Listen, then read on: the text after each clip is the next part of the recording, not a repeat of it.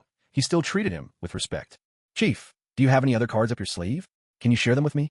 Hearing Chiyosan's question, Fugaku nodded and began to explain. "Chiyosan, are you aware of the forbidden jutsu unique to our Uchiha clan?" Chiyosan ventured a guess. "Is it Susanoo?" While Fugaku was surprised that Chiyosan knew about Susanoo, he nonetheless shook his head. Susanoo is indeed a divine power belonging only to the Mangekyo Sharingan, but it isn't considered a forbidden technique. The true forbidden jutsu of the Uchiha is Izanagi. It's a technique that can alter one's fate, overturning any ill effects imposed upon me. Even in death, as long as I've set up Izanagi in my Sharingan beforehand, when the predetermined time arrives, it will activate and I'll be revived. When I sensed something was wrong as you unleashed your eye technique, I decided to take precautions. Before you managed to control me, I set up Izanagi in my Sharingan, programmed to revive me after a certain period and erase all factors that could harm me.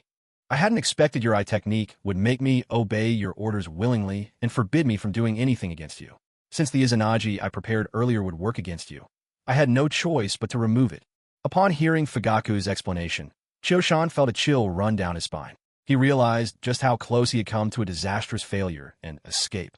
Clearly, only someone truly formidable could become head of the Uchiha clan. If he had been the least bit careless when using Koto Umatsukami and left a loophole, Fugaku could have turned the tide at any moment. Izanagi is regarded as the Uchiha clan's greatest forbidden technique. No matter how miraculous its effects may be, the price for activating it is the permanent blindness of the eye that performs the jutsu. This is why the technique was banned within the clan. "Chief, I noticed earlier that you've awakened your Mangekyo Sharingan. May I ask what unique powers your eyes possess?" Above all, Chiyosan was invested in the evolution of his own Sharingan. With the system's help, he could copy others' Mangekyo abilities and make them his own.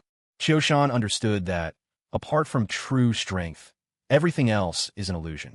Now that Fugaku was under his control, he intended to seize Fugaku's Mangekyo power for himself. "My Mangekyo Sharingan's jutsu. My left eye has the ability called Illusion Realm, fleeting space-time. It allows me to pull the enemy's spirit into the illusionary world within my own eyes. In my world, the enemy is powerless to resist. Outside, only a fleeting instant passes, but within my illusion, an entire month can go by. However, I can only use it once per day." Uchiha Fugaku began to explain the abilities of his dojutsu. It sounds like a more advanced version of Uchiha Itachi's Tsukuyumi.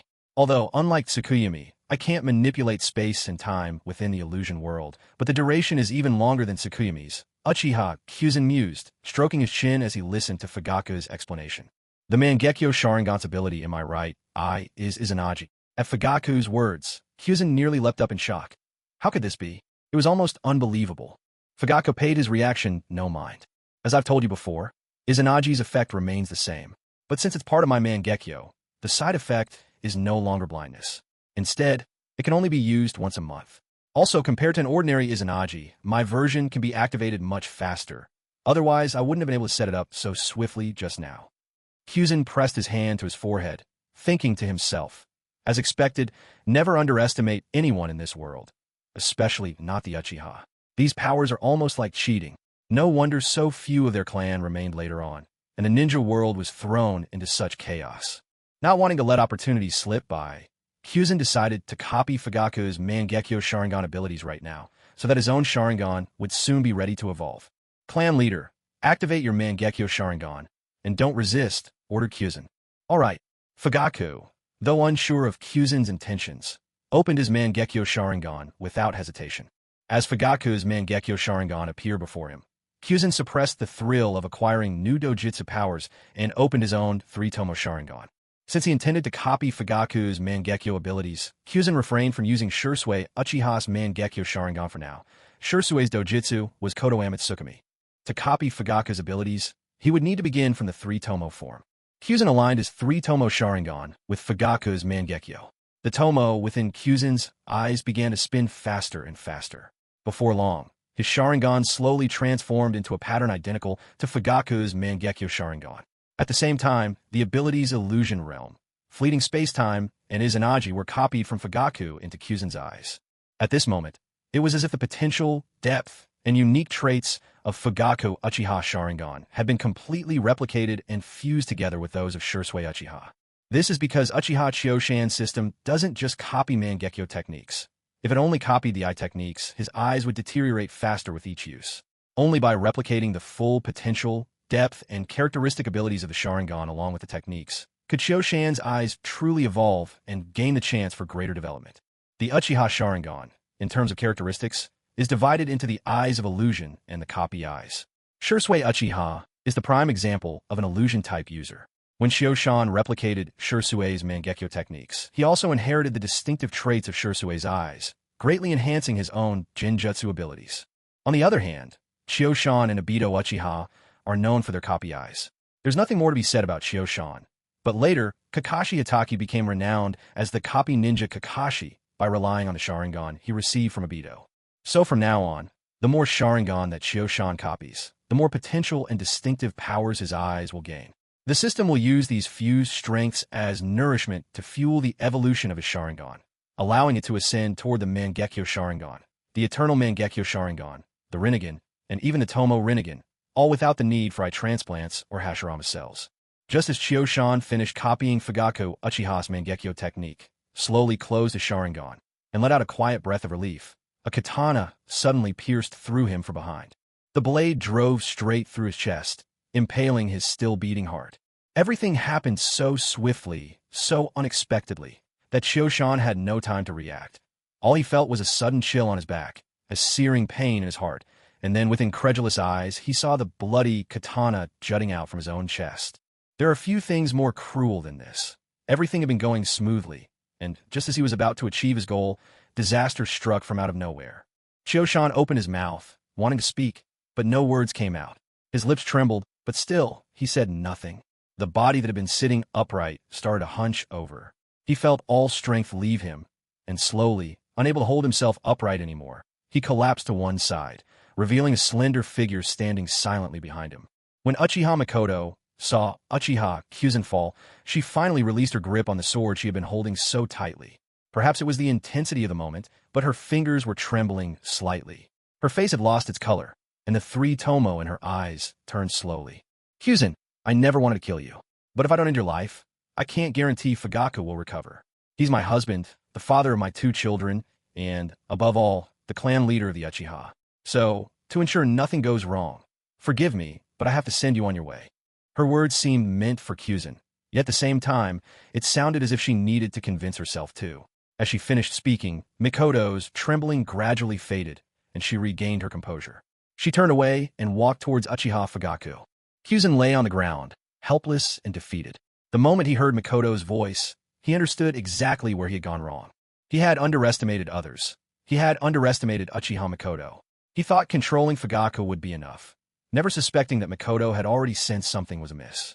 In the moment when he was at his most relaxed, she struck with deadly precision, leaving him no chance to turn the tables. A chill spread through Kyuzen's body, darkness encroaching at the edge of his vision. He knew there was little time left. Now, the 1,000 jutsu he'd mastered couldn't save him. His Mangekyo Sharingan couldn't save him. Kotoemitsu was a jinjutsu meant for influencing others. It was useless for self-preservation. His only hope was the system, the Izanagi technique he had just copied. As Kyuzen activated his Mangekyo, ready to use Izanagi, the system's notification mercilessly crushed his last shred of hope. Friendly reminder, host, the ocular jutsu, Izanagi, is still in the process of being learned and assimilated. Estimated time until activation, 1 hour. Damn it, system. If I wait an hour, I'll be dead as stone. What's the point of using it then? Kyuzen cursed in despair. At that moment, as if the system sensed the gravity of Kyuzen's crisis, its notifications began to sound in quick succession. Warning, host's life is in danger. Pausing assimilation of Jinjutsu, transient time-space. Accelerating assimilation of ocular jutsu, Izanagi. Estimated time to completion, 30 minutes. Warning, host safety under severe threat. System running at full capacity, further accelerating assimilation of Izanagi. Estimated time to completion, 10 minutes. Warning, host is on the brink of death. System operating in overdrive. Assimilation of Izanagi is in its final stage. Estimated time to completion, 5 minutes. Hang in there, host. As long as you hold on, there's hope. Hold on, and don't give up. As long as you keep going, hope remains. Uchiha Chioshan heard the persistent chime of the system's notification in his mind, as if even the system itself was becoming anxious. He couldn't help but grumble inwardly. Useless system, I can't even last 5 minutes. Can't you hurry up a little? Everything in front of Chioshan seemed to grow dim. He felt his consciousness slowly slipping away, plunging into a bottomless abyss. The system's voice still echoed in his ears. But in that very moment, Chioshan heard a voice. It thundered across his entire world, shattering the darkness and bringing with it a ray of light. Izanagi. When Chioshan returned to his senses, he found himself still seated by the table. Next to him, Uchiha Fugaku was calmly sipping tea. It was as if everything that had just transpired had been nothing more than an illusion. The only thing that had changed was the katana lying carelessly beside the table, as if someone had tossed it there. And right next to Fugaku, a person lay slumped over, as if lost to sleep. Chioshan patted himself down and realized that his wounds had completely vanished. Sensing all this must have something to do with Fugaku, he turned his gaze toward him. Fugaku set his teacup down on the table and looked solemnly at Chioshan. This is the power of Izanagi. It can reshape any fate that does not favor its owner, bending it to one's will. Makoto saw me fall under your control, and she thought that by killing you, she could free me. But what she didn't know is, even if she succeeded, my consciousness had already changed. There's no way to break your hold that way. I truly apologize. Because of Makoto's impulsiveness, you nearly lost your life. That's why I knocked her out, then used Izanagi to rewrite what happened. Hearing Fugaku's explanation, Chioshan couldn't help but press his hand to his chest, right where the katana had pierced through moments before. He steadied his nerves and began searching for a solution. Now, Uchiha Makoto knew he had control over Uchiha Fugaku, but as the wife of the clan leader and mother of the Uchiha prodigy, Itachi, Makoto's sudden disappearance would draw far too much attention. Yet if she remained, there was no guarantee she wouldn't expose Chioshan's secret. Just then, Fugaku suddenly spoke. Lord Chioshan, do you still have enough strength to use your ocular powers on me again? If so, I hope you'll use them on Makoto as well. That way, the fact that I am under your control will never come to light. It will protect you, ensuring that neither our clan nor the higher-ups in Konoha find cause to fear you. Hearing Uchiha Fugaku's words, Uchiha Chioshan nodded in agreement. In truth, deep down, he still had other plans for his remaining Kotoemitsu. Yet, as Chioshan gazed at Uchiha Makoto lying there, her figure elegant and her beauty undiminished, he could only comfort himself inwardly. It seems there's no other choice. I have no better way but to use Kotoemitsu on Makoto. With this thought, Uchiha Chioshan walked toward Uchiha Makoto. The Uchiha clan was renowned for its handsome men and beautiful women, and in her youth, Makoto had been one of the clan's famed beauties. Though she was now in her 30s, time had left barely a trace. If anything, she had gained a subtle, mature allure. Chioshan knew he had no other means to prevent the news of Fugaku being controlled from spreading. His only choice was to place Mikoto under control as well. Gently, Chioshan lifted Mikoto from the tatami mat. With his right hand, he used medical chakra to rouse her from her unconscious state. As Mikoto slowly regained consciousness and blinked open her eyes, still dazed, she found herself staring directly into the swirling pattern of the Mangekyo Sharingan in Chioshan's gaze. Before she could comprehend what was happening, Chioshan's Kotoemitsukami was already at work. A silent, invisible force tore through her mind, overwhelming her resistance and rewriting her thoughts and will. From this moment on, her allegiance would belong to Chioshan alone. Ultimately, Mikoto, too, was firmly within Chioshan's grasp.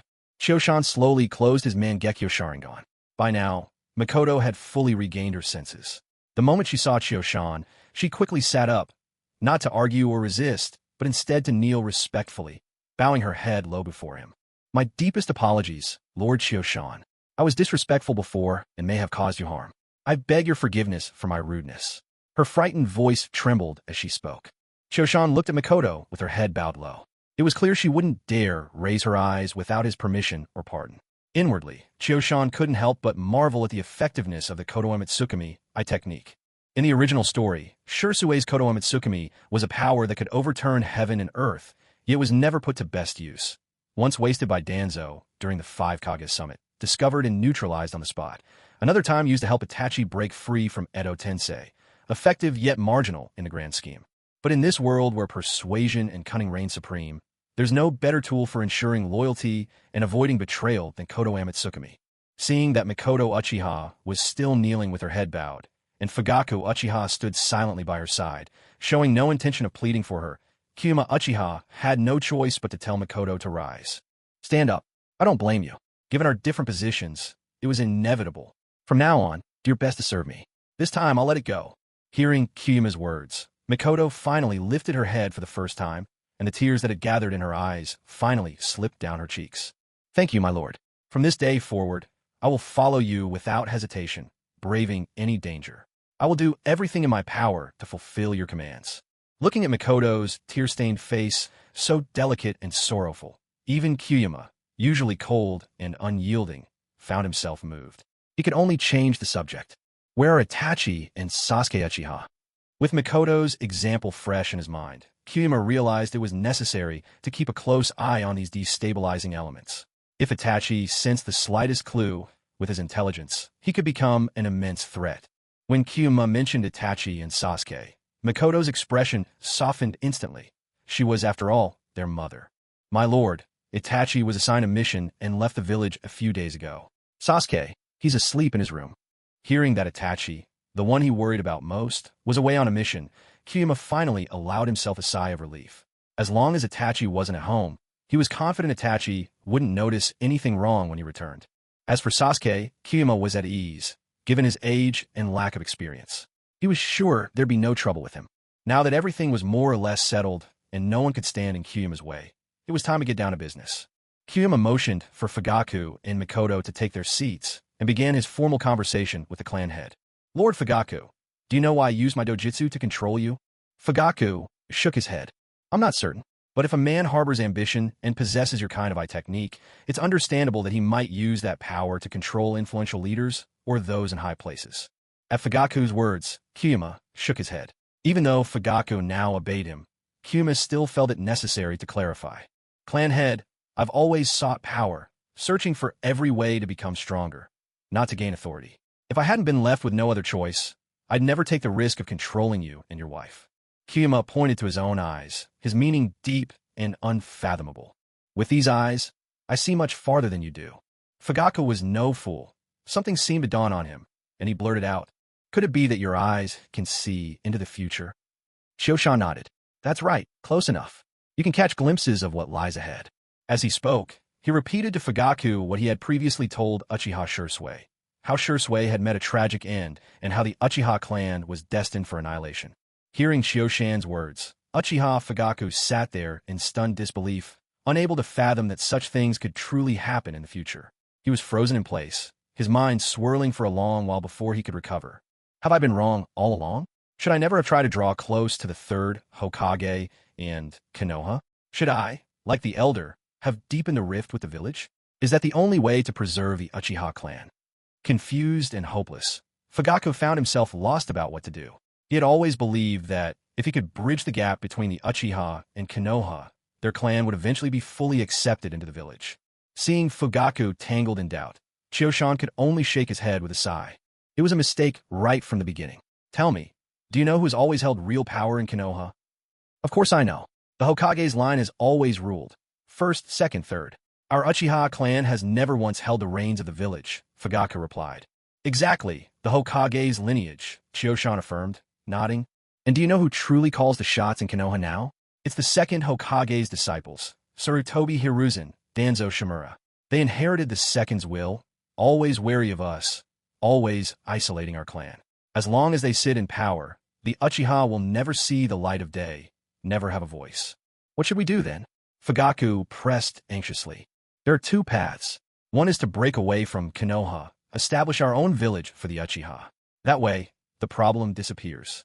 The second path is patience. Wait it out. When my technique's cooldown ends, we seize control of Konoha's leadership, or perhaps those below them. That would turn the tables. We'd be the ones in charge, and it'd be us isolating the rest. In truth, Chioshan understood well that all else was secondary. The most crucial thing was to grow stronger himself. If he could reach Super Kage, or even Sage of 6 Paths level, he could crush any opposition with ease. Then, other people's opinions wouldn't matter at all. Just then, at this critical juncture, the usually silent system finally spoke up. Congratulations, host.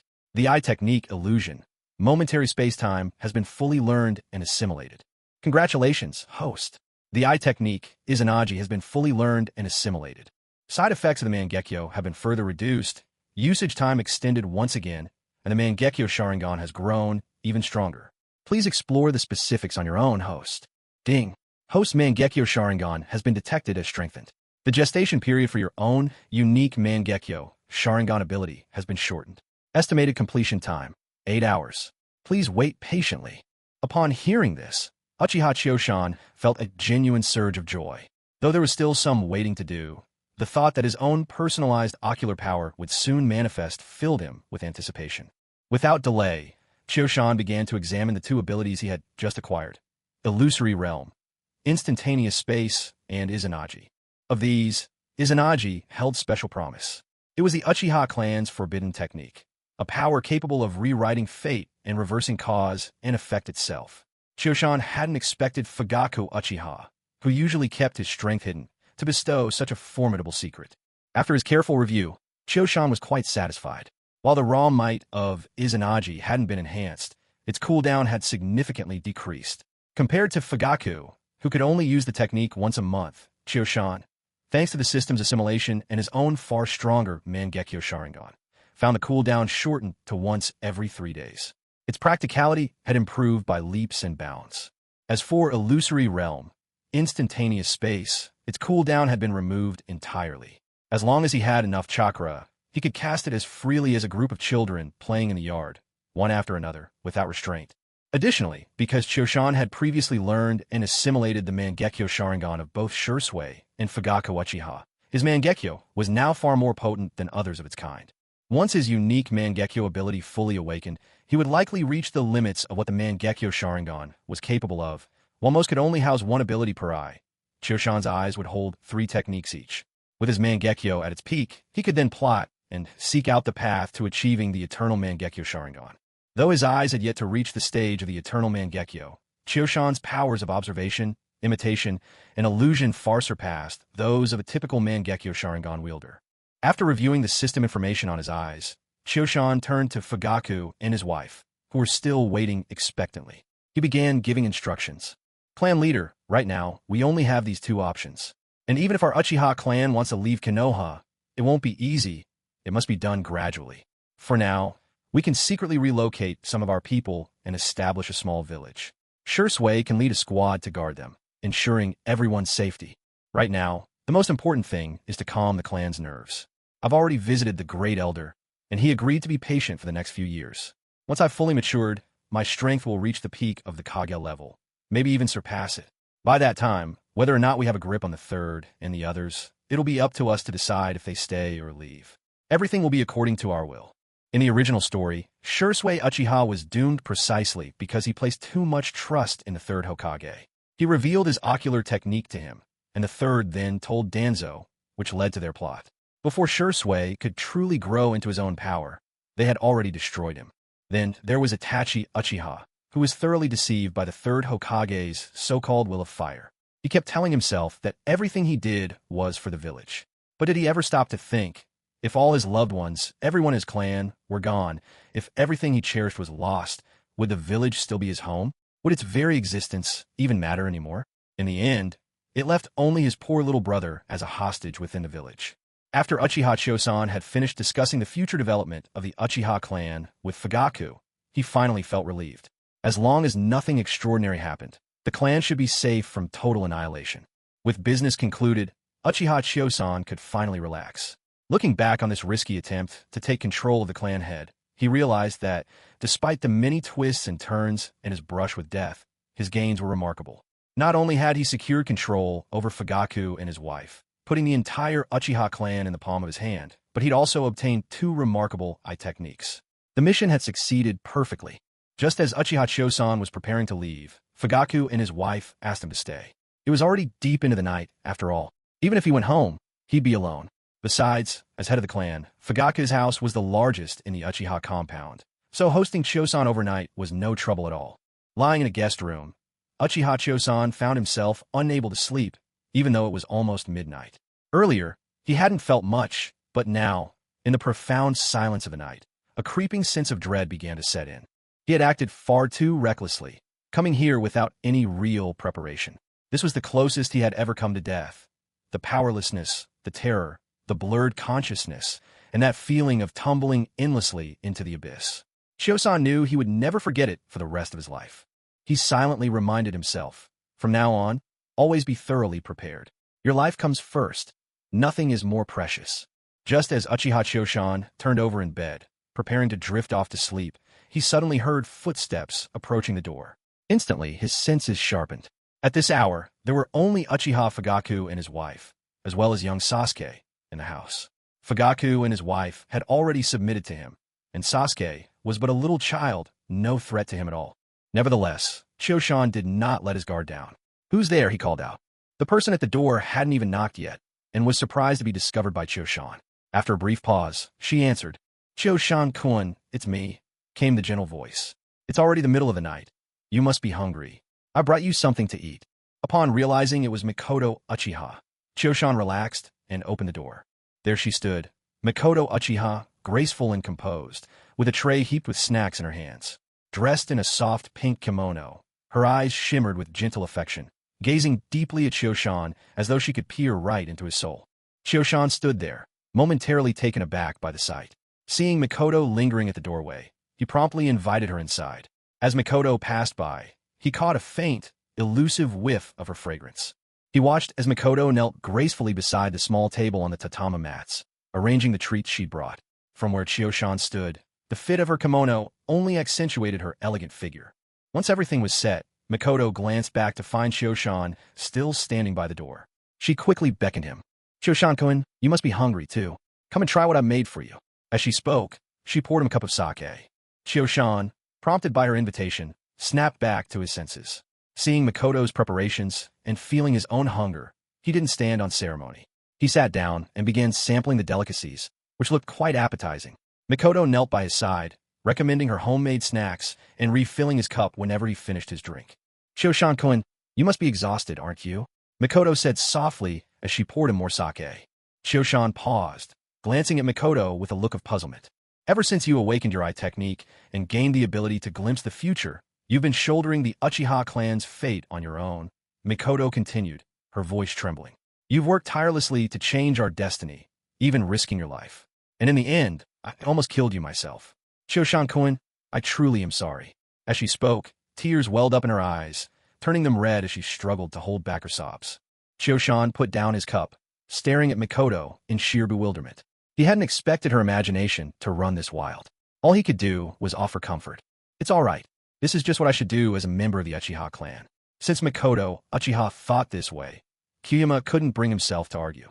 How could he possibly tell her that he had been prepared to run away all along and never planned to fight to the bitter end. At the same time, Kyuma realized why Makoto had come to see him alone. It was to apologize for nearly killing him earlier.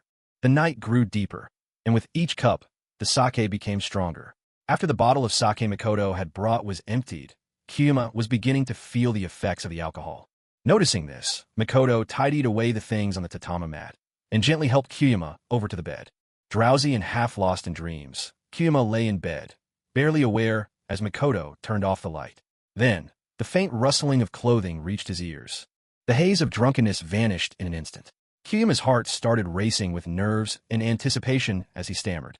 "My lady, what are you doing?" Makoto's voice was soft and tender. "Kyuma, don't you know? This is my way of pledging loyalty to my lord. And it's also my way of apologizing for what happened earlier." At that, Kyuma could restrain himself no longer. He pulled her into his arms without a second thought. Asterisk, asterisk, asterisk. Morning sunlight streamed in through the window, filling the room with warmth. Early birds chirped lively at the sill as Kyuma, Uchiha, slowly awakened. Yesterday had worn him out completely. It wasn't just the running back and forth. He had faced life and death, and then stayed up until late into the night. Small wonder he slept so deeply. The light touched his face, gently calling him back from the world of dreams. Consciousness returned bit by bit. Kyuma sensed someone at his side. Slowly, he opened his eyes and was greeted by Makoto Uchiha's lovely face, still flushed with a faint, intoxicating blush, shining brightly in the rays of dawn. Memories of the previous night came rushing back. Seeing Makoto still asleep beside him and the room in such disarray, Kyuma's mind instantly replayed the events of last night. He was a young man longing for love, and Makoto Uchiha was in the prime of her beauty. Resisting temptation was impossible. Spring was at its sweetest, and as the petals fell, fate had brought them together. Kyuma reached out for Makoto again. Perhaps sensing his touch, she blinked awake, still groggy, not quite sure what he was up to. "Kyuma?" "Makoto." Makoto's voice was still drowsy. "I like you," he whispered. Seeing Makoto awake, Kyuma decided there was no need for restraint. After his morning exercise, Uchiha Choshan left Fugaku Uchiha's home without saying another word of farewell. Although Fugaku had agreed to his request, Choshan couldn't help but feel awkward facing him directly. The early morning sunlight was gentle and warm as Choshan hurried toward the riverside, the place he and Shursui Uchiha had agreed upon. They had split up to take action, and now, regardless of success or failure, this was where they'd meet to share updates and discuss the next steps in their plan. When Choshan arrived, Shursui was already waiting. Whether Shursui had succeeded or not was unclear, but his exhausted and haggard appearance suggested he hadn't rested all night. Seeing Shursui so worn out, Choshan felt a bit embarrassed. After all, compared to Shursui's fatigue, Choshan had enjoyed a full night's sleep and now radiated energy. Shursui, noticing Choshan's arrival, pulled himself together. As he took in Choshan's lively demeanor, a flicker of confidence returned to his eyes. He got straight to the point. "Choshan, how did the plan go? Did you use your eye technique on the Grand Elder?" Choshan blinked at Shursui's question, deliberately shook his head, and replied in a low tone, "I didn't use Kotoemet Tsukumi on the Grand Elder." At Choshan's response, Shursui's heart skipped a beat. Upon hearing that the eye technique hadn't been used, a look of anxiety crept across his face. Choshan, seeing Shursui's worry, decided not to tease his earnest friend any further. A sly smile played at the corner of his mouth. "But I did convince the Grand Elder. He's agreed not to stir up any more hostility toward the Leaf Village within the clan for the next few years." Realizing he'd been teased, Shursui nevertheless felt relief at Choshan's words. The Grand Elder was famously stubborn. Shursui couldn't imagine how Choshan had persuaded him without resorting to Kotoemet Tsukumi. Sensing Shursui's confusion, Choshan explained the entire process in detail, sharing how much importance the Grand Elder placed on the Mangekyo Sharingan, and the reasons that ultimately persuaded him. As Choshan finished, Shursui finally relaxed, understanding the Grand Elder's stance for the first time. Only when all had been said did Shursui sigh in admiration. "I never imagined the Grand Elder valued the Mangekyo Sharingan so highly, or that he'd be willing to change his perspective for its sake." With a faint smile, Shursui looked over at Choshan. "Choshan, you always handle things far better than I do. From now on, I should listen to your advice more often. Your foresight and strategic thinking have always surpassed mine. With your eye technique, you see further and possess a broader mind than I ever could. Whatever future the Uchiha clan may have depends entirely on you. Rest assured, you have my full support." When Choshan heard Shursui's words, which sounded both like a sigh and a vow, his playful mood faded. He looked straight into Shirsue's hopeful eyes and nodded resolutely. Don't worry, everything will work out in the end. With Chioshan's assurance, Shirsue finally breathed a sigh of relief, as if a heavy weight had rolled from his shoulders. Then he updated Chioshan on his own progress. Last night, I went to see the third Hokage. He trusts me completely, so things went very smoothly. Just as you asked, I didn't tamper much with his thoughts, just made a subtle adjustment. I lessened his suspicion and wariness towards the Uchiha clan, and planted a bit more goodwill towards us. And I also told him about awakening my Mangekyo Sharingan. It was thanks to this that using Kotoeme Tsukumi went off without a hitch. Chioshan gave a slight, understanding nod, which prompted Shirsue, his brows now lightly furrowed, to go on. After that, I headed to the root base to seek out Shimura Danzo. Whether it's because he's wary of me or simply wasn't in the village, I ended up waiting at the base all night without seeing him. After a while, I worried that staying any longer would make him suspicious, so I left. Listening to Shirsue's account, Chioshan let out a silent sigh. He had expected things wouldn't go that smoothly. After all, Shimura Danzo operated in the shadows. He was the root hidden from public sight, unlike the third Hokage who was always under scrutiny. Everyone under Danzo in root had the cursed tongue eradication seal placed upon them, making secrecy ironclad. If Danzo had fallen under Shirsue's Kotoeme Tsukumi, it wouldn't be as simple as tweaking his thoughts like with the third. It would be closer to what happened to Fugaku Uchiha. Complete control. That would have meant all of root was also in their hands.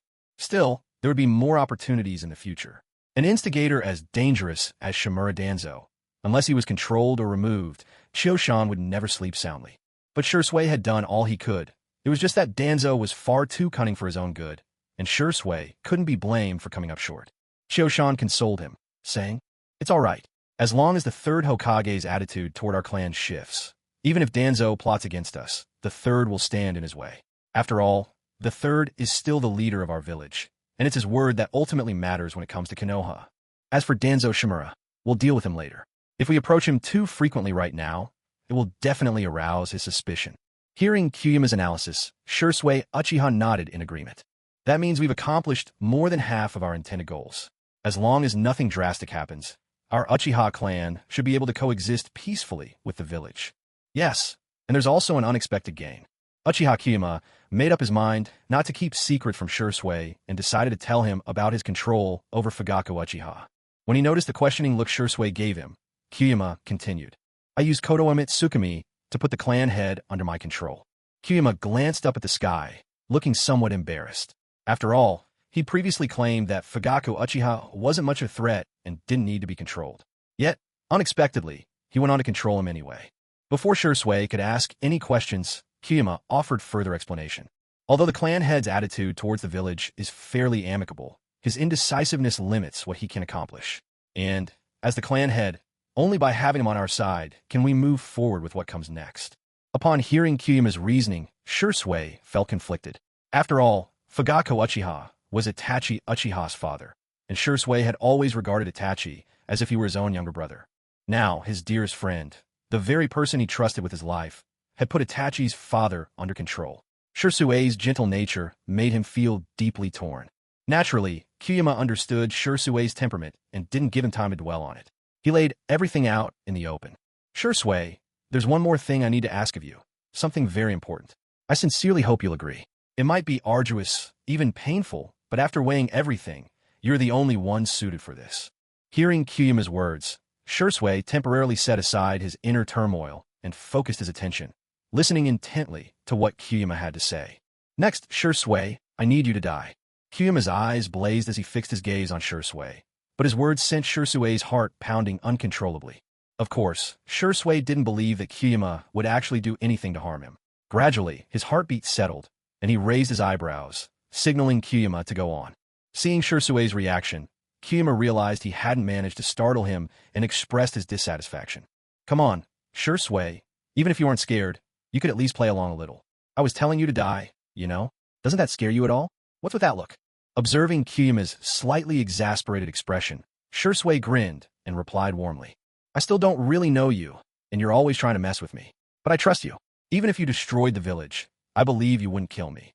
Hearing Shirsue's words, Uchiha Kyuma pursed his lips in mild annoyance and explained, "All right, you guessed it. I do have a plan, and I'll need your cooperation. That way, our Uchiha clan can take the initiative instead of just reacting."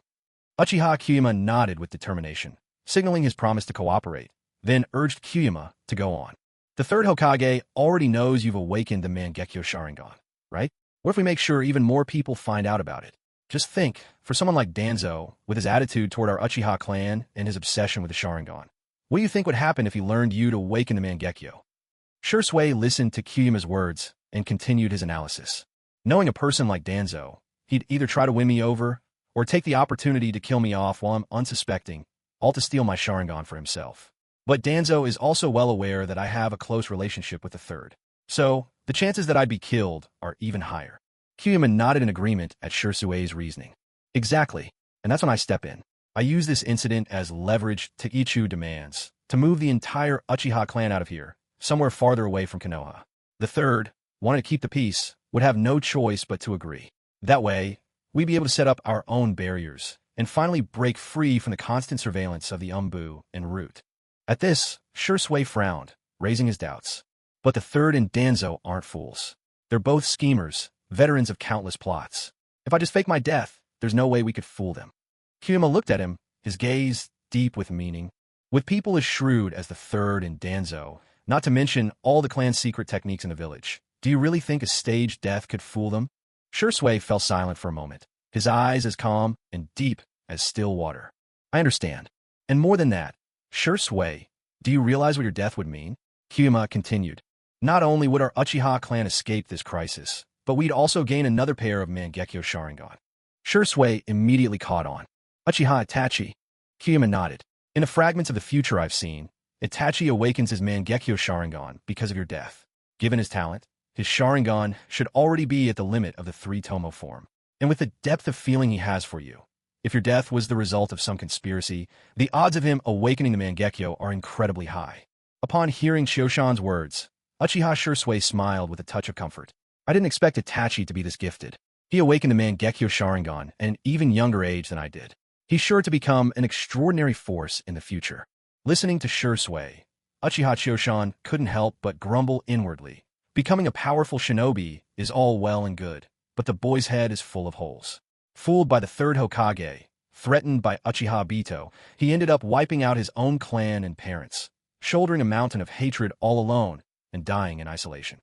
Itachi Uchiha was a good person, but he'd inherited the clan's unique kind of madness, always trapped in his own world.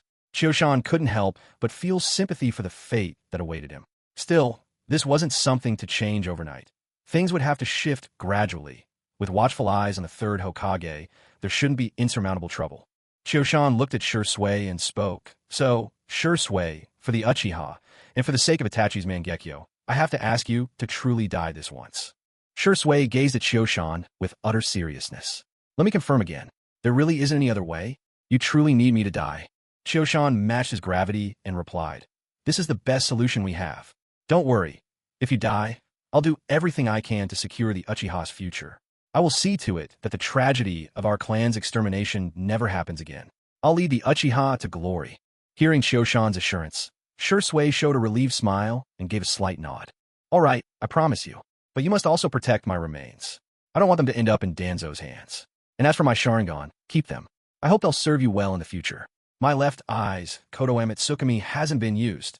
Let me entrust it to you. Chioshan nodded. Don't worry, Shursui. Rest for a few days. In a while, I'll have someone release the news of you awakening the Mangekyo. When that gets out, Danzo will certainly come looking for you, so be on your guard. Shursui returned his nod. Having just got back from a mission outside the village, and after everything that happened last night, he hadn't had any rest. Even as a strong shinobi, fatigue had started to creep in. He made up his mind to go back and get some much-needed sleep. Sensing their discussion was drawing to a close, and that Shursui was ready to leave, Chioshan extended a heartfelt invitation. Shursui, we've been at this all night, and haven't even had breakfast yet. How about we go to Ichiraku Ramen? My treat. Chioshan really didn't have many options. Konoha might be a big village, but proper food was in short supply. There was only Ichiraku Ramen and barbecue worth mentioning.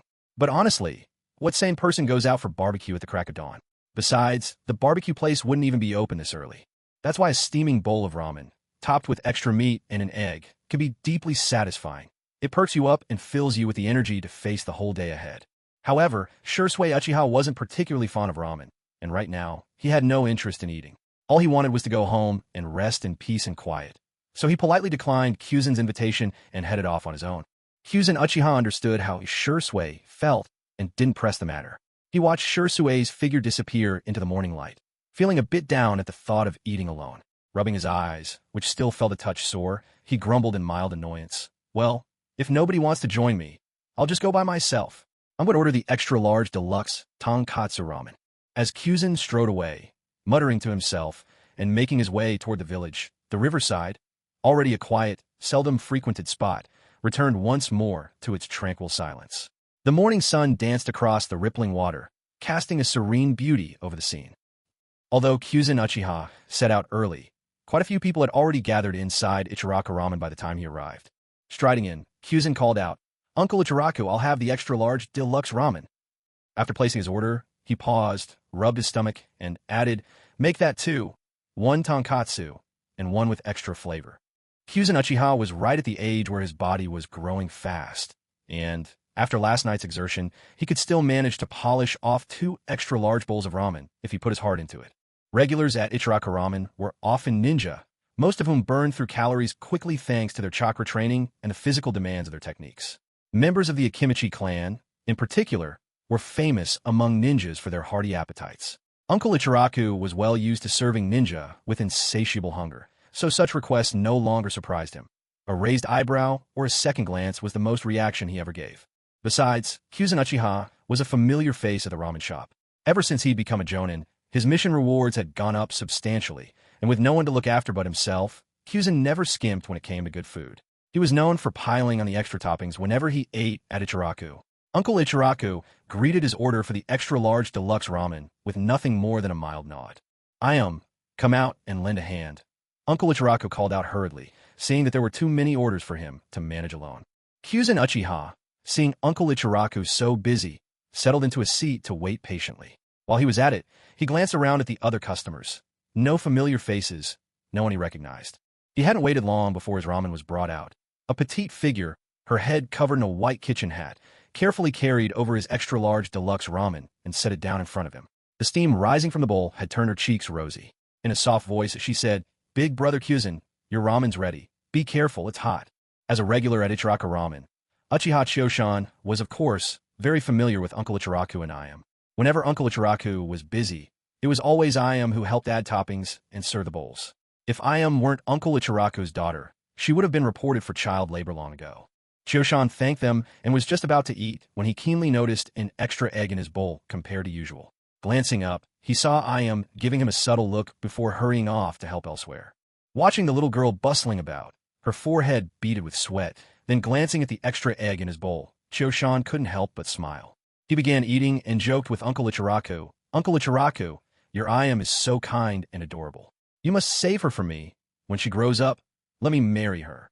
Uncle Ichiraku looked fondly at Ayam and replied with a hearty laugh as he continued working, "Choshan, don't tease my daughter. She's still a child.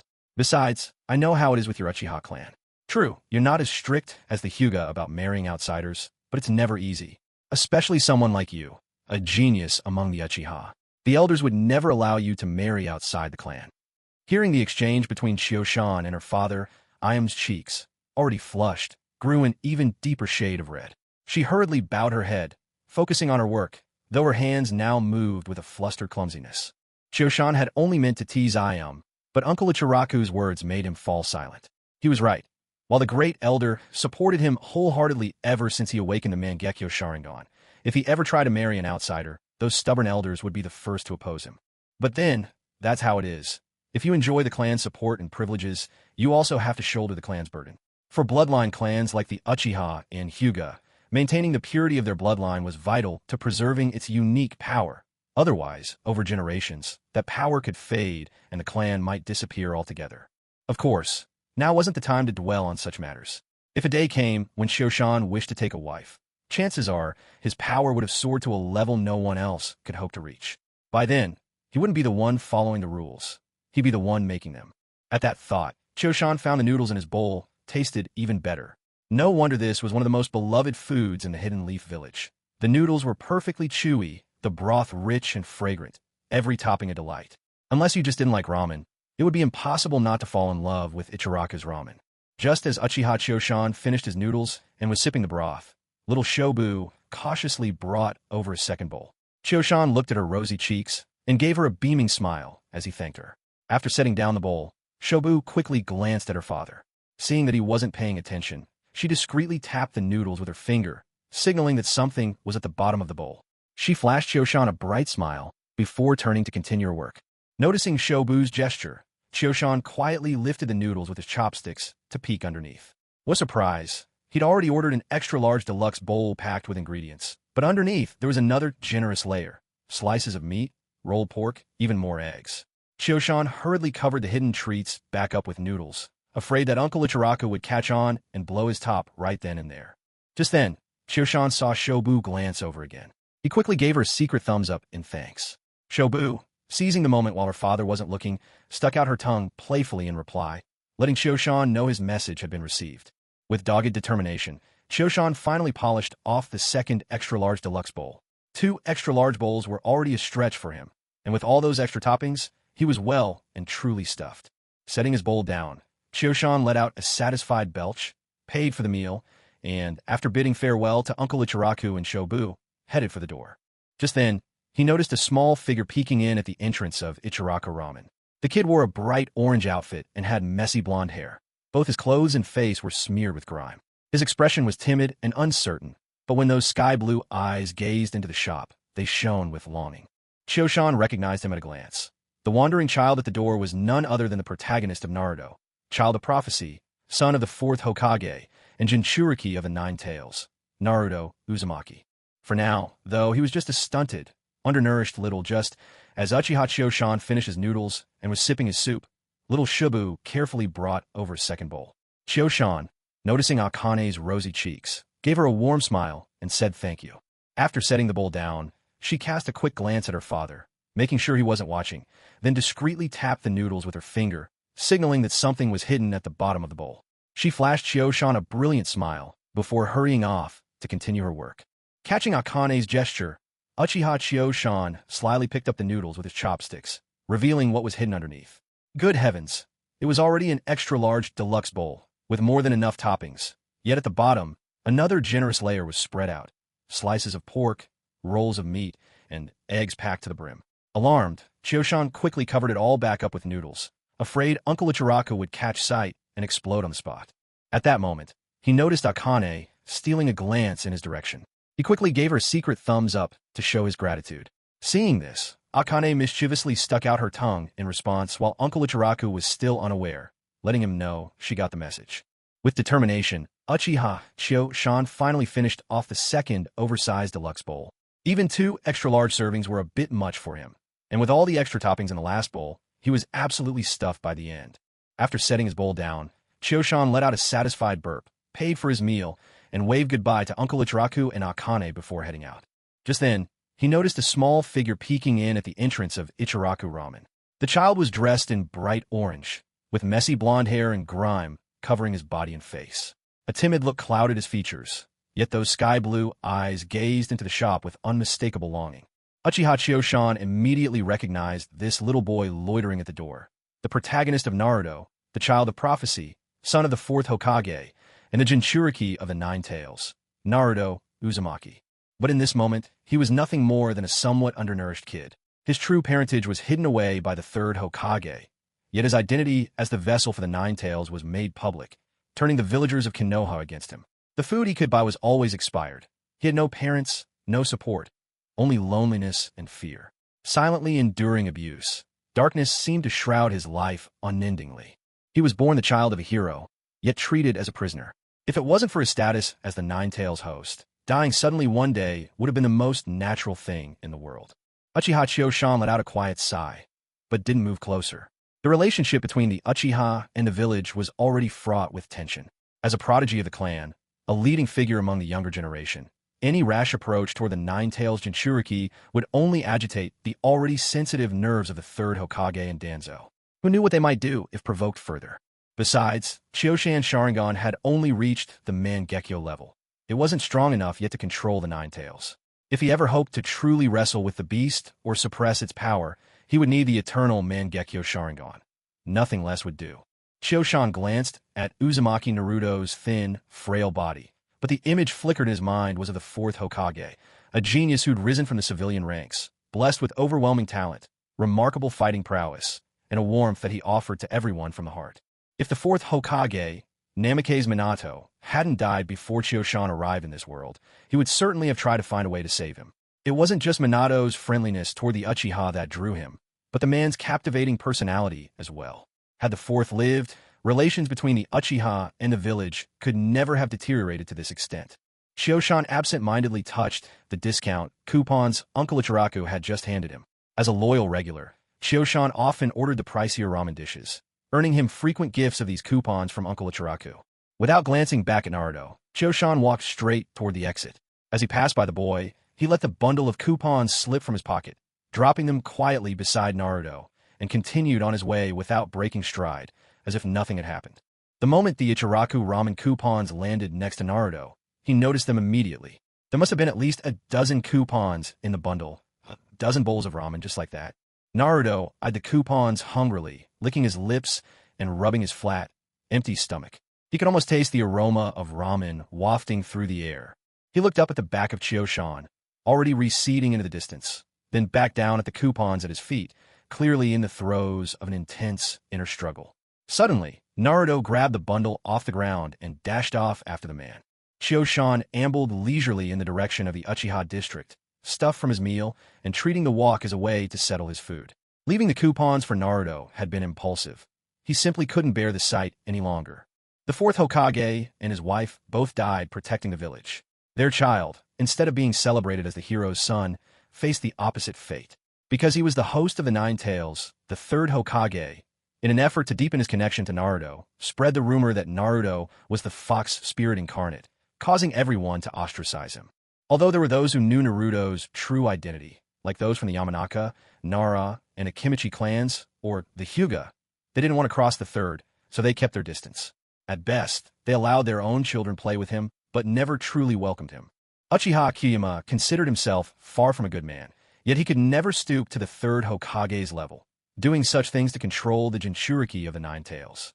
Yes, Uzumaki Naruto was the host of the Nine Tails, but at the end of the day, he was only a clueless little boy, not to mention the son of the fourth Hokage.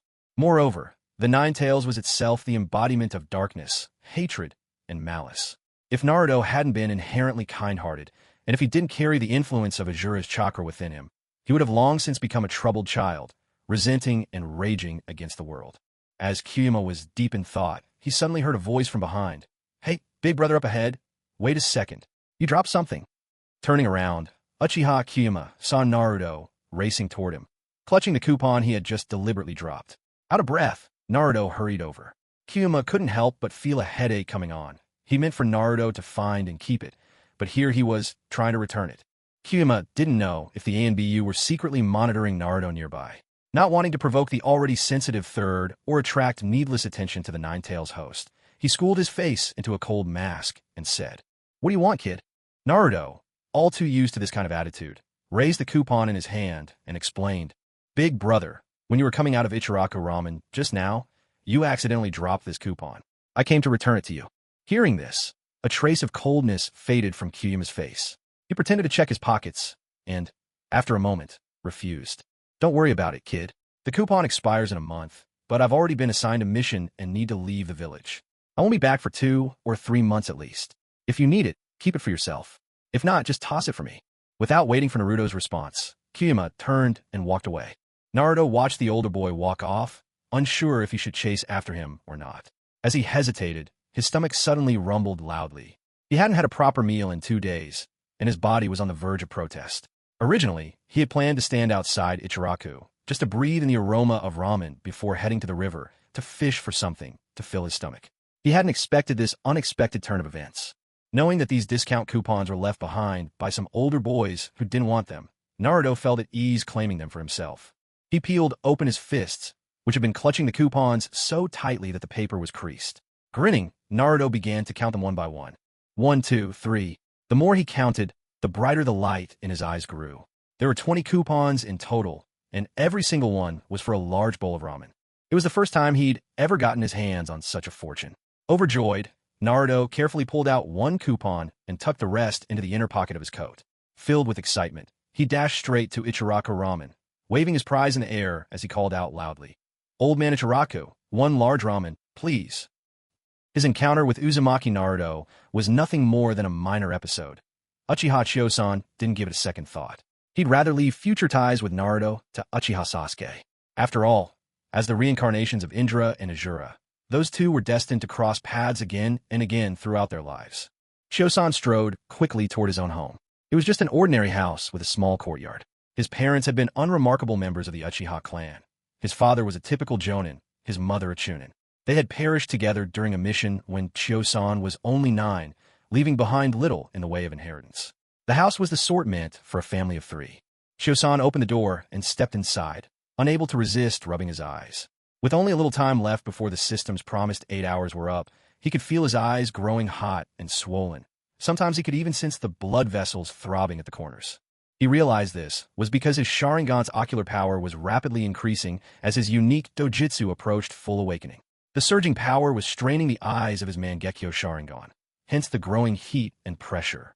As time ticked by, Chosan felt the moment of his dojutsu's emergence was at hand.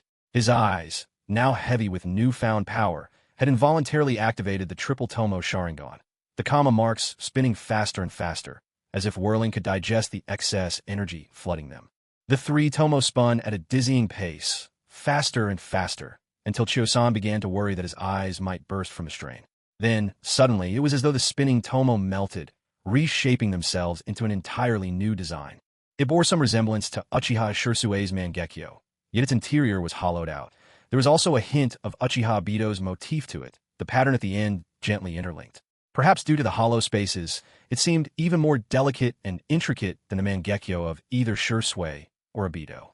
As the swirling pattern of Uchiha Chosan's Mangekyo Sharingan emerged, the voice of the system echoed in his mind. "Congratulations, host. Your Mangekyo Sharingan has finally awakened. Please explore its specific abilities on your own. Warning, warning. Upon inspection, as your Mangekyo Sharingan has fully awakened and its ocular techniques have come to fruition, your eyes have reached the limits of the Mangekyo. Until your Sharingan evolves into the eternal Mangekyo Sharingan, do not attempt to copy or learn any additional Mangekyo techniques." Startled by the system's warning, Chosan felt a mix of surprise and helplessness. He hadn't expected his Sharingan to reach its limits so swiftly. Rubbing his eyes, which still felt somewhat swollen, Chosan deactivated the Mangekyo, causing his pupils to return to their inky black luster. He blinked a few times, easing the ache and soreness in his eyes. Sensing there was no serious issue, he reassured himself, just a short period of adjustment, and his vision would return to normal. Without further delay, Chosan closed his eyes and examined the ocular techniques unique to him. To be honest, closing his eyes wasn't actually necessary. It just made him look a bit silly. As expected, there was no mistaking it. The Sharingan truly was a mirror to the heart. Awakening the Mangekyo required intense, emotional upheaval, like witnessing the tragic death of a loved one, losing someone dear, or experiencing deep betrayal. Since the majority of such intense emotional shifts were rooted in pain, the second Hokage had come to see the Uchiha as a cursed clan. With the Mangekyo's awakening almost always heralding some misfortune, the Sharingan itself became a symbol of ominous power. But the second Hokage never looked deeper. It was precisely because the Uchihas loved so fiercely that, when deprived of love, their emotions surged, driving them to extremes. The Sharingan, also known as the eye that mirrors the soul, would manifest an ocular technique corresponding to the wielder's most fervent wish at the moment of awakening. Abido, for example, yearned to create a world where Rin still lived. Thus he awakened a space-manipulating eye technique. Shirsue's desire was for harmony between village and clan, and so his Mangekyo granted him the ultimate illusion. Chosan, following the system's quiet guidance, continuously suggested to himself what he desired most, and, as expected, gained the ocular power he wished for, the Eye of Replication. It carried the same name and nearly the same function as the ocular technique Chosan had once used to bluff Shirsue. Only now, perhaps thanks to the system, the new technique no longer allowed him to copy other Mangekyo abilities. Yet in terms of duplicating other bloodline limits, it had reached an astonishing level of power. Now, as long as his Mangekyo Sharingan locks its gaze onto something, it can pierce through illusions and see straight to the essence. Whether it's a Kekkei Genkai, a hidden technique, or a type of ninjutsu that only a rare few can master. As long as he's given time or can witness the technique being performed, he can copy it. However, powerful as this ocular jutsu may be, and wide as its applications are, it still comes with limitations. A Kekkai Genkai cannot be copied infinitely. Besides his own Sharingan Kekkai Genkai, Uchiha Choshan can only duplicate 6 additional ones. That is the upper limit for the Mangekyo Sharingan. Nevertheless, with the evolution of the Mangekyo into the Eternal Mangekyo, or even the Rinnegan, it's likely this number could increase. In fact, even among Kekkai Genkai, there are hierarchies. Take, for example, Hashirama Senju's would release, the Uchiha's own Sharingan, the 3rd Tsuchikige's Dust release, or the Mizukige Meiterumi's Lava release and Boil release. These are all regarded as the most elite Kekkai Genkai. Others, like the Moonlight Clan's Permeation release or Tsunagekyu's Pakura with her Scorch release, are considered a notch below the likes of Wood release or Dust release. Of course, there is no such thing as a useless Kekkai Genkai, only those who fail to wield it well. Even if you possess the Wood release, can you guarantee you'll become another Hashirama Senju? The true restriction of this ocular jutsu is that it cannot copy Kekkai Genkai of a higher rank than itself. Though, in the current era of the ninja world, we might as well ignore this rule, since nothing surpassing the Sharingan's level has yet appeared. Uchiha Choshan's Mangekyo Sharingan stands in stark contrast to the earlier 3-Tomo Sharingan. Awakened as a superior evolution, the Mangekyo grants him the ability to replicate nearly any Kekkai Genkai, secret technique, or ninjutsu within the ninja world, and, what's more, adapt and refine them for his own use. Reading through this, Uchiha Choshan could barely contain his excitement. He almost leapt for joy. After all, the ninja world is full of bloodline limits that even he would covet, and many formidable ninjutsu techniques that the regular Sharingan could never hope to learn or copy. For example, the series of lightning release enhancements unique to the Reikage, the rare flying techniques scattered across the ninja world, the lightweight boulder technique of the old Tsuchikage, and the storied flying thunder god, famed jutsu of the 4th Hokage. These have all haunted Uchiha Choshan's thoughts for a long time. Such techniques are either the top secrets of rival villages or require exceptional talent to master. Yet relying on his Mangekyo ocular jutsu, as long as he witnesses these abilities, he can learn them with the greatest of ease. Each one of these is practically on par with the Kekkai Genkai, and mastering even a single technique would greatly bolster Uchiha Choshan's chances of survival. Moreover, every jutsu you master is a real gain. Because these techniques aren't Kekkai Genkai, there's no limit to how many you can learn, and they don't conflict with each other. Instead, they can support and complement one another. As for secret techniques, aren't there plenty of them in the Hidden Leaf Village? The most famous and outstanding ones are probably the Ino, Shika, Cho trio.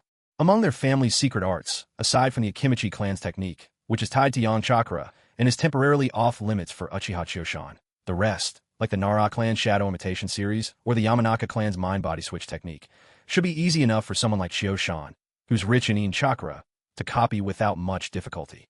What's more, if your enemy has an escape jutsu or secret technique they excel in, it means that if they manage to escape you once, that's the only time they'll ever succeed, because you'll have already seen through their jutsu the first time they used it. Just like the saints always say, you'll never defeat me with the same move twice. Choshan felt highly satisfied with this ocular power. He already possessed devastating jutsu, the most powerful Jin jutsu, Kodoemitsu Tsukimi, and when it came to physical attacks, he could summon Susanoo like a towering mech. What he truly lacked was a power like this, something that could shore up his weaknesses and expand his range of tactics. Only by compensating for his shortcomings, or in other words, his vulnerabilities, could he walk further on the ninja's path. With that, Uchiha Choshan turned his attention to the other Mangekyo Sharingan power he possessed. Ocular ability, Takamagara. This was one of the rare space-related ocular techniques passed down in the Uchiha clan, similar to Kamui. Takamagara also revolved around manipulating space, its power linked to an island in an unknown dimension. Choshan found that, as long as he activated the eye, he could transport himself to this Isla, ND space. Unlike Kimui's plain void, this dimension experienced day and night, with water sources and lush plants, but no animals. There were important differences between Takamagara and Kamui, too.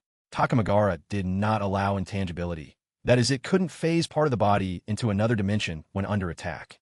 However, compared to Kamui, Takamagara allowed him to mark spatial coordinates with the Sharingan. These space markers were invisible to others and could be placed on objects or even locations in thin air. Wherever a marker existed, no matter how far, Chioshan could teleport there instantly, making it even more convenient than the flying thunder god. Chioshan hadn't expected he would awaken such a rare space-based ocular ability. Originally, he planned to wait until his own Sharingan evolved into the eternal Mangekyo, so he could copy ocular powers again. At that time, his strategy was to either capture Kakashi Hitaki or control him with Kodoeme Tsukumi, so he could duplicate Kimui, Kakashi's Mangekyo Sharingan technique. To his surprise, before even taking any concrete action, he awakened a spatial ocular power, one even more practical than a Bido Uchiha's Kimui, since in this domain called Takamagara, one could reside for extended periods. Moreover, spatial markers could be used instead of long, arduous journeys. Still, compared with Kimui or Flying Thunder God, Takamagara's utility in combat felt limited. While his ocular technique allowed him to set spatial marks, to teleport he first had to enter the Takamagara dimension before traveling to the marked location. For battles between masters, these fleeting moments of delay could mean the difference between victory and defeat. Even so, Uchiha Chioshan felt he'd struck gold. He could always seek to imitate and learn Flying Thunder God and Kamui later. But a personal space where one could dwell at length was a rare cadeau.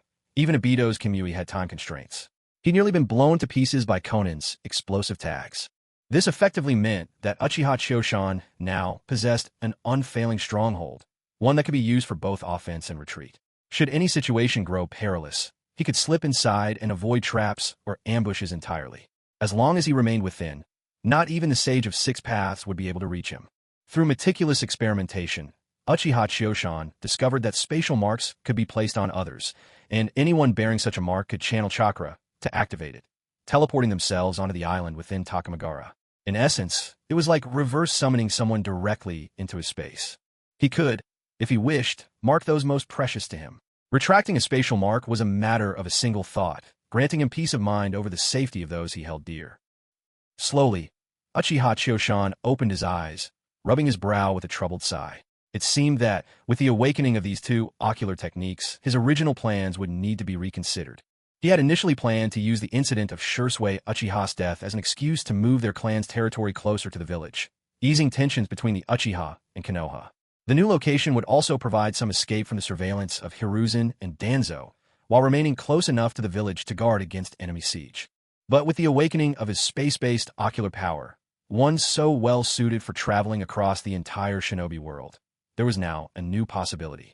Uchiha Chioshan could relocate the whole Uchiha clan far from Konoha, severing ties with the village altogether. With the spatial techniques at his disposal, if a threat ever arose that the Uchiha couldn't handle, he could return instantly at a moment's notice. You have to understand, in the future the Hidden Leaf Village will become a place fraught with trouble. As the preeminent ninja village in name across the entire Shinobi world, it naturally draws a great deal of attention.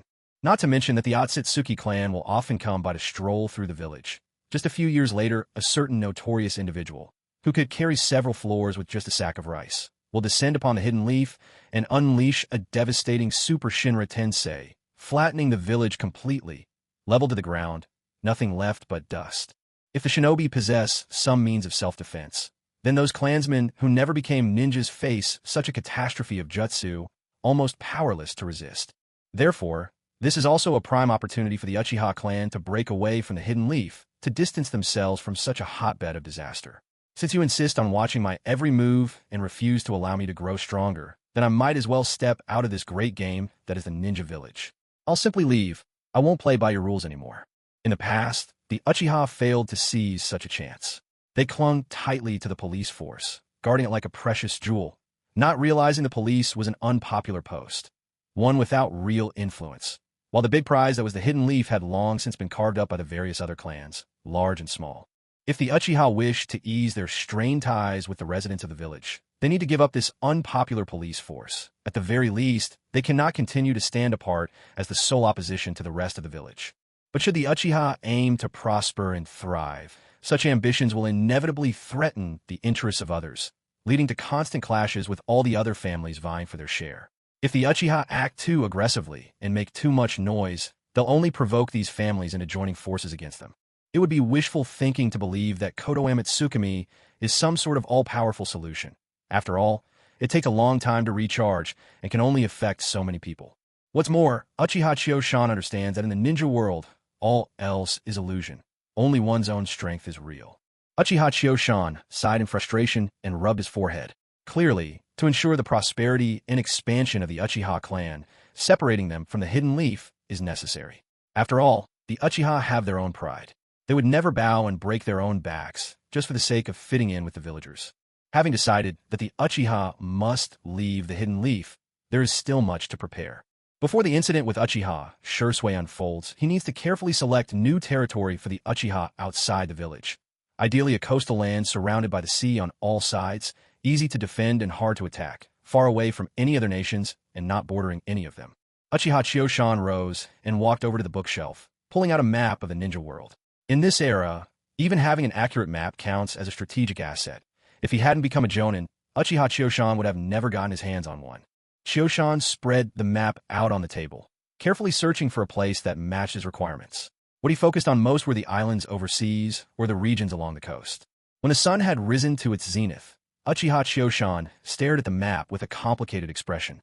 His eyes were fixed on a particular spot, a large island, surrounded on all sides by the sea, yet not too far from the mainland. The island had arable land and fresh water, enough to sustain tens of thousands of people with ease. It matched Uchiha Chioshan's needs perfectly. But what made his feelings so conflicted was the name marked on the island, Land of Whirlpools. Yes, this was the homeland of Uzumaki Kushina, the birthplace of the Uzumaki clan's nation. The Uzumaki were distant relatives of the Senju clan, inheritors of the Sage of Six Paths' extraordinary life force. They were famed for their vast reserves of chakra, their incredible vitality, and their mastery of sealing techniques. Generations of friendship tied them to the Senju clan, and the first Hokage, Senju Hashirama, had married Uzumaki Mito, a princess of the Uzumaki. In order to help Hashirama govern the Hidden Leaf, Mito had once sealed the Nine Tails into herself, becoming the first Jinchuriki of the Nine Tails. It was at that moment, however, that the seed of destruction for the Land of Whirlpools was sown. To maintain peace and balance among the nations, the first Hokage had distributed the tailed beasts, 1 through 8, to various hidden villages. While he was alive, none dared to act with malice. But after both the first and second Hokage passed away, when the Senju could no longer field a truly powerful leader, and the head of the Uzumaki clan also died, other villages saw an opportunity. Driven by the desire to obtain the Uzumaki's sealing arts, so they could restrain their own tailed beasts and cultivate Jinchuriki of their own, the other hidden villages launched an invasion of the Land of Whirlpools. Yet when the Uzumaki pleaded for help, the third Hokage hesitated, weighed down by his own political calculations. Using the ongoing war and lack of manpower as excuses, he delayed his response. In the end, the Land of Whirlpools was destroyed and their sealing secrets stolen. What the third hadn't expected was that, with every village gaining its own Jinchuriki, and some even achieving perfect hosts, their power swelled, leaving the Hidden Leaf at a disadvantage. Simply put, the Land of Whirlpools held exactly what every village desperately wanted, yet lacked any mighty figures whom they truly feared. Meanwhile, the Leaf, once their steadfast ally, now stood by, unreliable as ever, perhaps as a result of yet another political trade by the third Hokage. Thus, the Land of Whirlpools was annihilated. It all came down to this: never depend on others for everything. In times of true crisis, only yourself can be trusted. Uchiha Chioshan closed his eyes to ponder, then pressed his fingertip forcefully against the Land of Whirlpools on the map, confirming the future homeland of the Uchiha. There is no shortage of masters among the Uchiha clan nowadays. Including Uchiha Itachi, there are as many as 4 pairs of Mangekyo Sharingan. Even though Uchiha Shursui's techniques are not to be used lightly, he is fully capable of unleashing Susanoo. Moreover, right now, even without using his Mangekyo Sharingan, Uchiha Shursui is undoubtedly a shinobi of Kage level. The Uchiha's top fighters are far more numerous than the Uzumaki clan had in their heyday. On top of that, several of the Uchiha's warriors have reached Kage level themselves. With such formidable strength, few would be foolish enough to provoke the Uchiha or tug at their tiger's whiskers. Uchiha Chioshan activated his Sharingan, carefully memorizing the map spread out over the table. After tidying his room, he didn't rush off to discuss relocation with the Grand Elder and clan head. Besides, even if the Uchiha clan were to move, a small group would remain in Konoha to look after students still attending school. After all, while clan compounds can be built quickly, establishing a school isn't something that can be done overnight. After lunch, Uchiha Chioshan brewed a cup of tea and settled under the shade of a tree in his courtyard. Gazing at the clan crest on the garden wall, its shape reminiscent of a table tennis paddle, he took a satisfying sip and breathed out contentedly. It had only been a day since he'd received the system.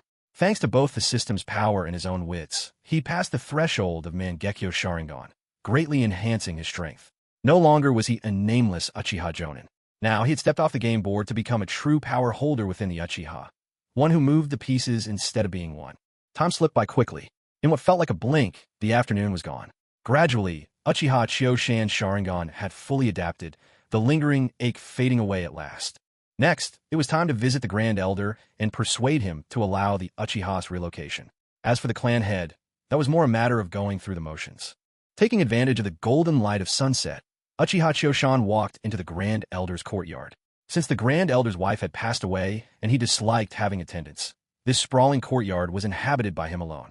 Unhurried, Uchiha Choshan knocked on the door. Only after hearing the Grand Elder's response did he step inside. There sat Grand Elder Uchiha Ling in the receiving room, brewing tea at a leisurely pace. With a smile, he said, "I knew you would come by today." Uchiha Choshan was a bit surprised.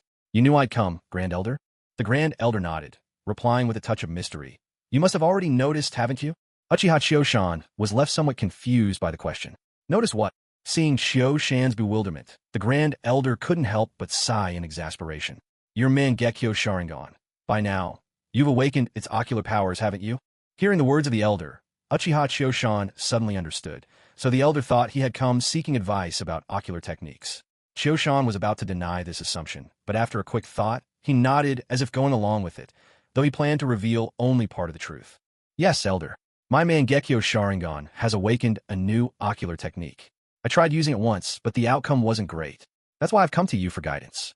The Elder's interest was immediately piqued upon hearing that Choshan had already used his ocular power once. "You already used it? What does it do?" "Be careful not to use it too much. You don't want to damage your Sharingan." Choshan decided it was time to tell the Elder about the Uchiha clan's impending destruction.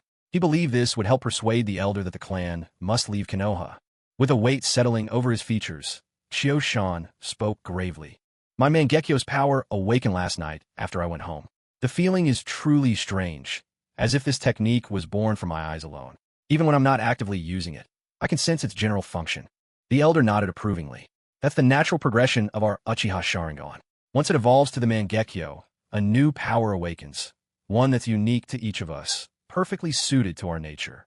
If someone revels in combat, their awakened power is likely aggressive. If they prefer stealth, then there I will likely grant them concealment. There are even those suited for flight or evasive maneuvers. Their Mangekyo adapts to what comes most naturally." The Elder then chuckled, a sly glint in his eyes. "I purposely kept this from you yesterday. I wanted to surprise you." "Huh, got quite a shock, didn't you?" Hearing the Elder talk like an impish child nearly cracked Choshan's composure, but he managed to keep a straight face. He let out a somber sigh. "Elder, do you know what sort of power I've awakened?" At that moment, the Elder sensed something unusual in Choshan's demeanor. His smile faded, replaced by solemn concern. "What kind of power could leave you so troubled?" Choshan lifted his gaze to meet the Elder's, his lips tightening as he activated his Mangekyo Sharingan. He then summoned the illusion technique of Uchiha Fugaku. Not at its full force, just a subtle pull, gentle enough that even an ordinary ninja could break free. "Elder, please don't resist. Let me show you what I witnessed with my ocular power last night." The Elder was a shrewd man. Seeing Choshan's Mangekyo, he asked, "Is it a technique of foresight?" When Choshan nodded in response, the Elder offered no resistance and entered the world of illusion.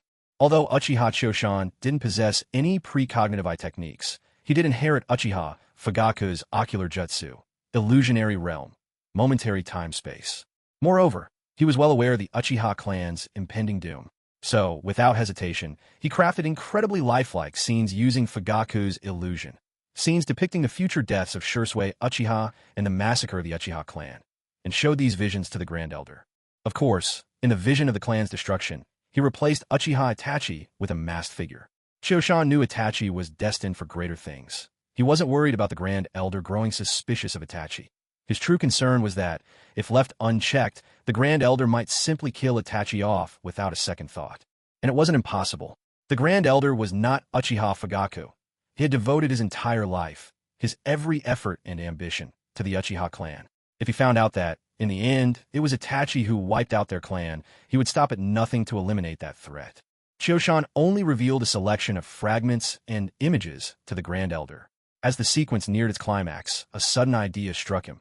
He displayed the scene where the Akatsuki leader, Nagato, invaded the Hidden Leaf village and, with a single almighty push, leveled the village to the ground. This would make persuading the Grand Elder to sever ties with Konoha far easier. As for what followed, Nagato being persuaded by Naruto Uzumaki and the miraculous resurrection of everyone in the destroyed village, Chiyoshan conveniently omitted those parts. He didn't lie. He only told a portion of the truth. Since Chiyoshan was only using Fugaku's ocular jutsu as an illusionary technique, with no spiritual harm and a rather brief effect, it was as if he had invited the Grand Elder to watch an extraordinary 3D movie. It hardly taxed his energy at all. Another use for ocular jutsu, he mused. After guiding the Grand Elder through those vivid scenes in the illusionary realm, Chiyoshan exited the vision alongside him. Even when Chiyoshan was nearly finished with his cup of tea, the look of utter shock remained etched on the Grand Elder's face. Only then did he gradually return to himself.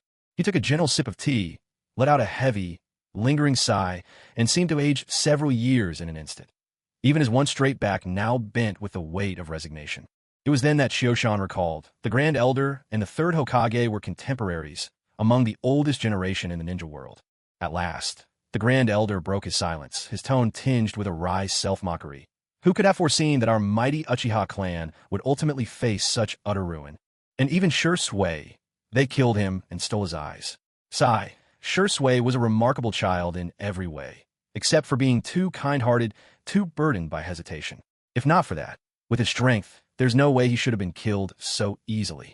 After the first elder finished speaking, a few tears welled up in his eyes and rolled down his cheeks before he could stop them. Upon seeing the first elder's tears, Uchiha Chiyoshan didn't think of making any jokes. He understood that the elder truly cared for these outstanding young members of the Uchiha clan. Instead, he comforted him, saying, "First elder, none of this has happened yet. I've already warned Shui and made sure all the preparations are in place. I'll do everything to guarantee that he comes through safe and sound." Hearing Chiyoshan's words, the first elder wiped away his tears, composed himself, and the grief faded from his face, replaced by a look of solemn determination. A glint of steely resolve shone in his eyes. Setting aside Shusui's death, which is inseparably linked to the third Hokage and that old fox Danzo, even the night our Uchiha clan was wiped out, just look at how our clan's compound was set up that night. The arrangements had the third and Danzo's handiwork all over them. Otherwise, that masked traitor, the so-called Uchiha, even if he were Lord Madara reborn, could never have wiped out our entire clan so quietly and completely. Then, a triumphant smile crept across his face.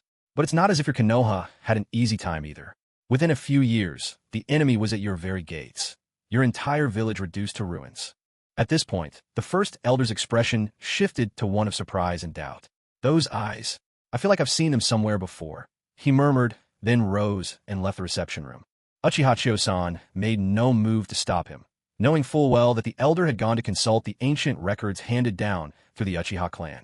The elevated status of the first elder's line came from their guardianship of these family chronicles. Only the elders were allowed to safeguard them. Even the clan leader merely had the privilege to read them. Taking them out required extraordinary circumstances. That's why the Uchiha clan had always had two principal branches, the clan leader's line and the first elder's line, balancing one another, providing mutual aid and restraint. Without such balance, the Uchiha would never have survived for so long. Uchiha Chiyoshan hadn't waited long before he saw the first elder return, carefully carrying an old, time-worn book. The elder meticulously wiped the table clean, then placed the tome down with great reverence and began to page through it. Before long, the first elder stopped reading, exhaled a long, steadying breath, and nodded with conviction. There's no mistake. To think that those eyes should appear in this world once again, truly, troubled times are upon us. Noticing Chiyoshan's puzzled look, the first elder offered an explanation. When I saw the intruder in the village, his eyes stood out. They seemed uncannily familiar. So, I searched through the ancient records passed down by our clan, and I actually found a match. With a faraway look in his eyes, the first elder spoke in hushed awe. Those are the eyes spoken of in legend, the Rinnegan, the eyes of the Sage of Six Paths. It's said their power is vast and extraordinary, with abilities beyond comprehension, able even to overturn the laws of life and death and bring the dead back to the world of the living. It seems the technique he used to destroy the Leaf Village must have been one of the abilities of the Rinnegan. Otherwise, its power couldn't have been so overwhelming. Uchiha Chiyoshan's curiosity was piqued. He took the book offered by the Great Elder and flipped to the page detailing the Rinnegan. There, he found an illustration of a legendary eye, exactly like Nagato's. Beside the image, the annotation read, "The Eye of the Six Paths, also known as the Rinnegan, possesses many extraordinary powers, able to peer into the underworld, communicate with spirits, soar without wings, perceive truth from falsehood, see through lies, and even revive those drawn into the netherworld." Chioshan turned a few more pages, discovering stories of remarkable people and strange events throughout history. The records broadened his horizons immensely. Moved by what he read, Chioshan reflected that this was the true inheritance of the Uchiha clan, not just the power of the Sharingan, but also a legacy of deep knowledge, wisdom, and strategies for facing the world. This, above all, was the foundation upon which a clan endured. Realizing that this was an Uchiha archive, Chioshan was reluctant to let the book slip from his hands. With a sheepish grin, he turned to the Great Elder and said, "Could I take this home to read? I'll bring it right back when I'm done." The Great Elder couldn't help but laugh at Chioshan's shameless enthusiasm and waved his hand. "Go ahead and take it. There aren't many young people nowadays who actually enjoy reading. Take that brat Uchiha Fugaku, for instance. When he became clan leader, I offered him this very book, but he never even glanced at it before returning it. I have several hundred such volumes here. If I weren't worried you might lose them, I'd give you the lot." Hearing this, Chioshan feared the Great Elder might change his mind, so he quickly nodded. "I've got a safe place for them. Let me have all of them, please." But the Great Elder only scoffed at Chioshan's eagerness and did not agree. "What do you think these are? Cabbages from the market. These books are the accumulation of 1,000 years of Uchiha history. Our heritage, the very foundation of our clan. Do you understand, boy?" One of the core duties of the Great Elders is to protect these archives, as well as to record and pass down what's important. The Great Elder paused for a moment, took a sip of tea, then continued. "I'm not showing you all this to boast, but to impress upon you the true value of these texts. If you hadn't awakened the Mangekyo Sharingan, you wouldn't even have had the right to see these, let alone read them. In the whole Uchiha clan, only the chief is allowed to consult these books. It isn't that I'm stingy. These records don't just preserve curious stories from the Shinobi world. They chronicle everything about our clan over the past millennium, every detail of our rise and fall. If these ever fell into the wrong hands, it would spell catastrophe for the Uchiha." The elder pointed at his own heart as he spoke. To protect these ancient texts, the archive is not only shielded with barriers. The explosive tags inside are linked directly to my heartbeat. When it comes to illusions, the Uchiha clan are experts, so even most Mangekyo Sharingan techniques can overpower me in an instant. And if I'm killed, the text in the archive will be destroyed in a flash by the explosive tags. Even in death, I would never allow the Uchiha clan to be left with any lingering threats. Uchiha, Kyuzin listened, deeply moved by the elder's words. He hadn't expected the Great Elder to go to such lengths for the sake of the clan. After a moment of silence, Kyuzin looked at the elder. "Do you trust me?" The elder nodded. "Though you can be a slippery character sometimes, at heart you're dependable. If I didn't trust you, why would I be sharing all this with you?" Kyuzin, hearing the elder's response, reached out and placed a hand on the elder's shoulder, his expression turning serious. "Don't resist." Though the elder was puzzled, he nevertheless nodded in agreement.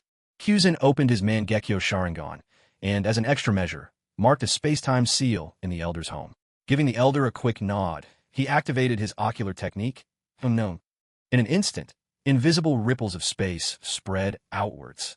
Without a sign or warning, both Kyuzin and the elder simply vanished from the room. On the island within the Amano realm, the two suddenly appeared. They felt a fleeting disorientation as the world before their eyes shifted. The elder took in the unfamiliar landscape, feeling the wind gently brush against his face. His pupils involuntarily narrowed as a look of profound shock washed over him, his worldview shaken to its core. Back in the elder's drawing room, Kyuzin and the elder reappeared next to the table, as if they'd never left. Kyuzin still wore a playful smile, a glimmer of mischievous triumph hidden deep in his eyes. The elder, meanwhile, remained awestruck, still marveling at what had just transpired. Kyuzin chuckled, asking, "Well, elder, are your doubts gone? Do you believe I have a place safe enough to store these texts now?" The elder nodded. "I never imagined your other eye technique would be such a rare spatial ability. If it's not safe in there, nowhere in this world is. I'm relieved. I'll fetch the text for you at once." With that, the elder left the drawing room, while Kyuzin patiently sipped his tea, waiting. This time, Uchiha Chiosan and the others waited much longer. Just when they were about to finish an entire pot of tea, the Grand Elder finally returned, carrying two enormous scrolls in his arms. The scrolls were each twice the size of the sealing scroll Naruto Uzumaki once carried. The Grand Elder didn't even attempt to place them on the table. Instead, he set them down directly on the floor, as they were simply too unwieldy. After putting the scrolls down, the Grand Elder pointed to one of them, a red scroll. This red one contains the chronicles handed down by our Uchiha clan. You can study them whenever you have spare time. As for the blue one, it documents every ninjutsu the Uchiha have recorded and developed. With these two items, you would have all that's needed to establish the Uchiha clan anew if it ever came to that. Hearing the Grand Elder's words, Uchiha Chosan instantly understood. The Grand Elder was preparing for the possibility of the Uchiha's annihilation. Without hesitation, Chosan opened his Mangekyo and, with a precise motion, teleported both scrolls straight into the space of Takamagara. Still, Chosan couldn't help but ask, curiosity in his voice, "Grand Elder, now that you've given me all these materials, what will you do when you need them?" The Grand Elder gave a little shrug, a dismissive smile on his lips. "Don't worry. What I handed you are all copies. The very first duty of every incoming Grand Elder is to transcribe the clan's records by hand. This way, each Grand Elder-to-be grows intimately familiar with our legacy. We have to thank that second Hokage, Tobarama Senju. Even though he had a deep-seated grudge against the Uchiha, his invention, the multiple shadow clone jutsu, was incredibly useful. Even with that technique, it still took me nearly a year to finish copying all the books. The previous Grand Elder had it even harder. When he inherited the position, shadow clone jutsu hadn't been developed yet, so it took him years to complete the copies. The ones I'm holding are the ones he passed down to me." Upon hearing this, Uchiha Chosan felt a wave of relief. Now that the matter of his dojutsu was settled, he moved on to discuss with the Grand Elder the Uchiha clan's departure from the Hidden Leaf Village. The Grand Elder listened patiently as Chosan laid out his plan in detail. When Chosan finished, a long silence followed. Then the Grand Elder let out a deep sigh. I never imagined things would come to this. The fault doesn't rest solely with the village. Our Uchiha clan also bears its share of responsibility. Still, our kin have suffered much through all this. Now that we've reached this point, the rift between the Uchiha and the Hidden Leaf has become truly irreconcilable. But, Chosan, tell me honestly, are you certain about Shursue's feigned death? Shursue is one of our clan's brightest talents. We can't let him be sacrificed in vain. Uchiha Kyuzen nodded firmly at the Elder's words. "Elder, you can rest assured. Shursue is a brother to whom I can entrust my very life. If I weren't completely sure, I would never send him to his death." Hearing that Kyuzen had already made arrangements regarding Shursue, the Elder nodded, visibly relieved. Then, he raised a second thorny issue. What comes next is the hardest part, persuading Uchiha Fugaku. While I don't think much of him, he is, after all, the clan leader, and most of our people still heed his words. The problem is he's indecisive by nature. Fine when dealing with Konoha in peaceful times, but when it comes to major crises, that flaw is disastrous. He risks ruining everything. Kyuzen hadn't expected the Elder to see through Fugaku's temperament so keenly. If not for Fugaku's damned indecisiveness, the Uchiha clan would never have come to ruin. Despite possessing the Mangekyo Sharingan, when Uchiha Itachi and the root division of Konoha, with Obito, were slaughtering his kin, Fugaku, as clan head, never rallied his people or led any resistance. Instead, he hid away in his room, waiting quietly, and in the end, went down without a fight at the hands of his own son. You have to remember, Fugaku was the clan head. He bore the responsibility for the Uchiha's fate. He didn't even manage to deal with Itachi's ideological struggle. As both leader and father, he let his son become the third Hokage's most loyal pawn. To say Fugaku shares no blame would be a lie. He was simply useless. That's why, when Kyuzen met Fugaku yesterday, he wasted no time using Koto Amatsukami to put him under his control. In Kyuzen's eyes, Fugaku could only ever hold the clan back. Yet his position was too critical to ignore, so Kyuzen had no choice but to take control of him. The Elder, unaware that Fugaku was already under Kyuzen's sway, fretted repeatedly. Kyuzen, of course, couldn't reveal the truth.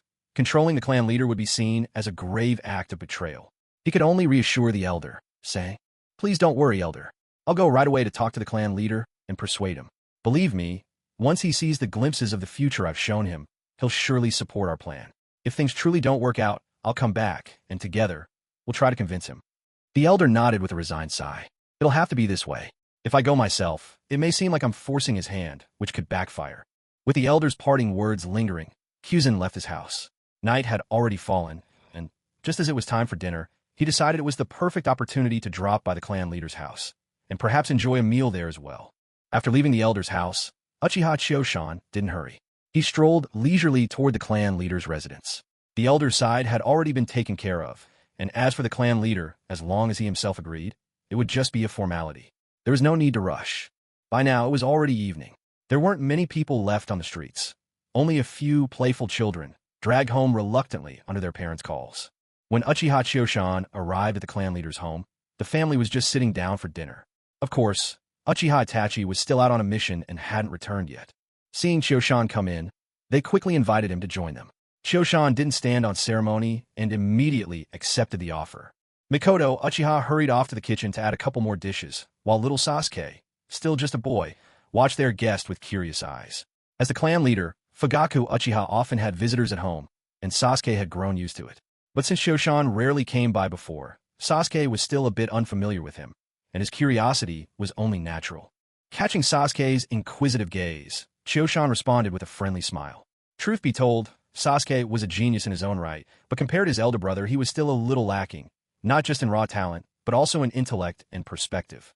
If it weren't for the chakra of Indra flowing within him, and if his brother hadn't ultimately made it possible for him to awaken the eternal Mangekyo Sharingan, then it would have been Itachi who truly fit the mold of a protagonist. But at this stage, Sasuke was just an innocent, clueless boy, not yet that adolescent with eyes full of resentment, fueled by hatred and set hurriedly on a path by Itachi. The day he would become that person was still years away. Since Sasuke was around, Choshan didn't bring up Shursui or anything about the Uchiha separating from Konoha with Fugaku. He simply made small talk about everyday matters. The dinner came to an unremarkable close, and once again, Choshan had managed to get himself a good meal. Afterwards, Mikoto led Sasuke away, while Fugaku invited Choshan to the reception room for a private word.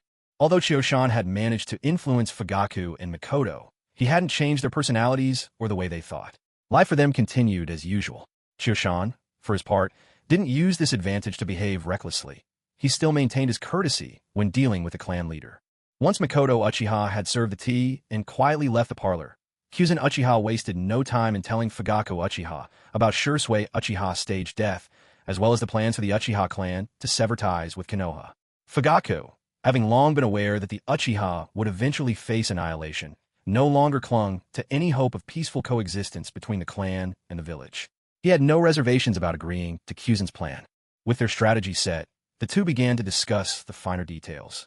When every arrangement and preparation had finally been hashed out, Kyuzen steered the conversation toward a pressing issue: the expansion of the Uchiha's numbers. In the future, once the Uchiha established themselves on an island in the land of whirlpools, they would be on their own.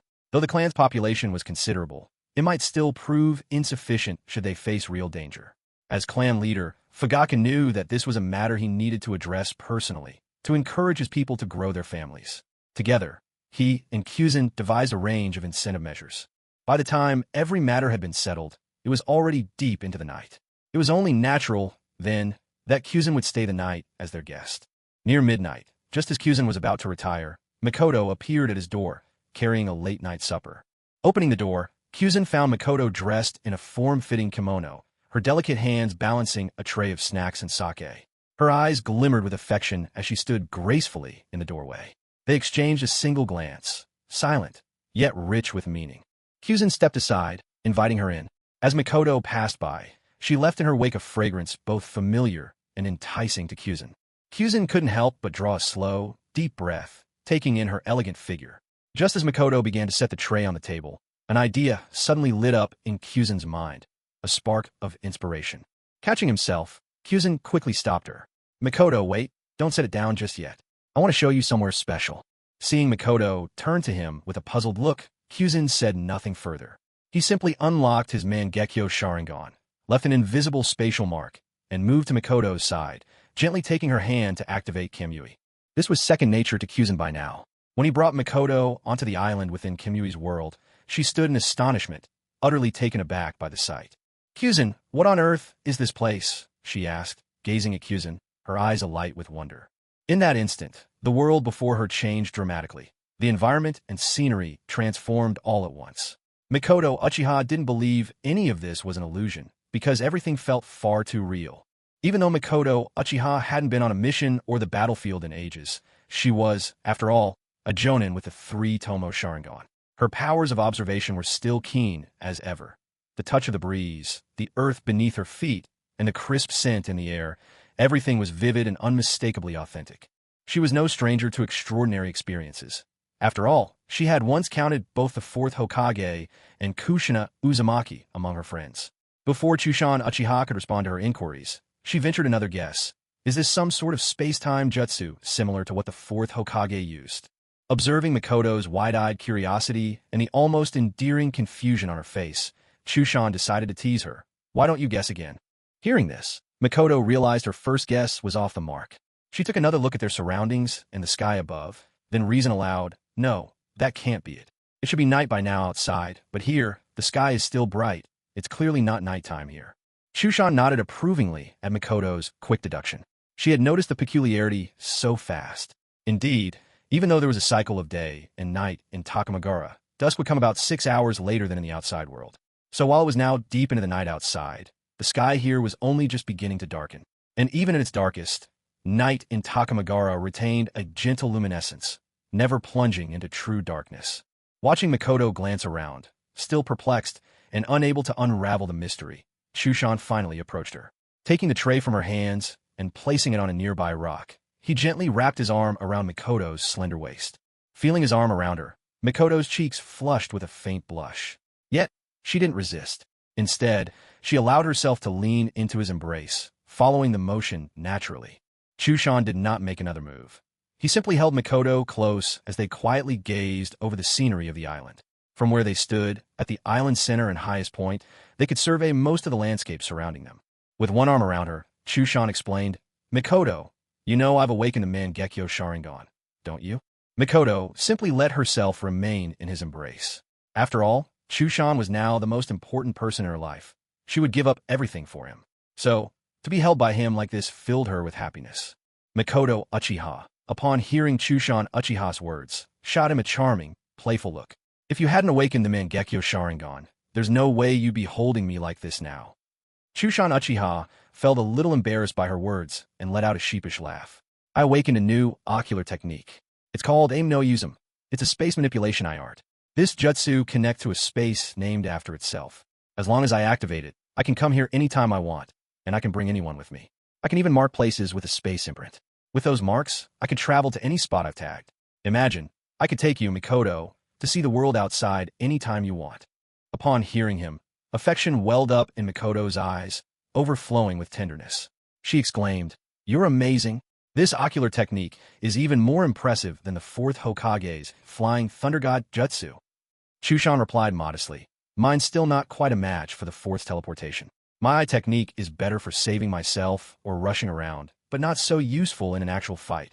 Having finished his explanation, Chushan suddenly activated his Mangekyo Sharingan, turning his gaze directly to Makoto. Makoto, I want to give you a gift, he said gently. Don't resist it. I hope you'll like it. Meeting his eyes, those exquisite, intricate Mangekyo Sharingan, Makoto didn't show a hint of fear. She simply nodded her acceptance. It was far more difficult to carve a space imprint onto a person than onto a place. Not only did the imprint need to be perfect, it also required seamless attunement with the person's chakra, so that when the moment came, she could activate the space mark herself. Chushan studied Makoto carefully, scrutinizing her for just the right spot. At last, his gaze settled on her smooth forehead. It was there he decided to place the space imprint. It was his first time marking a human, especially someone he cared for deeply, so Chushan couldn't help but approach the task with the utmost caution. His Mangekyo Sharingan spun gently, time slipping quietly by. Makoto gazed back at him, momentarily entranced by the seriousness in his expression. The Uchiha clan was known for their striking looks, but even among their handsome men and beautiful women, Chushan stood out. Layered atop his natural allure was the mysterious, captivating beauty of his gleaming Mangekyo Sharingan, a look that was almost too much for the heart to bear. Watching him so intent and focused, Makoto couldn't help but find herself utterly captivated. At that moment, Uchiha Choshan finally finished marking the space imprint on Makoto Uchiha's forehead. Outwardly, it appeared as a tiny sky blue dot which added another touch of beauty to Makoto. Moreover, when not activated with chakra, the mark would gradually fade away, making it even less noticeable. After successfully placing the space imprint, Choshan let out a long breath of relief. At last, the task was done. Seeing Makoto Uchiha still gazing at him, he explained, Makoto, I've just placed my space imprint right here on your forehead. If you ever find yourself in danger, you can activate it with chakra, and you'll be brought immediately to this space. Then, He patiently went over a few important notes. As Mikoto watched Chioshan's focused expression and felt his heartfelt concern, she was deeply moved. She knew that this secret space was Chioshan's last line of defense. The more people who knew about it, the more risk he had to bear. When he finished speaking, Mikoto could no longer hold back. She leaned in and kissed him. Chioshan was taken by surprise at first, but quickly came to his senses and returned her kiss with growing passion. A long moment passed before their lips parted. Though both were shinobi, their bodies far stronger than ordinary people, the intensity left them both breathless. Chioshan looked down at Mikoto's flushed cheeks and luminous eyes, which seemed ready to overflow with emotion. He instinctively tightened his embrace, holding her even closer. Mikoto gazed back at Chioshan, a dreamy look in her eyes, and finally voiced the word she had long kept hidden in her heart. Chioshan. Yes. Let me. Chioshan was taken aback by her words, a little surprised, if he was honest. After all, his use of Koto Emetsukami had only shifted the place he held in Mikoto's heart. Nothing else had changed. In other words, Mikoto's feelings now were entirely her own. Seeing Chioshan's startled expression, Mikoto suddenly felt a bit bashful. She blurted out her true feelings in a moment of emotion. She looked away, searching for an excuse. Aren't you discussing with Fugaka ways to encourage our clan to have more children, to help the Uchiha family grow? As the clan leader's wife, I should lead by example and set a standard for the others. Besides, ever since Fugaka was injured on the battlefield a few years ago, he's not able anymore. So I'm afraid I'll be relying on you quite a bit from now on, Chioshan. As she spoke, Mikoto Uchiha suddenly lowered her head, her voice tinged with melancholy. Besides, I'm so much older than you, Kyuyama. In a few more years, I won't be as beautiful as I am now, and when that day comes, you might not love me anymore. If I can leave you a child now, at least there will be something for you to remember me by, and maybe you will never truly forget me. Listening to these words, although Mikoto still kept her head bowed and Kyuyama couldn't see her face, he could feel the sorrow in her heart. Kyuyama gently held Mikoto's delicate face in his hands. Looking into her tearful eyes, he felt a surge of emotion. He said nothing more. At this point, no words could change anything. So he simply nodded, agreeing softly, "All right. Mikoto, I'll have to trouble you with carrying on my lineage." With that, he leaned in and kissed her gently. Kyuyama gazed at Mikoto's face, now flushed red, and placed another tender kiss on her cheek. Before him stood a woman whose entire heart belonged to him alone. How could Kyuyama not be moved by her devotion? He took a long, thoughtful look at Mikoto, then used his ocular jutsu, Takamagara, to bring her home. To both Mikoto and Kyuyama, each other was now the only one that mattered. Their thoughts and movements were perfectly in sync. They held each other all through the night, until Mikoto was completely spent and could go on no longer. Only then did Kyuyama relent, gathering her into his arms as they slipped into deep sleep together. Just before drifting off, Kyuyama found himself pondering. Perhaps he should furnish the space inside his eye with some furniture and food. That way, it would be much more comfortable to stay in there for any length of time. Kyuyama awoke again to the dazzling sunlight, while Mikoto, perhaps exhausted from the night before, was still sound asleep. After his morning exercises, Kyuyama wasted no time lingering in the warmth of the previous night. He left the clan leader's house straight away, leaving Mikoto to straighten up the now chaotic room. Afterwards, instead of heading home, Kyuyama went directly to the mission center in the Hidden Leaf Village, looking to take on a mission that would allow him to leave the village and be away for an extended period. His house held little worth keeping. Ever since awakening his space ocular technique, Kyuyama had already packed away all the important belongings into his private dimension, leaving behind only trivial things he could abandon at any time. Itachi had yet to return from his mission, so Shursue's fake death plan couldn't be put into action for the time being. Seeing an opportunity, Kyuyama decided to survey the ruins of a land of whirlpools, marking spatial coordinates along the way for ease of travel in the future. Normally, ninjas don't need the Hokage to personally issue their missions. In fact, if every little thing required the Hokage's attention, the Hokage would never get anything else done and would have died of overwork long ago. Every ninja village has a dedicated place for assigning missions. Not only do they distribute tasks, but they also examine and rank them, gather information, process the payment after missions are completed, and collect feedback from clients. Without a specialized department handling all these steps, it would be impossible to keep things in order. Although Uchiha Kyuzen is a genius of the Uchiha clan and has a certain reputation in the Hidden Leaf Village, there are reasons why things are different for him. First, Kyuzen spends most of his time on the police force and takes on very few missions. Second, he isn't close to the Hokage. Uchiha Shursui is favored by the Hokage because he's the descendant of Uchiha Kagami, who along with the third Hokage, was a student of the second Hokage, hence their connection. But Uchiha Kyuzen is the quintessential Uchiha orphan. He has neither reason nor channel to approach or befriend the third Hokage. Besides, Kyuzen prefers keeping his distance. Otherwise, who knows when he might be betrayed without realizing it. This time, Uchiha Kyuzen took on a task at the mission center, tracking down and eliminating a rogue ninja. Simple and straightforward, a job that didn't require much thought. The target, Shimijima Murabito, was a civilian ninja who, after many years of strenuous effort, barely managed to become a special jonin with a specialization in swordsmanship. He was mediocre at jinjutsu and ninjutsu, and only his taijutsu was anything to speak of. His defection from the Hidden Leaf came after an incident involving a student of his, a member of a lesser family who relentlessly mocked and provoked him. During one mission, in a fit of frustration, Shimijima killed the boy.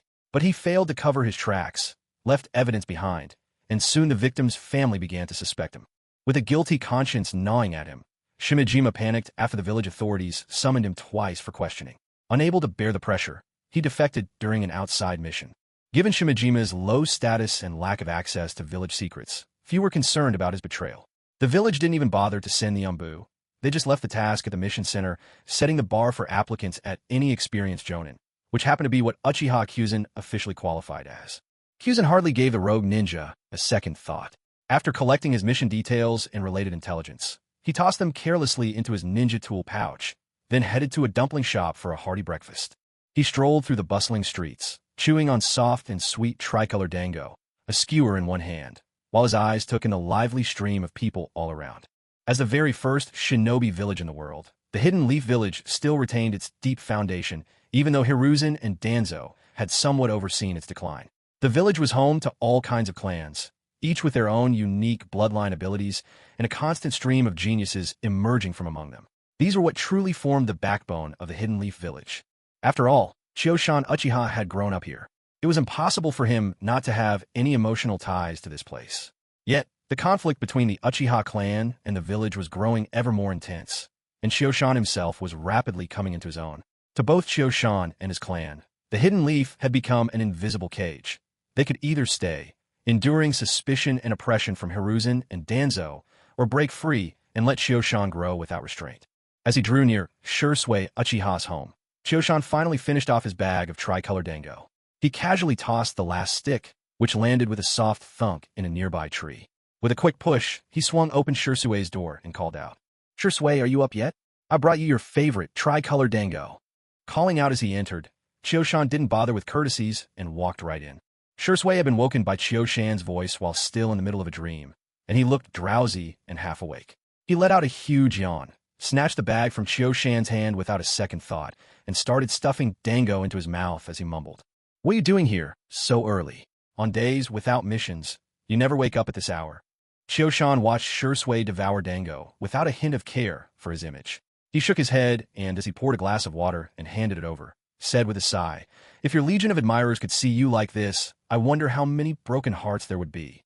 In the shinobi world, people revered strength above all. Thanks to his reputation as Shunshin Shursui, combined with his good looks and gentle manner, Shursui had gathered quite a following of admirers, both within the clan and throughout the village.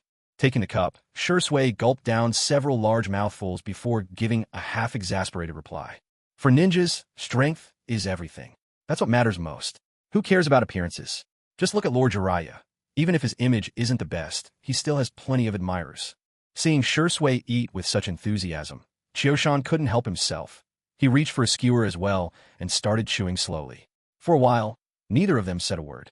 Once Shursui had finished eating and was quietly sipping his tea, Chioshan finally spoke, his tone calm. "I've been assigned a mission out of the village. I'll probably be gone for about half a month." Shursui looked up at Chioshan's words. "What about our plan, then?" "I've already spoken with the clan leader. The plan will go on as scheduled. Don't worry. It won't get in the way. I'll be back before the plan goes into action." Shursui Uchiha nodded in understanding. "When are you leaving?" "I'm heading out right away. I'll use this mission as a chance to take care of some things." As he spoke, Kyuma Uchiha set down his cup and, not quite reassured, reminded Shursui, "If something happens and I don't make it back, you must never let Danzo take your eyes when you see him." Catching the puzzled look on Shursui's face, Kyuma seemed to read his thoughts. "If I'm prepared to die, why would I worry about my eyes?" Because Shursui had once lost an eye to Danzo, Kyuma paused for a moment, then decided to be completely honest with him. I secretly used the transcription seal and sealed Izanagi in your Sharingan. The trigger is set, so if your heart stops beating for 12 hours, all negative effects will be lifted and you'll come back to life. Originally, I wanted to surprise you, but I was worried you'd try to make your death convincing and let Danzo take out your Sharingan. If the eye with Izanagi was taken, you'd have no hope of revival. When Shursui heard Kyuma's words, everything became clear. No wonder Kyuma had said the only way not to be exposed as faking his death was to actually die. He had planned ahead all along. Suddenly, as though something had just struck him, Shursui asked, a hint of anxiety in his voice. Are your eyes all right? I've never used Izanagi myself, but I've heard the price is losing vision in the Sharingan used to cast it.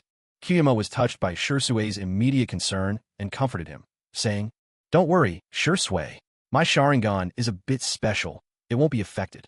Knowing that Kyuma's eyes would be fine, Shursui finally breathed a sigh of relief and said with a grin, You're always like this, never missing a chance to pull one over on me. You do love your little pranks. If this hadn't been so serious, I bet you would have kept quiet and just watched me wake up in confusion after being revived, laughing in secret. They chatted for a little while longer. Eventually, Kyuma glanced at the time and suggested taking his leave. After saying his goodbyes to Shursui, Kyuma made his way out of the village. Since he was the only one assigned to this mission, there was no need to rush. After dropping off his mission slip for record-keeping at the village gate, he set off. The mission he'd chosen this time was one he'd picked deliberately. The location of the missing Nin was conveniently on the way to Yuzushobi-Cure.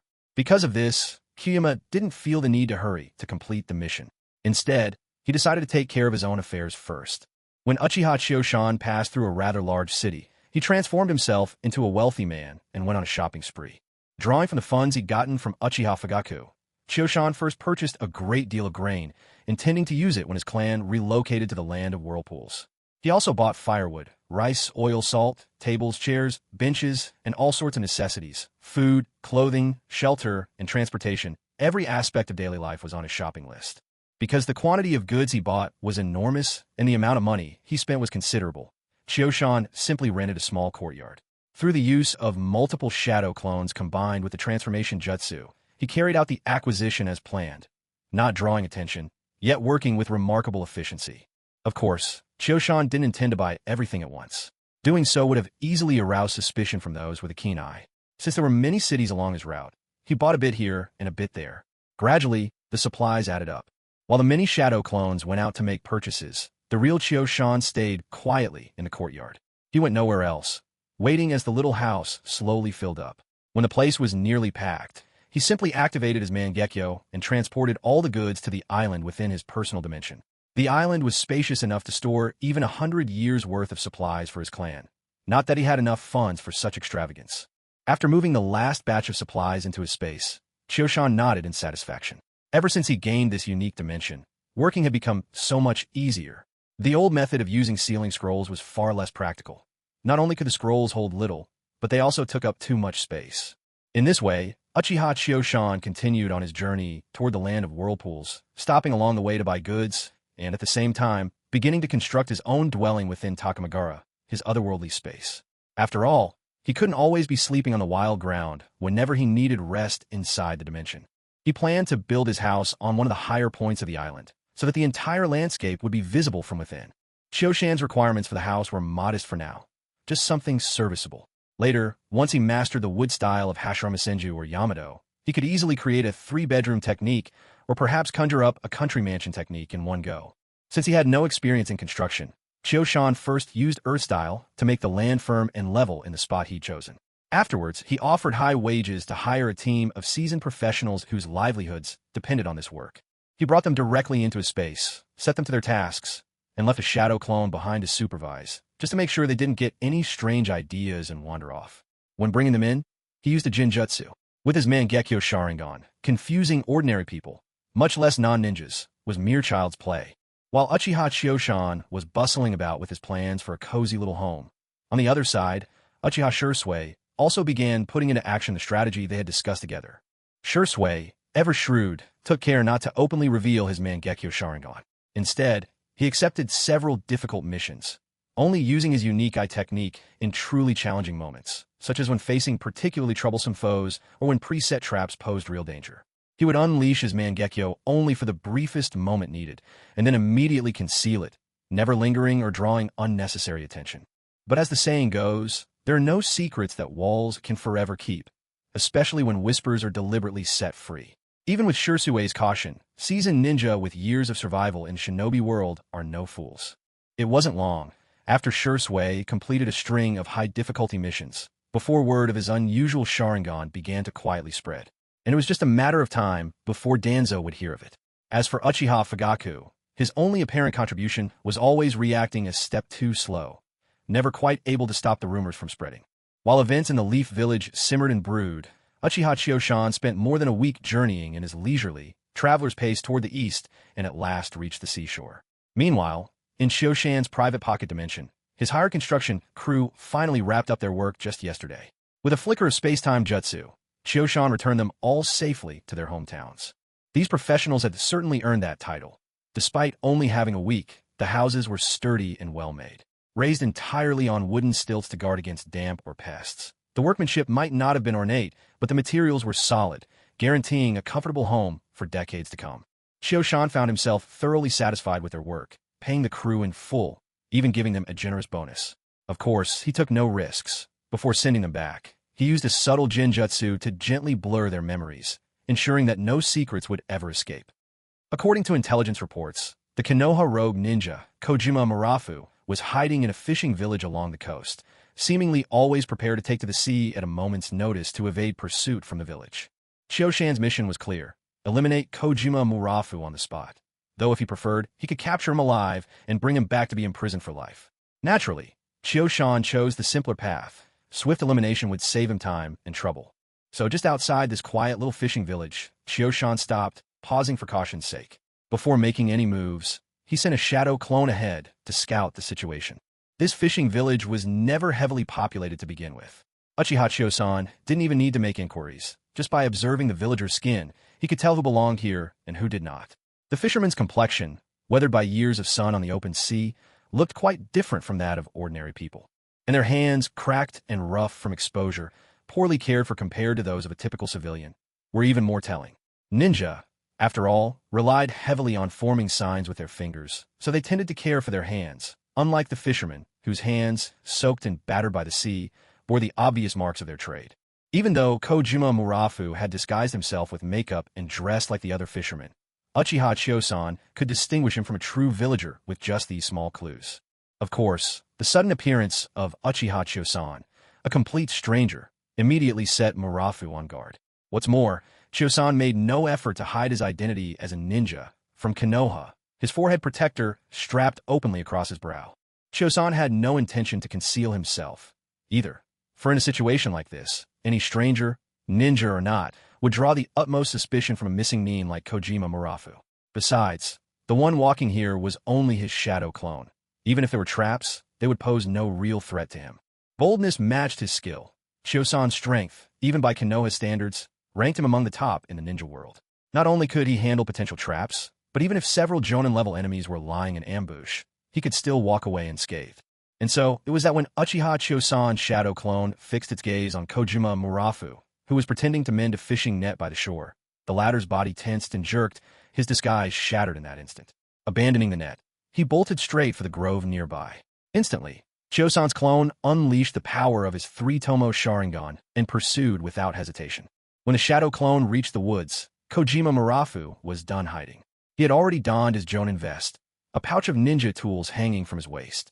The moment he saw his pursuer enter the trees as well, he snapped, his voice raw, his emotions in turmoil. He couldn't hold back any longer. So you came anyway? Why? Why is it that, even after all I've done to hide away here, I still can't be left in peace? His eyes blazed red, and his fist clenched tightly around a kunai.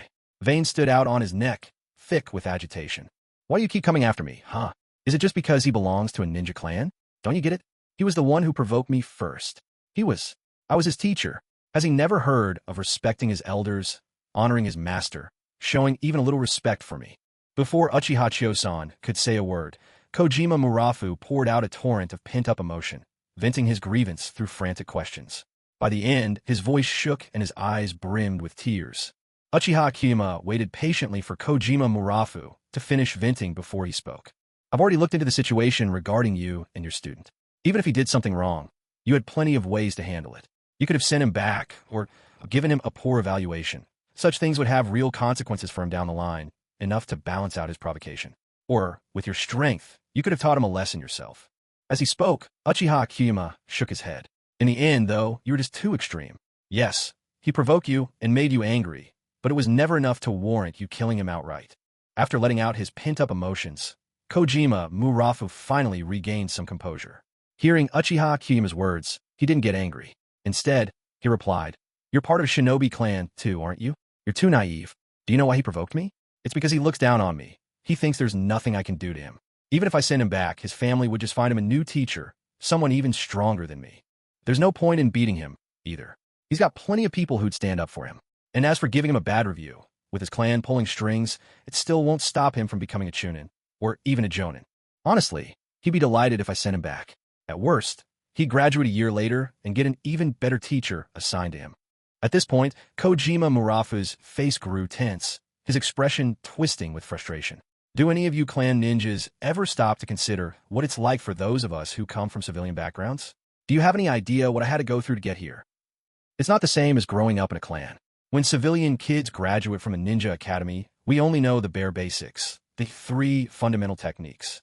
The teachers we're assigned are usually chunin who also come from civilian families, and most of them barely know any jutsu themselves, let alone teach them to us for free.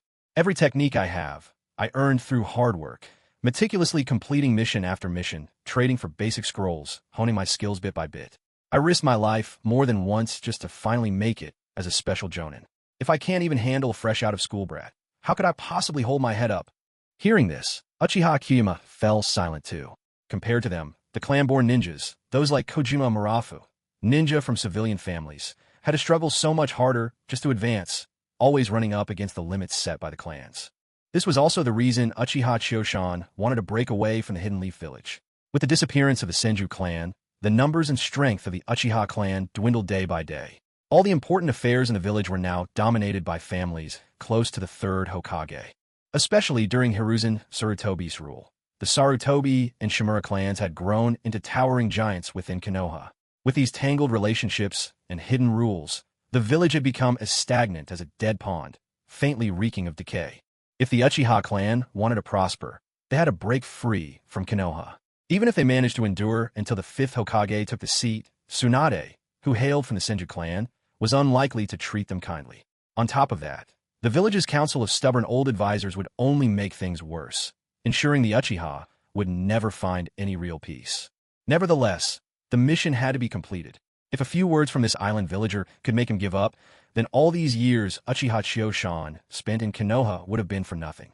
Though the island villager had suffered injustice, where in this world could true justice be found?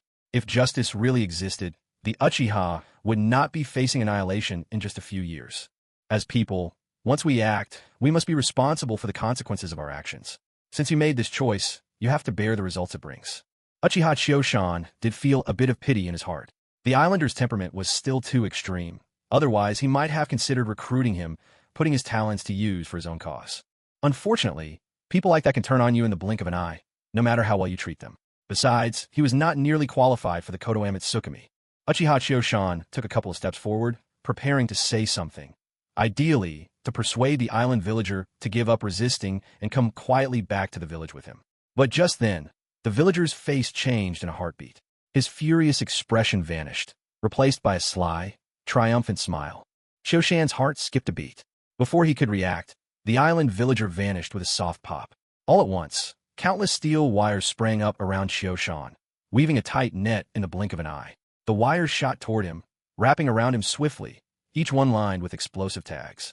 Barely a moment after the wires tightened around Uchiha Choshan, a sudden spark flashed along the steel. In the next instant, the tags detonated with a thunderous roar.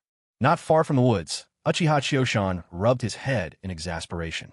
He hadn't expected this island villager to actually have some tricks up his sleeve. Without making a sound, the man had set a trap for him. What's more, the detonation paper had gone off at just the wrong moment.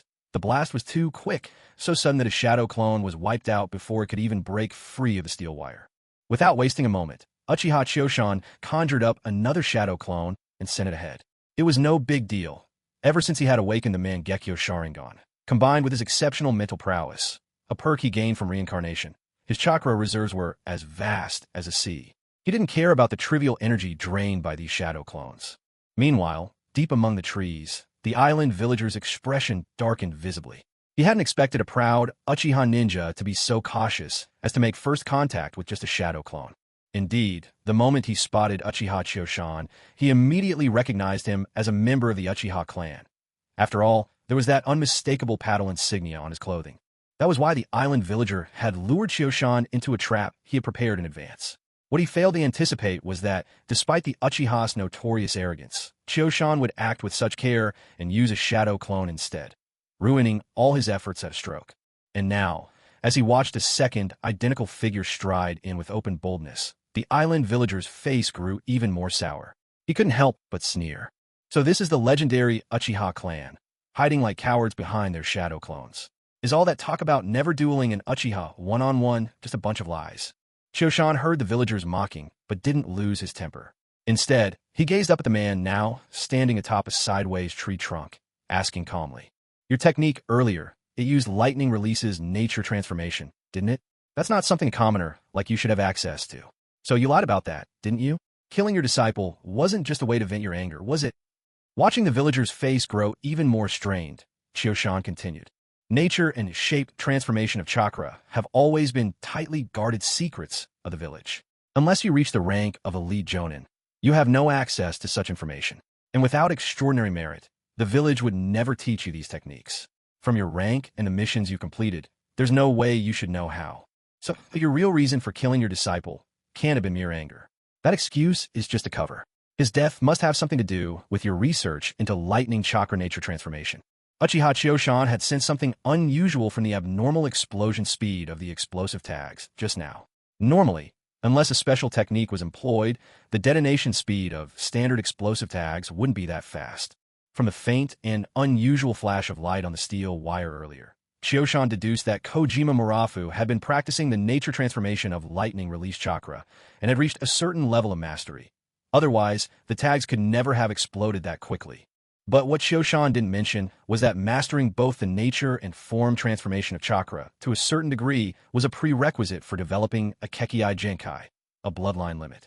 Of course, Kojima Murafu's nature transformation of lightning chakra still had a long way to go. More than that, only by mastering nature transformation of at least 2 different chakra elements could someone hope to create a bloodline limit. And after creating one and integrating it into oneself, only then would one's descendants have a chance to inherit that Kekkai Genkai. As this thought crossed his mind, Uchiha Chiyoshan suddenly realized that he needed to use his copy wheel eye's ocular jutsu as soon as possible to duplicate 1 or 2 practical Kekkai Genkai and integrate them into himself. Only in this way could he truly live up to what his sister Mikoto hoped for him. Meanwhile, Kojima Murafu, standing on a tree branch, looked more uneasy than ever.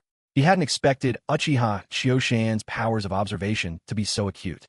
Just by revealing a slight trace of the lightning chakra nature transformation, he trained in to speed up the explosive tag's detonation. He had already been seen through. It felt as if he had carefully kept his trump card hidden, only for the enemy to deduce it all from the tiniest clue, before he even had a chance to play it. Since he'd already been exposed by this Uchiha standing before him, Kojima Murafu decided not to hide anymore. He tore off the shabby clothing he'd worn as a disguise when posing as a fisherman, leaving only his tactical vest on his upper body. Immediately, streaks of electric blue lightning began to spark and flicker across Murafu's body, causing even his long hair to lift and float with the charge. Upon seeing this, Uchiha Chiyoshan's expression grew sober. The lightning release armor of the Raikage line from the hidden Cloud Village. Even if this is just the first stage, it's classified as top secret in the village. How did you manage to get your hands on it? Although Chiyoshan had never seen the Raikage's lightning release armor in person, he had read about it in the original chronicles. The Raikage used this very armor, combined with his taijutsu, to completely overpower Sasuke, even when Sasuke had activated his Susanoo. It was safe to say this lightning armor was the signature technique of the Raikage bloodline, on par with the 4th Hokage's Flying Thunder God, or the particle release of the old Tsuchikage, Inoki. It ended up being mastered by a mere special jonin, something truly unexpected. Uchiha Chiyoshan realized that things had become a bit troublesome. To his surprise, Kojima Mureo had managed to master the lightning release armor. Though he had reached only the first stage, his strength had now risen to the level of an elite jonin. What was even more problematic was that the lightning release armor was renowned for its speed and enhanced reflexes. If Kojima Mureo couldn't win, he could always escape, and stopping him would be no easy feat. Of course, for Chioshan, this was only a minor annoyance. His top priority was to keep Mureo from fleeing. With this thought in mind, the three-tomo Sharingan in Chioshan's eyes began to spin slowly, a sign that he was getting serious. Seeing Chioshan's Sharingan activate, Kojima Mureo threw his head back in wild laughter, transformed from his cautious self just a moment before, as if he had become a completely different person. Well, as expected from a member of the Uchiha clan, you're finally getting serious, he mocked, letting out a raucous laugh. You're afraid now, aren't you? Even I didn't expect that secret jutsu my adorable student brought out to show off, stolen from home, would be so powerful. Mureo's expression grew more and more manic as he continued. I never imagined I'd have such a natural talent for this secret art. Sure, my chakra affinity has always been lightning, but I never had access to any decent lightning release techniques. There were none worthy of training. Who knew I was a genius with lightning release all along? It's all because of you, Konoha Ninja, wasting my potential. If I'd had proper lightning release jutsu sooner, I'd have become a jonin long ago. I wouldn't have had to scratch and claw my way through thankless missions, exchanging sweat and blood for a handful of useless techniques that didn't even suit me. It wasn't until I took out that brat and stole this secret lightning release jutsu that the true mysteries of this world unfolded before me. That's when I learned about the nature and manipulation of chakra, when I finally realized what it meant to advance by leaps and bounds. Given time, I'm sure I'll become a Kaga-level powerhouse. Then, I'll stamp out every last one of you who ever looked down on me. Crush you all under my feet. Hearing Mureo's classic villain monologue, Uchiha Chioshan could only stand there speechless. He knew Mureo had been holding back his frustrations for a long time. Now that he'd finally gotten his moment, his emotions were spinning out of control.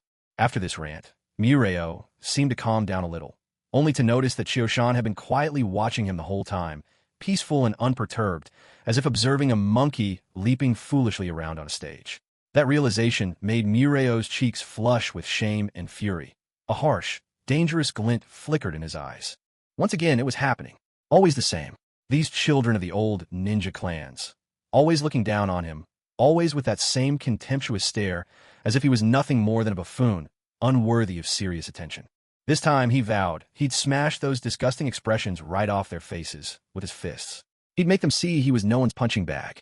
He'd prove he was the superior force, the one to be feared. So they would be forced to acknowledge him, to cower before him, and to live with him haunting their waking nightmares forever. At this thought, the island villager could no longer hold himself back. He decided to strike immediately and get rid of this bothersome fellow first. With quick precision, he hurled 2 kunai at Uchiha Chioshan to block off his escape routes.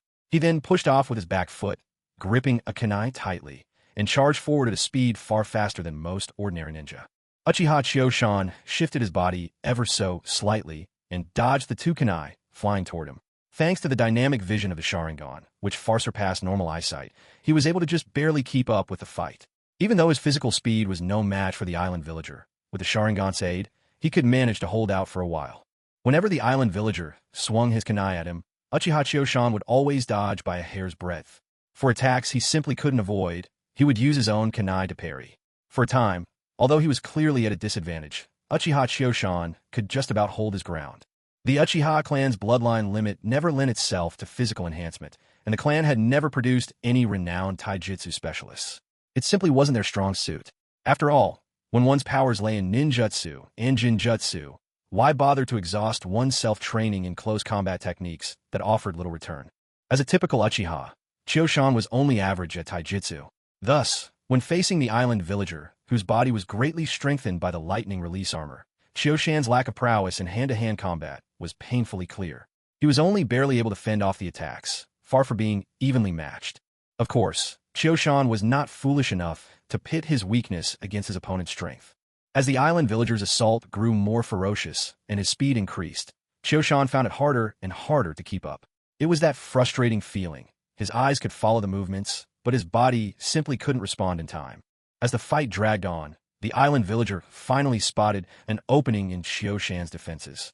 In one swift motion, he drew his kunai across Chioshan's neck. With a loud pop, Chioshan's shadow clone vanished into thin air. Even though the island villager had half expected this trick, seeing the clone disappear still left him feeling annoyed. He spat on the ground in irritation. venting his frustration. Now filled with confidence, the island villager felt as if he could even crush the jonin of the Uchiha clan. Unable to resist his pride, he taunted loudly. So this is what counts as an Uchiha elite? I can't imagine how you ever became a jonin. Has our Hokage really lowered the standard for clan ninja like you, just to let you pass as jonin? At this moment, the real Uchiha Choshan finally walked out slowly. His eyes, however, were no longer the three-tomo Sharingan that Kojima Murafu had seen earlier, but rather a form utterly unfamiliar to Kojima Murafu, like four-bladed pinwheels spinning gently.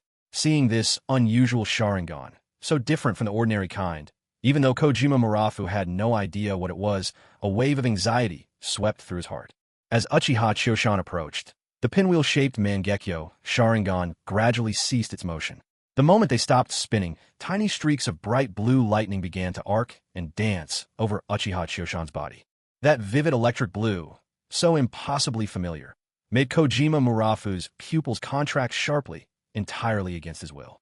How could it not be familiar, when his own body now crackled with the same bright blue lightning as Uchiha Choshan's? It was as though Kojima Murafu's entire worldview was unraveling. He staggered backward uncontrollably, mumbling to himself, "This can't be. It's impossible. I went through so much hardship learning this secret technique, spent so much time practicing. How could you just glance at it and master it?" As he muttered, a sudden realization struck Kojima Murafu, as if awakening from a dream. Jinjutsu, it must be a Jinjutsu. The Uchiha clan is infamous for illusions. You must have cast one on me. Everything I'm seeing must be nothing but illusion. Desperate, Kojima Murafu hurriedly formed hand seals and shouted, "Release! Release! Break this illusion right now." Suddenly, his glare grew fierce and resolute. "If I can't dispel your illusion, then I'll just defeat you myself, you trickster imposter who loves to toy with others." With that, the electric blue lightning around Kojima Murafu grew even more intense as he launched himself at Uchiha Choshan. Yet Uchiha Choshan neither used Izai techniques nor any ninjutsu. On the contrary, as he watched Kojima Murafu's charge, a faint excitement seemed to flicker in his gaze. A moment earlier, while his shadow clone was fighting Kojima Murafu, Uchiha Choshan had secretly activated his Mangekyo and the unique doujitsu, Copy Wheel Eye. This was his very first time using it since obtaining the ability, and to his surprise, it worked flawlessly.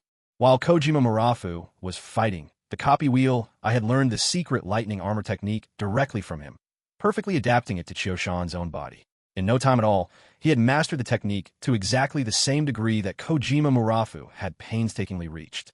When Uchiha Kyuzen saw Kojima Murafu charging toward him, he abruptly increased the output of chakra into his lightning release armor. Wrapped in even denser blue light than that surrounding Kojima Murafu, Kyuzen rushed forward to meet him head-on. He could feel it clearly. Ever since donning the lightning release armor, his neural response speed had improved dramatically. His physical speed was also greatly enhanced. Combined with the dynamic vision granted by his Sharingan, he completely overpowered Kojima Murafu as the latter came charging in. Before Kojima Murafu could even exchange a few blows, his kunai was knocked from his hand, and Kyuzen subdued him with little effort. As for Kojima Murafu now, since he had already laid eyes on Kyuzen's Mangekyo Sharingan, it was impossible for Kyuzen to let him go or hand him over to the village. Yet, Kyuzen also didn't trust his character enough to take him in as a subordinate.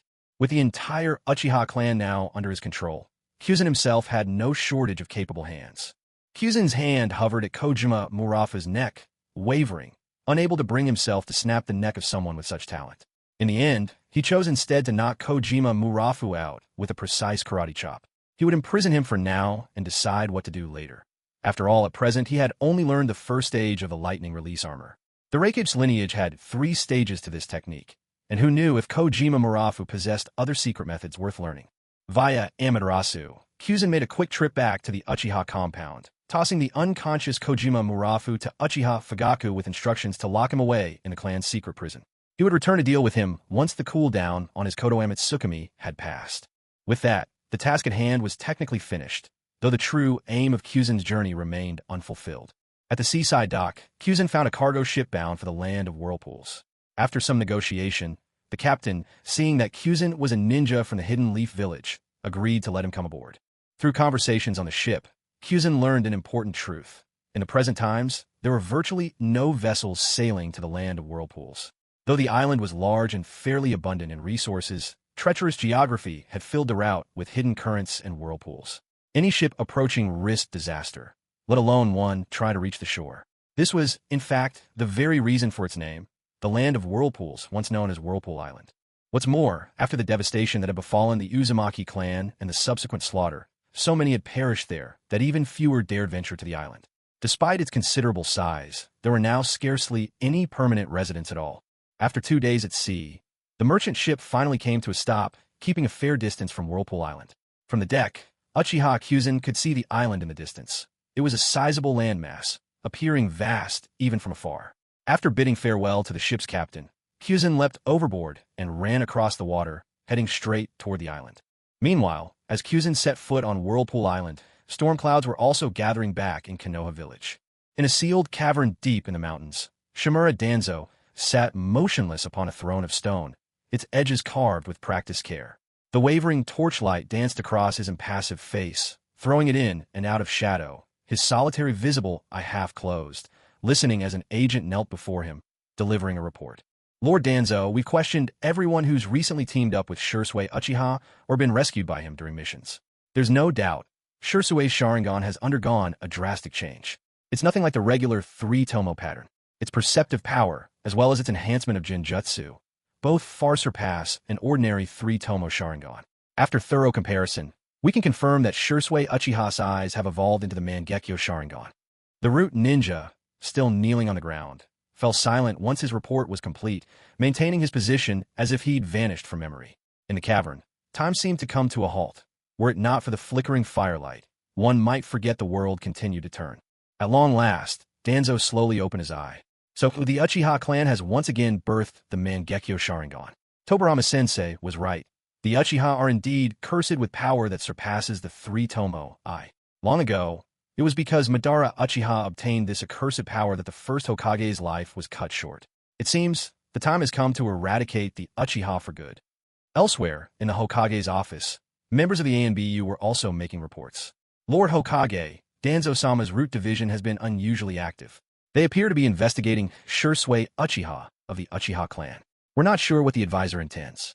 Shall we dig deeper? If we do, however, Root is likely to grow suspicious.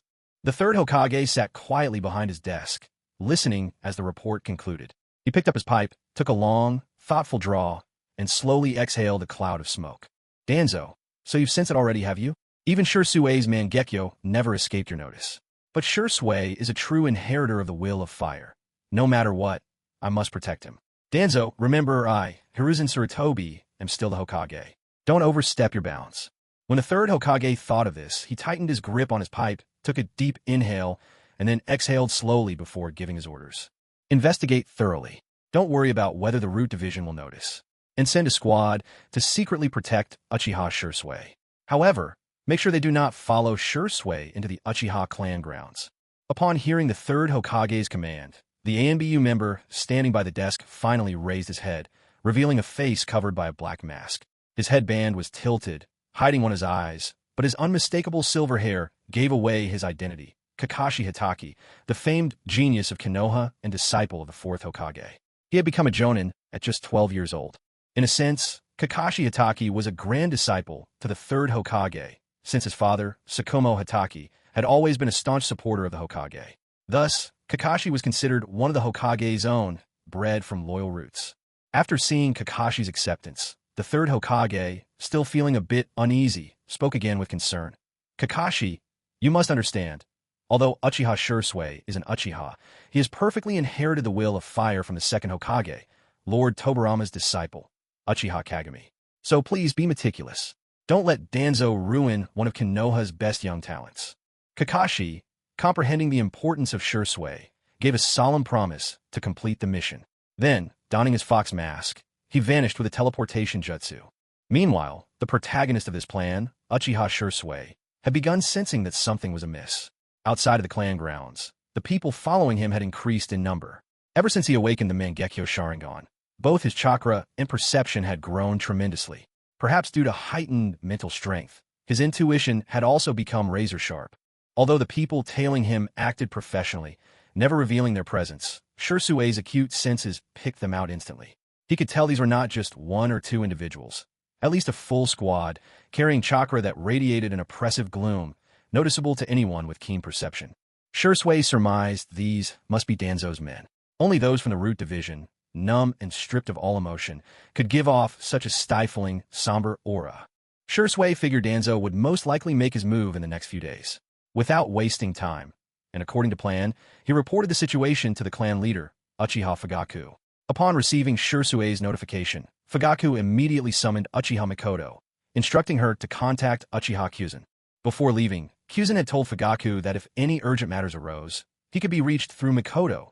She knew exactly how to find him quickly and deliver a message. When Mikoto Uchiha learned of the situation and understood its gravity, she wasted no time. She found a secluded spot and activated the spatial mark Uchiha Kushiyama had placed on her forehead. In an instant, she felt a slight wave of dizziness and suddenly found herself standing on the island within the realm of Takamagara. Time passed differently here than in the outside world. When Mikoto arrived, it was still night within this space. Although it was nighttime, the space was not shrouded in darkness. The sky shimmered with a faint light, casting a gentle glow across the entire area. After Mikoto entered, she didn't wander aimlessly. Instead, she stood quietly in place, waiting for Kushiyama's arrival while quietly admiring the island scenery. Kushiyama had once told her that if she ever needed to contact him urgently, she could simply activate the mark to enter the realm. Since this space was bound to Sharingan, he would sense anyone arriving. It was while Mikoto was quietly taking in the beauty around her that, all of a sudden, a hand reached from behind, winding firmly around her waist and pulling her into a close embrace. A warm breath caressed her ear, sending a shiver over her skin. "It's been a while, Mikoto. Did you miss me?" Mikoto's body, tense only a moment before, relaxed completely at the sound of his voice. She let herself melt into his arms, surrounded by the comforting scent that seemed to envelop her entirely. Her once clear eyes fluttered shut as she leaned softly against Kushiyama's chest, murmuring, "You're here." Hearing her, Kushiyama whispered at her ear, "I sense you entering. There's no one else here. How could I bear to leave you waiting alone?" Mikoto, already lacking much strength, found herself entirely unable to stand on her own now. She leaned even more helplessly into Kushiyama's embrace. Sensing her longing, Kushiyama said no more. Instead, he loosened one arm from around her waist, swept her up in a bridal carry, and started toward a nearby house. "Perfect timing, Mikoto. Come see my new home with me. Let's test its quality together." At his words, Mikoto suddenly remembered the reason she had come. If she didn't speak up now, she might not get another chance. Her tone grew urgent as she blurted out, "Kushiyama, I'm actually here because I have something important to tell you. Fugaku sent me. He wants you to know that Danzo has begun watching Shursui Uchiha. He's likely to make a move any day now. Fugaku asked me to find out when you'll be able to return." Uchiha Chio-shan paused in his steps as he held Mikoto in his arms and asked, "Where's Shursui now? Is he in any danger?" Nestled in Chio-shan's embrace, Mikoto shook her little face gently. "Shursui isn't in any danger right now. To prevent any accidents, Fugaku has told him not to leave the clan grounds recently. We'll wait until you get back to discuss anything further." Chio-shan's eyes narrowed slightly. "So, you're saying Uchiha Shursui's life isn't threatened at the moment?" Mikoto hesitated, then nodded. "Yes, Shursui is at the clan grounds. He's safe for now." Hearing her reply, Chio-shan nodded with satisfaction and continued carrying Mikoto toward the house. "I understand. I have a bit of business to take care of first. Once it's done, I'll take you back with me. Don't worry, it won't take long." "Ah, there's something else to deal with? Will it take long? Should I go tell Fugaku first?" Mikoto asked, her voice tinged with hesitation. By this time, Chio-shan had already carried Mikoto into the house, closing the door quietly behind them. "How long this takes depends entirely on your cooperation," he said, a teasing glint in his eyes, before pouncing on her. It had to be said, the lightning release armor is truly the signature secret technique of the Reikage lineage. It isn't just useful in battle, boosting one's speed and reflexes, overwhelming enemies in an instant. In daily life, it serves as an exceptional body-strengthening art, making the practitioner's physique grow more powerful. It's thanks to this very technique that the Reikage can match the power of the tailed beasts physically, and in the end, even subdue them through sheer strength. Ever since Chio-shan obtained this secret art a few days ago, he had spent every free moment training with it. Maybe because he was still in a period of growth, the results proved unexpectedly remarkable.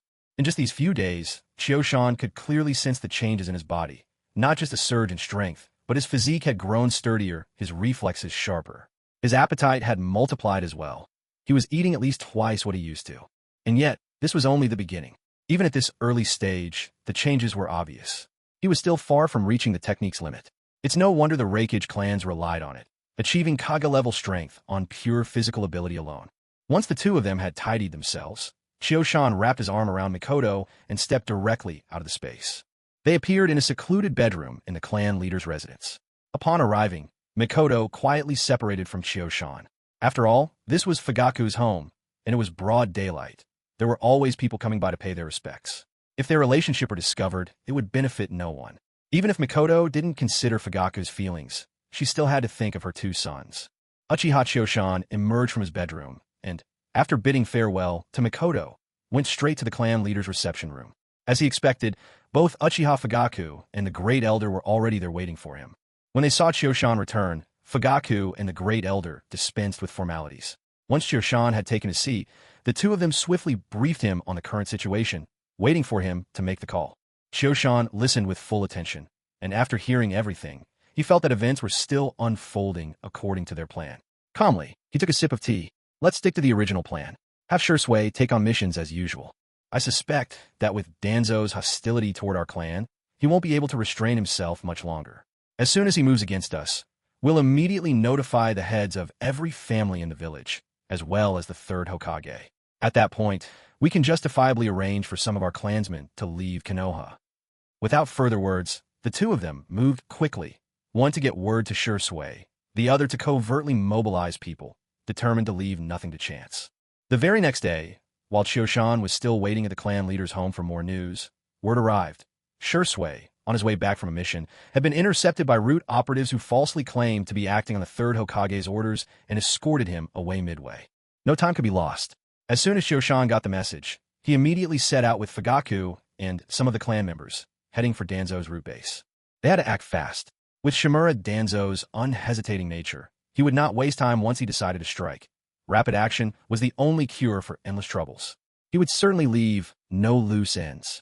As Chioshan received the news and was en route to the root base, Shursui had already been taken to the base's entrance by root operatives. In fact, the moment Shursui first encountered his supposed escorts, he realized they were only pretending to act on Root's authority. Still, for the sake of their plan, he chose not to reveal their deception. Sure enough, Shursui was escorted straight into the heart of the root base. For ordinary people, the location of the root base was top secret. But for Jonin, especially those from prominent clans, its existence was something of an open secret. So when Shursui was brought to the secret room to meet Shimura Danzo, it did not catch him by surprise.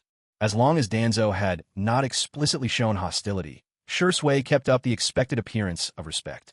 He bowed slightly and offered a simple greeting. "Greetings, Lord Danzo." Danzo responded only with a faint nod, immediately getting to the point. "Uchiha Shursui, I summoned you here myself." Shursui hadn't expected Danzo to be so direct and was taken aback for a moment. "May I ask why Lord Danzo wished to see me?" In fact, there was no need to use Lord Third Hokage's name.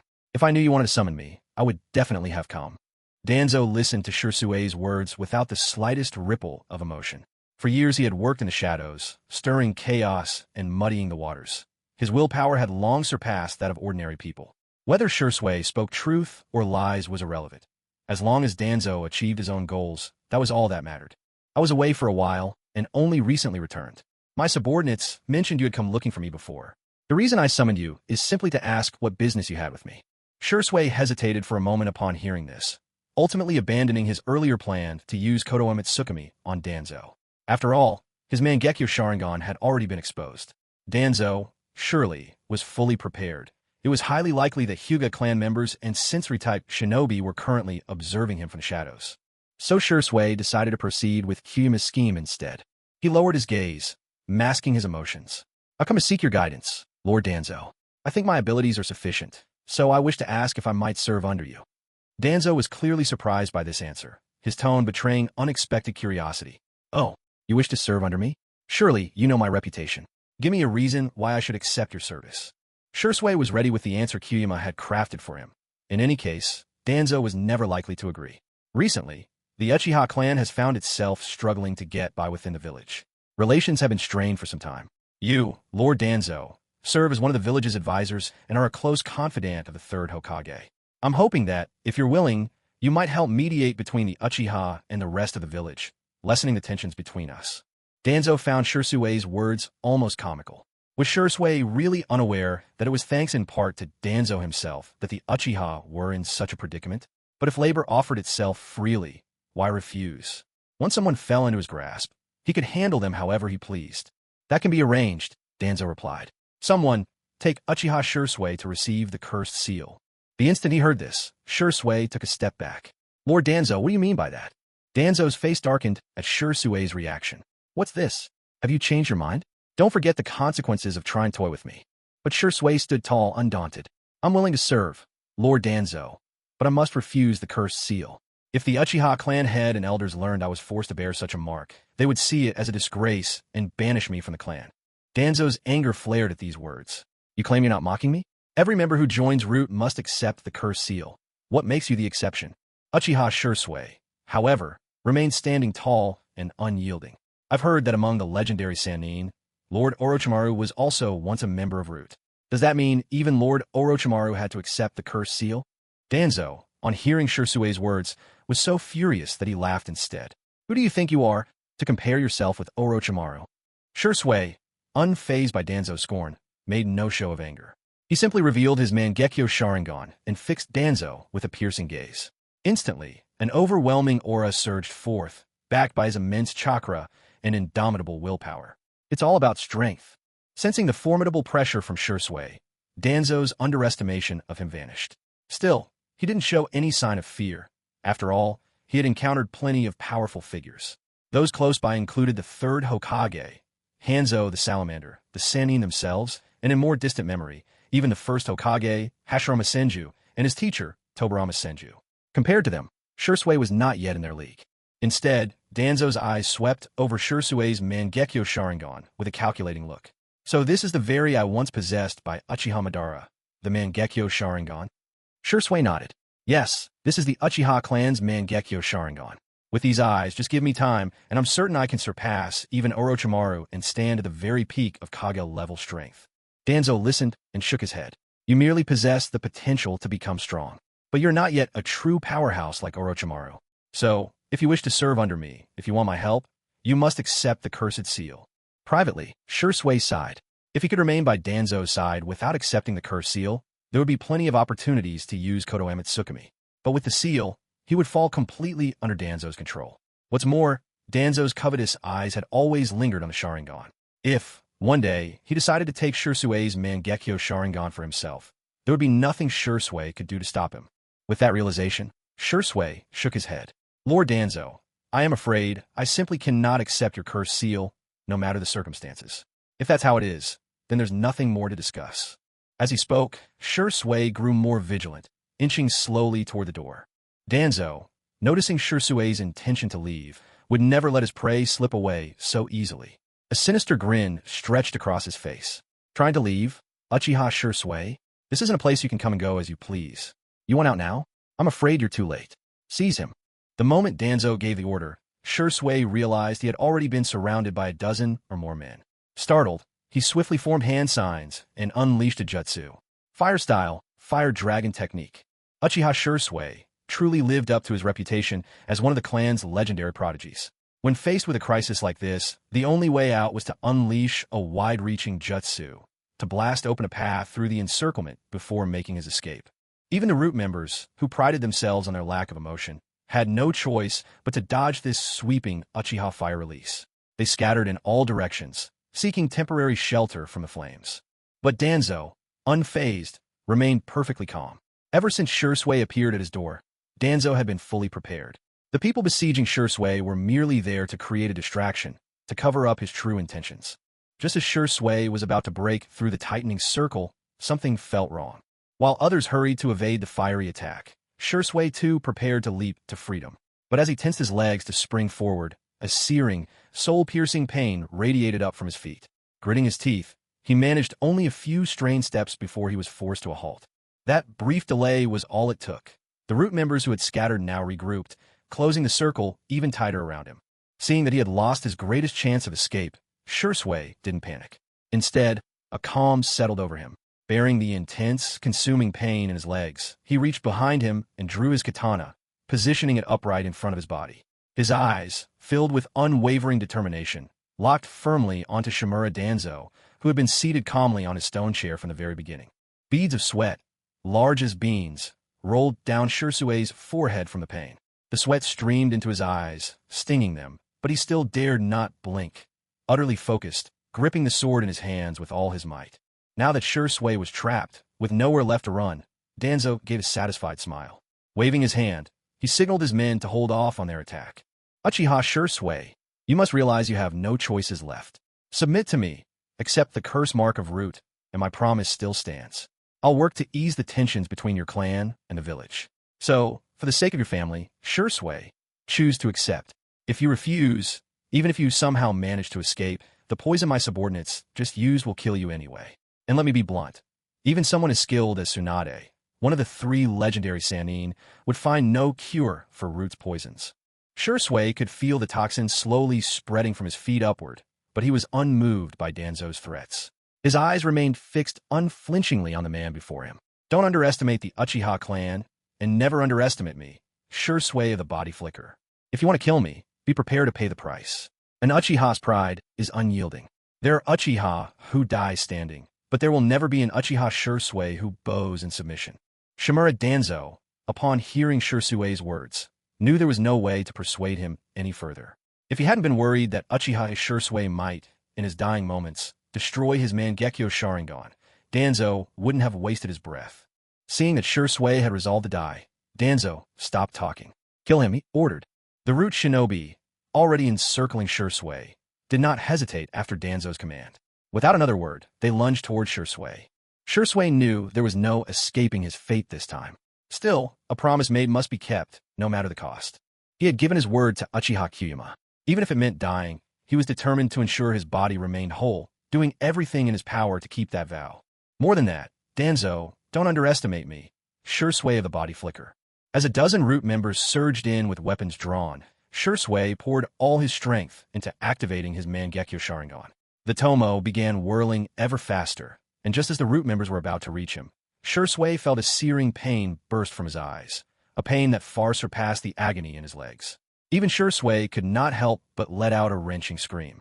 In that moment of agony, a unique power erupted uncontrollably from his Mangekyo, enveloping Shirsue in an instant and sweeping aside the incoming foes with ease. As Shirsue effortlessly sent his assailants flying, Danzo could no longer remain seated. He shot up from a stone chair, his gaze fixed intently on Shirsue, or rather, on the enormous, green-glowing skeletal structure that now encased him. Shirsue, wavering, finally buckled to one knee, gasping for breath. In one hand he clutched his sword, while the other pressed desperately to his eyes in a vain attempt to relieve the pain. Blood trickled through his fingers. The massive green skeleton conjured by Shirsue's Mangekyo Sharingan seemed to materialize from thin air, without foundation, yet completely shielding him within its grasp. At that moment, Danzo's attention was consumed entirely by the green skeleton. He gazed upon it with a feverish obsession, muttering under his breath, "Susu, the divine power of the Uchiha's Mangekyo Sharingan, the ultimate weapon of Uchiha Madara, vanished with Madara's death, lost to history. I never imagined, after all these years, that it would reappear, even if only in its most basic form. Yet the brilliance of its edge is still enough to break any man's resolve. If anyone were to claim they truly understood the Uchiha clan, the second Hokage, Tobirama Senju, would undoubtedly be that person. It is often said, your most perceptive observer is not your friend, but your enemy. Since the days when the Senju and Uchiha lineages descended from Indra and Azura, the two clans have been locked in conflict for 1,000 years, an endless struggle passed down from generation to generation. As the leader of the Senju and the clan's foremost strategist, Tobirama Senju could hardly fail to know his foes.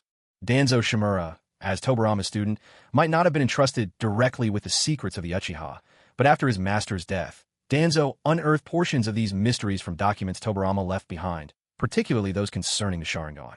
Because he understood it, he came to covet it. Because he coveted it, he became obsessed. This obsession is what kept Danzo Shimura fixated on the Sharingan.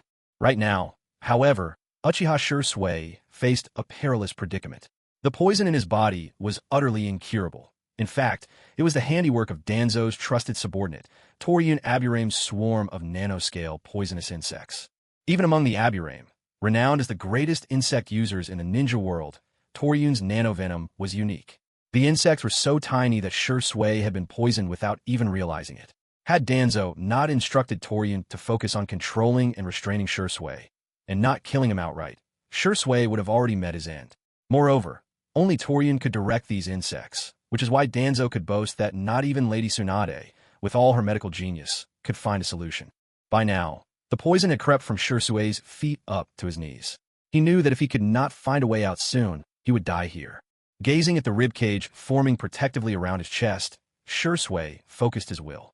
Suddenly, two skeletal arms and hands materialized near him, the fleshless limbs of his Susanoo. All this time, Danzo had been watching Shusui's skeletal Susanoo with careful calculation. But the moment those bony hands appeared, his calm expression cracked. He shouted, "Stop him now!"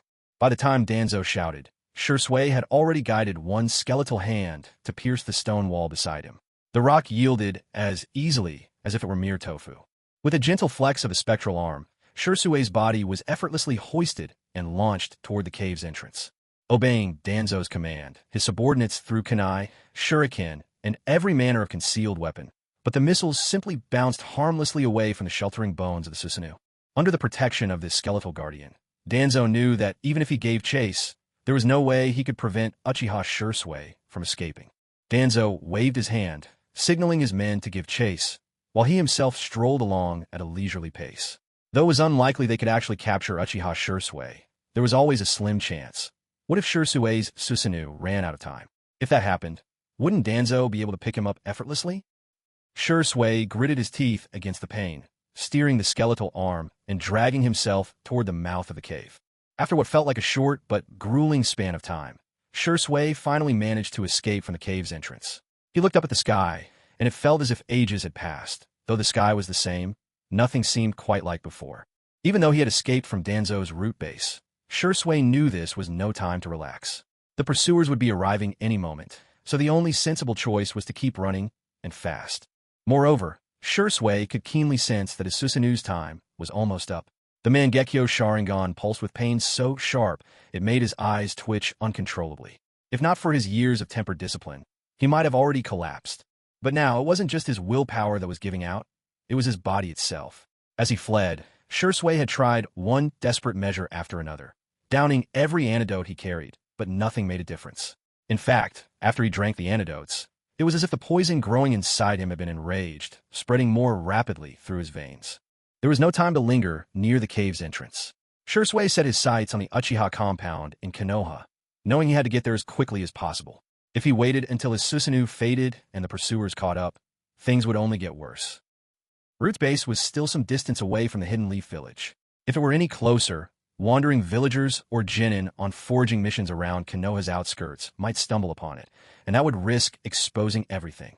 For an ordinary jonin, such a distance would be trivial, barely worth mentioning.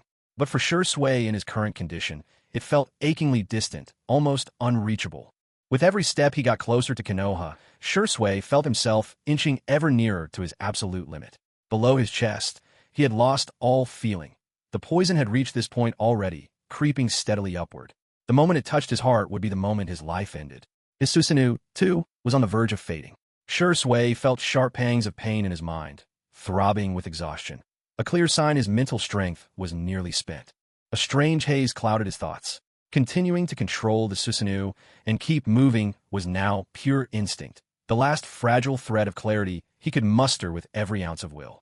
At that very moment, Shui Uchiha suddenly felt a sharp pain in his chest. The venomous insects had finally reached his heart. With the surge of agony, Shui could no longer hold on. His skeletal Susanoo dissolved into thin air, and his body crashed heavily to the ground. As he hit the earth, his mind regained a fleeting moment of clarity, but his body had reached its absolute limit. He could not move at all. So, in the end, I still failed to keep my promise to Chiyo-shan. I only hope Chiyo-shan can use this opportunity to lead our clan away from the fate of extinction. Shui opened his eyes. He no longer had the strength to keep his Sharingan active, so his eyes were simply dark and hollow now. He watched a bird glide across the sky and managed a faint, pained smile. A wave of darkness swept over his vision, his consciousness drifting further away, as if he were slipping into an endless abyss. Just as Shui was about to lose consciousness, he heard someone calling his name. It was Uchiha Chioshan.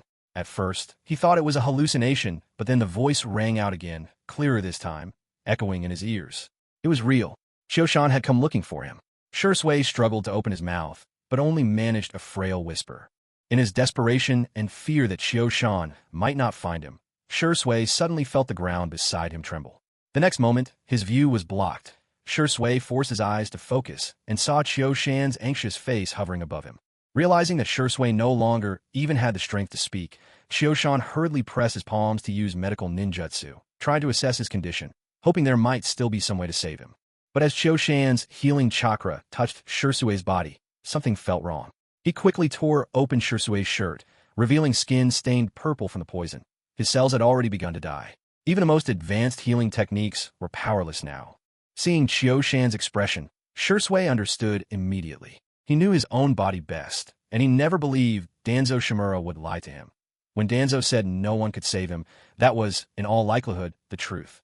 Shursui mustered the last bit of strength to tug at the corner of his mouth, whispering, "I fulfilled our agreement. I brought my body back in one piece. The rest is up to you." Seeing Shursui like this, Chioshan felt a pang of grief, despite the secret measures he had left in place. He knew that even if Shursui were to die, he might very well appear before him alive and energetic a few hours later. Yet for now, his heart could not help but ache. Then, Uchiha Shursui tilted his head and spoke to the young man who had been standing to the side all along. "Itachi, you have to take good care of yourself from now on. Don't get lost in your own thoughts.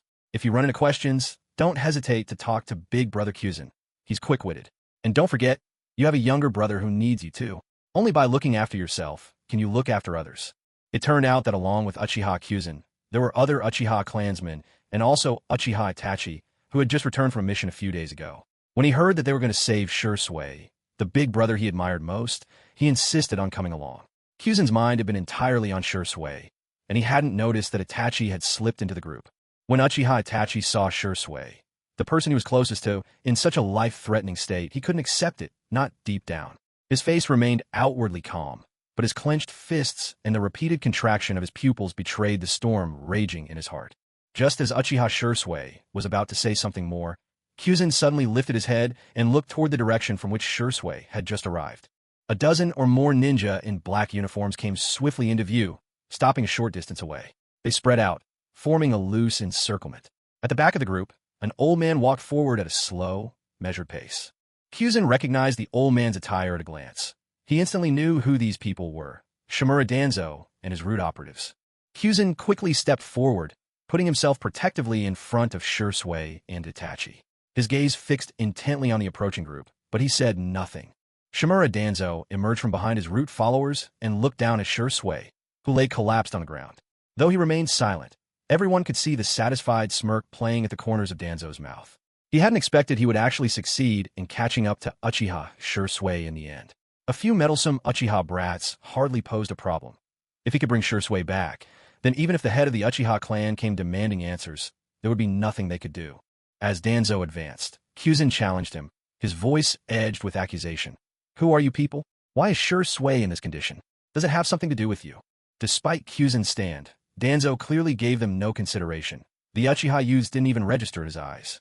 He dismissed Kyuzen's question entirely, simply waving his hand and ordering, "Take Uchiha Shursui away." Seeing that Danzo had no intention of communicating and that the root members behind him were already getting ready to move, Kyuzen swiftly drew a kunai and held it defensively in front of him. The three-tomo Sharingan in his eyes began spinning fiercely as his tone grew icy cold. "I'd like to see who dares." The group of Uchiha who had come with Uchiha Chioshan, seeing how he responded, also drew their weapons and aimed them at Shimura Danzo, their attitude loud and clear without a word. In an instant, the tension between the two sides was razor-sharp, as if a fierce battle might erupt at any moment. Shimura Danzo caught sight of the three-tomo Sharingan in Chioshan's eyes, and his heart skipped a beat. He knew this was no easy opponent. Determined to avoid complications, he spoke in a stern tone. "Uchiha Shursui is suspected of betraying the village and collaborating with our enemies. We must take him back for interrogation." Yet Chioshan seized on the meaning behind his words. "So, you're admitting that Shursui's current condition is your doing?" Danzo did not deny it. "I need to apprehend him. His injuries are the result of his resisting arrest. Step aside. We will detain Uchiha Shursui. And if you try to stop us, are you not implicating yourself in treason as well?" Chioshan, however, refused to move. Uchiha Shursui is a jonin directly under the command of the third Hokage. Even if an arrest is necessary, that is the business of the third Hokage and the Umbu. As a member of the Uchiha clan, if Shursui must be questioned, our clan leader has every right to be present.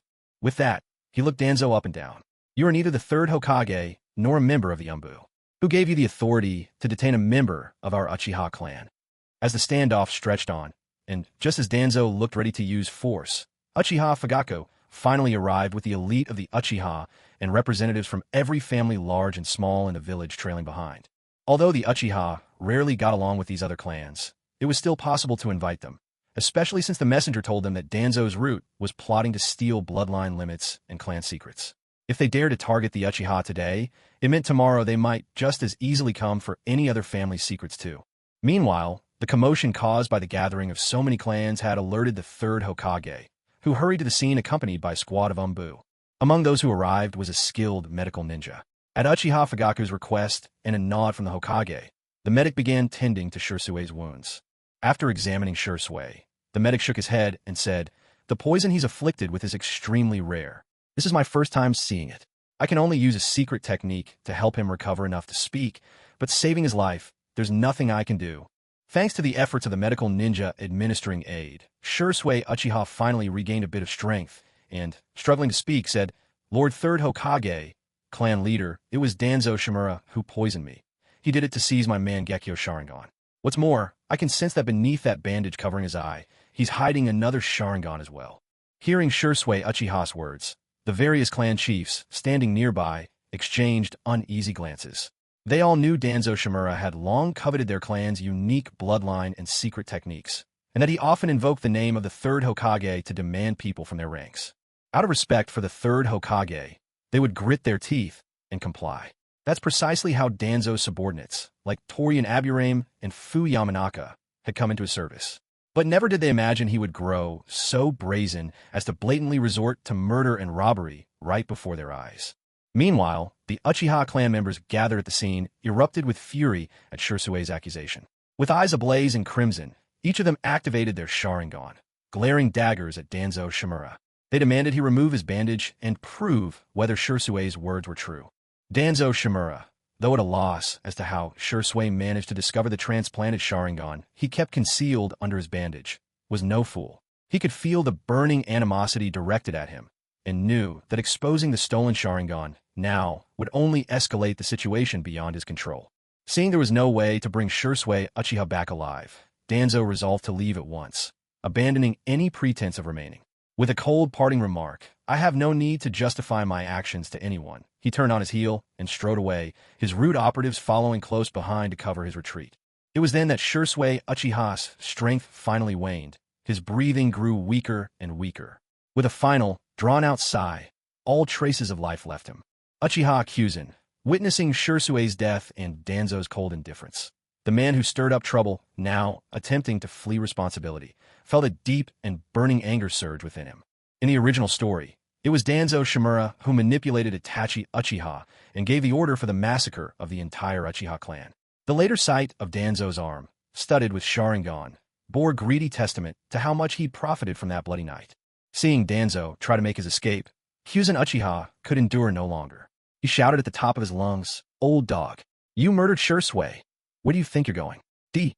Old dog, I'll see you dead." With those words, Kyuzin Uchiha activated his own Mangekyo Sharingan, his chakra surging violently within him. Fighting through the burning pain in his eyes, he let out a furious shout. Susanoo. At that very moment, a gigantic skeletal structure, shrouded in what looked like purple-black flames, erupted from Uchiha Chioshan's body, forming a complete human skeleton that enclosed him entirely. Immediately after, muscle and skin began to grow over the bones, transforming the towering skeleton into a colossal giant whose mere presence inspired dread in everyone who looked upon it. Finally, the giant was clad in armor of deep purple and black, with an enormous long blade in its grasp. Its entire form shimmered with a faint violet aura. Under the fearful stares of those nearby, the giant swung its massive sword directly at Danzo and his group. The sound was deafening, like thunder cracking the heavens. Before his enemies could even react, Danzo's team was obliterated in an instant, reduced to nothing but ashes. Yet, In the very next moment, Shimura Danzo suddenly appeared atop the freshly ruined debris, showing not a hint of disarray, let alone the slightest injury, on his person. However, no sooner had he appeared than Danzo turned and fled into the distance without a moment's hesitation. Chioshan stared, dumbfounded, at Danzo's utterly unscathed form.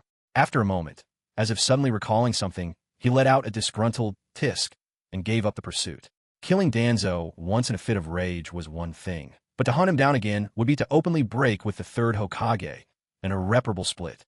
Everyone at the upper echelons of Konoha knew well that Hiruzen Sarutobi, the third Hokage, and his advisor, Shimura Danzo, were as close as brothers, inseparable since their youth. To Hiruzen, you could take his wife, but not his best friend, Danzo. The third Hokage and Danzo were all but lifelong companions. Though Danzo's founding of the Root Division was driven by personal ambition, there was no denying that the Root had solved many unspeakable problems on Hiruzen's behalf in the shadows. Earlier, when Danzo was annihilated in a single blow by Chioshan's Susanoo, the look on the third Hokage's face had changed dramatically. Only when Danzo had reappeared, alive and well, did a measure of relief return to Hiruzen's expression. Meanwhile, as Danzo's fleeing figure disappeared into the distance, Chioshan fought down the urge to strike one more time. He turned away, his gaze dropping to the crowd cowering beneath the feet of his Susanoo. Gradually, he released the godlike power of his Mangekyo Sharingan, and as Susanoo faded, Chioshan descended with its lingering presence still in the air. To those watching, it was like witnessing a banished immortal drifting gently down to earth. And as their eyes met Chioshan's unique, soul-piercing Sharingan, unable to banish the memory of the unstoppable giant's devastating blow, many could not help but shuffle a few more steps back, instinctively widening the distance between themselves and him. After Uchiha Chioshan landed and found his footing, the third Hokage, Hiruzen Sarutobi, stepped forward and began walking toward him. As the members of the Uchiha clan, Fugaku, and the others he had brought along, saw the third Hokage approaching Chioshan, they hurriedly gathered behind Chioshan. Almost unconsciously, the way they clustered together formed a subtle standoff against the third Hokage and his entourage. Yet the third Hokage, upon witnessing this, did not show any displeasure. First, the Uchiha had just lost a genius, Shisui Uchiha, and Shisui's death was inextricably tied to Danzo's involvement. Second, Chioshan had just demonstrated overwhelming power. In the ninja world, might speaks loudest. Back in their day, Hashirama Senju and Madara Uchiha created the first ninja village precisely by virtue of their unmatched strength. Chioshan, watching the third Hokage approach, showed no hostility, though a sense of deep frustration simmered within him. He nevertheless offered a formal bow and said, "Greetings, Lord Third Hokage." Hiruzen showed no sign of reproaching Chioshan for his attitude. After all, everyone has moments of anger, and this time, Danzo had clearly gone too far. The third Hokage gazed upon Chioshan's Mangekyo Sharingan with a sigh, memories of Shisui suddenly flooding back to him. What a remarkable young man. He not only had eyes so similar to those before him, but was the perfect inheritor of Kagami Uchiha's will. If only circumstances had allowed him to truly grow, he might have become a peer to Chioshan here. Who could have imagined that he would be needlessly destroyed at Danzo's hands? This thought weighed heavily on Hiruzen's heart. Looking at Chioshan's face, contorted with anger and grief, and at the determined Uchiha standing behind him, he slowly removed his Hokage hat, placing it over his chest, and bowed deeply to all the Uchiha present. The Uchiha, stunned to see their usually aloof Lord Hokage bowing before them, were at a loss for what to do. Anger melted from their features, replaced by shock and uncertainty. When Hiruzen straightened, his face was lined with sorrow as he spoke. "Ah, I am truly sorry for what happened to Shisui Uchiha. As the leader of this village, I failed to reign in Danzo and allowed his reckless deeds to bring tragedy. I promise you, I will see that justice is done." He sighed again, continuing softly, "Shisui was also an old friend of mine, a descendant of Kagami Uchiha. I watched him grow up. He was nearly like a son to me. I never thought fate would be so cruel, and his years end so suddenly." As he spoke these words, Hiruzen could not help but think of his own eldest son and daughter-in-law, both lost in their youth, leaving behind only a newborn child. His wife, Buwako, too, had perished on the night of the Nine-Tails attack. As the third Hokage spoke, he couldn't help but walk over to Uchiha Shisui's lifeless body. He bent down and gently caressed Shisui's youthful face, his heart swelling with grief and reluctance to part. Straightening up, he turned to the group of Uchiha and addressed them in a solemn tone. "What Danzo Shimura has done this time is utterly unacceptable. I will remove him from his position as the head of Root and strip him of his status as a Konoha advisor. Furthermore, I will see to it that Uchiha Shursui is honored with a grand funeral, and his family and the entire Uchiha clan will be duly compensated. If there are any other requests you have, speak them now. Upon hearing this, Uchiha Kyuma understood that the moment he had long plotted for, the opportunity to lead the Uchiha clan away from Konoha, had finally arrived. All he needed to do was seize this chance. If his clan could break away, then he too would be free as a bird flying under the open sky, as a fish leaping in a vast ocean. With a grave expression, Uchiha Kyuma fixed his gaze on the third Hokage across from him. In a deliberate, measured voice, he declared, "After all that has happened, we feel deeply uneasy. Relations between the Uchiha and the village have been far from harmonious. Therefore, we Uchiha have decided to relinquish our duties at the Konoha police force and move our clan out of Konoha village." The third Hokage was caught off guard by Kyuma's words, having never expected such a request from the Uchiha. His face grew tense, creasing with worry as he pressed, "Are you planning to defect from the village, Uchiha Kyuma?" With the seriousness of the accusation hanging in the air, the Hokages A and Bu stood silently behind him, making their own preparations. The atmosphere suddenly grew oppressive once again. Yet, upon hearing the Hokage's question, Uchiha Kyuma simply shook his head, not making any threatening moves. Instead, he deactivated his Mangekyo Sharingan, his black pupils gazing calmly at the third Hokage, calm enough that the old leader could glimpse his own reflection in Kyuma's clear eyes. "Hokage, you jest," Kyuma replied with a gentle smile. "Since the founding of Konoha, the Uchiha have lived here, woven into the fabric of this village. The Uchiha are an inseparable part of Konoha itself. How could we possibly betray the village?" He paused, his expression sincere as he continued. "It's just that the relationship between the village and the Uchiha has become strained. With the tragic and unexpected death of Shursui, who perhaps you don't know, was dearly loved by our clan, there is a real risk that our people may act rashly out of grief. That is why we have decided to relocate some clan members outside Konoha for the time being." As Kyuma explained the reasons for both Shursui's death and the departure, the third Hokage fell silent. But although he said nothing, his expression visibly softened. Uchiha Kyuzen noticed the expression on the third Hokage's face and pressed his advantage, saying, "Besides, the Uchiha will only move part of our clan out, not everyone. Our children will still be sent to attend the ninja academy in the village, receiving their education from the academy's teachers." When he heard that only a portion of the Uchiha would leave and that their children would continue to study in the village, the third Hokage's face finally relaxed completely. Still, he remained silent, waiting to see what else might follow. Kyuzen continued, "Moreover, even if we move out, the Uchiha will always be part of the Hidden Leaf. We will never accept missions as shinobi outside the village." After speaking, Kyuzen fell silent, his gaze never leaving the third Hokage. Though he felt confident in the proposal he'd put forth, he couldn't help but worry that the third Hokage wouldn't agree. The third Hokage had already started to waver when Kyuzen mentioned the second condition, and by the time he heard the final point, he had, in truth, made up his mind. Not only would Uchiha children continue their studies in the Hidden Leaf, but the clan would be forbidden to take on missions beyond the village's bounds. In other words, the clan's youth and economic lifeblood would remain in the village's hands. It wasn't just because of Shursui Uchiha's death that these terms were acceptable. Even under ordinary circumstances, the third Hokage would likely have agreed to such conditions. What's more, the mounting tension between the Uchiha and the rest of the village was giving the third Hokage a headache.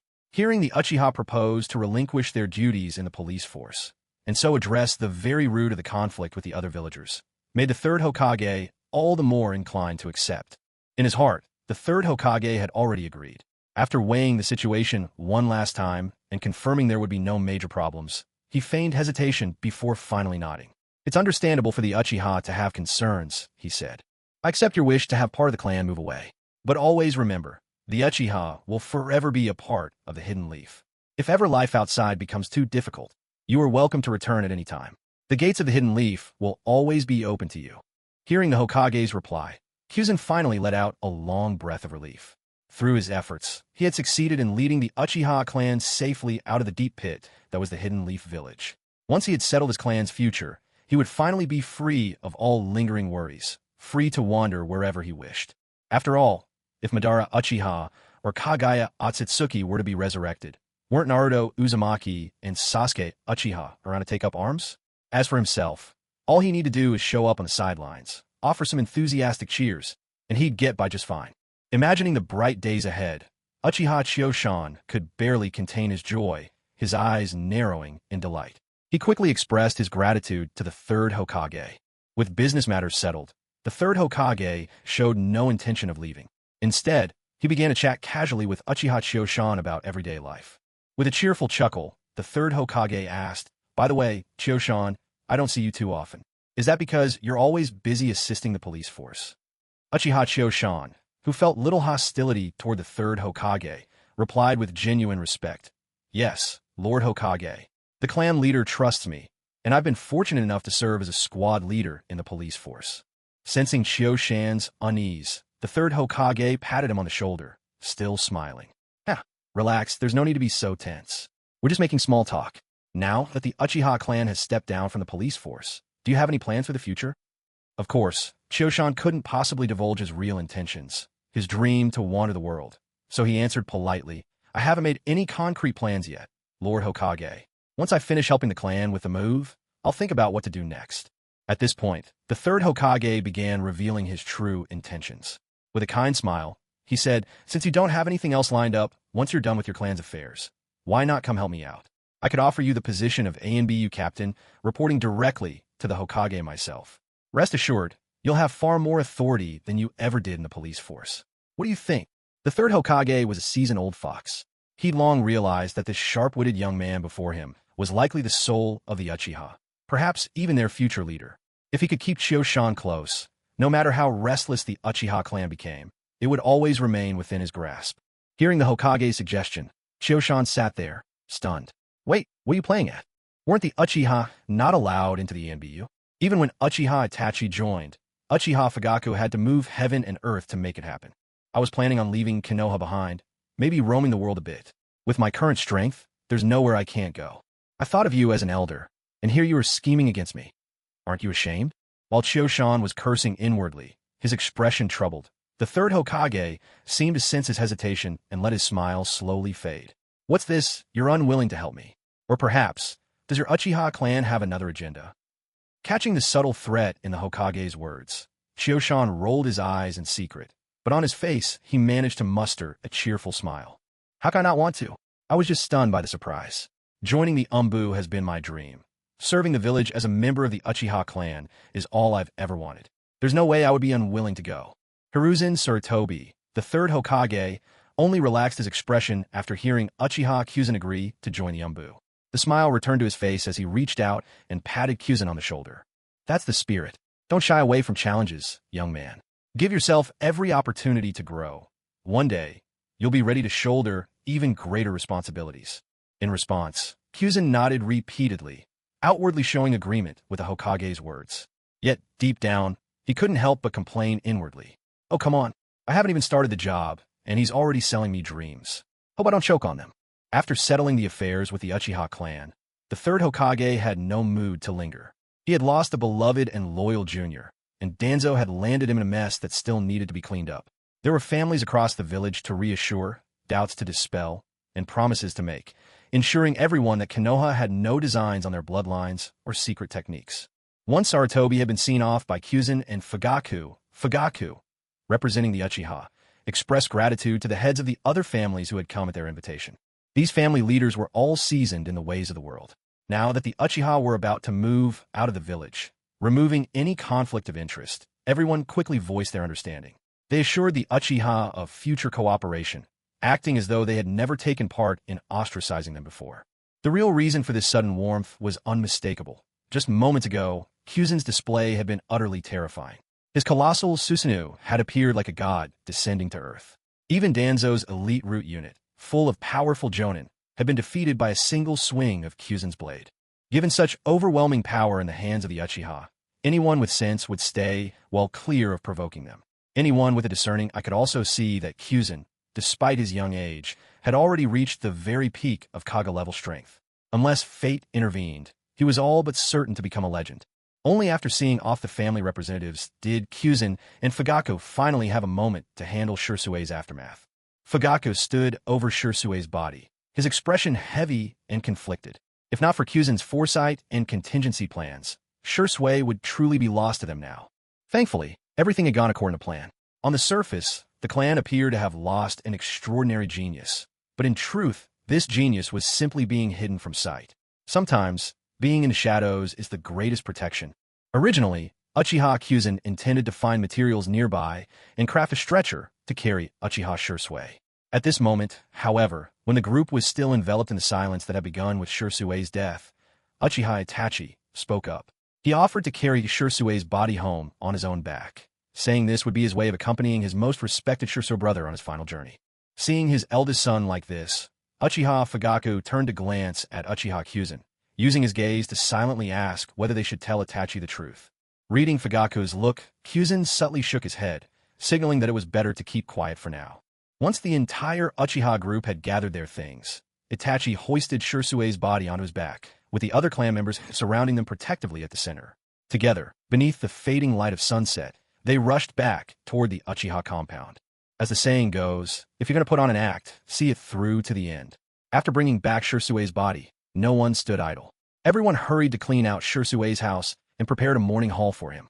Itachi, volunteering to keep vigil throughout the night, stayed behind, while the other clan members offered their condolences and left.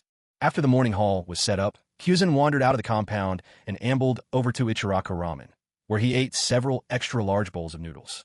Ever since he began training with the lightning armor technique, his appetite had grown tremendously. He was starting to find it hard to afford all the food. On the upside, this also meant his physical abilities were making rapid progress. Kyuzen sensed that he was approaching a crucial threshold. Soon, he would be able to evolve his Mangekyo Sharingan into the eternal Mangekyo Sharingan, marking a dramatic breakthrough in his strength. After teasing little Iam for a bit, Kyuzen packed up 2 more large bowls of noodles for the road. He walked leisurely back to the compound and headed to Shursui's home. Upon entering, he found Itachi kneeling quietly in perfect posture, burning spirit money for Shursui. At this scene, Kyuzen's lips twitched with guilt. He couldn't help but think, if Itachi ever learned the truth, would he come after me with a knife? Should I run or resist? Maybe it would be safer to lie low for a few days on that secluded island in my dimension with Mikoto. Good thing I've been stockpiling supplies for just such an occasion. Kyuzen's thoughts were growing increasingly dangerous when Itachi noticed him. Seeing that it was Kyuzen, Itachi greeted him politely. Brother Kyuzen, you're here to see Shursui, aren't you? After all, you two were always close. As he spoke, the light in his eyes dimmed once more. Seeing the deep pain in Itachi Uchiha's eyes, Kyuzen Uchiha lost the mood for jokes as well. He nodded, set the things he'd brought on the nearby table, and said, I knew you haven't eaten. I brought you something. Come, eat while it's hot. It won't taste good once it's cold. Itachi shook his head at Kyuzen's words, declining softly. Kyuzen, I'm not hungry. You should eat instead. Kyuzen was momentarily taken aback by Itachi's response. He glanced at the food he brought and suddenly realized just how keen Itachi's perception remained, even surrounded by grief. This was proof Itachi was truly born to be a ninja. Since Itachi refused the food, Kyuzen didn't press further. He glanced at the time, decided the moment had come, and walked straight over to Shursui Uchiha's body. Under Itachi's puzzled gaze, Kyuzen abruptly pulled back the white shroud covering Shursui. The moment Itachi saw what Kyuzen was doing, he could no longer stay seated. He jumped to his feet and demanded, Shursui is already dead. What are you doing? You're dishonoring his body. Kyuzen watched as the always calm Itachi finally lost his composure, and for some reason, he felt a faint satisfaction. Deciding to tease him further, he said, What else could I possibly want from Shursui Uchiha? Of course, it's the greatest legacy he left behind, his Mangekyo Sharingan. It's better I take it and put it to good use, rather than let it decay with him. With that, Kyuzen moved as if to carry out his intention. Unable to stand this vile behavior any longer, Itachi drew a kunai, its tip pointed straight at Kyuzen. His voice was low and strained. Try touching Shursui's body. I dare you. Seeing Itachi readying his kunai against him, Kyuzen slowly turned around to face the angry Itachi. His expression was calm as he looked into Itachi's furious eyes. Itachi, do you mean it? You turn your weapon on me? Have you thought about the consequences? As he spoke, Kyuzen activated his Mangekyo Sharingan, gazing straight at Itachi. The pressure of his formidable spirit and chakra radiated from his eyes, bearing down on Itachi without a word. Feeling Kyuzen's overwhelming force, Itachi unleashed his own Sharingan. At first, only the 3 Tomo spun his irises, but as Kyuzen's pressure mounted, they whirled furiously, finally morphing into the scythe-shaped Mangekyo Sharingan. With his own Mangekyo Sharingan now open, Itachi felt Kyuzen's pressure ease considerably. The pounding of his heart at last began to calm. Seeing Uchiha Itachi reveal his Mangekyo Sharingan under his pressure, Uchiha Chosan noted that while Itachi's presence still couldn't quite overpower his own, it had already begun to show signs of latent resistance. A subtle smile appeared at the corner of Uchiha Chosan's lips as he slowly withdrew his aura of intimidation, letting his Mangekyo Sharingan recede as well. Eyes twinkling with amusement, he looked at Uchiha Itachi and said, "No wonder Shursui held you in such high regard. It seems you've awakened the Mangekyo Sharingan as well." Itachi, catching Chosan in such a relaxed, conversational mood, found himself at a rare loss for words.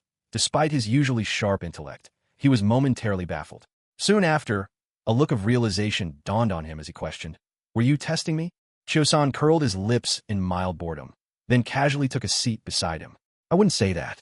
I was just bored waiting around, so I thought I'd mess with you a bit."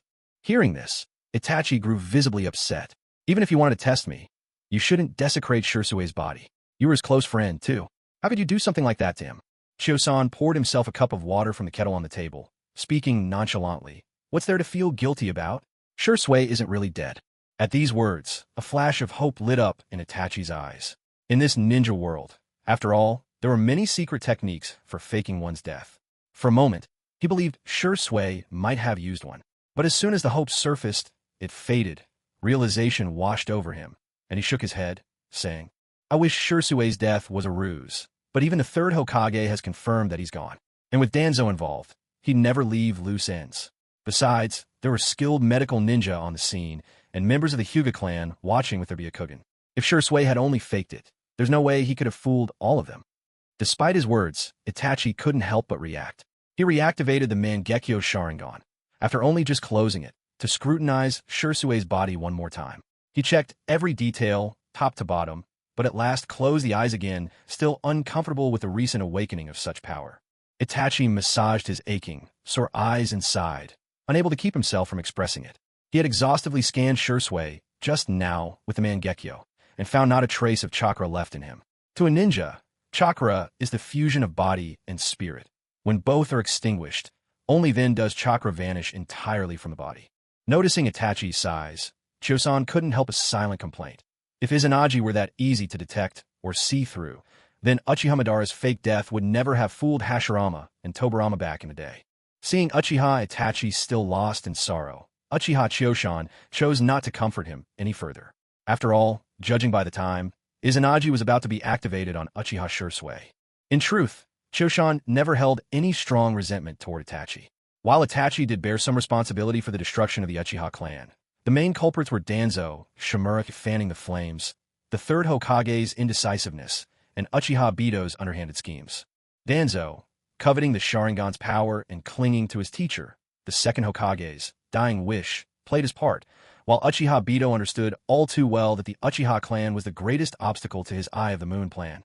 The Uchiha Sharingan directly countered his Kamui. If his Kamui lost its edge, he'd be no more than a regular Kage-level foe, and his plans would grind to a halt. Wasn't it telling that Obito only revealed himself and declared war on the ninja world after Itachi died and he finally felt there was no threat left? As for why Itachi ended up wiping out his clan and sparing only his younger brother, one of the main reasons was the extraordinary altitude of his thinking. Perhaps it was because he grew up witnessing war and death, making him far more mature than his peers. His perspective and depth of thought set him significantly apart from others, even outmatching many adults. This was why the third Hokage once praised him for thinking from the vantage point of a Hokage. While others were still struggling within love, hate, and tangled emotions, Itachi had already risen above ordinary feelings. His love surpassed the bounds of mere family, even those of the village itself. That was why he could do something that seemed utterly inconceivable to others: destroy his own clan. Sometimes, occupying a loftier standpoint than is meant for you isn't actually a blessing. It can leave you out of step with those around you. This was why Itachi had only one true friend, Shursui. Shursue's will of fire resonated with Itachi's mindset in ways few others could understand. What Shoshan did was to sever links between clan and village, so as to prevent unnecessary conflict. This way, neither the clan nor the village would be forced into collision, and the two family prodigies wouldn't be trapped in the same tragic contradiction. As for what would become of them in the future, well, that's a story for another time. Just then, Choshan's sharp senses picked up a subtle disturbance, like a single drop of water landing on a still pond, sending gentle ripples across its surface. Instinctively alert, Chioshan quickly turned to look at Uchiha Shursui. It was as if he had just witnessed a miracle. Uchiha Kyuzen stared wide-eyed as the body of Uchiha Shursui lay silently before him, his form stiffened with death, all signs of life gone from his face. To any discerning observer, it was clear he was nothing more than a corpse. Yet, in the blink of an eye, the body vanished. And standing in its place was a man who looked exactly the same, his cheeks warm with life, smiling, a living, breathing person watching you with a gentle gaze. Detecting Kyuzen's sudden unease, Uchiha Itachi followed his friend's line of sight.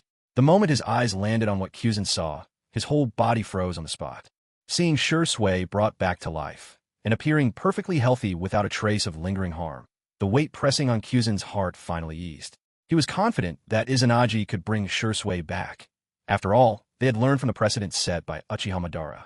Yet, knowing something in theory and feeling reassured in practice are two different things. When Kyuzen saw Shursui standing there, beaming at him, he tried to compose himself, but emotions overwhelmed him. He strode forward, arms wide, and pulled this troublemaker, who had caused him so much worry, into a tight embrace, giving him a few hearty pats. Shursui did not resist at all, allowing Kyuzen to hold him as tightly as he wished.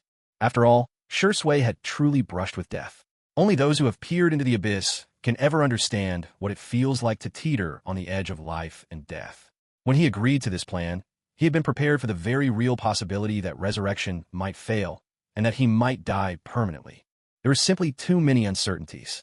For instance, if Danzo Shimura had taken him captive and kept him within the Foundation's base after death, Danzo would surely have taken Shursui's Mangekyo Sharingan, and the Izanagi hidden within his eye by Kyuzen would never have been activated. And then, no one could guarantee that Izanagi would work when the time came. It was, after all, a forbidden technique of the Uchiha clan. No one knew its true limits. If too much time passed before resurrection, would it simply not function?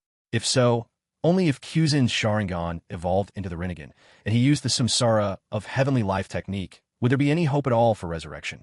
In truth, Shursui was risking nearly certain death to carry out Kyuzen's plan, not just for the sake of the Uchiha clan, but out of absolute trust in Kyuzen himself. Willingly, he courted death for the promise of a future, for himself and the clan. So, this time, it wasn't just Kyuzen who was brimming with emotion over Shursui's return, but Shursui himself as well. That's why he allowed Kyuzen to vent his feelings so openly. And upon witnessing Shursui's resurrection, Itachi's usually impassive face cracked at last. Excitement filled his features, his lips quivering as if he wanted to speak, but though he opened his mouth several times, not a single word came out. In front of those we cared deeply for, it's impossible to remain calm and collected at all times. The very fact that Itachi Uchiha awakened his Mangekyo Sharingan because of Shursui Uchiha's death says everything about how important Shursui was to him. After venting his emotions in an embrace with Chioshan, Shursui Uchiha stepped past Chioshan to stand in front of Itachi. Seeing the intense emotion in Itachi's eyes and the way his face lit up, Shursui, just like Chioshan before him, opened his arms and pulled Itachi into a strong, heartfelt hug. Once the storm of emotion had finally settled down, Shursui turned his gaze to Chioshan and asked with genuine concern, "How was the plan going? Has everything gone smoothly?" Hearing Shursui was about to discuss the plan with Chioshan, Itachi, showing great tact, asked softly, should I step out for a moment?" Chioshan glanced at the hopeful look in Shursui's eyes, then at the slightly flustered expression on Itachi's face, and, feigning annoyance, replied, "The reason I had you keep vigil for Shursui in the first place was to let you in on our plan. But next time, please don't go pointing kunai at me again." Itachi was clearly glad he was allowed to stay, but when Chioshan brought up the kunai incident, he rubbed his nose in embarrassment, letting his gaze drift off to the side. Seeing Itachi's awkwardness, Chioshan decided not to dwell on the matter. Instead, he turned to Shursui and began to explain the progress of their plan. The third Hokage has already agreed to let the Uchiha clan move out of the village. The price, however, is that I must join the ANBU. Originally, I want to take this chance to eliminate Danzo Shimura, but he managed to escape using Izanagi. I didn't expect Danzo to have secretly implanted a Sharingan, let alone mastered one of our clan's forbidden techniques. The third Hokage was on site, so to avoid creating more problems, I didn't press the attack. Shursui nodded in understanding. Chioshan paused for a moment before continuing. Although our Uchiha clan is relocating, we don't have the means right now to establish a new school. So I propose that the clan's children be allowed to stay behind to attend school, which finally convinced the third Hokage to agree to our move. Their parents will also remain here to look after them. Hearing the plan was progressing smoothly, Shui let out a long sigh of relief. He loved his clan, but he loved the village where he'd grown up too. If not for the irreconcilable conflict between his family and the village, he would never have agreed to, let alone helped with, the relocation. Only a desire to prevent both sides from getting hurt pushed him to support this path. Uchiha Chioshan took a sip of water, then spoke with a hint of amusement in his voice. There was an unexpected bonus while we carried out the plan. That kid Uchiha Itachi awakened the Mangekyo Sharingan after your death. Hearing Chioshan's words, Uchiha Shui turned his gaze to Uchiha Itachi. Having walked this path himself, he understood just how much grief was needed to awaken the Mangekyo Sharingan. Just like back when Uchiha Bito rejected the world after Rin's death and wanted to create a world where she existed. One can only imagine the depth and purity of feeling Itachi must have had for Shui to awaken his Mangekyo after his passing. Looking into Itachi's eyes, Shui's lips curled into a faint smile. He nodded gently. Itachi, thank you. And, I'm sorry. The thanks were for his feelings, the apology for his concern. Of course, Itachi understood the meaning behind those words. He gave a slight shake of his head. It's nothing. As long as you're alive, that's all that matters. Besides, in a way, I guess it was a blessing in disguise. I awakened the Mangekyo Sharingan. Chioshan watched their exchange from the side, letting the moment linger before clapping his hands to draw their attention. All right. Reunion time is over. We still have business to take care of. There'll be plenty of time to talk later. As the two looked over at him, Chioshan continued, Shui, it's not safe for you to go outside right now. I've packed 2 bowls of Ichiraka ramen for you both. Eat while it's still warm. Once you're done, tidy up your things. I've already found a great place for you on the outside, and I need to get you there before dawn. Seeing their puzzled expressions, Chioshan briefly explained about Whirlpool Island and his eye technique, Takamagara. However, he kept his intention about the space markers to himself. As his trump card for escaping in critical moments, Chioshan didn't plan on sharing the space markers with anyone except those he trusted completely. After all, wasn't it because Uchiha Bito gave one of his Sharingan to Kakashi that, when his identity was exposed and his power compromised, Kimui developed vulnerabilities? Had it not been for that, Bito, with his bug-level Kimui, could have gotten away unscathed every time. Only then did Itachi realize that the extra bowl of ramen Chioshan had packed was meant for Shui. When he saw Chioshan bring 2 portions, he thought maybe one was for Chioshan himself. Uchiha Shui showed no restraint. He called over Uchiha Itachi, grabbed some ramen, and the two of them began to eat right there by Shui's own memorial tablet. This was only possible because there were no outsiders around. Just imagine, if anyone came in and saw the person who was supposed to be resting in peace enthusiastically slurping up ramen right next to his own resting place, who knows how badly they'd be frightened. Itachi, too, let his guard down. After all, he'd already lost face once and didn't care much about appearances anymore. It almost seemed like he was competing with Shui to see who could eat faster, wolfing down his noodles at top speed. Unlike Uchiha Kyuzin, neither of these two had particularly large appetites. After each finished a generous, hearty bowl of ramen, they were both thoroughly stuffed. Kyuzin didn't waste any time. Instead, once they had eaten, he and Itachi helped Shui gather everything he'd need to take from home. They packed up Shui's belongings and stored them in Kyuzin's personal space, planning to return the items to Shui once he arrived at Whirlpool Island. As a bachelor, Shui didn't have much to pack. Aside from his personal effects, there were only a few things left by his parents and elders, some ninja scrolls, books, and ninja tools. All of it was quickly gathered up. In the end, besides the gear he used for missions, everything was handed over to Kyuzin for safekeeping. After all, Shui was heading to Whirlpool Island on a mission, and once things were settled there, he could always retrieve his belongings from Kyuzin. When everything was finally done, Kyuzin looked over at Shui and Itachi, both now ready to depart. He asked to confirm once again, Itachi, are you sure you want to go to Whirlpool Island with Shui? You know, the reason I'm in such a hurry to send Shui over is to prevent word of his faked death from reaching the third Hokage and Danzo Shimura. That way, we can avoid any further trouble. Shui will scout out the route to Whirlpool Island first, but it'll take at least 3 days for the clan leader and elder to organize the first group of Uchiha to make the journey. Ever since learning that the Uchiha clan planned to separate from the Hidden Leaf, Itachi's focus had shifted to clan affairs. After all, he was still young. His thinking hadn't yet reached the level of resolution that would lead to the massacre years later, nor had he become the center of attention or manipulation by the third Hokage and Danzo. Now, knowing that his beloved Shui was preparing to pave the way for the clan's migration to Whirlpool Island, Itachi couldn't help but feel eager to go along and see it for himself. Upon hearing Kyuzen's question again, Itachi didn't grow impatient. Instead, he nodded once more and replied, Kyuzen, don't worry. With Shursui and me together, everything will be fine. Besides, I've already awakened the Mangekyo Sharingan. My fighting strength isn't weak anymore. I'll definitely be able to help Shursui out.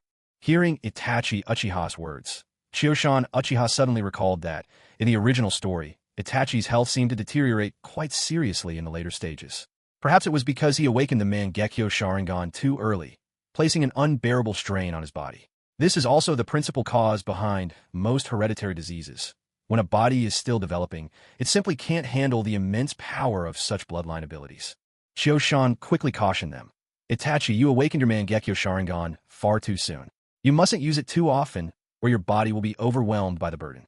Shursui, keep an eye on him. Remember, it's fine to use the regular Sharingan, but try to use the Mangekyo as little as possible. Seeing both Shursui and Itachi nod in agreement, Chioshan finally felt at ease. In his view, Itachi's weakness and grave illnesses in the original series were largely due to his disregard for his own well-being. After all, for all his maturity, Itachi was just a teenager, one burdened from a young age with the guilt of annihilating his own clan and having personally taken the lives of his own parents. Were it not for his younger brother needing care, Itachi might have chosen death long ago. Perhaps, in those years of depleting himself and sustaining injuries, his drive to atone for his actions kept him going. Over time, constantly acting as a lone undercover agent, facing both adversity and combat, he could confide in no one and carried everything alone. Given that, it's no wonder his health eventually reached such a desperate state. Still, to be prepared for any eventuality, both the post-relocation Uchiha clan and Itachi's health would require the skills of a highly capable medical ninja. And when it came to medical ninja, the first to come to Chioshan's mind were Tsunade, renowned for her boundless generosity, and the gentle, kind Nono Yakushi. Based on the current timeline, Nono Yakushi should not yet have fallen victim to Danzo's schemes, so if circumstances allowed, he could consider saving her. But most important of all was Tsunade. Her open-heartedness and, not to mention, striking presence could captivate anyone. Furthermore, Tsunade was a princess of the Senju clan, inheriting the purest Senju bloodline. Her innate physical strength and vitality far surpassed that of ordinary people, traits that Chioshan greatly admired and coveted for the Uchiha. Just if, the Uchiha and Senju clans were to join together, could their offspring possibly possess the potential to become a sage of 6 paths? At this thought, Chioshan silently resolved that, just in case, he must find a way to invite Tsunade to the Uchiha to give Itachi a thorough checkup. If she refused, perhaps some creative persuasion would be necessary. By any means, he had to get her here. With a soft sigh, Chioshan muttered himself, I really do worry myself sick over the Uchiha clan. After Uchiha Kyuzen confirmed once more that Itachi would be going to Uzushiobikure Island with Shursui, he stopped wasting words. He placed both hands on their shoulders and activated his dojutsu, Umnomahashira. After a brief pause in the space between worlds, he used his eye technique again, drawing on the spatial marker he had left on Uzushiobikure Island to transport both of them directly there. Having brought Uchiha Shursui and Uchiha Itachi safely to Uzushiobikure Island, Kyuzen offered a few succinct instructions. He tossed over the supplies he had already prepared in his spatial vault, enough to last them through the next few days. Then, without lingering, he bid them farewell and returned to the realm of Umnomahashira. Only after sending Shursui and Itachi away did Uchiha Kyuzen finally let out a sigh of relief. After all his arduous planning and careful arrangements, he had managed to save these two prodigies of the Uchiha clan. Shursui would not die, nor would his Mangekyo Sharingan fall into Danzo's hands. Itachi, likewise, would not be blackmailed by Danzo into exterminating the Uchiha clan, turning himself into a reviled rogue ninja, only to die a miserable death in the end. Kyuzen rested for a while in the realm of Umnomahashira. Even though his system had helped him reduce the side effects of using his Mangekyo Sharingan to a minimum, the repeated use of his abilities still left him feeling a faint discomfort. One last use, Kyuzen murmured to himself as he stepped into the house within the space. He then quietly felt for the spatial markers, locating the one belonging to Uchiha Mikoto. Kyuzen activated the marker, and in the next moment, a slender figure in fine, light sleepwear, still deep in slumber, appeared abruptly on the tatami before him. After working so hard and succeeding, surely a bit of well-earned indulgence was not too much to ask for. Looking at Uchiha Mikoto, who now lay before him, Kyuzen couldn't help but think this to himself. This was one of the subtle wonders of spatial markers. since the marker was placed directly on a person and had merged with their being, as long as Makoto could be summoned by activating the marker to enter the domain of Aim no Mahashira, it was perfectly natural for Kyuzin, as the master of the space, to use the marker and call Makoto here, just like now. All week, preoccupied with matters on Yuzushiogakure Island and with Shursui, plus the fact that Itachi had finished his mission and returned home, Kyuzin had only seen Makoto, apart from that one time when she sought him out. He hadn't made time for her lately to tend to life's grander affairs. Now that Shursui Uchiha has been rescued, and the Uchiha clan has left Konoha as he had planned, the rest hardly matters. As long as everything proceeds in order, there's nothing to worry about. So, it was only natural for Uchiha Chioshan to call Makoto Uchiha over for a little catch-up, which also conveniently echoed the recent call for unity and prosperity within the Uchiha clan. When Makoto Uchiha was summoned by Chioshan, she was already half awake. After all, missing a blanket is something you can feel, even in sleep. Groggy, Makoto pushed herself up, the loose folds of her sleepwear doing little to hide her ample curves, and half asleep, she gazed at the figure who had appeared before her. Upon realizing it was Chioshan, Makoto let out a sigh of relief. Ever since she had started seeing Chioshan, she'd been sleeping alone each night. The sudden appearance of a person in the dead of night had startled her. Rubbing her sleepy eyes, she asked in a drowsy voice, "Chioshan, what brings you to me so late?" Chioshan, rarely seeing Makoto in such an adorable state, couldn't help but smile. Efficiently, he shed his own clothes, stepped forward to wrap his arms around her, buried his face in the crook of her neck, took a deep breath of her elusive fragrance, and replied, voice thick and muffled, "I missed you, Makoto. So I came." Held tightly in Chioshan's arms, Makoto returned the embrace, though a hint of worry tinged her voice. "I miss you too, but Itachi's been around the village these past few days. That child is so perceptive, even just sleeping in separate rooms from Fugaku," he noticed. Thankfully, Fugaku covered for me, or Itachi might have become suspicious. Seeing Makoto's lingering anxiety, Chioshan couldn't help but plant a light kiss on her lips and chuckled. "Silly, look where you are now." Prompted by Chioshan's words, Makoto took a careful look at her surroundings and finally realized that she had been summoned into his private dimension. Relieved, Makoto let out a soft breath. She gave Chioshan a quick kiss, half playing and half complaining. "You really do amuse yourself with me, whisking me away here without a word. If you have such abilities, why not bring me here sooner? Or could be you've grown tired of me after all." Looking at Makoto's dramatic performance, Chioshan couldn't help but be surprised. He hadn't noticed this mischievous side of her before. Although he knew she was only pretending, he hurried to reassure her, insisting he'd truly just been busy lately, not that he'd lost interest in her. And as he comforted her, his hands seemed to develop a mind of their own, moving ceaselessly. The two of them lingered together in each other's arms for quite a while. Suddenly, as if something had just come to mind, Uchiha Kyuzin grinned and spoke to Makoto, who was still draped across him, unwilling to get up. "Makoto, I forgot to tell you some good news. Itachi asked me to send him and Shursui out on a mission, so you don't have to worry about him noticing anything unusual about you." Although Makoto Uchiha didn't usually involve herself in clan affairs, as the wife of the clan head, she was always well informed. Curiously, she asked, wasn't Shursui Uchiha supposed to have been killed by Danzo? And didn't Itachi just go to stand vigil for Shursui today? How is it that not only is Shursui alive, but you've sent both him and Itachi out on a mission? Kyuzin, holding Makoto close, began to recount to her all that he had recently been up to. When he finished, Makoto's eyes flashed mischievously as she looked at him and announced, "Kyuzin, I have some good news for you too." Catching her expression, Kyuzin looked a bit uncertain and asked, "Makoto, are you expecting? Or maybe feeling nauseous?" But Makoto shook her head. "Not yet. These things can't happen that quickly." Then, her cheeks flushed, she leaned close and whispered into Kyuzin's ear, "These next few days are especially lucky ones for me. As long as you work hard, Kyuzin, I think there's a good chance you'll get what you wish for." Kyuzin was no innocent. He understood exactly what Makoto meant. He tightened his embrace around her, confirming, "Makoto, are you sure?" Blushing and shy, Makoto nodded, but said nothing more. Seeing the embarrassment on her face, and remembering what she'd just shared with him, neither of them was easily bested, so the contest that followed was fierce indeed, until Kyuzin unleashed a powerful new technique he had just mastered. That burst of intensity completely overwhelmed Makoto. She was left with no strength to resist at all.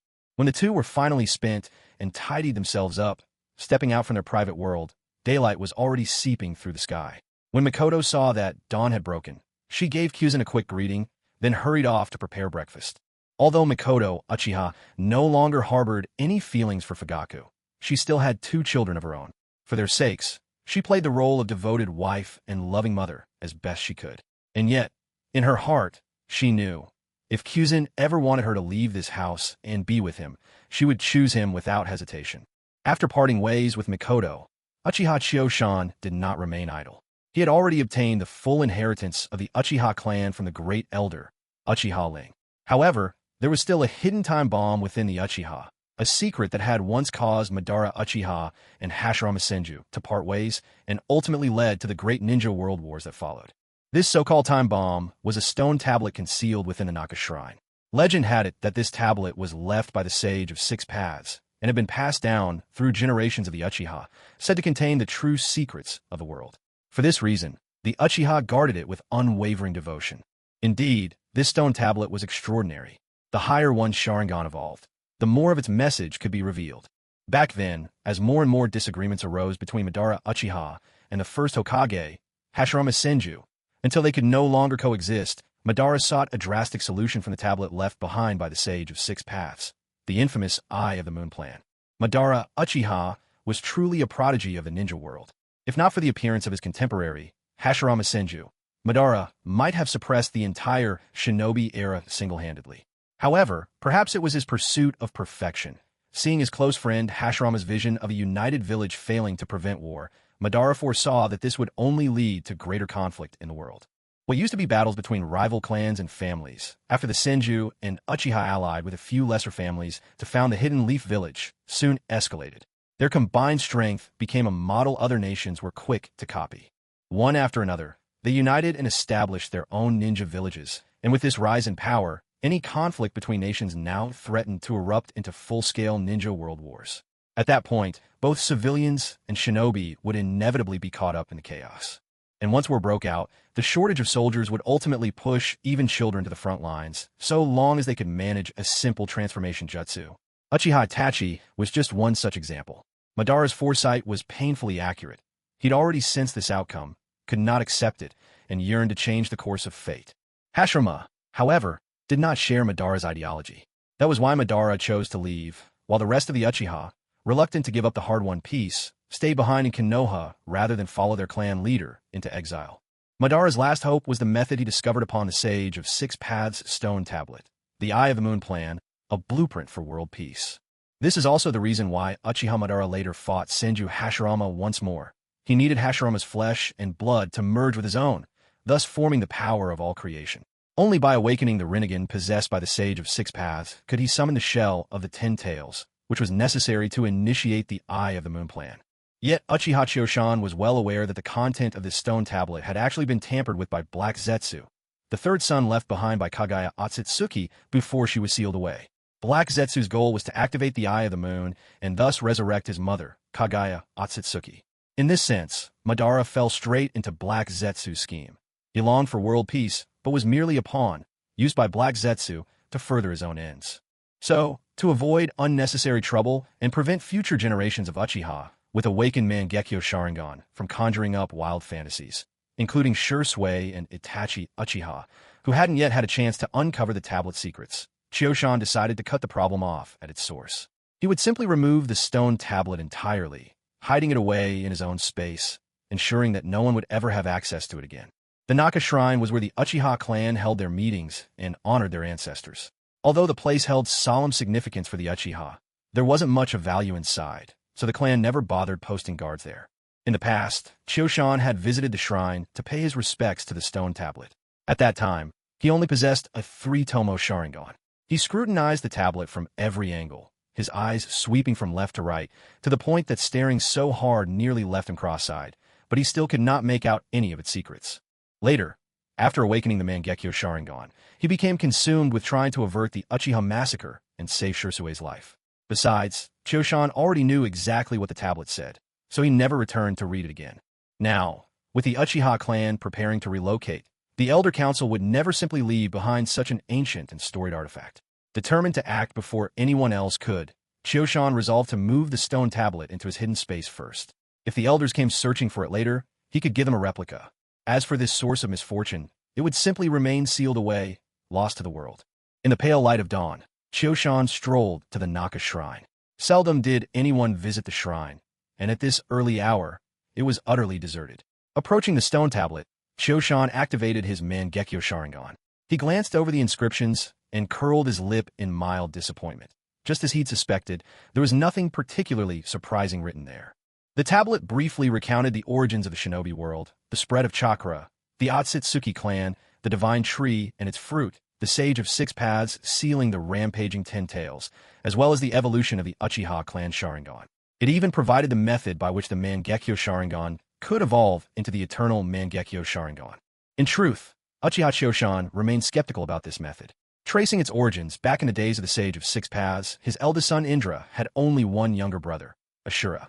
Not to mention whether Ashura would ever gouge out his own eyes for his brother. The crucial point is that the power Ashura inherited from the sage was the sage's body, not the Sharingan. In other words, there was never a second pair of Mangekyo Sharingan to offer Indra, so he could not become the eternal Mangekyo Sharingan's first holder in this way. Besides, Indra's own Mangekyo never lost its light. This reveals that evolving the Mangekyo Sharingan into the eternal Mangekyo Sharingan is not limited to simply transplanting a blood relative's eyes. Furthermore, given the Sage of Six Paths standing in vision, it's simply inconceivable that he would leave such a bloody and painful path to power for the Uchiha clan, a path paved with suffering. From this, it becomes apparent that the Mangekyo Sharingan can indeed evolve into its eternal form through one's own ability. The method inscribed on the stone tablet was most likely left behind by Black Zetsu to further his own scheme, deliberately crude, violent, and setting the bar low for the clan. Choshan's system serves as further proof. It can only lower the threshold and reduce side effects, but cannot conjure something from nothing. Thus, the true path to evolving a Mangekyo Sharingan into its eternal form likely lies in possessing a spiritual power and in-released chakra far beyond ordinary people, reaching the conditions for evolution that allow for genuine success. Moreover, when the three-tomo Sharingan evolves into the Mangekyo, it grants a unique ocular power. In the original story, when Uchiha Sasuke's eye awakened the Rinnegan, it too was accompanied by a special new ability. Therefore, when a Mangekyo evolves into the eternal Mangekyo, it should also provide a new ocular technique. Presumably, it's because the others took shortcuts, using an improper method, that no new power was awakened. One must admit, the Uchiha clan truly deserves its reputation as the oldest lineage in the ninja world. Though Indra, the clan's founder, fell out with both the Sage of Six Paths and Ashura, aside from being denied the position of successor to Ninshu, the sage withheld nothing else from him. In the end, wishing to guide Indra's descendants, he even left behind the stone tablet recording the Sharingan's path of evolution for the Uchiha. As for Choshan himself, it seems his Sharingan simply hasn't reached a high enough level yet. The stone tablet's secrets about evolving the eternal Mangekyo into the Rinnegan, and its revelations about the Eye of the Moon plan still remain hidden from him. It's likely these secrets can only be revealed when the Sharingan ascends to the level of the eternal Mangekyo Sharingan. Uchiha Choshan's Mangekyo Sharingan had already reached the very peak of its power, nearly touching upon the realm of the eternal Mangekyo. So, when Choshan unleashed his full ocular might, faint and blurred characters would appear on the stone tablet, though their contents remained frustratingly unclear. He suspected, however, that these were left by Black Zetsu, masquerading as the Sage of Six Paths. The reason he could even glimpse such hazy words was purely because Choshan's Mangekyo Sharingan far exceeded the strength of a typical Mangekyo. Since the words could not be deciphered for now, he decided to simply revisit this mystery later. After all, his eyes were on the cusp of evolving into the eternal Mangekyo. Casting aside any further concern for the moment, Choshan manifested the skeletal arm of a Susanoo, uprooted the entire stone tablet, and unceremoniously tossed it into a corner of the Dimensions Island. With the moving of the tablet, Choshan had fulfilled his purpose in coming to the Naka shrine. He took a leisurely stroll through the shrine, suspecting that Uchiha Makoto would have breakfast ready by now. Not bothering with further formalities, he went straight to her home. It wasn't exactly Choshan's intention to visit. Truth be told, he still felt somewhat awkward around Uchiha Fugaku, but Fugaku had matters to discuss with him and had asked Makoto to extend an invitation, so she had simply invited him over for breakfast. Moreover, Choshan himself needed to consult with Fugaku and the eldest elder regarding the selection of clan members who would be in the first group sent to Yazushio Island, so he had readily agreed. When Choshan arrived at the clan leader's home, he found himself just in time. Makoto had finished preparing breakfast. After greeting both Fugaku and Makoto, and giving a nod to the curious young Sasuke, Chiyo-shan enjoyed a generous breakfast at the clan head's table. After breakfast, Fugako led Chiyo-shan to the sitting room. Unlike past visits, however, Mikoto and their son, little Sasuke, joined them as well. Once Fugaku was seated at the place of honor, he sipped his tea, then, his demeanor turning serious, addressed Chiyo-shan directly. "The reason I invited you here, Chiyo-shan, is to ask if you would become Sasuke's tutor. First, because Sasuke is of school age now and needs the guidance of a good teacher. While Sasuke's talent may not match that of his older brother, he is still quite promising. As our clan's preeminent shinobi, there could be no one more suitable than you. Secondly, with our clan preparing to relocate, as head of the family, I must personally oversee the transition. My presence will give the people reassurance. Meanwhile, you have been recruited by the third Hokage to join the ANBU, so when I am away, I hope you will occasionally look after Mikoto and Sasuke, lending them your support." As he spoke, Fugaku Uchiha didn't give Kyuzen any chance to object, and simply bowed his head to him. "I'm counting on you, Kyuzen." Kyuzen was caught off guard. He hadn't expected that Fugaku sought him out for this reason. While he never particularly liked Sasuke Uchiha as depicted in the original story, he understood why. Sasuke's character had been shaped, warped, really, by tragedy. To see your clan massacred, your parents murdered by your own brother, and your childhood consumed by the obsession of revenge. No wonder that he became difficult to like. Still, as the reincarnation of Indra, Sasuke's natural talent was undeniable. The chakra of Indra flowed within him, ensuring his future achievements would be far from mediocre. As for his temperament, Kyuzen glanced at the wide-eyed, innocent Sasuke and thought to himself, there will be time and opportunity to guide and shape him. Kyuzen believed there was no child who couldn't be taught, as long as you were willing to put in the effort. And honestly, at this age, Sasuke was just an adorable little boy. Surely, without suffering through clan extermination and the death of his parents, his character wouldn't go so far astray. He looked at Mikoto, who watched him with hope and anticipation in her eyes, then at the bewildered little Sasuke, and finally at Fugaku, still bowing his head. Deciding there was no need for further hesitation, Kyuzen gave his answer. He nodded. "Since the clan leader holds me in such esteem and wishes me to be Sasuke's teacher, it would be ungracious for me to refuse. Please don't worry. From now on, Sasuke is in my hands." This role wasn't like that of Kakashi, a teacher assigned by the village who kept his distance and took little responsibility. No, this was the type of mentorship that touched a disciple's whole life. A true teacher took his pupil under his wing as though they were his own, guiding them and shaping their path. For the student, this teacher could become second only to their parents. Indeed, the disciple would stand almost as a child in the teacher's eyes. Now that Kyuzen had agreed, he intended to take full responsibility, to train Sasuke into a true powerhouse, rather than leaving him, as in the original tale, to be corrupted by Itachi and Orochimaru and to fall short at critical moments. Fugaku, delighted by Kyuzen's acceptance, quickly began preparing the formal ritual, arranging for Sasuke to pay his respects and become his disciple. The ceremony concluded with Sasuke offering Kyuzen a cup of tea, and Kyuzen, in turn, gifting Sasuke a finely crafted tachi sword he carried with him. Only then was the initiation complete. Afterwards, Kyuzen didn't rush into training Sasuke. The boy was still far too young. To start extracting chakra or subjecting him to rigorous drills now would only hinder his future. Better to wait until he entered the academy. There would be plenty of time to begin then. Once everything on this side was settled, Uchiha Chiyo-san and Uchiha Fugaku made their way together to the home of the clan's great elder, Uchiha Ling. As the two true power holders of the Uchiha clan, the relocation and arrangement of the clan's grounds had to be handled with the utmost care. It simply wasn't possible to move everyone all at once. At the very least, the process would need to happen in several phases to ensure a smooth transition. The first team would be responsible for selecting the new clan site, surveying the environment around the area, and clearing out any wild beasts. For this task, quality mattered more than quantity. In fact, what Uchiha Shursui and Uchiha Itachi were currently doing fell under the duties of this very team. However, the two of them simply weren't enough. More people needed to be assigned to help them. The second team's task was construction at the new location. This team would largely consist of those skilled in earth release techniques and people with building experience.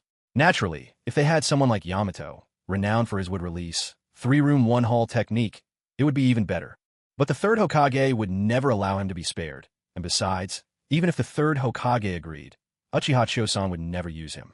Not only would it risk exposing his own powerful ocular ability, Kotoe Mitsukami, but would also give away the exact location of their new settlement. Of course, Uchiha Chiyo-san never expected to keep the new clan grounds a secret forever. Yet, for each extra day they managed to do so, the clan would gain another day to make preparations and continue construction. After all, the massacre lurking in the future didn't just involve Danzo Shimura. Behind the scenes, Uchiha Obito and Black Zetsu were also watching closely, waiting for the right moment to strike. Moving the clan to an island was a way to isolate themselves from those skilled in earth and would release, especially White Zetsu's infiltration tactics. By the time the Uchiha's enemies discovered their new location, they would have hopefully finished installing all necessary defenses. Unless someone as formidable as Pain from the Akatsuki descended with a devastating almighty push, they should be able to manage whatever trouble came their way. The third team would consist of the majority of the clan members. Their main role was to transport large quantities of supplies and personnel, ensuring that the clan's daily affairs could continue to run smoothly. There was also a fourth team. This group would be responsible for wrapping things up at the end. For now, though, since the Uchiha hadn't completely broken ties with the Hidden Leaf Village, and because there were still Uchiha children attending the Ninja Academy, a portion of the clan needed to stay behind. Their presence in the village would help maintain a surface-level peace with the Leaf. As for the reason Uchiha Chiosan and Uchiha Fugaku were visiting the Great Elder today, it was to discuss and finalize the roster for the first team. The Uchiha had always served as the police force safeguarding peace within the village, so it was vital that the transition of this duty be done smoothly and respectfully. Otherwise, any misstep could give the village or the third Hokage an excuse to find fault with the clan, a risk they simply couldn't afford to take. Thus, selecting the right personnel for the first team was a matter of utmost importance. In truth, the ones truly negotiating and finalizing the list were Uchiha Fugaku and the clan's elder, Uchiha Rei. Even though Uchiha Chiosan's strength easily surpassed both of them combined, expertise has its domains. When it came to clan affairs, Chiosan was far less experienced. While Uchiha Fugaku and the elder deliberated over every detail, Chiosan sat nearby, listening in with a look of utter boredom, as if all hope had left him. It wasn't that he didn't want to leave. He was, after all, the Uchiha's greatest combat asset and possessed immense growth potential. But both Fugaku and the elder, consciously or unconsciously, were intent on grooming him. Whether he liked it or not, learning a bit more now would always prove useful in the future. Don't be fooled into thinking that sheer strength is enough to make someone a leader. Take Uzumaki Naruto, for example. Even after becoming the strongest ninja of his time, the village still appointed Kakashi as Hokage first. Those years weren't just a formality. They were for Kakashi to mold Naruto into a qualified Hokage in every aspect. Once Fugaku and the elder finalized their list, Chiosan could stand it no longer. He excused himself at the first opportunity, eager to escape. Chiosan understood all too well. In this world, power reigns supreme. As long as you can reach the heights of the first Hokage or Uchiha Madara, everything else becomes secondary. That's why his current priority was to refine his physical body, making it strong enough to meet at least the bare minimum required for the eternal Mangekyo Sharingan. His naturally superior spiritual energy, combined with the surge in ocular power and In chakra thanks to copying multiple dojutsu, would make the evolution of his Mangekyo Sharingan all but effortless. Chiosan knew, however, that there was actually an even simpler way to reach the necessary level of physical strength, one that could also help his Mangekyo Sharingan evolve into the eternal Mangekyo. He simply had to find Yamato and use his copy wheel to learn and mimic Yamato's wood release. For now, Yamato was Konoha's sole remaining wood release user. Though his wood release was a diluted version, the fact that it could influence the nine-tails sealed within Naruto proved it still carried some of Hashirama's essence. If Chiosan managed to learn Yamato's would release through his copy wheel eye, that is, if he could acquire this imperfect version of the sage's body, then, even though it wouldn't let him awaken the Rinnegan directly, it would still immensely boost his constitution and vitality. More importantly, the wood release chakra would help propel his Mangekyo Sharingan to its final, eternal form. However, Uchiha Chiosan had no intention of doing so. Call it his stubbornness or his folly, if you will, but right now, all he wanted was to solidify his foundation and temper his willpower through arduous training. He believed this was the only way for him to go further on his path. After all, his recent surge in strength had come too easily. Such good fortune could easily lead to overconfidence, a lack of vigilance, and the loss of the drive to improve. Uchiha Chiosan didn't go anywhere else, either. When it came down to it, no other place, no matter how hidden, was as safe as his own private space. Besides, as the master of his domain, Chiosan would be instantly aware even if Uchiha Makoto were to arrive through the spatial mark. Nothing could catch him off guard here. He chose to train atop the flattest rock at the island's highest point. From here, he could take in the most breathtaking views the island had to offer.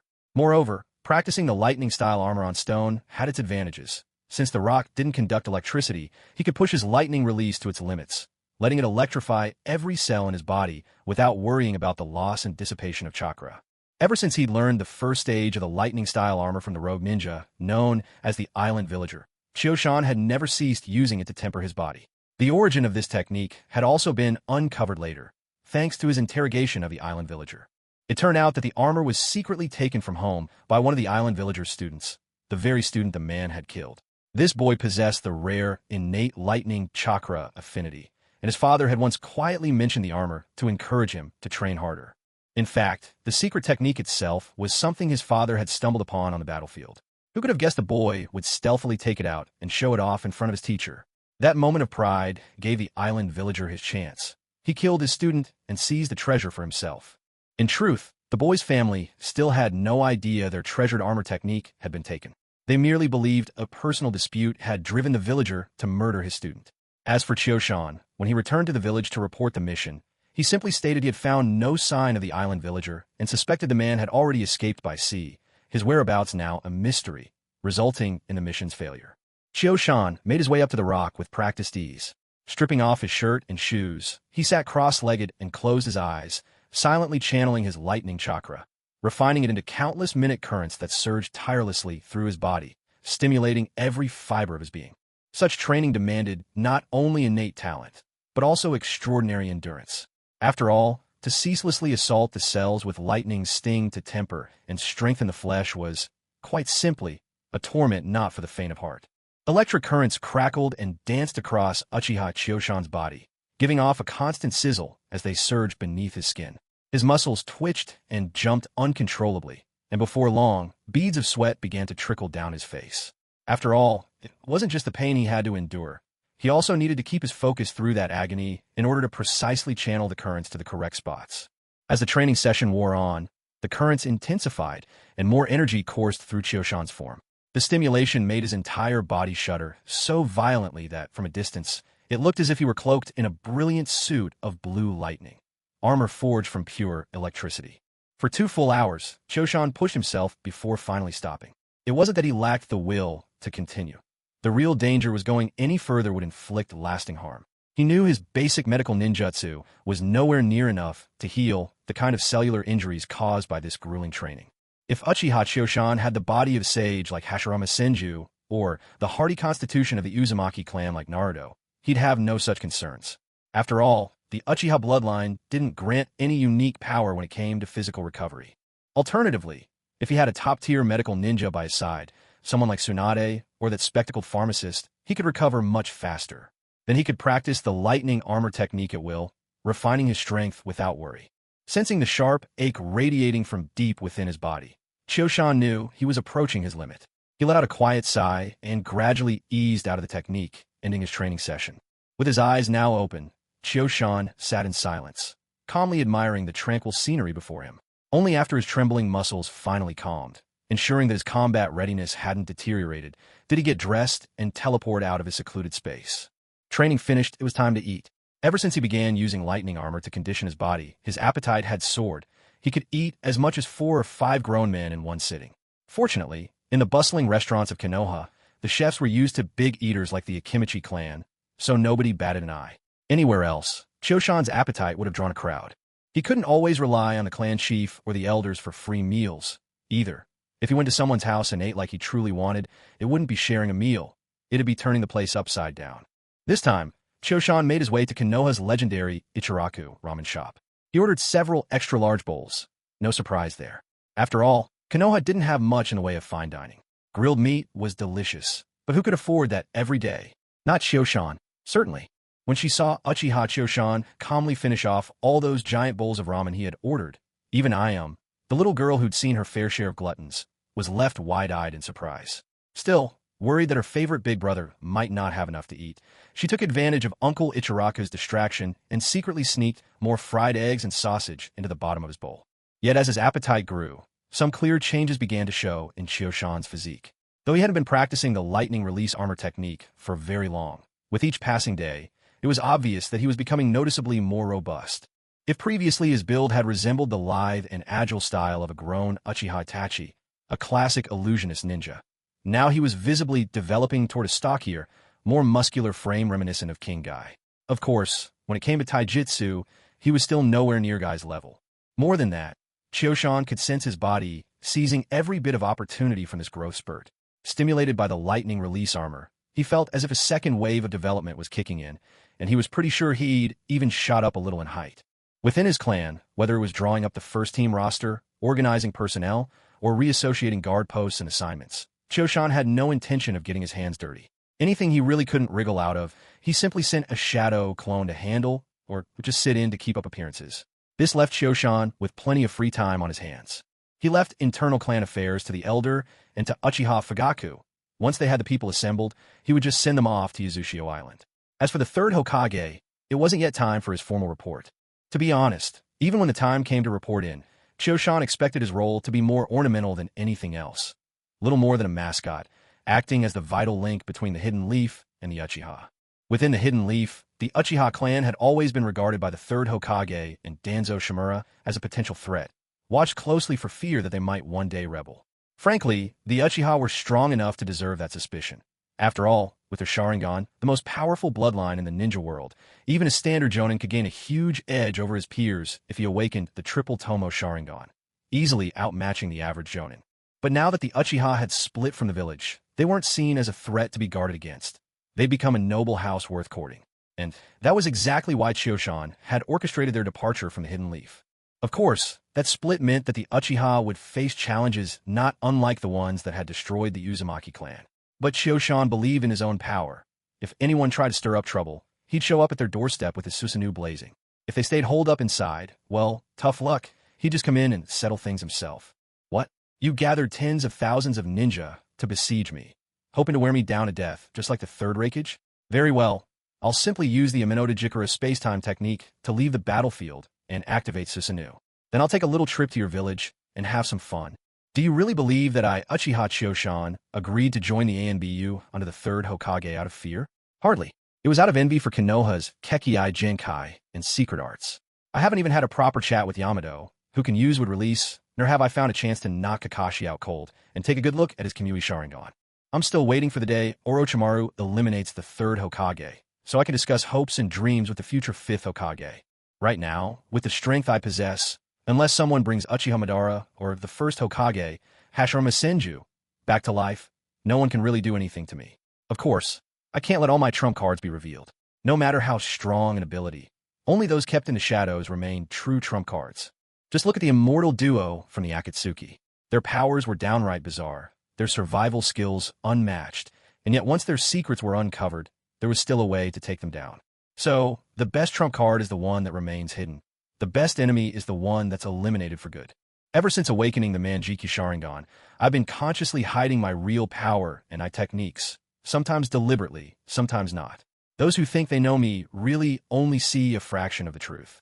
Were everyone to realize that my eyes can copy and learn other Kekkei Genkai and secret techniques, my chances of success would plummet to a ridiculous low. Worse yet, I'd become the target of every clan with a bloodline ability and every ninja skilled in secret arts.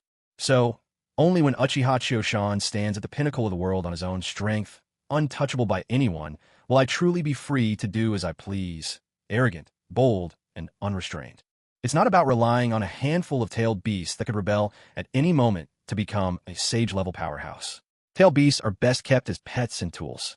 To think of making them the foundation of one's power, that's simply impossible. Never forget, the Sage of Six Paths chakra still roams this shinobi world. Even now, he has the power to grant Naruto and Sasuke abilities that reach the level of the Six Paths. Back then, all 9-tailed beasts were separated and drawn out of the 10 tails by the sage himself. Given his boundless cunning, who can say he didn't leave a few tricks hidden within them? And it's not just about Hashirama's sage body. Truth is, the Uchiha Sharingan has long since forged its own path, no longer reliant solely on the power passed down by Indra from the Sage of Six Paths. Over the past few days, Uchiha Chioshan had been living a rather fulfilling life. During the day, he split his shadow clones among helping and learning from the Grand Elder and Uchiha Fugaku, while his real self secluded himself in his personal space, tirelessly training the lightning release armor technique. When exhaustion set in, he'd slip out, wander through Konoha village, and hunt for delicacies. Recently, since the Uchiha clan was preparing to relocate, even the police force they'd always clung onto was being gradually handed over. As a result, neither the Hokage's faction nor the many families large and small in Konoha were causing the Uchiha any trouble. After all, nobody could be sure whether the Uchiha's departure from the village was by force or by choice. Poking the hornet's nest at this point would just bring unnecessary grief upon themselves. Since Uchiha Choshan had slain Shimura Danzo with a single swing of his Susanoo, Danzo hadn't shown his face or stirred up any trouble. It seemed he decided to keep a low profile for a while. Thus, although Choshan could be seen roaming all corners of the village searching for food, not a single troublemaker had the nerve to cross his path or pick a fight. At night, he put his training aside. Choshan believed in balancing work with rest to improve his efficiency. Instead, he'd pull out books borrowed from the Grand Elder, reading them during his free time to broaden his horizons and pass the time.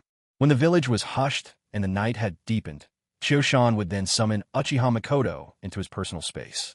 Together, he and Mikoto would ponder the meaning of life and, conveniently, work toward the prosperity of the Uchiha clan in their own unique way. These late-night discussions always lasted well into the night. If nothing else changed, Choshan soon noticed that after a few days of this, Mikoto positively blossomed. She looked more radiant and beautiful than ever, her eyes brimming with a shining vitality.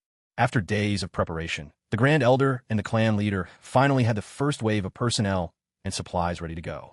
On a bright and sunny morning, over 100 Uchiha ninja gathered silently in the Naka Shrine. Each was fully armed, standing tall, with determination burning in their eyes. They were personally chosen by the Grand Elder and Uchiha Fugaku, true elites. After all, Yuzushio Island had been abandoned for years, and was certain to be teeming with wild beasts and lurking dangers. So, the first group sent over had to be the best in both strength and experience. To ensure the success of this mission, the Grand Elder had selected only the cream of the crop, even pulling several high-ranking jonin from the police force. Since they were handing over the police anyway, a little chaos in the meantime hardly mattered. The future of the Uchiha clan was far more important. Those chosen for this mission were all eager. Both the Grand Elder and the clan leader had told them clearly. This operation would pave the way for the clan's relocation, laying the path for a new beginning. The news that the Uchiha clan was leaving Konoha had already spread throughout the entire clan, and everyone cheered for their upcoming relocation. They weren't fools. These years in the village had been stifling and bitter. The people of Konoha never truly accepted them, and even showed hostility because of the police force's duties. As members of the Uchiha clan, the most renowned bloodline in the shinobi world, they still carried their own pride. Lately, it felt as if just about anyone was trying to get a sense of importance by rubbing shoulders with the Uchiha. Since you don't welcome us, we certainly have no desire to be counted among you. For 1,000 years, the Uchiha have stood strong on their own. Why must we rely on those who huddle together and yet compete with one another? At last, they were breaking free from Konoha, a burden to the Uchiha. Each one of them harbored a silent vow. Away from all of you, we, the Uchiha, will build an even better future. Uchiha Chosan stood before his clan, their ranks impeccably lined up. There was a distinct chill to his presence, quietly commanding respect. Here stood the elite of the Uchiha. At their current strength, they could easily devastate a small shinobi village. He looked at Fugaku Uchiha at the front of the formation and confirmed once more, "Clan leader, are you sure you want to personally lead this move? You could easily wait for the second or third group to go ahead first."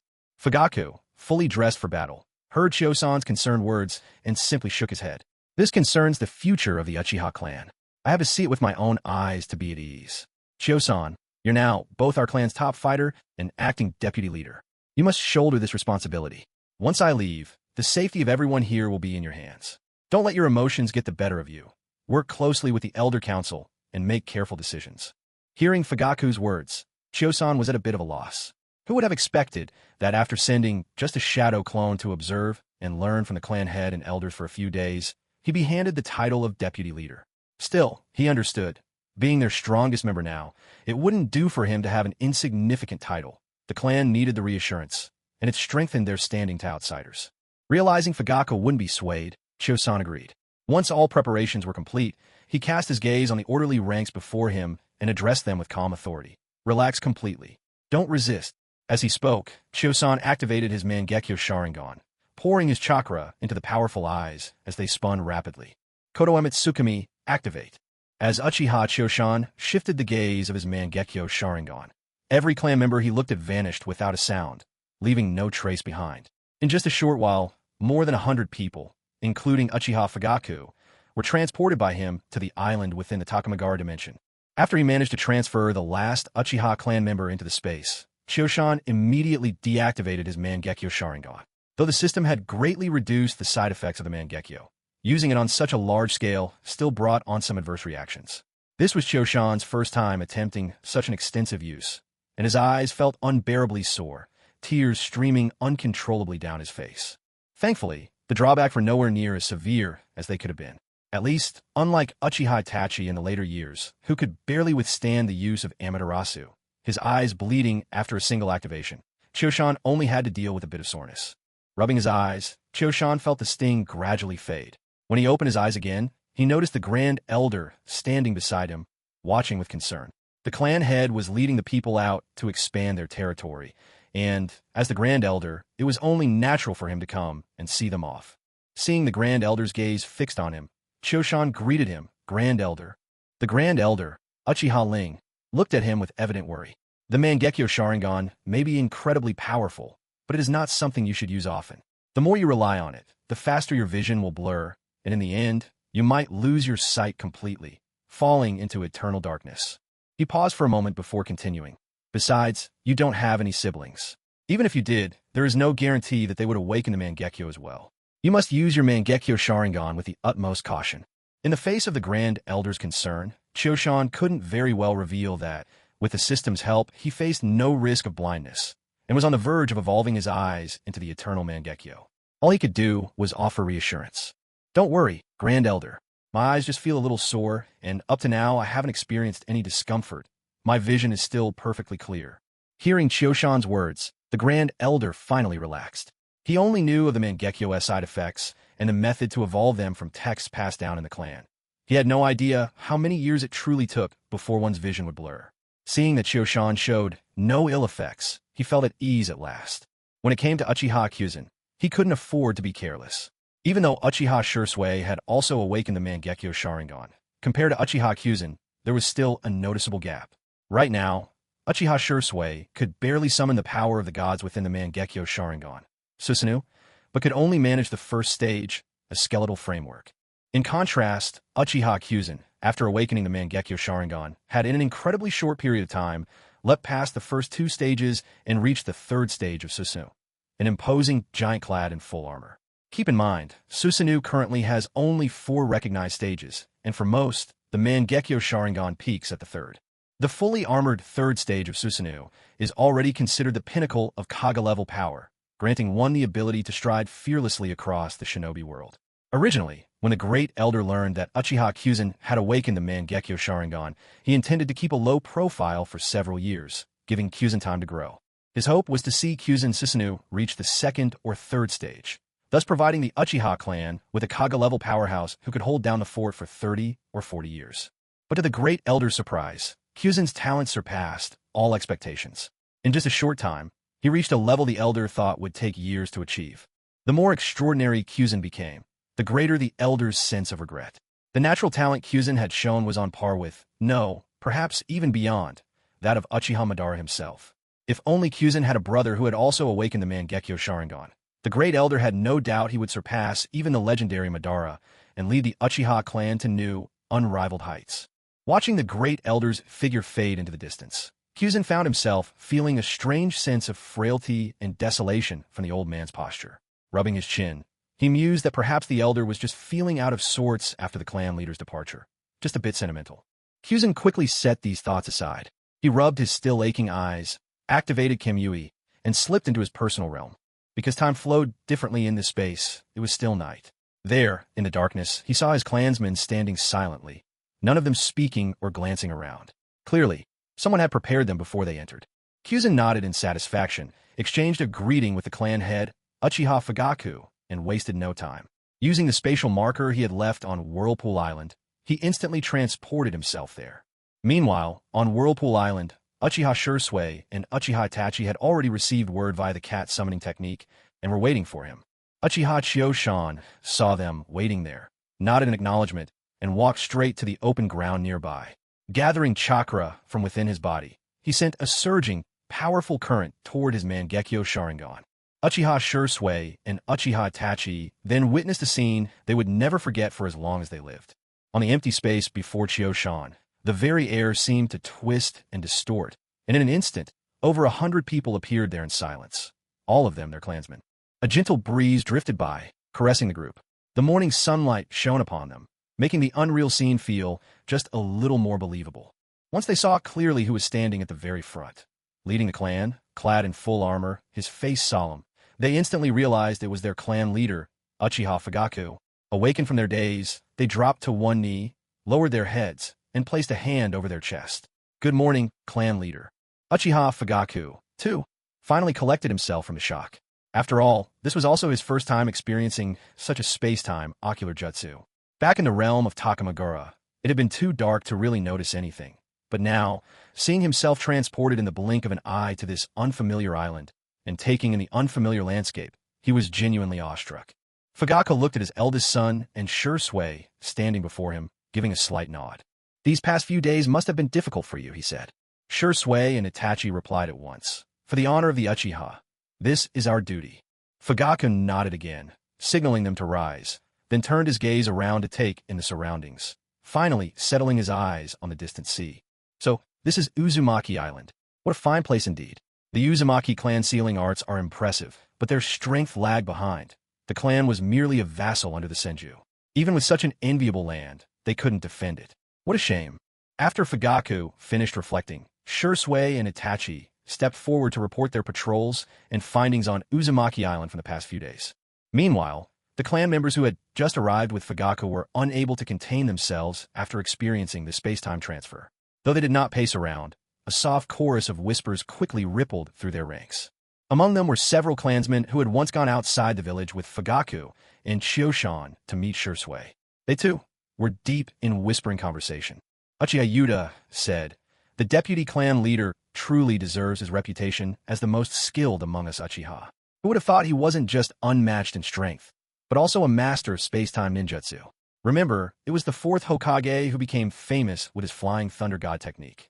In the whole Shinobi world, those who can use space-time jutsu are rare indeed."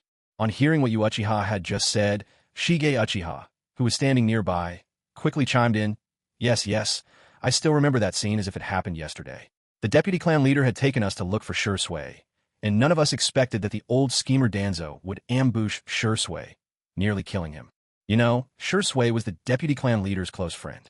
The moment he found out, anger overcame him so completely that he awakened his Mangekyo Sharingan on the spot. He invoked the Eye's divine power, Susanoo.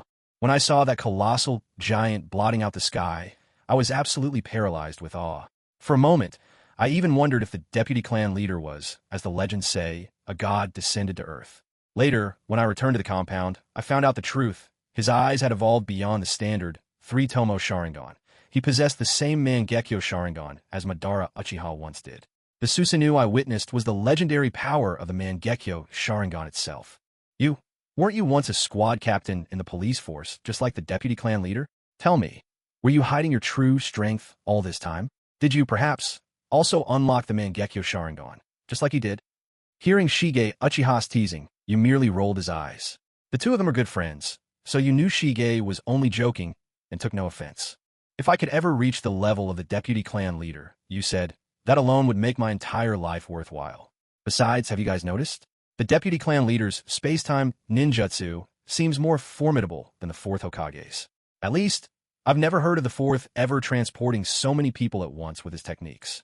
Around them, other clan members started nodding and agreeing, and those who had never witnessed Kyuzen Uchiha unleash his Susanoo began eagerly asking about what the scene had really been like. Kyuzen Uchiha paid no attention to the reverent gazes or the excited whispers circulating among his clansmen. Instead, he stood there, arms folded, eyes closed, silently waiting for Shursui and Itachi to brief the clan head on what had occurred. After all, having just transferred over 100 clanspeople from Takamagara's dimension, his eyes were burning and dry. In order not to let his exhaustion show, he kept his eyes shut. Once Shursui and the others had delivered their report to Fugaku Uchiha, Kyuzen's eyes had finally recovered enough for comfort. He stepped forward, came face to face with Fugaku, and gave a small, respectful nod. "Clan leader, if there is nothing else, I'd like to take my leave. Do you have any further instructions for me?" As Fugaku saw Kyuzen approach, His usually stern expression softened perceptibly. He nodded in return and replied, "You've done well this time, Kyuzan. You're Sasuke's teacher now, too, so we're family. There's no need to stand on ceremony. While I'm away from the Konoha compound, I'll rely on you and the Great Elder. If something comes up and you can't reach me in time, discuss it with the Great Elder and work things out together." At this point, Uchiha Fugaku's tone grew solemn. "Uchiha Chiyo-shan, it's time for you to step up with the authority befitting the vice chief of the Uchiha clan. Your position was decided by both me and the Great Elder, and you are more than worthy of it. While I am away from the clan's territory, you have the final say in any matters. The Great Elder's role is merely to assist you. In the days to come, the future of the Uchiha clan will depend on younger members like you. You must mature as quickly as possible, not only in power, but in insight and resourcefulness. These are all qualities you must strive to develop." Upon hearing Fugaku's words, Uchiha Chiyo-shan was visibly shaken. He realized that Fugaku intended to groom him as the next clan chief. Since Uchiha Madara had left Konoha, the clan leadership had remained within Fugaku's lineage, not only because of the purity of their bloodline, but also due to their tremendous prestige and the frequent emergence of notable talents. Unless something unforeseen occurred, the next clan leader would most likely be Uchiha Itachi or Uchiha Sasuke. Itachi in particular had already awakened the Mangekyo Sharingan. So long as he did not stray from the right path, it was almost certain he would inherit the mantle. Although Chiyo-shan had once used Kodoe Mitsukami on Uchiha Fugaku, it hadn't truly altered Fugaku's ideals and understanding. In other words, Fugaku was willingly preparing to pass the chief's position to Chiyo-shan. Looking back, Fugaku's decision to have Sasuke apprentice under Chiyo-shan was, in fact, a way to pave his path. If Chiyo-shan became the mentor to the chief's son, he would, in effect, be considered part of the main line, and the succession would meet much less resistance in the future. Though Chiyo-shan cared little for the position of clan chief, and was far more focused on the growth of his own strength, he was nevertheless moved by Fugaku's good intentions. With a nod, he made it clear he understood. Afterwards, he bid farewell to Uchiha Shursui and Uchiha Itachi.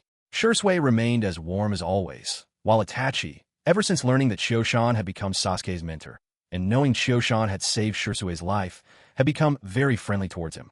Even at the possibility of Fugaku passing the role of clan chief to Chiyo-shan, Itachi's attitude remained unchanged, and he responded to Chiyo-shan's greetings with the same kindness as before. It was clear that Itachi possessed a breadth of vision and magnanimity rarely seen. Chiyo-shan did not linger. With a sweep of his hand, he summoned the supplies he had prepared earlier and stored in his personal space, transferring them to the open ground in front of him. After saying his farewells, he activated his ability and teleported back into his own dimension, leaving alone. Now that Uchiha Fugaku and his group had been safely sent to Uzumaki Island, I consider my task complete. With the first team still working on their mission, which would take at least another week, it was about time for me to report to the third Hokage, as I'd previously promised him. It wouldn't do to arrive too late. Besides, joining the third's AMBU early would give me a chance to get acquainted with Kakashi and Yamato. The sooner I understood their strengths and secrets, the better for me. Once I'd temper my body with the lightning release armor and evolve my Mangekyo Sharingan into the eternal Mangekyo Sharingan, it would be much easier to copy the abilities within Kakashi's Sharingan, like Kimui or Yamato's would release. At that point, my strength would likely surpass the peak Kaga level and reach the legendary heights of the first Hokage, Hashirama Senju, a level known as Super Kage. After escorting Uchiha Fugaku and the others to Uzumaki Island, I returned to my personal dimension rather than heading back to Konoha straight away. I decided to stay and continue my lightning release armor training for the day. I could feel it. Thanks to the growing strength of my body, my Mangekyo Sharingan was on the verge of evolving into its eternal form. For the past couple of days, my eyes have been pulsing with barely contained power. With excitement and anticipation, I finished my training for the day. Not lingering in the dimension any longer, I left and returned to my home in Konoha. After a quick wash, since I had sweated quite a bit during training, I gathered my things and left the Uchiha compound, making my way to the center of the village, toward the Hokage Tower. Since I was still an ordinary jonin in Konoha and not yet part of the AMBU, and also serving as the Uchiha clan's deputy leader, I chose to follow proper etiquette. Rather than walk straight into the Hokage Tower, I had the guard announce my arrival. Soon enough, I was invited into the Hokage's office. The third Hokage, Hiruzen Tsurutobi, was dressed in casual clothing, seated behind his desk, and puffing on his signature pipe. When he saw me enter, he greeted me warmly, smiling like a kindly old grandfather. But I wasn't fooled by the third Hokage's demeanor. Such an appearance might deceive the common folk or naive children, but if he were truly just a kindly old man, he could hardly have become the longest reigning leader in Konoha's history. Of course, the Academy always praised him as the strongest Hokage of all time. I responded to the third's greeting, neither overly anxious nor dismissive, but with the perfect blend of respect and composure. The third Hokage, Hiruzen Tsurutobi, gazed at Uchiha Chiyo-shan standing before him, feeling a surge of emotion in his heart. This young man, not yet out of his teens, already stood among the upper echelons of the ninja world, a member of the Uchiha clan, yet unlike the typical prideful Uchiha. On the surface, he kept himself unobtrusive, never flaunting his talents. Compared to prodigies like Uchiha Shursui and Uchiha Itachi, his gifts seemed less remarkable, and he always lingered quietly in their shadows, as if he belonged to a second tier altogether. Over the past few days, the third Hokage had reviewed intelligence on Uchiha Chiyo-shan.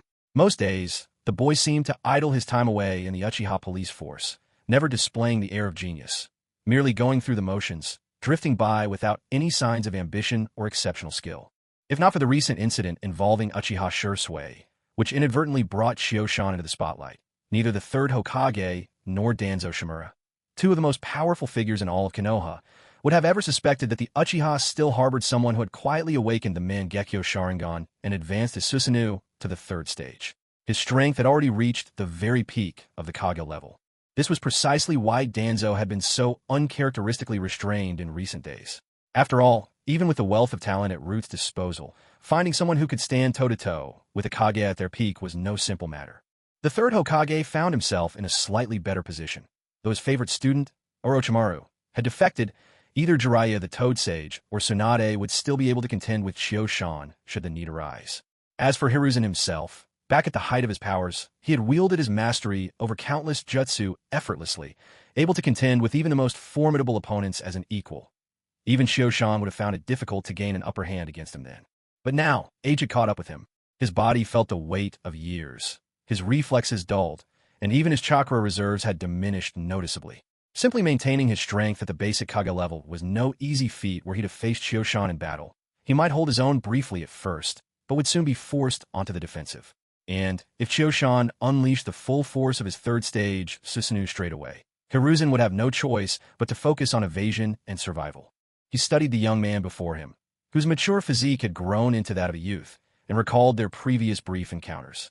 He knew now that Chiyo-shan was a person with his own ideas and convictions, someone not as easily swayed by the will of fire as Uchiha Shursui had been. The reason the third Hokage brought Uchiha Kyuzen close to him was because Kyuzen's standing within the Uchiha clan was unique. He was a likely candidate to inherit the position of clan leader. Moreover, Kyuzen possessed both a keen intellect and a steady, thoughtful nature. He always weighed the consequences of his actions, never reckless or heedless. Having someone like him nearby offered the Hokage peace of mind. Uchiha Kyuzen was also formidable in strength, perfect for resolving thorny issues when the need arose. Furthermore, the third Hokage harbored hopes of deepening Kyuzen's loyalty to the Leaf, for after all, Kyuzen had grown up in Konoha. It just wasn't possible that he felt nothing for the village. Since the Uchiha clan was preparing to move and sever its ties with the Leaf, Kyuzen naturally became a vital link between Uchiha and Konoha. As long as Kyuzen stayed by his side, the Hokage had no fear of the clan spinning out of control or turning to rival factions. With an amicable smile, the third Hokage spoke. Kyuzen, how's your clan's relocation coming along? Do you need any help from the village? Don't hesitate to ask. After all, Uchiha is still a member of our village.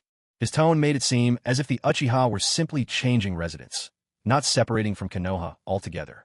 In response to the Hokage's goodwill, Uchiha Kyuzen offered genuine gratitude. Thank you, Lord Hokage, for your concern. We've already chosen a location, and the move is underway. As you know, there are many clan members, so everything takes time. It's not something that can be completed overnight. After exchanging a few more pleasantries, the two moved on to the heart of the discussion. The third Hokage took a long, contemplative draw from his pipe, then released a cloud of smoke with practiced heaviness. Uchiha Kyuzen, you're undeniably strong, but you've only just joined the Umbu, and there's much you don't yet know. For now, accompany the current Umbu captain in charge of my security. Once you're familiar with the inner workings and can shoulder a captain's responsibilities, I'll fulfill my promise and appoint you as Umbu captain. How does that sound? Kyuzen had anticipated this arrangement. After all, Umbu missions were inherently perilous. No matter how powerful one's abilities, it would be reckless to hand over leadership without proper experience. Such carelessness would jeopardize both the integrity of Umbu operations and the lives of its members. With a slight bow, Kyuzin placed his right hand over his chest. "I am at your service, Lord Hokage. I have no objections. Without experience, I wouldn't even know where to begin, even if you handed me the captaincy right away." The third Hokage nodded in approval. Speaking with someone astute made things easy. Unlike those whose small measure of power went to their heads, refusing to listen to reason no matter how carefully you explained. The third Hokage felt relieved when he saw Uchiha Choshan following his instructions. Raising his voice, he called out, "Kakashi, come in." As soon as the words left the third Hokage's lips, a figure appeared before him. The body flicker technique was executed with remarkable briskness. The newcomer stood tall, instantly capturing attention with his striking silver hair and a fox-shaped mask concealing his face. Uchiha Choshan knew right away.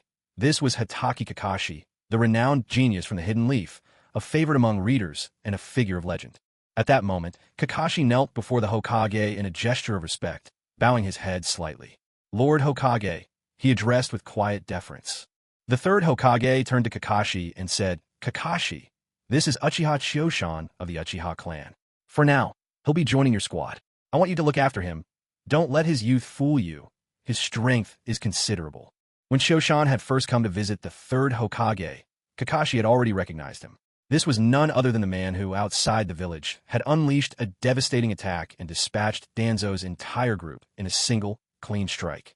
It was just a pity, Kakashi thought, that Choshan hadn't killed Danzo outright. Kakashi had his own long-standing grudge with Danzo. After all, rumors spread by Shimura Danzo had played a pivotal role in driving Kakashi's father, the White Fang of the Leaf, to take his own life. Upon hearing the third Hokage's instructions, Kakashi didn't hesitate. He agreed immediately, his response short and resolute. "Understood, Lord Hokage." The third Hokage then addressed Choshan, giving a word of encouragement. "Choshan, learn well from Kakashi. Don't be misled by his age. Among the ANBU, he's a seasoned veteran and highly respected." Choshan felt a flicker of surprise at being assigned to Kakashi. After all, Kakashi possessed a Sharingan, a treasured ability of the Uchiha, something no true-blooded Uchiha would take lightly if lost to others. The Uchiha were known to treat any leakage of their bloodline limits with utmost seriousness. The matter of Kakashi's Sharingan had caused quite a commotion in the Uchiha clan back when it happened. It had taken significant effort and negotiation from both the third Hokage and the fourth, who, even before officially taking the title, had garnered immense support and admiration, to finally quell the outrage. He had never expected the third Hokage to pair him with Kakashi. Did the Hokage not worry that he might give Kakashi trouble over the Sharingan? Yet, the third Hokage had his reasons. On one hand, an agreement had already been made, and Uchiha Choshan was not one to act irrationally. On the other, Kakashi had suffered enough in recent years, losing his father, his comrades, accidentally killing a comrade, even witnessing the deaths of his mentor and his mentor's wife. Everyone close to him seemed to have vanished, leaving him in a state of perpetual gloom. Though Kakashi might appear perfectly normal, competent on missions, sociable in daily life, the third Hokage, with the seasoned intuition of an elderly leader, recognized the truth. Kakashi had never truly emerged from the shadow of his past. He was a man whose spirit had long since been worn down. This also led to Kakashi, such a promising talent, being held back. You have to realize Kakashi was a prodigy who became a jonin at just 12 years old. His gifts outshined even those of his father, the legendary White Fang of the Leaf. Back then, the White Fang made his name with the Hatake sword technique, rising to become one of the top-tier powers among Kaga-level shinobi. He struck such fear into the village hidden in the sand that their very foundations trembled. He even took the lives of both the son and daughter-in-law of Chiyo, leaving a deep wound and directly setting the young Sasori on a dark and twisted path. Given that Kakashi inherited even greater talent from his father, these should have been the years when his strength exploded. He should have at least touched the doorstep of Kaga level, if not stepped right through it. Yet, Kakashi's performance in recent years has been disappointing. He's been toying around with flashy techniques, gaining fame as the copy ninja Kakashi, but his actual power hasn't grown much. In the eyes of the third Hokage, this was a classic case of growing taller without actually becoming stronger. The third Hokage thought that perhaps Kakashi hadn't fully recovered from his psychological trauma, leaving him without the mindset to train and improve, a reason for his stagnant progress. So, he wanted to try assigning Uchiha Choshan, who was also from the Uchiha clan, to Kakashi's team, curious if this might spark some change in him. In the original story, The third Hokage placed Uchiha Itachi alongside Kakashi, likely for the same reason. What the third Hokage didn't realize was that the reason for Kakashi's lack of progress these years was not just about his state of mind. It had everything to do with the eye he carried. That Sharingan wasn't just any three-tomo eye, but a Mangekyo Sharingan. Kakashi wasn't even an Uchiha to begin with, so using the Sharingan cost him far more energy than it would any member of the clan. On top of that, he couldn't deactivate this eye, so it constantly remained in its three-tomo state, endlessly draining Kakashi's chakra. It was only thanks to Kakashi's own exceptional constitution that he was able to function at all. If it had been anyone else with this kind of drain, they wouldn't just be stagnating. They'd count themselves lucky not to be utterly worn out. The Hitaki clan was already renowned for their sword skills. Kakashi's father, Tsukumo Hitaki, had perfected their swordsmanship, and even before receiving Obito's Sharingan, Kakashi himself excelled at the Hitaki blade. But afterwards, Kakashi began to rely on the Sharingan as his primary weapon, essentially abandoning his greatest strength in favor of something less natural to him. That his progress slowed shouldn't come as any surprise. Despite contemplating all this, Uchiha Shan only reflected briefly. As for being assigned to Kakashi by the third Hokage, he was more than willing.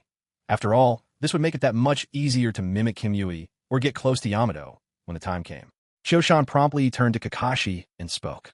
Kakashi-senpai, I'll be in your care. Before Uchiha Shoshan came to report to the third Hokage, the third had already given Kakashi a heads up. So, Kakashi wasn't surprised at all when Shoshan was assigned to him. Since the third Hokage still had work to attend to, he didn't keep them for long. He simply let Kakashi take Shoshan to begin the process of joining the Umbu. Kakashi brought Shoshan all over the place, filing documentation, collecting gear, picking up his uniform and mask, and so on. Shoshan showed no signs of impatience. To him, joining the Umbu was an intriguing experience. Trying out everything was just another adventure, and nothing to be bothered about. At last, Kakashi led Shoshan to the very base of the Hokage's office, the hidden headquarters of the Umbu. Shoshan hadn't expected the Umbu base to be right there in the village of Konoha, and directly beneath the Hokage's building at that. But on second thought, it made perfect sense. After all, the Umbu was an elite force under the Hokage's direct command. Since their work was hardly something to be ashamed of, it was only natural for them to be stationed as close as possible to the Hokage. Having them set up right beneath the Hokage's office was only logical. Most Umbu members were either out of the village on missions or stationed nearby to provide close protection for the Hokage, so naturally, there weren't many people in the base just now. Since everyone wasn't present, Kakashi decided not to introduce Shoshan just yet. Instead, he told Shoshan to come on time for his shift tomorrow. Then Kakashi would formally introduce him to the rest. Shoshan had no objections to Kakashi's arrangements. So, having collected all his equipment, he wrapped up his first day and clocked out with a sense of pride. As he was leaving the Umbu base, Shoshan caught a glimpse of someone with striking purple hair, which piqued his interest. Yet, when he tried to get a closer look, the person was nowhere to be seen. He didn't give it much thought. Most likely, it was just another Umbu member. If he couldn't meet them today, he could always find them once everyone was gathered tomorrow. Since Kakashi still had duties at the Hokage's office, he didn't try to keep Shoshan any longer. Shoshan didn't mind. After saying goodbye to the third Hokage, he headed home. By the time Shoshan stepped out of the Hokage's building, the afternoon sun was already leaning toward evening. He had no plans to wander the village. After all, he'd been busy since early morning. Since he could call it day early, he decided to head home and get some much-needed rest. But when he returned to the Uchiha compound, he didn't go straight home. Instead, he made his way to Uchiha Makoto's house. Uchiha Shoshan took Uchiha Fugaku's instructions very seriously. As the vice chief of the Uchiha clan and Sasuke's teacher, he felt a weight of responsibility. Since the clan leader was away, it fell to him to look after Makoto and Sasuke, and there was also the bonus of being able to enjoy a good meal. Moreover, Makoto herself mentioned that these few days were particularly important. If Shoshan put in extra effort now, the chances of her conceiving would be much higher. For the sake of the Uchiha clan's future and its prosperity, there was no question that Shoshan would give it his all. After all, as a man who had awakened the Mangekyo Sharingan, any child he and Makoto brought into the world would undoubtedly be more gifted than most members of the clan. When Uchiha Shoshan arrived at Makoto's home, he found that she had already anticipated his visit. Makoto had prepared a sumptuous dinner, waiting for him. Seated beside her was his newly accepted student, Uchiha Sasuke.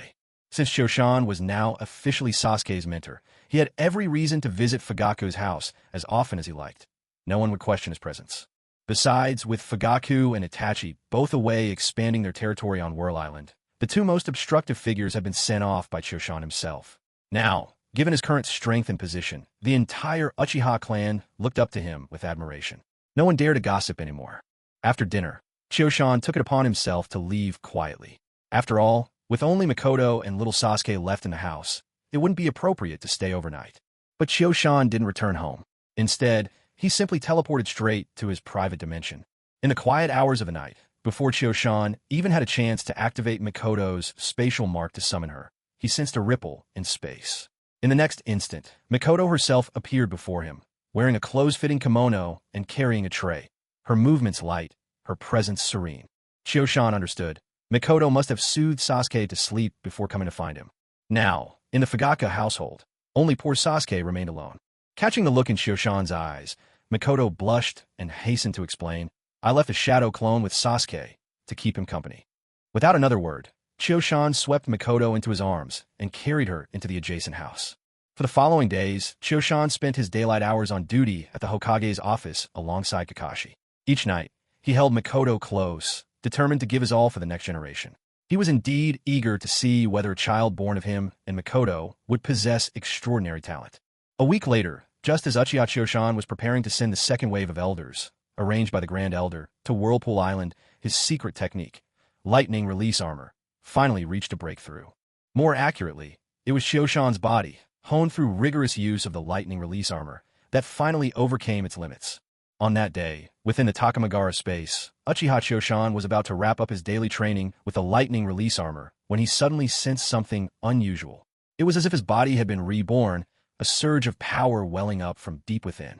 Choshan immediately understood. This was his long-awaited opportunity to transcend his physical limits. Without hesitation, he poured even more chakra into his technique, no longer worrying about potential injuries. As a result, the intensity of the lightning release armor soared. From a distance, Choshan seemed completely enveloped in lightning, the electric crackle echoing across the space. With his armor surging in power, Choshan felt his physique undergo a complete transformation. It was as though every fiber of his being inside and out had grown much stronger, several times stronger than before.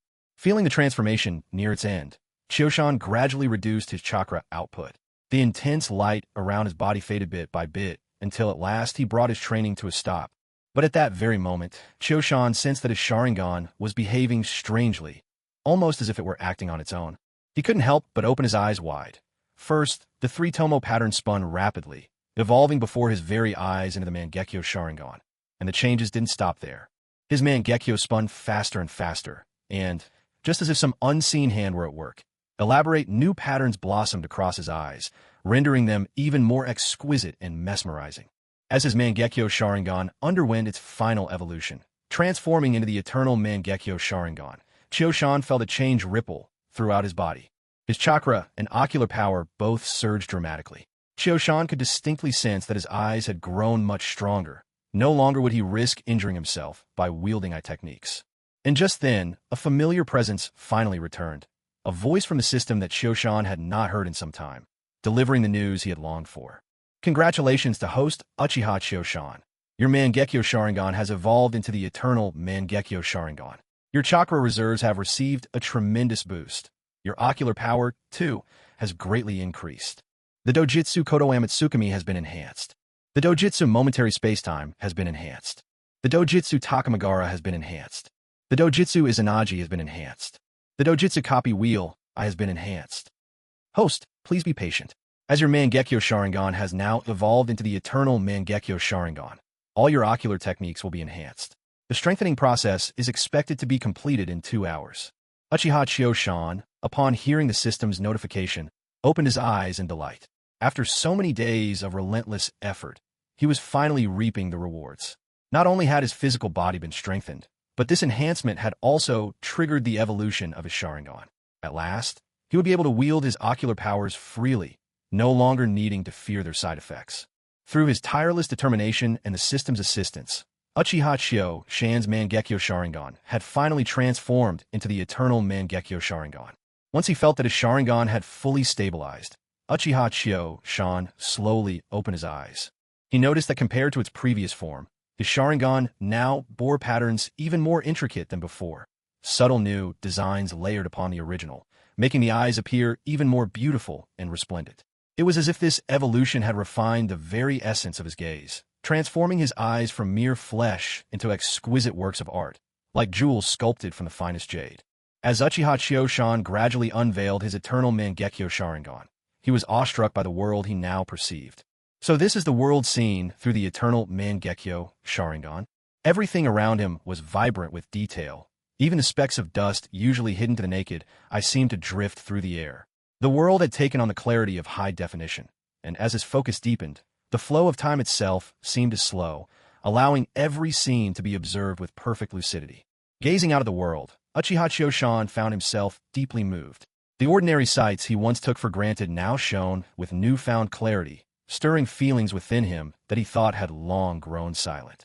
Gradually, Uchiha Chiyoshan drew his gaze back and began examining his own body. Ever since he obtained the lightning armor of the Reikage lineage, Uchiha Chiyoshan had never ceased his training. Coupled with his extraordinary spiritual power, he was able to control the unruly lightning chakra with remarkable precision, allowing his physical cultivation to progress with unparalleled efficiency. Through Uchiha Chiyoshan's relentless efforts, he had finally mastered the first stage of the lightning armor technique. He strengthened his physical body to the level of Jonin, who specialized in taijutsu. In other words, his physical strength, brute force, and vitality now matched the standards of an elite taijutsu master. Most notably, his reaction speed had reached extraordinary heights. Since his body was enhanced by lightning nature chakra, his movements became even more incredible. The prime example of such an ability was the fourth Hokage, Minato Namikaze. The fourth Hokage, relying on his astonishing reaction speed and the space-time ninjutsu, Flying Thunder God, could eliminate Jonin-level enemies as easily as snapping a twig. His reputation was so fearsome that enemy forces had ordered their troops to abandon missions with no repercussions if they ever encountered the Yellow Flash. Of course, even now, Uchiha Chiyoshan's reaction speed still fell short of the fourth Hokage's, but compared to anyone else, he was far ahead. After checking his own physical condition, Uchiha Chiyoshan nodded in satisfaction. A strong body is the foundation of all endeavors. One must remember, chakra is a combination of spiritual and physical energy. Only with a powerful body can one go further on this path in the future. Next, he turned his attention to his chakra reserves. He wasn't born into the Senju or Uzumaki clans, so his chakra was never on par with theirs. However, as his Sharingan evolved into the eternal Mangekyo Sharingan and his body grew stronger, his chakra had also transformed, surging to a truly vast amount. By now, he estimated that even if he cast water-style techniques in the middle of a desert, he could reshape the landscape, just like Kisame Hashigaki, becoming a man capable of summoning the sea at will. Although Uchiha Chiyoshan's eyes had already evolved into the eternal Mangekyo Sharingan, the ocular powers within them were still undergoing transformation. To avoid any further accidents, Uchiha Chiyoshan decided to wait patiently on his spacebound island. Yet, as time went by, Chiyoshan could clearly feel his sense of control over this dimensional space growing ever stronger. At first, if someone intruded here, he could only eject them from the space. Now, however, he could move any intruder as he wished, and he himself could sense everything within this domain and instantly travel anywhere inside it with a single thought. Just as Chiyoshan was immersing himself deeper in the mysteries of this realm, he suddenly sensed a faint feeling of rejection from the space around him. Instinctively, he became aware his ocular technique, Takamagura, was on the verge of completing its evolution. He needed to leave this place for a while, lest he disturb the space's transformation. Uchiha Chiyoshan wasn't sure if the evolution of his ocular jutsu would cause some kind of commotion, so he decided not to return to the Hidden Leaf Village, nor did he go to Uzumaki Island. Instead, he chose a remote spot far from civilization where he had previously left a spatial marker during his last journey outside the village. As soon as Chiyoshan emerged from the dimensional space, a stream of messages sounded in his mind, courtesy of the system. Congratulations, host! The evolution of your Kodo Amitsukami has been completed. Congratulations, host! The evolution of your instantaneous time-space has been completed. Congratulations, host! The evolution of your Izanagi has been completed. Congratulations, host! The evolution of your copy wheel has been completed. Congratulations, host! The evolution of your Takamagara has been completed. All your Mangekyo Sharingan ocular jutsu have now reached full evolution, host. For further details, please consult them on your own. Chiyoshan hadn't expected that the moment he stepped out from Takamagara, every one of his ocular jutsu would have already completed their evolution. It seemed that, had he not lingered in the dimensional space, the evolution would have finished even sooner. With this thought, Choshan didn't hesitate in the slightest.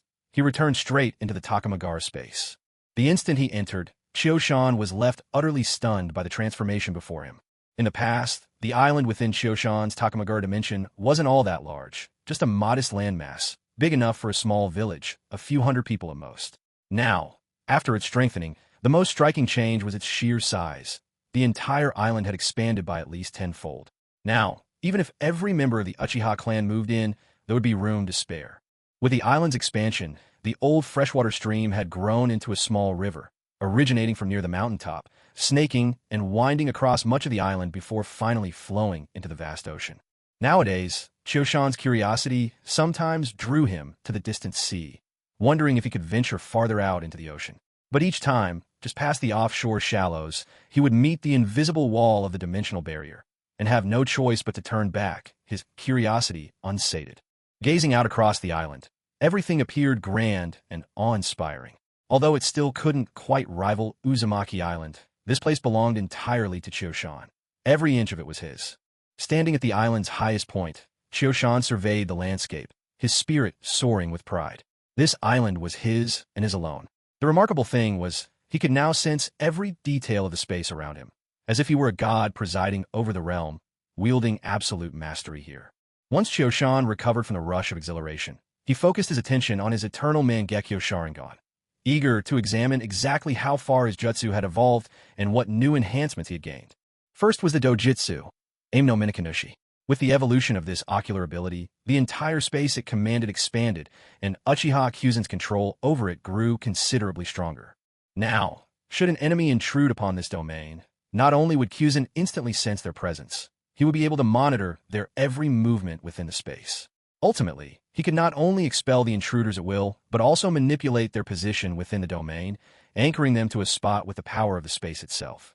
As for the world outside this dimension, Kyuzen could now sense the location of anyone marked with his spatial imprint. More than that, anyone whose chakra fell below Kaga level stood no chance before the eternal Mangekyo Sharingan. He could pull them into his dimension effortlessly and suppress them at his whim. Next was the dojitsu, Kodo Amatsukami. The core function of this technique remained unchanged.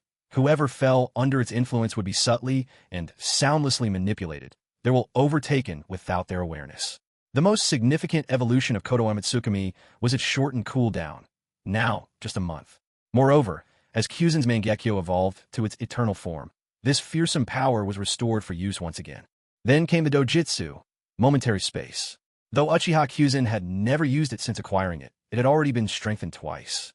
Now, after this evolution, momentary space stood as perhaps the mightiest genjutsu aside from Kodo Amatsukami.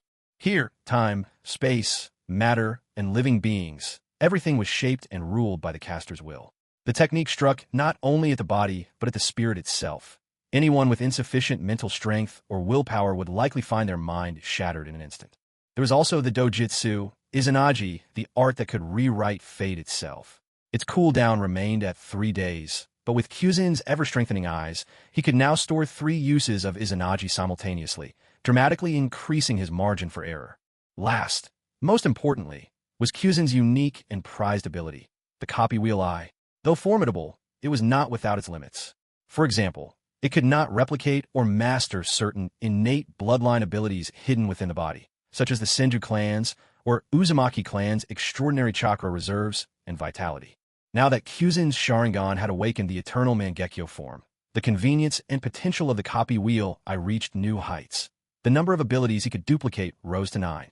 Furthermore, if it was the same type of Kekkai Genkai, Kyuzen could repeatedly copy and study it from different individuals, perfecting the power he acquired and achieving its fullest possible effect. For example, if Uchiha Choshan wanted to copy the Uzumaki clan's bloodline, he could start by duplicating Naruto Uzumaki's physical traits. If he found that unsatisfactory, he could seek out other members of the Uzumaki clan, such as Karen or Nagato, to further perfect the Uzumaki bloodline within himself. Of course, if that still wasn't enough, he could even wait until he had the ability to directly resurrect Kushina Uzumaki someday. Not for any particular reason, but simply to refine his own Kekkai Genkai to perfection. As for the 4th Hokage, he's stuck in the belly of the death god. There's nothing to be done about that. Seeing this, Uchiha Choshan felt quite content. His main reason for staying in the Hidden Leaf Village had always been to copy the wide variety of kekiai, genkai present there. However, if the inheritors of these bloodlines didn't use their abilities or if their special traits remained dormant, it made copying them a real challenge. But now that his Sharingan had evolved, he could scan and copy these abilities through means that went completely unnoticed by others, greatly increasing both the secrecy and convenience of his endeavor. This was just what he needed. Chioshan had already intended to duplicate the Byakugan of the Hyuga clan. There were times when the Byakugan's 360-degree field of vision was incredibly useful, and that particular trait had made Chioshan envious for quite some time. However, copying the Byakugan was no simple task. Before, he could only copy it when they actively used their Byakugan. But activating his Mangekyo Sharingan when they did inevitably signaled to them that he harbored either hostility or ulterior motives, which could only lead to trouble. Now, things were different. He could remain hidden in a corner, and, regardless of whether they activated the Byakugan or not, he could silently copy and learn it for himself. After carefully examining his eternal Mangekyo Sharingan, Uchiha Chioshan finally let out a long breath of relief. At this point, he truly stood atop the pinnacle of power in the Shinobi world. Even if Hashirama Senju, the first Hokage, were to be resurrected, Chioshan could stand toe-to-toe with him. He still had to wait a little while before his Susanoo reached its fourth stage of completion, but his current battle prowess was already more than enough to deal with any challenge that might come his way. To put it bluntly, if Uchiha Chioshan were ambitious enough, his strength was such that he could take control of the entire Hidden Leaf Village without anyone being the wiser. But he saw no need for that. The Hidden Leaf was destined to face countless tribulations in the future. Even though he could single-handedly fend them all off, the truth was that he had no attachment to anyone in the village. With his temperament, he would never step forward to defend the Hidden Leaf or fight its battles to the bitter end. After all, his clansmen had already been settled on Whirlpool Island, a place that might not be utterly secluded from the world, but it came close. If things really got out of hand, he could always relocate the entire Uchiha clan to the island within his own space. That place was completely isolated, cut off from the world. However, in that case, every time the clan wanted to enter or leave, it would require his intervention, troublesome, to say the least. And if something unexpected were ever to happen to him, the Uchiha clan in this world would simply vanish forever. After checking his Sharingan, Uchiha Chosan didn't linger in the space any longer. He turned and left, arriving directly on Whirlpool Island. Now, Uchiha Obito's Kimui still lurked as a hidden threat. Fortunately, the recent evolution of his eye technique, Takamagura, had granted him a new ability, a power specifically tailored to counter space-time ninjutsu. Upon arriving at Whirlpool Island, Uchiha Chosan wasted no time. He ran restlessly across the entire island. After covering some distance, he left a spatial marker hanging in the air. After advancing further, he'd set down another. Again and again, as he traversed the island, he scattered these invisible traces throughout. During this period, Chosan occasionally encountered members of the Uchiha clan. With no time for idle chatter, he'd simply greet them with a hurried nod before continuing on with his work. Whenever the clan members saw the deputy leader of their family, they often considered approaching him. After all, he was the Uchiha's top expert. In this world of ninja, where strength was everything, many in the clan admired Uchiha Chosan deeply. Yet just as they would step forward, they'd see him wave his hand and rush away. Those who happened to run into him could only wonder what he was so busy with. If it weren't for their Sharingan confirming this really was the deputy leader himself, they might have suspected a spy had sneaked onto Whirlpool Island to gather intelligence. In this way, Chosan worked tirelessly for 2 days and nights straight. Apart from requesting a leave of absence from the third Hokage, every waking moment was spent dashing all over the island, ceaselessly marking spatial imprints. At last, atop a cliff at one end of Whirlpool Island, he set the final marker. It's finally done. Chosan breathed a long, quiet sigh of relief in his heart. Now that the main headquarters were properly fortified, no matter whether it was White Zetsu, Black Zetsu, or Uchiha Obito's Kimui, the moment they set foot on Whirlpool Island, he'd sense it at once. There was one final step. Chosan used his spatial markers to blink to the heart of Whirlpool Island. Taking a deep breath, he pressed his hands together into a jutsu sign. His expression tightened as he summoned every bit of chakra in his body, channeling it steadily into his eternal Mangekyo Sharingan. Uchiha Chioshan's eternal Mangekyo Sharingan, which had already been activated, spun ever faster as chakra and ocular power surged into it. With each rotation of the Mangekyo, the space markers scattered across Whirlpool Island began to glow, shimmering with a celestial blue light. The connection between Takamagara's space and the hundreds of markers on the island grew steadily deeper. Chioshan maintained his hand seal, unwavering and motionless, while the chakra within him gushed ceaselessly toward his Sharingan, as if there were no end. As time passed, finally, when most of Chioshan's chakra had been spent, every space marker on Whirlpool Island shined brilliantly at once. In that very instant, it was as if Takamagara's space and the spatial markers resonated in perfect harmony. With this resonance, a gentle force of space itself enveloped the entire island. Feeling that Whirlpool Island was now completely wrapped in this space power, Chioshan at last let out a deeply held breath. From this moment on, the whole of the island was within his sensory reach. If any unwelcome guest dared enter, he would know immediately. Moreover, because the spatial force stemming from Chioshan's space now covered the entirety of Whirlpool Island, no one could use spacetime ninjutsu here without his permission. In other words, Uchiha Obito's greatest advantage, Kamui, was now rendered unusable on Whirlpool Island. Surveying the island with his senses, Chioshan nodded in satisfaction. From now on, Whirlpool Island was his private sanctuary.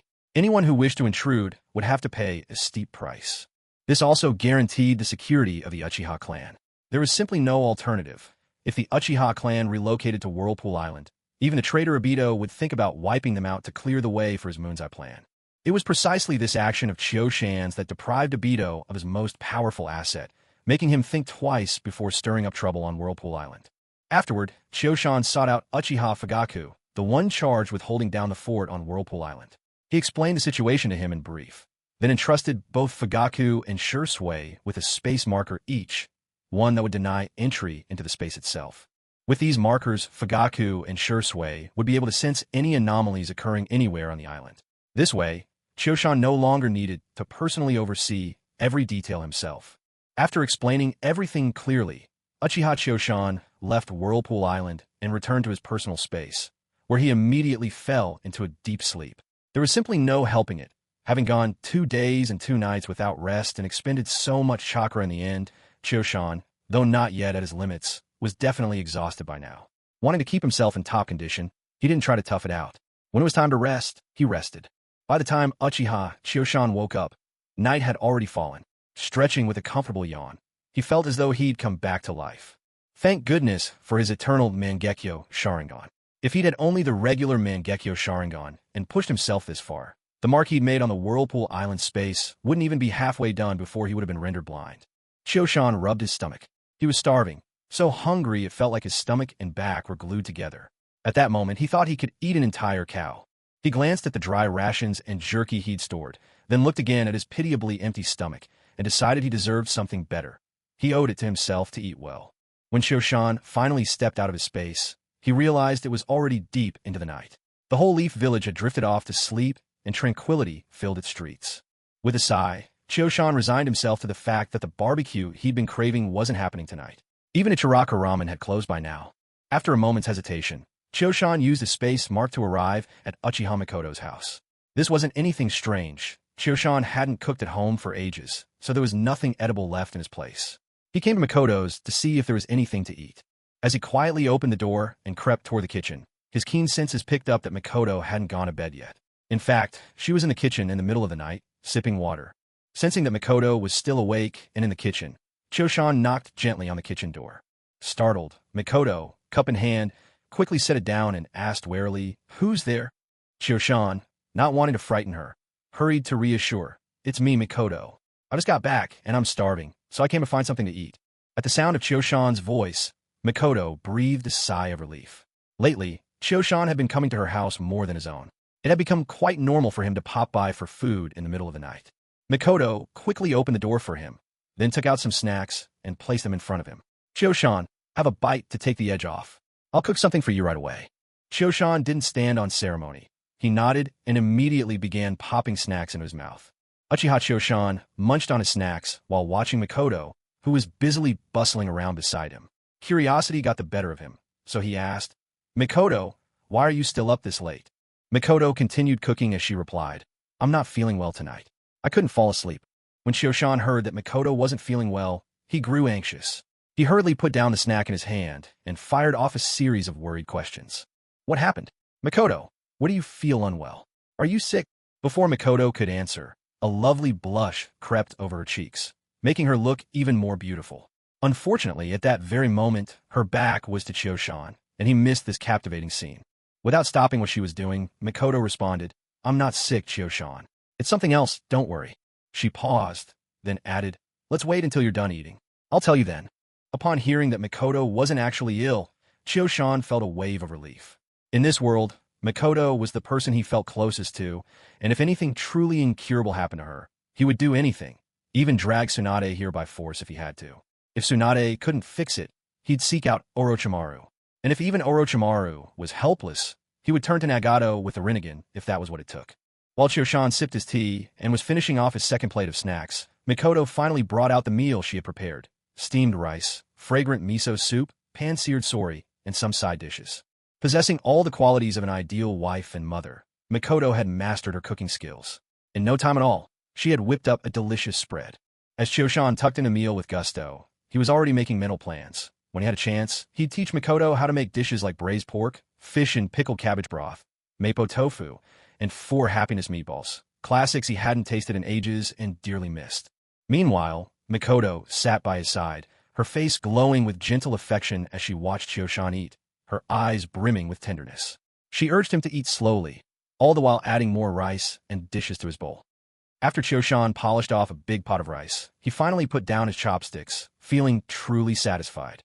Seeing this, Mikoto swiftly cleared away the dishes and brewed him a cup of hot tea to help him digest.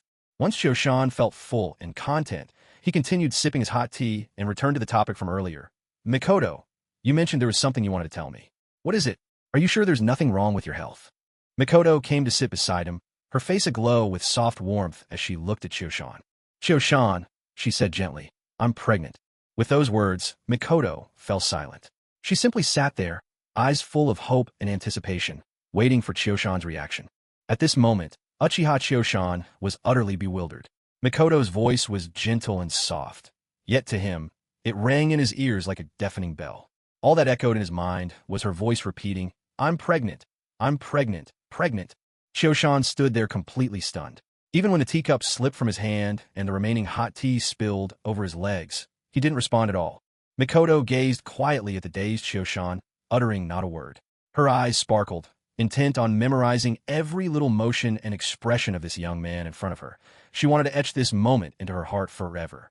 After a long while, Chio-shan finally seemed to come back to his senses.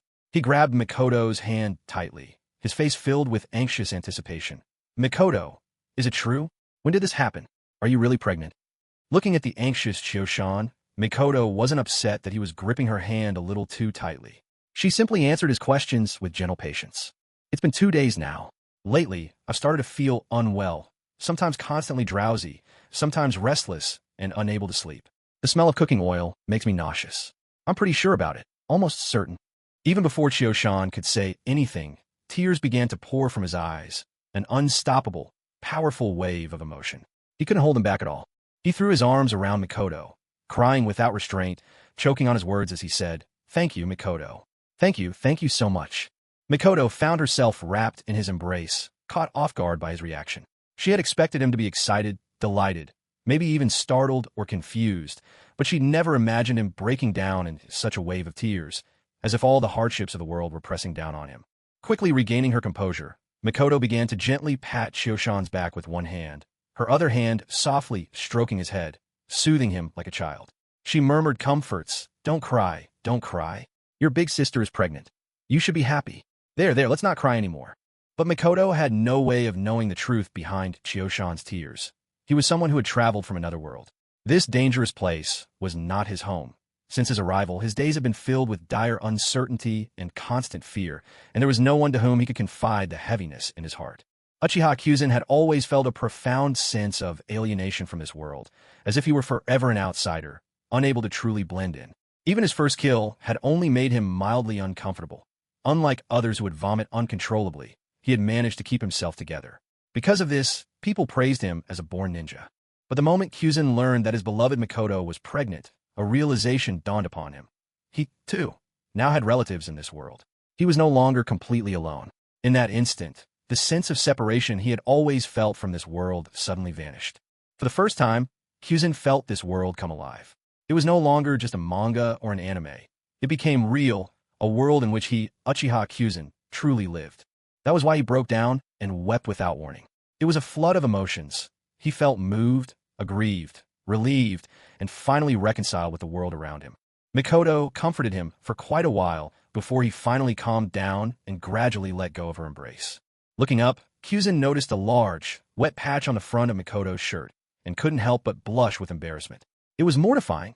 He hadn't expected to cry so hard. Even though he hadn't sobbed loudly, the tears had truly flowed. Seeing his embarrassment, Mikoto couldn't help but tease him. I figured you'd be excited when you found out I was pregnant, but this is a little more than excited, don't you think? She said, pointing to where her shirt was soaked. Her playful remark brought another blush to Kyuzin's face. He couldn't help but scratch the back of his head sheepishly, giving her a shy, hesitant smile. Noticing his awkwardness, Mikoto gently pulled his head back in her arms and said softly, "Kyuzin, I don't know why this hits you so hard, but I can tell you've been carrying a heavy burden. You don't have to explain it all. I just want you to remember, if ever you're weary, my arms will always be open to you." Hearing her words, Kyuzin felt a comforting warmth, mixed with embarrassment. He pulled away from her embrace, wiped his face, and was suddenly conscious of the weighty new sense of responsibility resting on his shoulders. As they continued to chat about recent events, Kyuzin carefully placed his hand on Mikoto's belly, as if he could feel the faint stirrings of new life within. This is my child, he thought. I'll create a world for them, a life free of danger, free of war. Gradually, a determined light grew ever more resolute in Uchiha Chioshan's eyes. As his consciousness shifted, the chakra within him gathered, becoming denser and more potent. The limit of his combat abilities rose higher and higher. His entire presence became increasingly formidable, radiating a powerful sense of pressure. Chioshan was well aware of the change happening within himself, but out of care for Mikoto, he carefully reined in his imposing aura so as not to make her uncomfortable. Seeing that Mikoto was watching him, Chioshan asked, "Did I scare you, Mikoto?" Mikoto shook her head. "No, not at all. It's just, you've changed so much, Chioshan. Somehow, you make me feel safer than ever." As she spoke, she shyly lowered her head, a faint blush coloring her cheeks. Noticing Mikoto's bashfulness, Chioshan said nothing more. Instead, he wrapped her gently in his arms, and the two of them nestled together, whispering softly to one another, sharing words both tender and endless. As dawn broke, Mikoto had fallen asleep in Chioshan's embrace. He gently laid her down on the bed, making sure not to wake her, then quietly called for a few clan members who acted as attendants, asking them to look after Mikoto and Sasuke. With everything in place, he headed off to the Hokage Tower to report for duty. Recently, Chioshan had been working in the Hokage Tower as a member of the ANBU. Though he hadn't seen that purple-haired girl he'd only met once, he'd still managed to map out all of the third Hokage's defenses in detail. The third Hokage's primary bodyguards were the elite ANBU. But there were others, too, shinobi with unique abilities who always stood ready at the Hokage's side. Among them were members of the Hyuga clan, famed for their Byakugan, and a trio from the Inoshikacho clans. Not the heads of the clans, but skilled family members nonetheless. Though they were concealed with great care, even they couldn't escape the inside of Chioshan's Mangekyo Sharingan, which had already unraveled every detail of their identities and strengths. At first, out of respect for Sarutobi Hiruzen, who had dedicated his entire life to Konoha, Chioshan hadn't intended to manipulate him. After all, the man's character wasn't evil, just increasingly weak and indecisive with age. Chioshan had thought to let him spend his last years in peace, and leave it to Orochimaru to eventually send his old teacher on his final journey.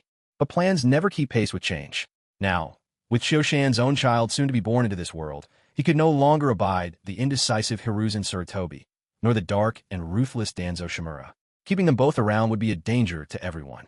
Besides, it was possible the third Hokage might even get to enjoy his twilight years because of Chioshan's actions. So, he decided it was best to settle all troubles in one fell swoop. As Chioshan was now a member of the ANBU, there were far fewer formalities he had to follow. He walked straight up at the door of the third Hokage's office, gave a polite knock, and called out, "Lord Hokage, Uchiha Chioshan reporting back from leave."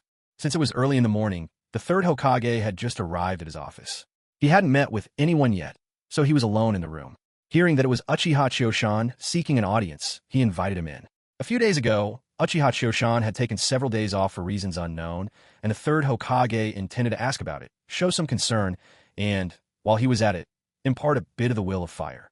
Upon hearing the invitation, Uchiha Chioshan opened the door and entered, coming to stand before the third Hokage's desk.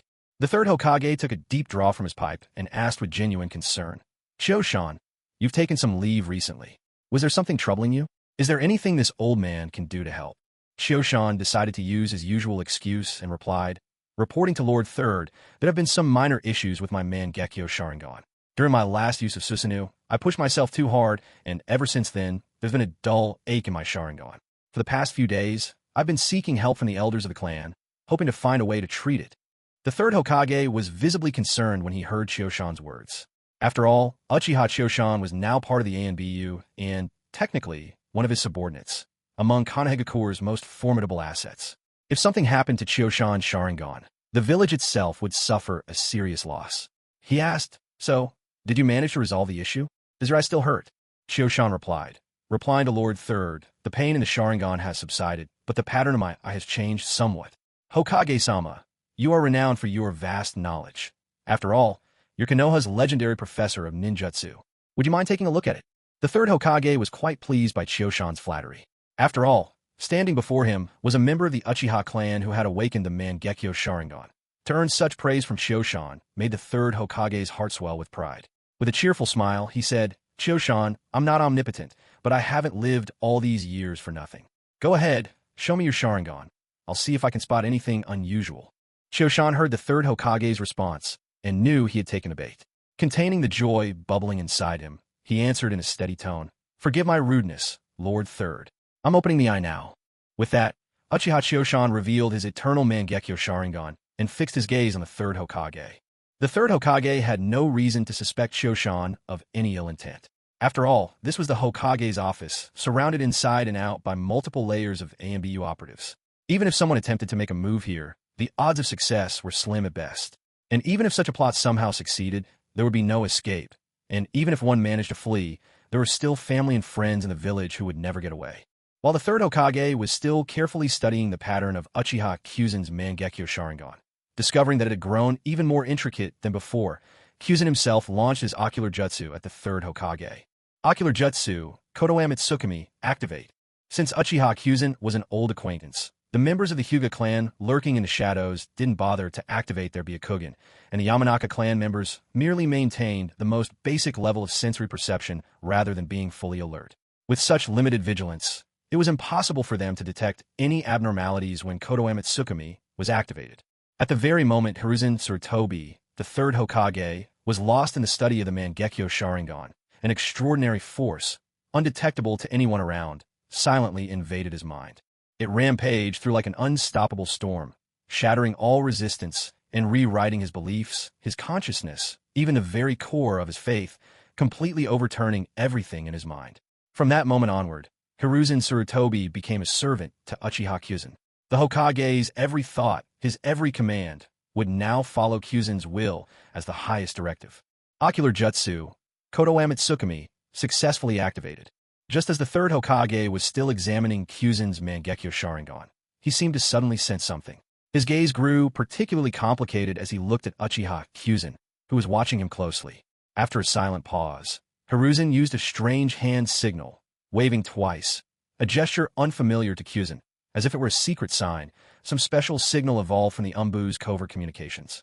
Still, Kyuzen had absolute confidence in Kodowa Mitsukami, convinced that the third Hokage had fallen under his control. Ever since his Sharingan had evolved into the eternal Mangekyo Sharingan, the limits of Kodowa Mitsukami had been vastly enhanced. Kyuzen could sense it unmistakably, unless someone possessed powers on the level of the Sage of Six Paths, or had another pair of eternal Mangekyo Sharingan with a jutsu specifically designed to counter illusions, which was virtually impossible. No one could resist his Kodowa Mitsukami. Not even Shursui Uchiha's version of the same technique could surpass it. As the third Hokage made his gesture, Kyuzen could keenly sense that all those lurking in the shadows, whether Umbu operatives or specialized shinobi, were quietly withdrawing, making themselves scarce. Once the third Hokage and the hidden onlookers had all departed, he suddenly formed a series of hand seals. Barrier, activate, he declared. With that, Kyuzen could clearly sense a barrier field enveloping the perimeter of the Hokage's office, instantly sealing it off from the outside world. After the third Hokage raised the barrier, he reached for the pipe on his desk, took a deep draw, and then exhaled a heavy cloud of smoke. Uchiha Chioshan, watching the third Hokage, made no move. He simply waited there in silence. When Hiruzen Tsurutobi, the third Hokage, finished his smoke, he set the pipe down and finally spoke. This must be the ocular jutsu of your Uchiha clan's Mangekyo Sharingan, right? I never imagined that the Uchiha Stojitsu could be so extraordinary. Before I even realized it, I'd already fallen under its spell. Upon hearing the third Hokage's words, Uchiha Choshan showed neither arrogance nor disrespect at having taken control of him. He replied calmly, "Yes, Lord Hokage, this is indeed one of our Uchiha Mangekyo Sharingan's jutsu. It can silently alter a person's thoughts and will, and people nearby won't notice a thing." The third Hokage nodded in understanding. I suspected as much. With effects and subtlety like this, what other ninja art or secret technique could rival the powers of the Uchiha's ocular jutsu? I can feel the strength of your technique. Even now, knowing you've used it to control me, I bear you no hostility. In fact, I'm compelled to heed your every word and will never do anything against you. I'll even cover for you if need be. This really is a terrifying ability. Uchiha Choshan gave a subtle nod in return. This was exactly the effect he'd been aiming for, to ensnare the third Hokage with not a trace of weakness or flaw. In the past, Shursui Uchiha had been too gentle. He couldn't bring himself to use Kotoeme Tsukumi to control the mentor he revered. Back then, the third and Danzo were so wary of anyone in the Uchiha clan besides Shursui that only now did Choshan have the chance to take control of the venerable man who had led Konoha for decades. At that moment, the third Hokage asked directly, "What do you want me to do? Do you wish for the Uchiha clan to return and take charge of Konoha?" Choshan shook his head. He had worked so hard to find the Uchiha a place even safer than the village. There was no way he would bring them back. What for? To wait a few more years to face that catastrophic super, Shinra Tensei? Besides, all he'd done for now was control the third Hokage. Let's not forget, Konoha is home to many ninja clans, large and small, even with the third support, and perhaps Danzo's soon as well. If the Uchiha were to seize full control of the village, there's no telling what kind of chaos might break out. It would be better to let the third Hokage continue managing the Hidden Leaf Village, secretly using the village's resources to support the Uchiha clan behind the scenes. This way, the Uchiha wouldn't be dragged into the village's quagmire, yet they could continue to develop rapidly. With that thought, Uchiha Choshan did not hold back, speaking plainly. "Lord Third, I've long yearned to see the village's scroll of seals. I hope you'll let me take a look. And of course, I'd like copies of the ninjutsu and secret arts recorded in our village as well. I'll have to trouble you to prepare those for me." Hearing Choshan's request, the third Hokage simply nodded without a word. He turned and disappeared into the hidden chamber behind him.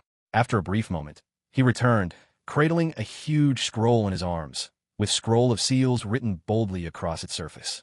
Without hesitation, the third Hokage handed the large scroll to Uchiha Choshan, remarking, "I knew you'd ask for the Scroll of Seals. Rest assured, I've already removed all its traps. It won't harm you, nor will it self-destruct. Do you want to study it here, or take it with you? If you're taking it, be careful not to let anyone else find out. This scroll is far too important to the Hidden Leaf Village. If anyone discovers you have it, suspicion will fall on me, and that would be difficult to manage." Uchiha Choshan accepted the Scroll of Seals without reserve and replied cheerfully, "Don't worry, Lord Third. I won't take it home.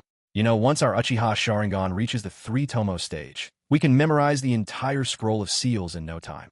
As he spoke, Choshan opened the Scroll of Seals, activated his Sharingan, and began to copy its contents. The multiple shadow clone technique, summoning jutsu, reanimation, the 8 gates formation, mutual multiplication explosive tags, the dead demon consuming seal, the 4-symbol seal, the flying thunder god technique. One after another, every single technique was copied into Uchiha Choshan's mind through his Sharingan. While meticulously memorizing the scroll's contents, Choshan thought to himself, just for what's recorded in this Scroll of Seals, controlling the third Hokage today was worth it.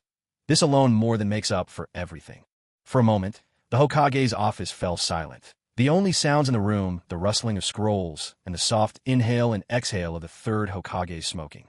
By the time the third Hokage finished his pipe, Choshan had already committed everything from the Scroll of Seals to his memory, ready to study it in detail at his leisure. Choshan then rolled the Scroll of Seals back up and handed it to the third Hokage, who silently accepted it and returned the scroll to the secret chamber behind him. When the third Hokage appeared, Uchiha Choshan made no attempt at pleasantries and spoke plainly. "Lord Third, I'll have to trouble you to copy all of Konoha Village's ninjutsu and secret technique archives, and then hand them over to me." The third Hokage gazed deeply at Uchiha Choshan and replied, "I will see to it personally. You have my word." With that settled, Uchiha Choshan and the third Hokage chatted briefly about some of Konoha's secrets and current affairs, but did not linger long. The third Hokage soon dispelled the barrier that had been raised before. After the barrier faded, Uchiha Choshan paused for a moment, looking at the Hokage's now distinctly aged face, and said, "One last thing. Please invite advisor Danzo Shimura to join us." Upon hearing this, the third Hokage's face, already lined with age, seemed to grow even older in that instant.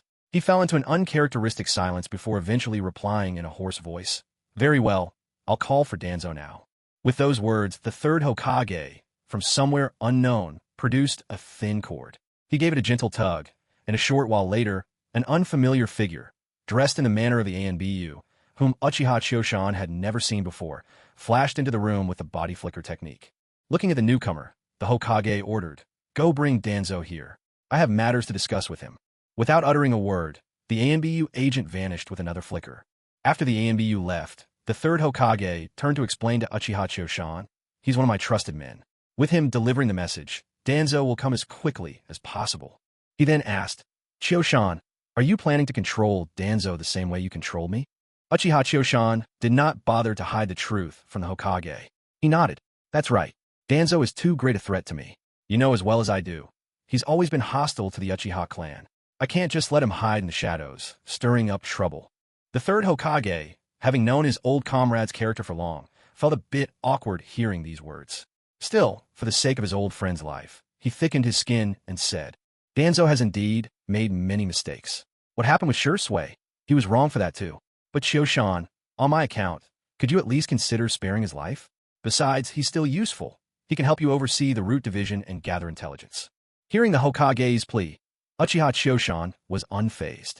After all, he'd long heard of the deep ties between the third Hokage and Danzo Shimura. If not for the third's repeated indulgence, Danzo never would have become so bold and unrestrained. Uchiha Choshan cast a deep, meaningful look at the third Hokage and, instead of answering directly, replied, "Lord Third Hokage, to be honest, sometimes I feel that Danzo Shimura is even more suited to the Hokage position than you are." As for Danzo's fate, Choshan had no intention of pledging anything to the third Hokage. After all, Danzo had committed too many misdeeds for him to consider protecting a man so steeped in wrongdoing. Whether Danzo lived or died would simply be a matter of fate. The third Hokage fell silent upon hearing Choshan's words. Deep down, he was keenly aware of his own shortcomings. As he grew older, his character had grown progressively softer, hardly a trait befitting a strong leader. For a brief moment, the Hokage's office was enveloped in silence, and neither man had any desire to speak. After waiting a little longer, Choshan guessed that Danzo would be arriving soon, so he quietly concealed himself in a hidden spot. His eye technique, Kodoemetsukami, had become more powerful. It no longer required direct eye contact. As long as he could see his target from a concealed vantage point nearby, his Mangekyo Sharingan's mind-controlling powers could still take effect. Meanwhile, the third Hokage sat behind his desk, silently smoking his pipe. In truth, he didn't want Danzo to fall under Choshan's control, but he knew, painfully, that he had no way to resist the Uchiha's demands. As Choshan waited in the shadows, he heard footsteps approaching, soft at first, then gradually drawing nearer to the Hokage's office. Without any hesitation, the door swung open, and the newcomer strode in. It was none other than Danzo Shimura.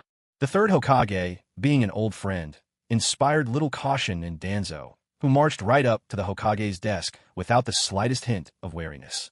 Glancing around and seeing no one else was present, Danzo came straight to the point. "Hiruzen, what's so urgent that you had to call me here? You know it's inconvenient for me to show my face right now. I'm actually combing through the documents left by Lord Tobarama, hoping to find a way to deal with that cursed Uchiha Choshan." As Danzo and the third Hokage spoke, Choshan, hidden in the gloom, had already activated his Sharingan. He watched intently, confirming that the man before the Hokage's desk was neither a clone nor someone using a transformation jutsu. That meant there was a 90% chance that this was truly Danzo himself. Choshan didn't hesitate. He immediately triggered his Mangekyo Sharingan and unleashed the Kodoemetsukami technique upon Danzo. The spiraling patterns of Choshan's Mangekyo Sharingan began whirling faster and faster, his gaze locking sharply onto Danzo Shimura. The ocular jutsu, Kodoemetsukami, is unleashed. Just as when he controlled the third Hokage before, an invisible, undetectable force silently invaded Danzo Shimura's mind, altering his thoughts and will. From that moment on, the shadowy power behind the leaf, the head of the root division, would heed only Uchiha Kyuzen's commands. Kyuzen's word would forever have to be Danzo's highest law. Much like with the third Hokage, when Uchiha Kyuzen controlled Danzo, he felt little more than token resistance. Soon enough, the man before him was firmly under his influence. There was no helping it. That, at its core, is what made Kodoeme Tsukumi, known as the Supreme Genjutsu. At that moment, Danzo Shimura, who had been standing in front of the Hokage's desk, suddenly fell silent and locked eyes with the third Hokage, Hiruzen Tsurutobi, both men communicating wordlessly. Kyuzen knew instantly that his jutsu had succeeded. Danzo was his pawn. With deliberate calm, he stepped out from the shadows. Seeing that Danzo had fallen under Kodoeme Tsukumi's sway, Uchiha Kyuzen no longer felt the need to hide. He strolled forth from the corner, unhurried and composed. Danzo, who'd originally had his back to Kyuzen, heard footsteps approaching from behind and spun around warily. But upon seeing Uchiha Kyuzen, the old hostility and prejudice in his eyes, once directed at the Uchiha clan, had vanished. In its place burned a zealous fervor, as if he'd found the very meaning of his existence. As soon as Danzo realized the person behind him was Kyuzen, he immediately dropped to a half-kneel, right hand pressed to his chest, the very picture of a devoted subordinate. His voice, filled with both reverence and almost feverish enthusiasm, rang out. Danzo Shimura pays his respects to Lord Kyuzen. I was in the wrong before. Please forgive me.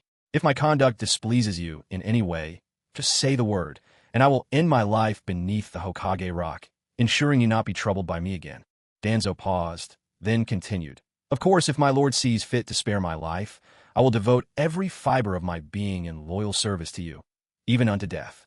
Seeing Danzo's fervent and respectful submission, Kyuzen knew full well that if he ordered Danzo to take his own life now, the man would do so without a moment's hesitation.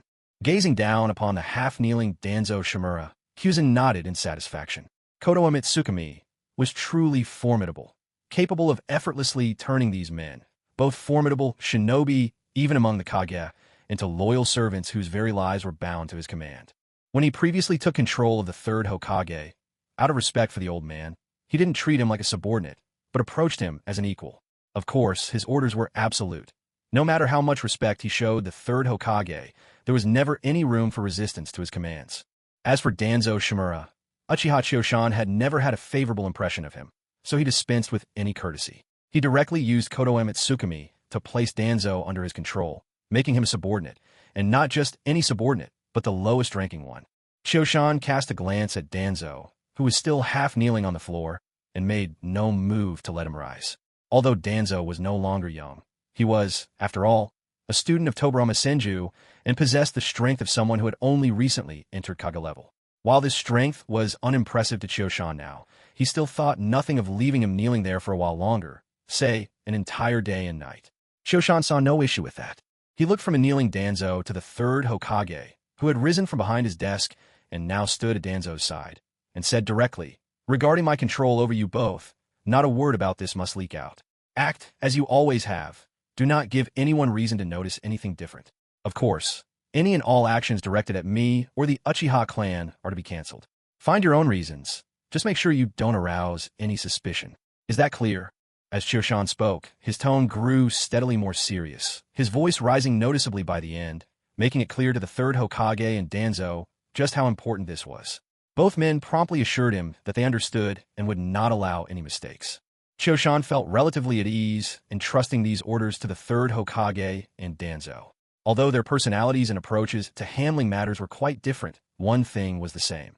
They were both shrewd old foxes with exceptional intelligence and fortitude.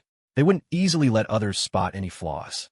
If it weren't for the overwhelming power of Kodoeme Tsukumi, these two seasoned veterans would never have fallen into Choshan's hands. Truly, Shursui Uchiha had been too naive, revealing his trump card so carelessly. With the third Hokage and Danzo both wary of Kodoeme Tsukumi, it was no wonder disaster befell him rather than anyone else. Having given voice to all the potential worries he could think of, Choshan finally allowed himself a deep, relieved breath. Today had certainly not been easy. By taking the desperate gamble of seizing control over both the third Hokage and Danzo, he had, in effect, brought the entire Hidden Leaf Village under his command. As for the other two advisors, Uchiha Choshan really didn't take them seriously. Not only did they have a low sense of presence, but they also didn't hold any real power in the Leaf Village. It was only because the third Hokage was too soft-hearted, out of consideration for old comrades, that he could tolerate them chattering away in his presence. If it were anyone else, those two would have been stripped of their positions and sent packing home a long time ago. When it came to the Leaf Village, Uchiha Choshan didn't plan on making any sweeping changes. After all, both Indra's and Azura's reincarnations were there, and when Kagaya Otsutsuki eventually broke free, they would need to rely on those two to seal her away again. As for what Uchiha Choshan himself would do, of course, he'd be there in the background, cheering them on with fanfare. Of course, if by then he had grown strong enough, he might consider bringing a little warmth to Kagaya, that pitiable shut-in who had been sealed away for 1,000 years. After all, beneath it all, everyone has a heart. Uchiha Choshan was a man of compassion. It absolutely had nothing to do with Kagaya's beauty. But that was getting ahead of things. He didn't want to meddle with the main story, though tweaking the side plots was still possible. For instance, the third Hokage, Hiruzen Sarutobi, was already advanced in age. His energy was no longer sufficient for the duties of the Hokage. Perhaps it was time to bring Tsunade back to the village, one of the legendary Sannin with a generous heart, to take over as Hokage. Of course, whether the Hokage had maternity leave was something Uchiha Choshan would now have to consider. This train of thoughts suddenly reminded him that at this point in time, the bespectacled lady, Nono Yakushi, was probably about to be manipulated by Danzo Shimura into a deadly confrontation with Kabuto Yakushi, leading to her demise. Quickly, he turned and addressed Danzo, who was still kneeling before him. Danzo, the wandering priestess, Nono Yakushi, is one of your subordinates, isn't she? Where is she now? What's happened with her? Danzo hadn't expected Lord Uchiha Choshan to be aware of his trusted agent, Nono Yakushi, and was caught off guard. He gathered his thoughts, then respectfully replied. In response to your question, Lord Choshan, Nono Yakushi is currently out on a mission. However, although she is highly capable, she's come to possess far too many confidential secrets. My men are arranging for her to fight another intelligence operative to the death, after which I intended to deal with whichever survivor remains, erasing them for good. When Uchiha Choshan learned that Danzo had not yet carried out his plan to eliminate Nono Yakushi, he breathed a sigh of relief. Such a beautiful and gentle woman behind those glasses. It would truly be a waste for her to die. Besides, if he could take her under his wing, he'd also have the future powerhouse, Kabuto Yakushi, in the palm of his hand. This deal was simply too good to pass up. Moreover, Mikoto Uchiha was now pregnant as well. Although the Uchiha clan did have some medical ninjas, they were still a notch below Nanoya Yakushi. It just so happened that she could be transferred over to better take care of Sister Mikoto. Of course, before she starts caring for Sister Mikoto, the necessary security precautions still needed to be set in place. Thinking of Sister Mikoto's current need for care and support, Uchiha Kyuzen gave an order to Danzo. Cancel the operations targeting Nanoya Yakushi and arrange for her swift return. Since you don't fully trust her, let me take responsibility for her. Once she's back, assign her to my side. I have my own uses for her. Pausing for a moment, Uchiha Kyuzen recalled that he had already completed the first phase of training in the lightning release armor, but he would still need to master the second and third phases. Lately, he hadn't had the time. Otherwise, he might have gone straight to the Hidden Cloud Village and used his Mangekyo Sharingan to copy the technique on the spot. With this in mind, Kyuzen asked, I need the instruction for the second and third phases of the Reikage secret technique, the lightning release armor. Does the village possess these? Both the third Hokage and Shimura Danzo shook their heads at Kyuzen's question. The third Hokage went on to explain, Kyuzen, as for the lightning release armor lineage of the Reikage, our village only has the first phase. The Hidden Cloud Village has made the first phase of lightning release armor somewhat public, mainly as a way to scout for individuals with a natural affinity for the secret art. Danzo and I have also studied this technique before. It's truly quite difficult. We even attempted to promote its use in a small circle, but the results were unsatisfactory, and so we never pursued the second phase.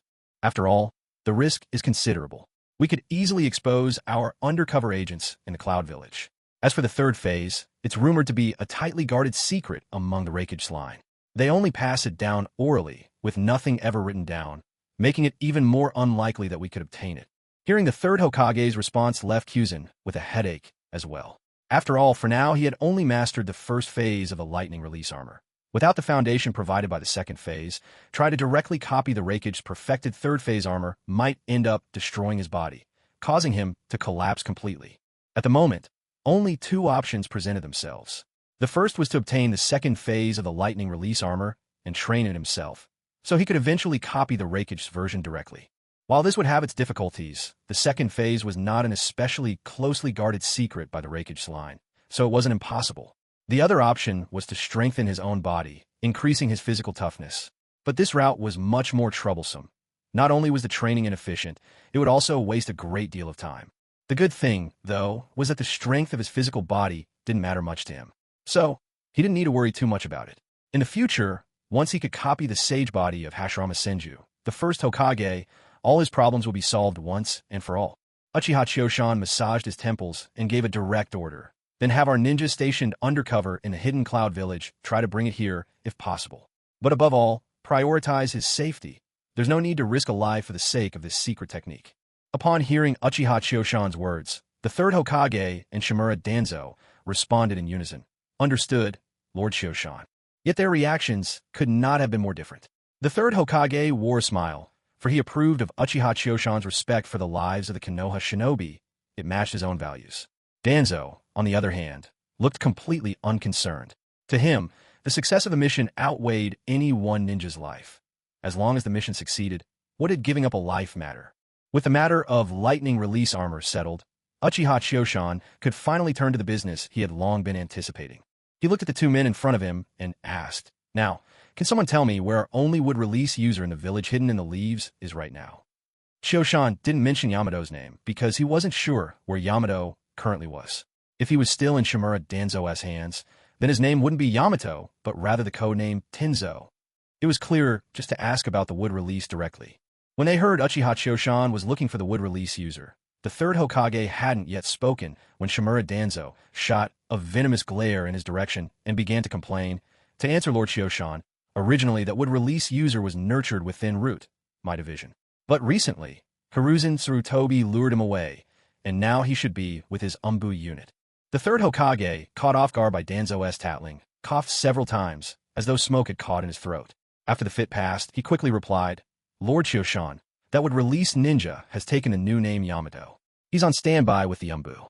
Though I had previously assigned him to Umbu, he wasn't placed in the same squad as me, so I haven't had any direct contact with him." Uchiha Choshan was delighted to hear that Yamato was currently at the Umbu base. He had already asserted control over both the third Hokage and Shimura Danzo. What he had feared most was that Yamato would be sent out on a mission, making it impossible to know when he'd return. Then the opportunity to copy the wood release would remain forever out of reach. Upon learning that Yamato was already at the base, there was no need to hesitate. Uchiha Choshan gave a direct order to the third Hokage. "Third, go summons Yamato to an empty training ground. Just tell him you want to test his recent progress. Have him demonstrate all of his wood release jutsu." The third Hokage accepted Uchiha Choshan's request without question. He immediately sent someone to fetch Yamato and had him report to Training Ground 15. Of course, it wasn't just the third Hokage and Uchiha Choshan who went along. Shimura Danzo tagged along as well. He couldn't leave yet. There were still things Choshan needed him to do, and not until the copying of Yamato's wood release was complete. Yamato arrived quickly. Not long after Uchiha Choshan's group reached Training Ground 15, he showed up as well. When he spotted Shimura Danzo nearby, Yamato hurried over to the third Hokage's side in alarm, dropping to one knee and respectfully announced, "Umbu Operative Yamato, reporting to the Hokage." As for the masked Uchiha Choshan, standing behind the Hokage in full Umbu attire, Yamato simply assumed he was part of Sarutobi's escort. Just as always, the third Hokage, Hiruzen Tsurutobi, smiled kindly and said, "Yamato, there's no need to be nervous. I've asked you here mainly to see how much you've improved lately. For us shinobi, once we set out on this path, we must see it through to the end. There's no room for slacking off. Just show me your normal capabilities."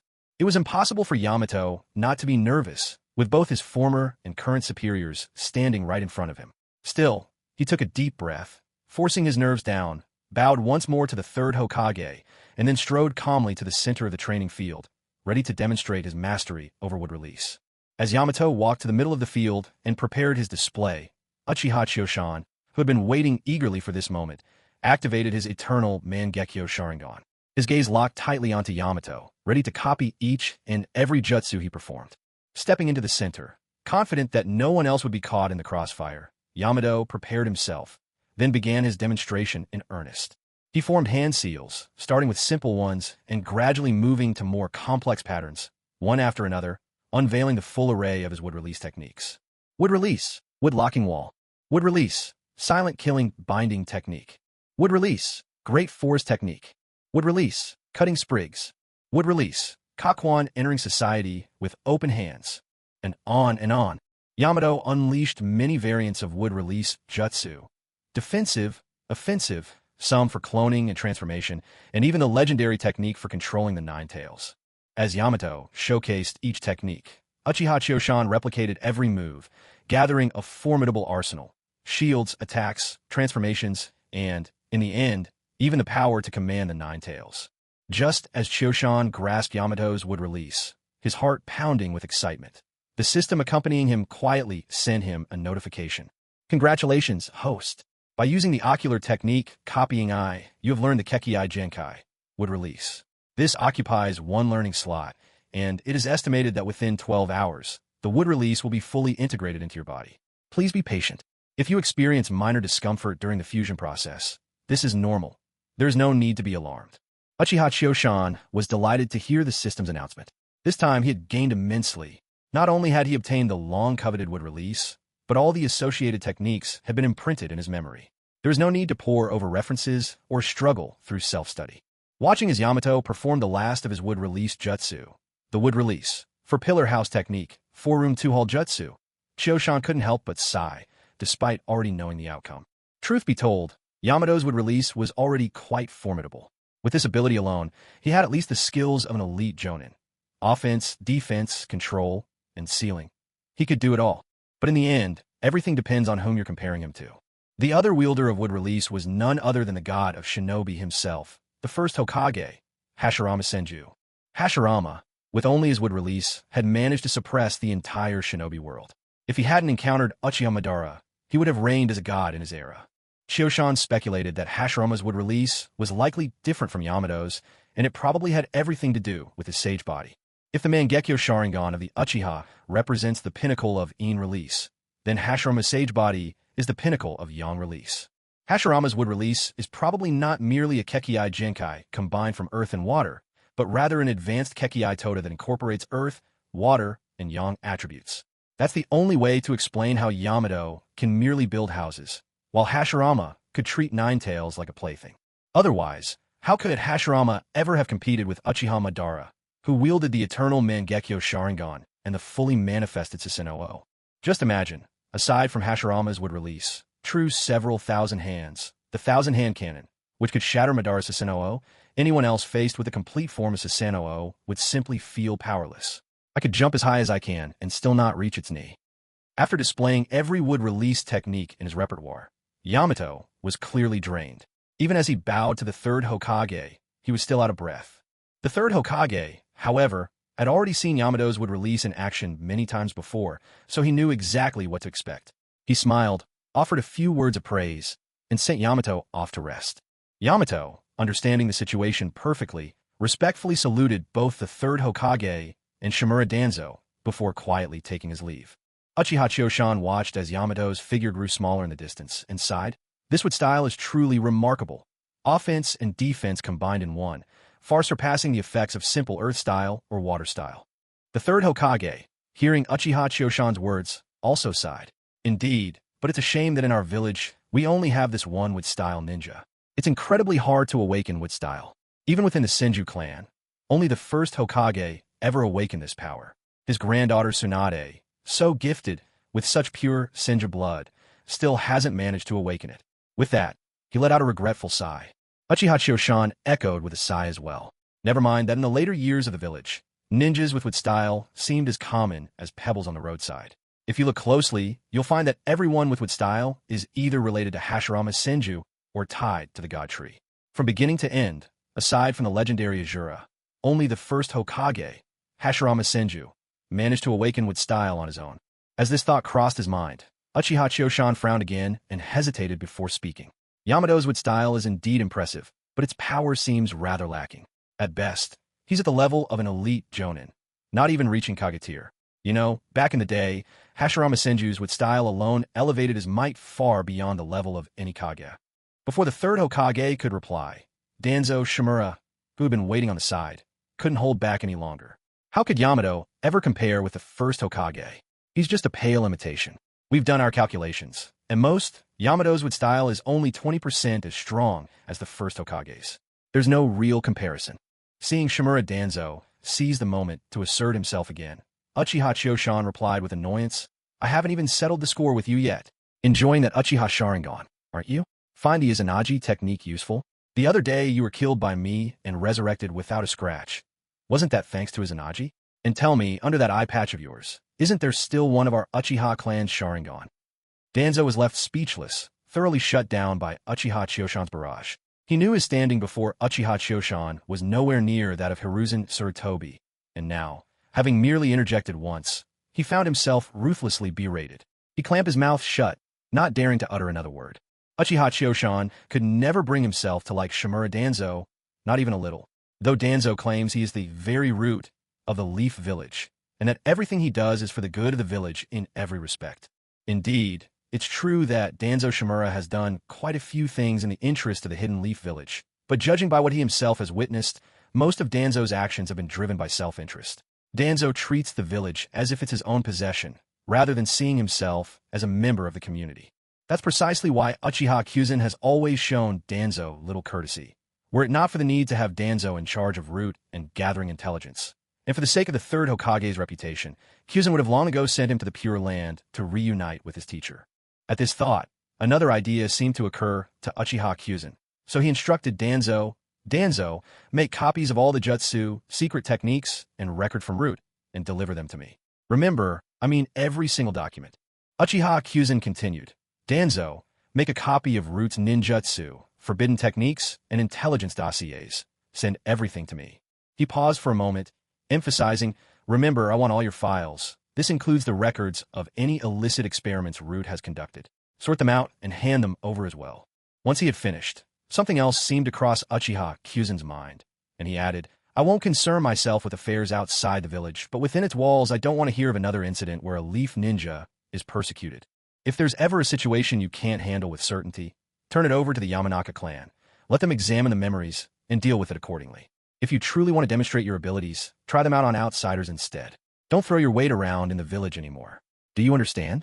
Danzo hadn't expected Uchiha Kyuzen to be so well aware of his usual dealings. His words hit right at the core of the issue. Left with no choice, Danzo grudgingly agreed. With business settled, Uchiha Kyuzen left the training ground at once. Now, he held sway not only over the third Hokage, the village's ruler, but also Danzo, the man most prone to stirring up trouble in secret. This way, he could finally say that he'd secured a great measure of safety for Sister Mikoto and her child. In fact, when Kyuzen first learned that Mikoto was expecting, his initial plan was to send her straight to the Takamagara realm, where she would be absolutely safe. Yet Mikoto refused. After all, that would have been little different for being a prisoner.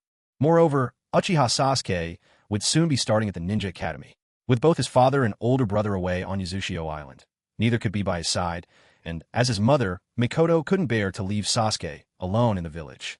Therefore, to ensure Mikoto's safety, Uchiha Kyuzen had no choice but to take the risk of seizing control over both the third Hokage and Danzo Shimura, guaranteeing Mikoto's protection while she remained in the village.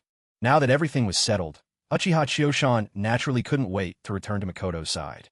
With Fugaku away from home, Chiyoshan, as Sasuke's teacher, had to shoulder his responsibilities, and of course, it was absolutely not because he was worried about Mikoto. As the head of the Uchiha clan, a lineage of ancient nobility passed down for over 1,000 years, Fugaku's family was entitled to enjoy the service of maids and attendants. However, because the Uchiha were a warrior clan, they were cautious not to let such privileges erode their resolve. So, even though he was the clan leader, Fugaku had never brought maids into his household. In truth, it wouldn't be hard to arrange. With his pure bloodline and remarkable fighting power, Fugaku's branch had many ordinary clanspeople who admired strength, making them natural vassals. Finding good, loyal household staff from among these followers would have been effortless. Now, with the clan leader's wife pregnant, and both Fugaku and his eldest son, Itachi, leading the elite to expand their territory, it was only natural to bring in a couple of maids to help take care of Mikoto and young Sasuke in their absence. So it was that when Chiyoshan arrived at Mikoto's house, he found two charming young maids had joined the household, Uchiha Izumi and Uchiha Ha. The moment he saw Izumi, Chiyoshan realized he had once again changed the course of the story. Izumi was a prodigy, the same age as Itachi, though her talents went unnoticed for lack of proper guidance. In the original story, Izumi was an ambiguous presence in Itachi's life, a precocious girl who awakened the three-tomo Sharingan at an early age. But on the night the clan was wiped out, she was killed by Toby. When Shio-shan saw the two little maids, he simply nodded, betraying nothing. Mikoto had mentioned just yesterday that she had found two girls to help take care of her and Sasuke, but Shio-shan hadn't expected one of them to be Uchiha Izumi. Thinking it over, it made sense.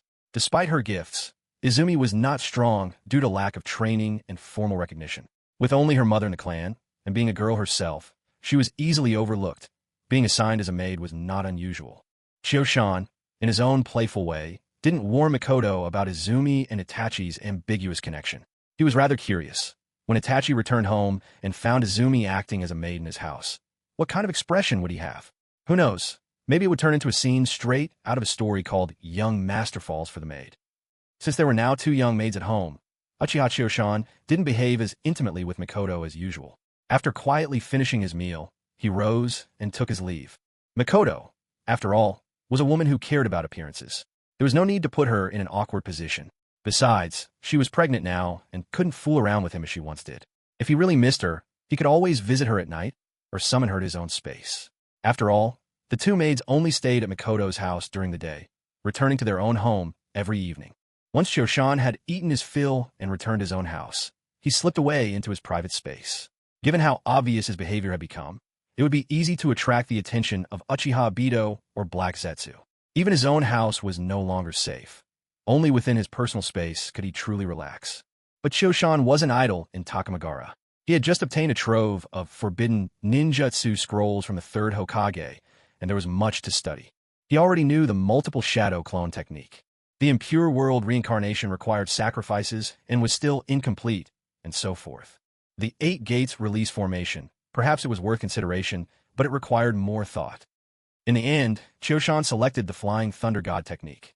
After all, as someone who possessed his own dimension, he believed that, like the 4th Hokage Minato Namikaze, he might have a natural proficiency for space-time ninjutsu. He couldn't help but marvel at the mind of the 2nd Hokage, Tobirama Senju. Not only did he invent an astonishing number of jutsu, both ordinary and forbidden, but his work ranged across every field, from space-time ninjutsu to shadow clones, even to techniques about death and resurrection. Shio-shan sometimes wondered which of them was the true transmigrator, himself or the 2nd Hokage. Yet when he reread the section on impure world reincarnation, a new possibility occurred to Shio-shan. Maybe the 2nd Hokage used this forbidden technique to summon those lost to the river of time, ninjas who mastered these secret and forbidden arts, and learned their techniques from them, recording them for posterity.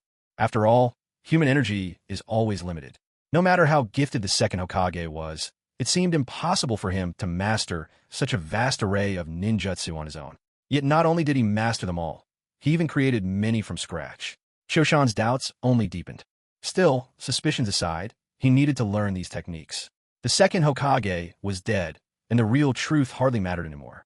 When Tobirama was eventually summoned back with his own reincarnation technique, it wouldn't be too late to ask him in person. For now, Shio-shan transcribed the details of the Flying Thunder God technique from memory, holding the scroll in his hands as he embarked on his silent journey of study. This part seems related to summoning jutsu. Interesting, these patterns appear to attune with space itself. And here, this section must be about anchoring a spatial marker. Uchiha Shio-shan glanced up at the clock. 10 minutes had already passed. All right, that's enough for today. Maybe it's a good time to take a look at the Uchiha clan's history instead. With a silent resignation befitting an underachiever, Shio-shan put down the Flying Thunder God technique notebook in his hand, admitting defeat. There was no point in struggling any longer. From now on, if there was something he wanted to learn, it'd be easier just to copy it directly. After all, what was the use of painstakingly awakening the Sharingan, if not for this? So, Shio-shan lingered in this space, sometimes reading for a while, other times strolling across the island, all the while remaining attuned to the sensations within his body. He could feel it distinctly. His body was gradually merging with the wood-release bloodline limit, and a mysterious heat simmered inside, making it difficult to sit still or settle down.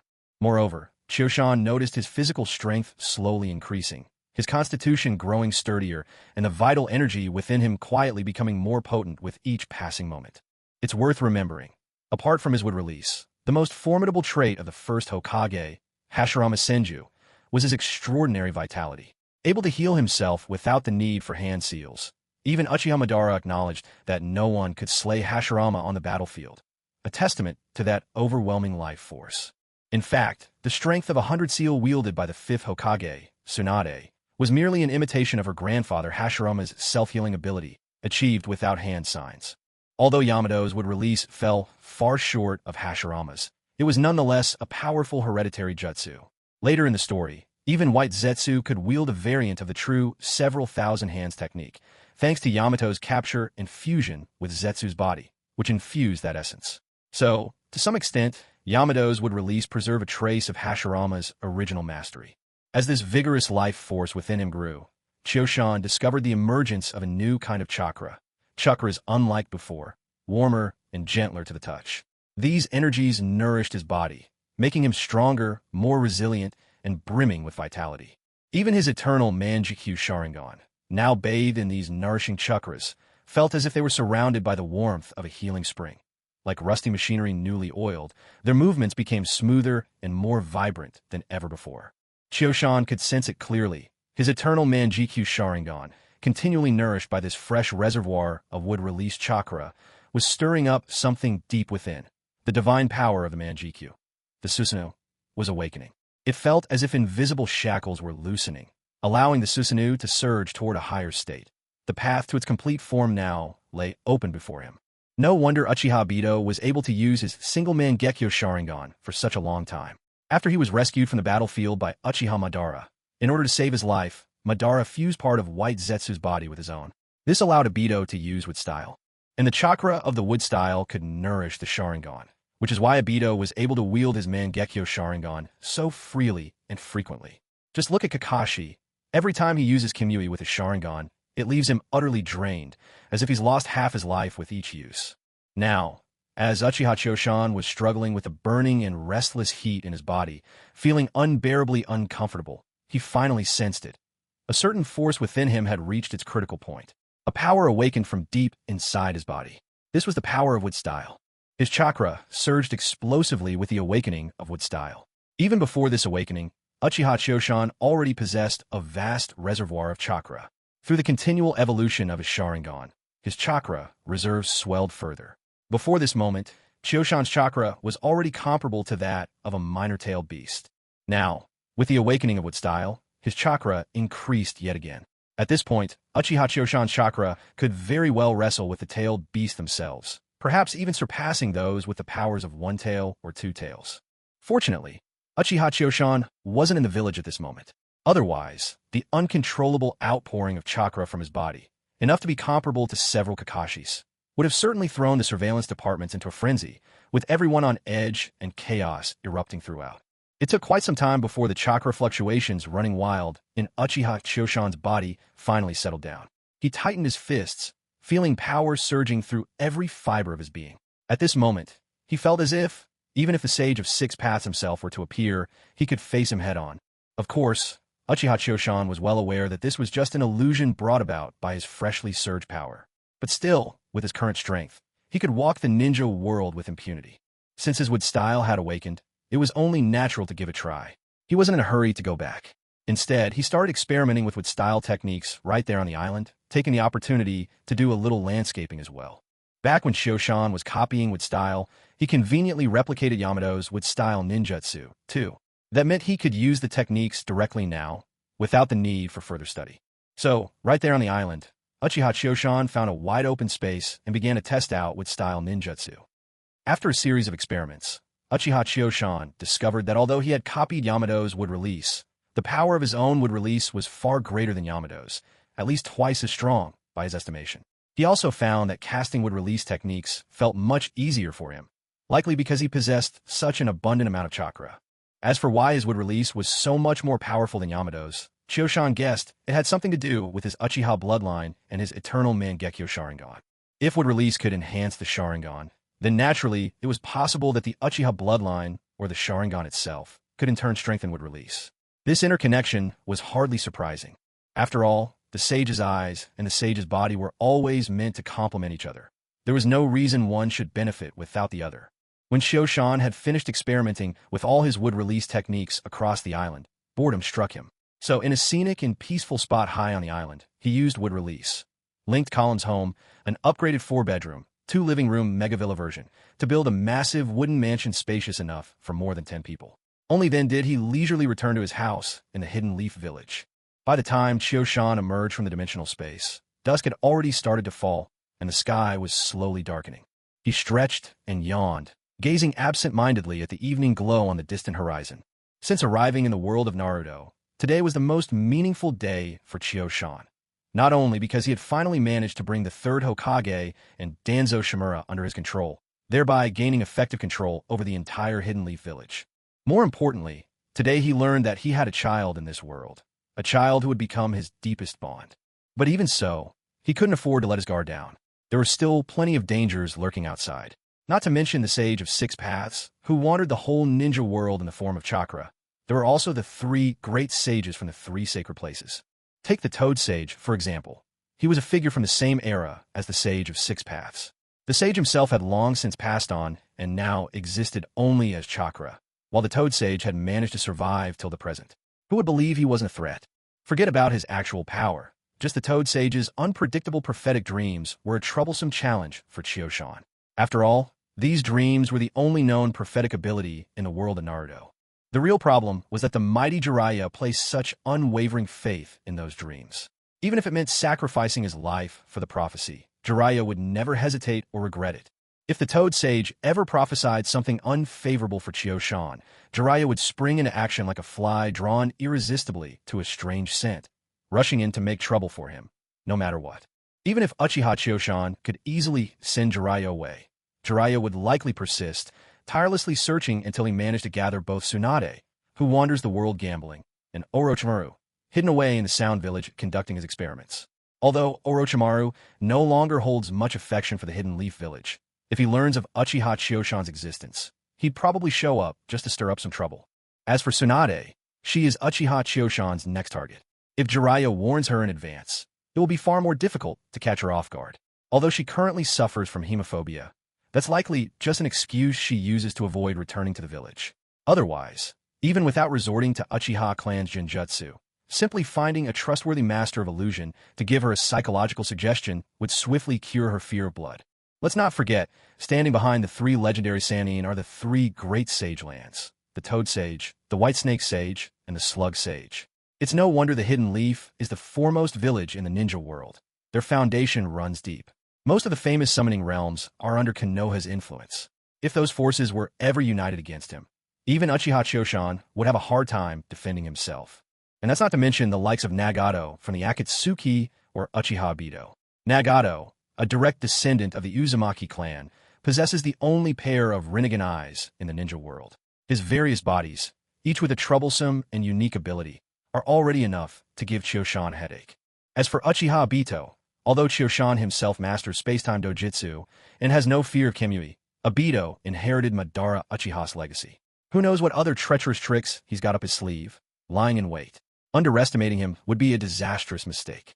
One must remember, there are people who can never truly be redeemed. Those who haven't strayed too far may still be forgiven. For example, Uchiha Itachi. In the original story, no matter how noble his reasons, it couldn't change the fact that he killed his own parents and clan. Yet now, with Uchiha Chiyo-shan's arrival, Itachi no longer has to bear those crimes. But Uchiha Obito, no matter how much you try to wash away his sins, he remains the man who killed his own caring teacher and sensei's wife. Regardless of Kakashi's feelings for him, no amount of redemption can change the fact that he's little more than a scoundrel living in an illusion of his own making. Therefore, never overestimate the moral limits of scum like that. This is why Chiyo-shan won't offer him any chances. Whenever Chiyo-shan encounters him, he will make sure Obito pays the price. For now, there are still several years before Uchiha Obito initiates the Fourth Great Ninja War. More than enough time for Chiyo-shan to prepare himself and grow stronger. By then, he aims to slay the Ten Tails single-handedly and dance alongside Madara Uchiha as an equal. At this stage, Chiyo-shan's path is one of gradual development, slowly amassing strength. Now that he's completed the evolution of his eternal Mangekyo Sharingan, there remains a vast world of potential waiting for him to unlock. Uchiha Chiyo-shan had already tasted the benefits of the wood release, a Kekii Genkai. At best, he could be considered a flawed version of the sage's body. As for the original, authentic sage's body, one could not find it anywhere in the entire shinobi world. It was only possible to seek out those who bore some connection to it. For instance, Tsunade, who inherited the Senju bloodline, were the close relatives of the Senju, the Uzumaki clan. Just a quick look at how much more chakra Naruto Uzumaki possessed compared to Kakashi was enough to reveal how formidable the Uzumaki truly were.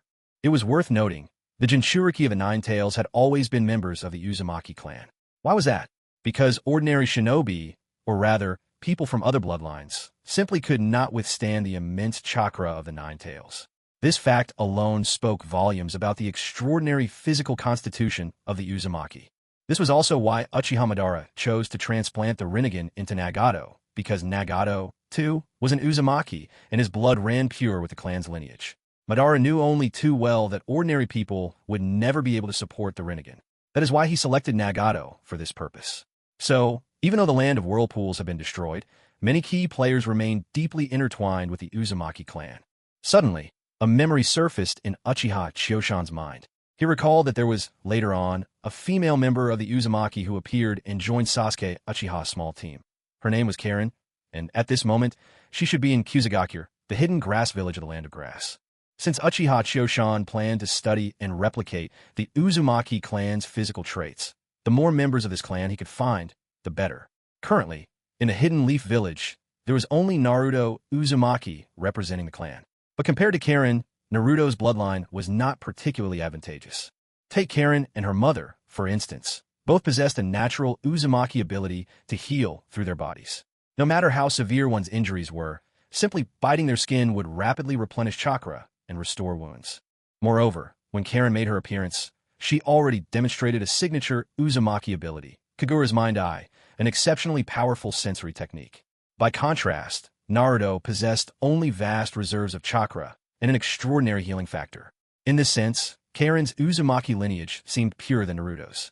At the moment, Uchiha Chiyoshan had some free time. He'd already stabilized the Leaf Village, this bastion behind the scenes. Besides, one should not rush things. Advancing in power, too, rapidly required time to settle and integrate those gains. Otherwise, he might end up like Kagaya Otsutsuki, who, despite her overwhelming strength, lacked combat experience and was ultimately sealed away by two far weaker foes. Uchiha Chiyoshan felt quite at ease about his rearguard. After all, to him right now, the most important thing in the world was Uchiha Mikoto. He had already placed a spatial mark on her, so that if Mikoto ever faced danger, with just a thought, he could instantly transport her to the Takamagara space. Even if he were to protect her personally, this was about the extent of what he could do. Moreover, he could return any moment. With the combination of a spatial mark and the eternal Mangekyo Sharingan, Uchiha Chiyoshan could leave the village and still be back every evening for dinner and a night's rest, before heading out again the next morning via the spatial mark to continue his missions and travels. Nevertheless, Uchiha Chiyoshan did not wish to make it a routine, as it would draw too much attention. His ocular space-time technique was one of his trump cards, better not to use it openly or too often. Besides, as a member of the ANBU, every mission outside the village was supposed to be sanctioned by the third Hokage. Missions outside the village were typically carried out in teams, so going solo would make him stand out even more. With that in mind, Uchiha Chiyoshan planned to request that the third Hokage assign him a teammate. With a companion, he would seem more ordinary and attract less suspicion. Not long ago, upon entering the ANBU headquarters, Uchiha Chiyoshan had noticed a figure with distinctive purple hair. His inquiries with the third Hokage revealed her name, Yugao Yuzuki, the very same who had appeared by Hate Gecko's gravestone in the original story. She, too, was a new ANBU recruit. After Chiyoshan spotted her that day, she left the village on assignment and only recently returned. Their duties and schedules hadn't overlapped, especially since Chiyoshan had taken several days off, so their paths simply hadn't crossed. For this mission, Uchiha Chiyoshan intended to ask the third Hokage to put Kakashi in charge and have both himself and Yugao Yuzuki on the team. Although his dojutsu, Kodoe Mitsukumi, was still in cooldown after being used on the third Hokage and Danzo Shimura, so he couldn't control Kakashi or copy the Kemui technique from his eye yet. This did mean he'd have more opportunities to interact closely with Kakashi and perhaps eventually catch a chance to learn it. As for bringing Yugao Yuzuki along, it was for the simple pleasure of having a beautiful woman by his side. For Chiyoshan, she was more or less a good luck charm. Though he had also heard her swordsmanship was rather remarkable, perhaps he could secretly copy that technique for himself as well. In the world of Naruto, samurai and swordsmanship have long since faded into obscurity. Across the entire shinobi world, you would be hard-pressed to find even a handful of true masters of the blade. Tsukumo Itaki was one such master, but he was forced to his death by Danzo Shimura. As for his son, Kakashi Hitaki, he eventually abandoned the Hitaki sword style altogether. Had he not done so, perhaps Kakashi wouldn't have felt so powerless in the later stages of the story, reduced to a supporting role, almost like a background figure. It was only at the very end, borrowing Obito Uchiha's Mangekyo Sharingan, that he managed to show off one final time, narrowly preserving his dignity. Having made up his mind, Uchiha Kyuzen wasted no time. Seeing that it was still early, he went directly to the third Hokage, requesting an assignment for this mission. In truth, Uchiha Kyuzen could have opted out. There were plenty of others who could run errands for him. Still, he preferred to get out and undertake missions himself whenever he could. It was a way to temper and strengthen himself. Moreover, by making field trips, Kyuzen could use the opportunity to leave spatial markers from his Takamagara ability across the shinobi world, which would make future travels much easier for him. This task of marking spatial seals could only be done in person. There was simply no way to entrust it to anyone else. By the time Uchiha Kyuzen returned to the clan's compound, night had already fallen. He gave his rumbling stomach a rueful pat, suspecting that Mikoto's family had probably finished dinner by now. He decided not to disturb them. Turning away from the clan grounds, he made his way toward the village's bustling nighttime dining district. He considered for a moment, grilled meat or Ichiraka ramen. The answer came to him in a heartbeat. Of course, it had to be Ichiraka ramen. After all, the barbecue place didn't have the adorable little Ayam. When Uchiha Kyuzen stepped into Ichiraku ramen, it was the shop's busiest time. Understandably so, many of the Chunin and Genin who had just returned from missions nearby flocked here. Ichiraku served up delicious, filling meals at affordable prices, making it the go-to choice for many shinobi with not much money to spare. There were so many customers that even little Ayam was rushing about the shop, her cute cheeks flushed from the bustle, a truly heartwarming sight. When she spotted Uchiha Kyuzen, her eyes lit up with delight and surprise, though she could only manage a quick greeting before hurrying off to tend to other patrons. Kyuzen smiled and exchanged a greeting with the charming Ayam, then called out to the old man behind the counter, "Uncle Ichiku, the usual. 2 extra-large deluxe ramen, 1 with pork bone broth, 1 seafood." The ramen master was in the thick of things, moving at breakneck speed behind the counter. Recognizing his regular customer, he bantered as he worked, "How many times have I told you? Don't call me uncle. Just big bro is fine. I'm not that old yet, you know." Uchiha Choshan found himself a seat among the crowd, and as he sat down, he chuckled warmly. "Little Ayam is so adorable. I've decided I'll marry her in the future. But if I start calling you big brother now, that puts me a whole generation above her. That won't do at all." Old man Ichiraku, hearing Uchiha Choshan teasing his precious daughter again, couldn't help but roll his eyes and ignored him. Meanwhile, Ayam, who was dashing about the alleyway busy with errands, threw a quick glance Shoshan's way. She didn't say a word, but her already rosy cheeks flushed an even deeper red. The patrons dining at Ichiraku Ramen took one look at Uchiha Choshan, and the moment they caught sight of the Uchiha clan crest on his clothes, their scrutinizing gazes quickly turned away. The Uchiha clan, with their police force, were not to be trifled with. Even though Choshan looked approachable enough, those sitting near him stuck to the philosophy of less trouble is better than more, so nobody tried to stir up conflict or strike up a conversation. Choshan's extra-large ramen was ready in no time. Little Ayam carefully brought it over, cradling the brimming bowl with utmost caution. Even though it was already a big bowl, Ayam had piled it so high that the broth was nearly spilling over the edge. When Choshan's deluxe ramen was placed on the table, the person seated beside him glanced down at their own large bowl. Compared to Choshan's, it suddenly looked rather pitiful. This neighboring diner fell silent. When did the regular and deluxe portions become so vastly different? Choshan paid no mind to his forlorn tablemate. After sharing a knowing glance with Ayam, he turned eagerly to the feast before him. Ever since Choshan had mastered lightning release armor, his appetite had grown day by day. Although it had lessened slightly after reaching the first stage of training, today he had awakened his Kekkei Genkai, would release. With his sudden surge in chakra and vitality, his body demanded enormous energy, and the source of that energy, naturally, was food. So, while it might not be fair to say his body was overdrawn, it certainly required a tremendous amount of nourishment. And there was only one solution: eat more. At this moment, Choshan felt as if a little paw were reaching up from his very throat, clawing hungrily inside him. Only by eating swiftly and filling his belly could he finally quiet that craving. He first lifted the giant bowl and drank a mouthful of the rich, savory pork bone broth, soothing his stomach.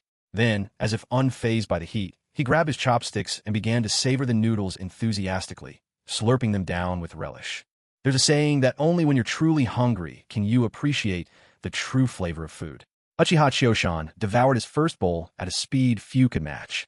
As he tipped back the large bowl to drink down the very last drop of broth, Ayam, always attentive to his every move, immediately set a second bowl in front of him.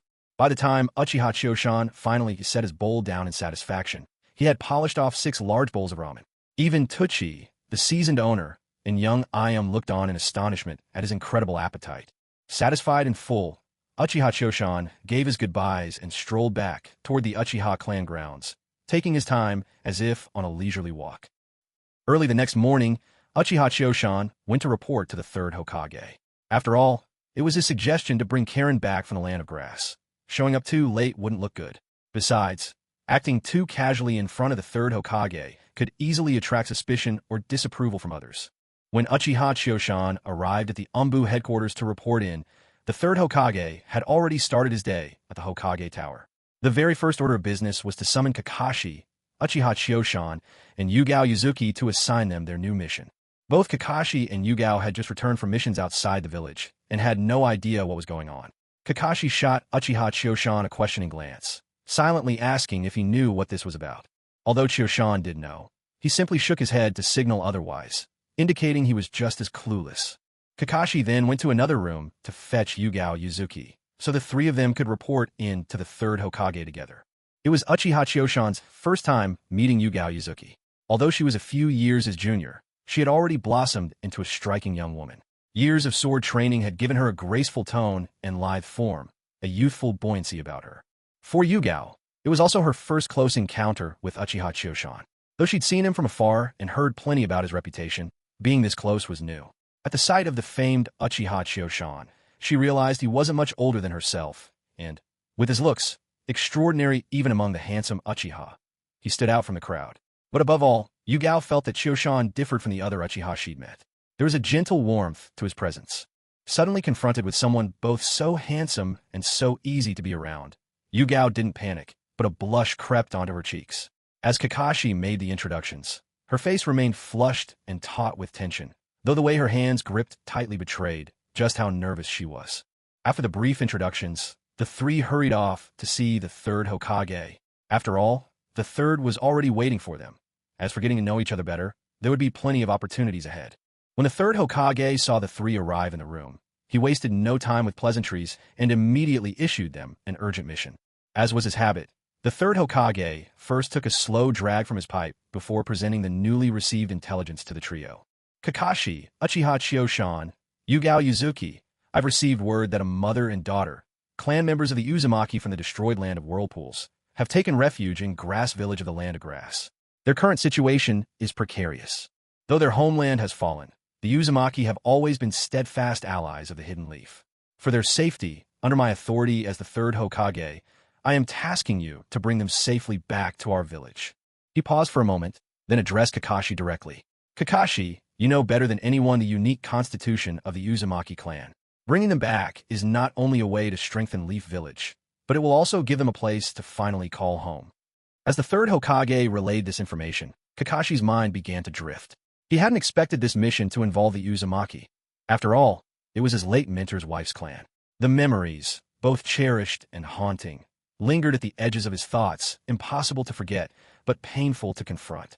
By the time the third Hokage finished his briefing, Kakashi had reined his emotions and didn't press for further details. The mission scroll contained all the specifics. He answered simply, "Understood, Lord Hokage. I'll make sure we accomplish this mission." Duty still came first for Kakashi, a quality that always set the Hokage's mind at ease. Satisfied with Kakashi's words, the third Hokage nodded approvingly and added, "According to my sources, the mother's health is quite poor. Set out as soon as you can. Do everything possible to save her life." With these words, the three made their farewells and quickly dispersed to gather their things, agreeing to meet at the gate. In truth, Uchiha Chiyoshan hardly needed to pack. With his personal storage space, he could travel light, but he still wanted to stop by and inform Lady Mikoto so she wouldn't worry about him. They settled on a rendezvous time, not a long window, making haste essential. Chiyoshan headed straight to Lady Mikoto's home. At that moment, she'd already risen and was having breakfast with Sasuke, with Izumi and Uchiha nearby, ready to help. There was no time for Chiyoshan to linger. He briefly explained the situation to Lady Mikoto, ruffled Sasuke's hair in passing, and hurried home to gather his things. Say what you will, though Sasuke would grow more difficult in the years to come. Right now, as a bright-eyed boy, his hair was surprisingly soft, completely pleasant to the touch. Although Uchiha Chiyoshan didn't really need to pack any belongings, it would certainly raise suspicion if he showed up empty-handed while everyone else was carrying large bags. So he hastily gathered up some random items, stuffed them into a big pack, and then headed to meet the others at Konoha's main gate. Because the mission that Uchiha Chiyoshan's team was on was just a routine assignment and didn't involve any classified matters, everything proceeded through normal protocol. All three of them arrived punctually. Kakashi, unlike his reputation in the original story, wasn't habitually late this time. After all, they were currently serving in the ANBU, not the more relaxed ranks of regular shinobi. Their destination was the Land of Grass, a small country wedged between the Land of Fire and the Land of Earth. Being so small, it was weak and lacked its own signature ninja techniques, forced to endure humiliation from larger nations in many ways. The goal for Uchiha Chiyoshan's group on this mission was to escort the mother and daughter of the Uzumaki clan, Karen and her mother, who had taken refuge in Grass Village, and bring them safely to Konoha. Because their mission was urgent, Karen's mother could be in mortal danger at any moment. The three set out at once as soon as they left the village, pushing on at top speed. Kakashi was a seasoned shinobi, and Yugao Yuzuki, who specialized in taijutsu and kenjutsu, was also in peak physical condition. In the past, Uchiha Chiyoshan's taijutsu would have been his greatest weakness, sure to slow the others down on a mission like this. But ever since he'd trained in the lightning-style armor technique, though he'd only mastered the first stage, his physical abilities had reached the level of a jonin. So this time, Uchiha Chiyoshan was able to keep up with the team without much difficulty. Whenever he passed through an area he liked the look of, he'd even mark it with a spatial imprint using his Kotensho Dojutsu.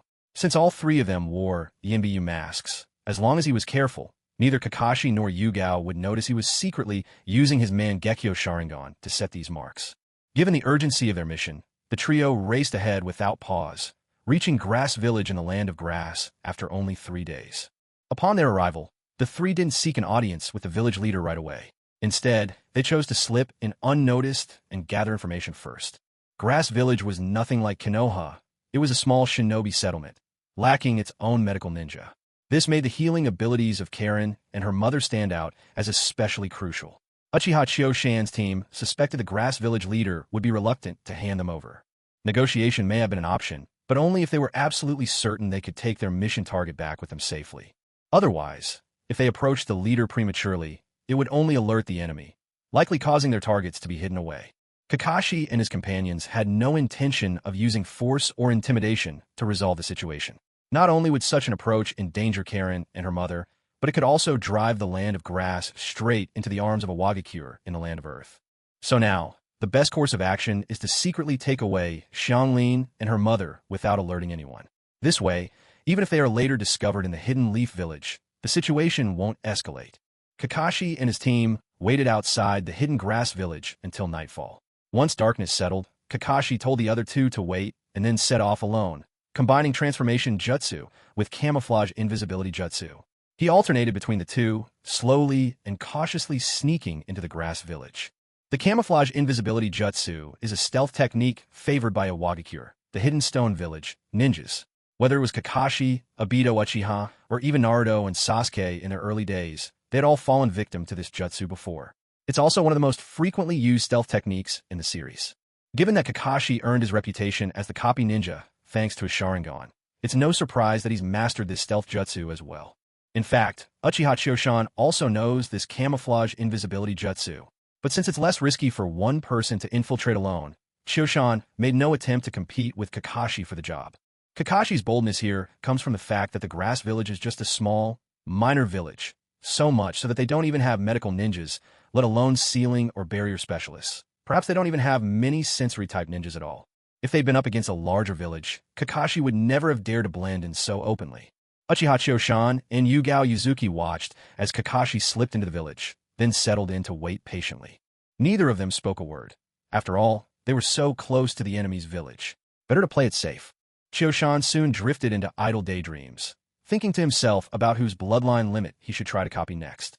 The plan for obtaining the Uzumaki clan's powerful body and bloodline was simple. After bringing Xianglin and her mother safely to the Leaf Village, They would ask the third Hokage to arrange opportunities for him to spend time alone with Naruto, Uzumaki, and the mother-daughter pair. With luck, he'd be able to acquire a strong sample of the Uzumaki bloodline that way. Next on his list was the Hyuga clan's Byakugan. The branch family's white eyes wouldn't do. They had flaws like the blind spot in their vision. He needed to copy the main family's Byakugan instead. If he could stealthily acquire Hyuga Hayashi's abilities, the clan leader himself, with undiluted blood, the result would be ideal. As Uchiha Choshan let his mind wander, Yugao Yuzuki glanced over at his handsome profile out of the corner of her eye. Over the past couple of days, through her interactions with Choshan, Yugao had gradually noticed how different he was from other members of the Uchiha, or, really, from most ninja of noble houses. Other elite-born ninjas always seemed to carry themselves with an arrogant pride, as if they considered themselves a cut above others. They put themselves first at every opportunity, looking down on those like her from smaller, humbler clans, or born as ordinary villagers. Even with those who hid their pride well, Yugao's keen senses could still pick up on it. But with Choshan, she sensed absolutely none of that arrogance. He didn't stand on ceremony during their journey or insist on special treatment when eating. Everything about him felt easy and genuine. For this reason, Yuzuki Yugao simply couldn't bring herself to dislike Uchiha Choshan. In fact, with her keen sensitivity, she could sense a certain warmth about him, an invisible pull that made her subconsciously want to be near him.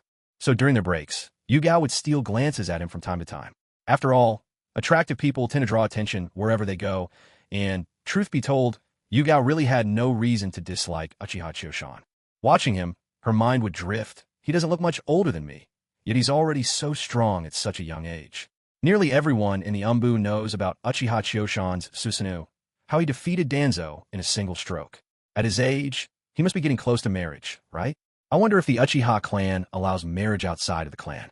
Thinking along these lines, Yugao couldn't help but blush, feeling a little embarrassed. Yet to admire those who are strong is simply human nature. There's nothing unusual about it. Besides, a man who combines both strength and good looks, and on top of that, has such a pleasant temperament. All of this makes Yugao's wandering thoughts quite understandable. Meanwhile, time slipped by quietly. Uchiha Choshan was calculating his plans for future bloodline powers, and Yuzuki Yugao was lost in her daydreams. By the time midnight arrived, the whole hidden grass village had settled into deep silence.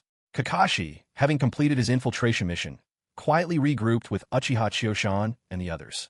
Uchiha Choshan kept his Sharingan activated the entire time. So to him, Kakashi's camouflage jutsu was as conspicuous as a 100-watt light bulb in the darkness. The moment Kakashi returned, Choshan had already spotted him. What's more, Kakashi didn't bother to muffle his footsteps, so even the ever-alert Yugao snapped out of a reverie, her expression turning serious as she awaited Kakashi's approach.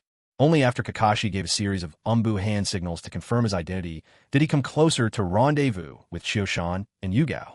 Honestly, if it came down to strength, even without considering the combined might of Kakashi and Yugao, Uchiha Choshan alone was nearly enough to challenge and annihilate the entire Hidden Grass village. However, this wasn't just a matter of raw power. They had to ensure that the mission's targets, Karen and her mother, weren't killed in desperation by Hidden Grass ninjas. To complicate things, the neighboring Hidden Stone village in the Land of Earth was watching. Relationships between the major countries were tense, and they couldn't afford to give anyone an excuse to declare war on the Land of Fire. Thus, the only prudent plan was to secretly extract the targets without raising alarm. After regrouping, Kakashi briefed them on the situation inside the Hidden Grass village, marked the target's location, and finally, with a troubled look, began to speak about Karen and her mother. I discreetly observed the situation of the two with my Sharingan. The little girl was still in relatively good condition, but her mother was another story. Her chakra had been almost completely drained by these Grass Village ninja. I had to act fast, otherwise, our mission target would surely perish. Hearing what Kakashi said, I was still silent, but Yugao Yuzuki, who had been listening nearby, jumped in impatiently. Draining chakra? Is that even possible? Is it some secret technique from the Grass Village? I glanced at Yugao's face, which was full of questions, smiled, and answered on Kakashi's behalf. This time our target is someone from the Uzumaki clan. The Uzumaki have long been our allies here in Konoha, but years ago, after the Uzumaki nation was destroyed, the survivors were scattered, their whereabouts unknown. As for this Uzumaki person that the Grass Ninja have, she most likely possesses an extremely rare Uzumaki talent, physical healing. This ability is remarkable. It allows someone to recover their chakra and injuries simply by biting her skin. Of course, this comes at the expense of her own chakra. From the sound of it, the grass ninja are using this Uzumaki as a living medicine, caring nothing for her life or death. Otherwise, things wouldn't have come to this point. By the time I finished speaking, Yugao's eyes sparkled with admiration. She couldn't help herself, all because of the way I'd just explained things so seriously, which happened to match her ideals for a dream lover perfectly. Kakashi, seeing Yugao's infatuated look, simply rubbed his forehead in resignation. There was nothing to be done. Young girls these days all fell for good looks. Still, my explanation had broadened Kakashi's understanding as well. He'd only known vague rumors before, but didn't possess nearly as much detail as I had provided. Kakashi fell silent for a moment. Seeing no one speaking, he finally asked in a consultative tone, "So what do we do now? The Uzumaki woman is already very weak. If the grass ninja drain her even a few more times, she'll die for sure. That would mean our mission is a total failure." Although Kakashi was nominally in charge, he still wanted my input. After all, I was now the vice chief of the Uchiha clan, and the power of my Mangekyo Sharingan was not something anyone could ignore. Noticing Kakashi's deference, I made no move to seize command. As long as we could bring back Kagaya and her daughter alive, it didn't matter to me who led. So I said, "Captain Kakashi, you're the leader and you have the most experience. However you decide is how we'll proceed." As for Yuzuki Yugao, she simply blinked her large eyes and stood there like a decorative figure. Whatever the two seniors asked of her, she did without worry. After all, nothing required her concern. Kakashi, seeing that Uchiha Chiosan had no intention of taking the lead, felt a sense of relief. After all, strength is one thing, but being able to execute a mission flawlessly is another. Kakashi hadn't expected that, despite Uchiha Chiosan's formidable power, he could still understand and maintain his role within the team. This realization made Kakashi feel a growing respect for Uchiha Chiosan. Kakashi cleared his throat and continued.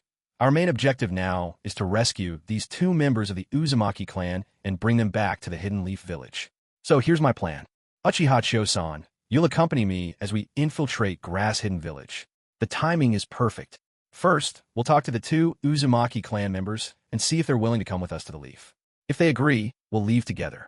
If not, Chiosan, I'll need you to use your Jinjutsu to temporarily restrain them and bring them out. Then we could try to persuade them further once we're safely on the road."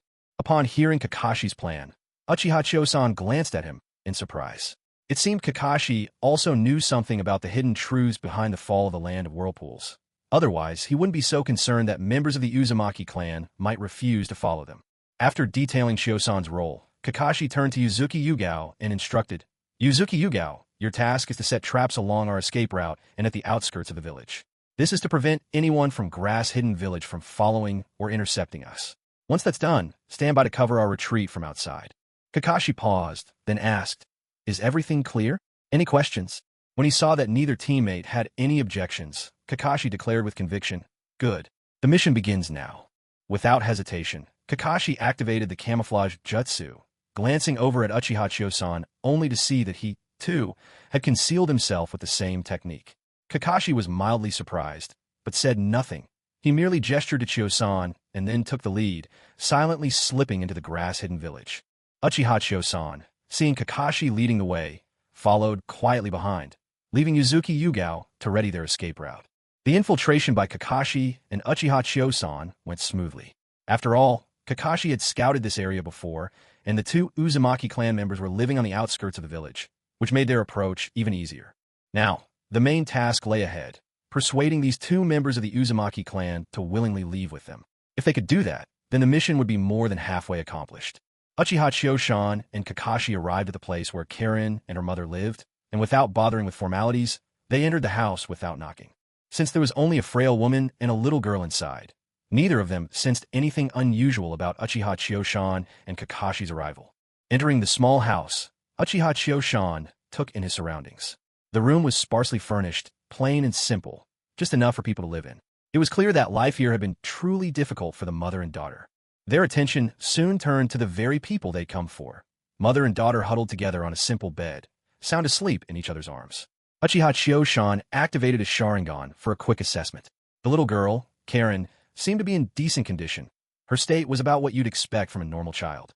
But her mother, clutching her tightly, was in much worse shape. As Kakashi had described, her chakra was thin and her body frail. Even if the ninja from the hidden grass village stopped draining her chakra, it was hard to say how long it would take her to recover. And if they continued taking from her, she truly wouldn't have long to live. Uchiha Chio-shan and Kakashi walked around the humble room, quickly gaining an understanding of the hardships they faced. After exchanging a silent glance, the two turned their attention back to the mother and daughter lying on the bed. Uchiha Chio-shan stepped quietly to the bedside. He reached out and gently tapped Karen's mother on the shoulder, rousing her from the depths of sleep. Karen's mother, already weakened, slept lightly in her fragile state. At the slightest touch from Uchiha Chio-shan, she woke with a start, eyes wide with alarm. She looked at the strangers who had entered her home uninvited. Though panic filled her gaze, she only clung more tightly to her daughter, as if nothing in the world could separate the two of them, no matter what happened. At first, Uchiha Chio-shan had little confidence that he could persuade Karen's mother. But witnessing her determination melted his worries a little. He found reassurance that his mission was not impossible after all. Seeing Karen's mother so fearful, Uchiha Chio-shan softened his already gentle demeanor, putting on a warm and reassuring smile, appearing as harmless as possible. With a soothing tone, he addressed her. "Hello, we're ninja from the Hidden Leaf Village. We received a report that a mother and daughter of the Uzumaki clan were suffering injustices here in the Hidden Grass Village, so the Hokage has sent us to bring you safely and secretly to Konoha." Karen's mother was initially anxious, but upon hearing that the visitor was from the village hidden in the leaves, she quickly regained her composure. Once Uchiha Kyuyama finished speaking, her expression had turned completely cold. Holding her sleeping daughter tightly in her arms, she spoke in an icy tone. "There's no need to trouble the ninja from the Leaf Village. We're just fine staying here in the village hidden in the grass. We, the Uzumaki clan, do not require the attention of the third Hokage. I must also trouble you, sir, not to barge into other people's homes uninvited in the future. Such actions place others in a very difficult position." With that, she ceased to look at Uchiha Kyuyama at all, instead turning her gaze to the wall at her side, as if, in her eyes, the wall was far more interesting than Kyuyama himself. Seeing her reaction, Uchiha Kyuyama felt a sense of inevitability, just as he had expected. The Leaf's behavior during the destruction of the land of whirlpools had indeed left much to be desired. Their repeated delays in responding to the Uzumaki clan's request for aid had led to the country's downfall. To imagine that any Uzumaki survivor would feel no resentment toward the Leaf was simply impossible. In the eyes of the Uzumaki, the Leaf Village's actions were nothing less than a shameless betrayal. How could they possibly show kindness to traitors? Were it not for the fact that Karen's mother, Uzumaki Xiangling, was so weakened in body, she would not just refrain from throwing them out, but would have likely unleashed a torrent of furious words. This explains why none of the surviving Uzumaki could be found anywhere in the Land of Fire. Even if it meant living from hand to mouth, eking out a precarious existence in another country, they would rather endure hardship than swallow their pride under the watchful eyes of the Leaf. Uchiha Kyuyama frowned in frustration. He truly did feel some pity. He didn't want to see the woman before him die, such a tragic death, as if consumed alive by misfortune. Otherwise, with just a simple illusion, he could have taken her daughter away with ease. But persuasion was never Kyuyama's strength. He preferred to lay his cards on the table. If he couldn't talk her around, it would just require a little more effort. He would resort to his Sharingan and take both mother and daughter by force. Pointing to the child Karen cradled in her arms, Uchiha Kyuyama addressed Xiangling. "Before we came here, we had already gathered plenty of information. We are well aware of your situation and your child's." His gaze softened with a touch of pity as it settled on the bite marks on Xiangling's body. "You must understand what you're facing now. If this continues, you don't have long to live. Even if you care nothing for your own life, as a mother, you should at least think of your daughter's future." As Uchiha Chio-shan spoke, his gaze fell once more on the peacefully sleeping Xiao Xiangling in her mother's arms. He reached out and gently tugged at the edge of Xiangling's clothes, revealing several clear bite marks. On the body of the little girl, these marks looked especially shocking and tragic. "Do you really want your daughter to die as miserably as you almost did?" he pressed. "As long as you're alive, you can still shield her from the storms of this world. But if you die, what awaits her is not just the grief of losing her mother. It's also the legacy of suffering you'll leave behind. With the way things are going, she may never have a chance at life. She'll follow in your footsteps, doomed to perish in agony."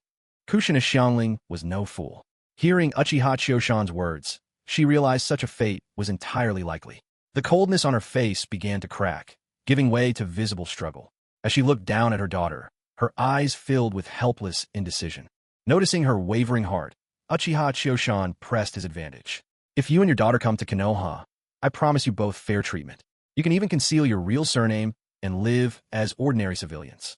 Your daughter will grow up healthy and without fear. Nothing like this life of constant dread. He gave her a moment to ponder his offer before continuing. Do you know someone named Uzumaki Kushina? At the mention of that name, Xiangling's head jerked up in surprise. You know Kushina? How is she doing? Is her life a good one? There were never many people in the Uzumaki clan to begin with, and Kushina had been her peer.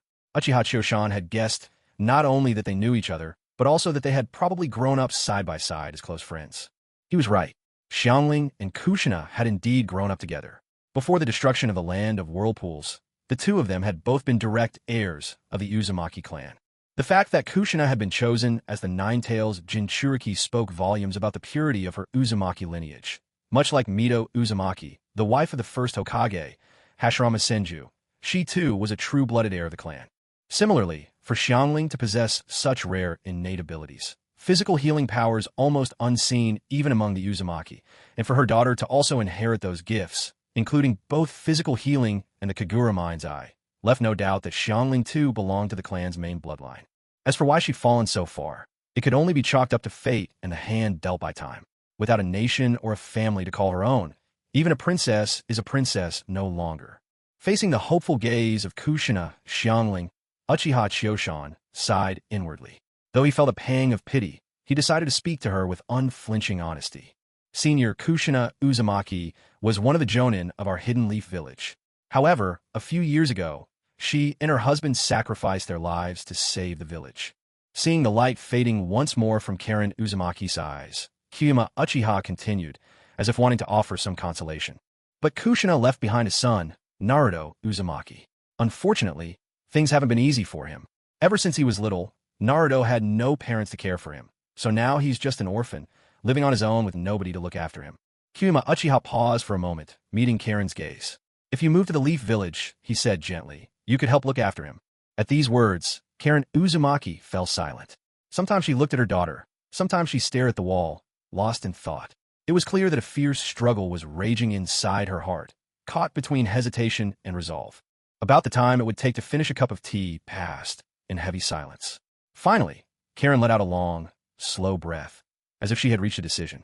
She lifted her head and met Kyuma's eyes, her own now shining with newfound resolve. All right, I agree. I'll go back to the Leaf Village with my daughter and with you. But even if I settle in the village, I'm just an ordinary citizen. As for my daughter's future, whether she'll be a civilian or become a ninja, let's decide that after the two of us have settled down and found our footing. Seeing Karen agree, Kyuma was filled with satisfaction. After all, he hadn't needed to use force. Just a few words were enough to accomplish his goal. Truly a rewarding outcome. Through his own efforts, this was the second woman whose tragic fate he had managed to change. The first had been Mikoto Uchiha. Right at that moment, Kyuma's keen senses picked up on something unusual. A group of people was quietly closing in around the house. Though they made no sound, his intuition told him something was amiss. He frowned. The mission was almost complete. He hadn't expected trouble at the last moment. If it had just been him and Kakashi, breaking through the encirclement would be easy, leaving no gap for their pursuers to exploit. But the task at hand involved their charges as well. He couldn't ignore the fact that his real mission was to bring the mother and daughter safely to the Hidden Leaf. However, if he tried to break out while protecting them, things would become much more difficult, and there'd be no guarantee he could keep them safe. At this thought, Uchiha Chiyoshan silently came up with a plan. First, he gestured to Kakashi, signaling that something unexpected had happened. Then he formed hand seals and performed the multi-shadow clone jutsu, creating two clones. Next, the two clones transformed themselves, each taking on the appearance of a rock ninja, fully disguised in the uniform of a Wagakure. Under the puzzled gazes of Kakashi and the others, the two transformed rock ninja opened the door of the house, stepped out into the open with deliberate confidence, and casually closed the door behind them. Standing at the entrance, one of them raised his voice and called out, "Rats hiding in the darkness, stop lurking in the shadows. We know you're there. Are you Grass Village people, all just vermin living in the sewers?" Hearing this loud proclamation, the hidden Grass Village ninjas realized they had been discovered. They emerged from their hiding spots without hesitation and began to fill the area surrounding the house. Uchiha Chiyoshan's clone cast a sweeping glance around. There were at least 30 to 50 people encircling them. And just as those outside finished gathering and encircling the building, inside, Kakashi shot Uchiha Chiyoshan a look of surprise, only to meet Chiyoshan's eternal Mangekyo Sharingan. Instantly, a wave of dizziness washed over Kakashi. He cursed inwardly, realizing too late that Shio-shan was making a move against him at this critical moment. After all, they were surrounded by enemies. This was exactly when they needed to stick together, cooperate, and support each other to get through the crisis. Seizing the opportunity while Kakashi was disoriented by the Jinjutsu, Uchiha Shio-shan struck him swiftly at the neck, knocking the unsuspecting Kakashi out cold. To tell the truth, with Shio-shan's mastery of illusionary techniques, he could have thoroughly crushed Kakashi using Jinjutsu alone.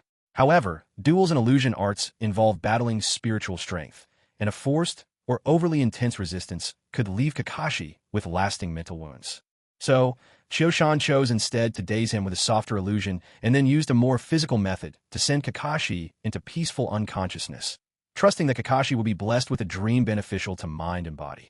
With Kakashi out cold, Uchiha Shio-shan turned to Uzumaki Xiangling, who hadn't yet reacted, and cast an illusion on her as well, gently guiding her into sleep. Xiangling's spiritual resilience was far inferior to Shio-shan's, and her body frail to the point of pitiful. Thus, without causing her any harm, Shio-shan was able to render her unconscious effortlessly. Uchiha Shio-shan paid no heed to the commotion outside the door. With one hand, he dragged Kakashi along, while with the other he cradled Uzumaki, Xiangling, and young Karen in his arms. He swept his gaze around the room, and seeing that there was nothing worth taking, he immediately activated his ocular jutsu, Takamagara. In the blink of an eye, he transported himself into the new villa on the island, leaving behind 2 shadow clones and an empty room for the Hidden Grass Village's people. Sensing that the original body had already departed, Uchiha Shio-shan's shadow clone finally let out a breath of relief. The tension gone, he began to truly let himself go. Disguised as an IWNine, he decided to show off a bit of acting flair. The clone crossed his arms in front of his chest, his stance utterly unguarded, as if he was surrounded by utterly insignificant people. His tone, laced with arrogance and a touch of insolence, rang out sharply. "Filth of the hidden grass, go and tell your Awagakure masters. How exactly did you find out we'd infiltrated you? My camouflage concealment jutsu is famous even within our own village, and Lord Suchikage himself has praised it. You, a mere little hidden grass village, could never hope to detect me so easily. It's downright impossible." Despite being surrounded, the disguised IWNine was still as wildly arrogant as ever, spouting bold threats without restraint. The hidden grass shinobi encircling him were so infuriated they could practically grind their teeth to dust.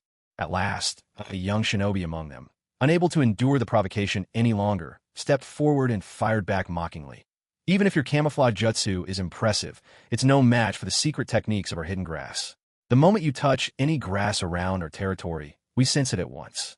Your so-called ninjutsu is nothing. We saw through your little trick with ease. If we hadn't needed to quietly gather our forces and surround you without alarming anyone, we'd have taken you down long ago." Off to the side, the leader of the group, a middle-aged man, had been about to stop the young ninja from revealing such information. But then he realized that nearly everyone in their village knew about this secret, and any outsider with a bit of effort could discover it too. Besides, letting the youth speak up added to their deterrence. With that thought, he resisted the urge to intervene. Once the young ninja finished his outburst, the hidden grass leader also stepped forward and questioned sternly, "You two from Awagakure, what business brings you snooping around our village in the dead of night?" Upon hearing the young shinobi's slip, Uchiha Shio-shan's clone could hardly hide his glee. He hadn't expected them to give away their advantage so easily. Now, hearing the village head's interrogation as well, Uchiha Shio-shan quickly thought of a response and retorted in a questioning tone. "You still dare to question us in Awagakure? We haven't even started holding you accountable yet.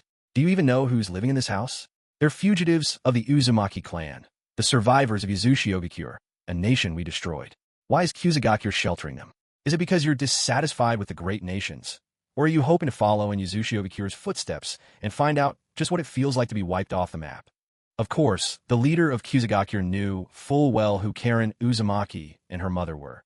It was impossible to miss that signature red hair of the Uzumaki, not to mention their unique healing abilities, both marking them as extraordinary. But Kusagakure lacked medical ninja of their own, and even if there were any, none of them could match what that woman of the Uzumaki could do. So, to the leader, she was nothing more than an efficient, walking miracle medicine. When she lost her usefulness someday, she'd be tossed aside like useless scraps. What he hadn't anticipated was that such a minor matter would still attract the attention of Awagakure's people. He knew how unwelcome the Uzumaki were among the great nations. When Yzushi Ogakure fell back then, the uproar echoed far and wide. What he never imagined was that even now, Iwagakure would cling to that grudge and make an issue out of it. The more he thought about it, the greater the bitterness grew inside him. You great nations devoured Yuzushiobikure whole, feasting like wolves, without even leaving the tiniest morsel for anyone else. Not even the broth for us. Meanwhile, while Uchiha Kyuzen's shadow clone was entangled in a standoff with Kusagakure's people, Kyuzen himself had already spirited away those he'd knocked unconscious to a secluded villa on Takamagara Island. He gave Kakashi a careless shove onto the floor, then gently laid Karen Uzumaki and her mother side by side on a bed, taking care they weren't in discomfort. After confirming the mother and daughter showed no signs of waking, Kyuzen grabbed Kakashi and carried him to another room. Originally, Kyuzen, with his own mastery of spatial dojutsu, didn't have much need for the Kamui abilities wielded by Kakashi and Uchiha Bido. Yet, by a twist of fate, to ensure the safety of Karen and her mother, he'd been forced to subdue them both and bring them here. But now that Kakashi had been rendered unconscious, Kyuzen thought he might as well copy his Kamui dojutsu.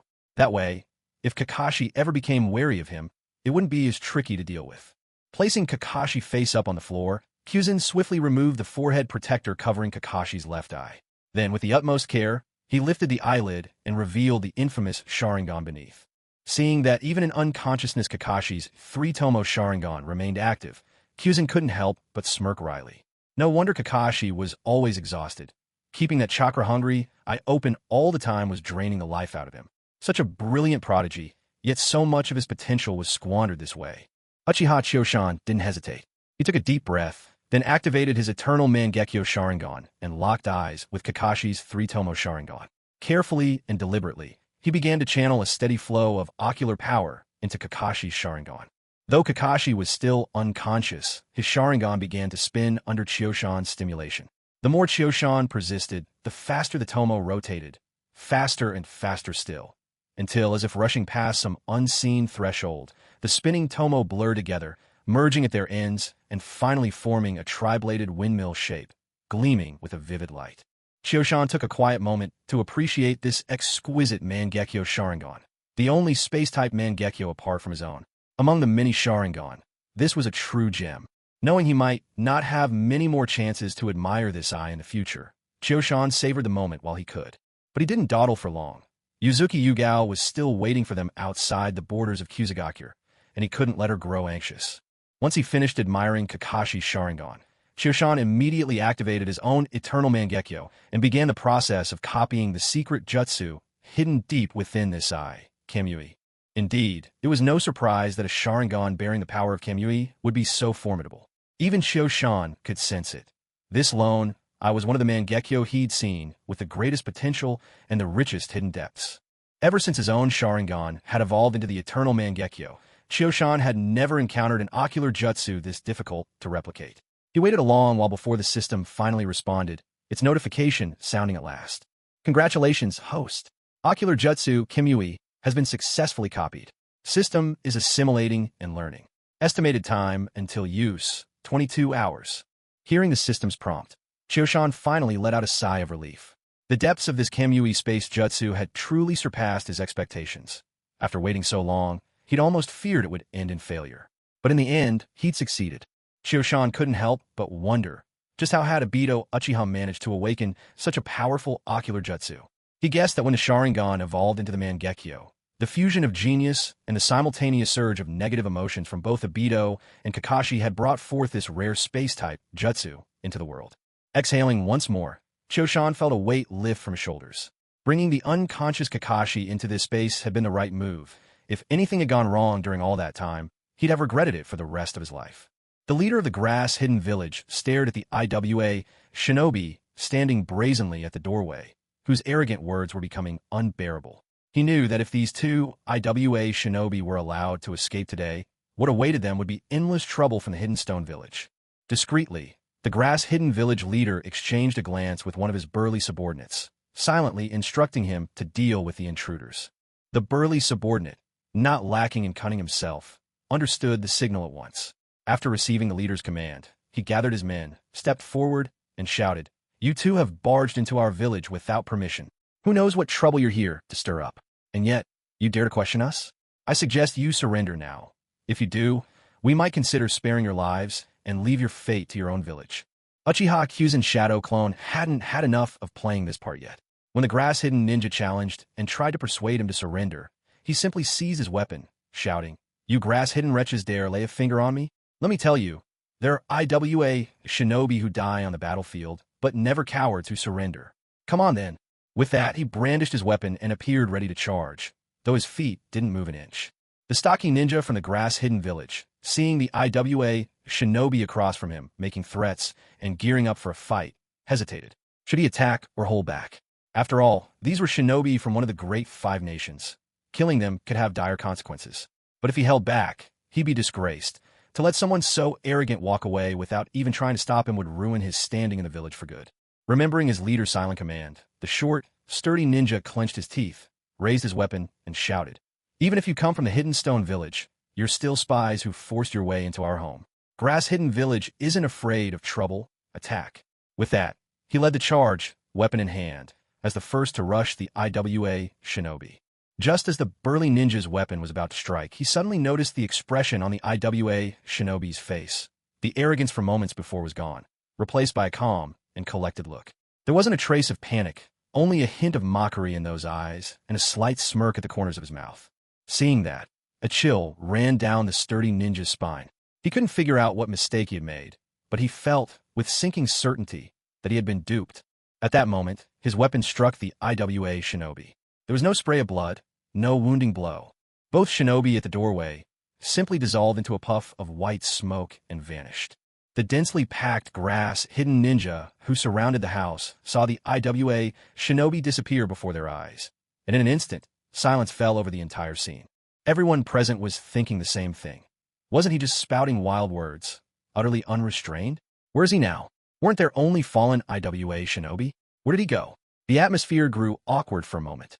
Meanwhile, the leader of the grass village, standing nearby, looked utterly grim. If, at this point, he still hadn't realized he'd been played for a fool, then he hardly deserved to be called a leader.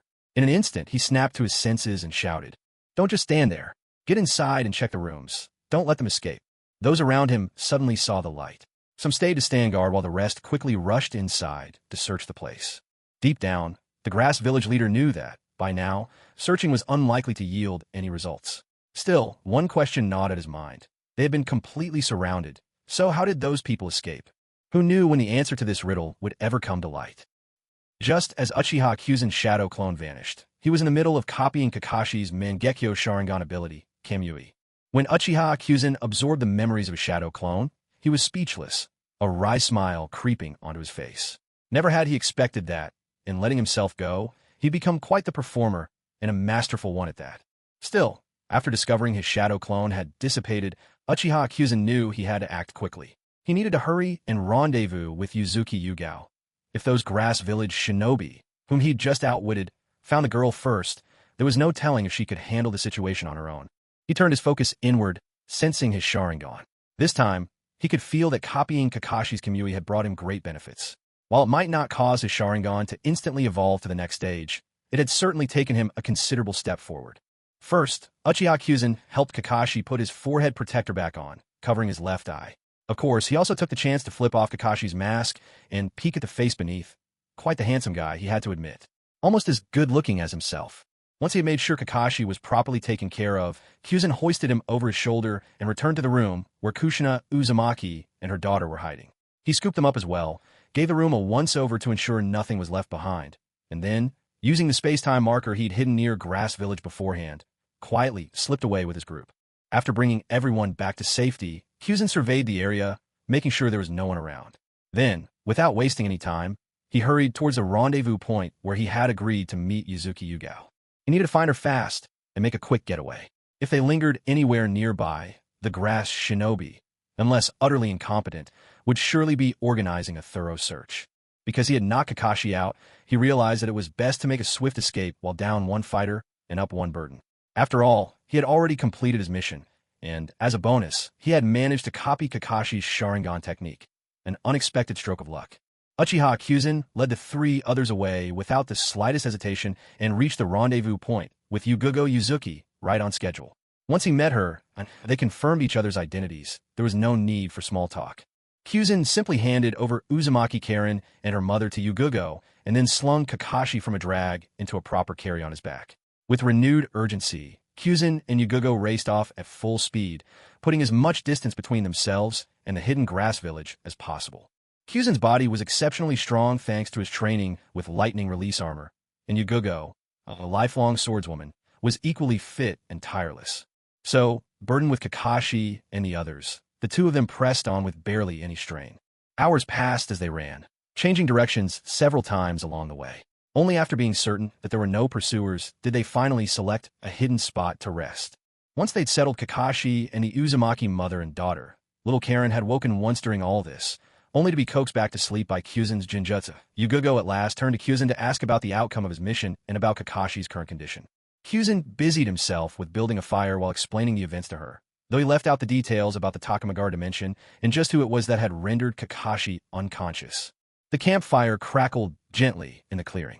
With everyone settled in, Kyuzen and Yugugo took seats nearby to rest. After all, they had hauled their charges for hours on end. Even their trained bodies couldn't hold off a touch of fatigue. It was only after they had rested for a while that Kakashi, lying nearby, finally began to stir from his stupor. Kyuzen had placed Kakashi next to the fire, even making a makeshift bed with a blanket underneath him. As Kakashi awoke, he let out a quiet groan, hand pressed to his neck as he struggled painfully to sit up from the ground. The memories of what had happened before he lost consciousness slowly returned as Kakashi pushed himself upright. Suddenly alert, he dropped his hand from his neck and sprang to his feet, swiftly pulling a kunai from his pouch and surveying his surroundings with a watchful, wary gaze. The surroundings took Kakashi by surprise. He had expected that, even if he was no longer locked up in the hidden grass village's prison, he would at least be securely tied up by Uchiha Chioshan and left in some desolate, uninhabited corner of the world. After all, it was Uchiha Chioshan who had knocked him unconscious, and Kakashi was now deeply suspicious that Chioshan was planning to betray the Leaf and become a rogue ninja. Whatever the truth, things didn't look good for him. As someone closely tied to the Hokage, Kakashi was valuable no matter where he ended up, whether for the information and jutsu he knew or his status back in the Leaf. But once Kakashi took in his surroundings, he couldn't help but pause in astonishment. There were no enemies lurking nearby, nor was he restrained or imprisoned in any way. He simply found himself in a quiet, rarely traveled location, with Uchiha Chioshan and Yuzuki Yugao sitting across the campfire, watching him. Not far beyond the circle of the firelight, Karui Uzumaki and her daughter rested quietly together. Still, Kakashi remained on his guard. He gripped the kunai tightly in his hand, casting a wary gaze at Uchiha Chioshan on the other side of the fire. He clearly remembered that it was this man who'd taken advantage of a careless moment to knock him out. As far as Kakashi was concerned, Chioshan was now an enemy, and he had every reason to fear that Chioshan had already committed treason against the Leaf. Uchiha Chioshan noticed Kakashi's defensive stance. Before Kakashi could demand answers, Chioshan set aside the stick he'd been using to tend the fire, stood up, dusted the soil from his clothes, and without giving Kakashi any chance to protest, headed toward the nearby woods. Over his shoulder, he called, "Kakashi-senpai, come with me for a moment. There's something I need to discuss with you." He turned briefly to Yuzuki Yugao, instructing her, "Yugao, I'll be back soon with Kakashi-senpai. Keep an eye on the mother and daughter, and stay alert." Yuzuki Yugao could feel the tension in the air. Kakashi-senpai's reaction was just too odd. She sensed that something must have happened between Uchiha Chioshan and Kakashi, though the details remained a mystery to her. Still, she trusted both seniors, so she nodded obediently to show she understood. Kakashi watched as Uchiha Chioshan walked into the woods, completely unconcerned about being followed. After a moment's hesitation, Kakashi followed, careful not to get too close and maintaining a safe distance at all times. Deep in the woods, Uchiha Chioshan finally stopped at a secluded clearing. He turned to face Kakashi, who trailed behind with kunai in hand, his watchfulness plain for all to see. There, in the quiet shade of the trees, the two faced each other from a distance. It was Uchiha Chioshan who spoke first. "Kakashi-senpai, before anything else, I want to apologize. I'm sorry. I knocked you out without your consent." With that, Uchiha Chioshan offered him a small, sincere bow. Kakashi watched Uchiha Chioshan's actions in silence, his gaze fixed upon him. After a moment, he suddenly spoke, "Uchiha Chioshan, I need an explanation. I can't accept that you knocked out my teammates and partners without any reason." Uchiha Chioshan heard Kakashi's words and realized there was still room for negotiation. With a sincere expression, he addressed Kakashi, "Kakashi-senpai, you understand the environment we were facing at that moment. We were surrounded by at least 40 or 50 enemies. May I ask, in that situation, Was there any way you could have ensured our safe retreat with the mission targets? Kakashi pondered Choshan's words for a while before shaking his head. Given the circumstances, even if I had fought with everything I had, I couldn't guarantee that we'd all make it out unscathed, especially while trying to protect two weakened mission targets. Upon hearing this, Uchiha Choshan replied, "That may be true for you, but I could." Then, earnestly, he continued, "Kakashi-senpai, I had no choice at the time. My secret technique is closely connected with the Uchiha clan. If its details were to be leaked, it would bring great risk to us. So, to use my technique and get everyone out safely, I had to knock you out." In truth, Choshan was only half being honest with Kakashi. With his level of chakra and the variety of ninja arts at his disposal, he could have carried out a successful retreat with Uzumaki Xiangling and her mother, and Kakashi as well, even without resorting to ocular jutsu or the power of Susanoo. Of course, doing so would have drawn much more attention and revealed some cards he'd rather keep hidden. Besides, when there's a simple solution, why resort to the complicated? Not to mention, this provided the perfect chance. Knocking Kakashi out allowed Choshan to secretly copy his Kamui technique, making a win on both fronts. Hearing Choshan's reasoning, Kakashi could only sigh inwardly. He understood, above all else, the mission always took priority. Still, being knocked unconscious like this left him with a bitter taste. Seeing that Kakashi was convinced, Choshan decided to offer him a little consolation. He continued, "Kakashi-senpai, while you were unconscious, I discovered something that may not bode well for you. Would you like to hear about it?"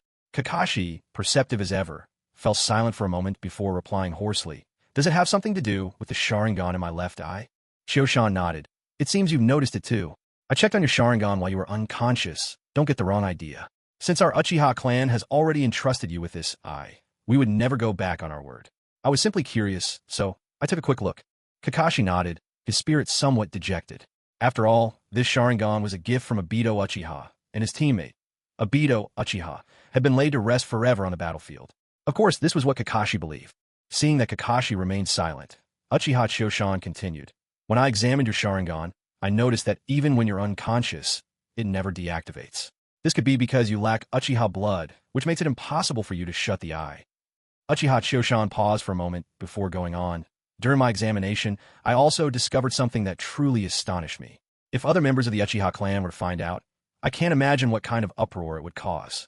After some deliberation, Uchiha Choshan decided it was best to tell Kakashi that the Sharingan he possessed was actually a Mangekyo Sharingan. After all, even if he didn't say anything, a few years down the line, as Kakashi and the eye grew more attuned, Kakashi would inevitably uncover its secret.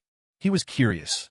If Kakashi discovered the truth sooner, how much would that shift the course of events he was so looking forward to? Since he'd already stirred this world into chaos, this was just one more ripple. Besides, if Kakashi could fully master the Mangekyo's technique, Kamui, it might even be possible to bring Obito Uchiha out from the shadows earlier than fate intended. With that thought, Uchiha Choshan himself grew eager to see what the future might hold. Then, Uchiha Choshan turned to Kakashi, his expression earnest and grave. "Kakashi-senpai, you must have noticed as well, because you don't carry Uchiha blood, this Sharingan cannot be deactivated. It's constantly draining your chakra, which means your growth has been painfully slow and your chakra reserves are far from ample. Whenever you're up against a formidable enemy, you're always at a disadvantage." After speaking, Uchiha Choshan fixed his gaze on Kakashi. "If you insist on keeping this Sharingan, it will have a profound impact on your future. The chance of you reaching Kaga-level strength will be slim, and even if you do, you'll always find yourself at the bottom of the ranks." Kakashi heard Uchiha Choshan's words and shut his eyes in pain. Even though he had tried to prepare himself, this harsh reality was still difficult to bear. After all, to become strong is what everyone in the shinobi world longs for and chases after. Now, he had to make a choice. Should he keep Obito's relic and give up the chance to become stronger, or should he abandon the Sharingan and return to the swordsmanship he was best at, setting out again on the path to power? Kakashi was silent for quite a while, then raised his hand to cover his Sharingan. His voice was hoarse, but his tone was resolute as he said, "I choose to keep the Sharingan Obito left me. I don't believe that this eye alone can stop me from growing stronger. Even if it does become a dead end for my strength, I won't regret this decision." Uchiha Choshan had known all along that Kakashi would choose this path, and he nodded approvingly, a hint of a smile in his voice as he said, "I knew you'd make this choice. Actually, it's not so cut and dry. This Sharingan is just a stumbling block on your road to power, not an insurmountable barrier. As long as you don't lose heart and stay motivated, you can still overcome its limits." Then, Choshan's expression grew serious. Now, I'll tell you the greatest secret of the Sharingan. Perhaps this secret will help you find a new path that suits you, and you'll rise again. Seeing the shift in Kakashi's expression, Choshan turned to face him and revealed his own Mangekyo Sharingan.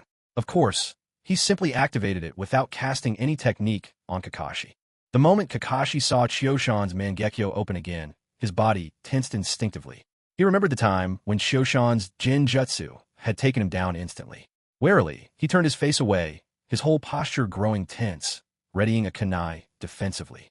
Choshan chuckled softly at Kakashi's reaction, his voice gentle and reassuring. No need to be so tense, Kakashi-senpai. I truly mean you no harm. If I wanted to do anything to you, you wouldn't even be standing here right now. Kakashi, of course, knew Choshan was right. Still, the memory of being rendered helpless rankled. Without a word, Kakashi reached up to lift his forehead protector, exposing his Sharingan. Then he turned back, though he still didn't dare meet Choshan's gaze, keeping his eyes lowered, fixed on Choshan's feet. After finishing all these preparations, Kakashi finally spoke up. Uchiha Choshan, I know you're a genius of the Uchiha clan. You're younger than me, yet you've already awakened the Mangekyo Sharingan. Your strength, even among the best in the Hidden Leaf Village, is top tier. Frankly, I am nowhere near your match. However, you shouldn't activate your Mangekyo Sharingan without reason. When you do that, it's hard for me not to question your intentions. Seeing Kakashi treat his Mangekyo Sharingan as if it were a venomous snake, Uchiha Choshan gave a light chuckle. It seems, Kakashi-senpai, you're rather wary of my Mangekyo Sharingan, aren't you? Just how much do you really know about the Uchiha clan's Mangekyo? Kakashi kept his gaze fixed on Choshan's feet, still not daring to meet his eyes. He sensed there was no great animosity from Choshan toward him, so despite his caution, he allowed himself a slight sigh of relief before answering. Honestly, I didn't know much before. I'd only heard that the Uchiha Sharingan evolved from 1 tomo to 3 tomo. But after you used Susanoo outside the village and decimated Danzo's squad in one strike, I heard from the 3rd Hokage that the Uchiha Sharingan actually has a higher form, the Mangekyo Sharingan. Still, the Mangekyo is said to be incredibly rare. Even among the Uchiha, it hasn't appeared in many years. The technique you used that day, Susanoo, is one of the Mangekyo's powers. Hearing Kakashi's explanation, Uchiha Choshan instinctively nodded. He hadn't expected Kakashi's understanding of the Mangekyo Sharingan to be this thorough. What Choshan didn't know was that Kakashi's knowledge came from information left behind by the 2nd Hokage, Tobirama Senju, for the 3rd Hokage. Since the 3rd Hokage had placed Uchiha Choshan under Kakashi's watch, it was only natural that these details were shared with him. After Kakashi finished, Choshan praised him, saying, I didn't expect you to understand the Sharingan even better than most of my own clansmen. This Sharingan from Uchiha Obito, entrusted to you, is truly put to good use. Choshan paused for a moment, then continued, So, do you know why I would suddenly activate my Mangekyo Sharingan in front of you? For no apparent reason? Kakashi looked a little puzzled and shook his head. I have no idea why you'd activate it. After all, the Mangekyo is the ultimate Kekkei Genkai of your clan, and using it should consume a great deal of chakra. Since you don't hold any hostility toward me and aren't planning to attack, I really can't figure out your reason. No matter how wild Kakashi's imagination might run, he could never have guessed that the Sharingan he possessed was not just an ordinary 3-tomo Sharingan, but a Mangekyo Sharingan, a treasure of incomparable value, even among the Uchiha clan. Seeing the confusion on Kakashi's face, Uchiha Choshan decided not to hide the truth any longer. He spoke clearly and directly, enunciating each word. Kakashi-senpai, after examining your Sharingan, I discovered it is not a regular 3-tomo Sharingan, but like mine, a Mangekyo Sharingan. However, since you do not possess Uchiha blood, and you have not yet synchronized with the eye, its full power and the special abilities it holds have remained dormant. Kakashi absently touched his own Sharingan, still bewildered. He had never imagined that the eye Obito Uchiha entrusted to him all those years ago was, in fact, a Mangekyo Sharingan. He wondered if perhaps Uchiha Choshan was mistaken, or even lying on purpose, but what would he have to gain from it? Moreover, Choshan himself was a prodigy who had awakened the Mangekyo Sharingan. He was now the Uchiha clan's vice chief. In terms of power, authority, and potential for the future, Kakashi simply could not compare. Choshan saw the disbelief and confusion lingering in Kakashi's eyes. He called out in a firm tone, Kakashi, look at me. I will use the power of my Mangekyo Sharingan to draw out your eyes' true nature. Once you see for yourself, everything will become clear. Kakashi, moved by a burning desire to know the truth, gritted his teeth and lifted his gaze, meeting the swirling pattern in Choshan's Mangekyo Sharingan. Chosan had already activated his Mangekyo Sharingan once before, when he copied Kakashi's eye technique and evolved it into the Mangekyo form. This process was now second nature to him. The moment Kakashi met Chosan's gaze, Chosan channeled the power of his Mangekyo Sharingan, linking it with Kakashi's eye. Of course, this only happened because Kakashi consented. If he hadn't, not even Chosan's eternal Mangekyo Sharingan could have influenced Kakashi's eye. Once their eyes were connected, Chosan quietly unleashed the latent power in his Mangekyo Sharingan. Gradually, Kakashi's Sharingan began to turn as well. Slowly at first, but then spinning faster and faster, as if awakening to its true potential.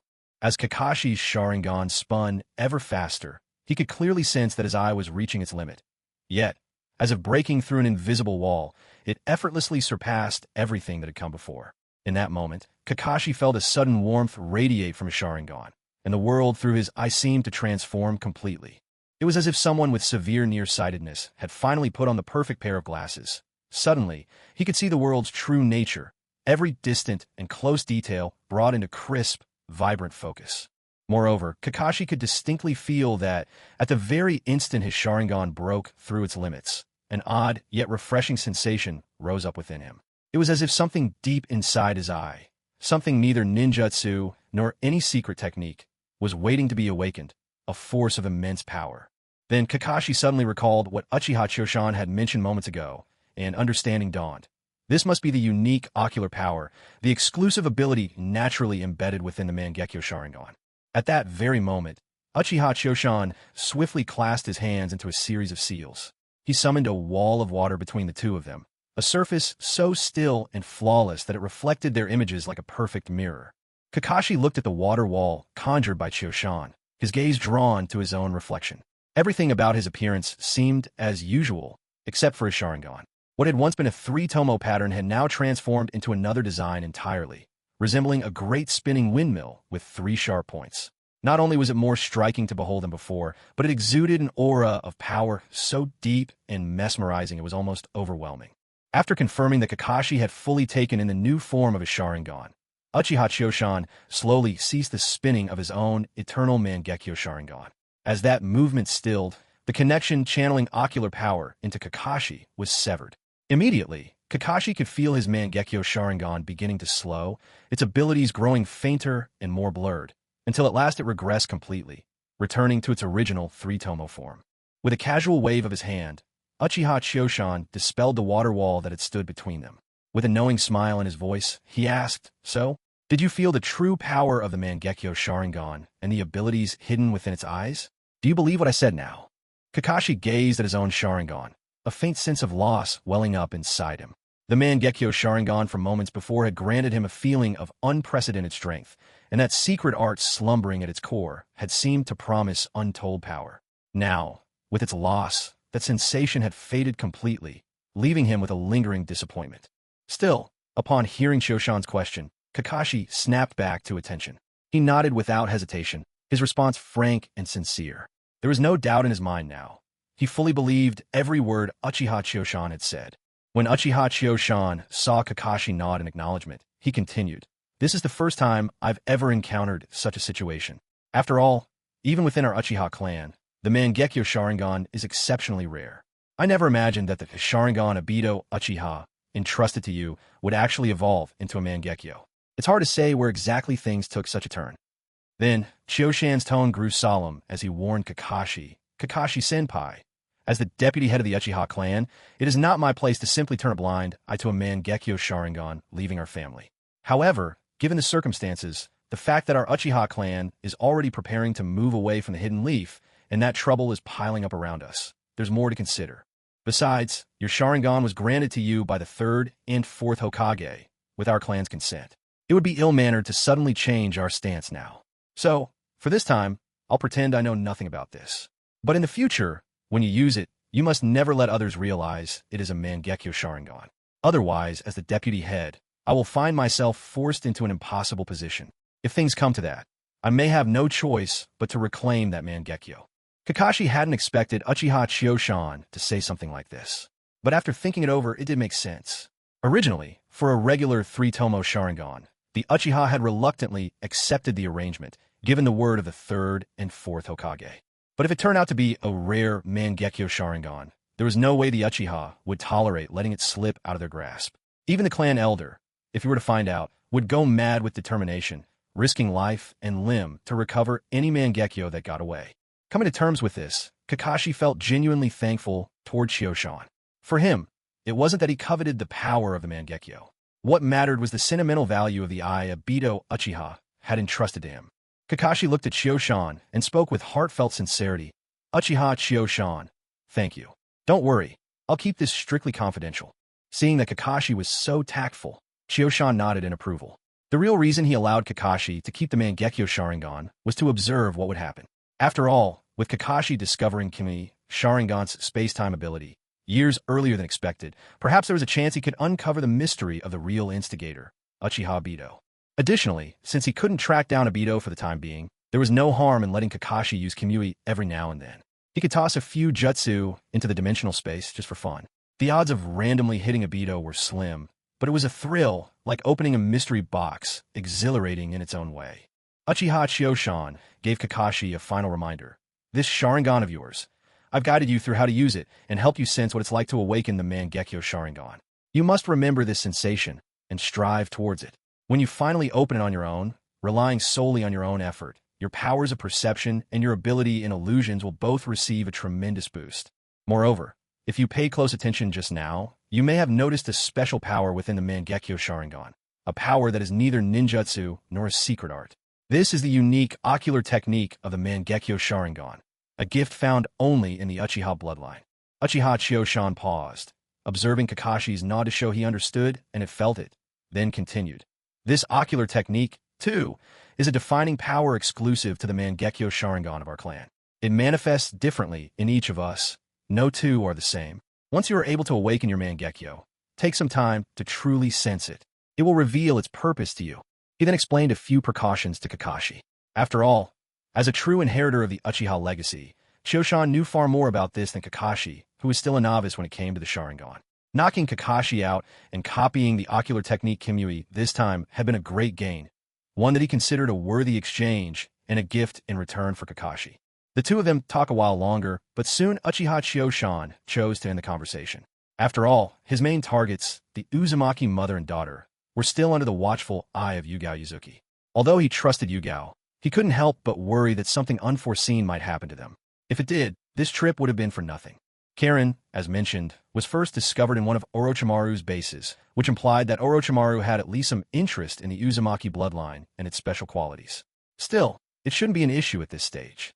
After all, Karen only encountered Sasuke after she was sent by the Grass Village to participate in the Chunin exams at Konoha, meaning that until Sasuke graduated, Orochimaru had not crossed paths with Karen. So, there was little risk of accidentally meeting Orochimaru on this visit. When Uchiha Chioshan and Kakashi returned, everything was quiet, just as they had hoped. The Uzumaki mother and daughter were still there, peacefully resting, while Yugao remained on guard by their side.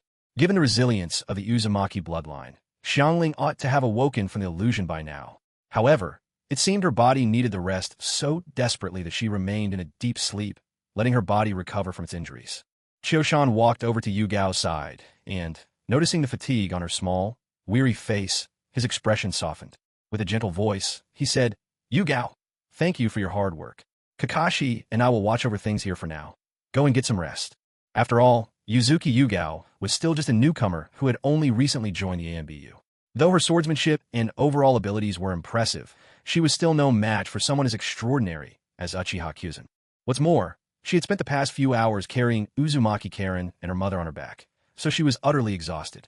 Earlier, when Captain Kakashi hadn't regained consciousness, and even after he did, he had immediately gone out together with Uchiha Kyuzen. Yugao forced herself to stay alert, standing guard by Karen and her mother's side. Noticing Kyuzen's gentle suggestion for her to rest, and seeing Captain Kakashi nod in approval nearby, Yugao didn't stand on ceremony. She found a spot right beside Kyuzen and settled down for a quiet rest. Although Yugao had spent more time with Kakashi, she couldn't help but feel a sense of security when she was around Uchiha Kyuzen, an almost instinctive closeness that drew her in.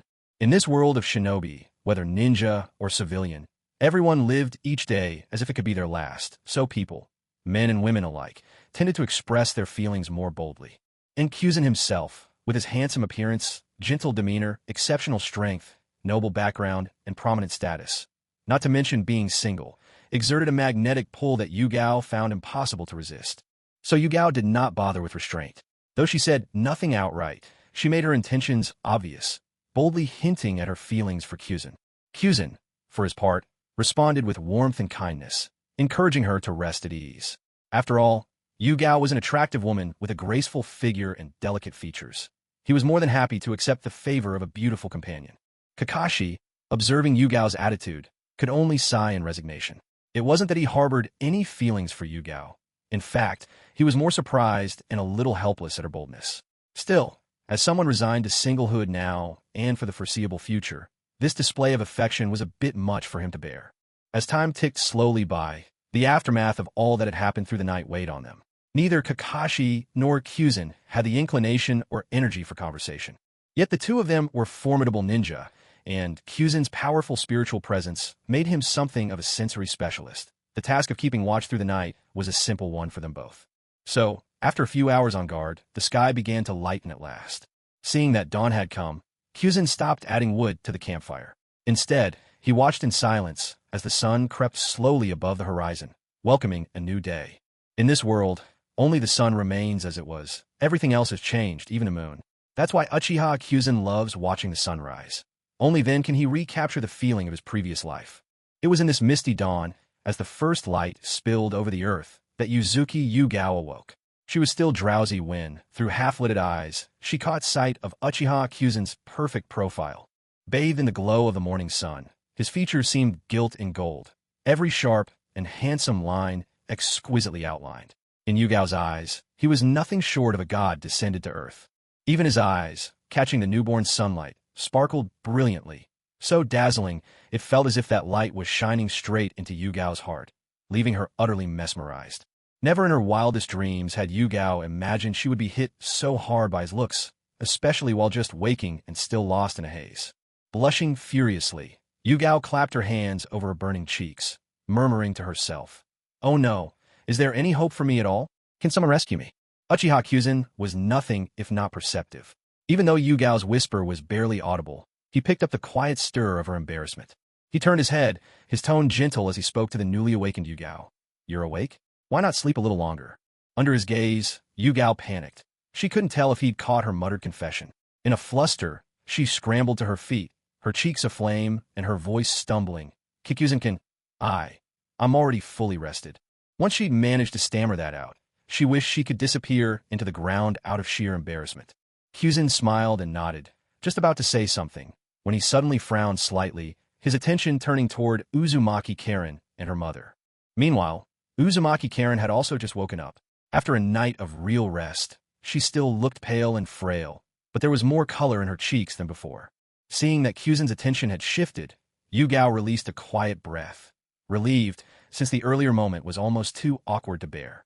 She'd been caught daydreaming, and if she could, she would have dashed straight home to Konoha and hidden behind a locked door, never to show her face again. Karen yawned contentedly. Back in the hidden grass village, worry was her constant companion, and her nights were often disrupted by summons to lend her chakra to the wounded. She'd barely had a decent rest for as long as she could remember. This peaceful morning was the first time in ages she could truly relax, undisturbed and free from demands. This was all thanks to the short-sightedness of those in grass. Otherwise, with the vitality of the Uzumaki clan, it would have been unthinkable for someone like Karen to be drained to the point of death. At the end of the day, Karen Uzumaki was really just a young mother in her 20s. Her resilience remained strong, and after a restful night's sleep, she already looked noticeably better. When Karen woke up, she found her daughter, Karen, sleeping soundly by her side. That sight allowed her finally to let go of her worries. She understood why Uchiha Chiyoshan had used a genjutsu on her the night before to put her to sleep. Given how weak and frail she had been, she knew she was little more than a burden. Whether he rendered her unconscious or not made little difference. Back in Kusagakure, she had gotten used to things like this. As long as her daughter could have a bright future, she didn't mind at all. Karen glanced around the room, then gently scooped up her sleeping daughter into her arms and walked toward Uchiha Chiyoshan. Uchiha Chiyoshan saw Karen approaching, and, out of courtesy, came forward to meet her. Kakashi, who was nearby, also walked over when he noticed. Before Karen even spoke, she bowed deeply to both Chiyoshan and Kakashi, then said, "Thank you, both of you brave ninja from the Leaf Village, for rescuing my daughter and me from Kusagakure. Otherwise, it was only a matter of time before we both perished there." Ever since Uchiha Chioshan had subdued him with just a glance, Kakashi considered him the leader of the group. It was well known that Chioshan was destined to become captain of the Umbu Black Ops, so taking his lead was nothing to be ashamed of. Therefore, when Karen gave her thanks, Kakashi sensibly remained silent, leaving everything to Chioshan. Chioshan gently gestured for her to rise from her bow and replied, "So long as you and your daughter are safe, that is all that matters. There is no need for thanks. Rescuing you from Kusagakure was our mission, and now that you are free, we will see you and your daughter safely to the Leaf Village. Your only task now is to recover your strength. Karen is still so young. She needs her mother to be there for her as she grows up. Rest assured, the village will never force you to do anything. All you need to do is live peacefully from now on." Hearing Chioshan's words, Karen was moved to tears. Only those who had suffered hardship could truly understand how precious a quiet, ordinary life was. With Karen and her daughter now safely out of Kusagakure, there was no longer any need to hurry on the journey back. After all, traveling fast no longer made sense with two Freilier members now joining the group. Moreover, after a night of hurried travel, Uchiha Kyuzen and his companions had already reached the border between the land of fire and the land of grass. Even if the shinobi from the hidden grass village wanted to pursue them, they wouldn't dare cross the border and venture into the land of fire to stop them. Thus, on their journey home, Uchiha Kyuzen and his group moved along at a leisurely pace, unhurried and relaxed. During these days, the bond between Uchiha Kyuzen and Yuzuki Yugao grew rapidly. Their feelings were mutual, and though the two acted as a team, taking turns keeping watch at night, true moments of intimacy were rare, since there were always others nearby.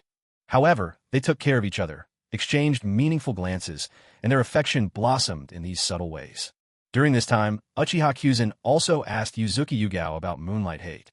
As it turned out, the two had trained under the same teacher and both specialized in the leaf-style sword technique, Crescent Moon Dance. Thanks to their skill, they had joined the ENBU together. However, their relationship now was purely that of senior and junior disciples. Yuzuki Yugao had only just entered the ANBU, and before any sparks could have flown between her and Hate, Uchiha Kyuzen had already swooped in. Learning more about Yugao's and Hate's connection, Uchiha Kyuzen felt relieved.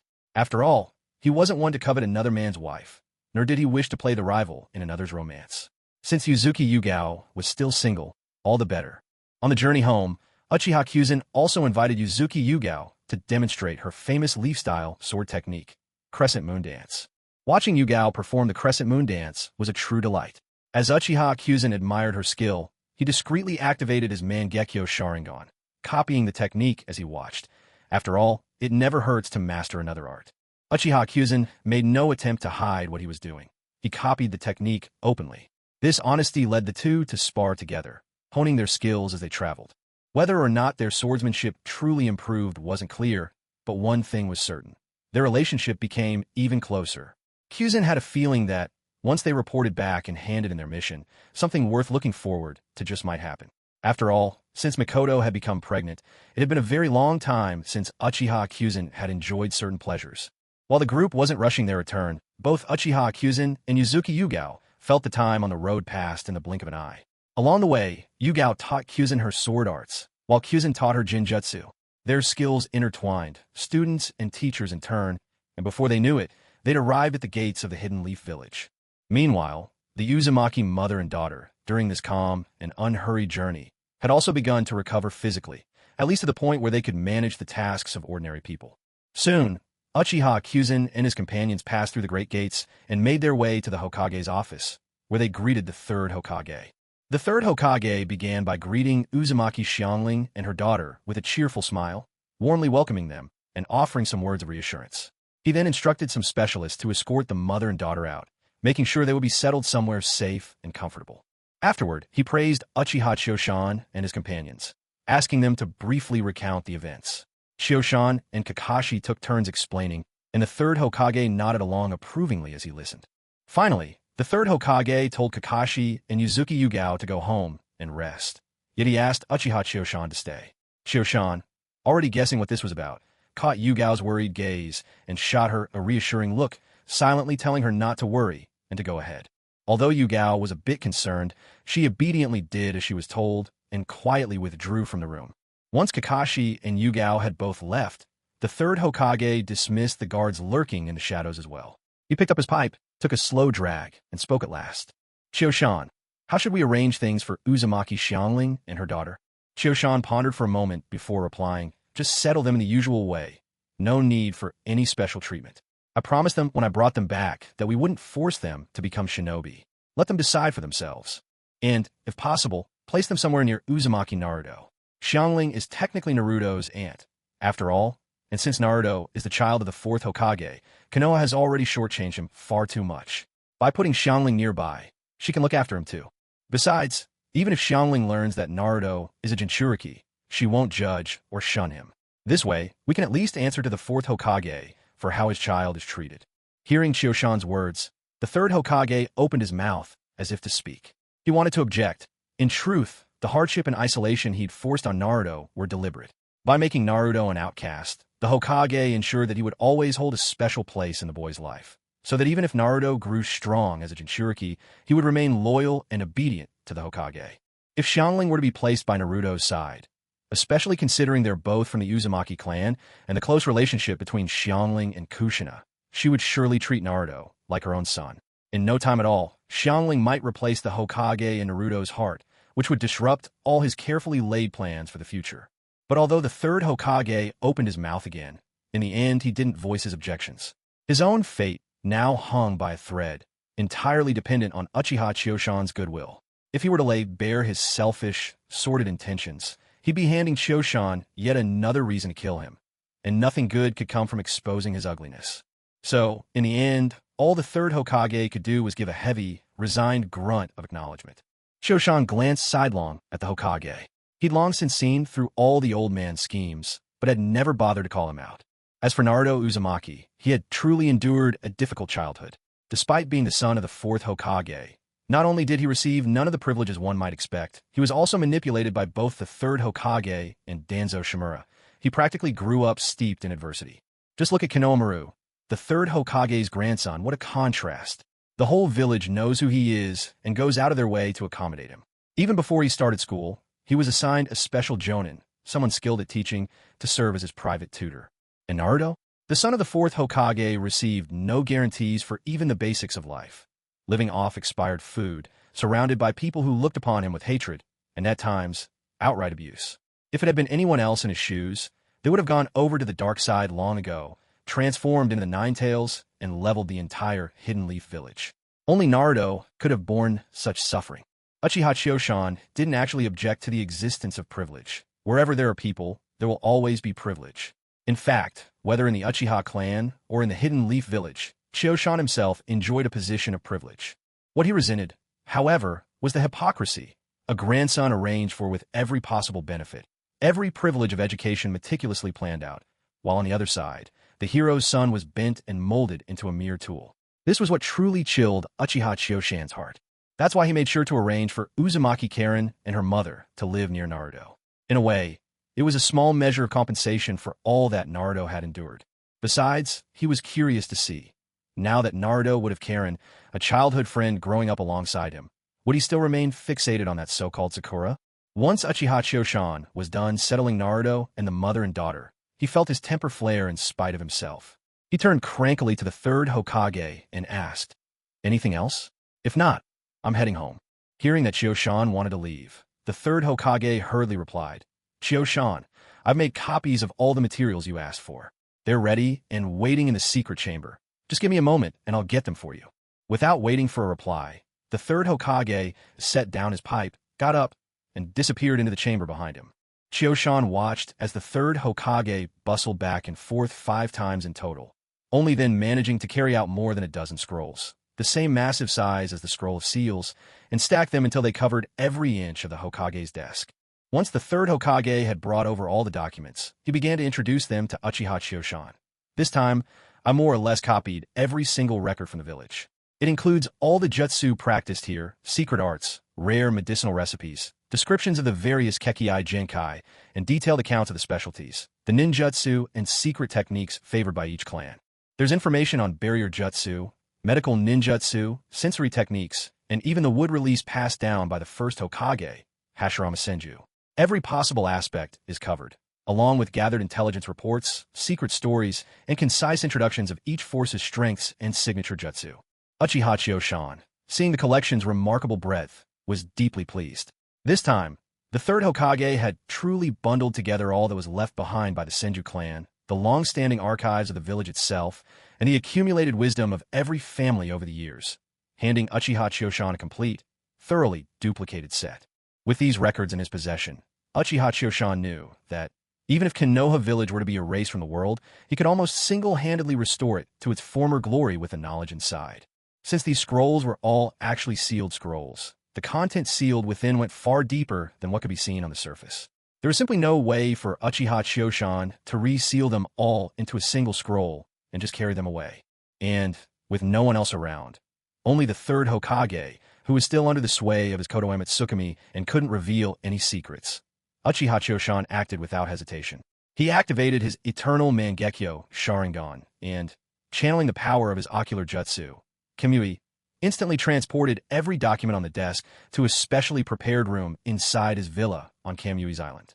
Seated to the side was the third Hokage, a wily old fox with years of experience. Even as Uchiha Chiyoshan transferred the scrolls away, the Hokage instantly recognized the rare jutsu being used. Veteran as he was, he couldn't help but suck in a breath, his shock audible. Spatial time, ninjutsu.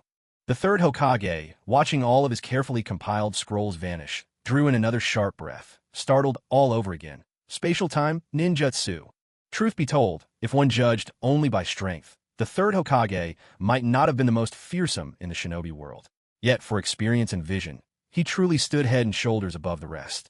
He hadn't expected Uchiha Chiyoshan to possess, in addition to top-tier illusions capable of silently manipulating even the most skilled, mastery over spatial time jutsu as well. Within the shinobi world, spatial time techniques were the pinnacle of prestige. Regardless of one's personal strength, fluency in this rare art raised one's standing by no less than 2 entire levels. And even if one wasn't suited for direct combat, mastery of spatial time ninjutsu ensured escape and survival skills ranked among the very apex of all shinobi. Just like Minato Namikaze, the fourth Hokage, who had mastered the space-time ninjutsu, Flying Thunder God. If it weren't for his obligation as Hokage and his desire to be with his wife, he would never have used the forbidden technique, the dead demon consuming seal, which ultimately led to his death. It could be said that at that time, in the entire ninja world, as long as he had no wish to die, no one could have killed him. While the third Hokage was still lost in these thoughts, Uchiha Chiyoshan swept all the scrolls off the desk in one swift motion. He then looked up at the still-stunned third Hokage and instructed, "Keep my mastery of space-time ninjutsu a secret. Take it to the grave. Don't breathe a word to anyone." Hearing this, the third Hokage gazed at Uchiha Chiyoshan with deep intensity and nodded in agreement. He hadn't expected Chiyoshan to have concealed his abilities this well. Now, he realized neither he nor Danzo had suffered in vain at Chiyoshan's hands. Uchiha Chiyoshan stretched lazily. He wanted to head home early and get some rest, and maybe drop by to see Mikoto. It had been such a long time since he last visited her. He wondered how she was doing. Sensing Chiyoshan's intent to leave, the third Hokage cut straight to the point. "Chiyoshan, we've prepared the documents relating to Danzo as well. Would you like to collect them yourself, or shall I have him deliver them directly here?" Uchiha Chiyoshan was momentarily surprised. He hadn't expected Danzo to be ready as well. After all, that side of things involved a great deal of experimental data, which isn't easy to organize. Clearly, Danzo must have had a habit of keeping his records in order. Otherwise, compiling all that research would have been an ordeal. He responded, "Have him send the documents here to you. I won't go to that gloomy place of his. If I saw something there that upset me, I'm not sure I could restrain myself. I might just kill him on the spot." The third Hokage nodded in understanding. He, too, disliked going to the root base. Every visit reminded him of his once beloved apprentice, Orochimaru, and left him with a pang of heartache. The third Hokage continued, "One more thing. Danzo has already ordered Yakushi Nanu, who's currently on a mission outside the village, to return. She should be back in about half a month or so. As for the follow-up on the lightning release armor secret technique from the Hidden Cloud Village, there's no progress yet." Uchiha Chiyoshan nodded and instructed, "Once Yakushi Nanoyu's back, have her leave route and come directly to report to me. All her previous records should be destroyed. As for the lightning release armor follow-up, don't rush. Put your own safety first. I don't need it urgently anyway." To Uchiha Chiyoshan, the second stage of the lightning release armor was nothing more than an extra flourish, it wouldn't make a significant difference to his overall strength. Moreover, Uchiha Chosan estimated that once he successfully copied the unique constitution and bloodline of the Uzumaki clan from Karen and her mother, as well as from Naruto Uzumaki, his own physique would be greatly enhanced. By then, he could go directly to Raikage and attempt to replicate the perfected lightning release armor. Of course, he expected it wouldn't be easy. He might have to endure some hardship. However, with the Uzumaki constitution and a partial version of the Sage body under his belt by then, he figured he'd be tough enough to withstand the strain of the perfected lightning release armor. The third Hokage listened to Uchiha Chosan's plan and nodded in agreement. Since Chosan wasn't in a hurry to use it, there was no need to make their spy in the hidden cloud village take unnecessary risks. After all, a successful spy was an asset of tremendous value. By the time Uchiha Chosan walked out of the Hokage Tower, dusk was already settling in. But there was nothing he could do. He not only had to wait for Danzo Shimura's intelligence, but also discuss with the third Hokage the right excuse and method for reallocating some supplies to the Uchiha clan. After all, the clan was massive and required a huge amount of resources for daily life. Although the Uchiha possessed their own stores, Chosan was more than happy to get extra support for free from the Leaf Village. According to Chosan's vision for the clan, the priority now was to strengthen themselves, encouraging his clansmen to have more children and expand their numbers. Even as vice chief, Chosan led by example, enlisting Sister Mikoto for help.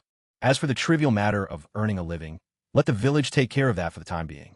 Once the Fourth Great Ninja War was over, it would be time for the Uchiha clan to rise up and sweep away all obstacles.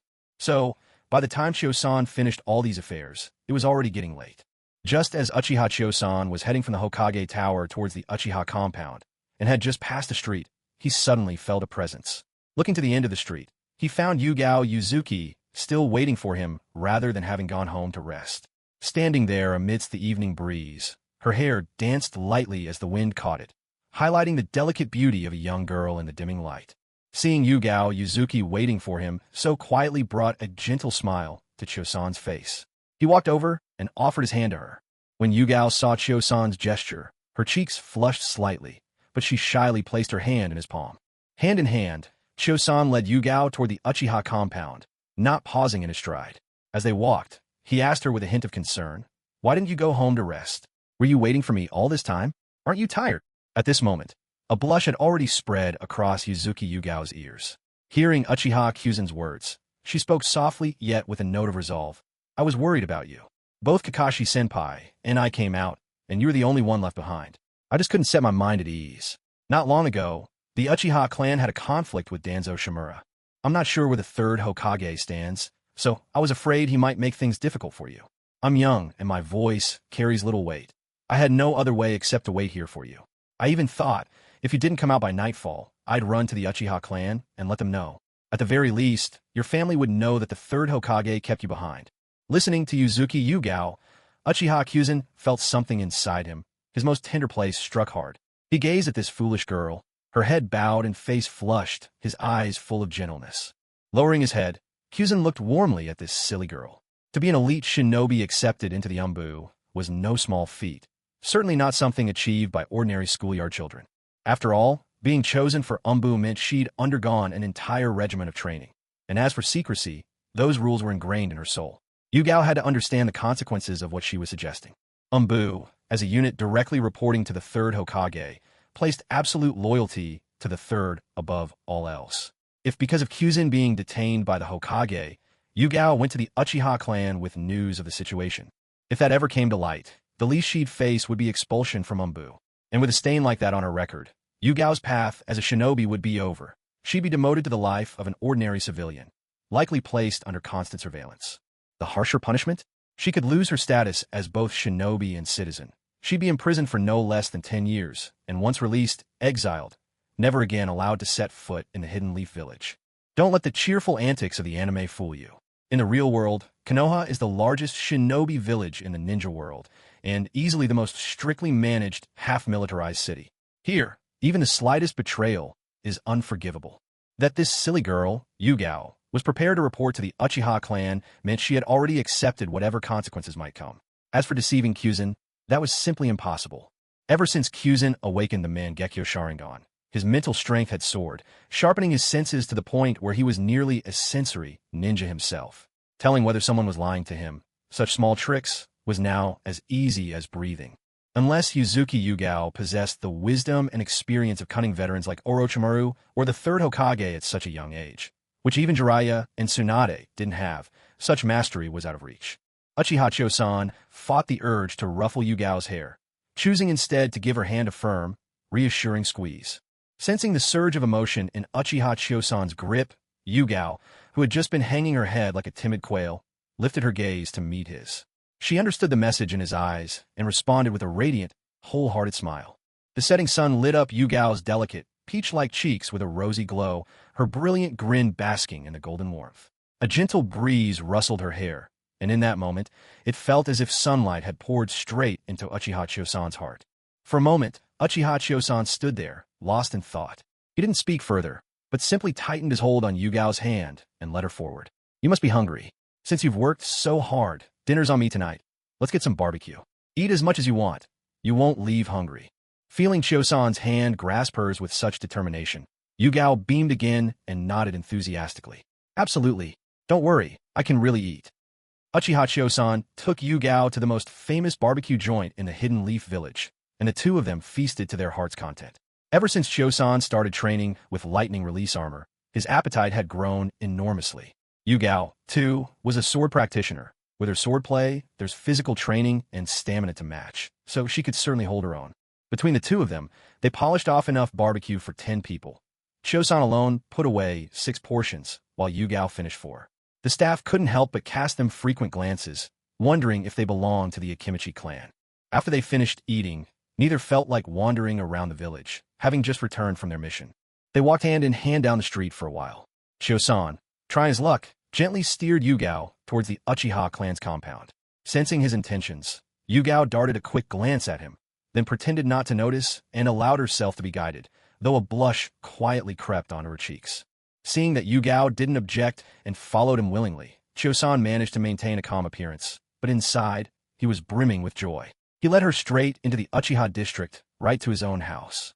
Since it was still early in the evening, the Uchiha compound wasn't exactly bustling, but many clanspeople were gathered outside chatting.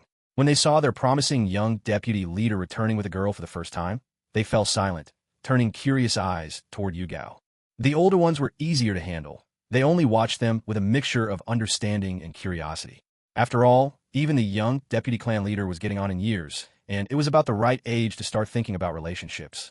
But it was the young Uchiha girls whose glances at Yuzuki Yugao seemed to all but spark with fire, as if she had committed some unforgivable offense against them. It was common knowledge that Uchiha Kyuyama was the clan's most formidable fighter, having already outshone even Shursui Uchiha. In terms of looks, he was one of the most striking men in a clan already renowned for its attractive people. For many Uchiha girls, he was nothing short of the perfect man. This wasn't just circumstance. Before Kyuyama had obtained the system, he was always ready to run at a moment's notice, so he deliberately kept his distance from them. Otherwise, he likely would have had a few close female friends by now. It wasn't until she set foot in the Uchiha district that Yuzuki Yugao realized just how popular Kyuyama really was. As they walked through the clan grounds, she had to force herself to carry on, nerves stretched taut, half dreading that some determined girl would throw herself into her path and make trouble for her. But Yugao was worrying over nothing. Uchiha Kyuyama wasn't just the clan's top warrior now. He was also the deputy clan head, second in power and authority only to the clan leader and the elder. In these rigidly hierarchical times, even if the Uchiha girls resented her, none would dare confront her openly. Besides, most of the elite members have been dispatched to Whirlpool Island, leaving behind only the less accomplished, who knew they stood little chance against a seasoned special jonin like Yugao. And so, she made her way safely to Kyuyama's home without incident. It was only after she finally stepped inside that Yugao felt her body begin to relax, the tension slowly draining away. She let out a deep, exaggerated sigh and patted herself on the chest for effect, setting off a playful ripple. "That was nerve-wracking," she exclaimed. "I never imagined you were so popular in your clan. You should have seen the way those Uchiha girls looked at me. It was like they were ready to eat me alive." Kyuyama closed the door behind them, turning to Yugao with a gentle smile as she spoke. As the seconds ticked by, Yugao's voice grew softer and softer as realization began to dawn. She'd just escaped one den of wolves only to step right into a tiger's lair. The girls outside were no longer a threat, but now the real danger stood right in front of her, Uchiha Kyuyama himself. With each passing moment, the air between them grew increasingly charged with a subtle tension. Yugao's heart pounded faster and faster, as if threatening to leap out of her chest. Head lowered, she became acutely aware of a figure drawing closer and closer. As Uchiha Chioshan drew closer and closer, Yuzuki Yugao wanted to move away, but it was as if all the strength had drained from her body. She could only remain where she was, waiting. Chioshan's quickening breaths grew more audible as he approached, and Yugao slowly lifted her head, closed her eyes, as though she were ready to welcome his arrival. Chioshan gazed at Yugao with an appreciative look, while Yugao, bashful, kept her eyes tightly shut. Suppressing his urge with great effort, Chioshan's voice turned hoarse as he gently asked, "Yugao." Hearing him, Yugao did not open her eyes, which had been closed for a while. She only gave a slight nod, and a soft escaped from her lips. Though Yugao was a complete beginner, she truly had the courage of one untested by the world. Even facing the formidable Chioshan, she showed no trace of fear. Instead, she began to challenge him with a wild bravado, unaware of her own limits. On that long, endless night, Yugao opened the door to a new stage of life and discovered the profound mysteries growing up brings. Yet, being so inexperienced, everything caught her off guard. She was totally unprepared for what lay ahead. Chioshan, however, was a different story. He had already learned much from Mikoto, surpassing even his former teacher. Where Mikoto was left admitting defeat by his skill, Yugao's inexperience was no match at all. Naturally, she was completely swept up and eventually yielded with both hands raised in surrender. The next morning, as the sunlight spilled into the room through the window, Chioshan woke up refreshed and full of energy. He glanced at the sun, then looked over at Yugao, who was still sleeping soundly on the bed. Seeing that it was still early, Chioshan reached out his hand. Half awake, Yugao sensed some movement and hurriedly opened her eyes. When she saw Chioshan, she froze for a moment. Then, the events of last night returned to her in a rush. Her face grew steadily redder, and she immediately hid herself under the covers, feeling as if she couldn't bear to face anyone.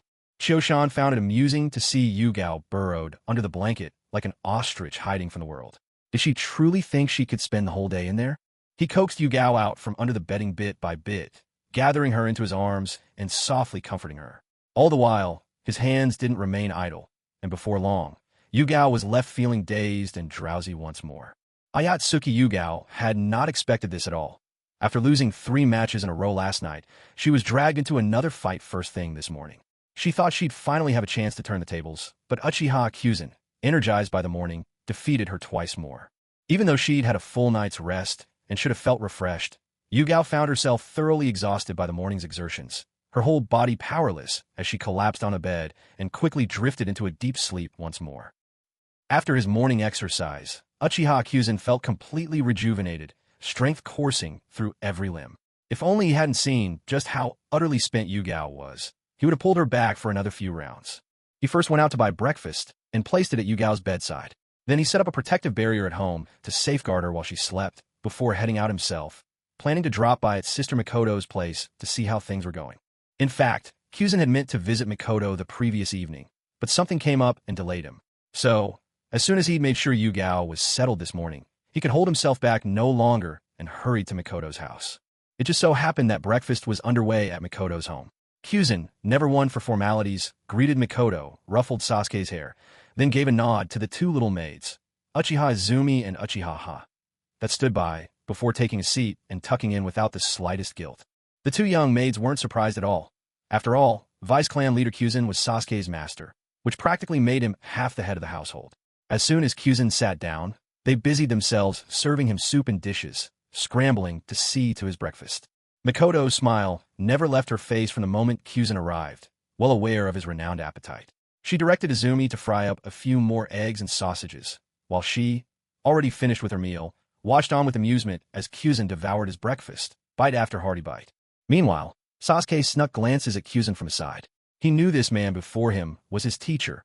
After his parents and brother, he was the next closest person in Sasuke's world. What's more, Kyuzen would one day teach Sasuke how to train and grow strong, to become someone just like him. Sasuke had no objections to Kyuzen's affection. Although their interactions had been few, his playmates all envied him for having the Uchiha clan's greatest fighter as a teacher. Sasuke rarely spoke of it, but deep inside, he brimmed with pride. His vanity was deeply satisfied. So it was only natural that this man who brought him so much honor should win Sasuke's wholehearted affection in return. Uchiha Chioshan was having breakfast while chatting with Sister Mikoto. He gently reminded her to take care of herself and ensure both her and the baby's health. Go to bed early, rise early, and get some proper exercise. Mikoto, quite used to Chio-shan's concern by now, was in excellent spirits. Her appetite flourished, and she ate more than usual for breakfast. After securing a delicious breakfast at Mikoto's, Chio-shan did not linger, especially with the presence of the two young maids who were always hovering nearby, like extra lanterns. It wouldn't be appropriate to act too familiar with Mikoto in front of them. With a lighthearted quip to Uchiha Izumi and Uchiha Ha, and a few words to encourage Sasuke with his studies, Chio-shan bade farewell to Mikoto. Then, hands in his pockets, he strolled leisurely out the front door. Breakfast had just been a bonus. His true purpose in coming to see Sister Mikoto was precisely that, to see her. Now that he had visited and confirmed that she was in good spirits, his mind was at ease. Just as Chio-shan was about to head home to check on Yuzuki Yugao, he was suddenly approached by one of the eldest elder's attendants. They relayed a message from the elder, requesting his presence at the elder's residence. Receiving the summons, Chio-shan immediately understood what it was about. He quickly created a shadow clone to return home and inform Yuzuki Yugao. He worried the silly girl might overthink things otherwise, perhaps imagining that now that he'd succeeded elsewhere, he no longer cared for her. With that handled, Chio-shan turned on his heel and made his way toward the elder's house. When he arrived, the eldest elder, Uchiha Rei, was already awaiting him in the reception hall. Without ceremony, Chio-shan picked up the tea the elder had poured for him and took a sip. Having just finished breakfast, the tea was a welcome refreshment for his thirst. The elder did not immediately reveal the purpose of his invitation. Instead, he sipped tea with Chio-shan in unhurried company. After Chio-shan had enjoyed 2 cups and was no longer thirsty, the elder began to discuss the Uchiha clan's recent efforts to develop Whirlpool Island. Chio-shan, having just returned from a mission and lacking the latest news, listened attentively. At present, the Uchiha have already sent people to thoroughly sweep Whirlpool Island. Most of the dangerous, large beasts that could threaten lives have been cleared out, and those that remain are no longer significant. For the average Uchiha, there is no longer any real threat on the island. Because the area surrounding Whirlpool Island is filled with whirlpools and hidden currents, ordinary people never chose to settle there. Only fugitives and pirates who had fled the mainland had secret hideouts on the island, but the Uchiha people had effortlessly swept them all away. As for those captured, those with serious crimes were executed after interrogation, while those with lesser offenses were imprisoned. After some time, when the Uchiha clan began building their territory, these prisoners would serve as free labor. With the second stage now considered complete, the people meant for the third stage had already been organized by the Grand Elder, while Uchiha Kyuyama was out on a mission. All that was left was for Uchiha Kyuyama to return and send these people to their designated tasks. At this moment, upon hearing all this, Uchiha Kyuyama suddenly remembered something. He raised his hand, interrupting the Grand Elder's speech. When the Grand Elder, Uchiha Ling, saw Kyuyama raise his hand, he paused in mid-sentence and looked at him in puzzlement, uncertain why he had been interrupted. Noticing the Grand Elder's confusion, Kyuyama chuckled softly and said, "Grand Elder, let me show you something." The Grand Elder studied the proud and somewhat playful look on Kyuyama's face, hesitating for a moment before nodding. He was curious to see just what sort of surprise this young man might have in store.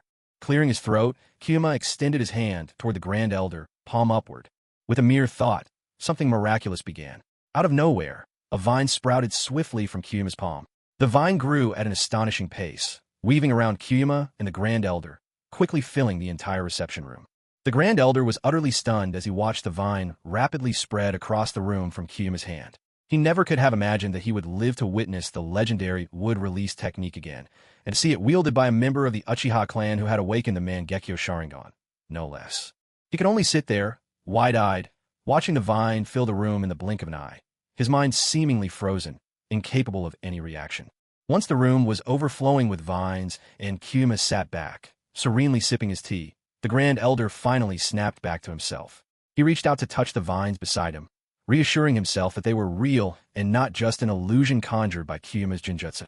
Then, in a hurried movement, he drew a small scroll from his robes, a compact family register that he always carried with him.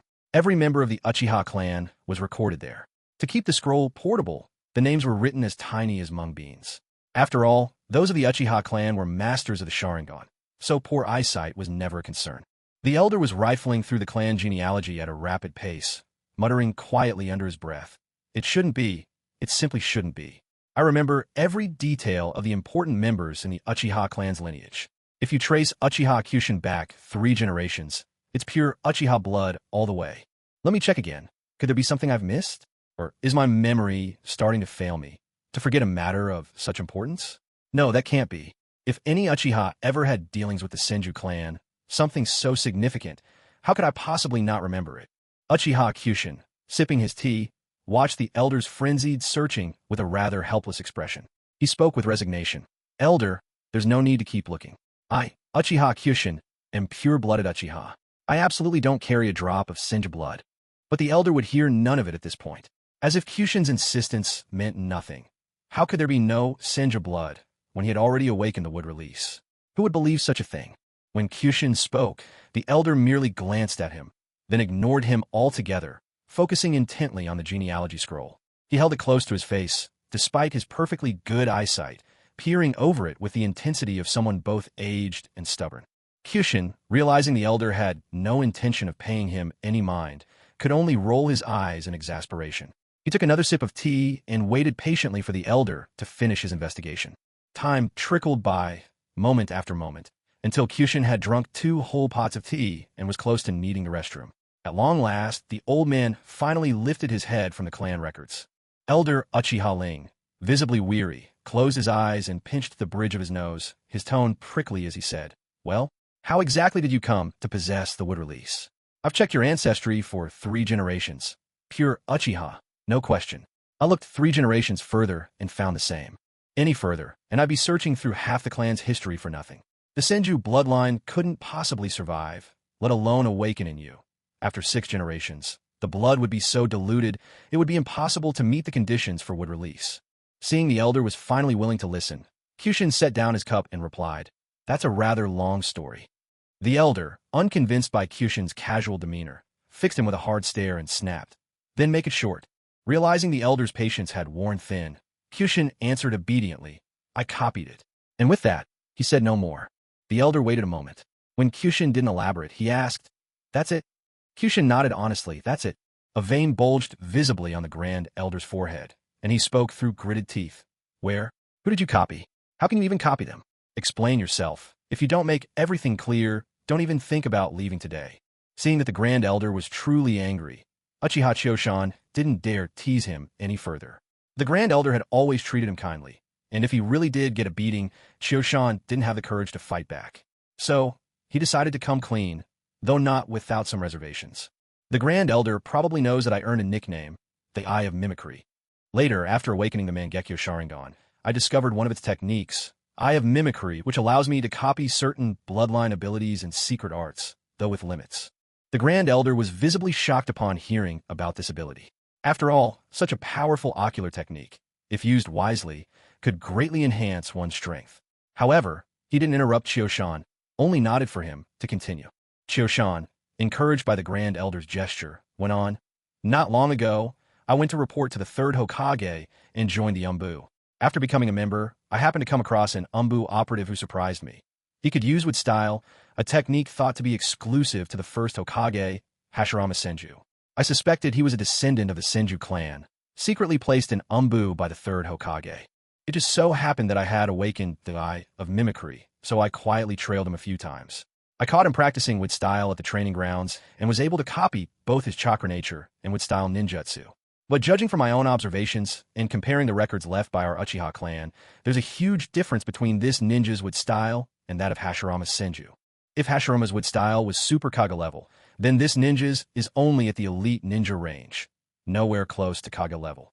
Of course, Choshan couldn't say he had already gained control over both the 3rd Hokage and Danzo Shimura, and that he'd had them bring the wood-style ninja to him for his copying. If the Grand Elder knew he was now the true leader of Hidden Leaf Village, he would surely demand Chioshan cooperate, sending the entire Uchiha clan back to the village to seize control, fulfilling the long-cherished wish of the Uchiha elders. Chioshan had worked too hard to steer his clan away from the quagmire of Konoha. There was no going back. For now, the Uchiha clan would quietly grow stronger on Whirlpool Island. When the day came that Chioshan reached Sage of 6 Paths level, able to stand toe-to-toe with the sage himself, it would not be too late to emerge. After Uchiha Kyuzen finished speaking, the Grand Elder and the others fell silent, lost in thought. The entire reception room grew quiet. So quiet in fact, that the only sound breaking the stillness was the rhythmic tapping of the Grand Elder's index finger on the table. Kyuzin himself didn't say another word, quietly retracting the vines that had just been circling the room.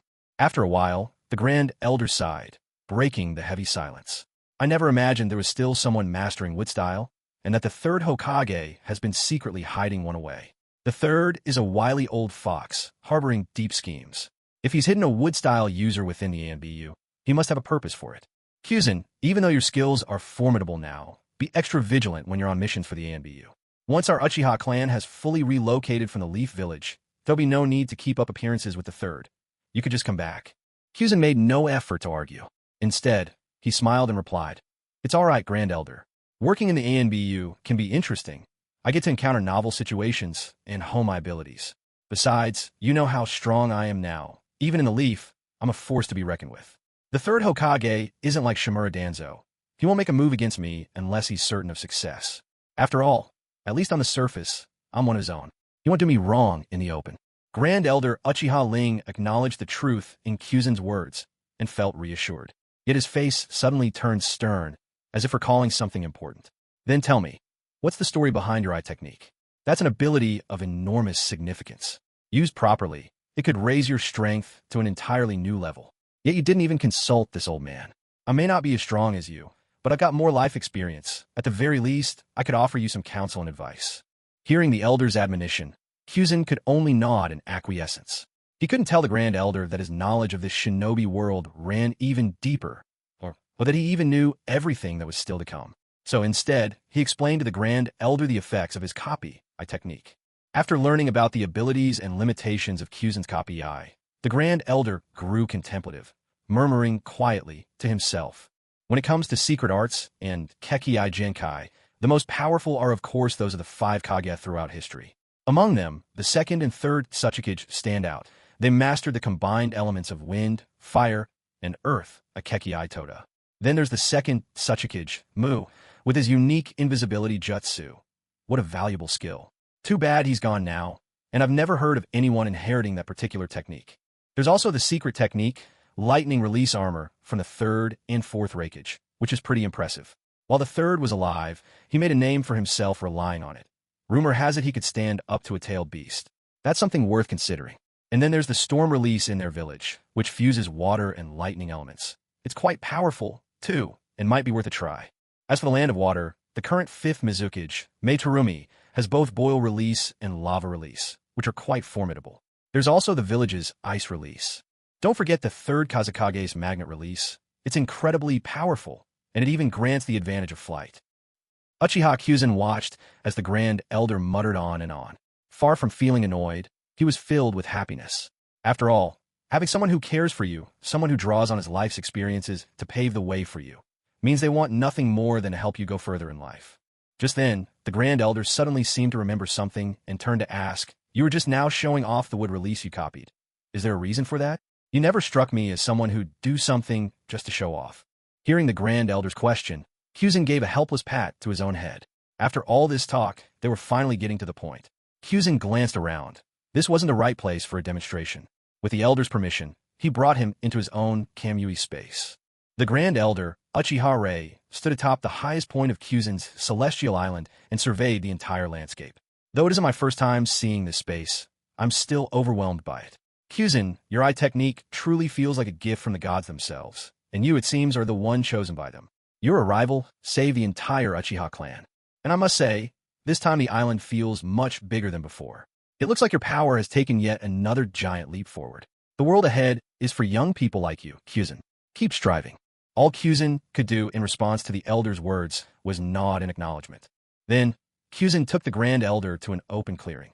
"Grand Elder, the reason I brought you here is that, when I copied the wood release earlier, I happened to pick up this jutsu as well." Without waiting for the Elder to speak, Kyuzin quickly formed a series of hand seals and performed the wood release, 4 pillars home technique. In just a few heartbeats, the Elder witnessed a wooden house burst forth from the earth in that open space before him, spacious enough for a family of 5 to live in comfort. Kyuzin perched atop the roof of the new house and called down, "Grand Elder, what do you think of my jutsu?" The Elder walked into the house, raising his hand to knock on the pillars and walls, clicking his tongue in amazement. "The craftsmanship is excellent. This would-release technique is something I've never heard of or seen before. It must have been created by that would-release user himself. It's perfectly suited for building a clan settlement. Then, the elder looked up at Uchiha Choshan, who was standing on the roof, and asked, "Does this would-release technique require a lot of energy? Will it have any negative effects on you?" Hearing the question, Uchiha Choshan jumped down from above, dusting off his hands as if brushing away invisible dirt, and replied, "This technique doesn't consume much at all. With the chakra I have now, I could easily build a few hundred houses like this. What's more, there's an advanced version of it. If used, we could construct an entire Uchiha settlement capable of housing our whole clan in a single night." The elder circled the wooden house twice, unable to hide his admiration as he confirmed its quality. He then continued, "If that's the case, we can speed up the relocation of the Uchiha clan considerably. All we need now is to choose a site and use earth release to level the ground. Then we can quickly build our new home." Choshan was delighted at the elder's words. This was the first time since mastering would release that he felt it was truly useful. With a smile, he pulled out a scroll from his ninja pack and, with the pride of bestowing a treasure, handed it to the elder, saying, "Elder, take a look at this. What do you think?" The elder, who by now regarded Choshan as a sort of real-life Doryman, reached out and took the scroll, opening it with curiosity. But as soon as he glanced at it, he snapped the scroll shut as if there were a monster lurking inside. His eyes flashed with astonishment as he stared at Choshan, utterly unprepared for the fact that Choshan had managed to get his hands on something of such great importance. Choshan grinned at the elder's shocked expression. It was no wonder the elder was so surprised. The scroll contained the secret barrier technique of the Hidden Leaf Village, which Choshan had copied from materials the third Hokage had given him. The formidable barrier surrounding Konoha, designed to keep enemies at bay, was built on this very technique. Now that they had it, the Uchiha grounds would be protected like an impregnable fortress. While the barrier formed by this technique might not ward off truly powerful adversaries, it would at least alert them to any intruders and pinpoint their location. The elder opened and examined the scroll several more times before finally putting it away as if it were a precious treasure. After all, this was exactly the kind of thing the Uchiha clan needed most right now. Of course, Uchiha Choshan never expected this barrier to be able to stop adversaries like Black Zetsu, White Zetsu, Nagato, or Obito. Still, just how many such formidable enemies exist in the entire Shinobi world? Truthfully, barrier techniques remain immensely useful. Choshan wandered about the space for a bit longer with the Grand Elder before finally leading him out. By the time the two returned from the barrier, the tea on the table had already cooled. The Grand Elder brewed a fresh pot before resuming their discussion with Choshan. Choshan accepted the teapot from the Grand Elder, poured tea for both himself and his companion, and only then did the Grand Elder speak up. This way, the Uchiha clan's relocation will be much simpler. Choshan, once they've prepared the land we've chosen for our new home, everything depends on you. Of course, we can't always rely on you for everything. This time, yes, but in the future, they'll have to do the work themselves. Otherwise, people will get lazy and expect to be served all their lives. Choshan nodded in agreement. That was precisely how he saw it. He wasn't anyone's babysitter. He could lend a hand once, but it couldn't always fall on him. Not only would that become a burden for him, it would foster the wrong atmosphere among the Uchiha, depending on others for everything. Now is a critical moment for the Uchiha clan to unite and strive together. If the wrong habits took root, it would be disastrous for the clan's growth. Once the main clan matters were settled, the Grand Elder beamed and said, "Business is wrapped up. Now, let's talk about something more personal." At that, Choshan inwardly rolled his eyes. He had suspected all along that the old man's real reason for seeking him out so early in the morning wasn't just for clan affairs. Judging by the direction things were turning, his guess had been right. The Grand Elder, noticing Choshan hadn't immediately replied, wasn't the least bit embarrassed.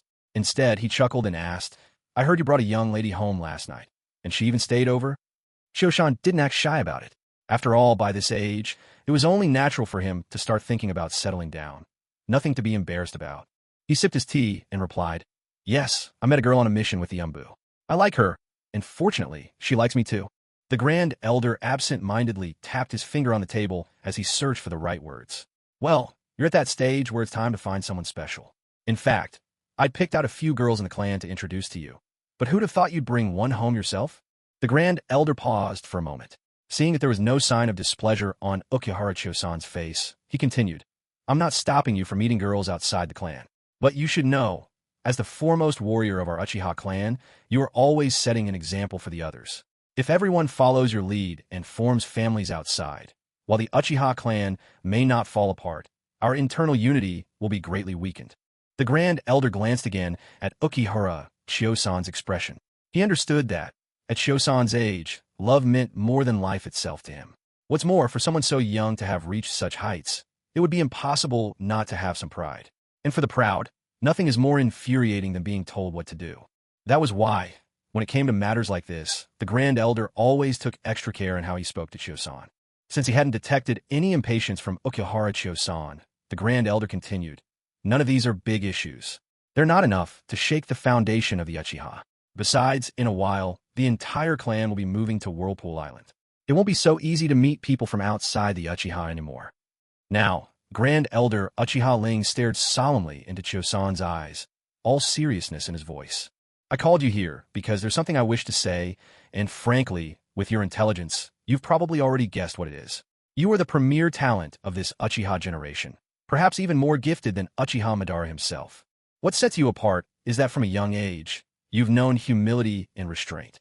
If any other clansman had achieved even half of what you have, they'd have already turned the Uchiha and the Hidden Leaf upside down. But you have never acted in such arrogance. That's exactly why I value you so highly.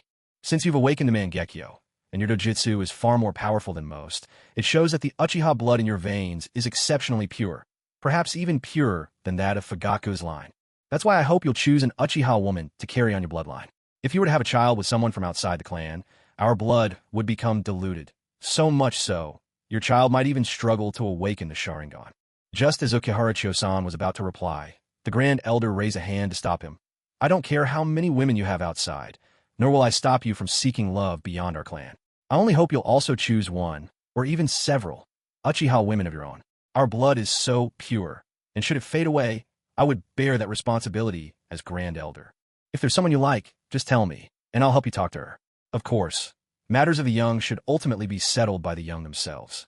Still, given your status, your abilities, and, not to mention, your good looks, I can't imagine any girl in the clan who would turn you down." Uchiha Chio-san opened his mouth, but no words came out. How could he possibly explain? He couldn't exactly say that he'd already gotten involved with an Uchiha woman, that she was carrying his child, and, most impossibly of all, that she was none other than Fugaku's wife. If the elder ever learned the truth, he'd probably tear Chio-san apart then and there. With a troubled sigh, Uchiha Chio-san raked his fingers through his hair. Over the years, he had always kept a careful distance from the young women in the clan. He had feared that, when the night of the clan's demise came, he would hesitate to make his escape if he grew too attached. But to his surprise, now that the tragedy had been averted, the elder himself was insisting he find a wife within the Uchiha. But courtship wasn't something you could rush. There needed to be a foundation of feelings. The whole thing was a headache. Once the elder had made his intentions clear, he promptly shooed Uchiha Chio-san out the door. Standing in the middle of the street, Chio-san was at a bit of a loss. He'd thought for sure the elder had summoned him to object to his relationship with Yugao Yuzuki. Instead, he got a lecture about marrying within the clan, all for the sake of continuing the bloodline. It matched the clan's latest policy: have more children and grow the family. Poor Chio-san. After helping Fugaku accomplish his task, now he'd been saddled with a mission of his own. Shaking off his confusion, Uchiha Chio-san began to make his way home. Whatever comes next, he thought, he would deal with when it arrived. There was no need to rush. Let fate take its course. By the time Chio-san returned home, it was already midday. Yugao Yuzuki had long since woken and was busy tidying up. After all, Chio-san hadn't actually lived in the house for quite a while. The place was generally in decent shape, but dust had built up in all the nooks and crannies. The clan had actually offered to assign Chio-san a servant girl to help with the chores, cleaning, heating water, cooking. But Chio-san had secrets he couldn't let anyone stumble upon. He often needed to slip into another space right at home. In the past, sometimes he'd even use his spatial markings in the dead of night to call Lady Mikoto over. None of these things could ever be discovered, so he politely refused the clan's offer, claiming he didn't like being disturbed. Of course, living alone, he hadn't bothered much with cleaning himself, so dust inevitably gathered here and there. After getting up that morning, Yugao learned of his whereabouts from the shadow clone Chio-san had left behind. Relieved, she set her mind at ease. Then, spotting the dust in Chio-san's home, she couldn't hold back the urge to tackle the dirt, and soon had the whole place ringing with the energy of a thorough spring cleaning. By the time Uchiha Kyuzen returned, Yuzuki Yugao was already finishing up the cleaning. Just as he was about to offer his help, she stopped him, gently pushing him out of the way. Kyuzen waited for a while in the courtyard before Yugao came out, having finished cleaning. and even taken a bath in the meantime. Fresh from her bath, her face free of makeup and beads of water trailing down from her hair, Yugao looked even more radiant and captivating, her features aglow from the refreshment. Afterwards, Yugao took Kyuzin by the hand and led him out for a stroll. They left the Uchiha compound and wandered through the bustling commercial streets of Konoha village. The two had only just confirmed their relationship, still far from being ready to meet each other's families. So, after spending the afternoon shopping and sharing a meal together, Kyuzin simply walked Yugao home and saw her to her door. Yugao gazed at Kyuzin, her eyes brimming with unspoken emotions. For a long moment, she said nothing, but then she gave him a soft kiss before turning away and heading inside. Kyuzin watched her enter the house, then turned and made his way home. The elder had already gathered the third squad, ready to assemble at the Naka shrine the next morning, where Kyuzin would use his ocular powers to send them on their way. It was fortunate that his Sharingan had already evolved into the eternal Mangekyo Sharingan. Both his ocular power and chakra reserves far surpassed what he possessed when sending off the second squad. Otherwise, with such a sizable group, just orchestrating their transport would have left his eyes itching for half the day. But this time, sending his clansmen to Yuzushio Island also offered an opportunity to harvest another fruit he'd been cultivating, Uchiha Itachi's ocular abilities. By now, after so many days, Itachi should have adapted to his Mangekyo Sharingan, and the unique powers within those eyes were likely fully formed. While visiting Yuzushio Island, Kyuzin also planned to copy Itachi's ocular jutsu for himself. Itachi's awakening of the Mangekyo Sharingan had come earlier than in the original story. Kyuzin couldn't help but wonder if this would change the nature of his ocular abilities. Would they still be Amaterasu and Tsukuyumi? Kyuzin was filled with anticipation. Regardless of whether Itachi's powers were the same, he intended to claim them all the same. After all, his own eternal Mangekyo Sharingan still craved nourishment, so it might one day evolve into the legendary Rinnegan. After returning home, Uchiha Chioshan didn't stay there for long. Instead, he left behind a shadow clone to pretend he was resting, while he himself slipped away into the Takamagara space. Only here could Chioshan truly let his guard down, for out in the world there were threats like Uchiha Bito, a master of space-time ninjutsu, and Kagaya's third son, Black Zetsu. Both of them possessed the kind of stealth that could let them approach Chioshan completely undetected.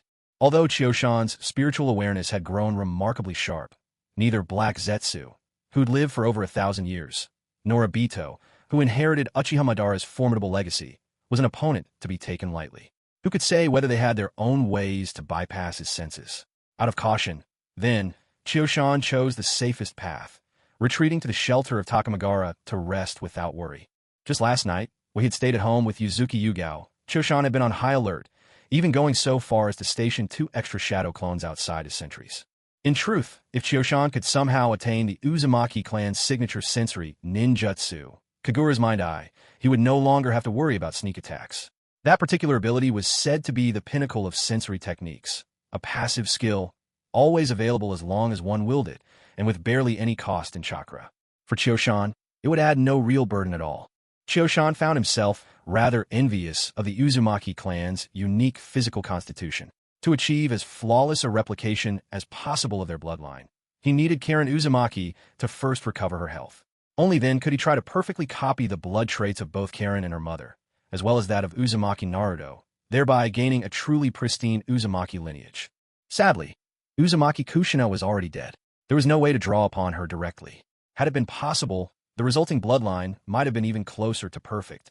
Of course, even if Chioshan went to all the trouble to revive Kushina, by that time, he himself would likely have already reached the level of a sage of 6 paths, making the value of new bloodlines less significant. After all, even those with the finest heritage rarely surpassed that rank. Nevertheless, just in case, Chioshan planned to quietly prepare everything needed to revive Kushina should the need arise. You never know when such a contingency might come in handy, right? Chioshan told himself that he absolutely had no strange or inexplicable intentions toward Kushina. This was all just a matter of preparedness. Honestly, if Chioshan were the type to be wanton or cruel, or if he didn't care about human life, he could easily fill Takamagara with dozens or even hundreds of people to wait upon him hand and foot. With his eternal Mangekyo Sharingan, exerting control over ordinary people would be as simple as glancing at them. However, Uchiha Kyuzen's conscience wouldn't let him rest easy. He didn't want others to be sacrificed for his own selfish desires. Once he returned to his villa in the Takamagara dimension, Uchiha Kyuzen completely relaxed, slipping in a laid-back mode. He brewed a pot of tea for himself, and prepared a fruit platter laden with nuts and assorted snacks. Then, using his wood release, he conjured a reclining chair. He set the recliner out on the balcony, with a small table of treats beside it. Lying back, tea in hand and snacks at the ready, Uchiha Kyuzen pulled out the Uchiha clan's family chronicles and started reading it as though it were a novel. The next morning, Kyuzen arrived early at the Naka shrine. He really had no choice. After being chewed out by the elder yesterday, and with today's agenda revolving around the major issue of the Uchiha clan's relocation, he knew he couldn't slack off again unless he wanted another scolding. When Uchiha Kyuzen got to the shrine, the elder was already there waiting. However, the third group hadn't arrived yet. It made sense. Members of the third group were nothing like those of the second group.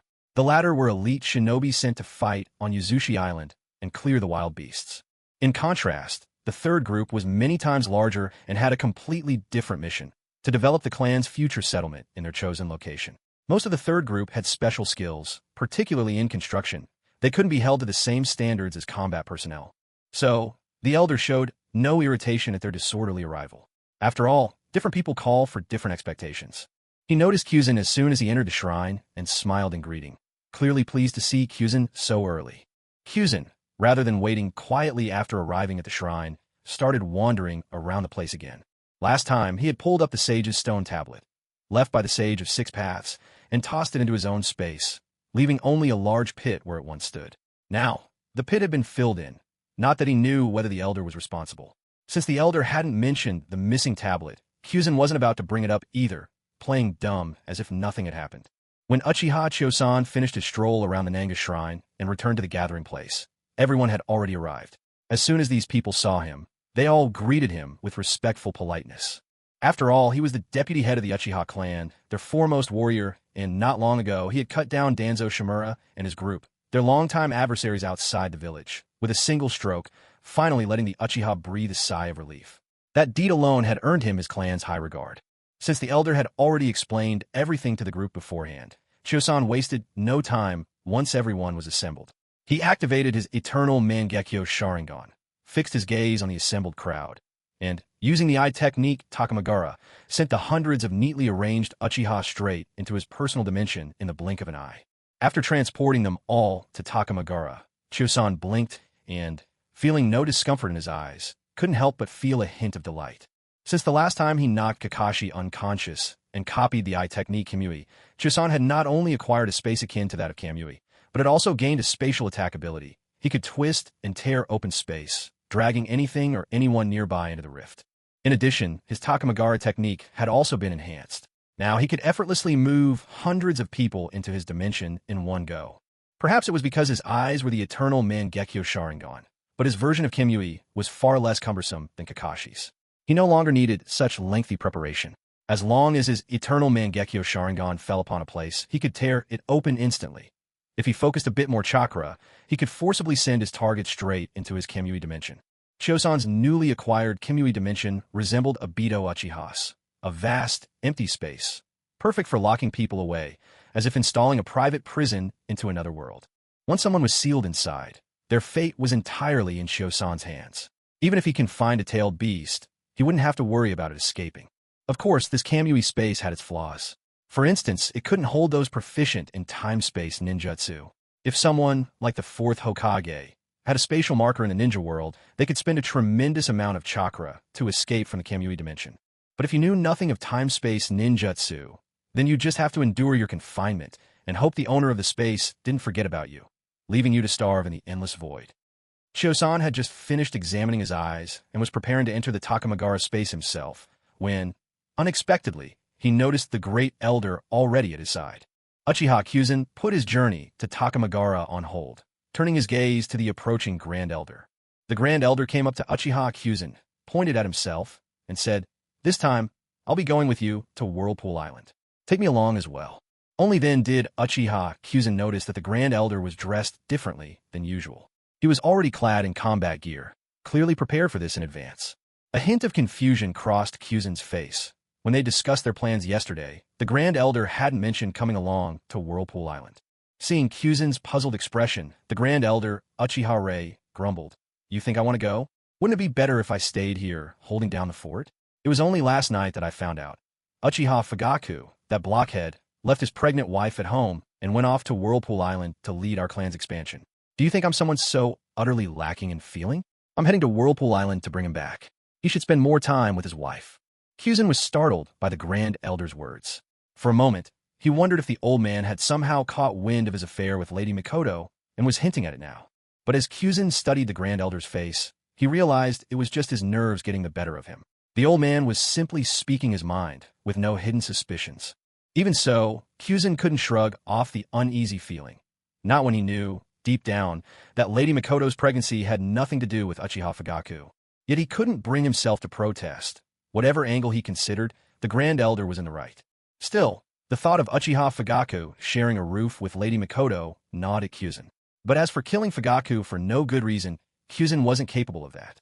After all, it was his own misdeeds that set this all in motion. He owed Fugaku a debt of guilt already, and he couldn't justify making Fugaku pay the ultimate price for his own mistakes. Kyuzin mulled it over, an idea forming in his heart. Without another word, he simply took the Grand Elder and slipped into the pocket space. Once the two of them entered Takamagura, Kyuzin glanced around. He saw that the few hundred newly arrived Uchiha clan's people, though whispering among themselves, were all well-behaved and made no attempt to wander off. Upon his arrival, the Grand Elder took in his surroundings and was thoroughly startled. This environment was completely different from what he had seen before. The hundreds of people were all gathered in an immense, enclosed chamber, surrounded on all sides, above and below, by thick wooden planks. Torches placed along the walls provided the only source of light. The elder looked around, then leaned in close to Uchiha Choshan and whispered, "What are you up to, kid? Where's this place?" Seeing that the elder had also been startled, Choshan couldn't help but let out a low, amused chuckle. He explained, "Elder, don't worry, we're still on the same island. Last night, I built this sealed wooden house with my wood release. It's meant as a space to quietly move large groups of our clan members. You know, this island is my last line of defense. The less people who know about it, the better. This way, everyone just thinks it's a transportation hub for a space-time jutsu, not a separate dimension." The elder listened to Choshan, nodding with approval. "Well done. It's impressive you thought of this. In a ninja world, you always need to keep some cards close to your heart. If you reveal everything, you have nothing to fall back on when your enemies discover your secrets, and that could mean your death." Choshan was pleased to see that the elder approved of his methods. The time he'd sacrificed from his sleep last night had not been in vain. Soon after, Choshan led the elder onto Yuzuno Island.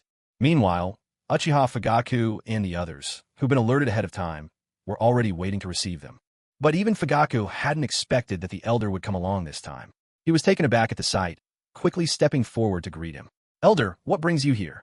After all, the elder usually remained back at Konoha, watching over the clan compound. To arrive unannounced like this, Fugaku immediately worried something might have gone wrong at home. The elder wasted no time, pulling Fugaku aside for a private conversation. Fugaku was the clan leader, after all, and the elder had to consider his dignity. More than that, despite his wife's pregnancy, Fugaku had left her side to lead his people to expand their territory. Reckless, perhaps, but undeniably brave. Of course, what the elder didn't know was that Fugaku's bravery was somewhat forced. He hadn't been with his wife for many years. He didn't even realize she was pregnant. While Fugaku was being quietly admonished by the elder, Choshan cast a guilty sideways glance, then greeted Uchiha Shursui, Uchiha Itachi, and the others who'd been waiting. After that, he moved to an open area and began transferring the clan members from the Takamagara space. After all the transfers were complete, Choshan sneaked another glance at the elder and Fugaku, just in time to meet Fugaku's stony gaze. Choshan gave an awkward smile, then swiftly turned to catch up with Shursui for a friendly conversation. The clansmen who had just been teleported here by Uchiha Kyuma were left in awe when they saw their surroundings and, in the distance, the vast ocean. After all, most of them had never traveled far from home, let alone witnessed the boundless expanse of the sea. The sheer immensity overwhelmed them. All they had received was a notice to gather at the Nankage Shrine to begin building a new settlement together. Who could have imagined that in the blink of an eye, they would be transported to this island and find themselves face-to-face with the legendary sea? Uchiha Kyuma came up to Uchiha Shursui and Uchiha Itachi, a radiant smile lighting up his face. Before saying a word, he spread his arms wide and pulled Shursui into a powerful embrace, then gave him 2 hearty slaps on the back, as if no less would suffice to express what he felt. Shursui, feeling Kyuma's enthusiasm, let his usually calm face break into a genuine, heartfelt smile. After all, geniuses are often lonely souls. Shursui was one such genius, and so he counted few among his friends. Itachi was one, and Kyuma as well. What's more, Kyuma had lived up to his trust, rescuing Shui and the entire Uchiha clan from the very brink of extinction. For Shui, who valued his clansmen even above his own life, that alone was enough for him to follow Kyuma without reservation. Kyuma had saved the Uchiha. Such a deed demanded his deepest loyalty.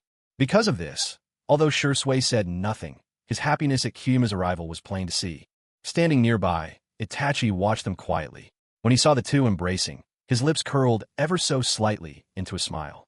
In recent days, while carrying out missions with Shui and exploring the entirety of Izushio Island, he had heard all about Kyuma's deeds and could not help but be deeply moved.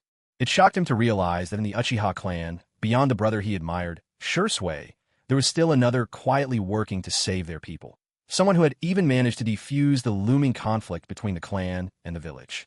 After learning from Shui about the fate that had originally awaited them, both Shusui's death and the annihilation of the Uchiha, Itachi had, for a time, doubted whether Kyuma was telling the truth.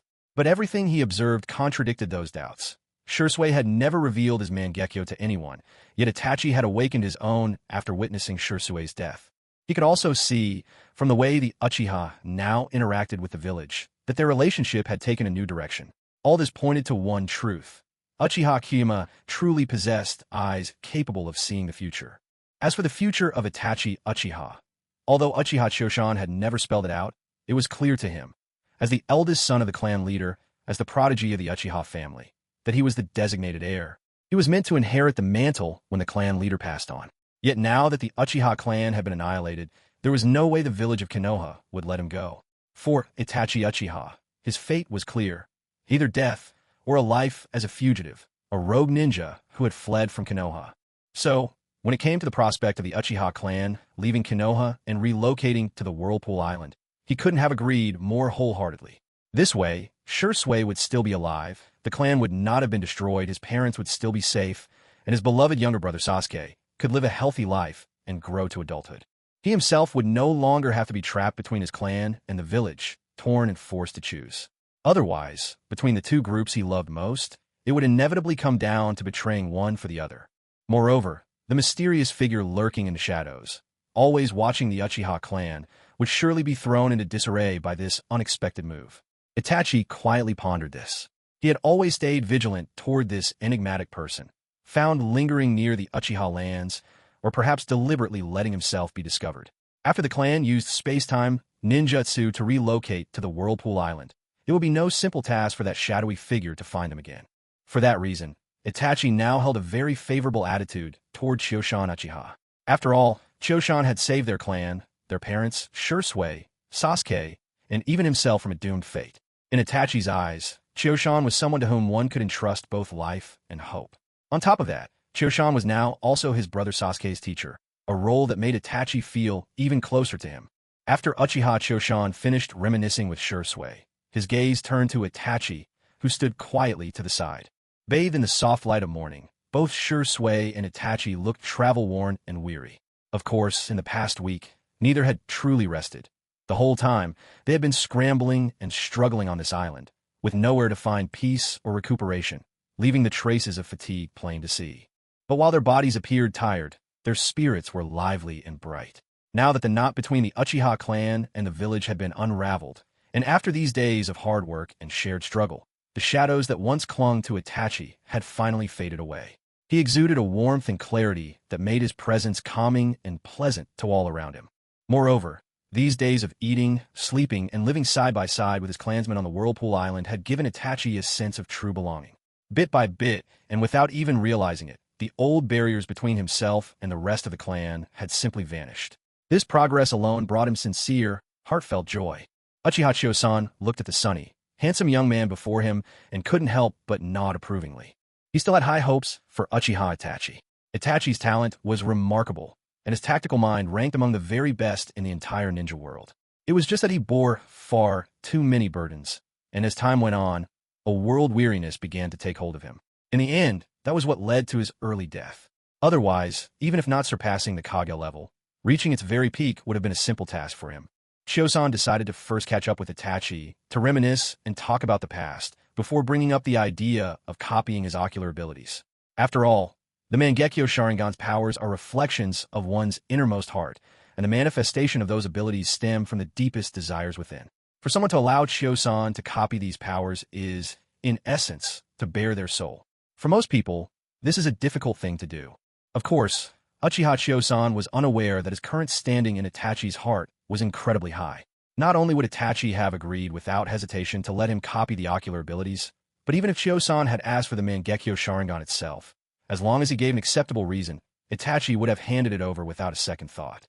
With a gentle smile, Chiyo-san looked at Itachi and said, "Itachi, what do you think of this island I found? Not only is it spacious, more than enough for our Uchiha clan to settle comfortably, but it's also rich in resources. Even if our clan were to cut ties with the outside world by hunting, gathering, and farming here on the island, we could fully support ourselves without worry. And there's something else you might not know. The island is surrounded by whirling currents and hidden riptides, making it nearly impossible for outsiders to reach. This is an excellent safeguard for the privacy and future of our Uchiha clan." Having spent a good deal of time on the island, Itachi was intimately familiar with its resources and layout.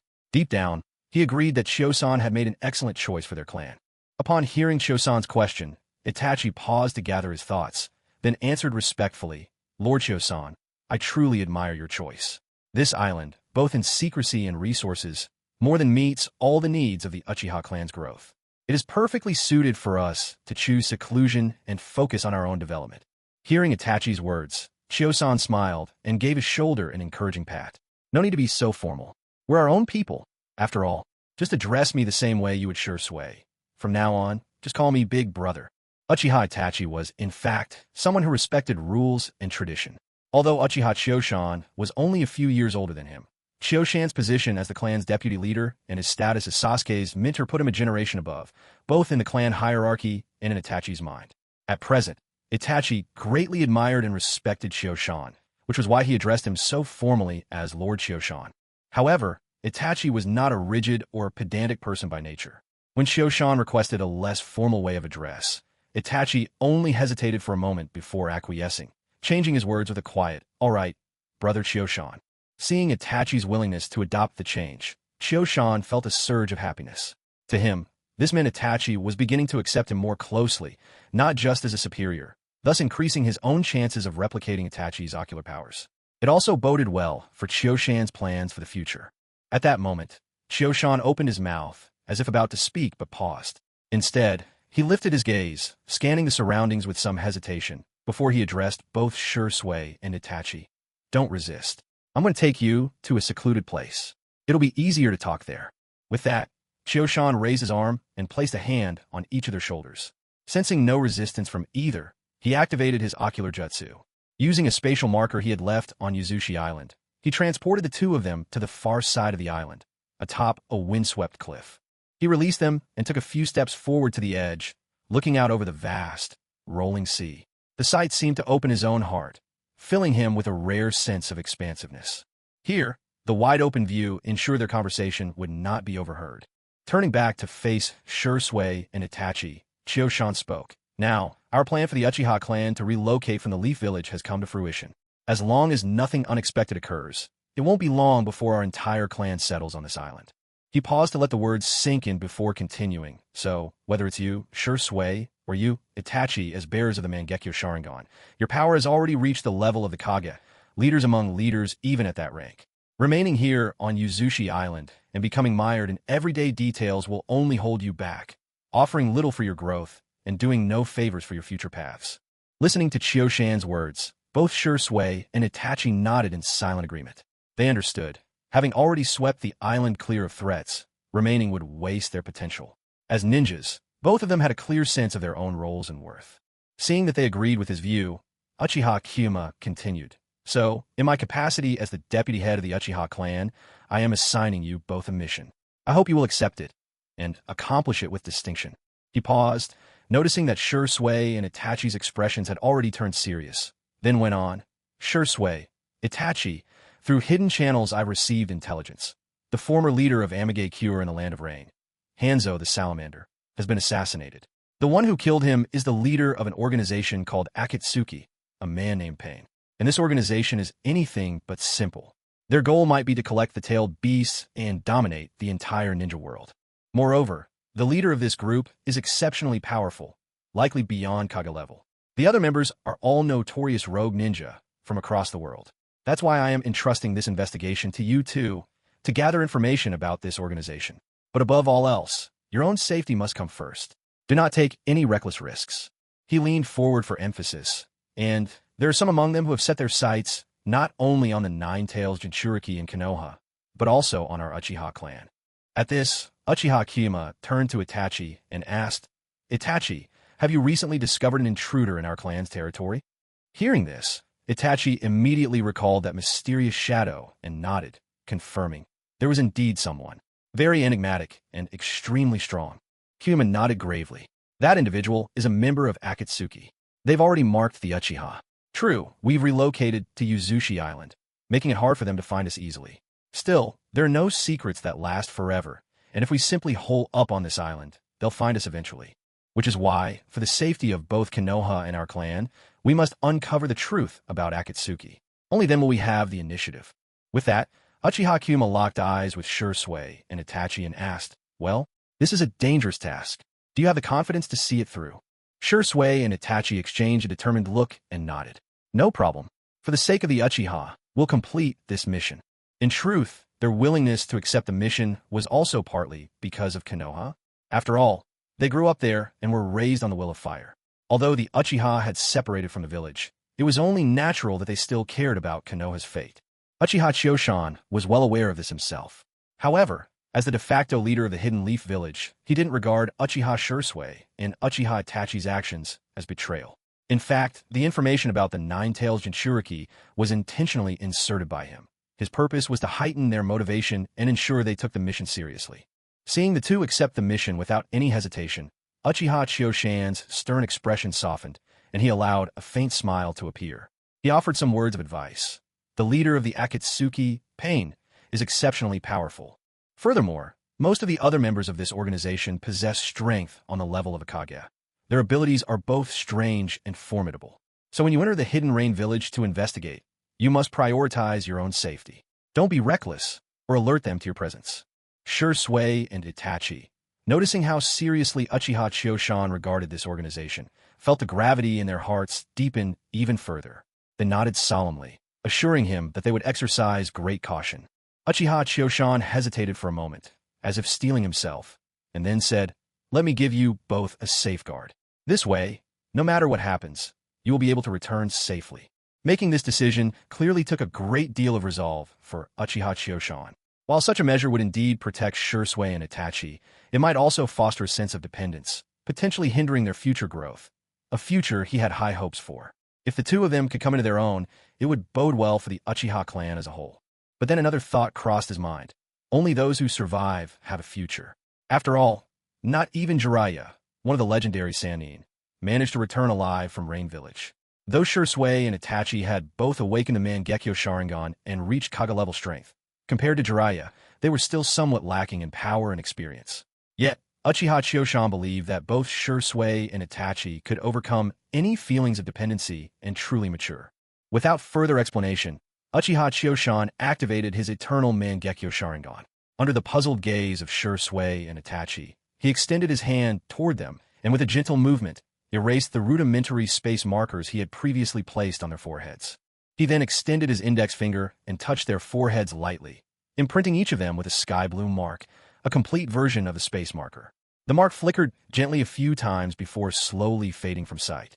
Uchiha Shursui and Uchiha Itachi touched the center of their brows, sensing a subtle, unfamiliar trace. They felt that this new spatial mark was different from the ones before. Their eyes turned to Uchiha Chioshan, awaiting his explanation. The spatial marks Uchiha Chioshan had given to Shursui and Itachi were the same as the one he gave to Uchiha Mikoto. They all allowed the bearer to enter his personal space through the mark. However, he had changed the coordinates within Shursui's and Itachi's marks, linking them to the newly acquired Kimui dimension instead. He wasn't foolish. Though he wanted to leave Shursui and Itachi a failsafe, he would never hand them the key to his Kodoame Tsukumi realm. After all, that space had always been his private sanctuary. Only those he trusted completely, those under the control of the Kodoame Tsukumi, would ever receive such access. He would never allow a single crack in his own security. Next, Uchiha Choshan briefly explained the functions of the spatial mark to Shursui and Itachi. For instance, by rhythmically stimulating the mark with chakra, they could send him simple messages, a technique much like Morse code. If their lives were ever in true danger, they could also use the mark to immediately enter his Kamui space. However, once inside the Kamui dimension, there would be no way to exit on their own. They would have to wait within the space, wait for Uchiha Choshan to find a free moment and bring them out. Of course, if need be, Choshan could simply use his ocular powers, Kamui, to fetch them directly. There was one more feature worth mentioning. In case of emergency, if Choshan himself encountered a dire situation, he could recall them to his side at any time, no matter what they were doing. That said, this function was rarely used. After all, if Choshan faced an adversary tough enough to require such a summons, it was unlikely even their presence would turn the tides. It was only then that Shursui and Itachi realized why the spatial mark felt so different from those before. The mark connected them to Choshan's domain, providing them with a last-ditch escape should they ever face insurmountable danger. After they finished examining the spatial marks, Uchiha Choshan fixed them with a solemn gaze. The spatial mark I've left on you is only to be used in the most desperate of circumstances. Never let yourselves become dependent on it. Remember, true strength is something you build for yourself. If you ever allow yourselves to rely on it, your journey as true shinobi will end here. What's more, that attitude will change the way you approach every mission. You'll grow careless, let your guard down, and sooner or later, you'll give your enemy the chance for a fatal strike. Given these circumstances, I've set a rule. Anyone who comes back during a mission by using the spatial mark will be deemed to have failed the mission automatically. They'll spend 3 days in solitary confinement, and then we'll decide on further penalties depending on the specifics of the situation. Upon hearing this, Uchiha Shursui and Uchiha Itachi immediately understood the gravity of the matter. They stood up straighter, their expressions growing resolute and solemn as they acknowledged the order. Once these rules were established, Uchiha Chosan finally felt some relief. After all, both Shursui and Itachi were rare geniuses of the Uchiha clan. If special abilities were excluded, even Chosan himself would have to yield to them in a contest of talent. Originally, with so many prodigies in a single generation, the Uchiha clan should have been on the rise. Yet, after a series of tragedies, not only was there no revival, but the clan was nearly wiped out, leaving only a handful of survivors. In the end, even Sasuke Uchiha remained as the sole successor. Furthermore, Chosan never quite understood Sasuke's thinking. He had dedicated himself from childhood to reviving the clan, so why, in times of peace, did he still wander all over instead of focusing on growing the family line? Couldn't he have more children to strengthen the clan's numbers? Why stop after having just one daughter? Did he intend to entrust the entire mission of the clan's restoration to her alone? And if she were to marry and change her surname, would the Uchiha name simply vanish? Chosan shook his head, pushing Sasuke's affairs to the back of his mind. Sasuke was still young. There would be plenty of time to guide him, to help him appreciate the blessing of a large family, and make it his duty to restore the Uchiha to greatness. Having cleared up these matters, Chosan turned to Shursui and asked, "Shursui, did you tell Itachi about the abilities of my Mangekyo Sharingan?" The moment Shursui heard Chosan's question, he immediately understood his intention. Still, he shook his head, replying, "Without your permission, I would never reveal your secrets to anyone, Itachi included." Itachi, listening to their exchange, couldn't hide his confusion.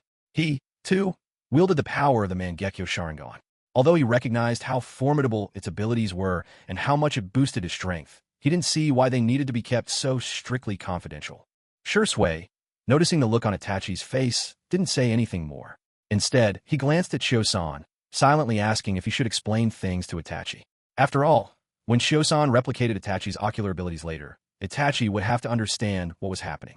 Catching Shursui's gaze, Chosan nodded in agreement, signaling Shursui to go ahead and explain to Itachi the nature of his unique ocular powers. After receiving Uchiha Choshan's permission, Uchiha Shursui turned around and explained to Uchiha Itachi the 2 ocular jutsu techniques owned by Choshan: temporal rift, imitation, and copy eye, along with their effects. Upon hearing Shursui's explanation, Uchiha Itachi was visibly shocked. He hadn't expected that both of Choshan's ocular powers would be so extraordinary. Compared to them, his own abilities suddenly seemed a bit lacking. At the same time, he finally understood where Choshan's foresight came from. After all, until now, he'd only heard from Shursui that Choshan possessed a prophetic ability. He had no idea that it actually allowed him to see glimpses of the future. Then, as realization dawned, Itachi asked. So, was it also through his ocular jutsu that Shoshan found out about the Akatsuki organization? Seeing that Itachi finally made the connection, Shursui just chuckled. He had already guessed the truth back when Shoshan gave them their mission briefings. Faced with Itachi's question, Shoshan simply nodded and reminded him. That's why everything I've told you is true, not mere baseless intelligence. So, when you and Shursui carry out your mission, you must be extremely cautious. Itachi nodded in understanding, and without hesitation, activated his Mangekyo Sharingan. Facing Shoshan, he introduced his own abilities. Brother Shoshan, my Mangekyo Sharingan has also awakened 2 ocular jutsu. The left eye's ability is called Tsukuyumi. Once activated, I can draw my enemy's mind into my world of illusions.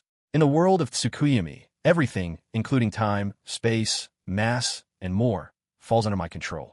The excruciating pain my enemies experience within this illusion is reflected onto their real bodies, inflicting crushing damage upon their spirits. The right eye's jutsu is called Amaterasu. Once triggered, it unleashes immensely powerful black flames wherever I focus my gaze. Anything touched by these flames will continue to burn until nothing remains, as the fire cannot be extinguished until its target is completely consumed.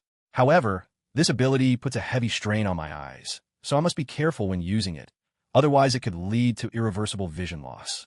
When Shoshan heard Itachi's introduction of his Mangekyo's abilities, he quietly breathed a sigh of relief. It seemed that, although he had prompted Itachi to awaken his Mangekyo Sharingan earlier than he originally would have, Itachi's ocular powers remained unchanged. That was good. Shoshan had been worried that his own actions might alter Itachi's future, and if Itachi had awakened some useless ocular jutsu, his fate might have been far bleaker.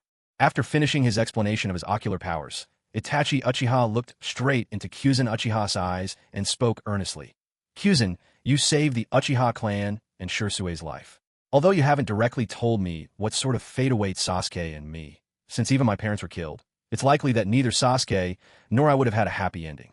In this sense, you've also changed the fate of both me and Sasuke. So I trust you, Kyuzen. Even though we haven't spent much time together, I feel as Shursui does. I could entrust my very life to you. Itachi paused for a moment, then continued. Now that I know the powers of your Mangekyo Sharingan, I'm willing to share my own ocular jutsu with you. I hope it can be useful for you in some way. Kyuzen, seeing the sincerity in Itachi's gaze, answered with equal gravity, You have my word. I won't let your Sharingan powers go to waste. With that, Kyuzen activated his own eternal Mangekyo Sharingan and copied Itachi's ocular techniques without difficulty. The moment Kyuzen completed the transfer, the system's voice echoed in his mind at just the right time. Congratulations, host. Successfully copied the ocular technique Tsukuyumi. System is now learning and assimilating. Estimated time to use, 3 hours.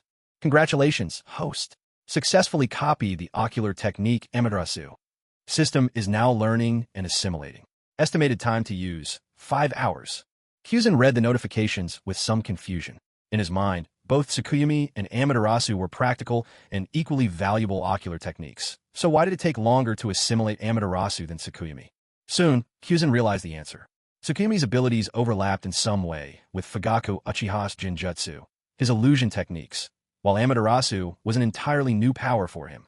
That explained why learning Amaterasu would take longer than assimilating Tsukuyumi. With the copying of Itachi's ocular techniques now completed, Kyuzen had achieved everything he set out to do. Afterward, he chatted for a bit longer with Shursui and Itachi, taking the opportunity to remind Itachi to take care of himself, to avoid overusing the Mangekyo Sharingan, and to be wary of exhausting his body and triggering any hereditary ailments. Seeing Uchiha Kyuzen repeatedly reminding Uchiha Itachi to take care of his health, it wasn't just Uchiha Itachi, even Uchiha Shursui sensed something wasn't right. After all, one of Kyuzen's visual jutsu was foresight. Although Kyuzen hadn't said anything directly, their acute intuition told them exactly what was happening. Something would go wrong with Itachi's health in the future. In that moment, not just Itachi but even Shursui felt a weight settle in their hearts, their spirits sinking. Kyuzen looked at the somber faces before him and patted both on the shoulder. Don't worry, he said warmly. There's no need to be anxious. I'm fully aware of the situation, and I'll find a solution, rest assured. Shursui and Itachi were not ordinary men. After a brief silence, they collected themselves, mastering their emotions. With Kyuzen's comfort, their determination ignited once more. After all, the future is never set in stone. Even something as grave as Shursui's death could be changed. Surely saving Itachi was not beyond their grasp. Watching the two regain their composure, Kyuzen thought to himself, Tsunade Heim, the fifth Hokage of the future, whether for Lady Mikoto's sake or for the clan, I must bring your journey to an end. I believe you've wandered enough outside. It's time for you to return early and take up the mantle of Hokage. I'm sure your master, Hiruzen, would be more than happy to see it. Kyuzen cast his gaze out toward the distant sea, taking a moment to enjoy the scenery. Once Shursui and Itachi had fully calmed down, he led them back to where they had started. By the time Kyuzen returned, the elder, Uchiha Rei, had already finished conferring with Uchiha Fugaku. It was settled. Fugaku would head home first, while Rei, as the clan elder, would temporarily take charge, leading the clan members in building their new settlement. After some time passed, Kyuzen would escort Fugaku back to resume his duties as clan leader. Kyuzen glanced at Fugaku, whose face remained impassive, but he said nothing. After a few brief words with the elder, Kyuzen unloaded enough supplies to sustain the clan for several months onto an empty patch of ground. Then, taking Fugaku, Shursui, Itachi, and some other clansmen who wished to rest, he used his visual jutsu to return them in an instant to the Uchiha district, arriving at the Naka Shrine. Yet, as clan leader, Fugaku didn't immediately disperse the group. Instead, he gathered everyone together, intending to share a few final words. As the head of the Uchiha, Fugaku always wore a stern expression, which inspired fear in many clansmen. Even among the elite of the Uchiha, few were exempt from this feeling. When Fugaku Uchiha called all the clan members to gather, everyone obediently came without a hint of objection. Shursui Uchiha and Itachi Uchiha exchanged glances, then, just like the others, stepped forward to stand before Fugaku. Fugaku stood in the main hall of the Naka Shrine, a towering statue looming behind him. Its fierce visage seemed to make him appear even more imposing. Chushan Uchiha regarded Fugaku with some anxiety. If he didn't already know that Fugaku had fallen under his Kotoeme Tsukumi, he would have long been ready to flee at a moment's notice. Fugaku's expression was stern, his presence pressing heavily on the gathered clan members as he addressed them in a grave tone. My fellow clansmen, you are the pride of the Uchiha, the hope of our future. After this expedition to Yuzuno Island, you must now understand well that this place is destined to become the new home for our Uchiha clan. So, during this period of rest, I ask, no, I implore you as your clan leader, do not, under any circumstances, reveal the location of our new homeland. Our clan's future safety depends on this secrecy.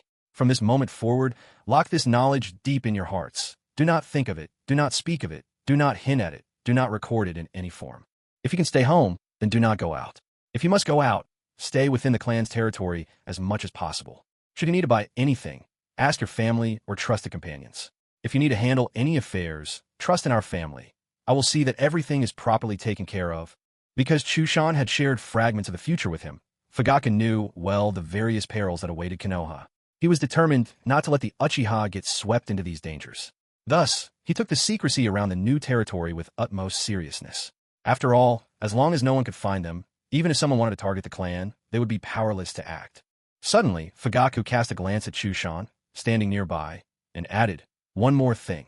Regarding Vice Clan leader Chushan's space-time ninjutsu, the secrecy surrounding this is of the same level as our new territory. Never discuss it, not even at home. Remember, not only can walls have ears, but there are secret techniques like those of the Yamanaka clan that can extract secrets from the mind itself. So, for the safety of your families and for the future of all Uchiha, I ask you to practice the strictest secrecy. Please, I'm counting on you.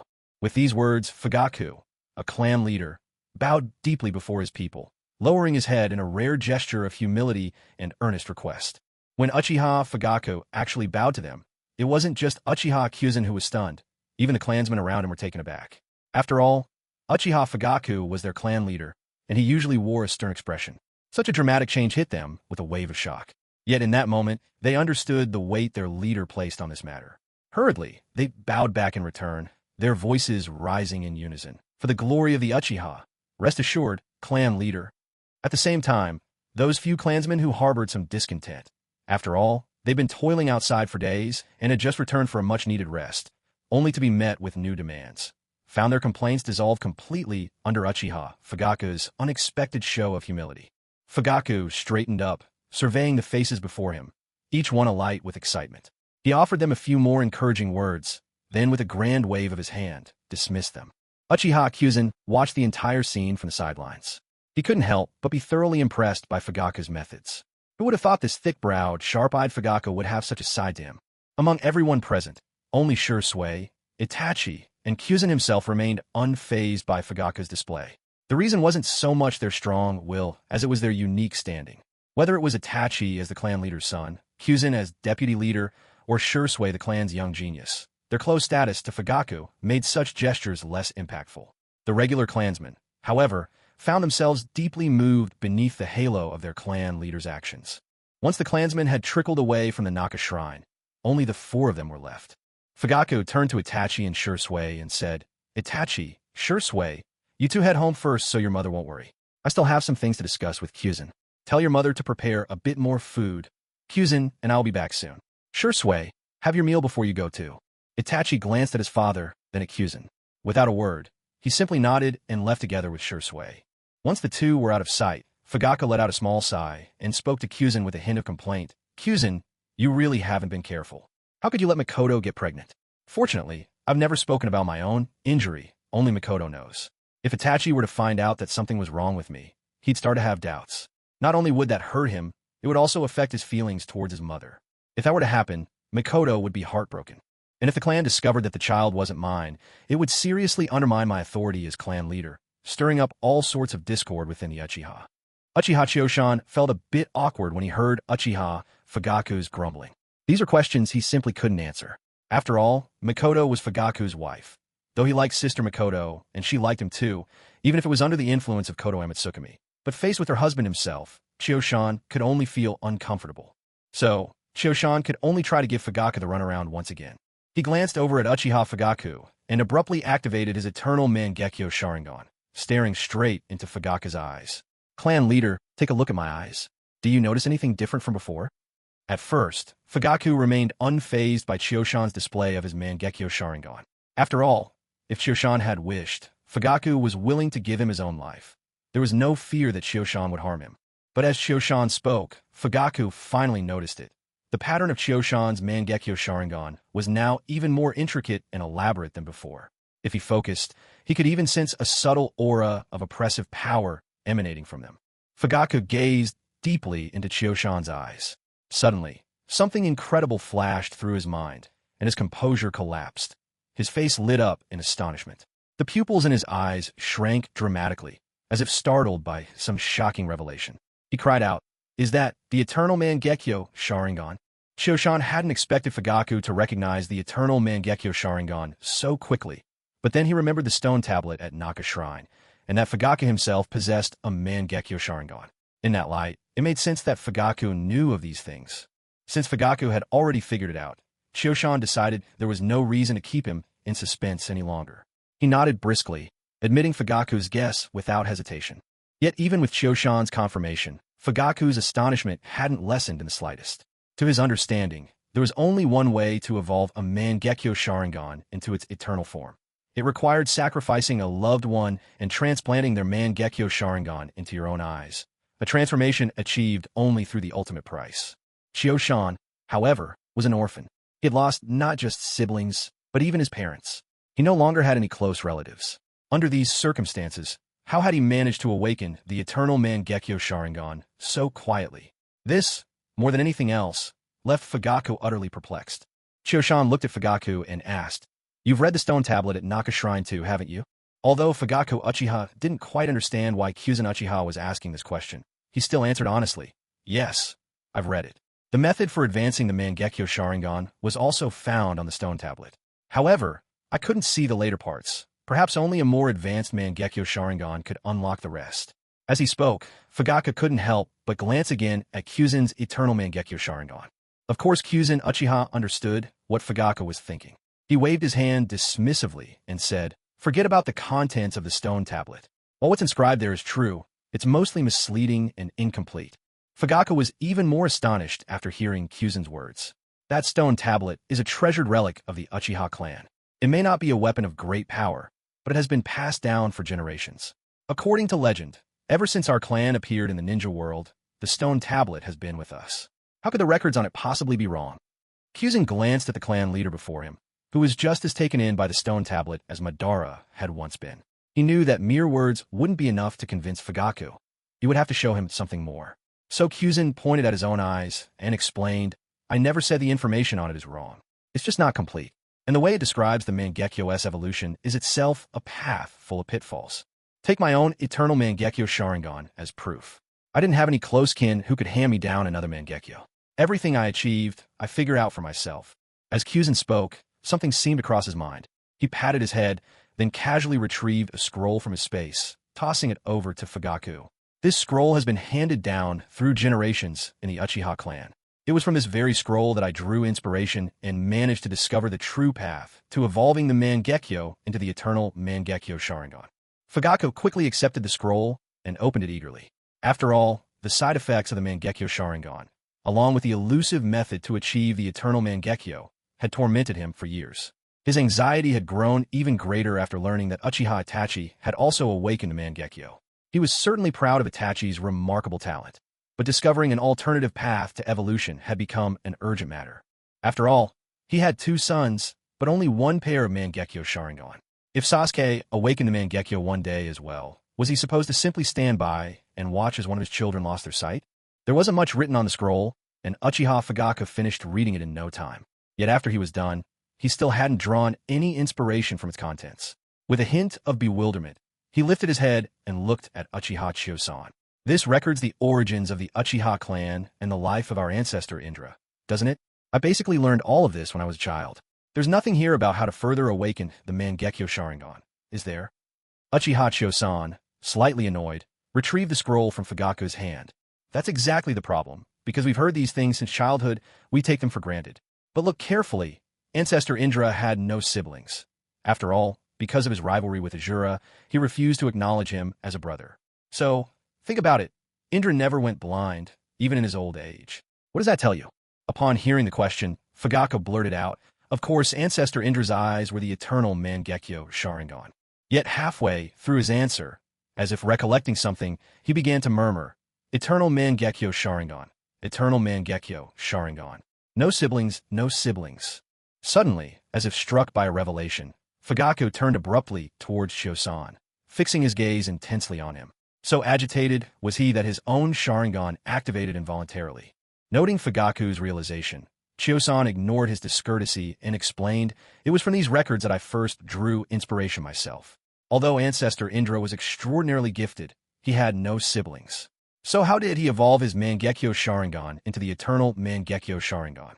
Through various experiments, I eventually managed to evolve my own Mangekyo into the eternal Mangekyo Sharingan.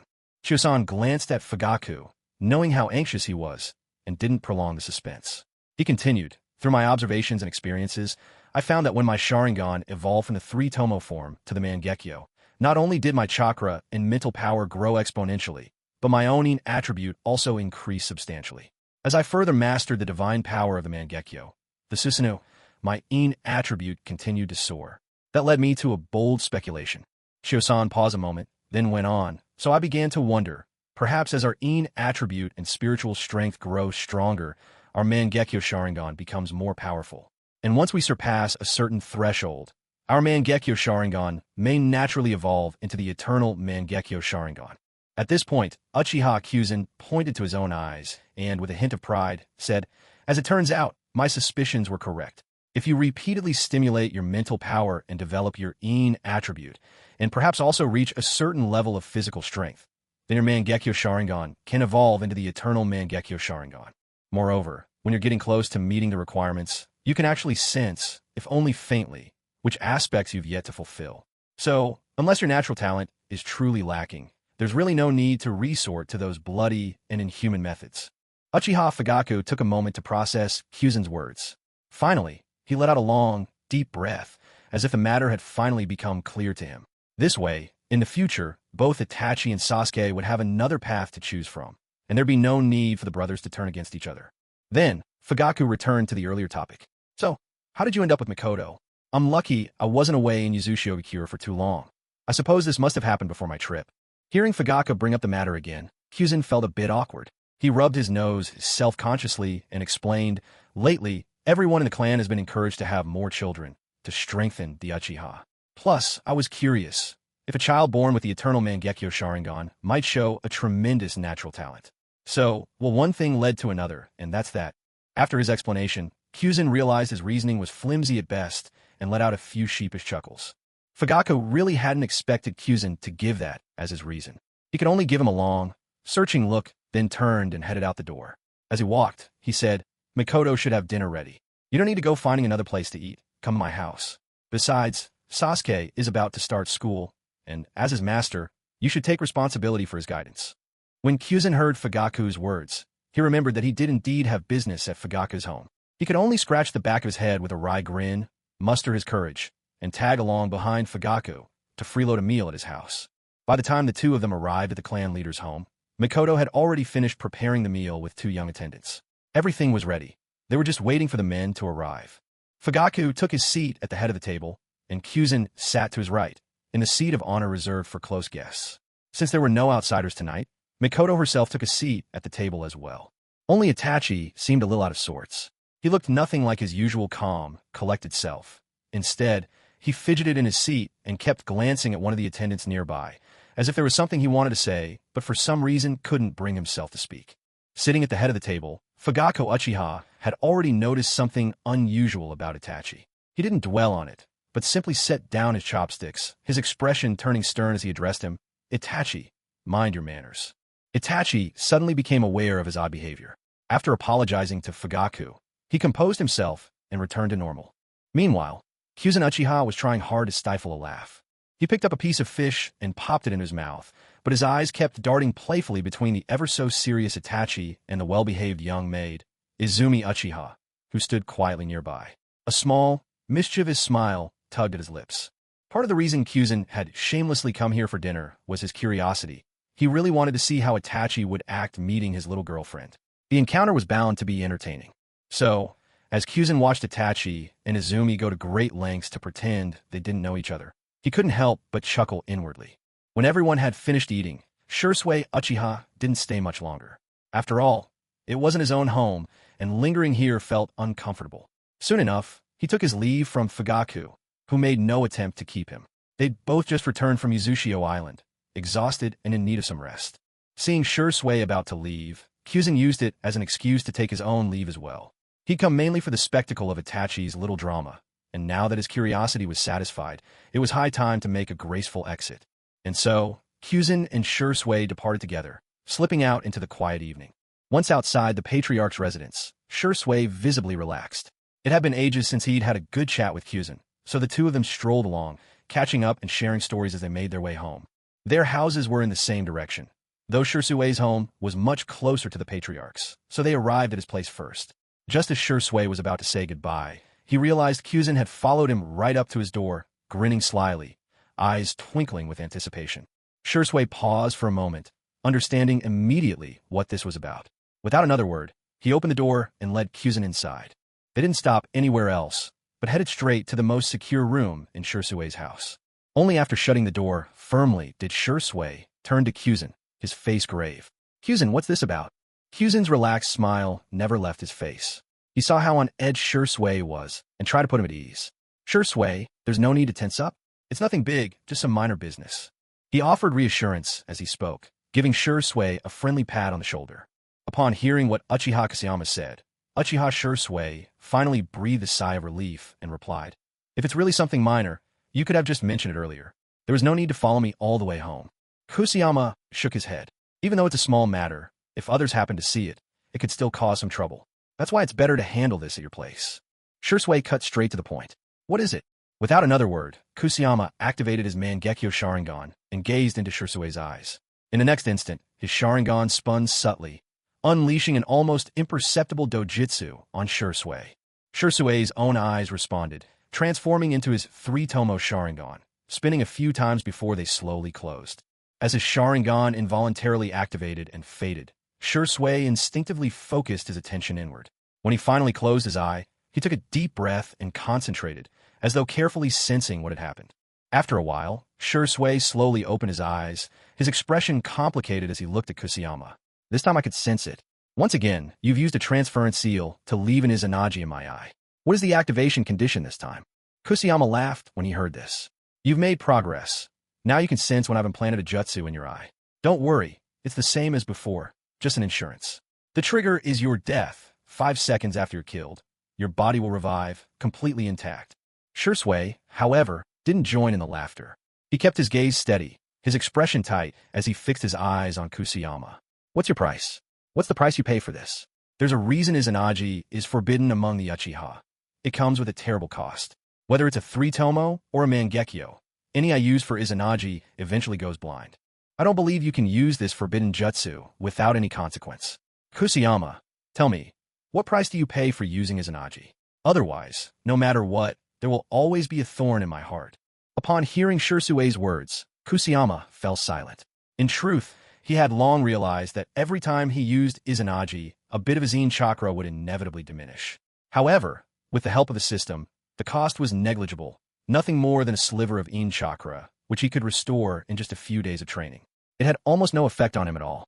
However, since this concerned the system, there was no way he would let Shirsue Uchiha know the truth. Faced with Shirsue's question, Kyuzen Uchiha simply brushed it aside with a laugh. Don't worry about it. It barely affects me at all. What truly matters to me is your safety. After asking his question, Shirsue never took his eyes off Kyuzen's face, studying his expression closely. When he heard Kyuzen's answer, he fell silent for a moment, then nodded in quiet understanding. Seeing that Shirsue had dropped the subject, Kyuzen let out a sigh of relief. Suddenly, as if he'd just remembered something amusing, he activated his eternal Mangekyo Sharingan. His eyes sparkling with excitement, he called out, Shirsue, take a look. Can you see the difference between my Mangekyo and before? He was like a child, proudly showing off a brand new toy. What followed was inevitable. Kyuzen's display left Shirsue in a state of shock. Shirsue himself possessed the Mangekyo Sharingan, but had only ever heard stories about the eternal Mangekyo. He had never seen it with his own eyes until now. Kyuzen then eagerly shared his latest discoveries with Shirsue, explaining the secrets of the eternal Mangekyo and how to reach its higher forms. To ensure Shirsue truly understood, Kyuzen even pulled him into a Genjutsu realm, where he demonstrated the entire process step by step. In the end, Kyuzen gave Shirsue's shoulder a reassuring pat. Shirsue, I'm already a step ahead this time, but keep it up. I believe you'll outdo me yet. After all, your talent far surpasses mine. Though Kyuzen did his best to encourage Shirsue, he knew deep down that the challenges Shirsue faced were far greater than his own had ever been. After all, Kyuzen had the system to aid him. He could copy ocular abilities at will, and with each new technique, he inherited the essence and potential of its origin. By gathering the skills and latent power from multiple Mangekyo Sharingan. Only then had Kyuzen managed to evolve his own into the eternal Mangekyo in such a short span of time. But as for Shirsue, or even Itachi, they didn't have the convenience of such assistance. They would have to find their own way if they ever hoped to achieve a feat like Kyuzen's. In truth, Kyuzen did have other methods up his sleeve. While he couldn't help Shirsue or Itachi upgrade to the eternal Mangekyo just yet, he could greatly extend the usable span of their Mangekyo. He simply wasn't ready to do so at this point. But when he was, he'd be sure to tell them. There was no need to rush. Once Uchiha Kyuzen finished telling all this to Uchiha Shirsue, he didn't linger any longer or keep Shirsue from resting. He bade farewell and reminded Shirsue to get a good rest. 3 days from now, Kyuzen would make arrangements for Shirsue and Uchiha Itachi to leave the village and head to the hidden rain to gather intelligence. And just as Uchiha Kyuzen was leaving after saying goodbye to Shirsue, across a quiet corner of the Leaf Village, something else began to stir. Subtle changes set in motion by Kyuzen's earlier actions. That day, Naruto Uzumaki woke up unexpectedly late. He couldn't help it. The night before he had drunk some spoiled milk, which left him running to the restroom with an upset stomach well into the night. Only when dawn's light barely crept in did his stomach finally settle. And so, half awake, Naruto drifted off to sleep. As a result, while his consciousness still floated in the borderlands of dreaming, he sensed an unusual commotion outside his apartment. Normally, that was impossible. He lived on the very top floor of his building, and though there were other empty rooms in his corridor, they had always remained vacant. The villagers of Konoha either disliked or feared him. None would willingly be his neighbor. So, although the rooftop still had spare rooms, not once, for as long as Naruto could remember, had anyone moved in. On most days, his surroundings were absolutely silent. There wasn't a sound to break the stillness beside his room. But now, Naruto heard a distinct bustle beyond his walls, snapping him awake. He held his breath, focusing intently on the noises drifting from outside. He listened for a long time before he could confirm it. Someone new had indeed moved in right next to his apartment. The certainty sent his heart racing wildly in his chest. A flush of excitement spread across his cheeks. He had always wished for a neighbor. Even if they didn't keep him company, their presence across the wall would help ease the ache of loneliness. On nights when the world seemed silent and deserted, with no hint of life nearby, it felt as though the whole world had abandoned him. The weight of that loneliness was suffocating. Naruto waited a little longer, letting his pounding heart settle. He dusted off his somewhat ragged clothes and straightened them as best he could. He wished for something new to wear, but this was all he had. Drawing a deep breath, he slowly opened his bedroom door and peeked out curiously, glancing toward his new neighbor's door. He was afraid. What if it was yet another person who despised him? His hopes were simple. All he wanted was for his new neighbor to treat him like old man Tucci at the ramen shop did, neither fearing nor hating him, but treating him like anyone else. Naruto Uzumaki slowly poked his head out and saw a beautiful young woman standing there, her gentle demeanor instantly apparent. She was thanking the workers who were helping her move furniture. With her striking red hair, she radiated a sunny vitality that made her seem full of life and warmth. As Naruto stared, captivated, the young woman seemed to sense his gaze. She turned slightly and spotted the little boy peeking out, gazing at her with wide and curious eyes.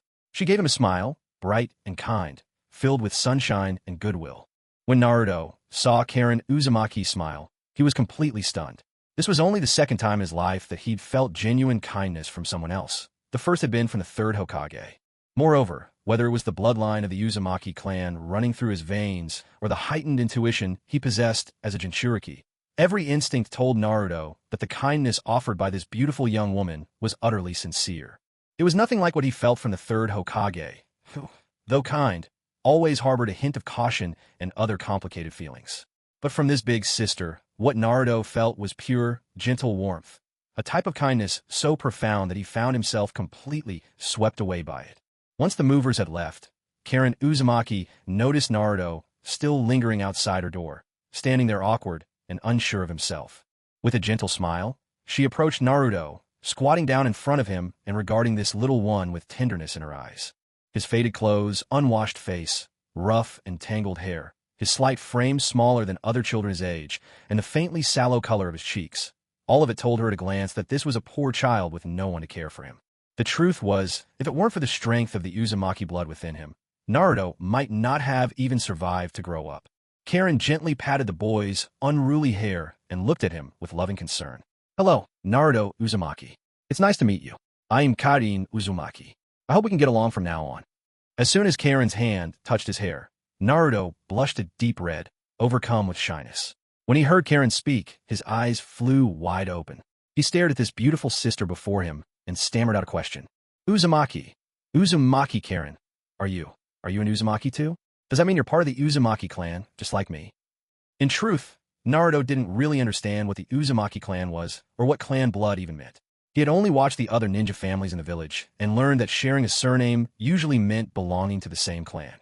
So that's why he asked. Uzumaki Xiangling looked at Uzumaki Naruto's longing eyes and nodded gently, her tone warm and gentle. "That's right, I'm from the Uzumaki clan as well. And I grew up with your mother. We were the closest of friends. So, in a sense, I'm actually your aunt." Naruto was utterly stunned by this revelation. He stared blankly at this beautiful young woman before him, almost as if, for a moment, an invisible light was radiating softly from her. It wasn't just illuminating his heart. It was as if his whole world had been lit up. Naruto could barely form words, the shock leaving him nearly speechless. He stammered, echoing her words, "Auntie, Auntie." Seeing Naruto so dumbfounded, Xiangling's gaze grew even more tender, filled with aching pity.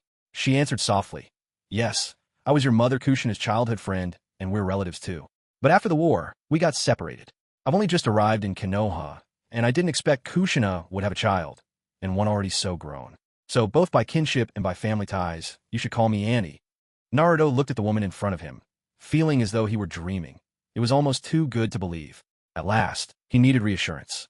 "Are you really my aunt?" Xiangling looked at Naruto's small, dirty face, at those eyes full of hope, and replied calmly, but with unwavering conviction, "I am truly your aunt. I have confirmed this with the third Hokage himself. You are Uzumaki Kushina's son, Uzumaki Naruto. There's no need to doubt it. If you want, you can ask the third Hokage. He will confirm it for you." Staring up at the beautiful young woman, no, at his beautiful aunt, who was looking at him so warmly, Naruto felt as though an endless tide of pent-up sorrow was suddenly rising from deep within his heart. He knew he should stay well-behaved, make a good first impression on this newfound relative. He also knew he shouldn't cry. What if his aunt, whom he had just met, ended up disliking him, but it was impossible to hold it in any longer. With the certainty that the warm woman in front of him was truly a member of his family, Naruto found he could no longer control himself. Without warning, Naruto threw himself into Xiangling's arms and began to weep uncontrollably. The tears came and would not stop. He simply cried and cried, as though every sorrow he had ever felt was pouring out at once, too heavy for words. Xiangling did not shrink away from Naruto's sudden outburst, not even slightly. As he wept in her arms, she simply placed her hand gently on his back, softly patting him, offering silent comfort. Naruto Uzumaki's wailing immediately drew Uzumaki Karen out of the room where she had been staying. Compared to her days in the hidden grass village, Karen was a bit more lively now. She poked her head out and saw a small boy crying in her mother's arms. Just as she was about to speak, Uzumaki Xiangling stopped her with a gesture. Karen opened her mouth, but quickly closed it again. She curiously glanced at the little boy, but said nothing more. When Naruto's loud sobbing finally softened into quiet sniffles, Xiangling gently patted his back, signaling for him to sit up. At the same time, she spoke warmly. Naruto, come now, sit up. Let me introduce you to your little sister. Get to know each other. From now on, you two will be brother and sister. While comforting Naruto, Xiangling also beckoned to her daughter, who had been watching the scene intently, motioning for Karen to come over. By the time Naruto, a bit embarrassed, climbed off Xiangling's lap, Karen had already hurried over on her short legs and was now standing in front of her mother and Naruto. Seeing such an adorable little girl dash up and stand so close, Naruto's cheeks instantly flushed red. Karen, meanwhile, regarded him with curious eyes, taking in this suddenly appeared boy. Xiangling smiled at Naruto and said, Naruto, this is my daughter. She's a little younger than you, and from now on, she'll be your little sister. You must promise not to let anyone bully her. To Naruto's surprise, not only had he gained an aunt that day, but he also now had a little sister, and she was so cute too. Hearing Xiangling's words, he nodded earnestly several times. Then Xiangling turned to Karen, saying, Karen, this is your new big brother, Naruto. From now on, let him play with you and take care of you, all right? Karen looked at the flustered, blushing boy in front of her and nodded too. She politely addressed him, Hello, big brother Naruto. My name is Uzumaki Karen. Please take care of me from now on. Naruto nodded quickly and repeatedly at Karen's greeting, so flustered he couldn't even get out a word. Watching the two youngsters get along so well, Xiangling stood up, taking one child by each hand, and led them towards the house. As they walked, she said, All right, it's time for a meal.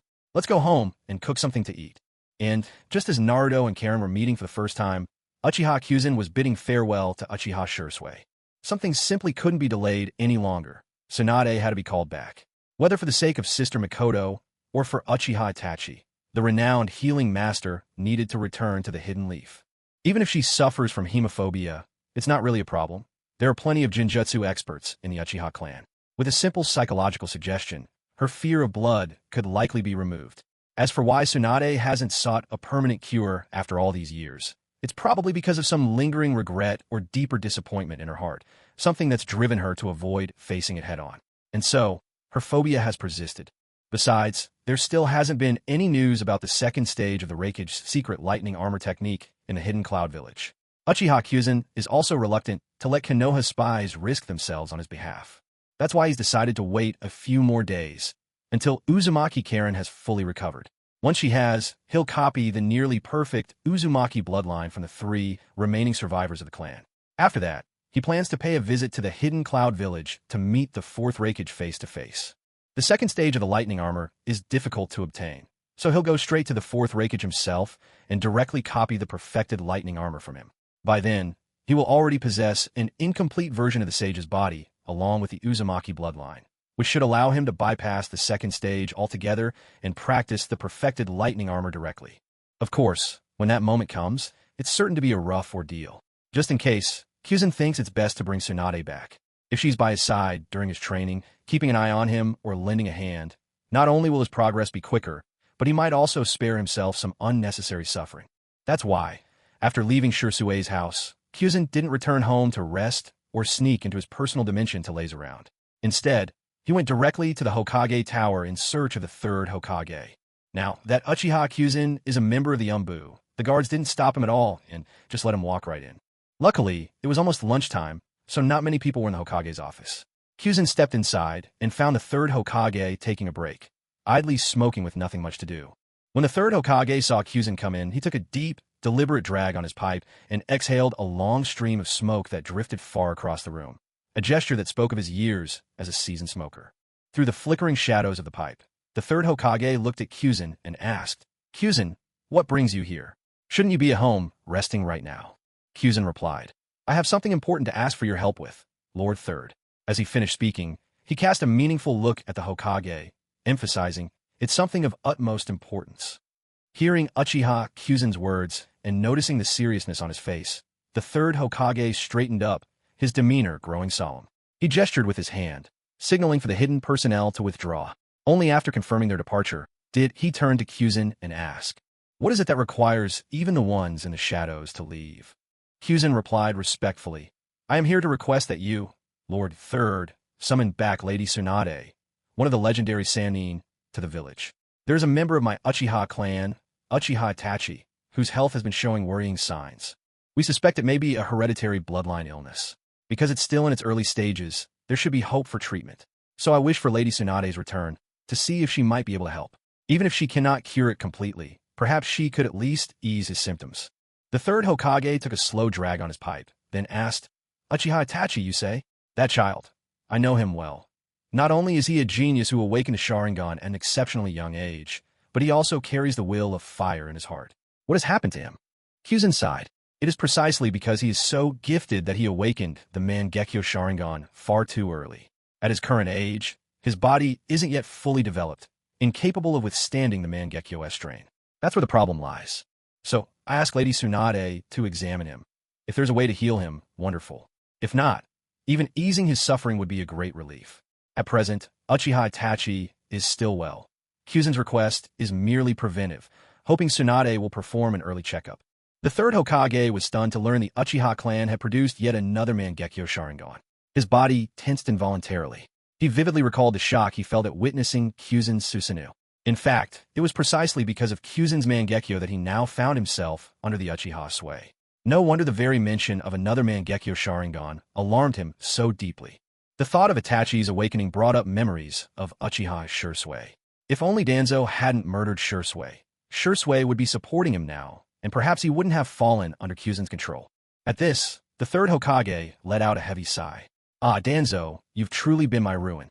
Contemplating the formidable power of Kyuzin's Mangekyo Sharingan, the third Hokage finally saw the truth. Indeed, a bloodline ability of such strength demanded a certain level of physical maturity to wield safely. Otherwise, it would exact a devastating toll on its user. For someone like Itachi, a youth whose body was not yet fully grown, overuse could easily bring about serious harm. Yet the third Hokage still seemed troubled as he said, "You might not know this, but it's not that I don't want to summon Tsunade back to treat Uchiha Itachi. It's just that Tsunade now suffers from hemophobia, an overwhelming fear of blood.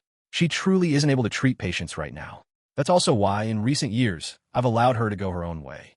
After all, Tsunade's value is greatly diminished if she can't heal others. In fact, I had wanted to call her back to succeed the position of Hokage. This old body of mine won't last much longer." Orochimaru defected, and Jiraiya, well, he's always so unreliable. Only Tsunade is truly fit to inherit the Hokage's title. After all, she is the granddaughter of the first Hokage, Hashirama Senju. Passing the title to her would be most appropriate. But ever since her younger brother, Senju Nawaki, the Senju clan's heir, and her lover, Dan Kato, both lost their lives in the war, Tsunade has become deeply averse to the position of Hokage and to the village itself. I called for her several times, only to be rejected or eluded each time. With her special status, I can't really risk forcing her. And so, the matter has been left hanging." Having said this, the third Hokage let out a long sigh. Only after hearing the Hokage's words did Uchiha Kyuzin realize he had been naive, assuming that no matter how much Tsunade defied others, she would always listen to her teacher, the third Hokage. Who could have anticipated that his plan would fail at the very first step? If Tsunade couldn't even be summoned back, what hope was there for anything else? With furrowed brows, Uchiha Kyuzin silently pondered whether any other options remained. In the original story, the reason Tsunade finally returned was only because by then, the third Hokage had died. The village was left without a leader, and she didn't want her grandfather's legacy to come to ruin. Coupled with Jiraiya's earnest persuasion, Orochimaru's involvement, and Naruto's conviction, it was the combination of many factors that eventually brought her back. As for now, The third Hokage was still alive, and there remained estrangement between Tsunade and her old teacher, so she had not returned. Jiraiya wouldn't go so far as to deceive Tsunade by claiming the Hokage was dead either. Under these circumstances, getting Tsunade to return to the village seemed all but impossible. Uchiha Kyuzen let out a sigh of frustration. He had originally planned to see Shursui and Itachi off in a few days, then head to Wagakure to visit the Tsuchikage, perhaps even copy his signature light and heavy rock techniques and the bloodline ability, thus release to shore up his own weaknesses. Ever since his Mangekyo Sharingan evolved into the Eternal Mangekyo, his copying power was strong enough to duplicate even these bloodline techniques. After all, the desire to soar freely in the skies has always been a human dream. In the world of Shinobi, unless one attains the level of the Sage of Six Paths and breaks free from the Earth's gravity, there are only a handful of ways to truly take flight. Uchiha Sasuke, for instance, has a summoning beast that can carry him through the skies. Deidara and Sai rely on ninjutsu. Deidara uses flying clay birds, while Sai brings his super beast imitating drawing to life to soar above the ground. The Six-Tails Jinchuriki, Yudakata, depends on the power of his tailed beast, floating effortlessly through the air on bubbles. Then there's the third Tsuchikage, Anoki, and later on, Gaara as well. Among these, it's the third Tsuchikage's lightweight and heavyweight rock technique that stands out as the most convenient. The others all have their own complications.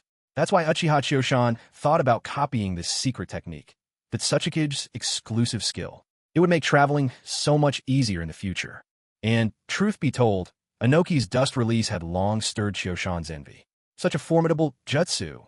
Few things can withstand its might aside from the truth-seeking orbs. Its visual impact alone is a spectacle, and wielding it in battle against weaker foes would be nothing short of overwhelming. To simply erase them from existence with a dazzling burst, that style, pure and simple. Yet, compared to all this, Tsunade still outshines them by far. If he could win her over, it would be like claiming the top healer in the entire Shinobi world, the fifth Hokage herself, and inheriting the pure, direct bloodline of the Senju clan. Uchiha Chiyoshan felt that if he managed to obtain both the Uzumaki and Senju bloodlines from Tsunade, there was a real chance he could attain the true sage's body. But most importantly, Tsunade is simply irresistible. That fact alone made it impossible for Chiyoshan to refuse her, no matter how hard he tried. There are countless beauties in the world of Hokage, but how many can compete with Tsunade? Not to mention, she has a secret technique that allows her to transform her appearance to any age she desires. Not some ordinary transformation jutsu, but a true physical change.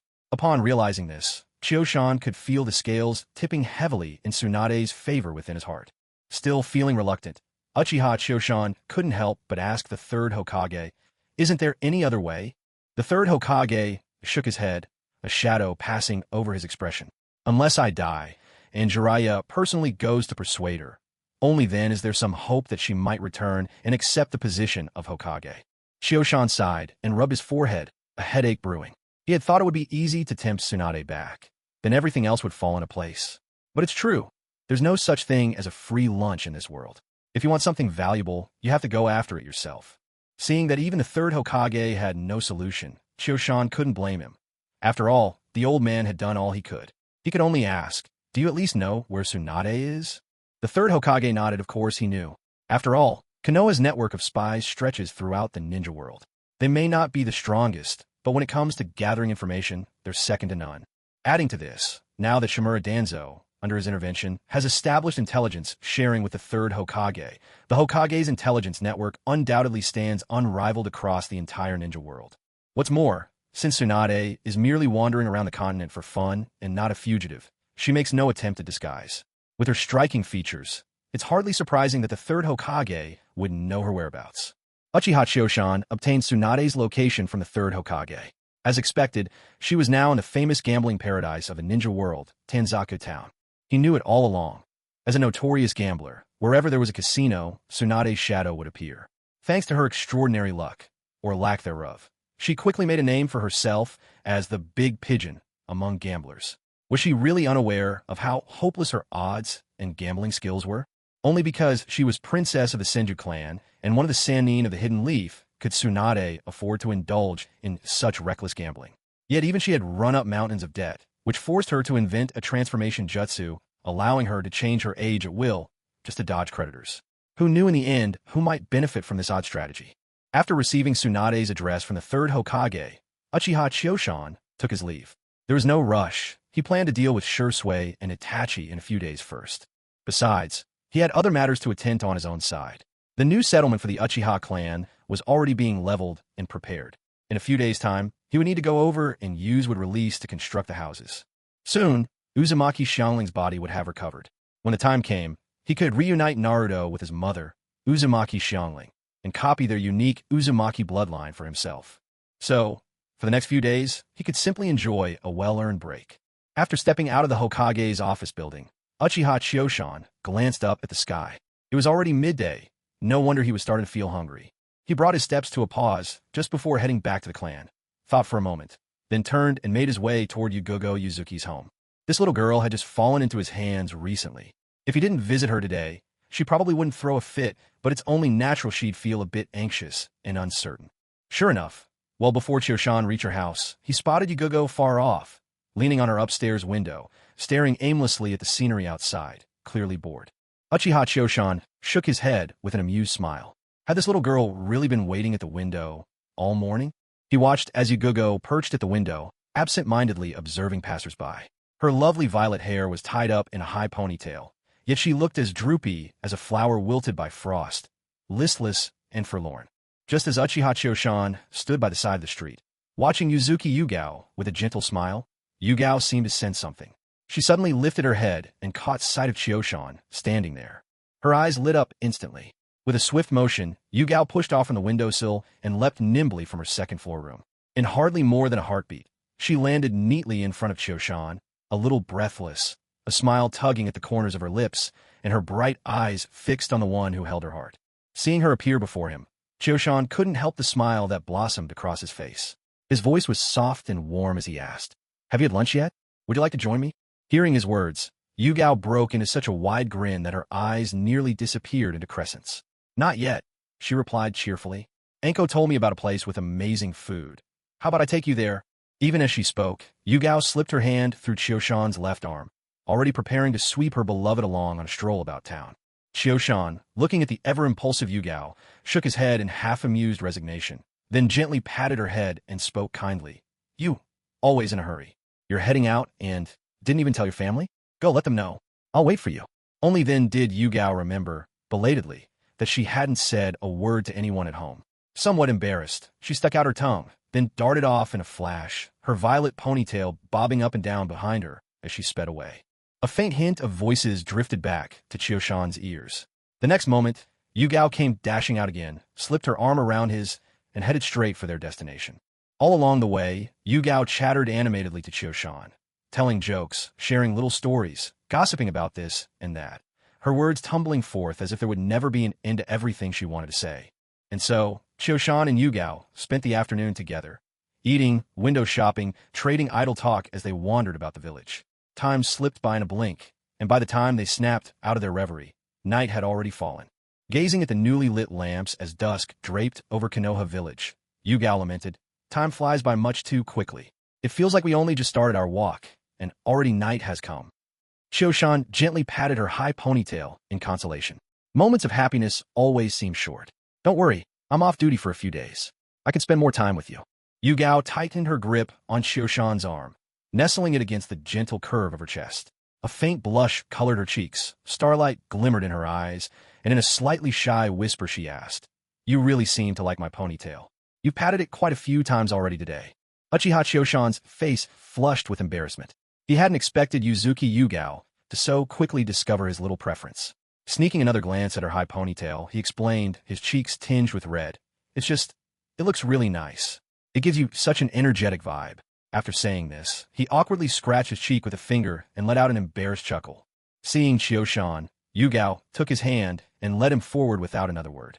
But there was a noticeable spring to her step. Her high ponytail swayed even more spiritedly as they walked.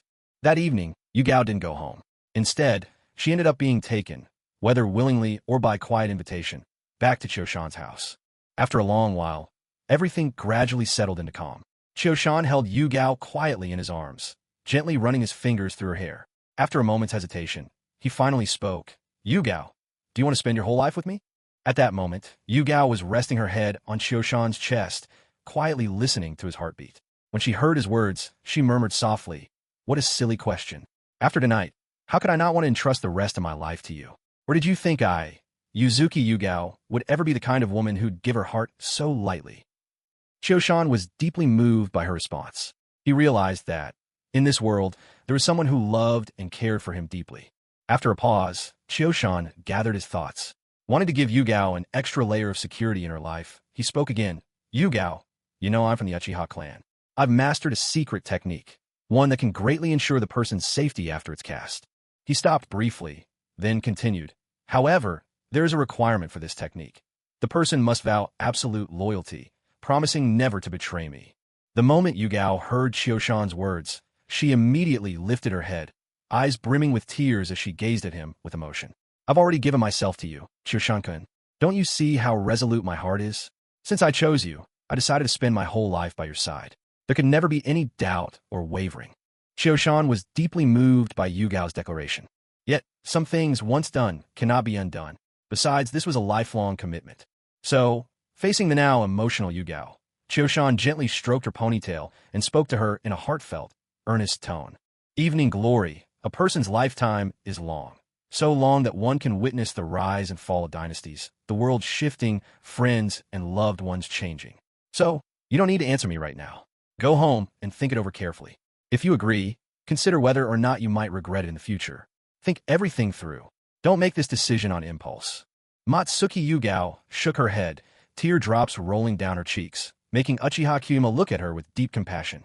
"Kyuma, I made up my mind a long time ago. For this lifetime, I belong to you, no matter if it means leaving this place far behind, traveling to a distant land, or even betraying Konoha and becoming a rogue shinobi. I will never regret my choice. So all I ask of you, Kyuma, is that you never forget me, never abandon me. That alone would be the greatest kindness you could give me. As for the secret technique you mentioned, honestly, I don't care about that. But if, after using your secret technique, I really can never take it back, I'd wish for you to use it on me, so I could truly and forever be yours, Kyuma." Upon hearing Yugao's words, Uchiha Kyuma fell silent. He simply held this foolish girl tightly in his arms. As Uchiha Kyuma gently stroked Yugao's hair, he began to explain. "Although this secret technique is unique to me, it concerns the lives and safety of several very important people in the Uchiha clan, as well as the safety of the clan's land. That's why it must be kept a secret." He paused for a moment before softly reassuring her. "However, there's another secret technique I can use on you now, one that will guarantee your safety. This one doesn't have to be kept secret." Without waiting for Yugao's response, Uchiha Kyuma activated his eternal Mangekyo Sharingan and left a sky-blue spatial mark on her forehead. This spatial mark, like the one Sure Sway and the others had, was linked to the Kimui dimension, not the island in Takamagara. The mark shimmered with a faint, pulsating light, accentuating Yugao's already striking beauty and moving Kyuma to lean in and kiss her once more. Curiously, Yugao reached up to touch her forehead. Though she couldn't feel anything with her hand, she could sense, deep down, that a mark was truly there, one that seemed to connect her subtly to something beyond. Kyuma then patiently explained, "This is a space-time ninjutsu. The spatial mark I left at your brow links to a special dimension. If you ever find your life in danger, all you need to do is activate it with chakra, and it will instantly bring you into that space. However, there's nothing inside that space, no objects, no source of light. It's completely dark. When the time comes, don't be afraid. The moment you activate this space mark, I'll sense it, and I'll come to fetch you from inside." Hearing what Uchiha Kyuzen said, Yuzuki Yugao gasped in astonishment, her hands flying up to cover her mouth, her already large eyes growing even wider with surprise. She had never imagined that Kyuzen's secret technique actually involved space-time ninjutsu. After all, Yuzuki Yugao was far from naive. While there were still many things she didn't fully understand, her time in the ANBU had given her some knowledge, especially when it came to matters of space-time. It was common knowledge that in the entire shinobi world, only a handful truly mastered space-time ninjutsu. Among them, only the second and fourth Hokage were famous for such arts. Yet now, for her sake, Uchiha Kyuzen had revealed his talent for space-time ninjutsu, a secret he'd told no one else. At this realization, Yugao was overwhelmed with affection. She could no longer contain her emotions. Without hesitation, she leaned in and kissed Uchiha Kyuzen passionately. In this way, Uchiha Kyuzen and Yuzuki Yugao spent several blissful days together. During the day, they wandered all around the outskirts of Konoha, exploring every corner.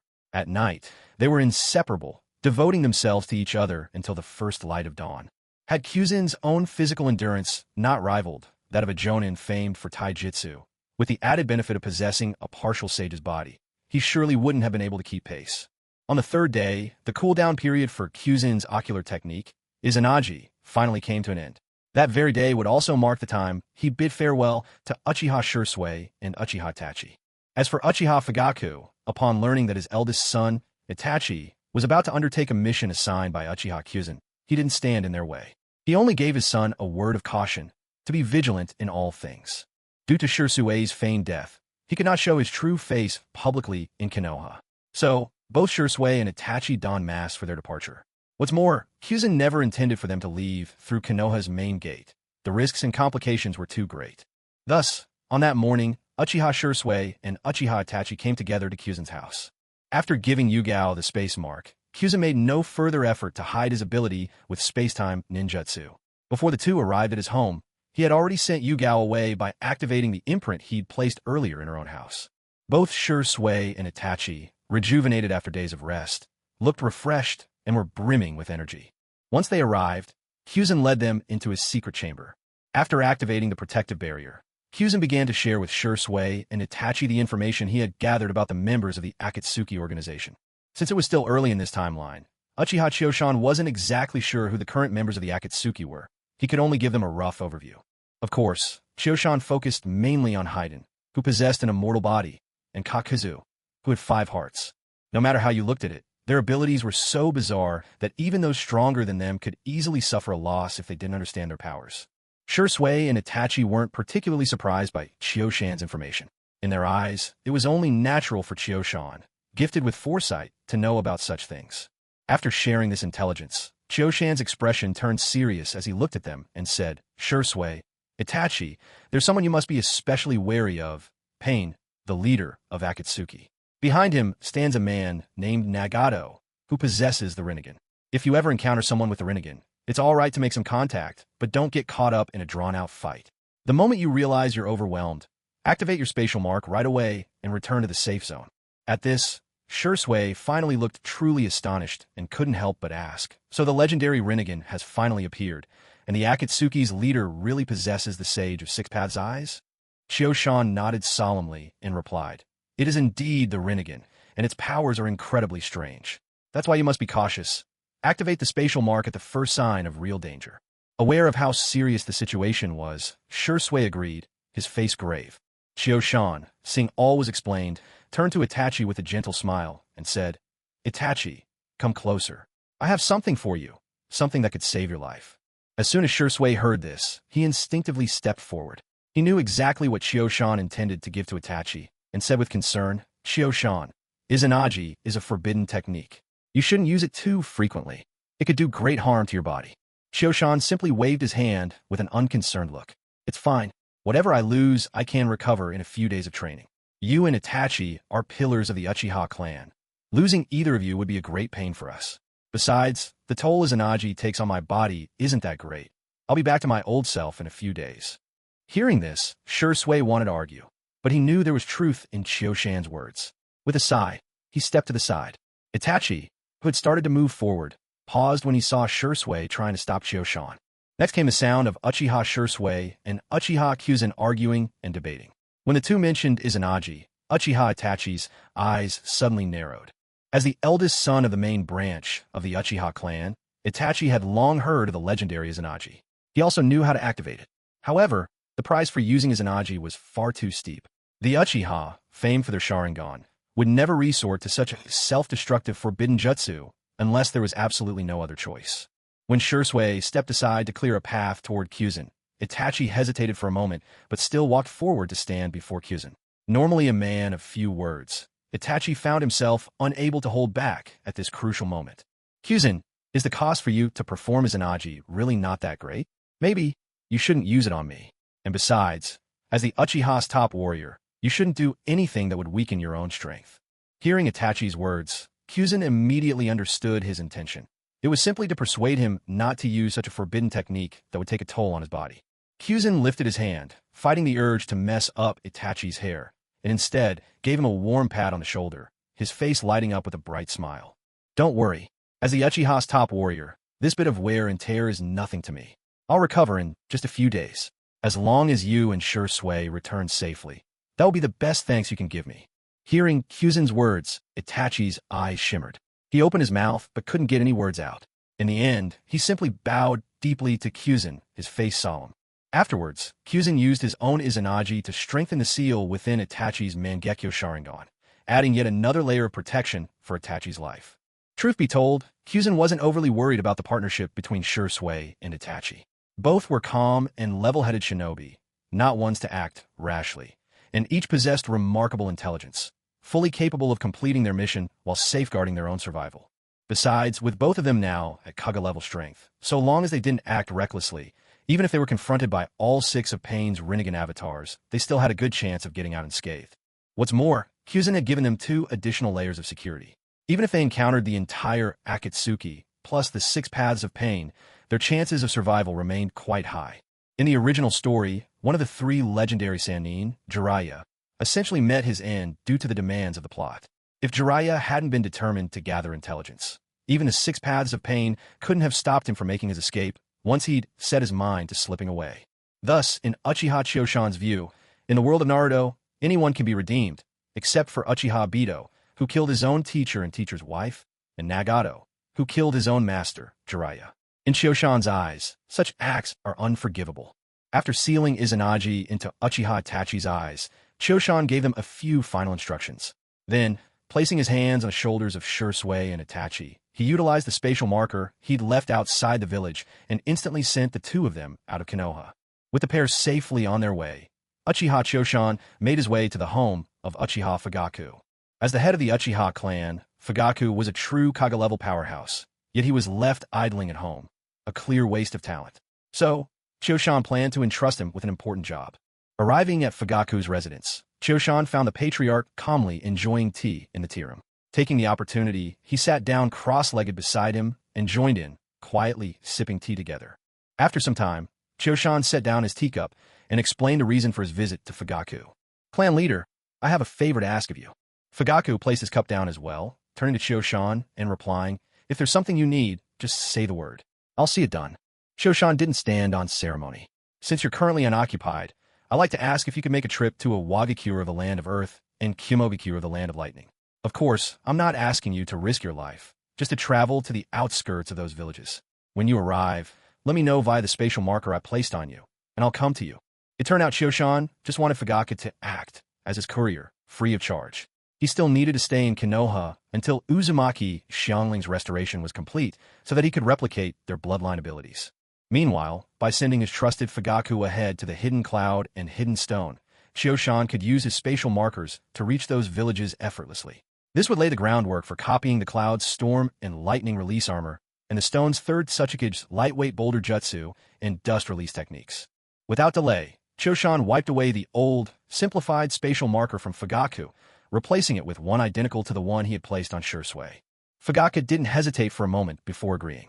In truth, he knew too well that staying cooped up at home made everyone uncomfortable, not just himself, but also Mikoto and the Choshan now sitting before him. After Uchiha Fugaku agreed, he wasted no time. After telling Mikoto, he quickly changed into his combat uniform, readied his weapons and supplies, and together with Uchiha Kyuyama, headed straight for the secret chamber. This time, instead of sending Fugaku outside the village, Kyuyama used a spatial marker to send him directly to the Land of Grass. If he was going to send a clan leader away, he might as well send him far enough. That way, Kyuyama could also obtain the 3rd Tsuchikage secret technique as soon as possible. Once he had seen off the clan leader, Kyuyama became busy with his own matters. In just a few days, he would be copying the Uzumaki bloodline, so he threw himself into intense training. He needed not only to recover from the toll of using his Izanagi, but also to fully prepare for the upcoming bloodline replication. So, during these days, Kyuyama remained in the Takamagara space, focusing on his lightning release armor. Although the armor could no longer further enhance his physical abilities, it did greatly accelerate his recovery and helped keep his body in peak condition. Yet at this very moment, 2 unexpected visitors arrived at the Uchiha compound. While Kyuyama was engrossed in his training, making final preparations to duplicate the bloodline of the Uzumaki clan, he had no idea that, right then, unexpected guests would come to his door. That day, Kyuma ended his date with Yugugo a little earlier than usual. After walking her home, he decided to drop by Makoto's house for dinner. Makoto welcomed Kyuma's arrival, of course. Though they had avoided intimacy lately due to Makoto's pregnancy, both of them knew deep down that they were the most important people in each other's hearts. When she saw Kyuma enter, Makoto did not show overt excitement. With two young maids around the house, she thought it best to remain discreet. Yet, when their gazes met, they exchanged 1,000 silent words with just their eyes. After the meal, Kyuma didn't linger. He left Makoto's home right away. The night was young, and with the spatial marker he'd left there, he could always return whenever he wished. Late that night, after putting Sasuke to sleep, Makoto didn't return to her usual bedroom.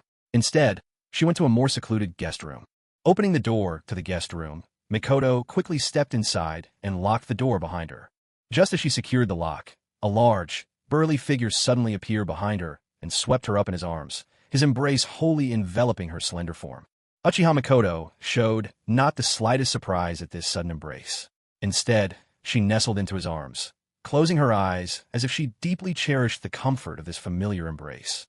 Before the other person could say a word, it was Makoto who spoke first. "How come you're here so early today? Didn't stay with your little beauty?" There was a faint note of wistfulness in her tone, tinged with a subtle bitterness. Uchiha Chosan held Makoto close, breathing in the fragrance of her hair, tightening his hold around her as he replied, "I was thinking about you, Makoto, so I came early today." With that, he picked Makoto up, carrying her over to sit on the bed. Had this been the past, Chosan's hands would have undoubtedly wandered, indulging in small, affectionate gestures. But ever since he learned that Makoto was carrying his child, he had restrained himself. These days, he did nothing more than come over to hold his beloved Makoto when he missed her dearly, spending quiet moments together, chatting softly and sharing what was in their hearts. Makoto was genuinely pleased by Chosan's change. His newfound restraint made it clear he loved her, not merely treating her as an object for his desires. And truth be told, she cherished these peaceful times with him, simply being close and enjoying the stillness together. While Uchiha Chosan and his beloved Makoto basked in their little sanctuary, two unexpected guests appeared just outside the Hidden Leaf Village. High on a ridge, two figures suddenly materialized in total silence. One wore the Akatsuki's signature cloak adorned with crimson clouds, his face hidden behind a swirling mask with a single eye hole over the right eye. The other was strikingly peculiar, his lower body buried in the earth, as if it were the most natural thing in the world, showing not a sign of discomfort. His exposed upper body was half white and half black, enveloped by a massive green plant. As the two emerged from hiding, the masked man was the first to complain, "Zetsu, I was busy. Why drag me here so hurriedly and to the outskirts of the Leaf Village, no less? Has something happened? Some sort of emergency in the village?" The strange half-white, half-black figure answered in no particular hurry, his tone calm. "Obito, I received some troubling news.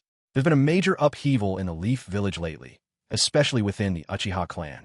It could put your future plans at risk, so I had to call you over right away." Obito gazed out over the village in the distance, curiosity piqued.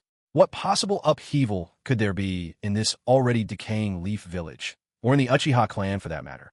Contempt and impatience laced his voice, revealing his deep-seated disdain for Konoha.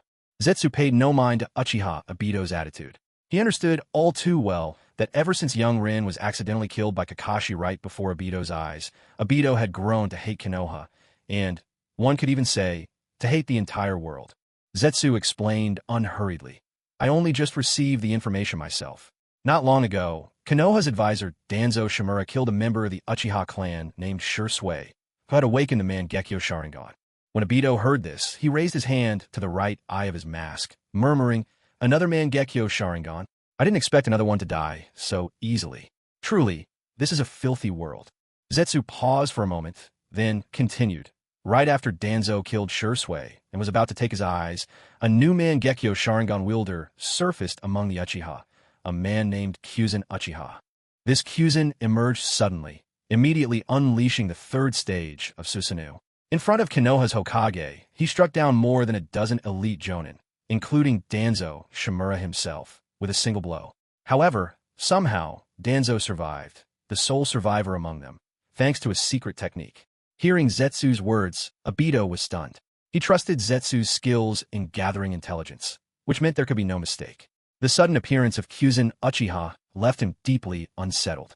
Others might not realize it, but as the one who inherited Madara Uchiha's legacy, Obito knew just how rare it was to achieve the third stage of Susanoo.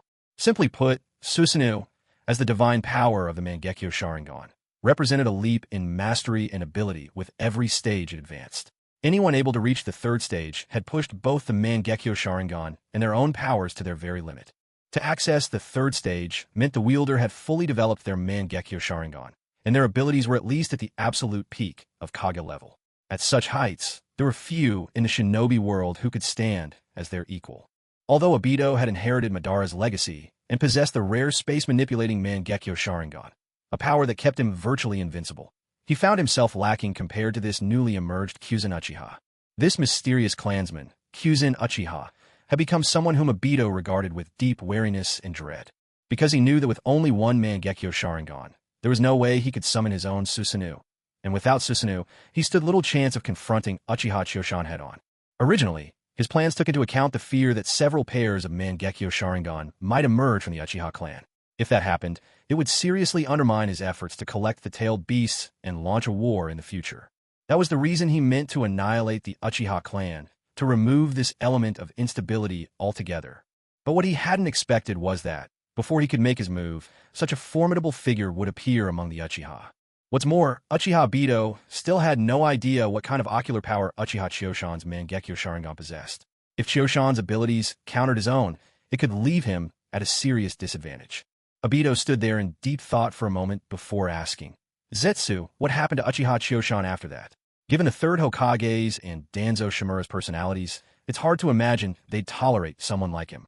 Hearing Obito's question, Zetsu replied with a chuckle, "I don't know whether Danzo could have accepted him, but as it turned out, the third Hokage did." Uchiha Choshan was extremely shrewd. When the third Hokage extended an olive branch, Choshan accepted it on the spot and joined Konoha's Umbu, directly under the Hokage's command. Obito couldn't help but sigh in disappointment at Zetsu's words. Then, with a hint of indignation, he said, "To think that a member of the Uchiha clan who awakened the Mangekyo Sharingan would stoop to serving under the third Hokage? What a disgrace to the Uchiha name." After venting, Obito pressed further. "Is there any more information on Uchiha Choshan?" Zetsu nodded. "There's more, yes. On the very day Uchiha Shursui died, although Choshan agreed to join the Umbu, he also put forth a condition to the third Hokage.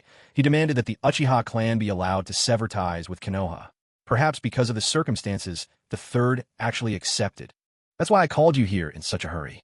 I have no idea how these recent events might affect your plans." When Obito heard that the Uchiha clan was planning to split from Konoha, he too fell into deep contemplation. The core of his hatred and his determination to wipe out the Uchiha clan stemmed from the Mangekyo Sharingan within the clan. As a Mangekyo wielder himself, he understood all too well the terrifying power it brought. If several more members of the clan awakened Mangekyo Sharingan, it would undoubtedly throw his plans into disarray, not only hindering his quest to gather the tailed beasts, but also raising the risk that someone might manifest abilities powerful enough to threaten him. With his ability to become intangible, Obito Uchiha planned to use this power to try and wipe out the Uchiha clan in one fell swoop. But what he didn't expect was that before this plan could even be set in motion, he would run into Uchiha Choshan, a man who would soon prove to be a formidable threat to him. Obito stood silently, gazing at Konoha village in the distance. After a long pause, he finally asked, "Is Uchiha Choshan in the clan grounds right now?" Zetsu replied, He is. Uchiha Choshan isn't the type to wander off.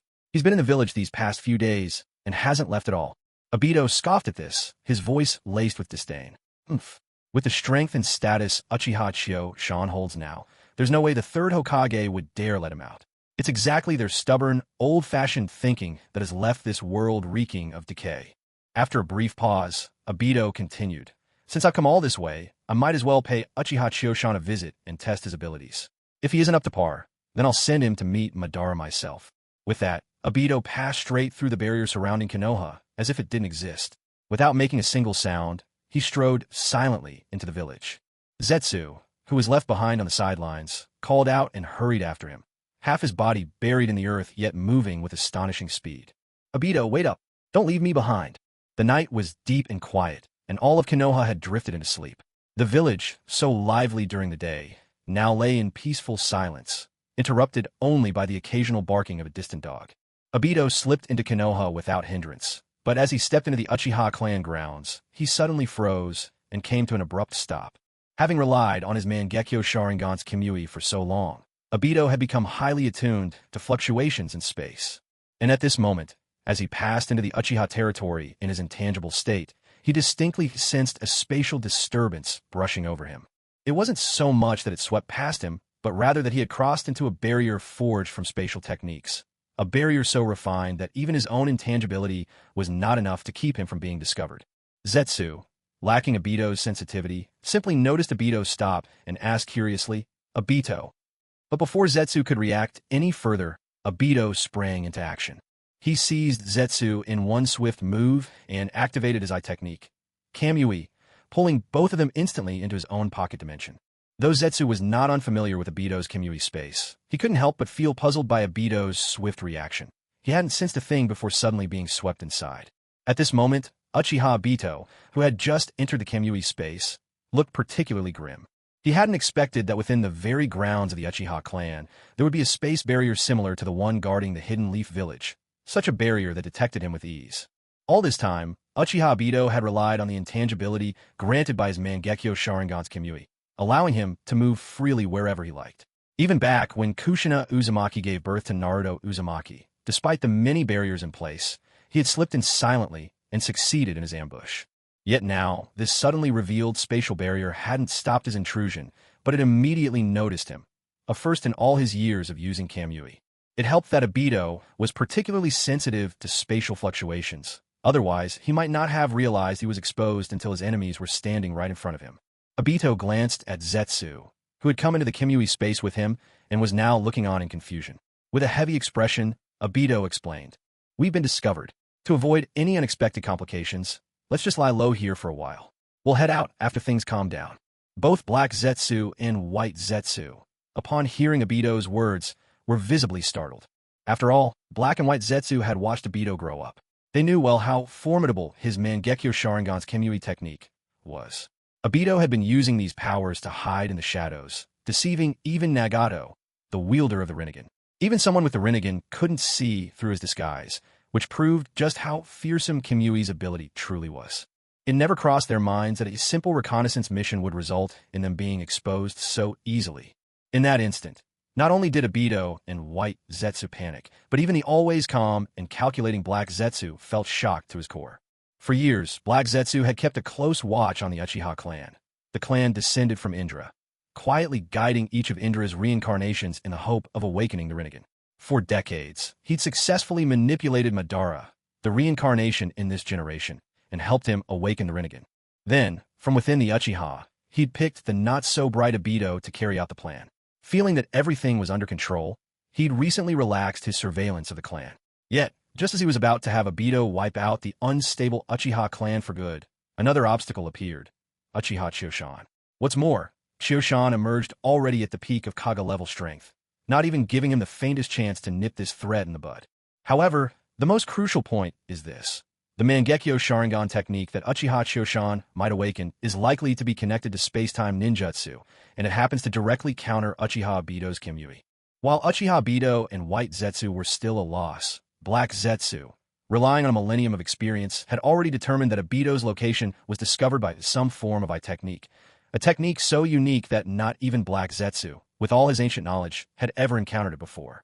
After finishing his analysis, Black Zetsu looked over and noticed that Obito was still standing there, dazed, as if he hadn't yet recovered from the blow of having his whereabouts exposed.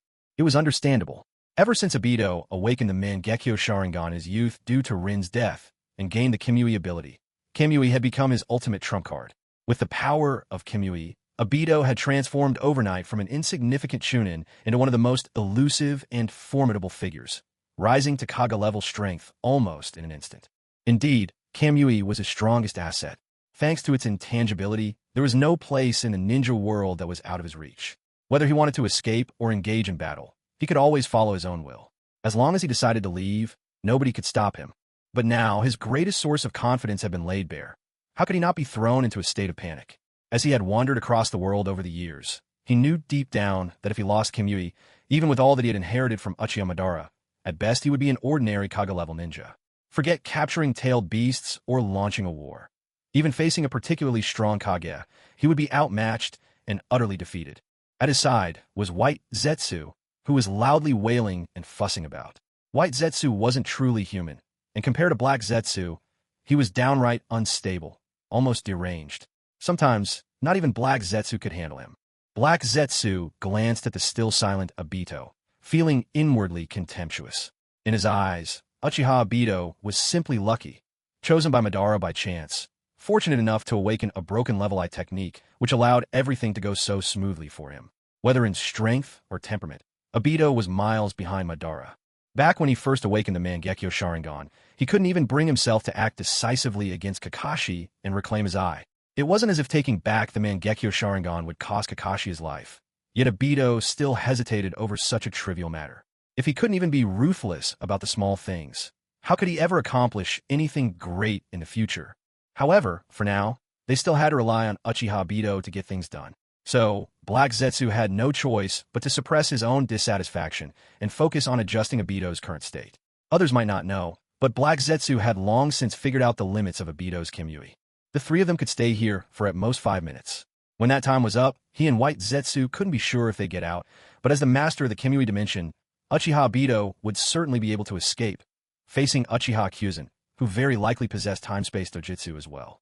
That was why, for the sake of this free laborer, Black Zetsu knew he had to persuade Obito to pull him out of his panic and get him back on track. Hearing White Zetsu still making a racket, Black Zetsu's face darkened and he snapped. Enough. Quiet. White Zetsu, who feared neither heaven nor earth. Even Uchiha Madara hadn't faced him back in the day. Only had one thing he was afraid of, and that was Black Zetsu. Most of the time, it was White Zetsu chattering noisily while Black Zetsu kept silent. But when Black Zetsu dropped his stern facade, White Zetsu would become completely subdued, not daring to utter a single word. So, faced with Black Zetsu's rebuke, White Zetsu not only stopped shouting, he stood rigidly in place, not daring to move an inch. With that settled, Black Zetsu turned his attention to comforting Obito. Obito, I believe that the space barrier encircling the Uchiha clan's grounds was set up by that new Uchiha, Kyuzen. It must be a dojutsu of his Mangekyo Sharingan. After all, throughout the entire Shinobi world, those who can truly master space-time ninjutsu are as rare as phoenix feathers, let alone use it to create a sensing barrier. Besides, you shouldn't let your spirits sink.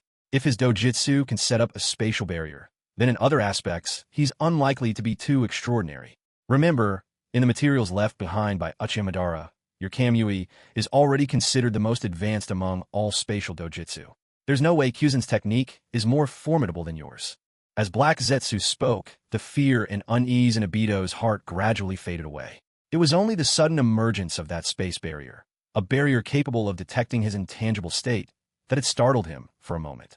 Now, with Black Zetsu's reminder, he found his composure again. Obito could also sense that their time inside the Kimui dimension was running out. To avoid being exposed and leaking secrets about his space, he had to get Black Zetsu and White Zetsu out as quickly as possible. Uchiha Obito steadied himself and said, Zetsu, I also find it hard to believe that this Uchiha Choshan is so tricky that he can unravel my ocular jutsu. I have to go out and test it myself. Once I'm out there, I won't be able to look after any of you, so you all must use the mayfly technique right away and wait for me outside the village. I'll scout him first to see if this Uchiha Choshan truly has the power to stop me.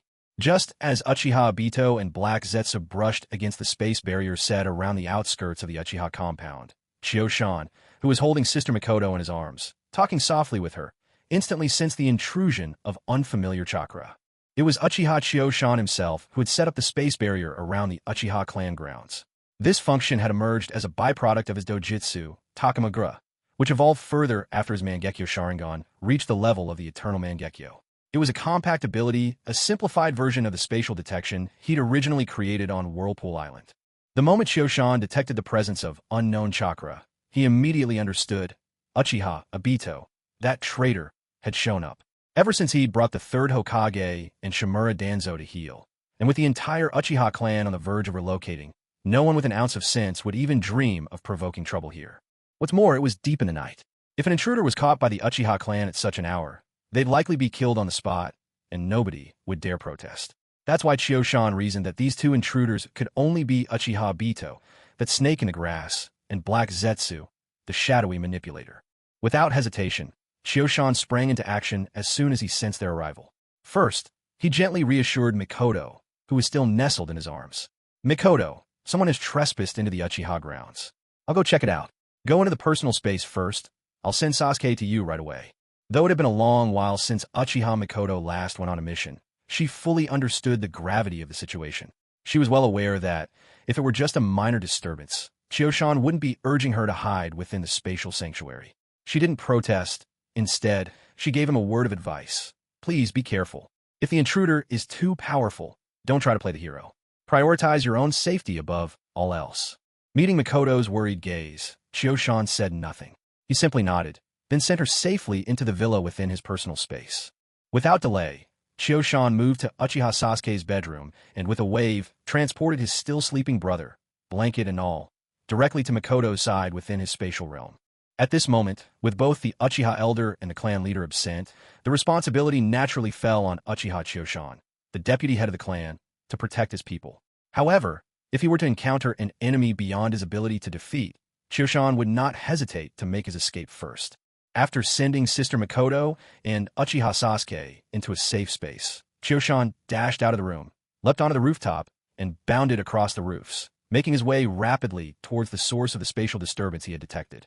Though it might sound complicated, hardly a minute had passed between the discovery of Uchiha Obito, Chioshan's arrangements for Mikoto, and his arrival at the spot where space itself seemed to ripple.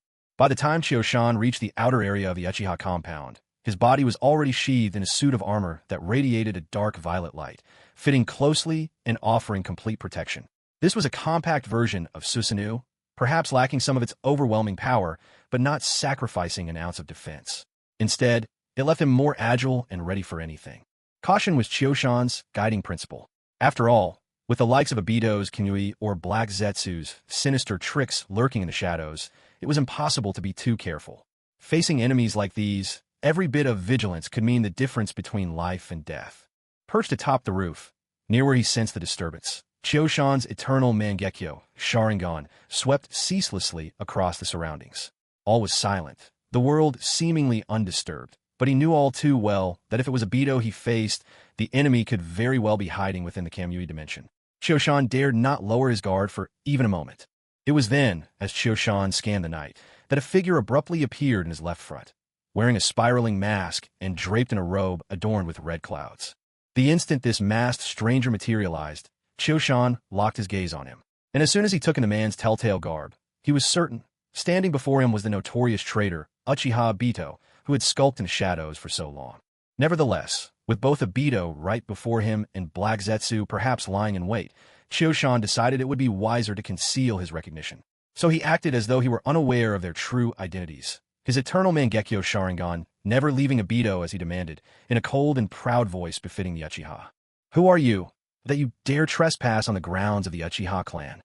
His tone brimmed with authority and stern reproach, embodying the style and pride of the Uchiha to perfection.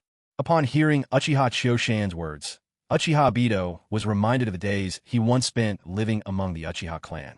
As a member of the Uchiha, he had always lagged behind the others. Although the adults in the clan never made things difficult for him, his peers frequently bullied and ridiculed him, often speaking in this same condescending tone. Recalling these unpleasant memories, Obito clenched his fists tightly. Facing Chioshan's interrogation, he replied in a hoarse voice laced with disdain, "As expected of the Uchiha, the foremost clan of bloodline limit, even your tone drips with arrogance." Chioshan, hearing Obito's words, seemed to flare up in anger. He let out a low grunt, and his eternal Mangekyo, Sharingan, spun rapidly. Without hesitation, he unleashed the ocular technique he had just learned from Itachi Uchiha Tsukuyami. In truth, this was a test from Chioshan. He knew full well that Obito was now using Kimui's intangibility. In this state, all physical and ninjutsu attacks were futile. Thus, he chose to use the Genjutsu Tsukuyami, wanted to see if Obito could withstand this ocular technique. The moment Chioshan cast Tsukuyami, Obito's heart skipped a beat. He hadn't expected Chioshan to resort to his ocular technique without a word. Before Obito could even react, he was already ensnared. Because Tsukuyami is a genjutsu that attacks the mind, it is not only instant in its activation, but also capable of inflicting immense psychological pain on its target, depending on the target's resistance to genjutsu and their mental strength. For instance, Kakashi was once brought to his knees by nothing more than a glance from Itachi Uchiha, while later on, Sasuke Uchiha, after awakening his three-tomo Sharingan, could counter his brother's Tsukuyami. A chuckle, Finding Obito firmly caught in the technique, Chioshan showed no mercy. Once Obito's spirit was dragged into the illusion realm, Chioshan, imitating Itachi, bound him to a cross and materialized a katana, stabbing him relentlessly. Though all of this passed in the blink of an eye in the real world, within the illusion, Chioshan spent 3 long days and nights tormenting Obito with his blade. Fire, crushing stones, strangulation, it was an endless trial. If Itachi, back then, had not held back on Kakashi, perhaps Kakashi's mind would have truly shattered, and he would not have recovered so quickly afterward. The moment Uchiha Obito's spirit returned to reality, every ounce of pain and suffering he had endured within the realm of illusion was instantly reflected upon his physical body. The agony was so overwhelming that he let out a heart-wrenching scream and collapsed onto the ground. The intensity of this torment soaked his clothes with sweat the instant he hit the floor, and beads of perspiration rolled uncontrollably down his face, as if they were endless. The ethereal haze around his form dissipated involuntarily as well. Uchiha Chioshan watched Obito's reaction with a sense of satisfaction. Although the Mangekyo ability, Tsukuyomi, he had obtained from Uchiha Itachi had not grown stronger, its drain on chakra had diminished dramatically. Now, it was no more taxing than an ordinary genjutsu, and the expenditure of ocular power was negligible. From now on, Uchiha Chioshan could use it without restraint. Seeing Obito sprawled on the ground, Chioshan gave a derisive snort. He was just about to step forward to claim his spoils of victory when, all at once, a commanding shout broke the tension. The next instant, a smoke bomb exploded beside Obito, engulfing him in a dense cloud that completely obscured his figure. Chioshan hesitated for a moment, then charged straight into the swirling smoke, positioning himself right at Obito's side. At this moment, Obito was being dragged into the earth by Zetsu, his body already halfway under. When Obito caught sight of Chioshan, despair flooded his eyes. Never had he imagined that, in the blink of an eye, he would be toppled by Chioshan without any chance to resist. His Kimui, crippled by the trauma inflicted on his mind, was now impossible to invoke, at least for a while. Chioshan saw that Obito's body was already half buried and immediately reached out toward him. Flames of 5 different colors flared to life along Chioshan's outstretched fingers. This was a standard 5-element seal, hastily performed. Should he manage to seize Obito, both his chakra and physical energy would be sealed away. At that point, not only would Obito be unable to use his ocular powers such as Kamui, he wouldn't even be able to perform the most basic substitution technique. That would be true defeat in Chioshan's grasp. Yet, fate had other plans. Just as Chioshan was about to lay hands on Obito, countless large, white swellings suddenly erupted all over his own body, as if something repulsive was rapidly growing upon him. In an instant, these grotesque tumors expanded, even blocking Chioshan's line of sight. Uchiha Chioshan was startled as well. After all, this was the first time he had encountered something like this. His footsteps faltered, coming to a sudden halt. A moment later, it seemed as if he sensed something, for he closed his eyes. In just a brief span, the large white swelling on Uchiha Chioshan's body began to shrink instead of growing, dwindling rapidly until it vanished without a trace. Soon, there was not the slightest sign left of what had just occurred. After dealing with the troublesome parasite, Uchiha Chioshan once again turned his gaze to where Uchiha Obito had been moments before. During that short delay, Obito had already been pulled underground by Zetsu and had slipped beyond Chioshan's sensory reach. Seeing this, Uchiha Chioshan understood. Obito had escaped once more, and his best opportunity to capture him had slipped away. Staring at the spot where Obito had stood, a faint smile played at the corners of Chioshan's lips. He muttered, "Would release, spore technique, mayfly technique, fascinating." Truth be told, Chioshan had never been particularly intent on capturing Uchiha Obito. His desire wavered, there if convenient, absent if not. This attempt was merely a test, a way to probe Obito's strength, to measure the gap between them and assess whether Obito posed a real threat. The results made things clear. Chioshan had clearly overestimated him. Faced with Chioshan, Obito had been completely unable to mount a defense. In a single exchange, he lost the ability to resist. If it hadn't been for White Zetsu's unfamiliar would release, spore technique startling Chioshan, creating a momentary opening for their escape, Obito would have fallen here today. Of course, startled was all Chioshan had been. The spore technique might work against others, but for him, it caused little trouble. This technique fed on the enemy's chakra as it grew, leeching power away while its host was nearly helpless to sever the connection, weakening them and nourishing the enemy's spore clone. But Chioshan was different. Gifted with a wood-release bloodline limit, he managed to easily counter the spore technique, not only reclaiming any lost chakra, but also eradicating the spore's white zetsu left behind. All that remained were two, now nestled in his palm, safely cocooned by his own would-release chakra, docile and harmless. He lingered a few moments more, his eyes roaming over the deserted battlefield. He wasn't just searching for anything the enemy might have left behind. He was waiting, patient, just in case they returned to try their luck again. After waiting for a while, Uchiha Choshan shook his head and laughed softly to himself. He hadn't expected that the invasion he'd been so worried about, the threat from Uchiha Obito, would end so abruptly. After just a single exchange between them, Obito had fled in disarray. In retrospect, it seemed he had greatly overestimated Obito's abilities. Thinking back, he couldn't help but feel that the fourth Hokage's death was an utter tragedy. For all his apprehension over Obito, who, aside from the curious abilities of his Kamui, was, in the end, just one man, it was astonishing that someone so seemingly insignificant had managed to force the brilliant, vibrant fourth Hokage to his doom. In truth, the main reason for Obito's terrifying strength was the inheritance left to him by Uchiha Madara. If it hadn't been for the contract Madara had made with the Nine Tails years before, mere possession of a Mangekyo Sharingan wouldn't have allowed Obito to control Kurama. That was simply wishful thinking. It was only because Obito used the contract Madara had left behind to wrench the Nine Tails from Kushina Uzumaki's body that her death became certain. The fourth Hokage, Minato Namikaze, who loved his wife deeply, realized this truth. With no more desire to survive, he chose to use the forbidden dead demon consuming seal to quell the chaos of the Nine Tails attack, joining his wife in the afterlife. After Choshan had waited for a while and confirmed that Obito and his accomplices wouldn't be coming back for more, he didn't bother returning to the previous spot. Instead, he went straight to the villa in the Takamagara dimension. Within the space, Mikoto Uchiha had been waiting anxiously. She knew that, given Choshan's strength, there were few people in the world who could pose any real threat to him. Certainly none who could kill him. Still, knowing was one thing. Actually worrying was quite another. Since entering the dimension, Mikoto had been on edge, eagerly awaiting any word of Choshan's condition and paying no mind to Sasuke, who was fast asleep nearby. When Choshan finally appeared in the dimension and came to see her, Mikoto could finally relax. She didn't care in the least that her son was present. She rushed straight into Choshan's arms, hugging him tightly and letting the sound of his strong, steady heartbeat soothe the tension that had gripped her. Feeling her anxiety, Choshan gently raised his hand and patted her back, helping to calm her.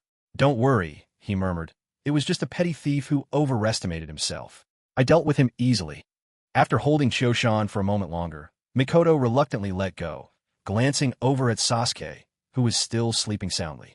She lifted her face to Choshan, her eyes meeting his with concern. "You're not hurt, are you?" she asked. Uchiha Choshan shook his head. "No, there aren't many people in this world who can actually hurt me. That intruder was hardly up to the task. It's just a pity. Right when I'd beaten him to the point where he couldn't fight back, his companion swooped in and dragged him away. That companion of his is quite good at escaping, so I didn't bother chasing after them." Hearing that Choshan wasn't injured, Uchiha Mikoto felt a wave of relief wash over her heart. She comforted him gently. "It's all right. As long as you're safe, that's what matters. Even if we didn't catch him this time, there'll be other chances." Choshan, in truth, wasn't particularly upset about failing to capture Uchiha Obito. With Mikoto's reassuring words, what little frustration he had simply melted away. With a swift motion, he pulled his beloved Mikoto into his arms, and in the blink of an eye, they disappeared into a secluded room. Leaning in, he pressed a kiss to Mikoto's warm, red lips. When Mikoto realized their surroundings had changed, the last shadows left her heart.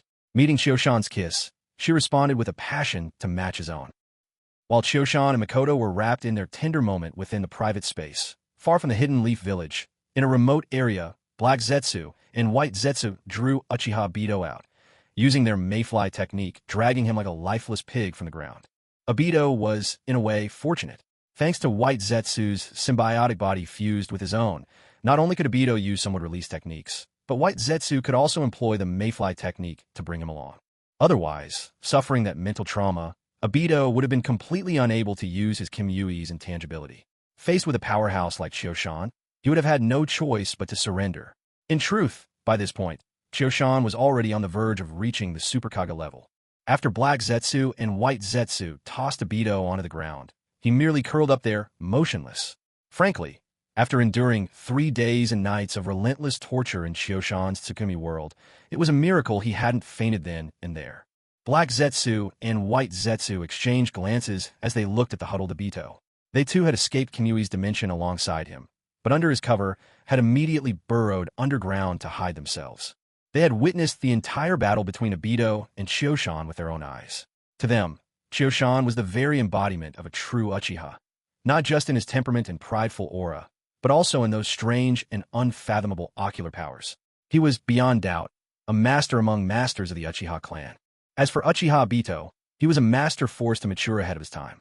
Though he gained notoriety and prestige with his mysterious and unpredictable Kimui-I technique, passing himself off as a top-tier fighter before others, his flaws became glaringly obvious when facing true Uchiha elites, especially those wielding Mangekyo Sharingan. When confronted by Mangekyo abilities specifically designed to counter his Kimui, he was utterly outmatched. This is precisely why Obito sought to annihilate the Uchiha clan.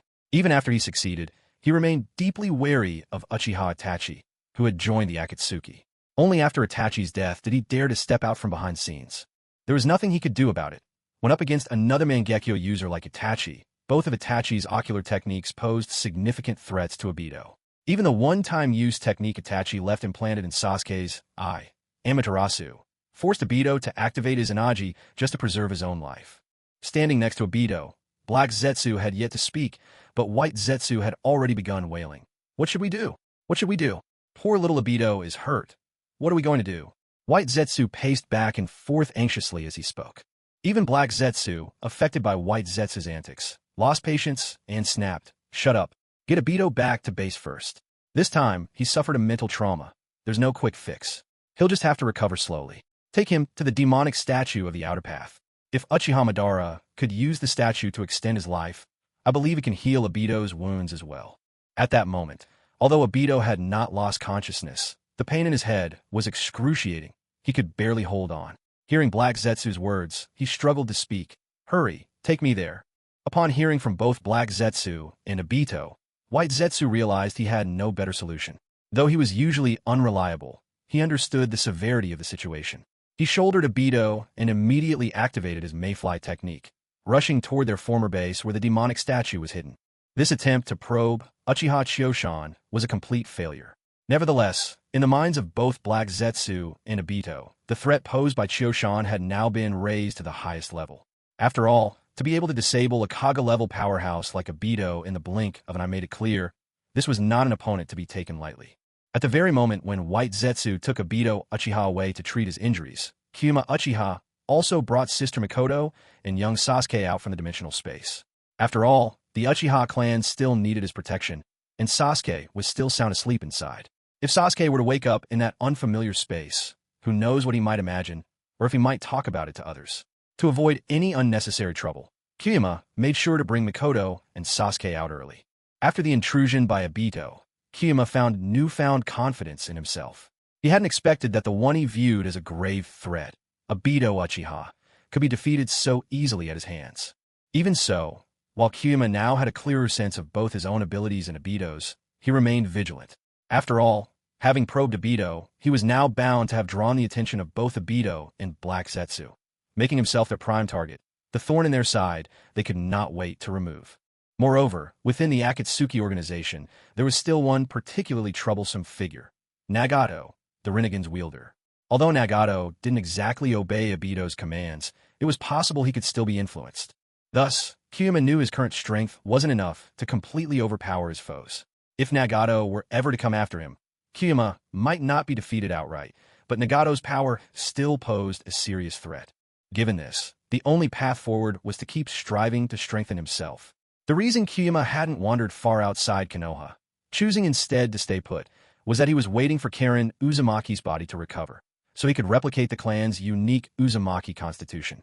Furthermore, considering the Uzumaki are distant relatives of the Senju clan, their lineage can be traced back to the Sage of Six Paths himself, the blood inherited from Azura's immortal body.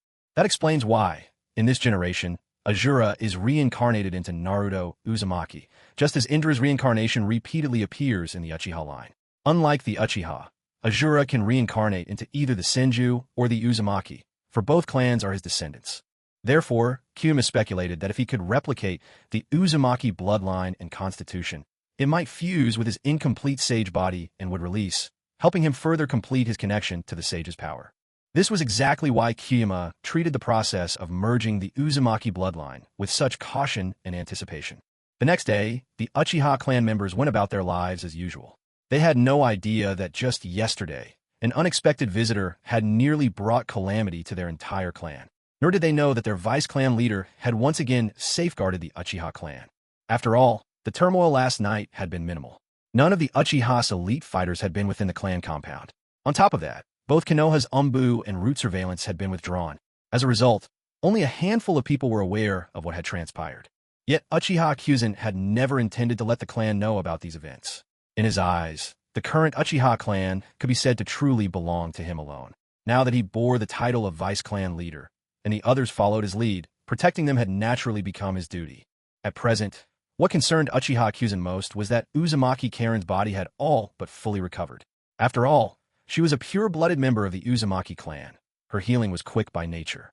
Furthermore, all Kyuzen had done was copy their bloodline, causing no harm to them whatsoever. This meant that he could now replicate the Uzumaki clan's bloodline for himself. Once that power was obtained, it was likely Kyuzen's strength would rise yet again.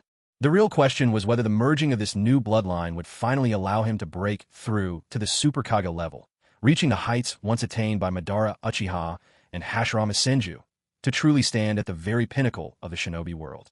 In truth, the only reason he hadn't reached those heights already was because his power had grown so rapidly and his instincts and battle awareness hadn't kept pace.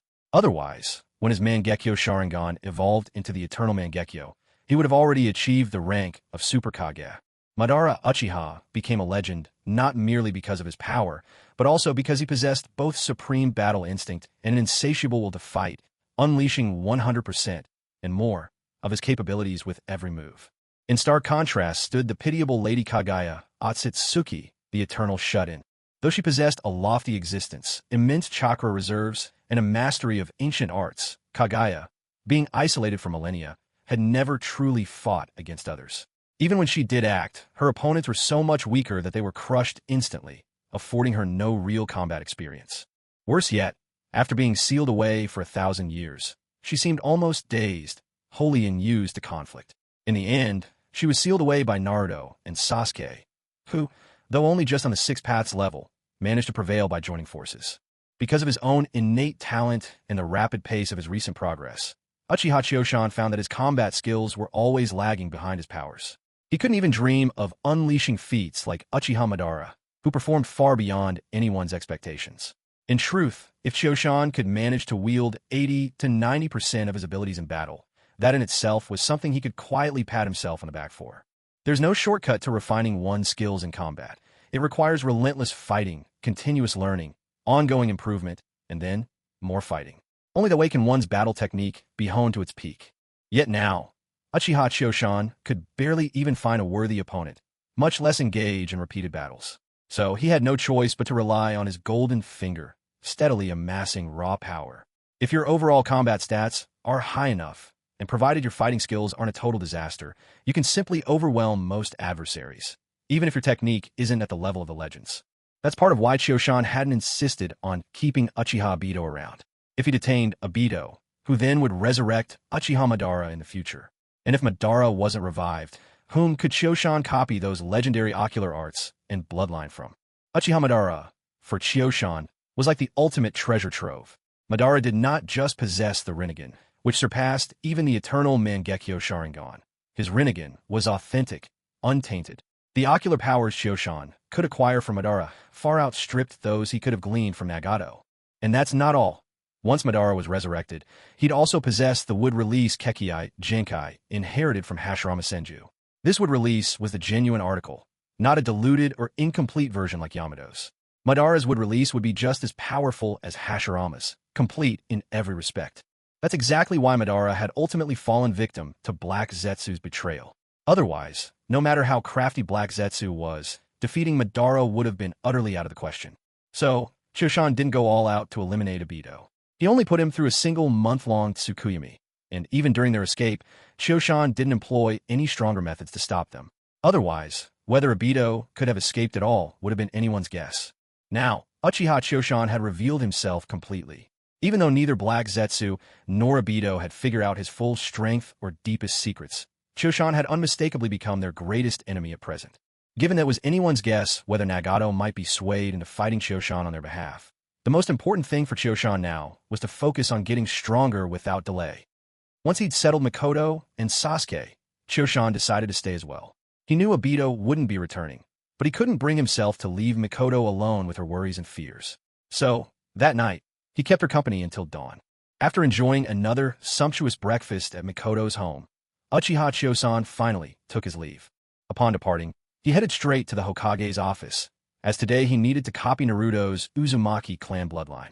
Given that Naruto Uzumaki, as the Nine-Tails Jinchuriki, was always under the secret watch and protection of agents appointed by the third Hokage, and considering that Chosan himself believed such precautions to be necessary, he hadn't instructed the third Hokage to withdraw the monitors. Now, however, he needed to bring Uzumaki Karen, her mother, and Naruto to a secluded place. To prevent any unnecessary conflicts, the first step was to greet the third Hokage in person and ask him to temporarily withdraw those guarding Naruto. The audience with the third Hokage went smoothly, but when Sarutobi Hiruzen heard Chosan's request, a heavy silence settled over the room. Hiruzen sat quietly, smoking his pipe. When Chosan had last used Kotoemitsu Tsukumi on him, he hadn't made extensive modifications, so the Hokage retained much of his free will. Still, the third Hokage knew he couldn't refuse Chosan's request. Yet Naruto was not just any child. He was the Nine-Tails Jinchuriki. And with Uchiha Chosan possessing the Mangekyo Sharingan, entrusting Naruto to him filled the Hokage, ever vigilant for the village's safety, with deep concern. If Chosan were to lose control, even by accident, the consequences for Konoha could be disastrous. Perceiving the Hokage's unease, Chosan offered the explanation he'd already prepared. Don't worry, I only plan to study the seal placed on the Jinchuriki. Lately, I've been researching sealing jutsu. If we're talking about sealing techniques, the Uzumaki clan has always excelled, and the seal on Naruto combines the craft of both the Uzumaki and the fourth Hokage. I simply want to observe it. I wouldn't dare tamper with the seal. After listening, the third Hokage took another slow puff and nodded in silence. He knew that even if he disagreed, he had no real way to oppose Chosan's demands. Besides, Chosan had provided a reason. To refuse at this point might only provoke him. Then, even if he were unwilling, he'd have to comply regardless. Nevertheless, after signing the withdrawal order, the third Hokage still made a request of Chosan. Chosan, I ask only that you are careful when examining Naruto's seal. Please don't let the boy be harmed. After all, he is the child that Minato and Kushina left behind. Uchiha Chosan received the transfer order. Upon hearing the third Hokage's request, he waved his hand and said, "Don't worry, I know what I'm doing. Besides, even if the Jinchuriki does lose control, with my current strength, I could quell it in no time." After finishing his conversation with the third Hokage, Uchiha Chosan didn't bother to see the Hokage's reaction. He simply waved goodbye and leapt straight out the window, hurrying in Naruto's direction. At this moment, the most important thing for Uchiha Chosan was to obtain the unique bloodline of the Uzumaki clan. Everything else was just minor details. If it weren't for his dislike of trouble, the hassles of fighting the ninja, watching over Naruto, and the chaos it might cause in the village, he wouldn't even have bothered to meet the third Hokage. If you were to ask Uzumaki Naruto, "When are you happiest?" he could answer without a hint of hesitation. The past few days have been the happiest time of his life. To Naruto, his earlier days felt shrouded in endless darkness, stifling, painful, filled with confusion and helplessness. But ever since Aunt Xiangling stepped into his life some time ago, everything changed. His days have been filled with sunshine, warmth, and the gentle care of Aunt Xiangling. As someone who belonged to the same Uzumaki clan, Naruto had always felt a natural affection toward Aunt Xiangling and her daughter. With the time they spent together, he realized that Aunt Xiangling truly treated him as her own child. She washed his clothes, bought him new ones, tidied up his room, and once breakfast was ready, she would call him over with a gentle voice. The meals were always varied and nutritious. This was the first time in his whole life that he'd ever been treated like this. Moreover, as a Jinchuriki of the Nine Tails, Naruto was especially sensitive to people's emotions. He could sense genuine goodwill and an affectionate closeness radiating from Aunt Xiangling. That's why, for the past few days, Naruto had felt as if he was living a dream. He'd gained not only an aunt who cherished him as a son, but also a kind-hearted little sister. Even though the girl was shy and timid, she still offered him plenty of warmth whenever she could. This morning, Naruto woke up bright and early again. After a quick wash and tidy up, He hurried eagerly next door to Aunt Xiangling's home. His aunt was always good to him, but he didn't want to become spoiled or lazy. That's why Naruto woke up early every day to help Aunt Xiangling prepare breakfast. She'd often urge him to sleep a bit longer, but he never listened. For Naruto, this hard-won happiness was too precious. He gave it his all, determined to hold on and never let slip away. Just as Naruto and the others finished breakfast that morning, Uchiha Chiyoshan finally arrived, having just received his transfer order from the third Hokage. Uchiha Chiyoshan didn't enter the house right away. Instead, relying on his keen senses, he quickly located the ANBU members who had been keeping a close watch on Naruto Uzumaki. Without a word, he handed them the transfer order issued by the third Hokage. After receiving the order and verifying its authenticity, the NBU agents also remained silent. They bowed respectfully to Uchiha Chiyoshan and then withdrew immediately. He glanced around the area and noticed that only Naruto Uzumaki and his companions lived on the top floor. Chiyoshan couldn't help but nod approvingly to himself. It seemed there was no need to search elsewhere for a suitable place. As long as he set up a basic barrier, he could be certain that nothing would interrupt his copying process. Surveying his surroundings once again and finding all his concerns put to rest, Uchiha Chiyoshan stepped up to the door of Karen Uzumaki and her mother's apartment. He politely knocked on the door. Casting his gaze throughout the space again, he confirmed that only Naruto Uzumaki and the two Uzumakis were residents of this top floor. He nodded to himself once more. Apparently, this spot would suffice, and there was no need to look for another location. He could proceed right here. At that very moment, the sound of knocking stirred Karen's mother, Xiangling Uzumaki, who opened the door. The sight of Uchiha Chiyoshan waiting outside sparked genuine surprise and delight in her voice. "Mr. Chiyoshan, what a wonderful surprise. I never imagined you'd have time to visit us. Please come in." After greeting him, Xiangling turned and called out, "Karen, come see who's here. It's Mr. Chiyoshan." As she welcomed Uchiha Chiyoshan inside, Xiangling continued, "Karen's been talking about you these past few days. If it hadn't been for you, Mr. Chiyoshan, the two of us would have perished in Grass Village.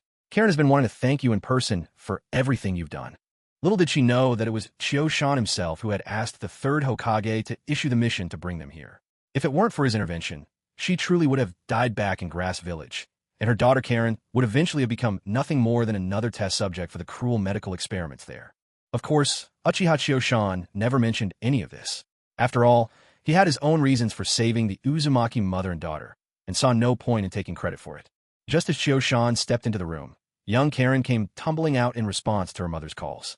The moment she saw him, her eyes seemed to light up with joy, her small face aglow with happiness. To Karen, Uchiha Chiyoshan wasn't just her rescuer. He was the savior of her tiny world. He had saved both her and her mother, delivered them from the living nightmare of Grass Village, and brought them to the safety and kindness of this new home. These past few days, she truly found her thoughts constantly drifting to Uchiha Chiyoshan. Yet, having learned to be sensible from an early age, she would never do something as childish as seeking him out in tears or with a tantrum. She understood well that someone as skilled as Uchiha Chiyoshan must lead a busy life, and she couldn't bear the thought of disrupting his daily routine. Stumbling slightly, Xianglin approached Uchiha Chiyoshan. She stopped herself, just managing not to throw herself into his arms. Her cheeks were flushed crimson, and her eyes sparkled with joy as she looked up at him. In a small, shy voice she greeted, "Good afternoon, Mr. Chiyoshan. Welcome." Uchiha Chiyoshan gazed at the adorable little girl before him and returned a warm smile. He crouched down to her level, gently reaching out to stroke her fiery red hair, and said with a smile, "Hello to you too, little Xianglin." Hearing his words, Xianglin's already blushing face deepened to an even brighter shade of red. She replied with bashful sincerity, "I'm doing well. Thank you, sir." Noticing her expression, Uchiha Chiyoshan realized it wouldn't do to tease her any further. He gave her hair another gentle tousle before standing up. Then, turning to Uzumaki Xiangling, who had been quietly standing by, he asked, "Have you managed to settle in during these past few days? If there's anything troubling you, just let me know, and I'll take care of it for you." Xiangling immediately replied, "Don't worry, Mr. Chiyoshan. My daughter and I are settling in very well. The people of Konoha are all so friendly, and no one has gone out of their way to make things difficult for us." Uchiha Chiyoshan nodded in agreement after hearing her answer. "That's good. The residents here are generally quite kind to others. I had thought about arranging for you to stay in my clan's estate, so I could look after you more easily, but the clan's preparing for a move at the moment, so everything is a bit chaotic. Besides, you do have some family here, so I decided to settle you together. His circumstances are rather special, so he can't move into the Uchiha estate with everyone else. This was simply the most suitable arrangement." When she heard the trace of apology in his tone, Xiangling quickly responded, "Please, Chioshan. Koen, there's no need to say that. We're already very grateful you've arranged such a good place for us. There are lots of people here. It's lively, and that helps us blend in faster." Hearing this, Uchiha Chioshan nodded again, his approval evident. "That's good. If you need any help, just tell me. I live at the Uchiha estate. It's easy enough to find me there." Xiangling, filled with gratitude, nodded. "Don't worry about us, Chioshan Koen. We truly appreciate everything you've done." With that, she ushered Uchiha Chioshan into the living room and hurried off to prepare some fruit, snacks, and tea. At night, after a whole day of playing outside, Tsunade finally settled down quietly and stayed obediently indoors. After dinner, it was time for Uchiha Chioshan to seek Tsunade's guidance in medical ninjutsu. To be honest, Uchiha Chioshan had devoted considerable effort to the art of medical ninjutsu. After all, it was an essential skill he had prepared for life after fleeing Konoha. No matter where one went, doctors were always respected. During their discussion, Shizen was gently sent off to rest. Tsunade understood there were still some matters Shizen should not know about. Once Shizen had left, Tsunade quickly scribbled a note and left it behind for her, letting Shizen know she was going out and to prevent her from panicking if she returned midway and found the place empty. Everything was ready. Tsunade exchanged a glance with Uchiha Chioshan, nodded, and without waiting for him to lead her, used chakra to activate the spatial seal on her body, vanishing into the private realm. Uchiha Chioshan watched as Tsunade went into the dimension on her own. He could only shake his head helplessly before following her in. When Uchiha Chioshan entered the space, he saw Tsunade standing quietly, gazing at the distant sea. The gentle sea breeze played with her fine hair, causing it to flutter softly in the wind.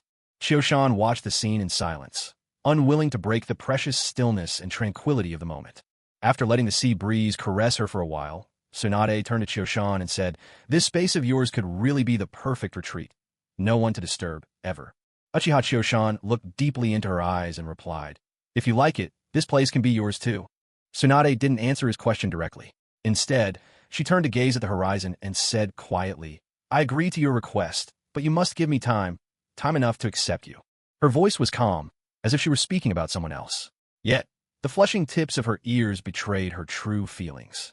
Seeing her forced composure, Chioshan couldn't help but smile inwardly, but he let it slide so as not to embarrass her further. He understood Tsunade's request all too well. It would feel awkward for anyone to rush such things without enough familiarity.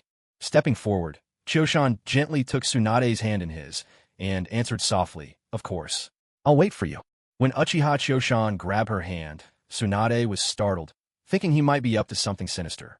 She knew she couldn't resist him, and just as her heart began to sink in resignation, Chioshan spoke. Hearing his words, her mood lifted. She let him hold her hand, and together they looked out at the distant scenery, side by side. By the time Chioshan and Tsunade collected themselves again, quite a while had passed. They exchanged a glance and smiled at each other, feeling that the bond between them had grown much closer. Chioshan tightened his hold on Tsunade's hand and said, "Tsunade, there's something else I'd like to tell you." Tsunade looked at him in confusion when she heard his words. Chioshan gazed at her gently blushing face and cleared his throat. "Tsunade, I have one more ocular power." Tsunade's eyes widened in shock, staring at Chioshan incredulously. "Don't think you can fool me just because I'm not from the Uchiha clan. The records passed down in the Senju family make it very clear. Those who awaken the Mangekyo Sharingan typically gain one or two powerful or strange ocular abilities. How many have you acquired already? Yet ocular powers and secret techniques are closely guarded personal trump cards. Even if two people were married, there'd still be a need for secrecy, given that these secrets could decide one's life or death. So, though Tsunade realized Chioshan must have an extraordinary secret to possess so many abilities, she didn't press him further. Since he had chosen to speak, however, she wanted to know his intentions. "What do you want to tell me?" Chioshan met her gaze and said, "Tsunade, my ocular power allows me to copy certain Kekkei Genkai. Would you let me try copying yours?" In truth, Chioshan didn't need Tsunade's consent to attempt the copy. But remembering the ordeal he endured while integrating the Uzumaki clan's bloodline, he felt the power of the sage's body wasn't something to be taken lightly. So, he decided to let her know in advance. After all, having a legendary healer by his side was certainly reassuring. Chioshan shared his concerns honestly with Tsunade. Since they now stood on the same side, she patted her chest boldly and agreed without hesitation.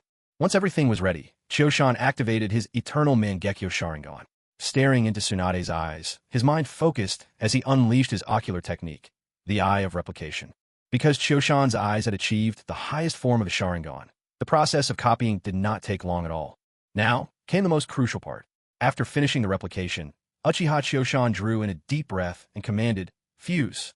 In an instant, countless fragments of invisible information began dissolving into Uchiha Choshan's body in a manner so strange. It defied all understanding, each one fighting to integrate first. At first, Choshan simply felt warm currents flowing gently into him. But soon, those currents intensified, swelling at a speed visible to the naked eye, and then doubling again and again. By the end, Uchiha Choshan felt as if his whole body was being roasted over a blazing fire, burned and tempered, as if he were about to be charred to ashes. The pain grew so unbearable, he couldn't help but let out a desperate shout. Tsunade, meanwhile, stood by with a furrowed brow, watching Uchiha Choshan lying curled on the ground. His entire body was as red as a freshly cooked prawn, arched and trembling on the floor. Cautiously, Tsunade reached out to check his temperature with her hand. The heat radiating from his skin far exceeded that of a normal person. An ordinary man would have long been burned to death. Tsunade dared not let her guard down for even a moment, closely monitoring every indicator of his health. Her experience told her that the longer he endured this ordeal, the greater the benefit would be. And, with her medical expertise, she was completely confident she could rescue him before his body collapsed. Time ticked by relentlessly, second by second. Uchiha Choshan felt like a fish on a hot iron plate, seared non-stop by scorching flames, and this particular torment seemed perfectly even. Through this agony, Choshan slipped in and out of consciousness, fainting only to be jolted awake by the pain, again and again. Just as he was about to reach his absolute limit, a surge of cool, spring-like energy suddenly welled up from his chest, instantly calming his boiling blood and lowering his feverish temperature. It felt as if his life had been pulled back from the edge. Author's note: heartfelt thanks to Inchao, whose love of winter melon and barley soup has inspired this passionate update. Endless gratitude for the countless gifts and support from Kwani Dairin and Duamilia, and to all the readers who have shown their love. At last, Uchiha Choshan's mind cleared a little. He raised his head weakly and saw, through his haze, Tsunade pressing both hands to his chest, releasing a soft emerald glow. Her chakra, infused with a gentle, cooling energy, flowed ceaselessly into him. With Tsunade's aid, Choshan's mind grew clearer. He sat up, guiding her chakra toward the aching parts of his body. Gradually, the fusion of the Senju bloodline approached its end. The warming currents subsided and became gentle enough to bear, and at that moment, Tsunade withdrew her hands at just the right time. Time continued to slip away, second by second. Under Tsunade's watchful gaze, Uchiha Choshan's once flushed skin gradually returned to its normal color. Just when Tsunade thought Choshan was about to fully recover, a sudden, indescribable aura of majesty radiated from his body. Even with his eyes still closed, he exuded a presence that stirred an inexplicable urge to bow before him. It was thanks to Tsunade's extraordinary willpower that she managed to suppress the impulse, clenching her teeth and steeling her resolve. Yet, despite restraining herself, Tsunade's eyes were filled with astonishment. She recognized this aura all too well. But it seemed utterly impossible to her. In her memory, she had only ever sensed such overwhelming presence from her grandfather, Hashirama Senju, the first Hokage. Gifted in medical ninjutsu and well-versed in the human body, Tsunade quickly understood the source of this force. It was entirely due to Choshan's life force, or more precisely, his life energy, far surpassing her own, evoking that same sense of awe an ordinary person might feel when faced with a tiger. The sheer difference in life's intensity and energy exerting absolute dominance. That alone was what shocked Tsunade so deeply. She was no ordinary ninja. Her combat prowess was nothing short of Kageteer at its peak. For someone to make her feel such a gap meant Choshan's physical essence had far exceeded her own. But that just shouldn't be possible. Choshan's bloodline was a copy of her own Senju lineage, so there was no reason he should outstrip her, let alone surpass her by such a vast margin. Tsunade's gaze grew more complex as she looked at Choshan. Clearly, there were still many secrets about him she had yet to uncover. This realization only made her feelings toward this young man even more tangled. While Tsunade was lost in silent contemplation, Choshan's aura suddenly surged, growing stronger and more oppressive, like a mountain had dropped onto her shoulders. Even the smallest particles around Choshan began to defy gravity, slowly floating upward under the weight of this overwhelming force. Battling the suffocating pressure, Tsunade stared in shock at Chioshan, who remained seated on the ground, legs crossed. Unconsciously, she muttered under her breath, "The sage's body." Exactly like Grandpa's sage's body. If there had been any doubt earlier, Tsunade was now completely certain. Chioshan had awakened the same, unique sage's body her grandfather once had. This overwhelming presence, this display, was exactly how her grandfather appeared at his full power. This phenomenon was the result of Chioshan's recent awakening. Such outbursts would only occur unconsciously now, and would only reappear when the power of the sage's body was unleashed in its entirety. When Uchiha Chioshan opened his eyes, a long time had already passed. Yet to him, it felt as though time had stood still. Tsunade, for her part, displayed remarkable patience, simply waiting there quietly for Chioshan to awaken. So when Chioshan finally regained consciousness, the first thing he saw was Tsunade's piercing gaze fixed intently on him. Though she didn't say a word, Uchiha Chioshan couldn't help but feel that her eyes held an odd expression as they watched him. Ignoring Tsunade's strange look, Chioshan stood up on his own and began inspecting his body for any changes. What grabbed Chioshan's attention first and foremost was the surge of chakra coursing through him. By this point, it felt inappropriate to simply call it chakra. Chakra-C would have been more fitting. Thanks to multiple rounds of physical fortification and the integration of various bloodlines, Chioshan's chakra reserves were already hundreds of times greater than those of an ordinary shinobi. He was, in effect, a humanoid tail beast. Even in a showdown against the usual tail beasts, he could easily go head-to-head with them using ninjutsu alone. His sheer chakra would allow him to overpower them through brute force. Now, however, Chioshan's chakra capacity had soared to entirely new heights. Even compared to his previous self, the leap was astronomical. He'd already possessed a monstrous abundance of chakra, but after absorbing the Senja bloodline, it was as if quantity had transformed into quality. His chakra had exploded several-fold, taking on monstrous proportions, reaching a plane beyond human limits. But then it made sense. After all, the legendary Hashirama Senju was able to subdue the Nine Tails using wood release, catching it in the palm of his hand. Without such unfathomable reserves of chakra, he could never have summoned a colossal thousand-arm cannon or seized the Nine Tails as casually as one might pick up chick, almost as if, with one careless squeeze, he risked snuffing out the beast right then and there. Next, Chioshan sensed the wellspring of life force within his body, so vibrant and overflowing that he wondered if, even if someone stabbed his heart straight through, by the time they drew the blade out, his heart would have already knitted itself back together.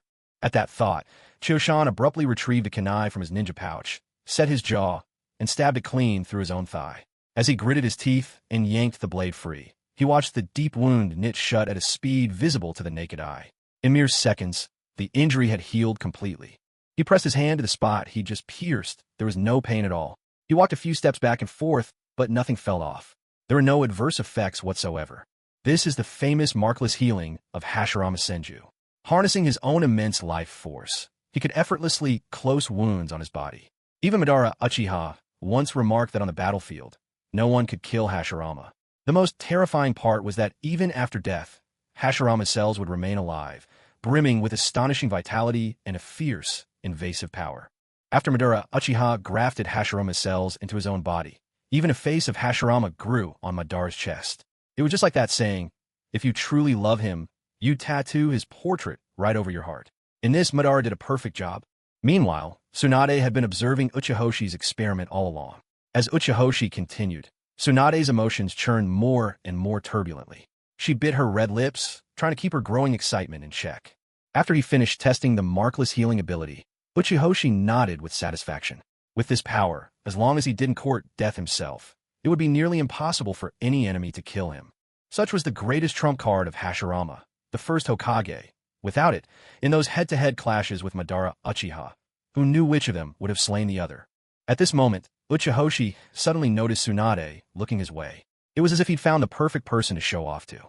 He called out to her, "Tsunade, come here. I have something amazing to show you."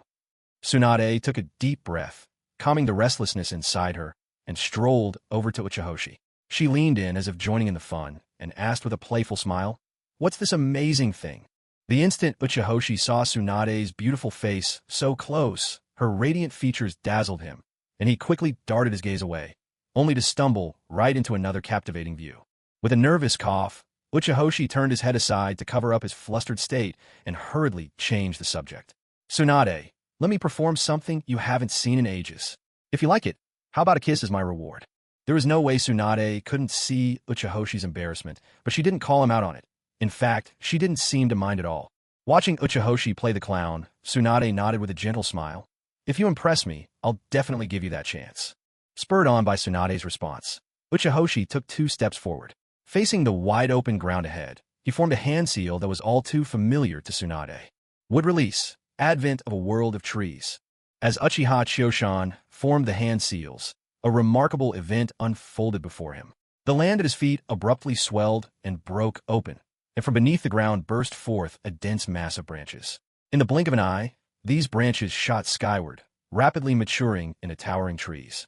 The forest they created was utterly impenetrable, spreading at a pace and scale that would leave even Yamato far behind. Even though Tsunade had sensed that Choshan might use a wood-release technique, when she witnessed him unleash the wood-style nativity of a world of trees, she was still profoundly shaken. The power and effect of this jutsu were identical to those her grandfather, Hashirama Senju, once wielded.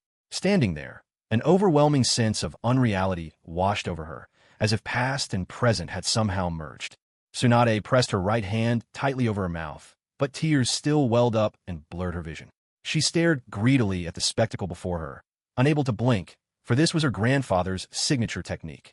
Although Hashirama had many other mighty wood-style jutsu, the one he used most often was the nativity of a world of trees. This jutsu, after all, was meant for control rather than destruction, a reflection of Hashirama's compassion. He never wished to take lives with a mere gesture. Instead, with this technique, he could subdue his enemies without causing them harm. As Tsunade gazed at the forest birthed by the nativity of a world of trees, it was as if she could see her grandfather once more, standing amidst the trees, laughing heartily. For a moment, Tsunade felt as if she were in a dream. Choshan surveyed the sea of trees before him and nodded with satisfaction. The power of his technique pleased him greatly. He had finally mastered the true wood style, and with it, he now possessed the strength that once belonged to Hashirama Senju himself. Turning to face Tsunade, Choshan, unable to hide his pride, said, "Tsunade, what do you think?" Surprised, staring at the young man in front of her, Tsunade's mind drifted. After all, the ability he now wielded had once been her grandfather's greatest legacy. At that moment, Tsunade could no longer hold back. Like a fledgling returning to its nest, she threw herself into Choshan's embrace. Without hesitation, she pressed her lips passionately against his, her breathing quickening with intensity. Choshan, caught off guard by Tsunade's sudden fervor, froze for an instant. Even so, his surprise lasted barely a heartbeat before he instinctively responded to her ardor. Lost in each other, Choshan and Tsunade clung together as if nothing else in the world mattered, each finding in the other something sacred, a purpose, a devotion, a faith that consumed them both with fiery earnestness. Gradually, Choshan found it harder and harder to restrain himself. He held Tsunade tightly, arms wrapped around her all the more firmly, unwilling to let go. Just as the two were lost in a long, passionate kiss and were on the verge of losing control, Uchiha Choshan came to his senses first. He realized that the setting wasn't appropriate. After all, this was his and Lady Tsunade's first time. With a single thought, Uchiha Choshan swept Tsunade into his arms and instantly transported them to a room in his villa. Tsunade was quick to sense the change in environment. She simply opened her eyes, glanced around the room, looked at Uchiha Choshan, and then let herself be caught up in the moment once again. Tsunade was formidable in her own right, blessed with the heritage of the Senju clan, while Uchiha Choshan had only just acquired the sage body and was bursting with life force. It was as if they had finally met worthy opponents, each matching the other move for move.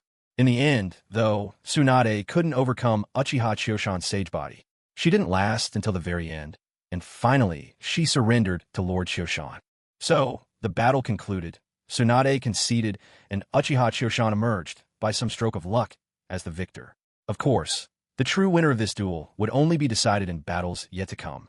As the storm subsided, Uchiha Choshan basked in his victory, savoring the spoils of war in his embrace. Tsunade, too, gradually came back to her senses from her earlier impulse. She knew in her heart that sooner or later, she would never truly escape from Uchiha Choshan's grasp.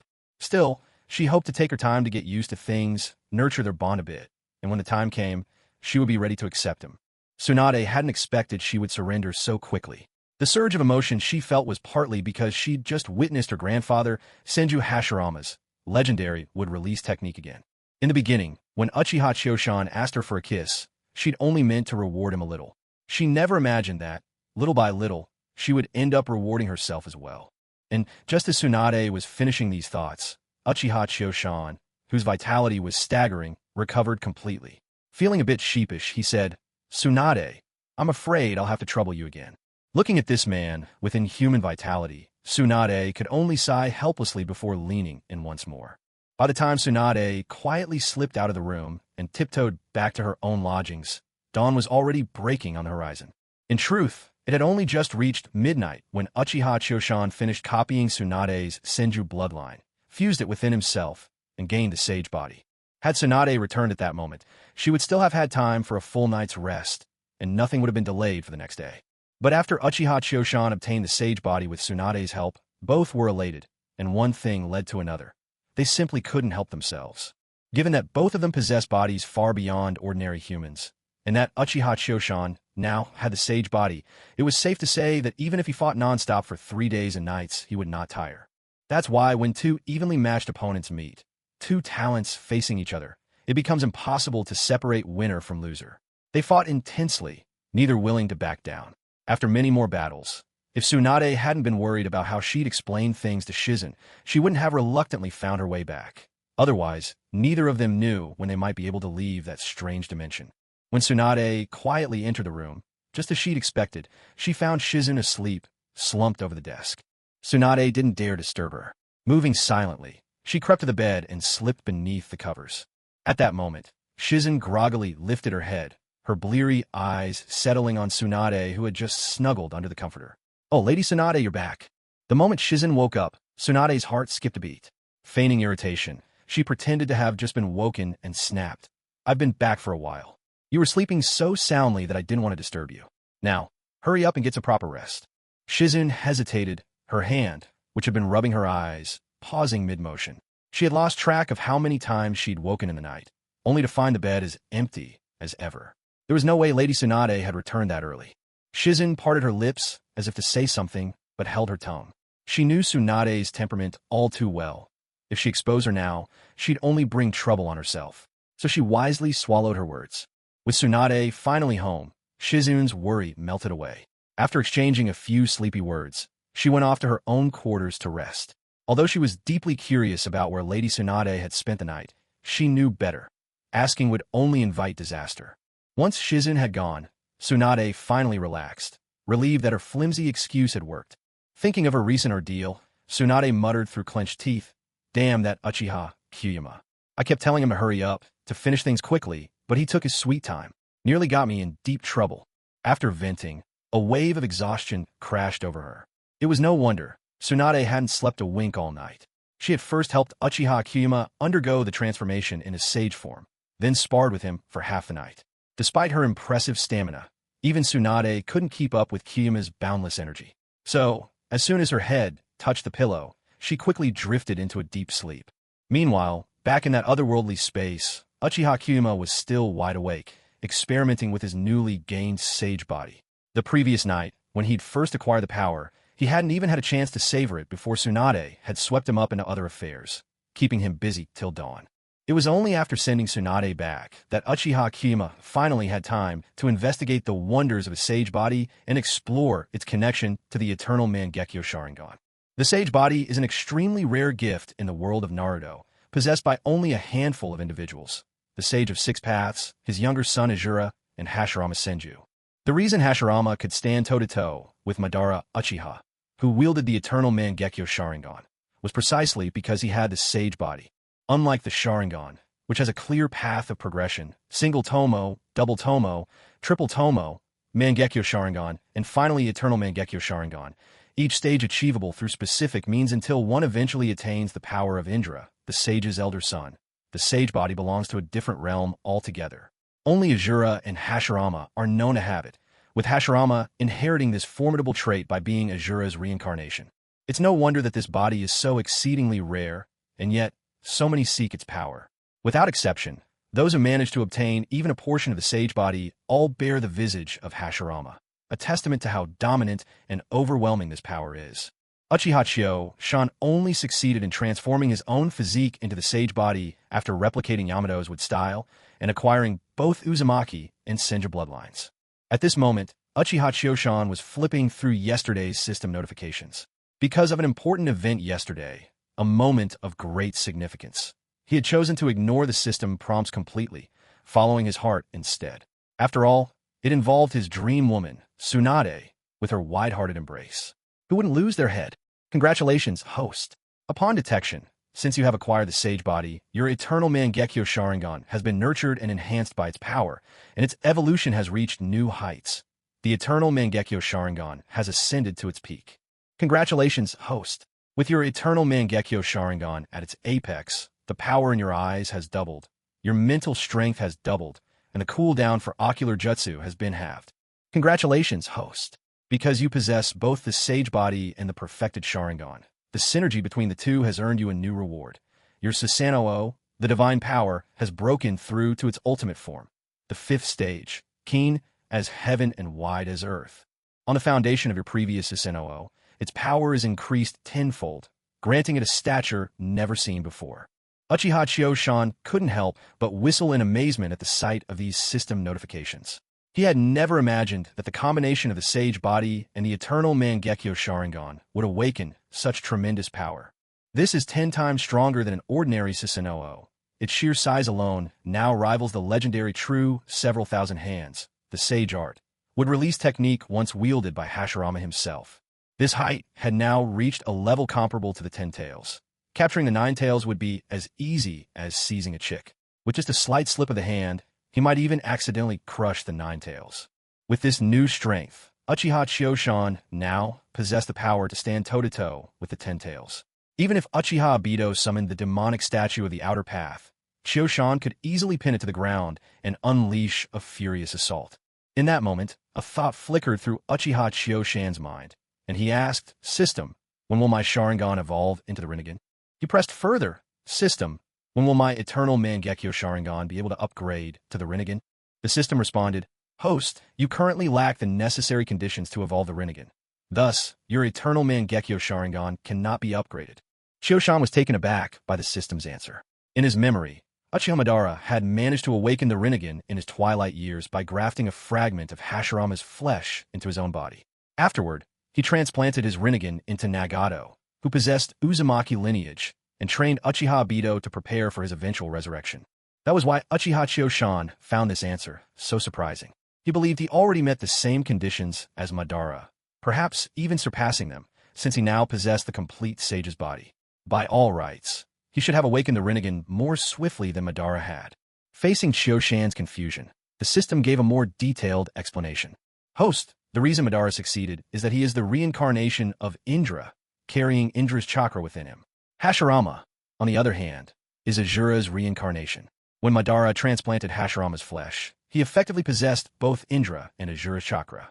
Only after decades of fusion did this duality awaken the basic form of the Rinnegan." Shan stroked his chin, never having realized before just how intricate Madara's and Hashirama's identities truly were, or that the key to awakening the Rinnegan was simultaneously possessing both Indra's and Azura's chakra. When in doubt, Shan always consulted his system. "Why?" he asked. "Is it only by possessing both Indra's and Azura's chakra at the same time that one can awaken the Rinnegan?" The system replied, "Host, Indra and Azura are the sons of the sage of 6 paths. One inherited the sage's eyes, the other the sage's body, the essence of yin and yang chakra. Only by uniting both, fusing yin and yang, does one give rise to the all-encompassing force of creation, and thus gain the power to open the eyes of the Rinnegan." Uchiha Shan hadn't expected awakening the Rinnegan to be such a troublesome affair. He asked with a hint of impatience, "This is way too complicated. Is there any other way?" "There are 5 possible methods, ranked from easiest to most difficult, for you to choose from," the system responded. "First, obtain the chakra of Indra and Azura. With assistance from the system to catalyze the process, the Rinnegan can be awakened in about 2 years. Second, gather the chakra of tailed beasts 1 through 9. The system will help you merge them, and in approximately 3 years, the Rinnegan will awaken. Third, capture the current Rinnegan wielder, Nagato. You can mimic and learn his ocular powers, then let the system consolidate and catalyze them. This will also take roughly 3 years. Fourth, collect all the tailed beasts, and use the demonic statue of the outer path to absorb them. This would revive the 10 tails, making you its Jinchuriki, and in turn grant you the Rinnegan. Fifth, plant a god tree in the Shinobi world. Nurture it from a single seed in the spring to a fruitful harvest in the autumn. Once you obtain the god tree's fruit and eat it, you'll immediately gain the Rinnegan with all 9 tomo. Chioshan's mouth twitched as he read through the options presented by the system. The first options, while challenging, still seemed within his reach given his strength. But the last two were going too far. One would plunge the world into the 4th Great Ninja War. The other would wipe out the entire planet. Especially that final method. Even if Chioshan could pull it off, what would be the point if everyone on the planet was dead? Did the system expect him to head off and play games with the Otsutsuki clan after that? Truth be told, Chioshan's current power placed him at the very summit of the Shinobi world. Even if Uchiha Madara were to return, he wouldn't be able to challenge Chioshan. If it came down to it, Madara and Obito would never succeed in capturing all the tailed beasts or reviving the 10 tails, let alone launching the infinite Tsukuyomi, as long as Chioshan was around. Chioshan's dominance was clear. If he wanted to, he could just capture the 3 tails, seal it in his own dimension, and it would be impossible for anyone ever to gather all 9 beasts. But Chioshan couldn't do that, not if he wanted to prepare for the future. In another couple of decades, the Otsutsuki clan might well turn their eyes on this planet. If Chioshan's power stagnated, what would he have left to defend against such an enemy? Besides, there was already an Otsutsuki hidden somewhere in the present Shinobi world, a threat that, for now, was best left undisturbed, so long as they didn't cause trouble. Of all the methods to awaken the Rinnegan, the first was by far the most straightforward. Both Indra and Asura's reincarnations were already by his side, Uchiha Sasuke and Uzumaki Naruto. Conveniently, Chioshan's ocular technique, the replication eye, upon its upgrade from Mangekyo to Eternal Mangekyo Sharingan, allowed him to copy not only Kekkai Genkai, but also chakra natures akin to those of Indra and Asura. In other words, Uchiha Chioshan had already learned in advance about the reincarnations of Indra and Asura. Otherwise, searching for their reincarnated forms among the countless people would have been like looking for a needle in a haystack. And once they gained fame, even if he managed to find out they were the reincarnations of Indra and Asura, their formidable power would make it nearly impossible for him to keep them under control. Truth be told, it was only with the help of the system that Uchiha Chioshan's Sharingan could evolve into the Rinnegan in just 2 short years. If Madara Uchiha found out, he would be green with envy. For after all, Madara spent decades merging chakra and only awakened the Rinnegan late in his life. Still, Uchiha Chioshan was in no hurry. After all, he had only just won Tsunade's affection. Rushing off to deal with other matters right away would feel like a betrayal. Not only of Tsunade, but even of himself. Besides, he had promised her before that he would help continue the Senju clan's bloodline. A promise not to be taken lightly. Uchiha Chioshan insisted he was helping out of simple goodwill, and absolutely not, because he was captivated by Tsunade's beauty. With his future path mapped out, Uchiha Chioshan let himself rest easy. He'd worn himself out the night before, and, though his body now possessed the qualities of a sage, a trace of fatigue lingered in his heart. Only by getting enough rest could he perform at his best when night brought a new battle. And so, that day, only Shizen was left to wander restlessly around the house in boredom, while Uchiha Chioshan and Tsunade each retired to their own rooms and pocket dimensions to catch up on sleep. When night finally fell and Tsunade had recovered her energy, Uchiha Chioshan appeared right on time, before Tsunade and Shizen. Naturally, as it was already evening, none of them headed for the gambling halls. Instead, they made their way together to a tavern for a quiet drink. There was no mistaking Tazuna Street's fame as a center of entertainment in the land of fire. Casinos, taverns, bathhouses, and all manner of pleasure venues lined the road, making the street bustle well into the night. After a leisurely drink, Uchiha Chioshan and his companion strolled through Tazuna Street, illuminated and lively beneath a sea of lanterns. Tsunade had visited this night market more times than she could count, but this evening, with Uchiha Chioshan accompanying her, the experience felt entirely new. In the past, even with Shizen by her side, she couldn't help but feel a touch of loneliness. But now, with Uchiha Chioshan walking beside her, a sense of ease and contentment washed over her, drawing a brighter, more genuine smile to her face than ever before. When night fell and the house became hushed, Shizen retired to her room for some rest. Tsunade, too, found she no longer needed Uchiha Chioshan to call her over. Leaving a shadow clone in her own room, she took the initiative, activating the spatial mark on her chest and stepping onto the island in the mysterious realm. Tsunade glanced around, then turned to Uchiha Chioshan, who was waiting nearby, an uncertain look on her face. Is it just me, or is this island bigger than before? Chio-shan smiled warmly at her, his eyes radiating gentle affection. You're not mistaken. Compared to your last visit, the island has more than doubled in size. As it is now, there's more than enough land here to support 20,000 people in comfort. Tsunade was taken aback by his words. Wait, you mean this island can actually grow on its own? Chio-shan nodded, his tone carrying a hint of mystery. Yes. When I first awakened the Takamagura eye technique, this island was barely a tenth of its current size, just enough for a small town to survive. But as my Mangekyo Sharingan evolved, the island expanded as well. Just yesterday, when I attained the sage's body, my Sharingan received another boost. That's why the island suddenly grew so much larger. Now it's easily big enough for over 20,000 to live, with ample room for fields and homes. There's an old saying, once there are more than 10,000 people, the land seems boundless. How much truer that is for an island that can sustain twice that number. Only from where Tsunade now stood, the island's highest point, could one glimpse the full scale and boundaries of this realm. Anywhere else, its true expanse remained elusive. Understanding dawned on Tsunade. What Chio-shan, now possessed, could become the foundation of a small nation. The island had all that was needed for life, save for animals and people. If he wished, Chio-shan could play at being king with ease. Tsunade lifted her gaze, catching his eyes. So what are your plans for all this? Chio-shan shook his head, but looked up thoughtfully. This island is far more than it appears. I can sense that something else lies above it, something I couldn't quite grasp before. But now, after gaining the sage's body, I can feel it more clearly. Yet, even now, I can't quite reach it. My hunch is that if my Sharingan evolves just one step further, I'll be able to touch whatever lies above. And that, I believe, could hold the key to becoming something truly greater. Though Tsunade had spent the shortest amount of time with Uchiha Chio-shan among all the women around him, he was willing to share certain things with her. This was because Tsunade's insight and experience far surpassed those of the other women in his life. Even if she couldn't offer advice or assistance, at the very least, she could understand the current Chio-shan. Chio-shan gazed up toward the island overhead, feeling a faint oppression emanating from above. He believed that once his eternal Mangekyo Sharingan evolved into the Rinnegan, that would be the moment he could finally touch what lay there. Lowering his head, he glanced at Tsunade by his side, only to meet her worried gaze. He couldn't help but smile, softly wrapping her in his arms. With a reassuring, gentle laugh, he said, Don't worry. Whatever is hidden above, it should only benefit me. There's no danger to me. Tsunade did not resist being held in his embrace, allowing herself to lean into him. Still, she put up a front, protesting in a tone that didn't quite match her heart. It's not like I'm worried about you or anything. I'm just concerned that if you run off before finishing your mission, who am I going to turn to?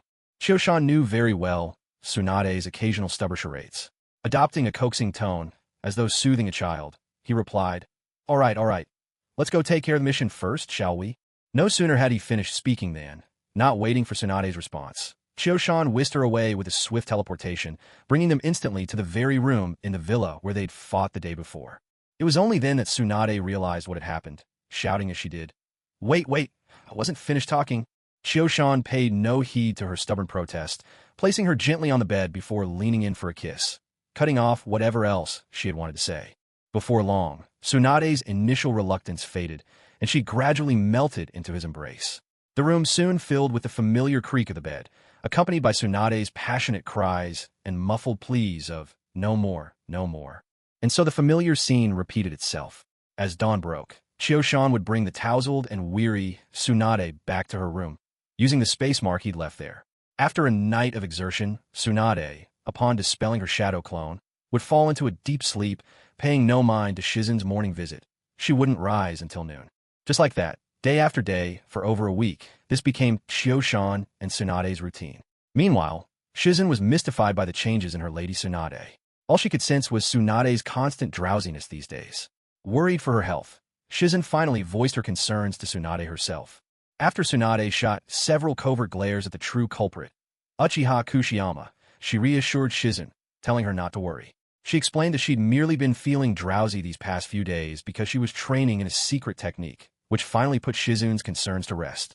Meanwhile, Uchiha Kushiyama, enjoying the spectacle from the sidelines, could not help but stifle his laughter. These days, Kushiyama wasn't just keeping Tsunade company. He also found time to make a quick trip back to Konoha, where he checked in on the pregnant Mikoto and offered comforting words to Yugugo Yuzuki.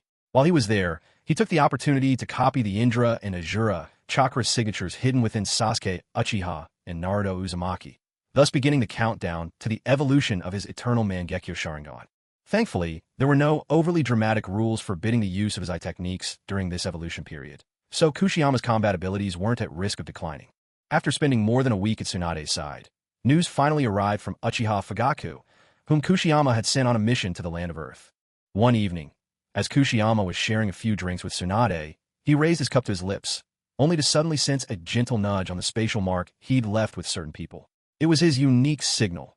Whenever they needed him, they would stimulate the mark in a precise manner, summoning him to their side. With his senses sharpened, Kushiyama quickly identified that it was Fugaku contacting him from the Land of Earth. Judging by the time, Fugaku should already have reached Iwagakure by now. Without delay, Kushiyama downed his sake in one gulp. Smiling at Tsunade, who was leaning against him, he said, "Tsunade, I just remembered there are some matters I need to take care of. Have another drink while I'm gone. I'll come find you once I'm back." Tsunade stiffened imperceptibly before regaining her composure. Sitting up straight, she put on a nonchalant facade and replied, "Go on with your business, then." With that, she kept her eyes averted, pouring herself another drink and sipping quietly on her own. Shizune, meanwhile, dared not utter a word. After a week of close observation, she had long since noticed the subtle undercurrents between Lady Tsunade and Uchiha Kushiyama. Their interactions, the unconscious gestures, the moments when Tsunade, emboldened by a few drinks, would end up leaning against Kushiyama, all betrayed a closeness beyond mere friendship. What's more, on one such occasion, Shizune had even caught Kushiyama's hand resting in a decidedly improper place on Tsunade's body, and Tsunade hadn't shown any sign of protest. So, Shizune was well aware of the unusual relationship between her lady and Kushiyama. Since Tsunade herself never mentioned it, Shizune simply pretended to be oblivious. When Uchiha Chosan saw Tsunade acting a bit tsundere, he couldn't care less about Shizune quietly watching the scene unfold from the side. He reached out with an indulgent smile to ruffle Tsunade's soft golden hair and said gently, "I'll be back as soon as I finish my business. I'll leave a clone here to keep you company." As he spoke, Uchiha Chosan created a wooden clone to stay behind. Without further delay, he activated his ocular technique, Takamagara, and returned to his personal space. Even with Uchiha Chosan's clone keeping her company, Tsunade couldn't quite shake her low spirits. The reason wasn't just Chosan's temporary departure. There was something else weighing on her heart. She'd recently realized just how much she had come to rely on him. Every time he left, her mood would slump beyond her own control. This growing dependence made her uneasy, which only made her feel worse. Meanwhile, the often overlooked Shizune watched as Lady Tsunade drank sake, cup after cup, and didn't dare to say much. Deep down, she didn't disapprove of Tsunade considering a relationship with this Uchiha Chosan. After all, even though she was the niece of Tsunade's late ex-boyfriend Dan Kato, it was Tsunade who had raised her. Her feelings for Tsunade had long surpassed any lingering attachment to her uncle, who had passed away years ago. That's why Shizune honestly hoped Tsunade would find a new companion in life. As for this suddenly appeared Uchiha Chosan, apart from being a little on the young side, he was outstanding in every other respect. Shizune was happy to see things develop. From her point of view, if age was truly a concern, then it was actually Tsunade who got the better deal. Unaware of Shizune's little calculations, Uchiha Chosan wasted no time once inside his personal space. Focusing intently, he located the spatial mark left by Uchiha Fugaku and moved straight to his position. In a small forest, not far from Iwagakure in the Land of Earth, Uchiha Fugaku was surveying his surroundings with utmost attention, vigilant in case anyone from Iwagakure happened to come this way. At that moment, a figure suddenly materialized right beside him. In the dusky gloom of the forest, the sudden apparition was as chilling as an apparition from a ghost story. Yet, Uchiha Fugaku instantly recognized the silhouette, and instead of alarm, he visibly relaxed and breathed a sigh of relief. Clearly, he knew exactly who had arrived. Stepping into the forest by following Fugaku's spatial marker, Uchiha Chosan quickly scanned the surroundings, then casually placed his own spatial mark nearby. Upon noticing that Fugaku was dressed in the plain clothes typical of a commoner, Chosan frowned and remarked, "Clan leader, you really took your time. It's been half a month before you called me over. Remember, I already got you to the border of the Land of Earth back then." Uchiha Fugaku explained, "There was no other way. This time, I had to infiltrate Iwagakure in the Land of Earth. To avoid drawing attention from their shinobi, I joined a merchant caravan heading to Iwagakure and blended in with them, which is why my arrival was so delayed." Hearing this, Uchiha Kyuzen gave a small nod, his understanding evident. In truth, he harbored little animosity toward Fugaku. It was simply that, now that Mikoto belonged to him, having Fugaku lingering in the village left all three of them ill at ease. That was why he sent Fugaku out, to let him make the most of his remaining value. Fugaku was by no means naive. He understood Kyuzen's intentions. Otherwise, why would the head of the Uchiha clan forsake his post to serve as Kyuzen's scout out in the field? After Fugaku had shared the main intelligence he'd gathered about Iwagakure, he fell silent, waiting quietly for Kyuzen to come to his own decision. Kyuzen mulled things over for a moment. Then, looking at Fugaku standing before him, he offered a faint smile and asked, "Clan leader, would you prefer to return to Konoha for a rest, visit Yuzushio Island to check on our clan's new homeland, or continue helping me by heading to Kumogakure in the Land of Lightning?" By now, Kyuzen had made up his mind. He would not allow Fugaku to ever see Mikoto again. If Fugaku chose to return to Konoha, he would have him spend his days as his own son would one day, wandering the world and never setting down roots. A faint strain crept onto the weathered lines of Fugaku's face. He hadn't expected Kyuzen to offer him even the chance to return. Yet he also knew it wouldn't be apt for him to head back to Konoha now. So he said, "Then I'll trouble you to send me to Yuzushio Island. I still wish to see how our clan's new settlement is progressing. After a few days' rest, I'll make my way to the Land of Lightning." Kyuzen regarded Fugaku for a long moment, then nodded. Placing his steadying hand on Fugaku's shoulder, he activated the spatial marker he'd left on Yuzushio Island and transported Fugaku there in an instant. The Uchiha clan's elder, Uchiha Rei, showed little surprise at the arrival of Fugaku and Kyuzen. He had always assumed Fugaku was stationed at the Konoha compound. This was just a temporary swap to let him rest. Rei welcomed their arrival warmly. Once Kyuzen had finished handing over responsibilities to the elder and escorted him back to the clan's compound in Konoha, it was already deep into the night. Without disturbing anyone further, Kyuzen simply used the spatial marker he'd left near Iwagakure to quietly return to his previous location. Although it was already deep into the night, for Uchiha Chiyoshan, the timing couldn't have been better. As long as he made enough of a commotion, he was sure that Inoki, that Tsuchikage, would definitely come to investigate, and perhaps even take action to strike down any intruders. The reason Uchiha Chiyoshan had come to Iwagakure was precisely for the bloodline elimination, dust release, that resided with the third Tsuchikage and the secret rock techniques that let a person fly through the sky, light and heavy rock jutsu. Back when the first Tsuchikage founded Iwagakure, he had chosen the spot with extreme care. The village was built amidst encircling rocky mountains, a location easy to defend and near impossible to assault. For Uchiha Chiyoshan, sneaking into Iwagakure without revealing his identity was no simple matter. However, Chiyoshan wasn't planning to truly infiltrate the village. All he wanted was to lure the Tsuchikage out of hiding. There was no need for any real pressure. Surveying his surroundings, Uchiha Chiyoshan formed a quick set of hand signs. Secret technique camouflage conseillable. At once, his figure began to blur and fade, melting into the scenery until he was nearly invisible. Chiyoshan glanced down to check the technique's effectiveness. Satisfied, he gave a barely perceptible nod. While this ninjutsu didn't hide the chakra within his body, its stealth ability was second to none. As he emerged from the woods and approached the outskirts of Iwagakure, Chiyoshan halted. There was nothing visible in front of him, but to his Sharingan, a glaring barrier surrounded the entire village. Chiyoshan shook his head in mild amusement. It seemed that Iwagakure had profited greatly in the past Yuzushio campaign. Even their barriers now rivaled those of Kanagakure. Unfazed, Chiyoshan unleashed his Mangekyo Sharingan and slipped straight through the barrier, planting a spatial marker inside. With it, he bypassed the formidable defenses with ease. He strode up a craggy peak beside the village, gazing at Iwagakure within arm's reach. Ambition flashed in his eyes, and Chiyoshan broke into a silent, sly smile. Tonight, he would stir up a proper storm. Channeling chakra throughout his body, Chiyoshan rapidly performed hand signs. Mokutan, would clone technique. 5 wooden clones peeled off from his body, each springing to life with alert, focused gazes. Chiyoshan had poured a vast amount of chakra into them. Each clone now carried enough chakra to match a Kaga-level shinobi. The 5 clones exchanged glances, then each used a transformation jutsu. Some grew short and stout, some tall and imposing. Others became robust, lean, or nondescript, assuming an array of stranger faces to blend into the night. After the 5 had completed their transformations, they waved to the original and then split off in 5 different directions, dashing toward Iwagakure. Fire-style, Fire Dragon Jutsu. A colossal dragon of flame was summoned, roaring as it surged forward in a blaze. Water-style, Great Waterfall Jutsu. It was as if a mighty river was unleashed in reverse, tidal waves crashing, with an unstoppable torrent rushing down toward Awagakure.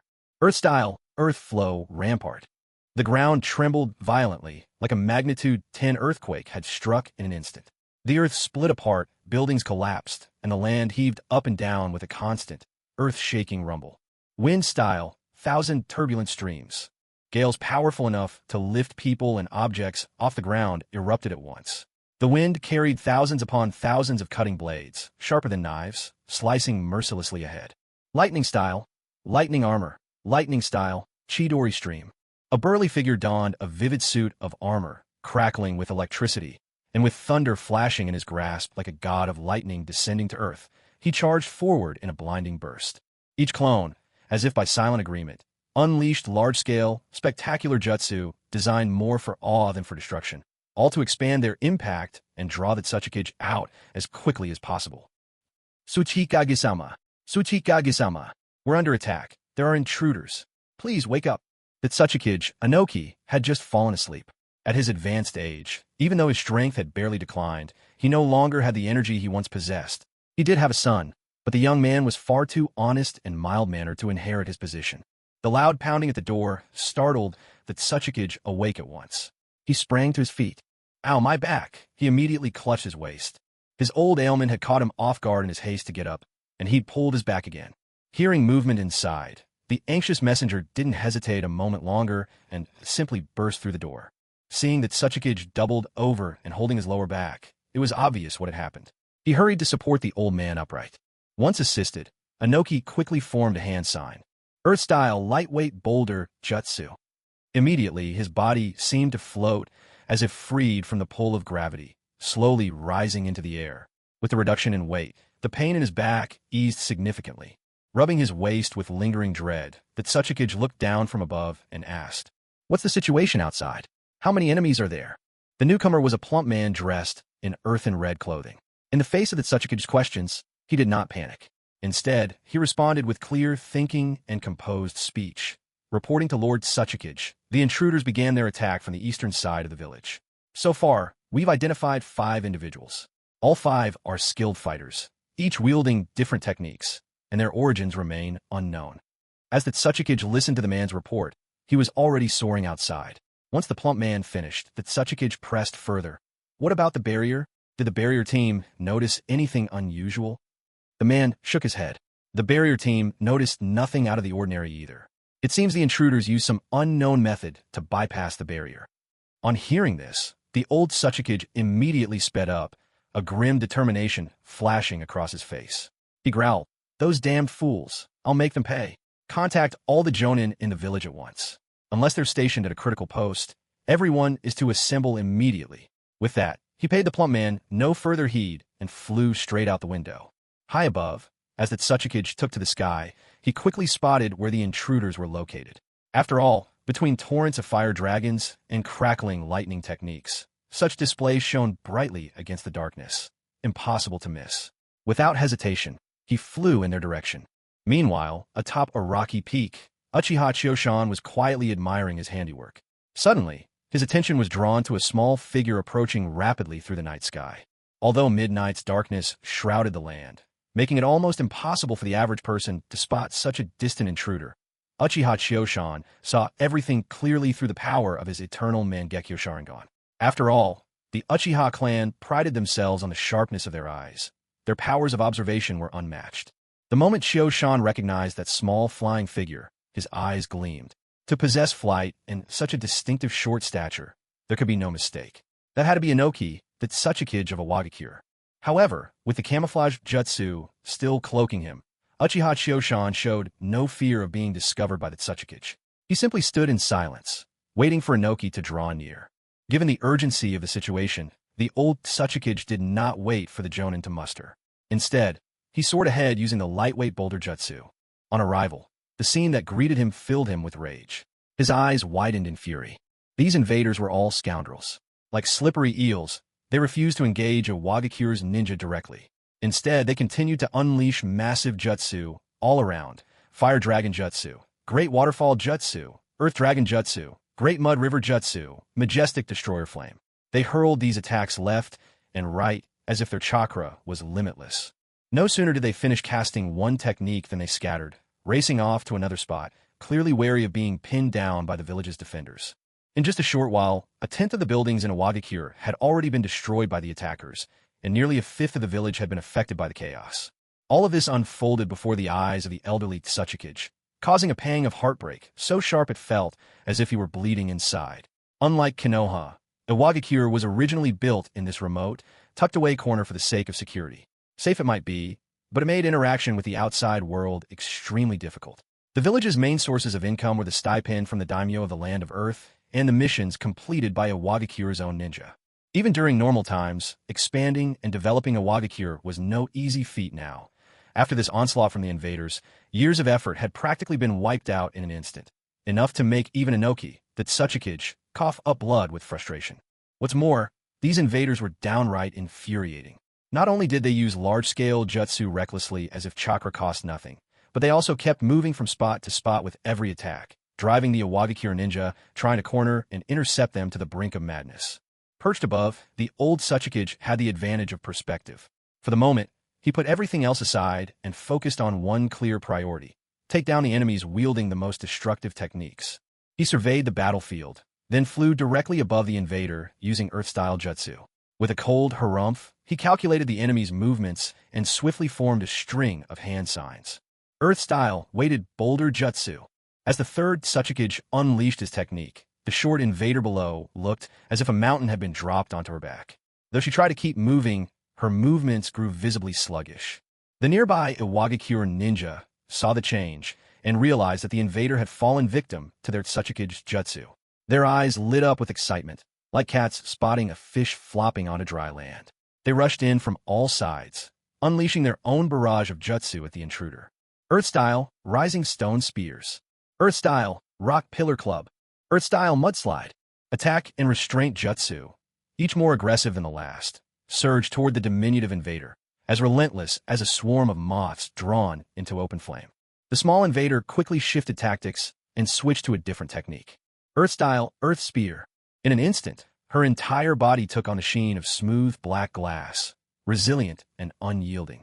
Not only did she withstand the onslaught from Iwagakure's ninja, but she even managed to deflect some of the attacks back at her enemies, sending the surrounding shinobi into a frantic scramble. Witnessing the scene from above, the third Tsuchikage fumed, his beard quivering with anger. There weren't even many elite jonin nearby, and yet this was the best his ninja could manage? Not willing to give them any more chances, the Tsuchikage formed another complicated sequence of hand signs and prepared to unleash his signature technique. Particle-style atomic dismantling jutsu. Raising both hands, Inoki conjured a translucent cube between his palms. At its center, a brilliant burst of white light took shape, compressed and focused until it shot down in a straight beam toward the small intruder below. This figure had already been restrained by the enhanced earth weight technique, and then, in order to defend against the ninjutsu of the hidden stone village ninja, had used the earth spear technique on himself, making his body even heavier. When he was struck by the Tsuchikage's dust release, he couldn't evade in time and was instantly vaporized by that beam of white light. Upon seeing this troublesome intruder below him reduced to nothing, the third Tsuchikage, Inoki, let out a cold snort and soared toward the next nearest intruder. Meanwhile, standing atop the mountain peak, Uchiha Choshan showed no anger at all over the destruction of his clone by the third Tsuchikage. On the contrary, a satisfied smile appeared on his face. Slowly closing his eternal Mangekyo Sharingan, Uchiha Choshan had, in this short span of time, already mastered Inoki's signature jutsu, lightweight rock technique, enhanced earth weight technique, and the bloodline limit. Dust release, detachment of the primitive world technique, all through his ocular powers, the copying eye. With his eyes gently shut, Uchiha Choshan silently savored and absorbed the newly learned techniques. Then, forming a hand seal, he skillfully performed the Tsuchikage's trademark jutsu. Earth-style, lightweight rock technique. The moment he completed the technique, Uchiha Choshan immediately felt a sudden lightness, and as he willed it, his body gradually began to rise from the earth. It was as if he'd just acquired a delightful new toy.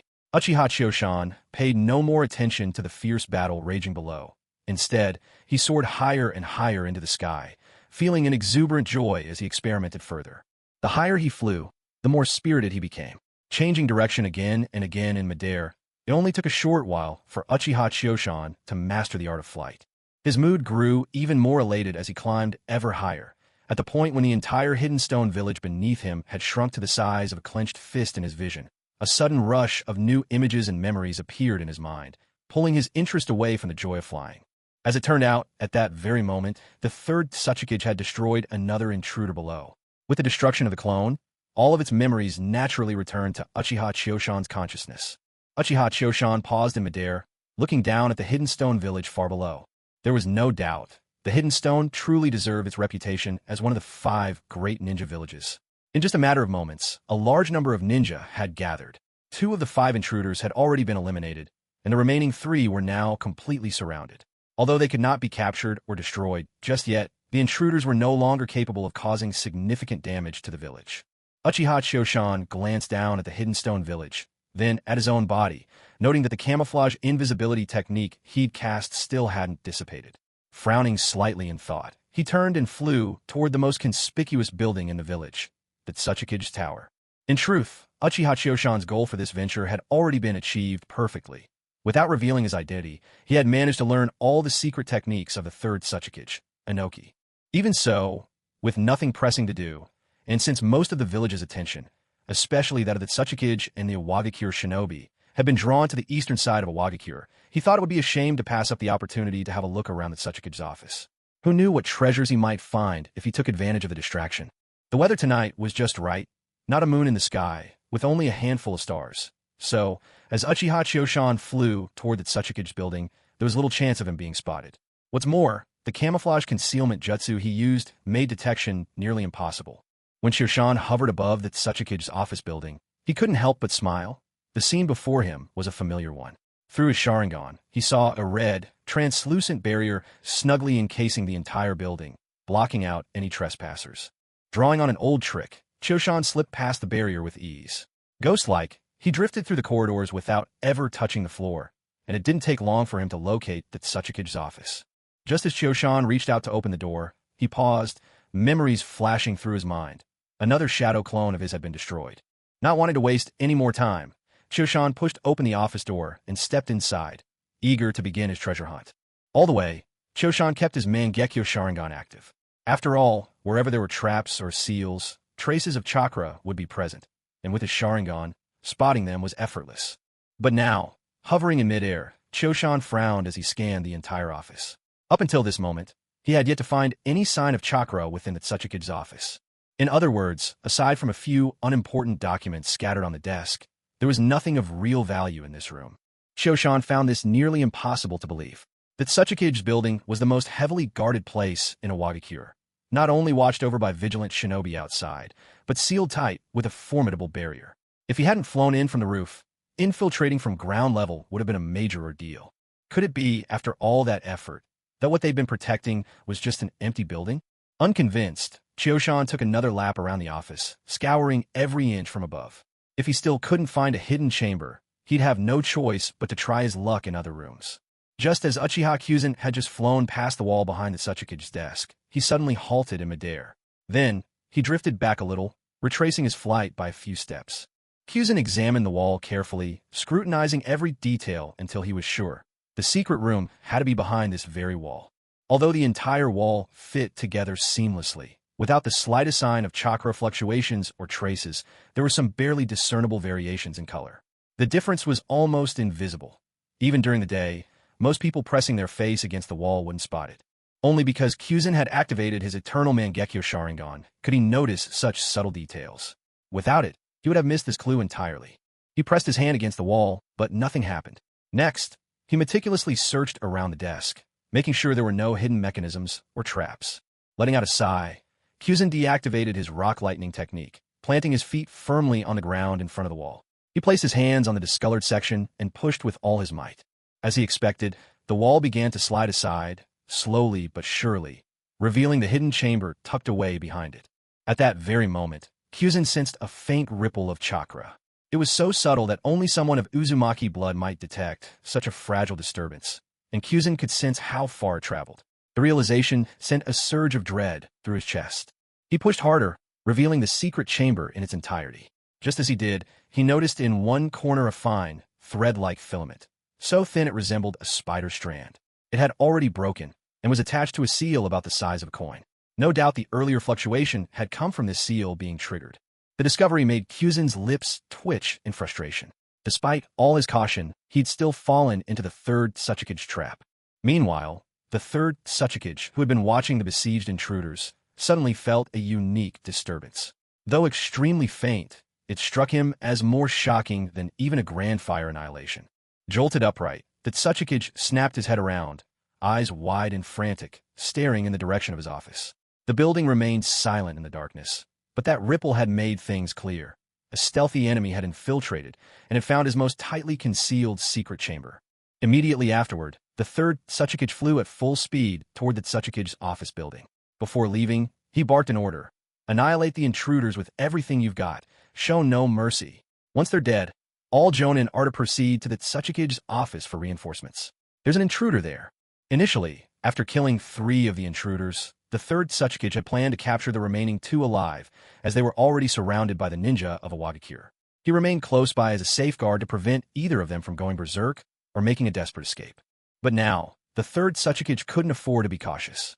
He hadn't expected that, apart from those 5 skilled intruders, there would be yet another one who had managed to slip into the Tsuchikage's office undetected and without a sound.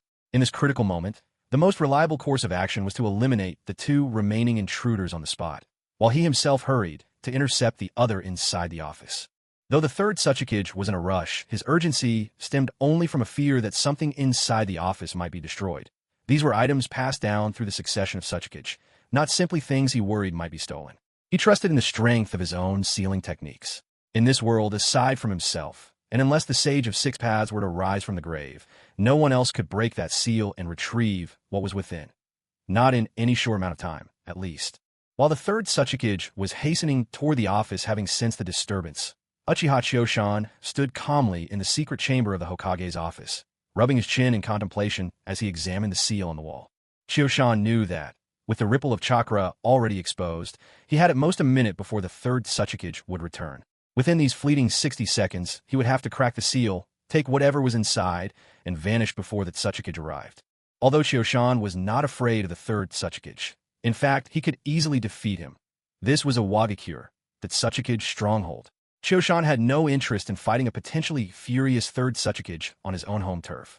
He could have simply used brute force to take down the entire wall, stash it in his special space, and work on cracking it at his leisure once he returned.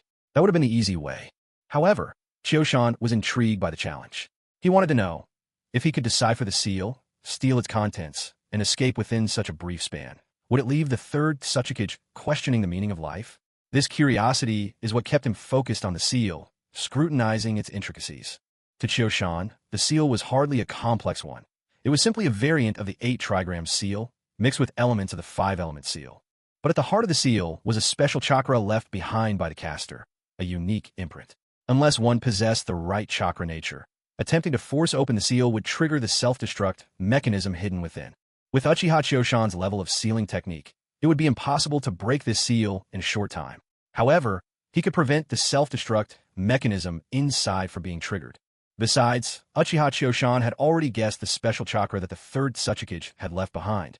It couldn't be the chakra of the 4 tails or the 5 tails, and it definitely wouldn't be ordinary chakra of fire, earth, water, wind, or lightning attributes.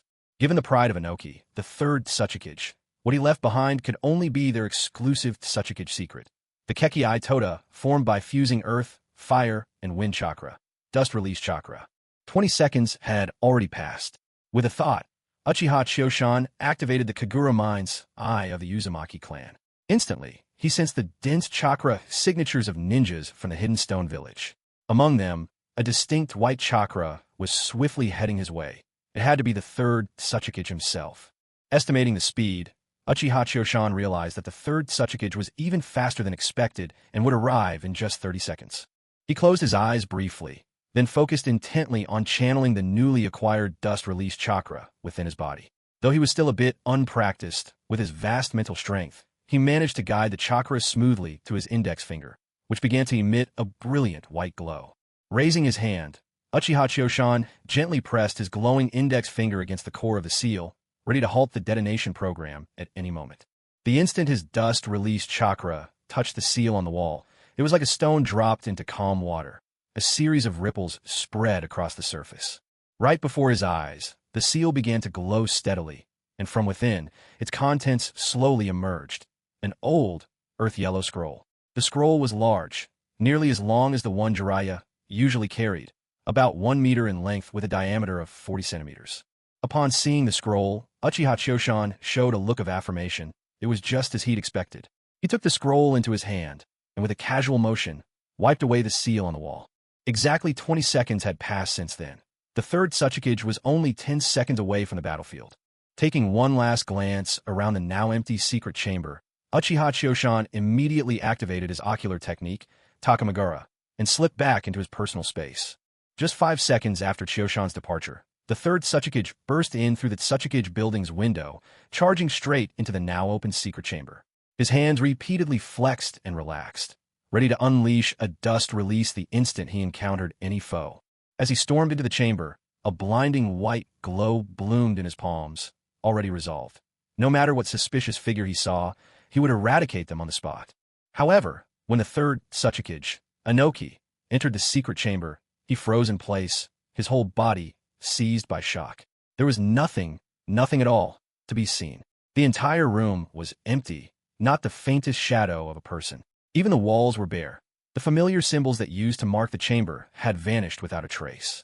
The third Tsuchikage stared blankly at the pristine, smooth walls, utterly dumbfounded. He had never imagined that, in mere seconds, the intruder could not only undo what he once believed to be an unbreakable seal, make off with the contents, but also erase the remaining traces of sealing from the walls themselves. This was a blatant provocation, a direct assault on the dignity of the third Tsuchikage, and a threat to the very core of Iwagakura's security. In that instant, Inoki's eyes flushed red with fury.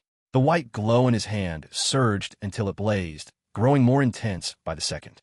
With a furious roar, the third Tsuchikage unleashed his dust release at full force, directing it at the pristine, unblemished wall before him. In his eyes, the untouched wall stood as the ultimate insult from his enemy. Meanwhile, Uchiha Kyuzen had already left the sealed space and returned to the summit of the rugged rock mountain they had seen before. As for the scroll, he had casually tossed it into the vault of his spatial mansion. When Uchiha Kyuzen arrived back at the peak, he happened to catch a thick, dazzling white beam, about a meter wide, shooting skyward from the Tsuchikage tower, piercing through the clouds. Kyuzen watched the beam ascend and fade into the horizon, knowing full well that the third Tsuchikage must have been driven half-mad with anger. He let out a low chuckle and let his gaze drift down to the chaos of the battlefield below, where his doppelgangers were still embroiled in combat. Just then, the last of his clones, the sturdy one enveloped in the lightning release armor, finally collapsed. Surrounded by a throng of Iwagakure shinobi, his speed counted for nothing now. He had only the armor's defense left to rely on as wave after wave of jutsu crashed into him.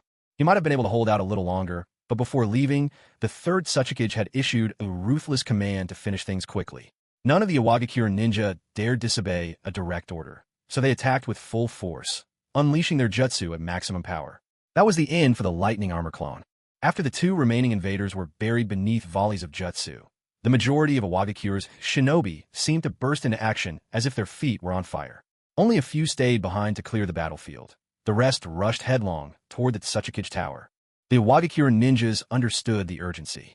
With their Tsuchikage forced to resort to his signature jutsu, dust release, at full strength, it was clear they needed to hurry and support their leader in defeating the enemy. Standing high above, Uchiha Kyuzen looked down over the battlefield. The bodies of his doppelgangers lay scattered and broken across the ground. Yet because these were specially crafted wooden clones, their true identities had still not been revealed. Uchiha Choshan wore a mischievous smile, clearly enjoying the spectacle as he casually formed a hand seal. Unexpected changes began to unfold on the battlefield below. Without much effort, he reinforced his camouflage technique, blending seamlessly into his surroundings, and gazed down from his lofty perch upon the ninja of the hidden cloud village.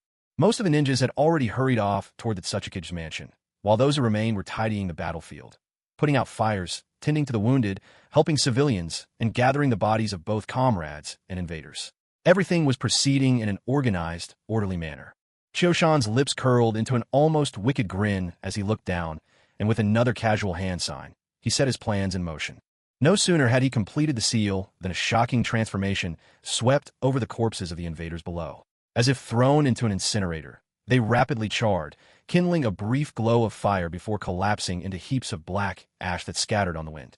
He spared not a glance for the dumbfounded, helpless ninjas of the hidden cloud village below. Instead, his eyes turned to the Tsuchikage mansion. At that moment, the mansion was deadly silent. Whether the old Tsuchikage would be so infuriated he'd cough up blood was anyone's guess. Yet the mission this time had gone perfectly, and with a harvest beyond expectation, Chioshan had no intention of stirring up further trouble. Casting one last lingering gaze at the silent mansion, then sweeping his eyes across the entire hidden cloud village, he turned and stepped back into the hidden recesses of space. Within his sanctuary, Chioshan eyed the Tsuchikage scroll lying on the table, but dared not open it carelessly. These seasoned Kage were notorious for their cunning. With the scroll so tightly guarded, who could say what traps lurked within? It was best to let Tsunade examine it first. Having just completed such a thrilling mission, Chioshan was far from sleepy. He guessed most in the hidden cloud would likewise spend a restless night. With a bit of deliberation, Chioshan lightly nudged the spatial imprint that belonged to Tsunade. If she was sleeping deeply, such a faint tremor would not disturb her. But just as he finished making contact, Tsunade appeared before him in a flash. Judging by her appearance, she had already gone to bed, her hair slightly tousled, clad in a sheer, close-fitting nightdress that left little to the imagination.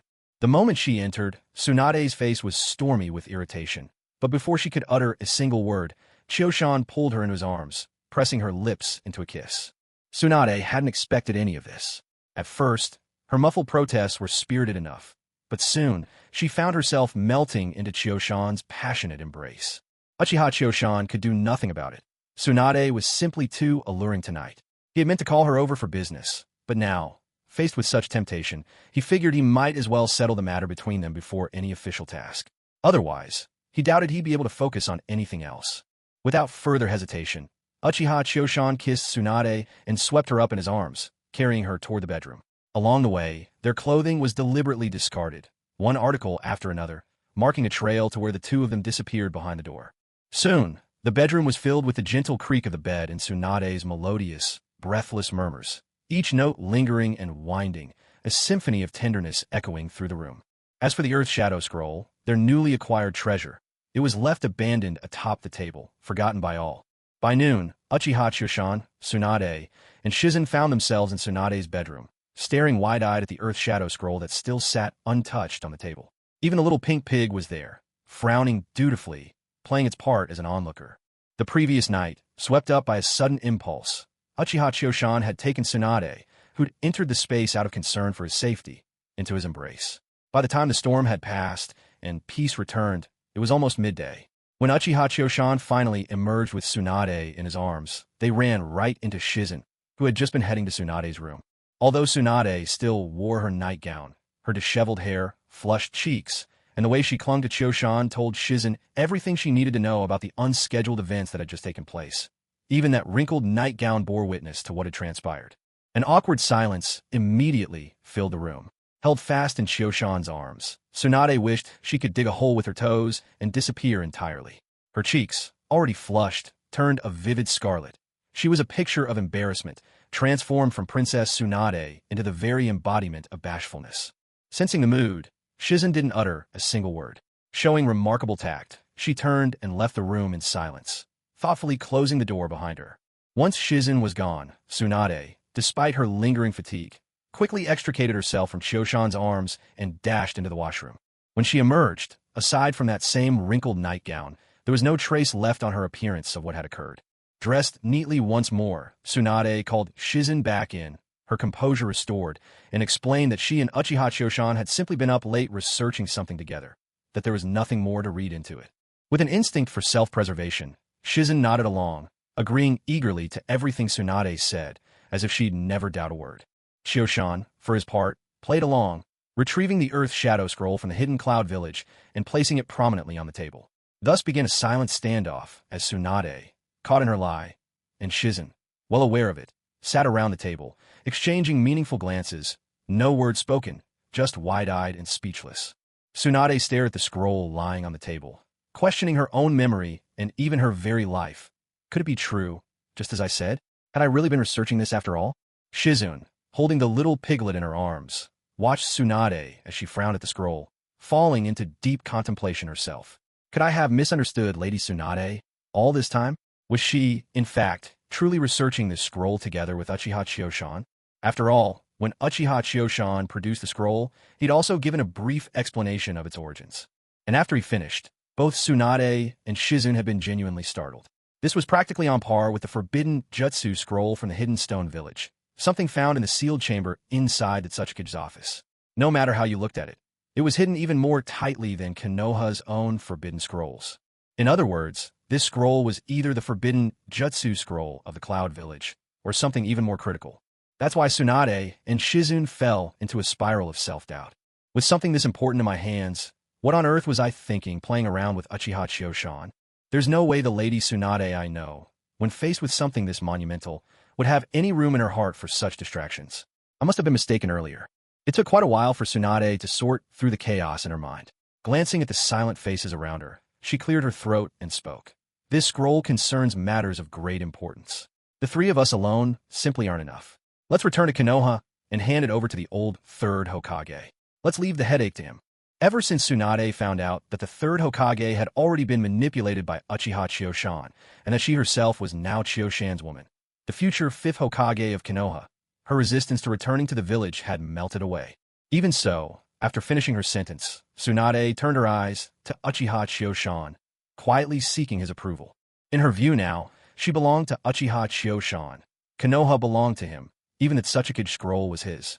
Naturally, she should consult him. Uchiha Chioshan, for his part, had no inkling of the whirlwind of thoughts swirling in Tsunade's mind. Hearing her suggestion, he looked at her, a little surprised. He hadn't expected that his mission would be resolved in such an unexpected way. After half a month of persevering, never backing down from hardship or exhaustion, relentlessly pursuing his aim, elite Jonin Uchiha Chioshan finally succeeded in wooing one of the legendary Sannin, Lady Tsunade, awakening in her the desire to return to Konoha. Naturally, Uchiha Chioshan wholeheartedly agreed with Tsunade's wish to go back to the village. In his view, the best scenario would be for her to officially take on the mantle of Hokage. After all, it wouldn't be long before Tsunade was likely to be expecting. Compared to a life spent wandering and rushing about outside, it would bring much more peace of mind if she stayed safe within the village of Konoha. Moreover, he couldn't possibly accompany Tsunade day and night. After all, the Hidden Leaf Village was Tsunade's stronghold. With his subtle support from the shadows, Tsunade would have no trouble taking charge of the village, including Danzo's secretive root organization. At that point, as one of his own trusted people, Tsunade would be an immense help to him as well. And as for the old face of the third Hokage, he honestly didn't care to see him any longer. It would be better to let the third retire and enjoy his remaining days in peace. At least that way, he could have a good ending, rather than being taken out directly by his own student, Orochimaru. Seeing Uchiha Kyuzen agree to her plan, Tsunade wasted no time. First, she asked Kyuzen to put away the Tsuchikage scroll, then instructed Shizune to return to her room and pack up their things, ready to depart at a moment's notice. As soon as Shizune left the room, Tsunade turned and threw her arms around Uchiha Kyuzen, pressing her lips to his in a sudden kiss. Once everyone had finished packing and vacated their rooms, they convened again in Tsunade's quarters. Kyuzen couldn't help but notice the heaps of luggage Shizune was carrying, bags slung over her shoulders and a gigantic suitcase clutched in her hands, while Tsunade herself held a single symbolic bundle on her back. It made Kyuzen seriously wonder if Tsunade had taken Shizune from the Leaf Village just to have a free servant. With everyone ready to go, Kyuzen placed a hand on Tsunade's and Shizune's shoulders. With a subtle activation of his ocular jutsu, Takamagara, he instantly transported them all into a sealed house on an island. Without missing a beat, he activated his technique once more, moving the group to a secluded patch of forest near the Hidden Leaf's main gate. He hadn't taken Tsunade directly into the village for a reason. This return was her moment to claim the Hokage's seat, to formally become the fifth Hokage. She had to walk openly through the front gates as a signal to all the clans, large and small. I, Tsunade, have returned. Are you ready to accept my leadership? One had to remember, Tsunade was the granddaughter of the first and second Hokage, the student of the third, one of the legendary Sannin of the Leaf, and the most legitimate direct heir of the Senju lineage. All these titles combined surpassed the prestige of even the third Hokage. And that's not to mention her political experience. Even just considering the people she'd saved on the battlefield, together, they formed a formidable force. Without Tsunade's aid, many of them would never have lived to leave those battlefields behind. This was precisely why, after Orochimaru's plot to destroy the village, the Hidden Leaf absolutely needed Tsunade to return and inherit the title of Hokage. Only Tsunade had the reputation necessary to restore order swiftly. Only her leadership could bring stability to the village in its hour of need. When Uchiha Choshan and Tsunade's group arrived at the main gate, Tsunade paused, gazing at the familiar entrance to the Hidden Leaf. Looking at the gate and at the village beyond it, a wave of emotion washed over her. She hadn't expected that she would one day return to the place she once called home. Standing guard by the gate were Kotetsu Hagane and Izumo Kamizuki, the so-called guardians of the Konoha gates. They immediately noticed the approaching group at the entrance. As longtime sentinels of the village, they were well accustomed to the constant flow of people coming and going. But they developed sharp instincts for spotting anyone who stood out from the crowd. So, when Tsunade hesitated at the gate, it was inevitable that Kotetsu and Izumo's eyes would be drawn to her and her companions. And the moment they recognized Tsunade, both guards were instantly overwhelmed with excitement. As old hands in the village, how could they fail to recognize the famed princess Tsunade? In the hearts of many ninja, Tsunade's status was second only to the third Hokage himself. She hadn't returned to Konoha in all these years, and perhaps that was why Kotetsu and Izumo were so stirred by her appearance now. They rushed over, coming to stand before her, their faces alight with emotion. "Tsunade-sama, you're finally back," they exclaimed. Tsunade brought her attention back to them, her face breaking into a hearty laugh. "Kotetsu, Izumo, it's been a while, hasn't it? Still keeping watch over the gate, I see." They shared a few light-hearted words before Tsunade and her party bid them farewell, making their way towards the Hokage's office. In the office, the third Hokage sat behind his desk, his expression a complex blend of emotions as he looked at Tsunade and her companions standing before him. He took a deep drag from his pipe, exhaling a heavy cloud of smoke. "Tsunade, you've finally agreed to return," he said at last. "If you'd waited any longer, this old man would have died at his post as Hokage." Tsunade heard the words and only curled her lip. "Old man, you brought this on yourself. If you hadn't turned a blind eye to Danzo, you wouldn't have let Konoha fall into such chaos. Honestly, if it weren't for Uchiha Choshan, even if you'd really died, I still wouldn't have come back." The third Hokage's face grew even more serious at her words. With a wave of his hand, he dismissed the onlookers, both in the open and hidden in the shadows. Tsunade, understanding his reasons, instructed Shizen, who had been at her side the whole time, to leave as well. Choshan, well aware of the intent behind their conversation, was about to follow Shizen out when Tsunade grabbed him and held him firmly in place. The third Hokage paid no mind to Choshan staying. Once the office was empty but for the three of them, he activated a technique to enclose the room in a barrier, and only then did they begin their private conversation. Before the third Hokage could get a word in, Tsunade spoke up gleefully, her tone brimming with schadenfreude. "Well, old man, how does it feel to be under someone's control? But you didn't see this coming, huh? After being shrewd your whole life, you ended up falling right at the end. And you fell with Danzo, no less." The third Hokage didn't seem bothered by Tsunade's gloating. He simply let out a deep sigh, his brows knitting tightly. "It looks like you've also fallen under Uchiha Kyuzen's technique. He's taken control of you, hasn't he?" Tsunade lifted her finely shaped brows. "It's true that I've been controlled, but I'm not like you." With a glint in her pale golden brows, she reiterated, "Yes, I'm under his control, but I'm not the same as you." The third Hokage took a long drag of his pipe, brow furrowed, and said, "What difference does it make? We're both just puppets of Uchiha Kyuzen now. Whether it's you or me sitting in the Hokage's chair, he's the one pulling the strings from behind the scenes." Upon hearing this, Tsunade let go of Kyuzen's hand that she'd been holding, slapped both palms down on the table, and snapped, "Old man, if you don't have anything good to say, don't say anything at all. Kyuzen spared Danzo's life out of respect for you. But if you push me too far, no matter that you were my teacher and I won't touch you, but tell me, do you think I'd hesitate to go make things very difficult for Danzo?" Hearing Tsunade's threat, the third Hokage fell into silence. He realized that, thanks to being her teacher, his own safety was secure, but Danzo was another matter. Tsunade had long been resentful of Danzo. Both the decline of the Senju clan and the death of Nawaki had traces of Danzo's involvement. With Tsunade's temper, if she truly lost her patience, there'd be no way he could protect Danzo. Seeing the third Hokage lapse into silence, Tsunade clicked her tongue impatiently. "Old man, I'm not like you. Even though Kyuzen has me under his power, he doesn't interfere at all with how I run the village. Besides, the Uchiha clan has rebuilt their compound outside the village, and they'll be moving there soon. You don't need to worry about Kyuzin stuffing Uchiha in high offices here in the village just to keep control. Despite Tsunade's assurances, the third Hokage couldn't bring himself to believe her. After all, the Hidden Leaf was the greatest of the ninja villages.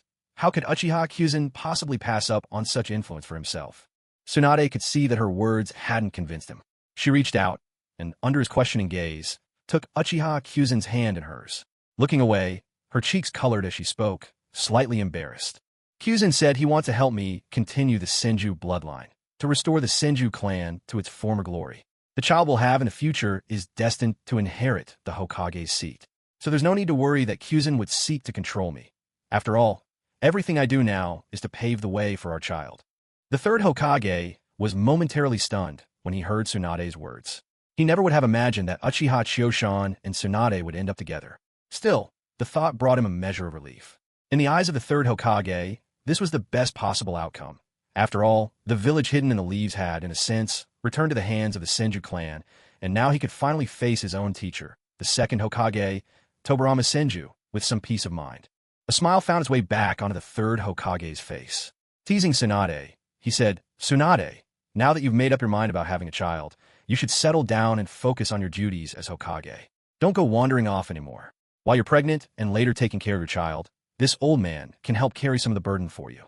Seeing the smile on the third Hokage's face, Tsunade fell silent for a moment. Then, a bit impatiently, she waved her hand dismissively. "I hear you, old man. Enough already with all the nagging. It's exhausting." Next, it was time to address the matter of the Tsuchikage scroll. At Tsunade's prompting, Uchiha Chioshan retrieved the scroll and placed it before the third Hokage. The third Hokage was taken aback when he heard about the scroll's origin. He hadn't expected that. While Chioshan was supposed to be looking for Tsunade, he would also manage to ransack the home of the Hidden Stone Village. Everyone present understood the significance of this scroll to a Wagakure, and what a strategic advantage it could give to the Leaf Village. If they could study its contents thoroughly, they would finally gain insight into the Hidden Stone's strongest members, and could prepare specifically for them in the future. The third Hokage took a long drag from his pipe as he studied the scroll. "This must be a Wagakure's most crucial inheritance and secret techniques," he said. "It likely contains information about the most renowned bloodline elimination, the Dust Release, once wielded by the second Tsuchikage Mu and the third Tsuchikage Inoki. However, Dust Release is of utmost importance to a Wagakure, so I doubt the scroll contains its training method. As is the case with the Lightning Armor's fourth stage from the Hidden Cloud Village, such secrets are passed down only by word of mouth. But," he continued, "it should describe related dust release techniques and other forbidden secrets of the Hidden Stone, like the second Tsuchikage Mu's seamless invisibility, the lightweight and heavyweight rock techniques, and a whole series of earth release jutsu unique to a Wagakure. Once we understand these jutsu thoroughly, we can figure out how to counter them and the range of their effects. Then whenever our Konoha ninja cross paths with theirs, we'll have the upper hand." The more the third Hokage spoke, the more energized he became. Uchiha Chioshan wasn't particularly interested in anything except the dust release techniques. After all, he had only managed to copy the third Tsuchikage's dust release, atomic dismantling technique, but he hadn't yet learned the more advanced boundary dismantling technique. If he could find it within this scroll, it would certainly save him a great deal of trouble. Moreover, the second Tsuchikage Mu possessed another jutsu, his famed dustless stealth technique, said to leave behind no trace at all. This technique could even hide one's chakra, rendering its user completely undetectable. Uchiha Chioshan found himself quite interested in this jutsu as well, though he wondered why the third Tsuchikage never managed to master it. Perhaps there were some unknown prerequisites for training that kept the technique out of his reach. After confirming that Uchiha Chioshan had truly handed him the Tsuchikage scroll, the third Hokage immediately organized a group of Konoha's most renowned sealing masters. He summoned these experts, along with highly skilled members of the sealing squad, for a closed-door research session. His intention was to unravel the secrets of the scroll, and, once their research was complete, seal away all knowledge of it. After all, if word ever got out, who knew if the third Tsuchikage might declare war on the Hidden Leaf Village himself? Seeing how busy the third Hokage would be with all these matters, Uchiha Chioshan slipped away, gently pulling Tsunade by the hand to take his leave. Since Tsunade had yet to become Hokage herself, she could pass these burdens along to the third and seize this rare chance to enjoy some carefree leisure time with Chioshan. Because Tsunade's return was abrupt, her house in the Hidden Leaf Village still needed cleaning. So, Uchiha Chioshan took Tsunade sightseeing around the village, strolling and snacking as they explored, while their ever-diligent companion Shizen was delegated the task of overseeing the house cleaning. With the third wheel out of the picture, Tsunade took the opportunity to try out a transformation technique she'd invented herself. She assumed the form of her much younger self, making it easy to avoid running into anyone who might recognize her. With her real age being what it was, she could only imagine the jaws dropping if any of her old subordinates caught sight of her on a date with a teenage boy. Freed from the presence of their chaperone, cloaked in transformation, and swept up in the thrill of returning to a home she hadn't seen in years, Tsunade simply let herself go. She clung to Uchiha Chosan's arm throughout the outing, and every treat they picked up became a shared delight. She took a bite, then he, feeding each other in that sweet, inseparable way of a couple newly in love. Since Tsunade hadn't been back in ages, Uchiha Chosan made sure to take her to all the latest and greatest shops around the village, giving her a proper taste of the best Konoha had to offer. Yet, just as they were immersed in their happy little world, not everyone looked on with approval. When the pair arrived at Konoha's famous dango shop, someone inside took notice of them. This observer watched with a frown as Tsunade clung to Uchiha Chosan's arm, buying a huge bag of colorful dango. The two of them, wrapped up in one another, barely noticed the world around them. After buying their dango, Tsunade even fed one skewer to Uchiha Chosan herself. So, after Uchiha Kyuma and his companion left the dumpling shop, another person put down her skewers and hurriedly followed them out. Her actions were hard to miss, and as soon as she stepped outside, Uchiha Kyuma and Tsunade noticed her. Their eyes met, silently agreeing as they slipped into a nearby alley. They hadn't gone far into the alley when they heard the voice of their pursuer calling after them. "You two up ahead, stop right there." Her voice rang out, sharp and tinged with anger. Kyuma exchanged another glance with Tsunade, then turned around to see who was coming. The person wasn't much older than Kyuma himself, and despite her youth, she exuded a striking blend of generosity and charm. Dressed in black mesh from head to toe with a fierce, wild light in her eyes, she was impossible to ignore. Both Kyuma and Tsunade immediately recognized her. She was Anko Mitarashi, Orochimaru's disciple. They couldn't fathom why she had come after them in such a temper, but it was clear that this was no trivial matter. Although Anko had seen Kyuma before, she'd never learned his name. She only knew that her close friend Yugao Yuzuki had often been spotted with him in tender embrace. Yet, for reasons unknown to Anko, Yugao had always kept Kyuma's identity secret, even from her dearest friend. Ever since Orochimaru's defection, Anko's situation in Konoha had been awkward, leaving her with few close friends. As a result, she treasured her friendship with Yugao and naturally paid close attention to any man Yugao grew attached to. Today, upon witnessing Kyuma walking sweetly through the streets with another woman, Anko's anger flared. Now, seeing him wear that innocent expression, Anko glared at him like a lioness roused, her tone accusing as she demanded, "Who is this woman? How could you do this to Yugao?" Tsunade, hearing Anko's accusations, quickly understood that this had nothing to do with her. She released Kyuma's arm and watched the two with keen interest. Kyuma suddenly realized why Anko was here. She was standing up for Yugao Yuzuki.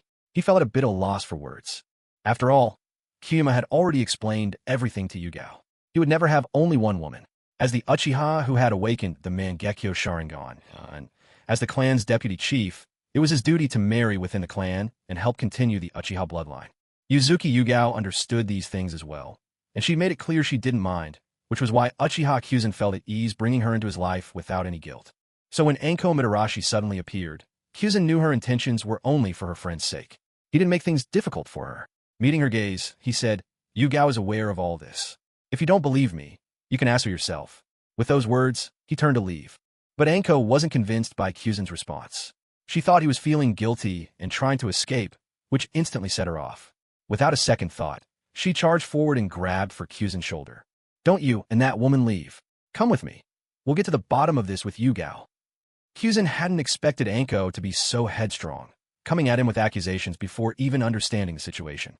That riled Kyuzen as well. With a swift motion, he caught Anko's wrist and, without holding back, tossed her aside. Because Kyuzen was incredibly strong and, fueled by his irritation, didn't restrain himself, Anko was thrown a considerable distance.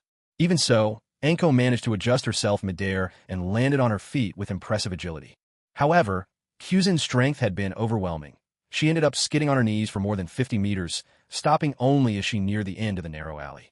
At this point, Anko realized Kyuzen was not someone to be trifled with.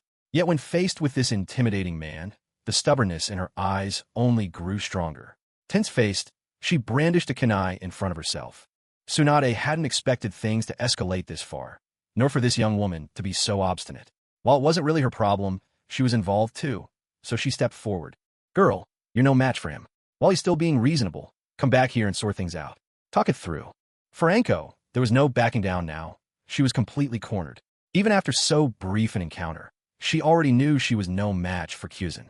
The gulf in their abilities was stark, and the pressure he emitted, she'd only ever felt that before from her teacher, Orochimaru. So, when Tsunade spoke, Anko seized the moment to put away her kunai.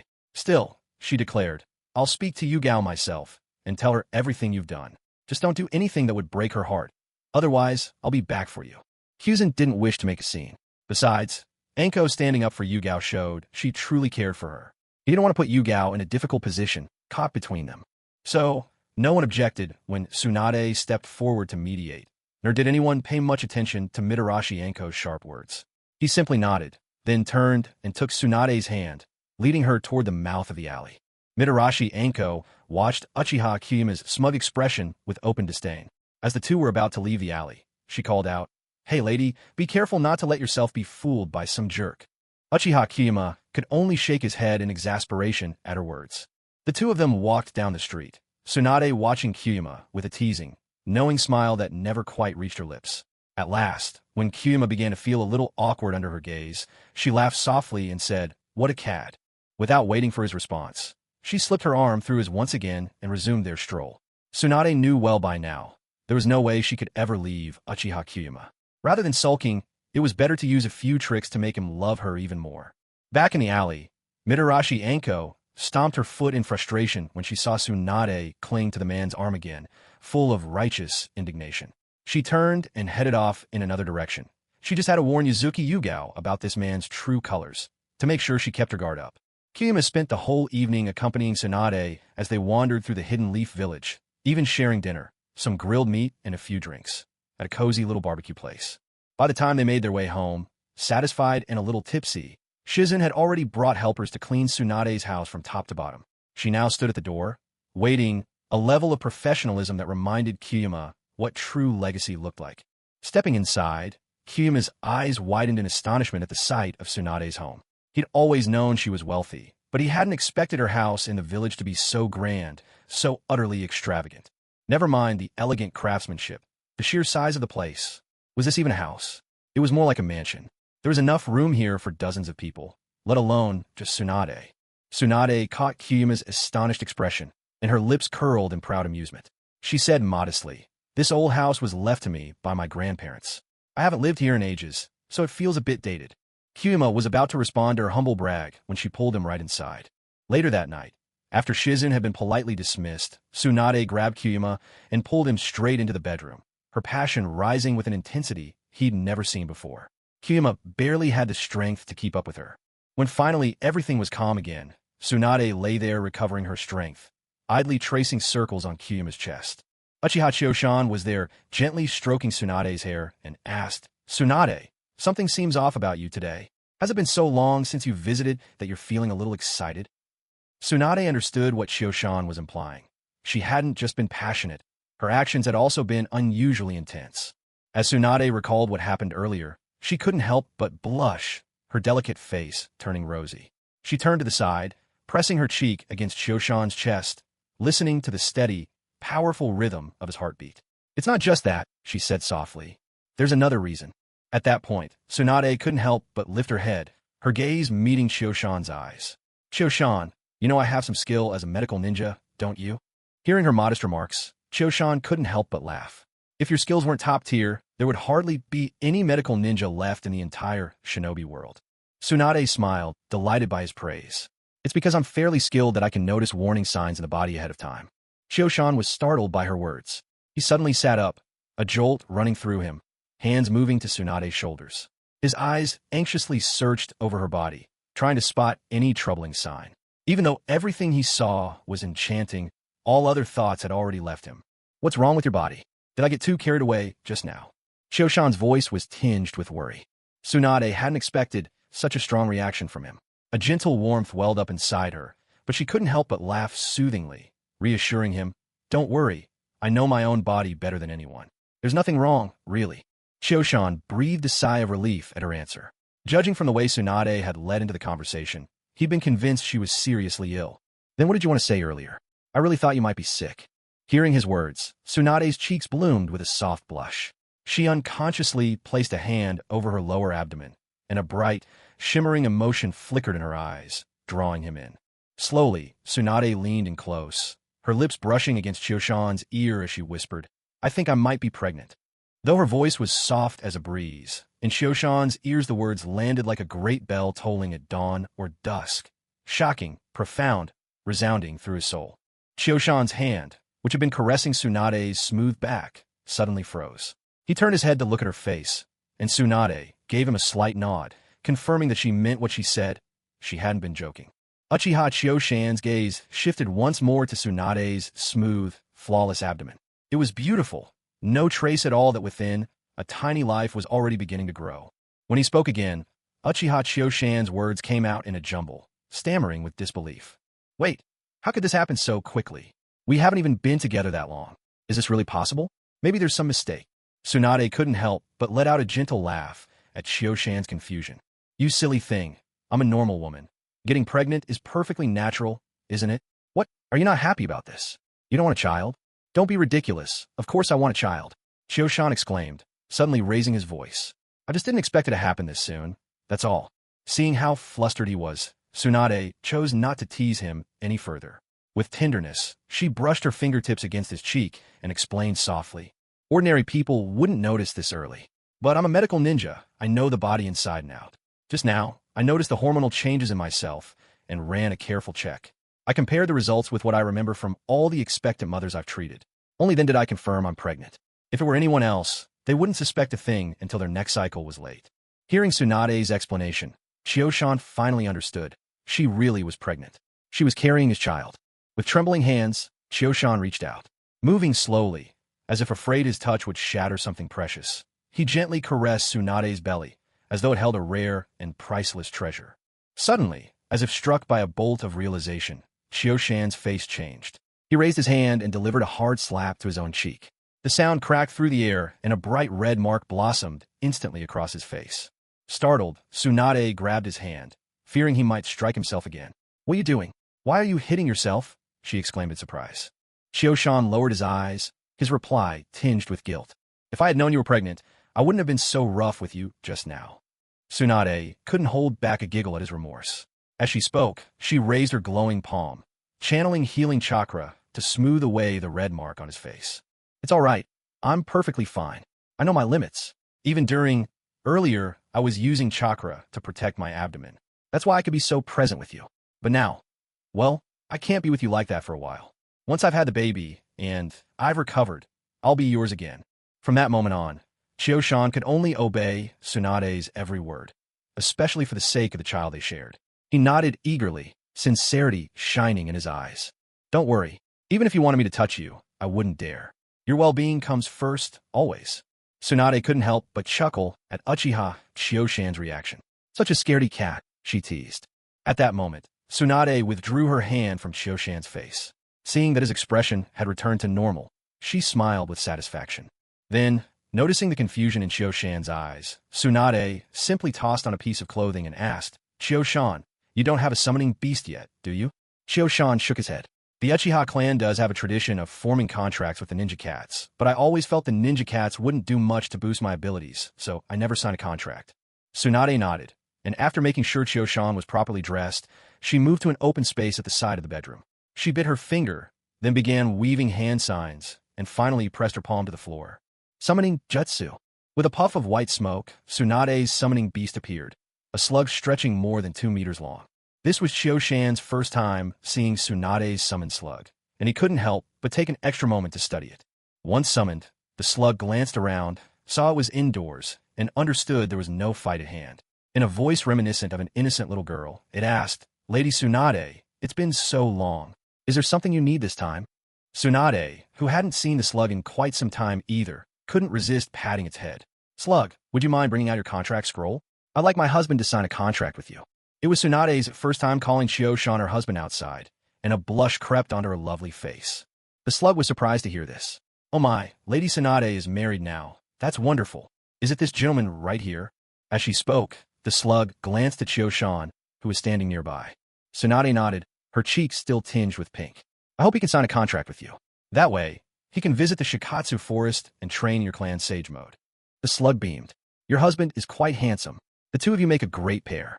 With her long lifespan, the slug was unbound by human notions of time and hardly noticed any age gap between Tsunade and Shio-shan. After praising Shio-shan, the slug wasted no words. She opened her mouth wide and spat out a massive scroll. Tsunade placed the scroll on the ground and unrolled it, revealing a list of names, including those of the first Hokage, Hashirama Senju, the second Hokage, Tobarama Senju, and Tsunade herself inscribed at the end. After Tsunade unrolled the scroll, she glanced at Uchiha Chio-shan. Chio-shan understood that Tsunade meant well, and, truth be told, he was eager to learn Sage Mode himself. Without further hesitation, he bit his finger, signed his name on the scroll, and finally pressed his palm print to seal the pact. Tsunade was quite satisfied with how cleanly and swiftly Chio-shan completed the signing. She closed up the scroll once more and handed it over to Katsuyu.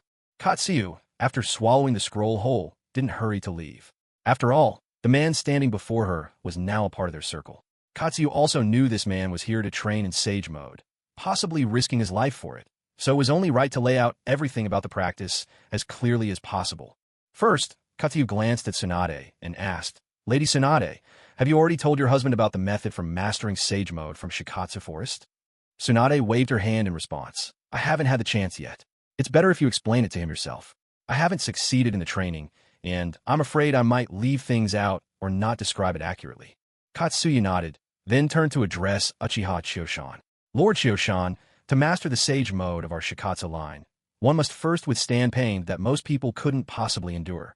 When you practice Sage Mode, in order to both harmonize with the turbulent natural energy and help you sense it more easily, we need to coat your body with a special kind of slug mucus unique to our clan. Now, this mucus is corrosive. It will gradually eat away at your skin and flesh.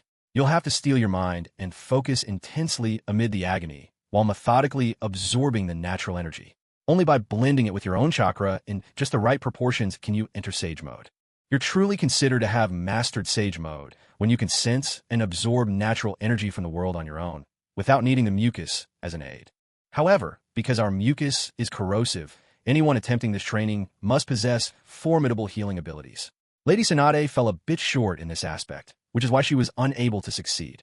Lord Hashirama Senju managed it only thanks to his overwhelming regenerative power. He spent some time in Shikatsu Forest and eventually achieved mastery. At this point, Tsunade, standing to the side, chimed in. "You needn't worry about that. Chio-shan has the same constitution as my grandfather. The mucus of Shikatsu Forest won't be able to corrode him." Hearing Tsunade's words, Katsuyu relaxed as well. After all, this man was Lady Tsunade's husband, and she had no wish to see him disfigured or killed by the training process. Katsuyu then gave a few more reminders about things to watch for, and, sensing her job was done, tactfully took her leave. Uchiha Chio-shan, after seeing off the slug, couldn't help but pull Tsunade into his arms and whispered softly, "Tsunade, thank you." As Tsunade was held tightly by Uchiha Chio-shan, she closed her eyes and wrapped her arms gently around his waist. "You're my man. What's mine is yours. Besides, you have the same sage body as my grandfather. Of course you should train in Shikatsu Forest Sage Mode. This way, you'll be one step closer to your dream." Chio-shan was deeply moved by Tsunade's words. He hadn't expected that Tsunade would still remember that outlandish dream of his. After all, the reason Chio-shan set his sights on such a goal was that he possessed the system. He knew that as long as he worked hard enough, he would be able to reach it. But for Tsunade, things were different.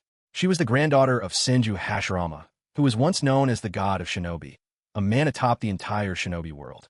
Even Hashirama could not escape the limits of human lifespan and died early. As his granddaughter, Tsunade knew him better than anyone, so she was well aware of just how difficult Chio-shan's goal truly was. Tsunade had no idea that Chio-shan had a system on his side, and even with one, reaching such a goal would be far from easy. Chio-shan understood that the system could only help him evolve the Sharingan. If he wanted to achieve a complete transformation of his existence, he couldn't rely solely on his eyes. He needed a body to match and sustain his eyes. Even Uchiha Madara, when transplanting his Rinnegan, had to choose Nagato, who possessed the bloodline of the Uzumaki clan. Yet even for Nagato, it was only just barely enough to support the Rinnegan. When his close friend Yahiko died in his arms, and Nagato erupted with grief, summoning the demonic statue of the outer path. Even his body couldn't keep up, nearly draining the life right out of him. So for Chioshan, his body was entirely his own responsibility.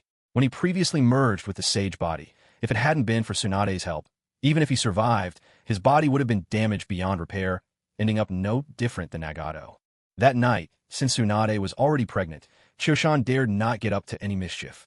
He simply held her quietly, sleeping peacefully by her side until morning. Still, though Tsunade couldn't move, Chioshan's hand, as he slept, found its way to those magnificent curves, protectively cradling them throughout the night. The next morning, Chioshan slipped out of Tsunade's house at dawn. For after all, Tsunade was about to take over as Hokage of the Hidden Leaf Village. Her arrival had undoubtedly caused a stir among all the ninja clans in the Hidden Leaf Village. Since Lady Tsunade had only just returned yesterday, it wouldn't have been appropriate to pay her a visit at that time. Today, though, Tsunade's home was sure to be bustling with activity. Not only would it be filled with various clans both large and small, but her old subordinates might drop by as well, and there would even be people coming to seek medical help. So, in order to avoid any trouble, Uchiha Chioshan chose to leave Tsunade's house early in the morning. Afterward, Chioshan did what he always did. He made his way, out of habit, to Ichiraku Ramen. Whenever Chioshan returned from missions outside the village, his tradition was to treat himself to an extra-large bowl of ramen at Ichiraku. So, as soon as he left Tsunade's residence, he headed straight there. Being a ninja was a life of early departures and late returns. Even at daybreak, Ichiraku Ramen was already alive with customers, a lively hum filling the air. Stepping into the shop, Chioshan called out as usual, "Uncle Ichiraku."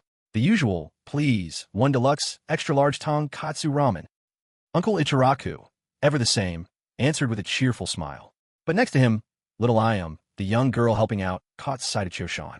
Her eyes reddened, and she quickly turned away. Chioshan noticed Ayam's strange mood, but couldn't quite figure out what was wrong. He assumed it was because she hadn't seen him in a long time and was simply overwhelmed. After waiting for a short while, Ayam carefully brought over his extra-large bowl of ramen. This time, though, Chioshan sensed something was off. Ayam kept her head bowed as she set the ramen down in front of him. When she finally placed the bowl before him, she glanced up with red-rimmed eyes glistening with tears, then turned to walk away. Chioshan's heart skipped a beat. He reached out and gently caught her, pulling her to stand before him and asking softly, "Ayam, what's wrong? Why are you so upset? Can you tell, big brother Chioshan?" As soon as Ayam heard his voice, the tears she'd been holding back slid down her cheeks like hidden pearls. Her words trembled as she asked, "Big brother Chioshan, is it because of that lady with the purple hair? Do you not want Ayam anymore?" When she spoke, her eyes were filled with sadness and hurt, as if the world had let her down. Chioshan realized at once what had caused her heartbreak. Someone must have gossiped to her about seeing him out shopping with Yugugo Yuzuki, the woman with the striking purple hair. But Chioshan believed one should always own up to one's actions. Tenderly, he wiped the tears from Ayam's face and spoke in a gentle tone. "Our little Ayam is so sweet and lovable. How could I ever give up on you?" However, Kyusan has his own difficulties, too. Now that he serves as the deputy head of the Uchiha clan, he must shoulder greater responsibilities and set an example for others. Still, he promises you this. As long as little Ayam needs him, he will always be there for her. Hearing Kyusan's words, Ayam broke into a smile through her tears, and she hurriedly promised him, Ayam will always want Kyusan by her side. Just then, Ayam suddenly heard a wave of good-natured laughter from those around her. It struck her that she was still in her own shop. She quickly turned to look and saw that everyone was watching with amused eyes. Flustered, she stopped paying attention to Kyusan and darted away in embarrassment. Not far away, Uncle Ichiraku, who had been watching the scene unfold, finally breathed a sigh of relief. It had been a few days since his daughter heard from a customer that Kyusan and a young lady with purple hair had gone shopping together. Since then, she'd been feeling down. It wasn't until Kyusan came into the shop today that this little drama finally played out. Uncle Ichiraku wasn't actually worried that Kyusan would lure his daughter away. He had kept an eye on a young man and knew that he had already become the deputy head of the prestigious Uchiha clan. In fact, the clan was soon to relocate, and his own daughter was still young.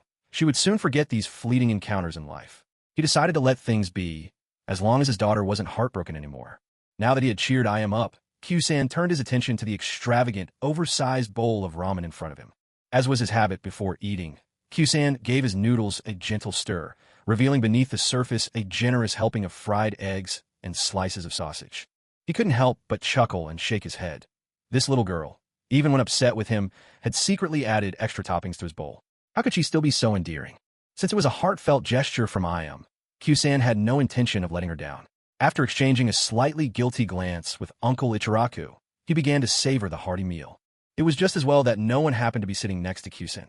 Otherwise, seeing his bowl overflowing with delicious ingredients, there might have been one more heartbroken soul in the world. After finishing his breakfast and waving a quiet greeting to Ayam, who was peeking at him from afar, Q-san set off at a leisurely pace toward the Uchiha clan's compound. Now that his mission was complete and he'd returned, it was only proper for Q-san to report in to the clan elder. After all, the elder had no idea that Q-san had already taken control of Konoha's upper ranks. To avoid raising unnecessary suspicions, Q-san made it a rule to check in with the elder every time he came back from a mission with the Yumbu. However, this time, the Grand Elder's reaction was different from before. In the past, whenever he showed up, the Grand Elder would always greet him with a scowl and promptly shoo him away. But this time, not only did the Grand Elder spend the entire visit with a genial smile, he even invited him to stay for tea. Uchiha Choshan couldn't guess what scheme the Grand Elder was brewing, but in any case, he was in no hurry. He took his time sipping tea and made small talk with the Grand Elder, not really investing in the conversation. There was no longer that heavy pressure hanging around the Grand Elder either, for soon the Uchiha clan would be moving away, freeing him from the burdensome affairs of the Leaf Village. The clan's police force had already completed its transition and handed things over to the village, so there would be no more ignorant citizens filing endless complaints against the Uchiha. At this point, the construction of the new settlement on Whirlpool Island was nearing completion, and before long, the Uchiha would be settling into their own peaceful days. With Fugaku Uchiha overseeing matters there on the island, the Grand Elder could finally relax as well. After spending some time enjoying tea with the Grand Elder, Choshan was just about to say his farewells and go visit his beloved Mikoto, when suddenly the Grand Elder switched topics. After taking a thoughtful sip of tea, Uchiha Elderling turned and asked, "Choshan, do you know any young ladies in our Uchiha clan? Don't forget the promise you made me."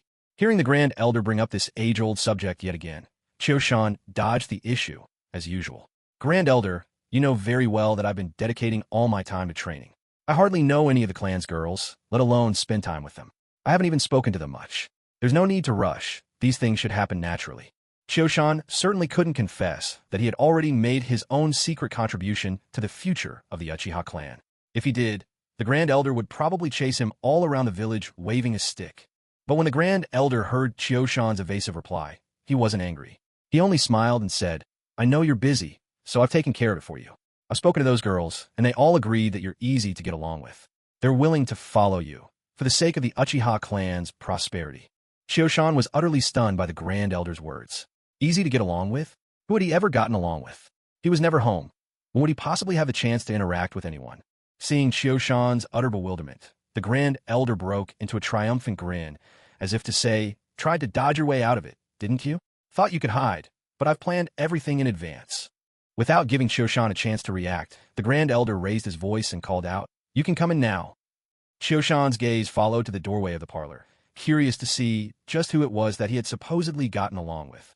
As the voice of the Grand Elder faded, two figures dressed in kimonos, one in red, the other in yellow, entered through the doorway. Uchiha Kyuzen was so astonished at the sight of their shy, rosy-cheeked faces that he couldn't even close his mouth. What? You? Grand Elder, what's going on here?" The two graceful young women, embarrassed, didn't answer Kyuzen's question. After bowing respectfully to the Grand Elder, they simply stood there quietly, their bearing graceful and reserved. Seeing Kyuzen so dumbfounded that he could barely speak, the Grand Elder burst into a gleeful laugh and said to him with a broad smile, "Now you can't claim you've never met them or don't know them, can you? I've already spoken to these two young ladies, and they're both quite willing. Let's see what excuse you come up with this time." Kyuzen opened and closed his mouth, but couldn't find a single word to refute him, because he knew these two girls very well. They were the young maids from Sister Mikoto's household, Uchiha Izumi and Uchiha Ha. The Grand Elder continued, "Having these two young ladies by your side can hardly be called an insult to you. Don't be fooled by their youth. Both are little prodigies of the Uchiha clan. Izumi has already awakened the three-tomo Sharingan and is considered a genius among us. The other girl has awakened two tomo. At her age, that's truly rare. If it weren't for the fact that these two are too gentle-hearted and unfit for dangerous missions, do you think I'd so willingly introduce them to you? Sending two girls who've awakened a Sharingan to work as maids? What a waste that would be." Kyuzen was left speechless. "So, You planned this right from when you arranged for them to be maids in the clan leader's household? The Grand Elder stroked his beard, looking pleased with himself. Of course. I noticed how you're always showing up at Fugaku's place for meals, and even took little Sasuke as your disciple. That's why I looked for 2 suitable girls within the clan and placed them in Fugaku's house to take care of Mikoto, so you'd have more chances to interact. Otherwise, why would I let 2 girls who've awakened to Sharingan serve as maids? That would be such a waste, wouldn't it? Kyuzen stammered in response. So, Sister Mikoto knew about this too? She never said a word to me. Of course I told Mikoto, the Grand Elder replied. I even asked her to make sure these 2 girls spent more time with you. After all, it's only fair that the girls get to know your character before making a decision. If they hadn't agreed, I certainly wouldn't have forced them into anything. Kyuzen couldn't help but admire the Grand Elder's foresight. He realized that, without his knowledge, the Grand Elder had laid his plans in secret and arranged everything perfectly. Uchiha Choshan glanced at the 2 young girls standing there, looking at him with bright, expectant eyes. He realized that, no matter what he said this time, there was no way he could talk his way out of it. Otherwise, the Great Elder would surely teach him just what loving guidance really meant. Choshan looked from the girls to the Great Elder, making one last attempt to resist. He turned to the 2 girls and asked. Taking in their elegant kimonos and lively faces, Choshan made one final confirmation. Uchiha Izumi, Uchiha Ye, are you truly willing to follow me? Don't be afraid, and don't feel pressured. This is an important decision that will affect your entire lives. Don't just listen to the Great Elder's persuasion. If you make a rash decision now, there will be no chance to regret it later. The 2 young girls exchanged a glance at his words. At last, it was Izumi, cheeks faintly flushed, who spoke up. Lord Choshan, both Ye and I are here of our own will. You are the pride of the Uchiha clan. So many girls admire you. We feel truly lucky to have this opportunity. Besides, through our time spent with you, we have experienced your kindness and humility. You're not like other important figures, and you always treat us with respect, even though we're just attendants. What's more, the matriarch has spoken highly of you. She told us that if we followed you, you would always look after us, cherish us, and take responsibility for us. I trust her words, and I trust you too. Ye and I discussed this already. As long as you don't mind that we're not very strong and sometimes a bit clumsy, we are both ready to entrust our futures to you. Choshan hadn't expected to get such enthusiastic help from Lady Mikoto herself. Hearing Izumi's heartfelt words of loyalty, he knew these 2 girls were truly his to look after.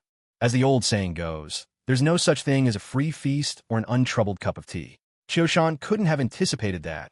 In the end, he would be outmaneuvered by the Great Elder.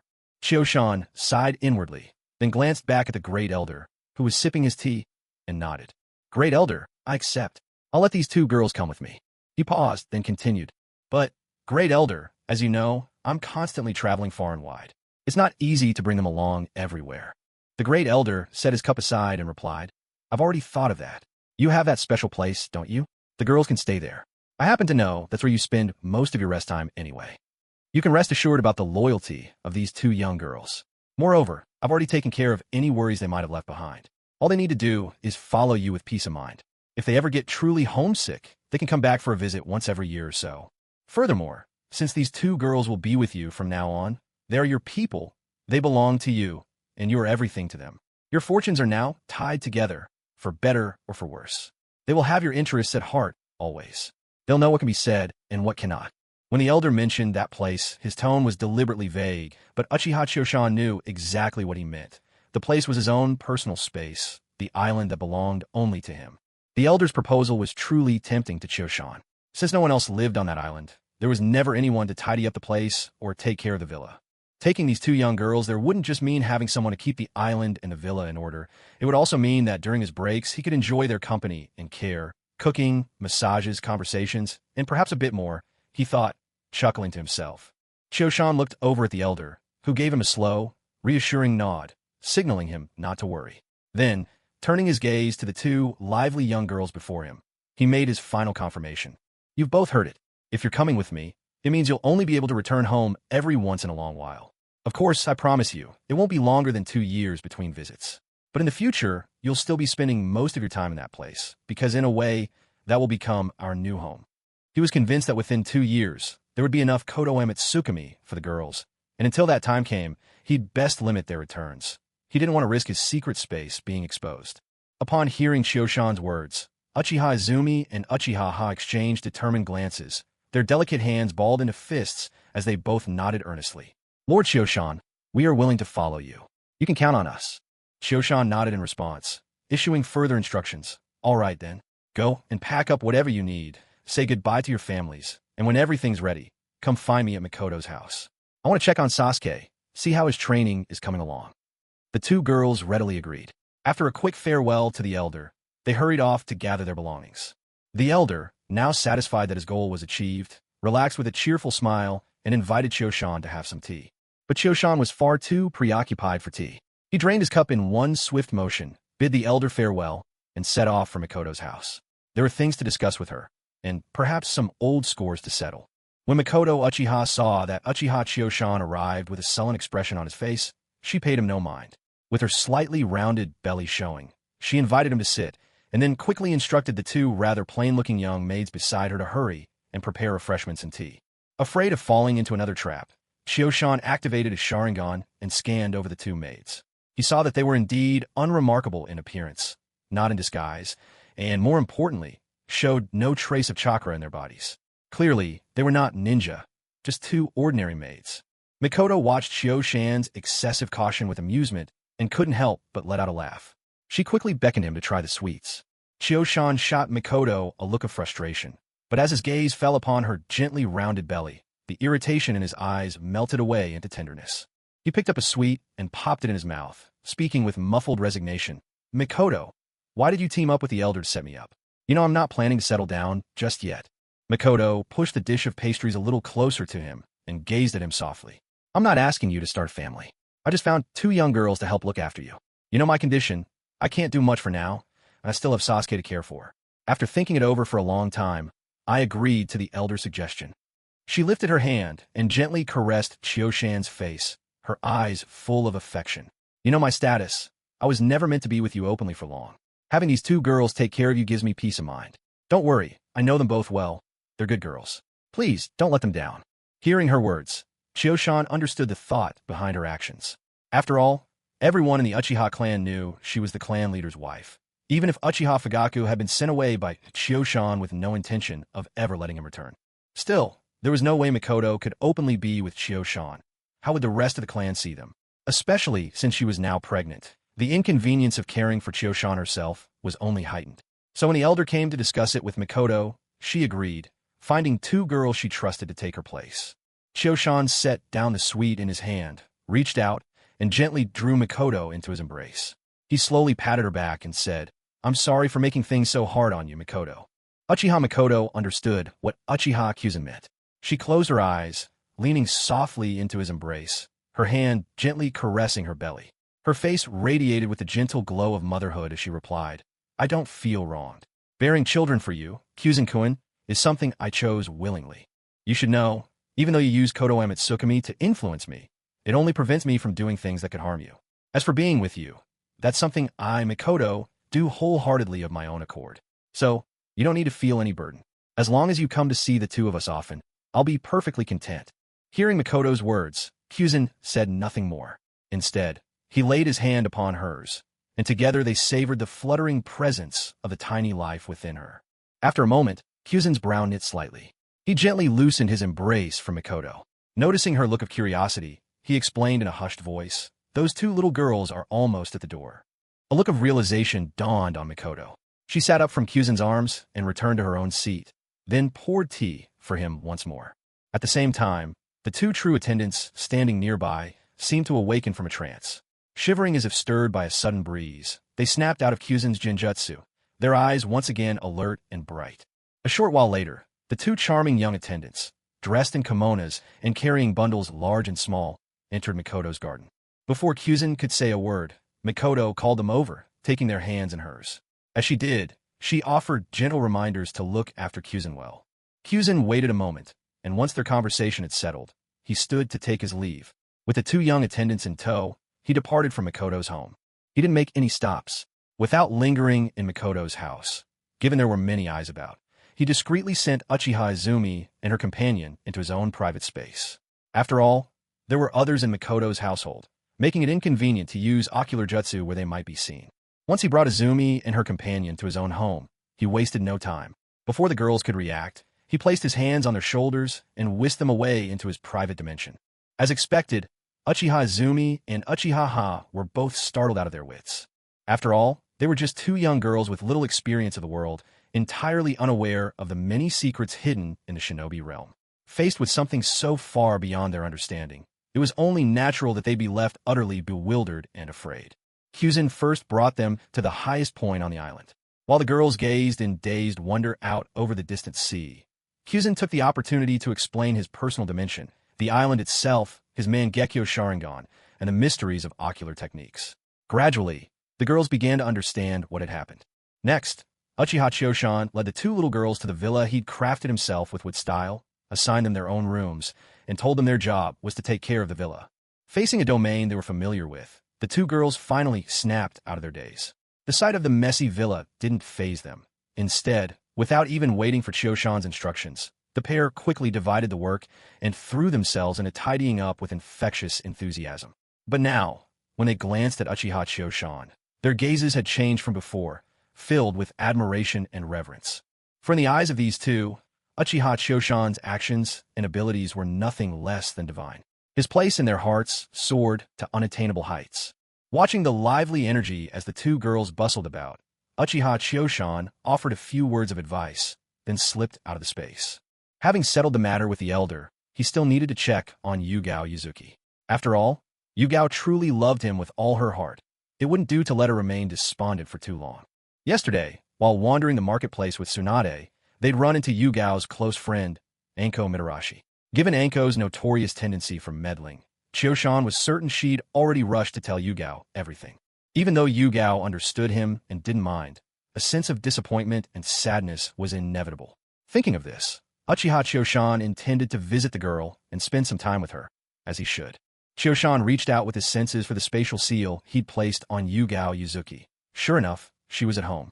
Since Yugao had started following him, Choshan had asked the third Hokage not to assign her any more dangerous missions. Now, her tasks were limited to light duties around the Hokage's office or small errands in the village, and she even had far more holidays than before. Yugao herself had noticed the change, thinking Choshan must have spoken on her behalf to the third Hokage. Little did she know that the third Hokage was now utterly under her man's control. Even if she never set foot in the office again, no one would so much as question her. As Choshan approached Yugao's house, a familiar scene greeted him. Yugao was leaning on the second-floor windowsill, gazing outside in quiet contemplation. But this time, her eyes held not only anticipation, but a trace of melancholy and longing. Yugao had wanted to find Uchiha Choshan herself, but she'd learned from the third Hokage's office that Choshan had already accepted an out-of-village mission and had been gone for half a month. Just last night, her close friend Mitarashi Anko came to find her and told her that Uchiha Kyuma had been seen walking down the street with another girl, and they looked quite intimate. Yuzuki Yugao had only just found out that Kyuma was back. She had just started to feel happy, when it felt as if a bucket of cold water had been poured over her head. Her mind was suddenly swirling with anxious thoughts. Kyuma had returned, but instead of coming to see her, he was spending time with someone else. Did this mean he'd forgotten about her? As a result, Yugao struggled to sleep that night. The next day, she sat by her window, weary and lost in thought. Kyuma, seeing Yugao leaning by the window, called out to her with a warm smile, "Hey, Yugao." Startled out of her daydream, Yugao's ears perked up at the sound of his voice. She snapped her head in his direction, and there he was, standing outside, beaming at her. For a moment, she was frozen in surprise. Then, instantly regaining her senses, she jumped straight out the window and hurried over to Kyuma in just a few strides. With her hands clasped behind her back, her eyes sparkled with laughter. "Kyuma, you finally come to see me. So how was the mission? Was it dangerous? Were you exhausted?" Kyuma looked at Yugao, gently reached out to ruffle her hair, a faint smile playing at his lips. "Only got back yesterday. I missed you, so I came by to check on you." Yugao's joy was visible in her bright eyes, which narrowed as she grinned, her voice filled with care. "You only just returned? Did you get enough rest?" Kyuma nodded with a smile. "Don't worry, I've rested well. What about you? What were you up to?" Yugao had already looped her arms through his, answering in a light, lively tone. "Nothing much. Just staring into space, not sure what to do." Kyuma glanced up at the sun, noticing it was nearly noon. With a grin, he said, "Well, would I be lucky enough to invite our little beauty out for lunch?" Yugao broke into an even bigger smile, her face lighting up with delight. "Since you're being so sincere, I suppose I should give you a chance." No sooner had she spoken than her laughter blossomed, and she eagerly tugged Kyuma along as they headed out to eat and stroll through the town together. Since it had been a while since Kyuma last visited the Hidden Leaf Village, he found himself craving some of its famous barbecue. He led Yugao to a barbecue restaurant run by the Akimichi clan. The Akimichi, renowned throughout the village as true connoisseurs of delicious food, pursued the pleasures of the table with tireless dedication. Coupled with their legendary appetites, it was only natural that they had opened several barbecue restaurants around the village. Their relentless pursuit of culinary excellence meant that their barbecue was beyond compare, a true local specialty and a point of pride for the Hidden Leaf Village. After Uchiha Kyuzen brought Yuzuki Yugao to the barbecue restaurant, he ordered a mountain of food. But Kyuzen wasn't thinking only of himself. Besides all the meat, he made sure to add some vegetables like mushrooms and eggplant to accommodate Yugao's taste. The two of them ate and chatted, with Yugao in particularly high spirits, her voice lively and animated as she kept the conversation flowing. Kyuzen sat back, watching her with a gentle smile, occasionally joining in with a few words here and there. Just as they were enjoying their meal, the door to the barbecue restaurant swung open, and in walked a stunning woman whose slender figure and long black hair set off a striking pair of red eyes. Eyes so bright and clear, they looked just like rubies. Kyuzen didn't even spare the newcomer a glance. After all, people came and went from the restaurant all the time. He couldn't possibly notice everyone. But when Yugao saw the beautiful woman enter, she paused, eyes going wide in recognition. Then, almost at once, she stood up and called out, "Kurenai! Over here! Over here!" waving enthusiastically as she called. Kurenai Yuhi herself hadn't expected to bump into Yugao at the barbecue place. Though she was a bit older than Yugao, there simply weren't many kunoichi in the Hidden Leaf Village, and even fewer who had become jonin, special jonin included, so the women tended to stick together. What's more, Kurenai and Yugao had always gotten along well, so they become close friends. Catching Yugao's wave, Kurenai didn't bother looking for another table. Instead, she walked straight over to Yugao's. Seeing how familiar Yugao was with the newcomer, Kyuzen also stood up, just as Yugao had done. When he saw that familiar face and those eyes like crimson gems, Kyuzen immediately recognized who she was. Once Kurenai arrived at their table, Yugao launched straight into lively introductions. She turned to Kyuzen first. "Let me introduce you. The gorgeous lady here is Kurenai Yuhi, a close friend of mine." Kyuzen had already guessed as much, but it was their first real meeting, so he nodded politely to Kurenai. "Nice to meet you." Then, with a little show of affection, Yugao hugged Kyuzen's arm as she turned to Kurenai and said, "And this gentleman is Uchiha Kyuzen, my boyfriend." At that, Kurenai's whole body jolted, her pupils narrowing sharply in surprise. But Yugao didn't notice, carrying on with her chatter. Kyuzen, however, couldn't help but notice Kurenai's reaction. Still, he didn't let it trouble him. Ever since he'd used Susanoo to wipe out Danzo and his group outside the village, his name had become well known in the village. Even those who hadn't met him in person had certainly heard of him by now. Recently, with the Uchiha clan making waves about splitting from the Hidden Leaf Village, Uchiha Choshan's fame had grown even more pronounced. Not long after, Yugao Yuzuki invited Kurenai Yuhi to join them for a meal. For reasons she couldn't quite explain, Kurenai agreed. Seeing this, Choshan called over to the staff at the yakiniku restaurant and ordered a few more plates of food. Once Kurenai had arrived, Yugao began chatting animatedly with her, while Choshan quietly focused on his meal, occasionally casting a glance in Kurenai's direction. As the earliest mature beauty to appear in the world of Naruto, Kurenai Yuhi certainly had what it took to stand out.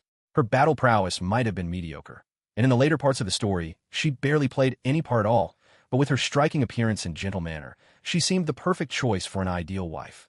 It was a pity, though, that in the end she was won over by a burly man who just happened to be the son of a Hokage. Speaking of that burly man, Choshan suddenly remembered Asuma was likely still out on his duties as one of the 12 Guardian Ninja and hadn't returned yet. So, for the time being, Kurenai remained the belle of the ball, unattached and unclaimed. This thought made Choshan glance over at Kurenai once more, just as she happened to look his way. Their eyes met for a moment. When he realized Kurenai had caught him looking, Choshan didn't panic. He simply nodded and flashed her a candid, friendly smile.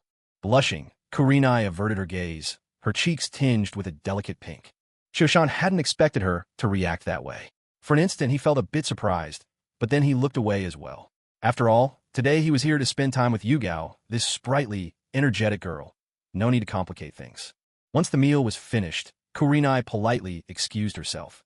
Anyone with eyes could see that sticking around any longer would make her feel like a third wheel.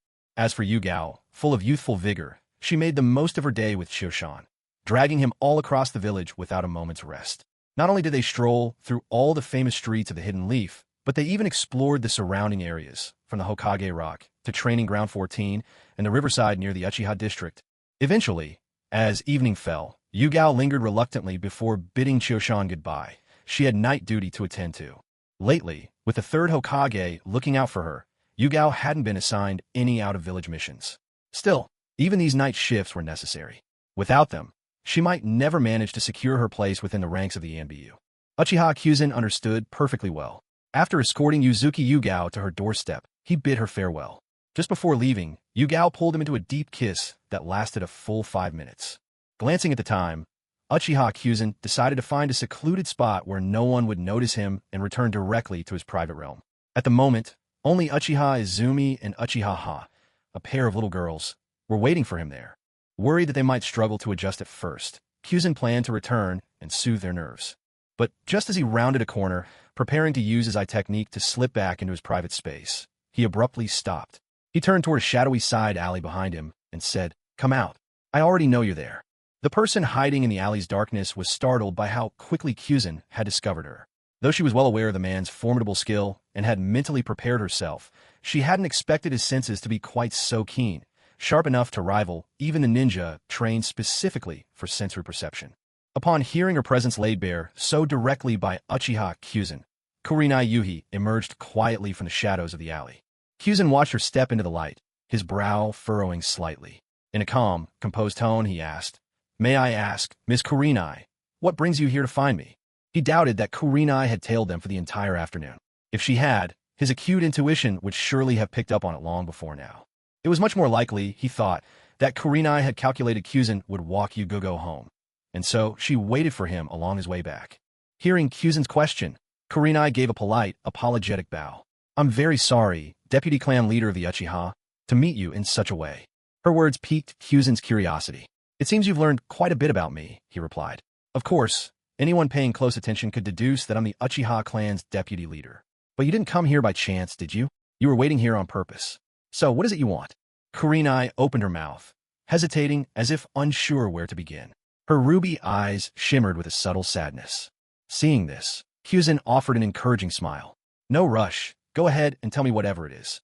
If you're not sure how to say it, just start by explaining how it all began." Grateful for his patience, Kurenai glanced at him, paused a moment to gather her thoughts, then said, "Kyuzen-kun, are you aware of a branch clan in our village, the Kurama clan?" As soon as Uchiha Chioshan heard Kurenai Yuhi's words, he immediately understood her purpose. She must have come seeking his help because her Kurama clan student, Yakumo Kurama, had lost control. With Kurenai's own Jinjutsu skills, she could neither break Yakumo's illusions nor treat her mental illness, which was why she had turned to Uchiha Chioshan for assistance. Upon hearing Kurenai's question, Uchiha Chioshan nodded. "I've heard of them. A small clan with a rather unique Kekkei Genkai, skilled in illusions. But honestly, their bloodline's potential for growth is limited, so my Uchiha clan has never given it much attention." Kurenai gave a bittersweet smile at his response. This was the heritage of a great clan. What seemed almost impossible for her, in their eyes, amounted to little more than a trivial matter. She went on to explain, "One of my students possesses this special Kekkei Genkai. Recently, she's been suffering from certain problems with illusions in her mind. I haven't found any way to help her, so I had no choice but to come to you, Chioshan." With those words, Kurenai dipped her head slightly in a gesture of humility toward Uchiha Chioshan. He replied, "I do have some understanding of the Kurama clan. Those who awaken their clan's bloodline are born with formidable mental energy, but it's not easily restrained. If not handled with care, and especially when their bloodline allows for manipulation of the five senses, it's all too easy for them to develop split personalities or even completely lose control." Listening to his words, Kurenai felt certain she had come to the right person. She nodded repeatedly. "Yes, that's exactly my student's situation.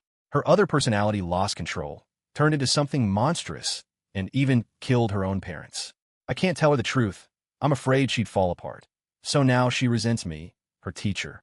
I want to get rid of her monstrous personality without harming her physically," she continued. "But as skilled as I am in illusions, I simply can't do it. That's why I've come to see if you, Chioshan, might have some way." As she finished, the pain and sorrow in her gaze deepened, betraying just how much this ordeal had tormented her, not least because she now bore the resentment of her own student. For someone as gentle-hearted as Kurenai, it was truly a bitter experience. Uchiha Choshan, meeting her pleading eyes, felt his resolve soften. Besides, he harbored a certain interest in Yakumo Kurama's bloodline limit. The way it had been described in the original stories was, after all, rather exaggerated. You have to understand, turning illusion into reality, making scenes from a dreamscape materialize in the physical world, sounds utterly implausible, no matter how you look at it. After all, in this ninja world, everything traces back to Otsutsuki Kagaya and her two sons, Otsutsuki Hagoromo and Otsutsuki Himura. If even they couldn't reach such heights, how could a mere clan with a bloodline limit possibly grasp such a realm? There must be intrinsic limitations to the Kurama clan's bloodline limit. Otherwise, if someone like Uchiha Kyuzen or Uchiha Madara had acquired such a power, they would have surely become living legends in an instant. This is exactly why, despite knowing about Kurama Yakumo, Uchiha Kyuzen never tried to use his eye techniques to copy her bloodline limit. The Kurama clan's bloodline limit is likely a unique mutation that dramatically amplifies mental energy. It enables the user to manipulate illusions so convincingly that fantasy can easily be mistaken for reality. Yet, such overwhelming mental power is difficult to manage. If mishandled, it could lead to the wielder's complete mental breakdown or an uncontrollable rampage. And although Kurama Yakumo's second personality may seem monstrous in their eyes, isn't it, in its own way, protecting her? Uchiha Kyuzen gazed at Kurenai Yuhi's ruby-like eyes as they gleamed in the setting sun, feeling his own heartbeat jump uncontrollably. A strange, unspoken tension lingered in the air between them. Kyuzen turned his head slightly, deliberately avoiding Kurenai's gaze, and cleared his throat. I suppose I can give it a try. Should we go now, or do you want time to prepare? A faint blush crept onto Kurenai's cheeks as she became aware of the shift in atmosphere. She kept reminding herself, he's my good friend Yugugo's boyfriend. He's someone else's boyfriend. Truthfully, one could hardly blame Kurenai for wavering. The Uchiha clan Kyuzen belonged to was known for their striking looks, and his distinguished status as the clan's vice chief only added to his appeal. Most irresistible of all, after gaining the body of a sage, Kyuzen embodied the essence of both yin and yang. The pure yang energy coursing through him gave him an irresistible charm, a warmth, strength, and masculinity that, to someone with Kurenai's heightened sensitivity to mental energy, was dangerously alluring. Steadying herself, Kurenai dared not meet Kyuzen's eyes again. She stammered, "Let's go tonight, then." Yakumo's always been frail, and since her parents died, she's closed herself off from the world. The sooner we can rid her of the monster inside, the better, don't you think? What do you think, Kyuzen-kun? Kyuzen nodded without hesitation. He felt deeply confident in his abilities and saw no need to make any further preparations. Uchiha Choshan glanced at the setting sun, then turned to Kurenai Yuhi, half joking. So, does this mean we can finally get some dinner? Otherwise, I'm afraid I won't make it to tonight. Kurenai, hearing Choshan's words, immediately snapped back to her senses. She couldn't very well ask Choshan for help and then make him wait on an empty stomach. Quickly, she replied, "All right, Choshan-kun, thanks for your trouble today. Let's go eat first." With that, Kurenai hurried ahead, leading Choshan towards the street. As she walked in front, an uneasy look crept over her face. Today had truly been embarrassing. She conducted herself just like an inexperienced little girl. Her usual poise and maturity had vanished without a trace. She wondered if Choshan would laugh at her for it. Choshan, following behind, couldn't help being amused by Kurenai's unsteady steps. The cool, confident side of her hadn't appeared at all today, and to his surprise, she was actually rather adorable when flustered. Since they had other matters to attend to that evening, Choshan and Kurenai didn't bother seeking out a grand feast. Instead, guided by Kurenai, they found an elegant little restaurant where they enjoyed delicately prepared dishes and pastries, refined in flavor, but a bit scant in portion. To avoid holding up their plans, they didn't even order sake, choosing instead a simple, flavorful soup. By the time the two finished their meal and disappeared down the far end of the street, a figure quietly appeared at the restaurant's entrance. Watching them depart, the figure muttered with a mix of confusion and resentment, "Choshan, you jerk, and Kurenai too." Just wait. Choshan and Kurenai had no idea that some people were misunderstanding them. Under Kurenai's guidance, Choshan was led to a remote corner of Konoha village. Though the area was still within the village's protective barrier, it was deserted. When Choshan and Kurenai arrived, not only were there no lights, there wasn't even a soul in sight. The thick trees didn't add charm to the place. If anything, they lent it a cold, foreboding air. Kurenai finally stopped in front of a silent, abandoned house. After a nervous swallow, she slowly pushed open the door. She wasn't afraid of her student, Yakumo Kurama. Their relationship as mentor and disciple was actually very close. What unsettled her was the monster inside Yakumo, a force still daunting and powerful. This house was essentially its domain, and here its threat was greatest. Shio-shan sensed Kurinai's unease, so he reached out and gave her a reassuring pat on the shoulder, then activated his Sharingan and stepped boldly inside. Seeing the tall figure of Uchiha Shio-shan ahead, Kurinai Yuhi felt all her fear swept away. Warmth and reassurance bloomed inside her, and she hurried to follow in his footsteps. With Uchiha Shio-shan's power, coming to a place like this felt almost like a seasoned master returning to a beginner's village, a sense of ease bordering on boredom. The mansion might appear gloomy and foreboding, but in truth, it held very little inside. There weren't any powerful or unusual sealing techniques at work. In fact, there were barely even traces of chakra within these walls. Uchiha Shio-shan's eyes swept casually across the room. Only a few paintings, pulsing with unusual spiritual energy, seemed worth a second glance. But even then, they had no effect on him whatsoever. As Uchiha Shio-shan moved closer to the heart of the mansion, those strange waves of spiritual energy suddenly grew turbulent, surging and fluctuating wildly. Evidently, the creature sealed within Yakumo Kurama remained highly alert, sensing the approach of a presence far beyond its ability to resist, one making no attempt to conceal itself. The monster stirred uneasily.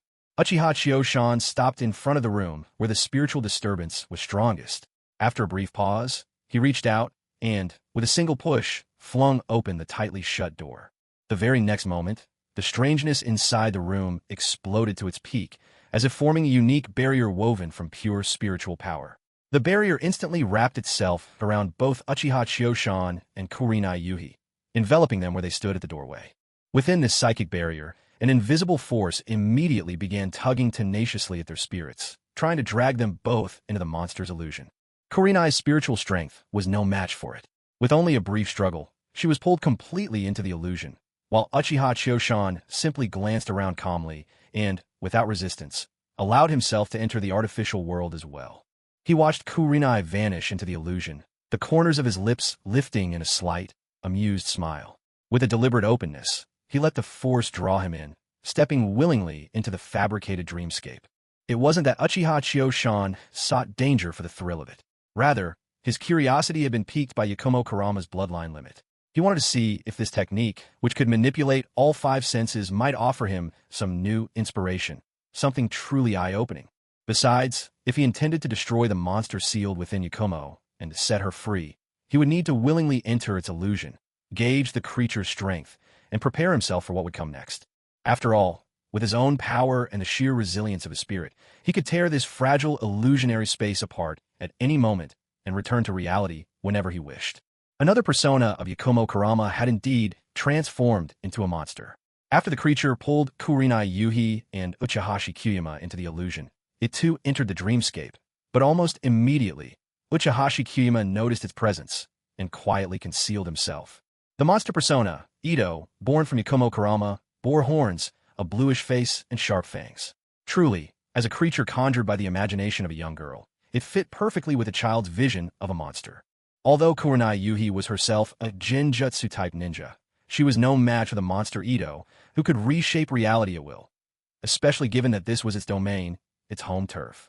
So, without much effort, Kurinai was subdued by the creature. She collapsed, losing consciousness in an instant.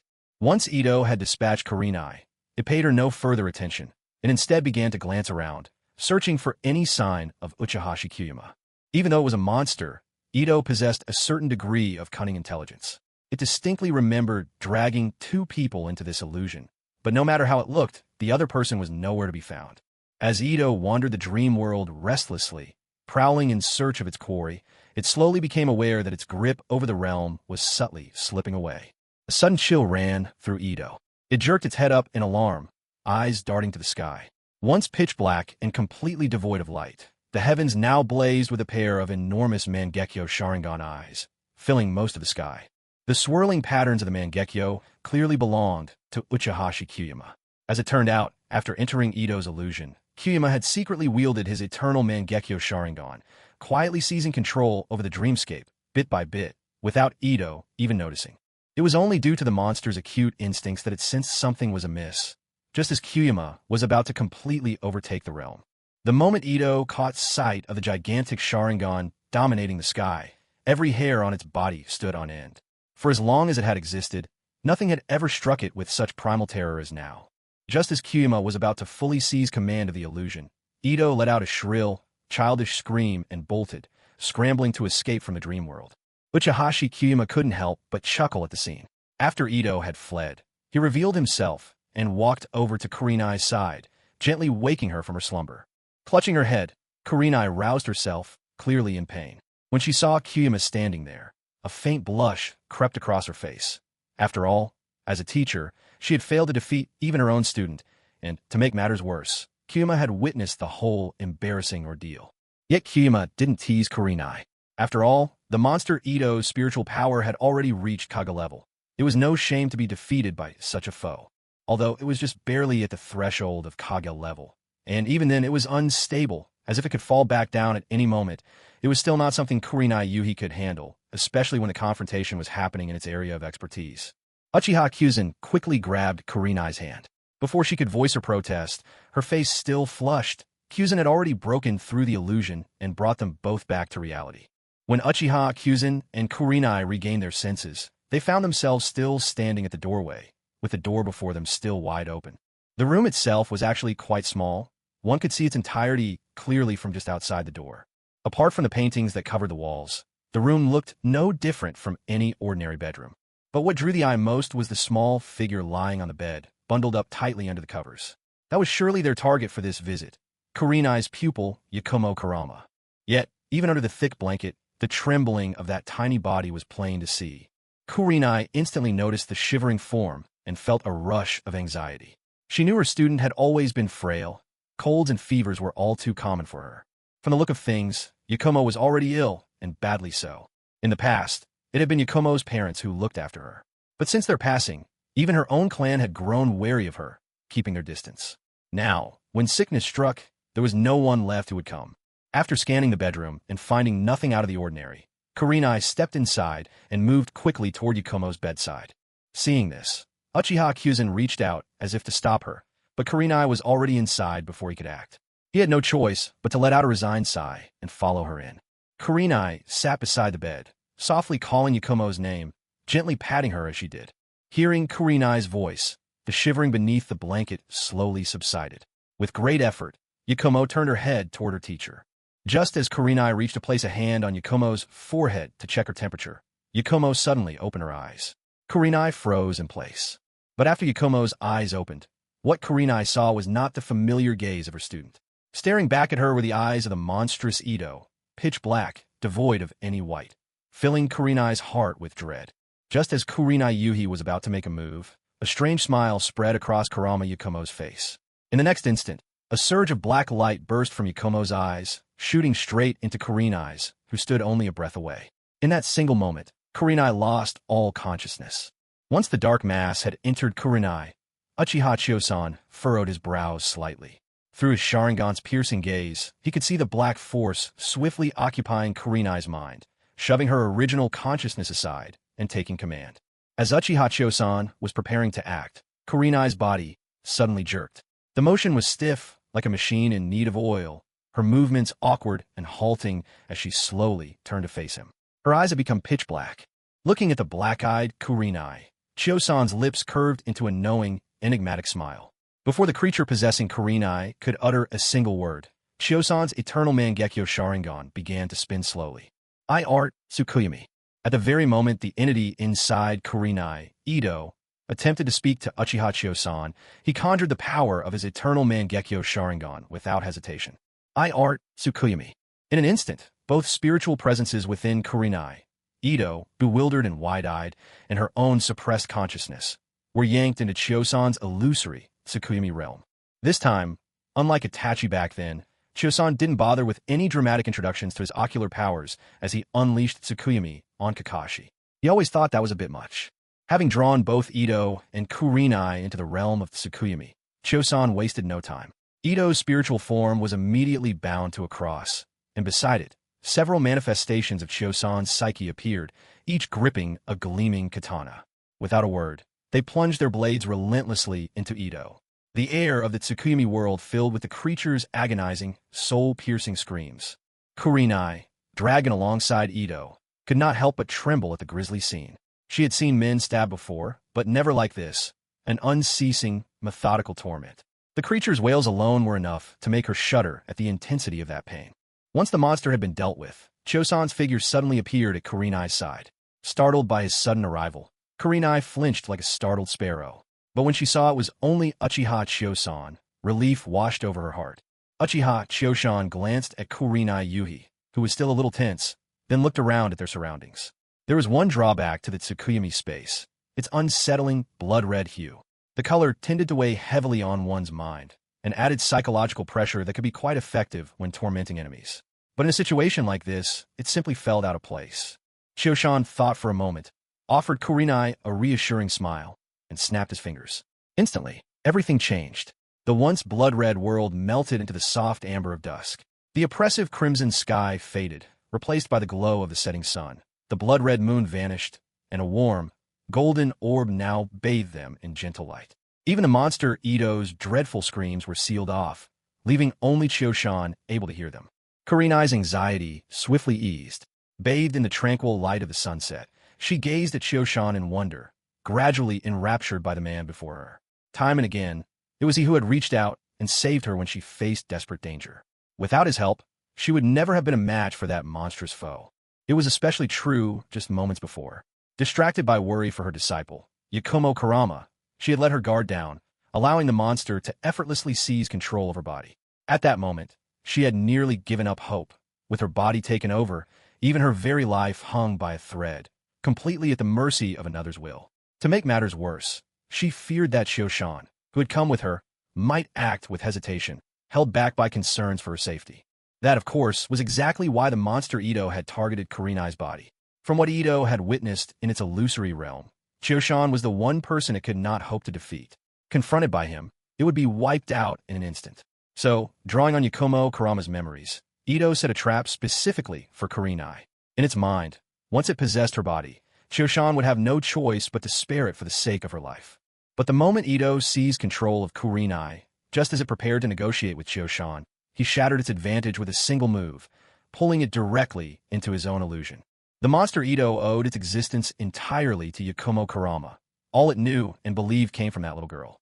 It had no inkling of Sharingan's true power, nor knowledge of the Mangekyo Sharingan and its ultimate technique, Tsukuyomi. To Ito, it simply seemed like a more refined illusion. And in a way, it wasn't wrong. Tsukuyomi was a realm of illusions, but one infinitely more complete, a world conjured from pure illusion itself. After altering the Tsukuyomi space, Chosan turned to the now relaxed Kurenai and smiled. "Well, is this a little better?" he asked gently. As Yuhi Kurenai, gradually mesmerized and almost lost in her thoughts, heard Uchiha Kyuzen's words, she came back to herself. Realizing the state she'd just been in, her cheeks flushed with embarrassment. Reluctantly, she tore her gaze away from Uchiha Kyuzen's face and looked toward the far-off setting sun, stammering softly, "I'm much better now. Thank you." Meanwhile, within her heart, a frantic voice was shouting, "He's my good friend Yugao's boyfriend. He's my friend's boyfriend, her boyfriend." Unaware of Kurenai's internal turmoil, Uchiha Kyuzen turned instead to the creature bound to the cross not far away. That should be the monster lurking in your student's heart. Honestly, if it were still inside her, it might pose more of a challenge. I'd have to find a way into her mind to track it down. But to think it could actually emerge and take control of your body. It's not unlike the spirit separation jutsu of the Kato clan or the mind-body switch technique of the Yamanaka. That's a case of cleverness working to its own detriment. Now that it's out of your student's body, it's lost its greatest advantage, and using my eye technique, capturing it from your body, is almost effortless. Kurenai watched the creature as it writhed in silent agony. She stood in mute contemplation for a long moment, then spoke in a low, subdued voice. "Thank you, Kyuzen-kun. If it weren't for you, I really wouldn't have known what to do about that monster. I wouldn't even have been able to save my own student. Am I really that useless?" As she finished speaking, Kurenai lifted her eyes to meet Kyuzen's, her ruby-like gaze shimmering as tears welled up. In the next instant, those tears spilled over, streaming silently down her cheeks. For a second, Uchiha Kyuzen was transfixed by the sight of Kurenai's exquisitely beautiful face, his heart pounding uncontrollably in his chest. But when he saw her tears, he quickly composed himself, offering comfort. None of this is your fault. The unique bloodline limit of the Kurama clan is just too rare and overwhelming. Not only can it manipulate the five senses, it also strengthens the mind. Your student simply couldn't handle such enormous mental power.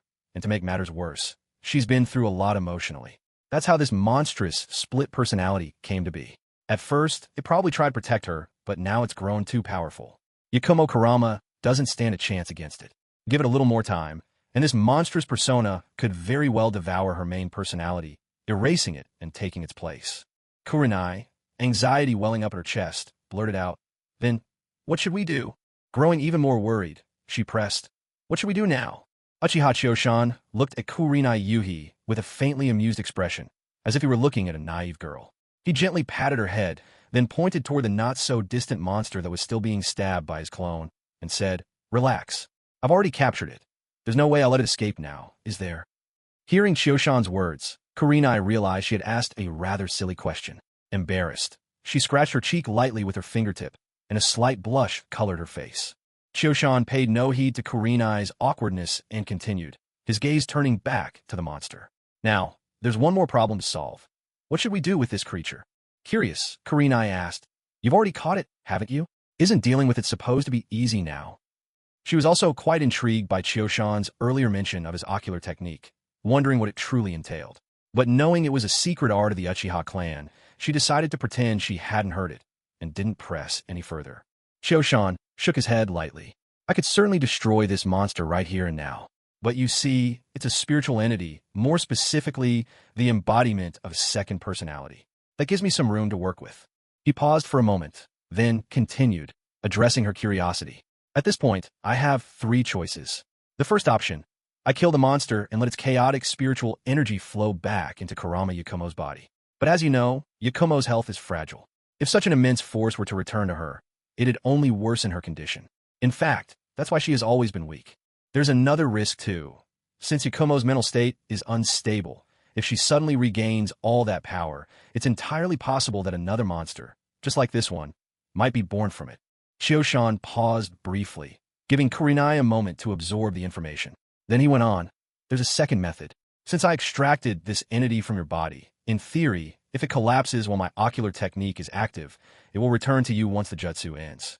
I can wear it down to the brink of collapse, leaving it powerless to resist or struggle. When it's finally forced back into you, you'll have a chance to finish it off yourself and absorb its energy. Should you succeed in completely absorbing it, your mental strength will grow exponentially, and your powers, especially in Genjutsu, will reach an entirely new level, perhaps even reaching Kage rank. And naturally, as your abilities improve in illusion techniques, your overall skills should see a significant boost as well." When Kurenai Yui heard what Uchiha Kyuzen said, she didn't wait for him to reveal the third method and press further. "Kyuzen-kun, can't you just kill it yourself and absorb it afterwards? After all, we're in your illusion world. It should be easy for you, right? If you do that, you'll become even stronger." Uchiha Kyuzen was a little surprised by Kurenai Yui's suggestion. After all, when faced with power within easy reach, few people would just let it go. Most would stop at nothing to seize such strength. He gave Kurenai Yui a deep, thoughtful look before replying. "This is actually the third method I was going to mention. After defeating the monster, I could absorb the scattered psychic energy myself. However, I won't choose this path. I would rather let it return to young Kurama's body and help her destroy it if it causes trouble for her again in the future." This time, it was Kurenai Yui who felt confused. She looked at Uchiha Kyuzen with doubt in her eyes and asked, "Why? Kyuzen-kun, would you refuse power that's so easily within your grasp?" Kyuzen understood that if he didn't fully explain himself, this earnest young woman probably wouldn't feel comfortable accepting the psychic energy. So he patiently explained, "It's because my own psychic strength already surpasses this energy by a great deal. Even if I absorb it, the boost to my abilities would be minimal. Moreover, even though this is masterless energy, it's still a foreign force. If I take it in, it could potentially pose a hidden danger to my future growth and breakthroughs." As he spoke, Uchiha Kyuzen glanced at Kurenai Yui, "But it's different for you. If you absorb this psychic energy, you'll immediately reach Kage-level strength. If I'm not mistaken, your own psychic power isn't particularly strong and grows only slowly. So for you, absorbing it would be suitable." There were things Kyuzen didn't say outright, but Kurenai Yui understood his meaning well enough. Her potential for growth was limited. The chances of her ever reaching Kage level were slim, so it didn't really matter if absorbing this stray psychic power might affect her future development. In a sense, she was taking a bargain. Kurenai opened her mouth as if to argue, but the words wouldn't come. She knew her own limitations. Her talent wasn't high to begin with, and while she had already become a special jonin, she understood that, no matter how hard she worked, at best she could hope to be an elite jonin. Becoming a Kaga-level powerhouse was likely out of reach. Besides, she never really had the burning desire to endlessly chase after power anyway. Deep down, she knew Kyuzin was right. Uchiha Choshan noticed that Kurenai Yuhi had fallen silent, and continued. That's precisely because the spirit of this creature is actually little Kurama's second personality, and it's a personality she deeply rejects. If not for this, no one, no matter who they are, will be able to absorb it. Kurenai understood what Uchiha Choshan meant. Such chances are rare, and she should cherish it. After thinking it over, Kurenai made up her mind. Just as Choshan had said, this was a once-in-a-lifetime opportunity. As a shinobi who set foot on the ninja path, who wouldn't want to become stronger? The real reason she had been reluctant to absorb this spiritual power was simply because it came from her student. She didn't want to take advantage of her own disciple. But in the end, if she didn't absorb it, and it returned to Kurama Yakumo, it would only become a greater danger later on. Would she really have the heart to ask Uchiha Choshan to come and deal with it again? Would that even be fair to him? Besides, the Uchiha clan was about to move away from the village. Even if, in the future, she wanted to seek out Choshan, there was no guarantee she would be able to find him. With so few Jinjutsu masters of Kaga-level strength left in the village, her options would be more limited than ever. With all these thoughts swirling in her mind, Kurenai at last resolved herself. She looked at Uchiha Choshan, her gaze full of determination, and said, "Thank you for your kindness, Choshan-kun. I'll accept your help. Please take care of it." As she spoke, Kurenai gave Choshan a small, respectful bow. This simple gesture allowed Choshan an accidental glimpse of a deep, snowy white pair of ravines. Flustered, Uchiha Choshan quickly averted his eyes and cleared his throat awkwardly. "Ahem, it's nothing. Really, it's no trouble at all." Now that Kurenai had made up her mind, Choshan didn't hesitate any longer. It was best to eliminate this creature as soon as possible. Choshan's gaze turned back to the monster bound upon the cross. With a mere thought, hundreds of ninja blades materialized out of thin air, hovering all around the beast, every blade pointed directly at it. With a wave of his hand, the blade shot toward the creature. Pierced again and again, hundreds of shimmering ninja swords buried deep in its flesh. Its form was almost entirely obscured by the steel. The creature let out a scream, wild and unearthly, a sound that seemed to split the very air. As soon as the blades impaling it vanished, a new swarm of blades came flying in. The monster's howl climbed to an even higher pitch, a cycle of torment repeating endlessly, its wails echoing without pause. Choshan nodded in satisfaction as he watched the scene. That's how things should be done, swift and efficient. At this rate, the beast wouldn't last 3 days and nights. It probably wouldn't even survive a single day. After watching the monster's miserable state for a while, Kurenai Yuhi soon started to feel bored. As long as she didn't imagine herself in its place, it was, in fact, rather pleasing to watch. That's the thing. People's sorrows and joys are never quite the same. She simply found the noise bothersome. The monster, muttering to itself, "Thanks for nothing." With boredom setting in, Kurenai struck up a conversation with Uchiha Kyuzin. Curious, she asked him how he'd come to know Yuzuki Yugao. Kyuzin gave her a simple version of the story. That's when Kurenai discovered that Kyuzin was actually of captain rank in the ANBU. Intrigued, she asked, "Aren't ANBU missions supposed to keep you busy all the time? I see you around a lot more than Yugao, and she's just a regular member." Kyuzin hadn't expected Kurenai to get right to the heart of it. After a brief pause, he answered, "I'm more or less the link between the Uchiha clan and the village of Konoha. My main duty is to maintain the good relations between the clan and Konoha, so my role is actually rather relaxed." Of course, Kyuzin couldn't reveal the truth, that he'd already taken control of the third Hokage, and that was why he didn't need to regularly report in to the ANBU. Kurenai, hearing Kyuzin's explanation, was reminded of the rumors that the Uchiha clan would soon be leaving. She fell silent for a moment, and then, with some hesitation, she asked, "Kyuzin, after your clan moves away, will you still stay in Konoha?" Kyuzin was struck by the question, sinking into thought. Truthfully, he didn't know what the future would hold for him. For the moment, though, he planned to remain in Konoha. After all, Mikoto and Tsunade both needed him to be there, as well as Yuzuki Yugao. Besides, Kyuzin's eternal Mangekyo Sharingan, after having received both Ashura's and Indra's chakra from within Naruto and Sasuke, would in another 2 years evolve into the Rinnegan, making him the second person in this world to awaken that power. By then, he could simply watch the chaos and let others fight their bloody battles in the outside world, while he lived out his days in peace alongside the women he cherished. Though, of course, Tsunade would never sit by if Konoha fell into danger. But by then, his strength would have reached the level of the Sage of Six Paths. For anyone daring to start a war, ending it would be as easy as turning his hand. Once Uchiha Madara returned, Kyuzen planned to copy the visual jutsu from his Rinnegan. The others he could do without, but that particular jutsu, Heavenly Obstruction Star, which required the Susanoo to wield, he simply adored. He had to obtain it for himself. Having reached this point in his thoughts, Kyuzen came back to himself and noticed Kurenai watching him, quietly awaiting his answer. I don't think I'll be leaving with the rest of my clan. After all, there's still someone I care about here in the Hidden Leaf Village. When Kurenai Yuhi heard Uchiha Kyuzen's words, she felt a mix of joy and sorrow. She was happy because Kyuzen wasn't leaving with the Uchiha clan and would stay in the village, giving her more chances to see him. But her heart also ached because Kyuzen was staying for someone he cared about, and that someone wasn't her, but Yugugo Yuzuki. For a moment, the only sounds that filled the space were the anguished cries of the monster echoing all around them. Kurenai no longer felt like chatting with Kyuzen. She seemed preoccupied, only exchanging a few distracted words with him now and then. Noticing her low spirits, Kyuzen turned his focus back to his ninja blade, stabbing the monster even faster than before. Under Kyuzen's improved flying blade technique, the wailing of the monster bound to the cross grew visibly weaker as time passed. When a monster's cries faded to a faint whisper, Kyuzen finally put an end to its suffering, retrieving the blades that surrounded it and revealing the creature's battered, broken form. Kyuzen closed his eyes, carefully sensing the monster's condition. Once he was sure it was pushed to the very brink of collapse, he nodded to the now-recovered Kurenai beside him and said quietly, "That should do it. Be ready. I'm going to dissolve the illusion. In a moment, both you and this monster will return to your body at the same time. Be careful." Kurenai gazed steadily at Kyuzen as he offered his patient advice. The affection in her eyes was almost overflowing. She understood that her time alone with him was nearly over. A look of struggle crossed her face, but after hearing Kyuzen's gentle reminder, her resolve returned.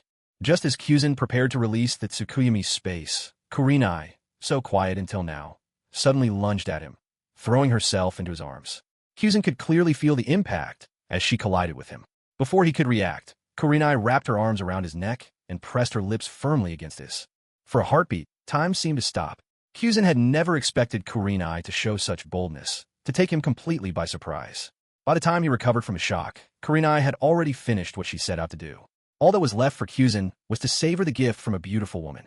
After more than 10 seconds had passed, Kurenai Yuhi felt the timing was about right. Just as she was about to withdraw from Uchiha Kyuzen, she lifted her head slightly, only to find a large, strong hand firmly pressing down on the back of her head, stopping her from pulling away. In the next moment, the previously unresponsive Uchiha Kyuzen grew noticeably more active, gently pressing his lips to hers, lightly sucking on her soft lips. She could sense his breathing becoming quicker, more heated. Kurenai had not expected that. At the very moment she finished her surprise attack and was preparing to retreat, Kyuzen would not only react but also take control of the situation. As his lips tenderly caressed hers, her eyes flew open in surprise at first. But soon she shut them tight, surrendering herself entirely to the passionate kiss they now shared. Kyuzen's kisses only grew deeper and more fervent, his breath coming faster, his arms locking her firmly within his embrace as if he never wished to let her go, wanting her to remain in his grasp forever. Bathed in the glow of the setting sun, enveloped in dusk, their embrace and kiss became all the more intoxicating. In such an atmosphere, Kurenai allowed herself to become utterly lost in the moment. She knew in her heart that only here, within this illusion, did Kyuzen belong to her and her alone. Once this dreamscape faded, Kyuzen would again be the boyfriend of her dear friend, Yugao Yuzuki. This kiss was filled with longing, tinged with sorrow, and carried a trace of gratitude. Kurenai, her heart filled with conflicting emotions, hoped she could leave behind all her regrets through this one kiss, because, once they returned to reality, Kyuzen would once more be no more than her best friend's boyfriend. That was all. When finally their kiss ended and the wave of emotions had spent itself, they realized half an hour or more had passed. It was only because they now existed in spirit form that neither of them needed to breathe, and all sensations were just as vivid as if they were alive. Otherwise, both of them surely would have been gasping for air by now. Within the golden sunlight, Kyuzen gazed at Kurenai in his arms.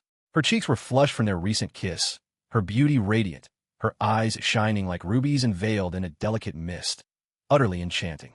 Fighting the urge to kiss her all over again, Kyuzin looked down at her, his voice tender and full of longing. "Kurenai, will you be my girlfriend?" Hearing his words, Kurenai lifted her gaze to his face. Her eyes, soft as water, lingered on the man who had awakened such feelings in her for the first time. But after a painful pause, she shook her head, her reply heavy with emotion. I can't betray you, Gao. She's my dearest friend. I can't do something that would hurt her."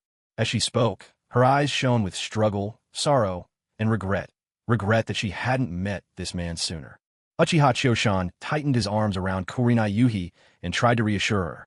"Leave this matter to me," he said gently. "I'll talk to Yugao about it. She'll understand us." But Kurenai shook her head. "Let's not tell Yugao just yet. We can talk to her when the time is right. Otherwise, I can't imagine how heartbroken she'd be." To be honest, Choshan wasn't confident he could persuade Yugao either, nor did he know exactly what to say. Hearing Kurenai's words, he sighed softly and stroked her soft hair. "You've really been through a lot." Kurenai didn't reply. She just shook her head and pressed one cheek to his chest, listening to his strong, steady heartbeat. In that moment, she felt an incredible sense of security. The two of them lingered a while longer in the space of Tsukuyumi. At Kurenai's insistence, Choshan gazed once more at her lovely face and released his ocular jutsu. As soon as Choshan dispelled the Tsukuyumi, the frayed spirit of the monster Ito and Kurenai's spiritual self both returned to her body. Choshan opened his eyes as well, his face calm as he looked at Kurenai. Though he still felt concern for her, he also understood. If Kurenai couldn't deal with a collapsing monster, she would hardly be worthy of her reputation as a genjutsu master. In a way, the monster was pitiable. Its plan had been to enter Kurenai's body, hoping that would make Choshan hesitate to act, since hurting it might endanger her. Unexpectedly, before it could even voice a threat, Choshan's ocular jutsu had pulled it straight from Kurenai's body into his Tsukuyumi space, tormenting it until it was on the brink of collapse. While Kurenai stood there, quietly absorbing the remnants of the monster's spirit, Choshan wandered about the bedroom. He paused beside the bed, checking on Karama Yakumo, who still lay unconscious. A quick examination confirmed that she was merely physically weakened. With some rest and the right exercise, she would recover quickly. With the monster gone from her body, much of her burden was lifted. In a strange way, this catastrophe had become her blessing in disguise. Afterward, Choshan noticed the paintings hanging on the wall. Each one seemed to resonate with a warped sense of humanity, so he gathered them up and stored them away for destruction. Just then, a sudden surge of spiritual energy radiated from Kurenai. Choshan immediately turned to look at her. He understood at once. If Kurenai could emit such a powerful spiritual force, it meant she had fully inherited Ito's legacy, raising her spirit to the level of a Kage. However, since this spiritual power wasn't gained through her own hard work, Kurenai Yuhi would find it very difficult to make further progress in the future. Still, both Uchiha Choshan and Kurenai Yuhi knew perfectly well that, given her natural aptitude, it would be extremely hard for her to reach Kage-level strength. In that sense, Kurenai Yuhi had already gained more than she could ever have hoped for. After that surge of spiritual energy passed, Kurenai Yuhi slowly opened her eyes. As if sensing something, she immediately turned her gaze to meet Uchiha Choshan's, who had been watching her intently. Their eyes met, and they shared a silent smile. Every unspoken feeling passed between them. There was a soft, loving tenderness sparkling in Kurenai's eyes. Uchiha Choshan stepped forward to stand before Kurenai Yuhi and gently took her hand in his. He then told her about Yakumo Karama's situation, hoping to ease her worries. When Uchiha Choshan took her hand, Kurenai Yuhi didn't resist. Instead, her fingers interlaced with his, gripping his hand tightly in return. With Yakumo Karama's troubles resolved, Uchiha Choshan and Kurenai Yuhi entrusted her to the care of her own clan members from the Karama family, and quietly took their leave from the house.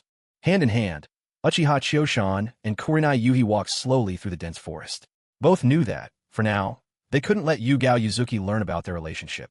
They understood that when they emerged from the woods into the open, that would be the moment they would have to part ways. So, without a word, they both walked as slowly as possible, prolonging their time together. Just as they were about to leave the forest, a thought occurred to Uchiha Choshan. He squeezed Kurenai Yui's hand a little tighter. Seeing her look at him in confusion, he suddenly pulled her into his arms. Kurenai Yui thought that, just like her, Uchiha Choshan couldn't bear to be apart, so she offered no resistance. Instead, she stretched out her arms and wrapped them around his waist. Looking down at the gentle, trusting Kurenai Yuhi, Uchiha Chioshan grinned mischievously and said, "Kurenai, I have something special to show you." Before she could respond, Uchiha Chioshan activated his eternal Mangekyo Sharingan, revealing the ocular technique he had obtained from Uchiha Fugaku. Ocular technique, illusion momentary space-time. Deep within a secluded forest of the Hidden Leaf Village, Uchiha Chioshan reached out and drew Kurenai Yuhi into his embrace. She did not resist. Instead, her cheeks flushed as she looked up at him. With a hint of a playful smile, Uchiha Chioshan said to her, "Kurenai, I want to show you something good." Without waiting for her reply, Uchiha Chioshan activated his eternal Mangekyo Sharingan, locking eyes with Kurenai's brilliant, ruby-red gaze full of curiosity. Ocular technique, illusion momentary space-time. Immediately after, Kurenai Yuhi was drawn by Uchiha Chioshan into an illusionary realm conjured by his ocular jutsu. Within this illusionary space, Kurenai looked at Chioshan with a hint of confusion. She couldn't understand why he would expend his eye power and chakra to bring her here. Standing beside her, Uchiha Chioshan raised his hand and gently brushed Kurenai's hair. He explained softly, "This is another of my ocular techniques. 30 days inside this space pass in just an instant outside." Hearing his words, Kurenai didn't appear pleased. Instead, she looked worried and asked, "Your ocular power is so strong, but doesn't this consume a lot of energy? We'll have plenty of time together in the future.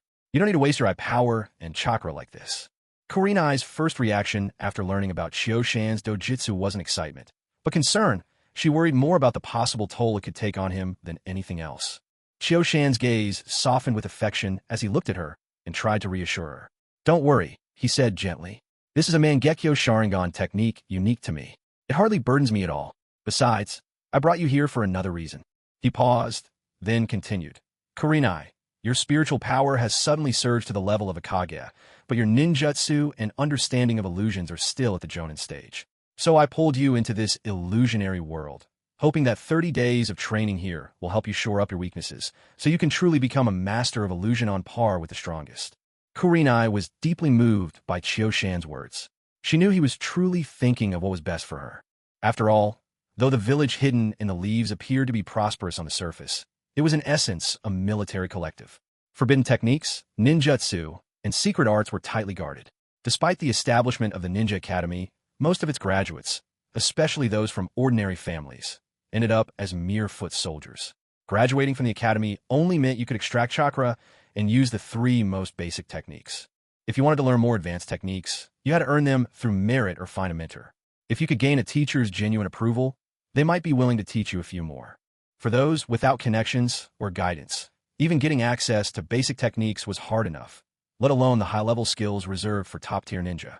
The reason Kurenai had managed to become a special jonin at such a young age was not just due to her natural talent, but also the inheritance passed down by her father.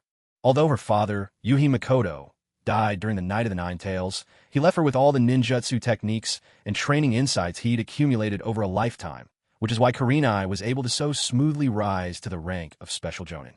However, Kurenai's father himself was only a jonin, and by the time she became a special jonin, she had already mastered everything her father had passed down to her. At this point, although Kurenai had, by a twist of fate, acquired the mental strength of a Kage-level ninja, she lacked the corresponding genjutsu techniques and deep training experience to make full use of it. Currently, her power was only slightly above that of a typical jonin. If she were to encounter a true Kage-level opponent, she'd stand no chance. Now, she faced 3 possible paths. One was to take on missions diligently, hoping to exchange her efforts for Kage-level genjutsu and insights within the Hidden Leaf. Though this method was far too slow and risky, so most people would give up on it. The second path was to report her situation directly to the village and sign some rather restrictive contracts, which would limit her future growth and freedom to some extent, but would, in truth, be her best option. The third was to try and develop new techniques on her own, but without any reference materials or advanced genjutsu, progress would not only be painfully slow, but also fraught with danger. While Kurenai was troubled by these choices, Uchiha Kyuzen swept her worries away. As one of the illustrious Uchiha clan, a family renowned for their mastery of genjutsu and fire release, he naturally had access to an abundance of Kage-level training insights and powerful illusions. Yet, what Kurenai didn't realize was that Kyuzen had already packed up all of the Hidden Leaf's ninjutsu, genjutsu, secret techniques, and training records, taking them with him. What he passed to Kurenai included not only the Uchiha clan's secrets, but also everything he had from the village itself. So, throughout the course of that month, Kyuzin and Kurenai spent their days together immersed in their illusionary training world. Intensive studies and cultivation set the rhythm, while a touch of romance colored the atmosphere. Their relationship blossomed rapidly over this period, and if not for being within the safe confines of the illusion, Kyuzin would have utterly swept Kurenai off her feet long ago. Over the course of this month, Kurenai's strength soared as well. With Kyuzin's expertise in Jinjutsu, already more than enough to teach her, and coupled with Kurenai's remarkable talent, by the end of these 30 days, she had truly become a Kaga-level master in her own right. Perhaps she still wouldn't be able to defeat Uchiha Shursui just yet, but she could probably rival Uchiha Itachi, and as for facing the likes of Kakashi, there would hardly be any real challenge left. After Uchiha Choshan and Kurenai Yuhi emerged from the illusion, Kurenai found herself even more drawn to Choshan, her attachment deepening to obsession. At this point, even if Choshan pressed her for intimacy right then and there, she would likely offer no resistance, her consent half reluctant, half eager. Yet, Choshan had other matters to attend to, so he parted ways with the lovesick Kurenai, who, just before their farewell, gifted him a passionate kiss that lingered for 10 whole minutes, nearly shattering what little resolve he had left, threatening to awaken the beast within. After leaving Kurenai, Choshan scanned his surroundings to be sure he was alone. Satisfied, he activated his ocular jutsu, Amenoto Jikara, and returned to his private space. Despite everything he had just experienced with Kurenai, 2 young handmaidens awaited him within his sanctuary. Directly after parting from Kurenai, Choshan once again employed Amenoto Jikara, re-entering his own world. He may have had such a tumultuous encounter with Kurenai, but within his domain, 2 handmaids, newly brought there just that day, were in need of reassurance. Wanted to put them at ease, Choshan returned right away after leaving Kurenai. Things did not unfold quite as he had imagined. He thought Uchiha Izumi and Uchiha Ha would be nervous or anxious. Yet, upon his return, he found them whispering together in the living room, lost in a private conversation he couldn't quite catch. When Choshan entered, the girls instantly straightened into their attendant roles and rose to greet him with practiced grace. He noticed the living room was immaculate. The floors had been scrubbed until the pristine grain of the wood gleamed through. With Izumi's gentle assistance, Choshan removed his battle gear and weapon pouch, while Ha appeared at just the right moment, offering a warm, damp towel for him to cleanse his hands and face. The 2 girls hurried off to the kitchen, swiftly returning with dishes carefully prepared and arranged them on the table. This was the first time Choshan had ever been so thoroughly waited upon. After his initial awkwardness faded, he sat, refreshed, at the table. Looking at Izumi and Ha still standing respectfully by his side, he took a seat and asked, "Have you eaten dinner yet?" Izumi and Ha glanced at one another, hesitated, and then shook their heads honestly. Choshan hadn't expected these 2 young girls to have waited this long without dinner. They'd obviously postponed their meal for him, just as he'd once told them he usually returned here in the evenings to rest. He quickly said, "Don't just stand there. Come, sit down and eat with me." Uchiha Izumi and Uchiha Ha exchanged a glance when they heard Uchiha Kyuzin's words, then shook their heads in unison. "Master Kyuzin, there's no need to worry about us. After we finish serving you your meal, we'll eat ourselves," they replied. Hearing this, Uchiha Kyuzin shook his head, his expression growing serious. "There's no need for so many formalities here. You should know by now, from today on, you're my people, and I'll treat you as family. We'll be spending a lot of time together from now on. If you remain this restrained, I'll feel uncomfortable too. So, be good, sit down and eat with me." Uchiha Izumi and Uchiha Ha looked at each other in surprise. Neither of them had expected that Kyuzin, deputy clan leader and the strongest among the Uchiha, would show so little airs when facing them. After all, the Uchiha clan, with its millennia-long heritage, was known for its many strict rules, at least for regular clan members. For the powerful, though, such rules rarely applied. Even so, Izumi and Ha still hesitated, uncertain whether they should follow Master Kyuzin's instructions. Seeing this, Uchiha Kyuzin started urging them persistently. Finally, the 2 young attendants exchanged a glance, obediently went to the kitchen to fetch their bowls and chopsticks, and sat down to have dinner with their revered Master Kyuzin. Though Uchiha Kyuzin had already eaten with Kurenai Yuhi earlier, after all that had happened, he found himself hungry again. Besides, the 2 considerate young attendants had prepared dinner for him. If he didn't eat, wouldn't it be a waste of their thoughtfulness? How upset they would be. As he ate, Uchiha Kyuzin advised his 2 attendants, "You don't have to wait for me to come back before eating. Just eat first. I never know what time I'll return." Hearing this, Izumi and Han nodded obediently. After all, They'd already taken such a serious step as dining together. What difference would this make?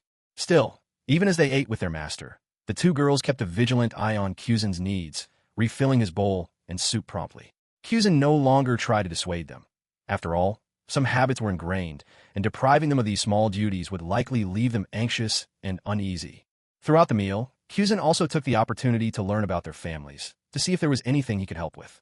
Through his conversations with them, Uchiha Chiyoshan learned that Uchiha Izumi had only her mother at home. Fortunately, her mother was in good health and could take care of herself.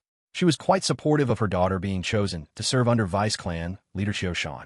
After all, given her mother's limited abilities, she believed it was a good thing for her daughter to follow someone as distinguished as Chiyoshan.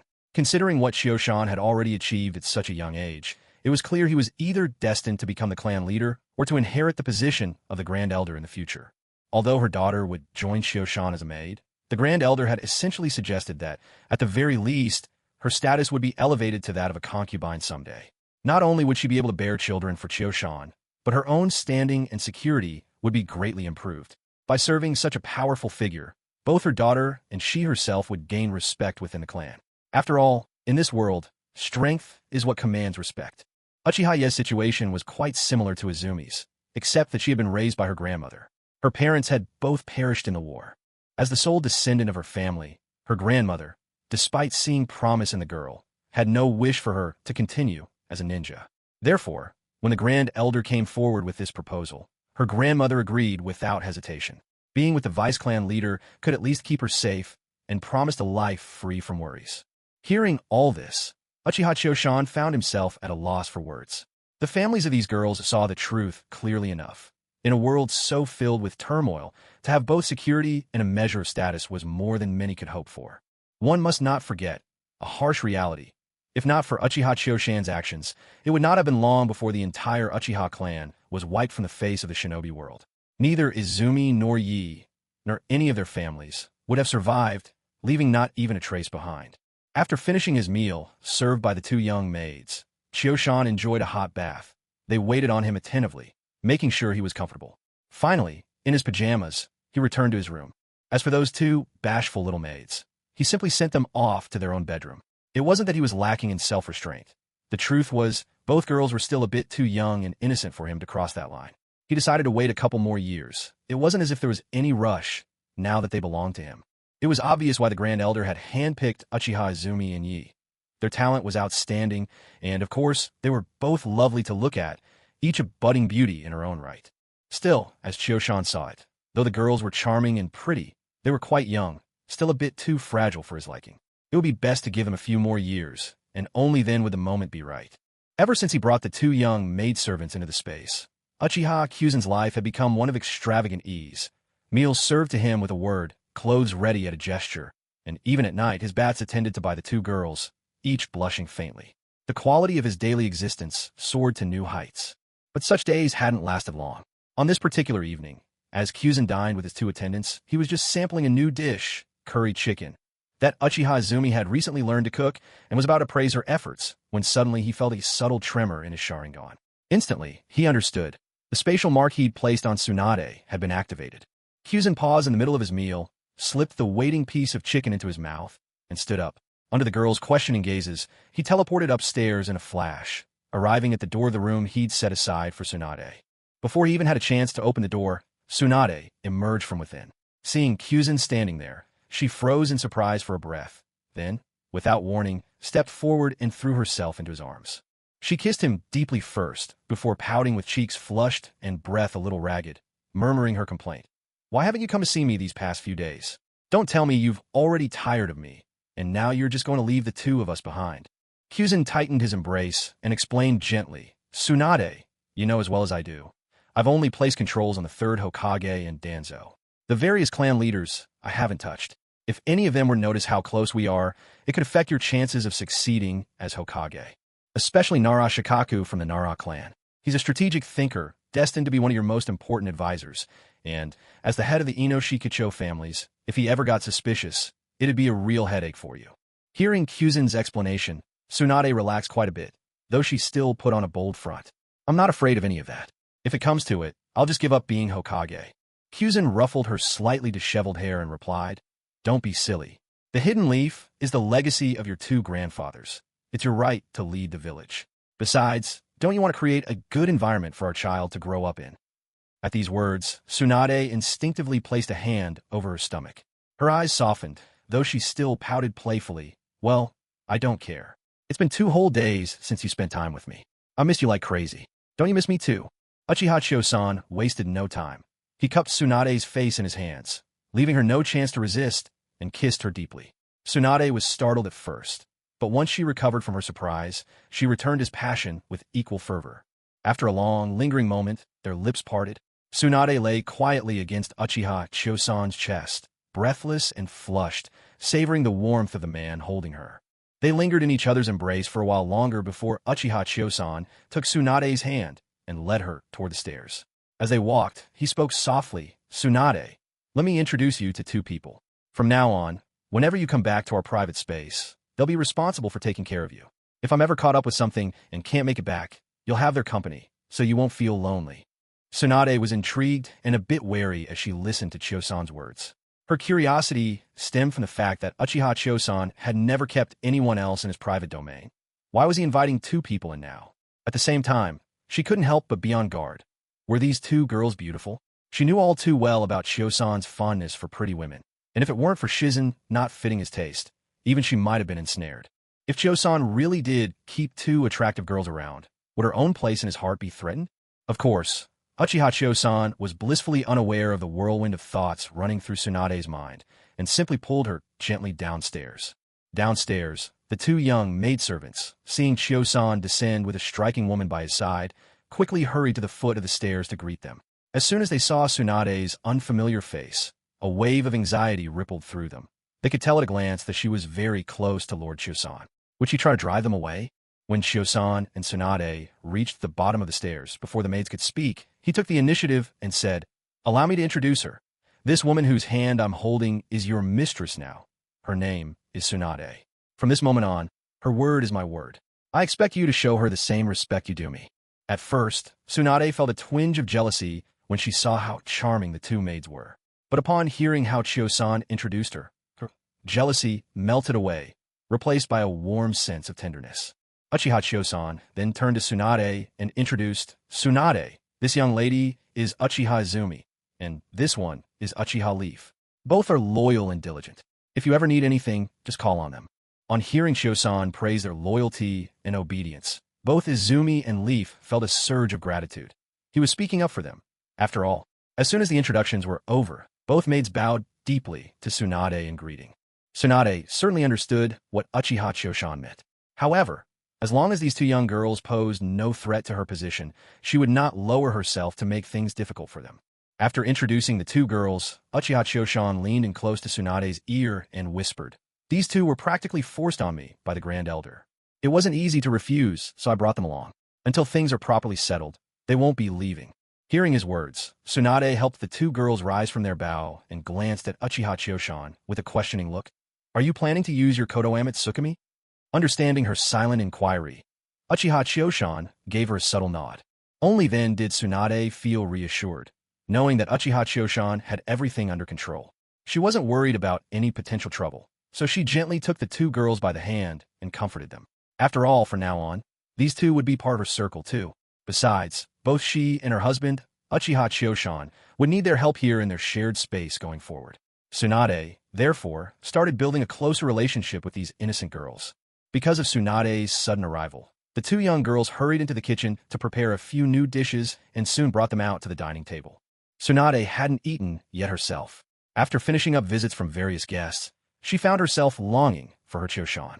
After giving Shizun a few instructions, she activated the spatial mark left by Uchiha Cho-san on her and entered the inner space to find him. In Tsunade's view, even if Cho-san wasn't currently inside the space, as long as she activated the mark and entered, he would sense her arrival and, unless there was something urgent, would come to meet her. She hadn't expected that, despite their young age, these 2 girls could cook such delicious food. The freshly made curry chicken and the braised Pacific sori were especially to her liking. As she ate, she praised the girls warmly. After sharing a meal, Uchiha Cho-san took Tsunade for a stroll along the seaside. Since no one had ever visited this island before, the beach was untouched, pristinely beautiful. Hand in hand, They wandered along the sand in silence, both quietly drinking in the stunning scenery around them. When their walk was over, the couple lingered together for a while, wrapped in warmth and tenderness, before Uchiha Chiyoshan whisked them straight into their villa. After a simple wash, Tsunade drifted into a deep, peaceful sleep in his arms. Early the next morning, Uchiha Chiyoshan escorted Tsunade home, then made his way to Mikoto's house. He had promised Sasuke a few days earlier that he would accompany him to school today. Yes, today is the day Sasuke Uchiha starts school. Because both his father and his older brother had been sent on a mission by Uchiha Chiyoshan, the only one able to accompany him on this important day was his mother. That's why, a couple of days ago, Sasuke asked Chiyoshan if he could spend this special day with him. Upon hearing Sasuke's request, Chiyoshan was momentarily at a loss. In just 6 years, the events of Naruto would begin. Snapping back to reality, Chiyoshan noticed Mikoto's pleading gaze beside him and smiled gently, agreeing to Sasuke's wish. In truth, even without Mikoto's silent plea, he would have agreed. After all, this was the entrance ceremony for 9 of the legendary Konoha 12, and he was naturally curious to witness such an occasion. Sasuke Uchiha, Naruto Uzumaki, Sakura Haruno, Shikamaru Nara, Choji Akimichi, Ino Yamanaka, Hinata Hyuga, Shino Aburame, and Kiba Inuzuka. Apart from the tag-along Sakura Haruno, the rest were all elite heirs of their respective clans. This year's incoming class was bound to be eventful.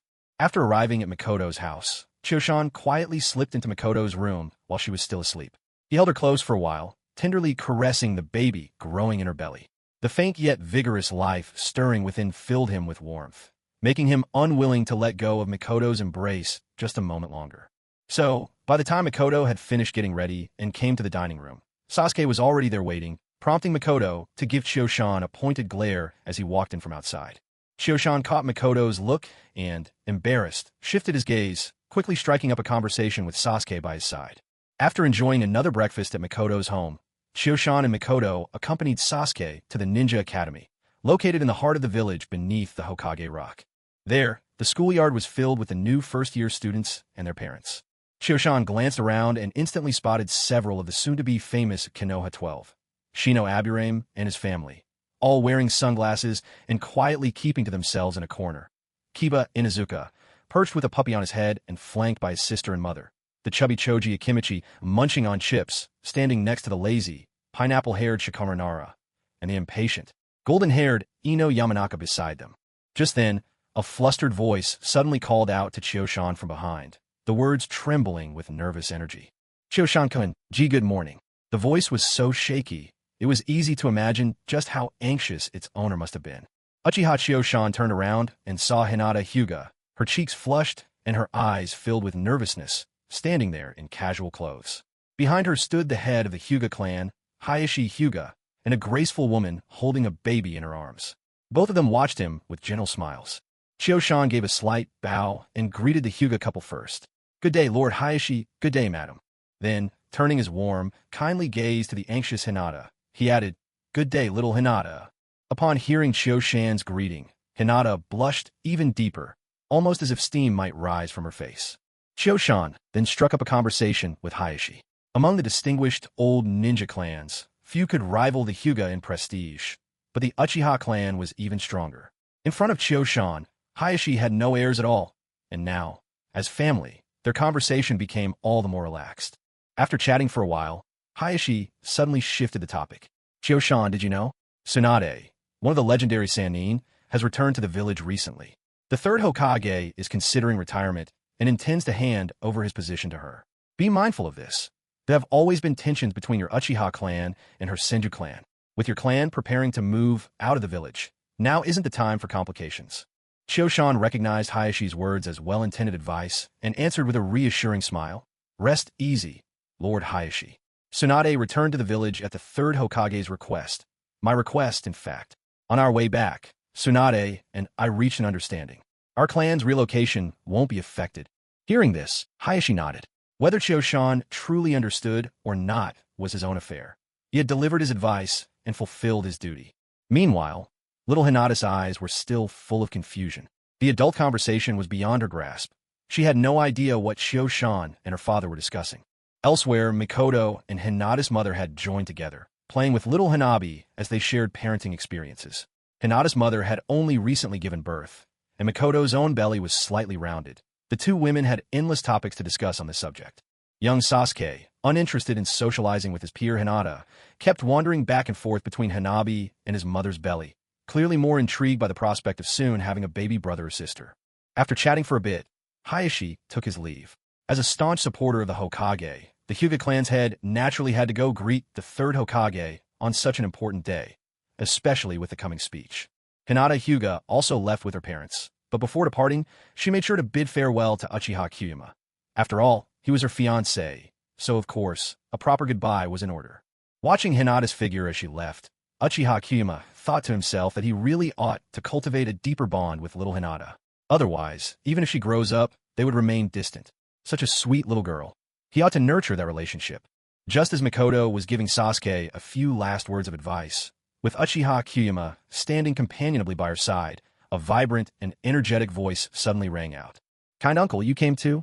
Hearing this, Uchiha Kyuma looked in the direction of the voice and saw Naruto Uzumaki striding over, waving enthusiastically as he approached. Behind him trailed the somewhat bashful Karen Uzumaki and her mother, Karine Uzumaki, her expression gentle and warm. The sight of Naruto brought an involuntary smile to Kyuma's lips. "Naruto, are you starting school today as well?" Naruto came right up to Uchiha Kyuma and nodded eagerly at his words. "That's right, uncle. What brings you here today? Are you seeing off new students too?" Kyuma nodded slightly. "Yes, I'm here to see the new students off as well." Hearing this, Naruto glanced left and right, and just then he spotted a familiar figure. Pointing at Sasuke, who was standing nearby, Naruto spoke as if in sudden realization. "So your uncle's kid?" Sasuke, upon seeing Naruto, had half a mind to pretend he didn't know him and maintain his aloof air. But hearing Naruto's words, an unmistakable vein bulged on his forehead, and, unable to help himself, he spat out two cold words. "Idiot." Kyuma chuckled at Naruto's misunderstanding. "I'm not married yet. Where would I have a child? Sasuke is my student, Uchiha Sasuke, a real genius. You two should spar together sometimes." Standing off to the side, Mikoto cast a glance at Kyuma upon hearing this, her hand instinctively resting on her belly. Naruto, upon discovering that Sasuke was the kind uncle's student, thumped his own chest with confidence.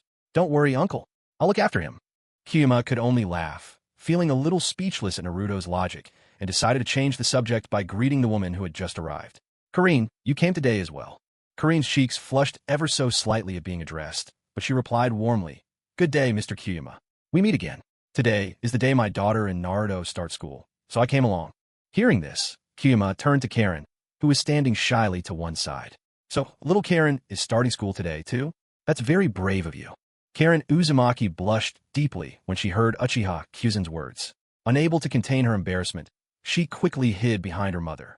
Yet, she couldn't help but secretly peek out with one eye, watching Kyuzen with a mixture of curiosity and shyness.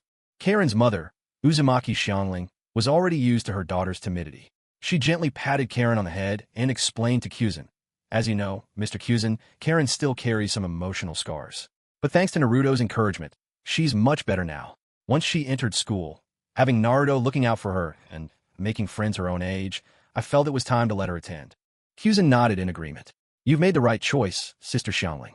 The more friends little Karen makes, the better it will be for her quiet nature." With that, the group was nearly complete, except for a certain Sakura.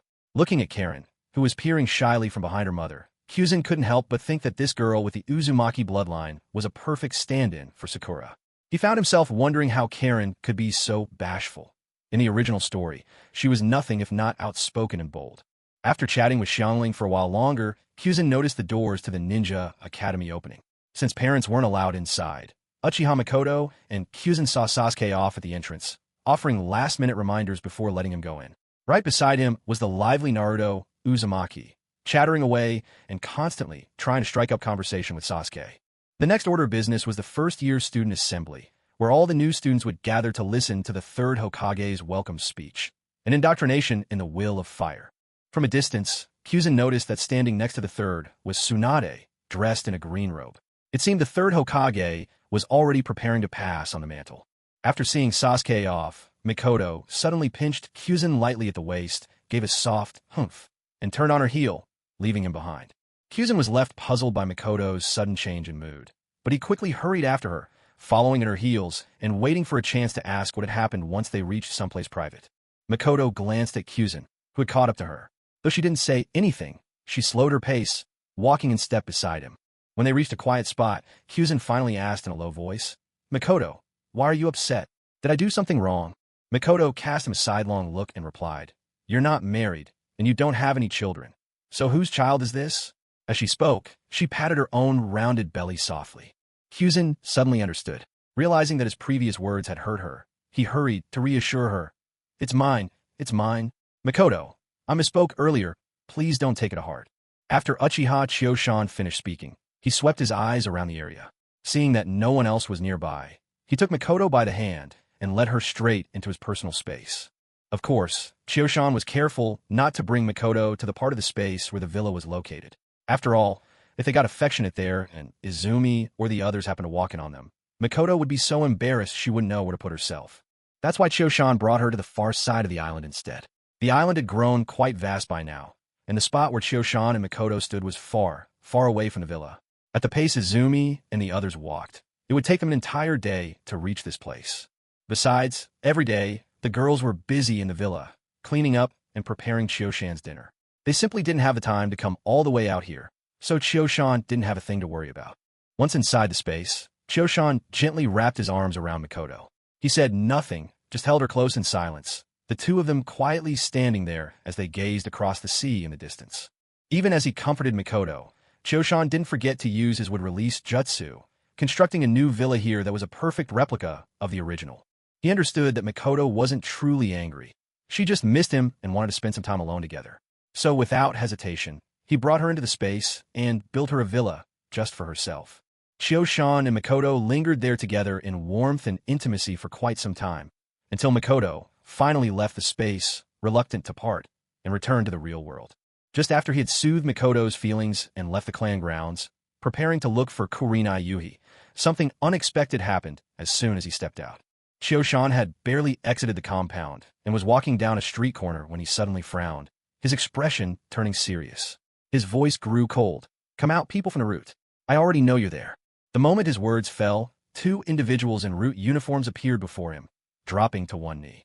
Their voices were flat and monotone as they said, "Lord Chioshan, Lord Danzo has business. He requests your presence at route." Chioshan wasn't certain what sort of trouble Danzo was up to now, but he knew Danzo couldn't do anything against him at this point, so he decided to go see what it was about. He nodded. "Understood. You two are dismissed." With those words, Chioshan activated his Kotoa Mitsukami, instantly teleporting to a spot near Root headquarters. The members of the Root organization were famously tight-lipped, so Uchiha Kyuzin wasn't worried that they'd leak the fact he could perform space-time ninjutsu. That's why he had no qualms about using it in front of them. In truth, with his current strength, Uchiha Kyuzin wasn't afraid of anyone discovering his ability to use space-time ninjutsu. After all, even his greatest adversaries, Black Zetsu and Uchiha Bido, already knew a bit about it. There was no point in hiding it any longer.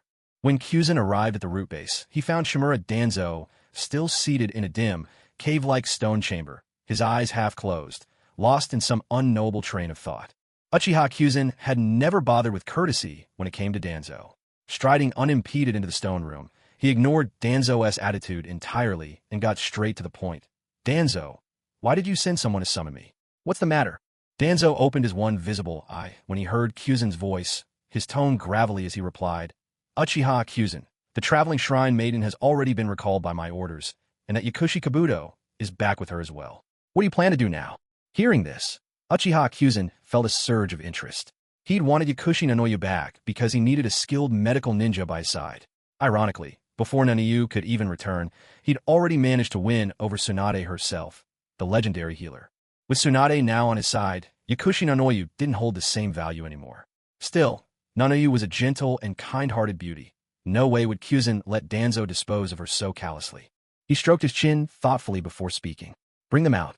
From now on, the two of them will follow me, apart from Root." Though Danzo felt a keen pang at losing his top agent, he didn't object. Instead, he simply nodded to indicate his understanding. Wrapping his cane against the ground, Danzo summoned a kneeling Root member to appear before him in the next moment. "Bring the shrine maiden and Yakushi Kabuto here," Danzo ordered. Without a word, the kneeling operative bowed and vanished in a flash using the body flicker technique. Neither Kyuzin nor Danzo was in the mood for conversation, so the dull stone chamber quickly fell into silence. Kyuzin surveyed the room, noting that the only piece of furniture was the huge stone chair beneath Danzo. Unbothered, he formed a hand seal and used with style to fashion a wooden chair, one noticeably larger than Danzo's, and then settled in with easy nonchalance. Danzo, seated on his own stone chair, nearly jumped out of his seat at Kyuzen's bold display. What did he just witness? He actually saw Mokutan, the wood release, emanate from Uchiha Kyuzen. It was unfathomable. The Uchiha clan were masters of Sharingan, not practitioners of Mokutan. How could they possibly understand wood release of all things? Mokutan was an extremely rare Kekii Genkai, even within the Senju clan, who were the mortal enemies of the Uchiha. How could it appear in a member of the Uchiha? If not for the fact that Uchiha Kyuzen constantly displayed his three-tomo Sharingan, he would have suspected that someone was impersonating him just to toy with him. It's well known that Hashirama Senju's wood release cells were incredibly invasive. According to Orochimaru's research, aside from the Uchiha Sharingan, nothing else had proven capable of suppressing these cells. That was precisely why Danzo remained so obsessed with obtaining a Sharingan. In a vast hidden leaf village, only Yamato, the so-called failed experiment, could manage even the most incomplete and fractured version of Mokutan. Danzo Shimura had never imagined that Uchiha Kyuzen could possess wood release. This revelation shattered the boundaries of all his existing knowledge. Still, Danzo was a master of self-restraint. Though his grip on the wooden cane was so tight he nearly splintered it, he held his tongue. He knew full well that his standing with Uchiha Kyuzen was abysmal. There was no way he'd get any real answers if he asked. He tightened his hold on the cane again, his facial muscles twitching sharply, but he maintained his silence. Uchiha Kyuzen, too, noticed Danzo's barely contained reaction, but paid it little mind. To his thinking, Danzo was no more than a puppet in his hands, a man with no chance of leaking the secret of his wood release abilities. After waiting a short while, both Uchiha Kyuzen and Danzo saw the root agent who had gone out earlier return, bringing with him two figures, one tall, one short. This was Kyuzen's first time meeting Yakushi Nanoyu, so he studied her carefully. Before him stood a woman clad in a white cloak, complete with hood. Her soft, flowing golden hair fell gracefully, framing a beautiful, refined face adorned with round glasses, as if she wished to conceal her beauty behind the lenses. A faint smile played about her lips, radiating a gentle warmth that made her seem approachable, carrying an aura of calm wisdom and quiet strength. This, then, was the most famous of Root's legendary spies, the so-called Walking Shrine Maiden. Few in the shinobi world had glimpsed her true visage, but countless tales about her circulated in shadowy whispers. After studying Yakushi Ninu, Uchiha Kyuzen shifted his gaze to the youth standing behind her, a boy still on the threshold of adolescence, his body slight and not yet filled out.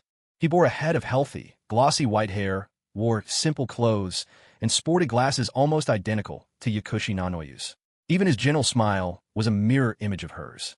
After the two of them approached Danzo, they said nothing but knelt on one knee, ready to follow his orders at a moment's notice.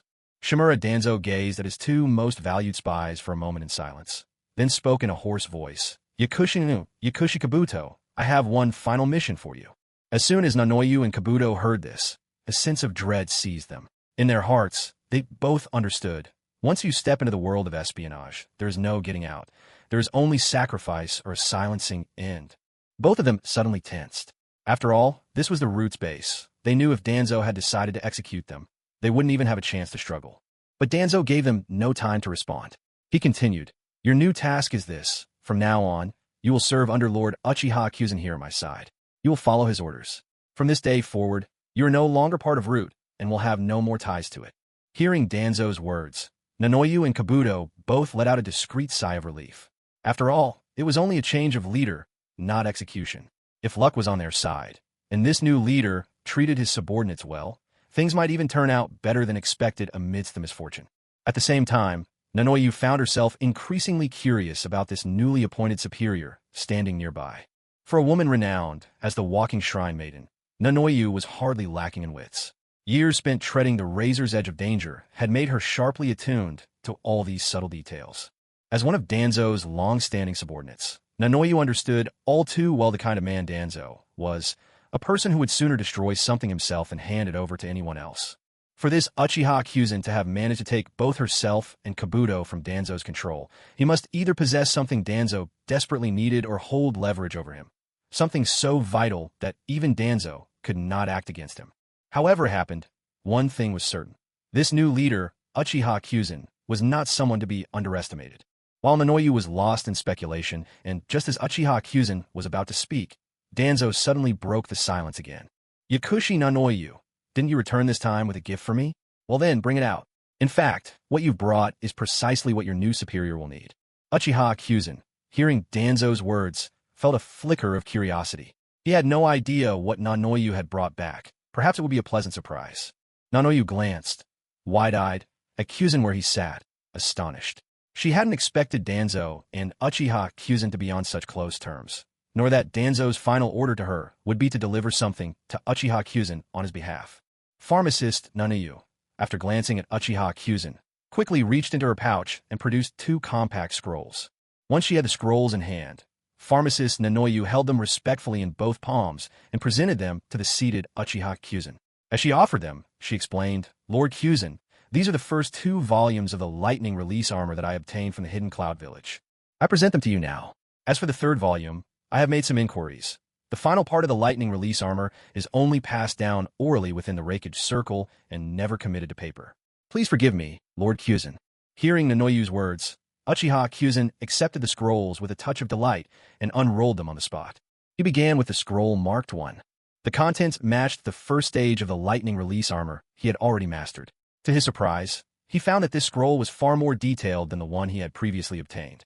Though the techniques themselves were the same, this new version was enriched with numerous training insights and important warnings.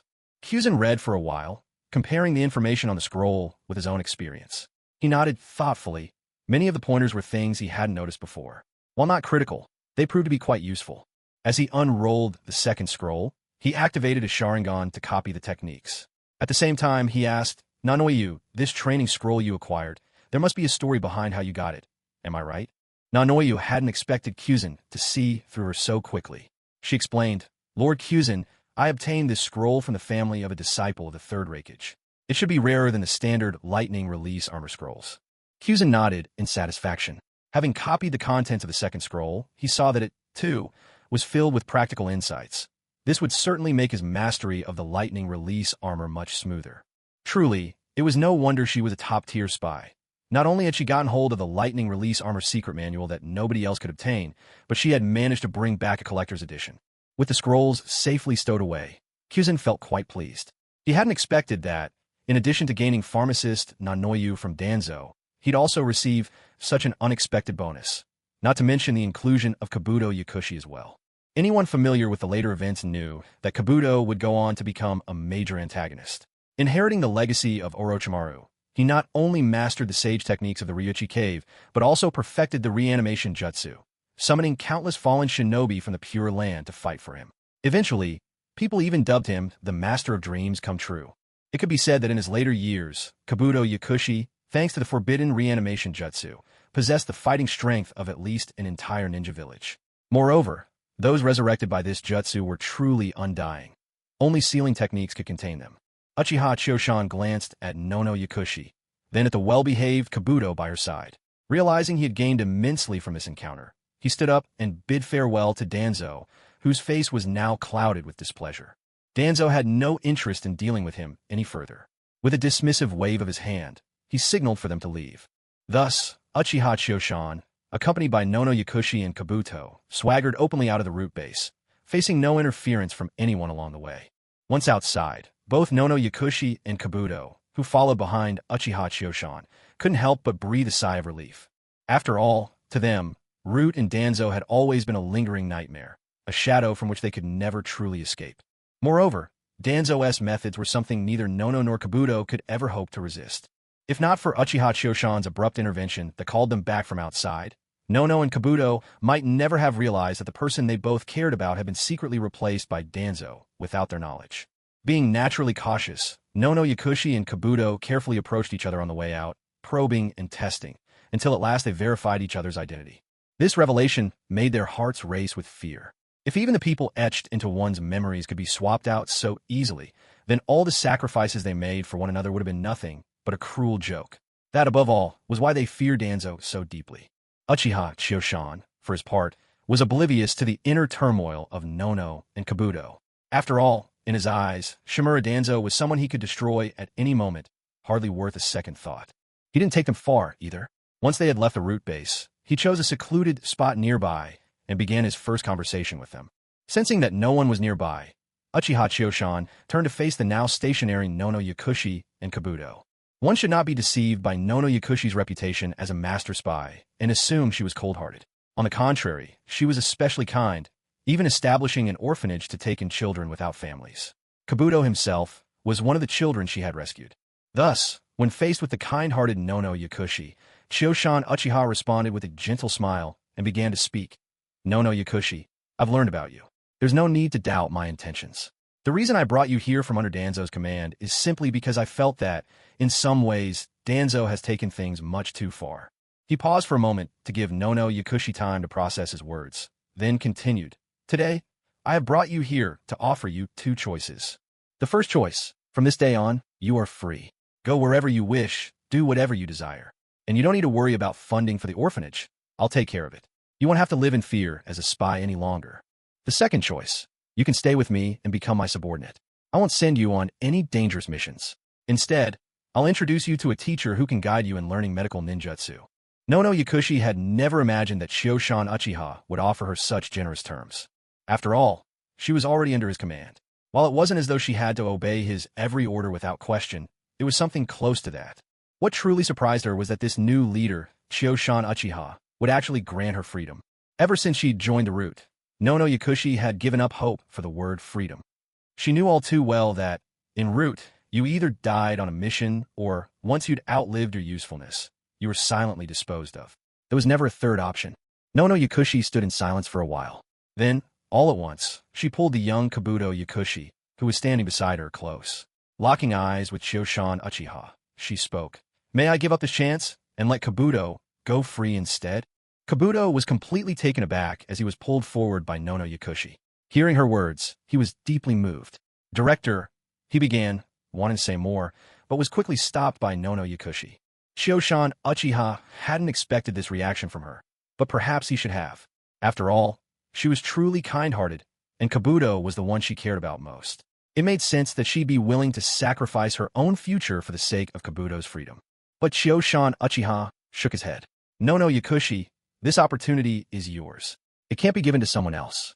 Besides, Kabuto's potential far exceeds yours. I have my own plans for him. Nono Yakushi hadn't really held out much hope. She could hardly expect Choshan Uchiha to grant a second favor of goodwill. Nono Yu remained silent for a while. Then she raised her head, her eyes resolute as she looked at Uchiha Choshan. In that case, I choose the second option, to become your subordinate. This way, if Kabuto receives any assignments, I'll be able to look out for him. Uchiha Choshan was a bit surprised by her response, arching his brows with unexpected interest.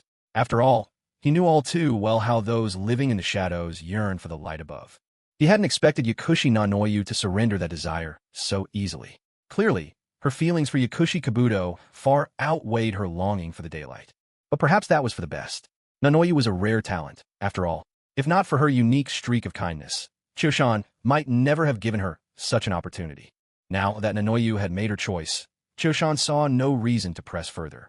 He simply nodded at her. Since you've decided, I'll send you somewhere for now. You should focus on honing your medical ninjutsu even further. Tsunade was now pregnant. Even with Shizen caring for her day-to-day, Choshan could not quite set his mind at ease. He decided to send Yakushi Nanoyu to Tsunade's side, not only to offer her additional support, but also to give Nanoyu the chance to elevate her medical skills. Of course, Choshan wasn't comfortable handing her over to Tsunade's care without precaution. He would need to put certain safeguards in place, the likes of Kotoeme Tsukumi, for example. With such measures, he could entrust Nanoyu to Tsunade without worry, and, when needed, let her enter his hidden space to look after the other women in his life as well. With Nanoyu's path now settled, Choshan turned his attention to Kabuto. As for Yakushi Kabuto, Choshan understood clearly that keeping him close would only limit the boy's future. Kabuto was, by any measure, elite, a top-tier scientist and a superb spy, with boundless potential. But Choshan simply couldn't provide him the stage he needed.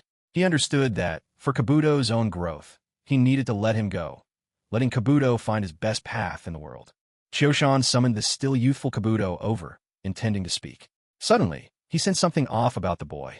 Choshan frowned and activated his eternal Mangekyo Sharingan, fixing his gaze on Kabuto, standing before him. Just as he was about to speak, he picked up, with acute perception, a faint sense of discord in Kabuto's demeanor. Choshan frowned again, opening his eternal Mangekyo Sharingan, and stared at Kabuto, now visibly anxious and uneasy. Uchiha Choshan swept his Sharingan across Kabuto's body. When his gaze lingered briefly on Kabuto's head, he noticed the problem. It turned out that Kabuto had already encountered Sasori, and Sasori had placed a seal on him. Realization dawned on Uchiha Choshan, and a knowing smile appeared on his face. He said to Kabuto, "Kabuto, lift your head and look at me." Kabuto, somewhat anxious, raised his head when he heard Uchiha Choshan's words, meeting the gaze of the man who now held his fate in his hands. As Uchiha Choshan's eternal Mangekyo Sharingan spun gently, an almost undetectable surge of spiritual energy pierced straight into Kabuto's mind, targeting the place where the seal had been hidden. Of course, with Uchiha Choshan's current abilities, dealing with these subtle little seals was an effortless task. Under his precise control, the mental probe wound its way past all the twists and turns, reached the seal, and struck straight at it, shattering it in an instant. The moment the seal was broken, Kabuto felt a swelling pain in his head, and a sealed fragment of memory suddenly surfaced in his mind. Kabuto's pupils dilated abruptly, only to contract sharply the next second. He instinctively clutched his head with his hands, his eyes staring blankly ahead, struggling for breath as if choking on the sudden flood of memories. Standing nearby, Nanoye Yakushi had been watching with concern. When she noticed Kabuto's distress, she couldn't help but step forward. Her eyes were full of worry as she lifted her hands and channeled medical ninjutsu, attempting to soothe Kabuto's frayed nerves and panic. Uchiha Choshan did nothing to stop her, simply watching them with a serene expression, waiting for Kabuto to return to himself. What had just happened was merely a reaction to the seal in Kabuto's mind being forcibly broken. While admittedly unpleasant, it would have no lasting ill effects. Sasori truly deserved his reputation as the prodigy puppeteer from Mangekyo. This ingenious memory-sealing jutsu, sand manipulation of the mind, was likely his invention. It represented the pinnacle of puppeteer technique, fundamentally different from ordinary sealing arts. Thus, even though Uchiha Choshan could detect the jutsu, brute force was the only way to break it. Though it brought temporary discomfort, it would not cause future harm to the target. By now, Kabuto was aware of the sudden influx of memories in his mind and understood the cause and effect of it all. Despite still feeling physically unwell, he managed to push Nanoye Yakushi aside and knelt down before Uchiha Choshan, afraid that his own trouble might implicate his director. Before Uchiha Kushiyama could say a word, Kabuto Yakushi lowered his head and started to explain himself. In truth, when Kabuto first encountered Sasori, he had also played along with him in pretense, never expecting that Sasori would be able to seal away his memories. What surprised him even more was that his new leader had so effortlessly discovered the seal hidden deep within his mind. Kabuto had never been truly loyal to Sasori from the beginning, so betraying him now brought no burden to his conscience. Uchiha Kushiyama already knew it was Sasori who had sealed Kabuto's memories, so he showed no trace of surprise at Kabuto's report. Once Kabuto had finished, Kushiyama fell silent for a moment, and then, as Kabuto stood there anxiously, he finally spoke. In truth, Kabuto's only real concern was for his director. He worried that his actions might somehow reflect badly on the director. As for himself, as long as he didn't bring sorrow to the director, that was enough. "Kabuto, I don't blame you for having your memories sealed," Kushiyama said, his voice measured. "After all, to you, Sasori is still an insurmountable force. Now, I'll offer you two choices." Fixing his gaze on Kabuto, Kushiyama continued, "You're a talented individual. Though you lack any special bloodlines or inherited abilities, you have a rare gift when it comes to espionage and scientific research. You remind me of someone who, just like you, climbed to the very peak of their abilities through intellect alone, without any special lineage. So, here are your choices. First, you can become an ordinary Leaf Village ninja and live out your days in peace. While your talents might go unrecognized, it's still a respectable path. Yet, you know as well as I do, the shinobi world, as it is now, leaves little room for those without power to shape their own fates. If you choose this path and later find yourself helpless before overwhelming strength or dire circumstances, I hope you won't live to regret it. Or, if you're unwilling to live as just another ordinary person, then accept the mission I give you. If you can accomplish it, you'll possess the foundation to become truly strong, or perhaps you'll already become strong in the process." As he listened to Kushiyama's words, Kabuto fell into deep thought. One couldn't become a master spy without meticulous thinking. He weighed the truth of Kushiyama's offer. Living as an ordinary person certainly promised an easy life, but the price was clear. When faced with dangers beyond his power, he would have no recourse but to resign himself to fate. Beside him, Nanoya Yakushi wanted to advise Kabuto to choose the first path, to choose a safer fate. But as she opened her mouth, no words came forth, for she knew well enough that she couldn't protect him forever. Some decisions, she realized, he would have to make for himself. When she first received Danzo's summons to return to the village, and encountered this dearly beloved child again, Nono Yakushi immediately understood that Kabuto Yakushi had grown into someone truly exceptional. He was no longer a child in her eyes. As a responsible elder, it was her duty to nurture his growth, rather than allow her presence in his heart to become an obstacle to his future. Kabuto Yakushi pondered for a moment, then turned to glance at the matron beside him. He asked Uchiha Chio-san, "Leader, if I return after completing that mission, will I be allowed to become an ordinary person again? Go back to the orphanage and serve as her assistant?" Uchiha Chio-san was not at all surprised by Kabuto's choice. Kabuto's deepest bond was always with the orphanage where he grew up, and even more so with its matron, Nono Yakushi, the very foundation of his life. For that reason, Uchiha Chio-san had long anticipated Kabuto's answer. Uchiha Chio-san nodded. "Of course. I promise you, once your mission is complete and you return, you'll be free to do as you wish." Kabuto listened to Uchiha Chio-san's assurance, then dropped to one knee, bowing his head. "Leader, I, Kabuto Yakushi, am willing to obey your command and accept your mission." Kabuto's demeanor made it clear he had completely submitted to Uchiha Chio-san's authority, whether by choice or not. Even with all his cunning, as long as the matron, Nono Yakushi, remained in Uchiha Chio-san's hands, and as long as she was treated well, Kabuto would never be able to turn against him. So, Uchiha Chio-san felt entirely at ease in trusting him with this mission. Uchiha Chio-san did not ask Kabuto to rise, but went straight to the point. "Kabuto, your mission is to infiltrate the side of a rogue ninja named Orochimaru. Learn his signature techniques, Edo Tensei, reanimation jutsu, and soul transfer. However, at this stage, he is likely still perfecting these jutsu. Your task is to remain at Orochimaru's side, assist him in developing and refining these two jutsu, and, throughout this period, report back to me with each version and the progress of your findings.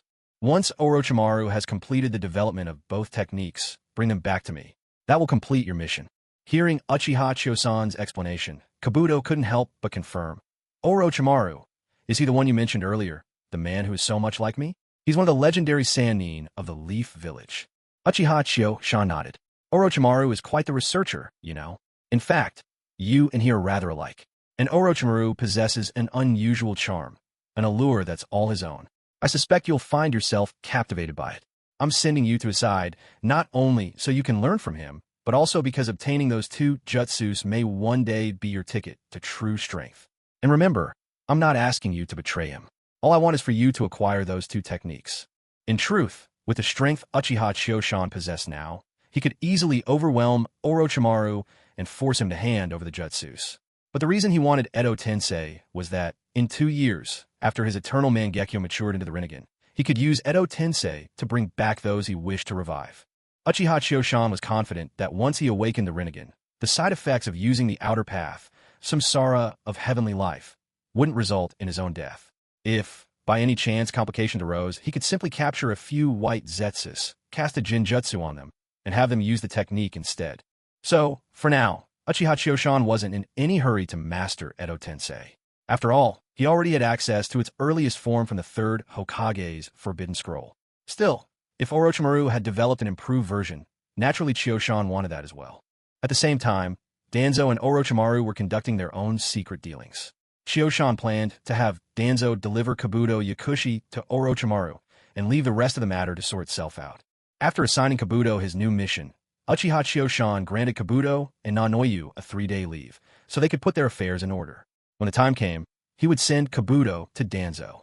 As for Nanoyu, she would be sent, after a dose of Kotoa Mitsukami, to Tsunade, entrusting her with the care of the pregnant Tsunade. With their errands seen too, Chio-san made no move to seek out Kurenai Yui. Instead, he headed for the Hokage's office, where Tsunade was studying under the third Hokage.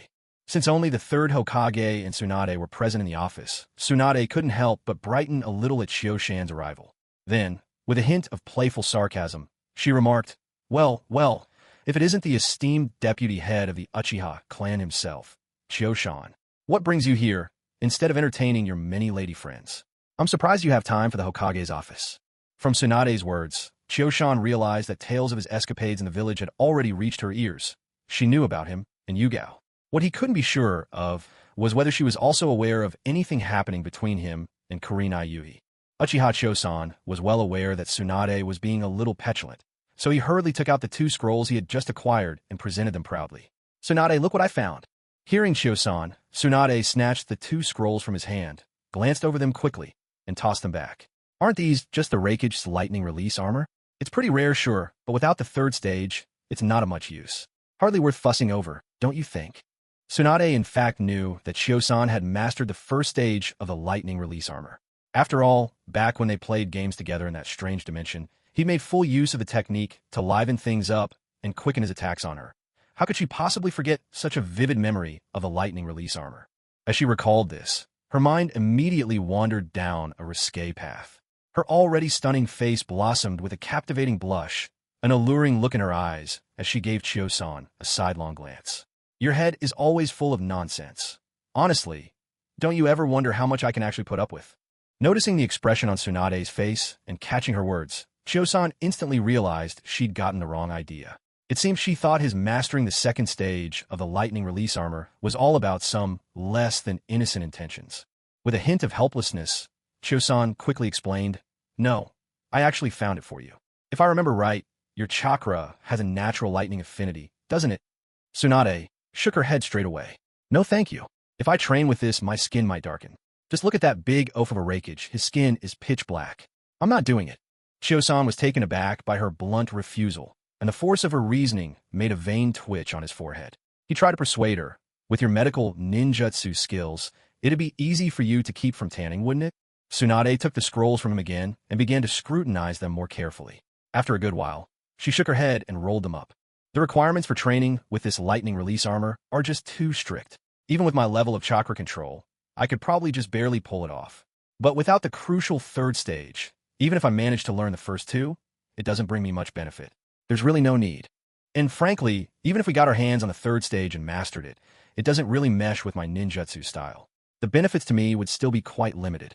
Upon hearing Tsunade's assessment, Chio-san simply asked one question. "Tsunade, have you ever thought about learning Sage Jutsu?" Upon hearing Tsunade's words, Uchiha Chio-san smiled softly and said, "Tsunade, do you want to learn the Senjutsu of the Shikatsu Forest?" Tsunade, who had been trying to find all sorts of excuses just to keep her skin from darkening, was about to continue reasoning when Chio-san's airy remark caught her off guard.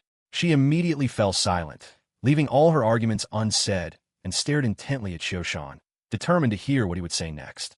Seeing Tsunade quiet down, Chio-san allowed a look of satisfaction to spread across his face. After all, this was a plan he'd racked his brains to come up with. "Tsunade," he continued, "you must know about the defensive power of the 3rd and 4th Raikage. That's because they trained the lightning release armor technique to its highest level. Their defense is practically impenetrable. So I believe, if you can master the lightning release armor to its 3rd stage, its defensive effects should be enough to withstand some of the slug's acid. And if I'm at your side, channeling life energy into you, then you might just have a real shot at mastering the Senjutsu of the Shikatsu Forest." As Chio-san spoke, Tsunade's eyes grew brighter and brighter. Of course, she wanted to master the Senjutsu of the Shikatsu Forest. It was her grandfather Hashirama Senju's signature technique. If she succeeded, her strength would soar to new heights. After all, why was Jiraiya so formidable? How was he able to catch up to a genius like Orochimaru, or to herself, who inherited the Senju bloodline? It was because he'd mastered Mount Mayaboku's distinctive Senjutsu, and that had given his abilities a tremendous boost. The Senjutsu of the Shikatsu Forest would be an even better match for Tsunade's style, granting her a dramatic increase in vitality and healing powers. And the longer she considered Chio-san's sudden inspiration, the more plausible it seemed. Her eyes shone ever more brightly with hope.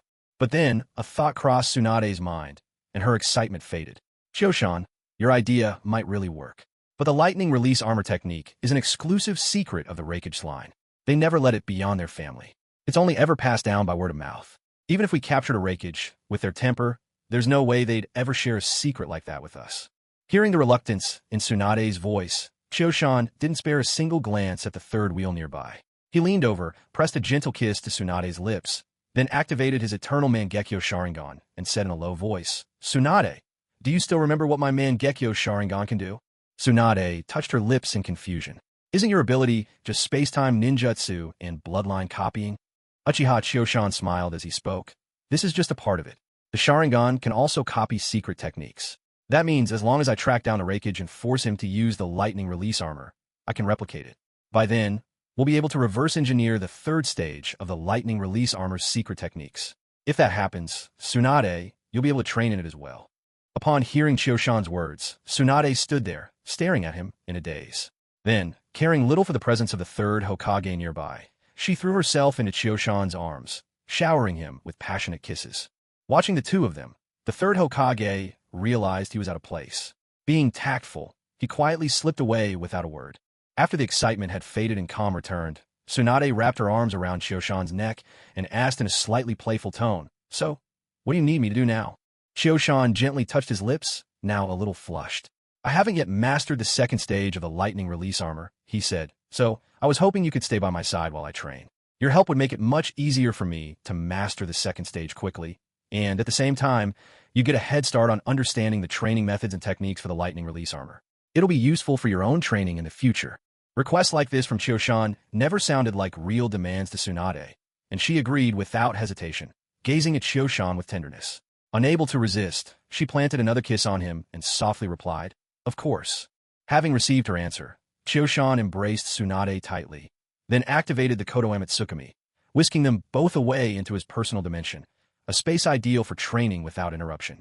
Meanwhile, outside the Hokage's office, the third Hokage puffed on 2 cigarettes. Deciding that enough time had passed, and the couple must have finished their tender reunion, he knocked on the door. When there was no answer, his brow furrowed in suspicion.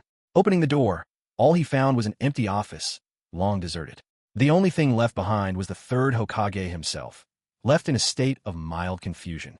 Holding Tsunade in his arms, Chioshan first stopped by the villa within the space to tell Uchiha Izumi and Uchiha Hana to prepare an extra serving for dinner.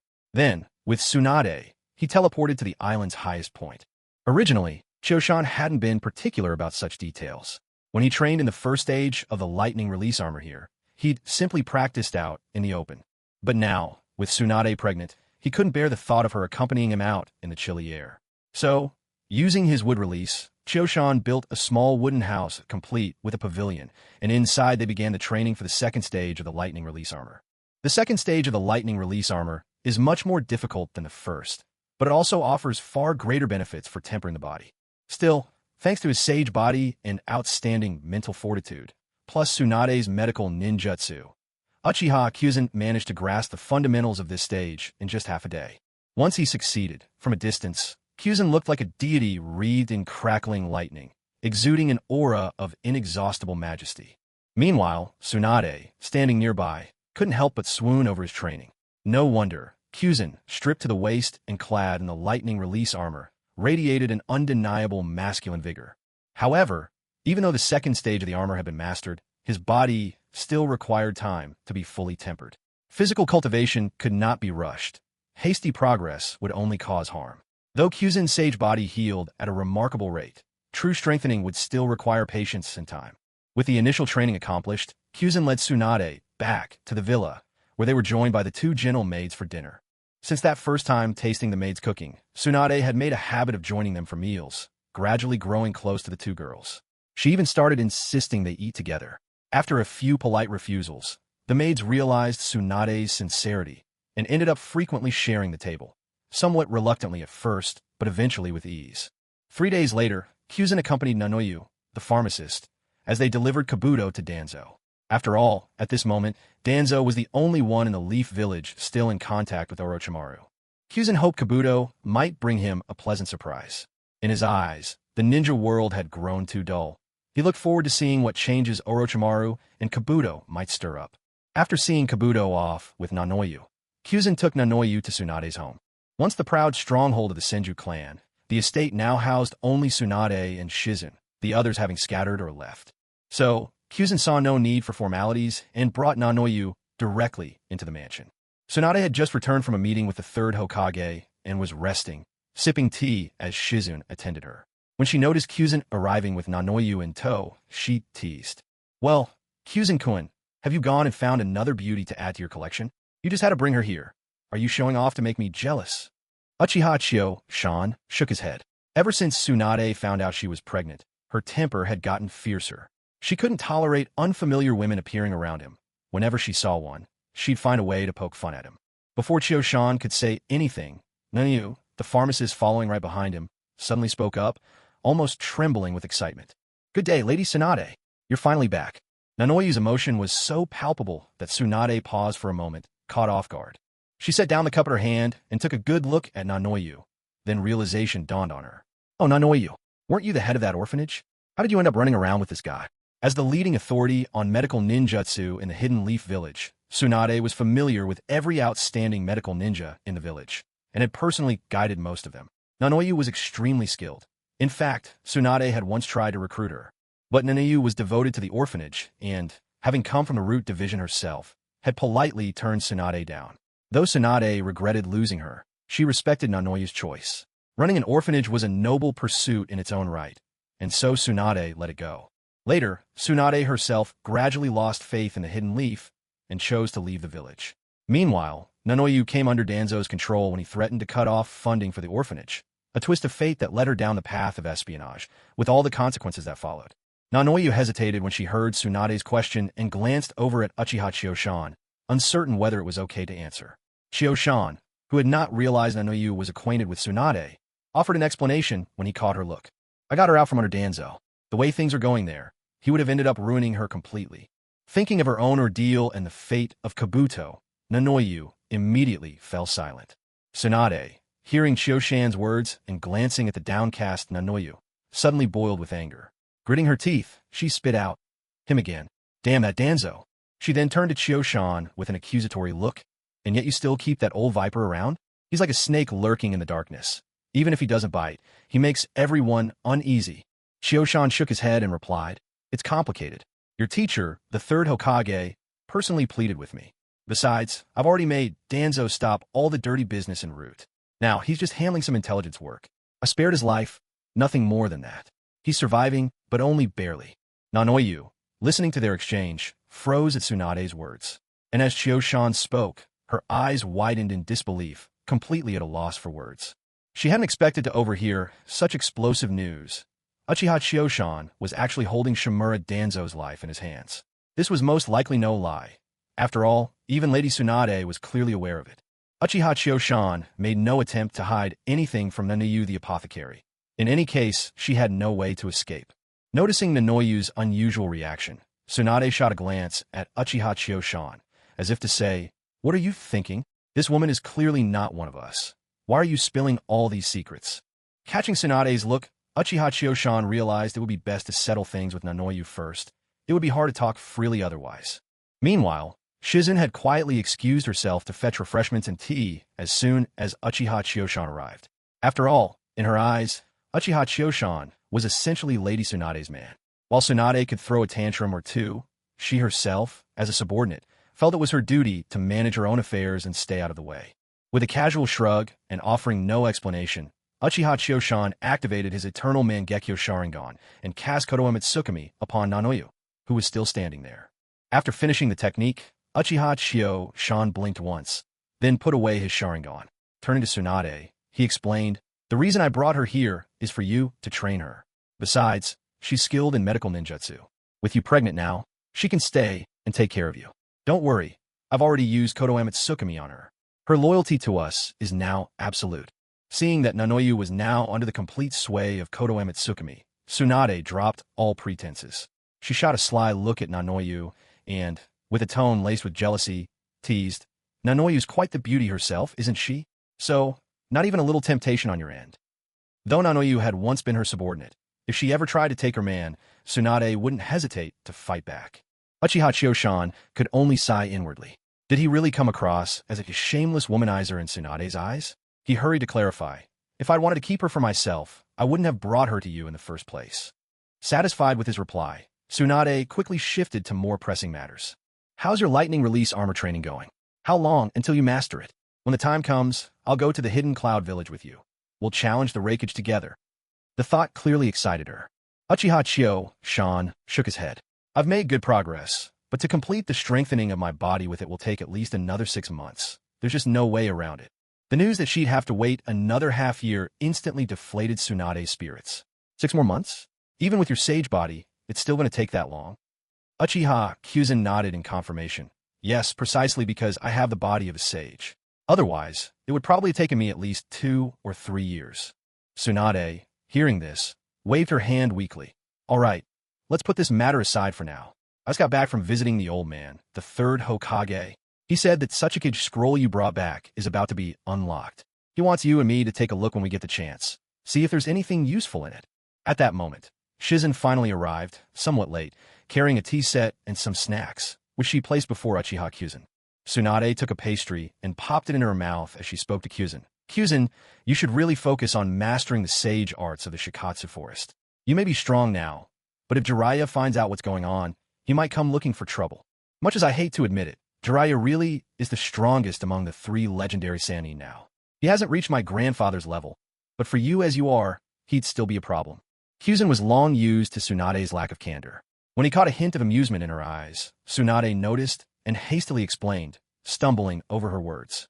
What are you laughing at? I just don't want our child to lose their father before even being born. I'm not worried about you, or anything. Kyuzen nodded repeatedly in reassurance. I understand. Don't worry, I'll focus on training in sage arts.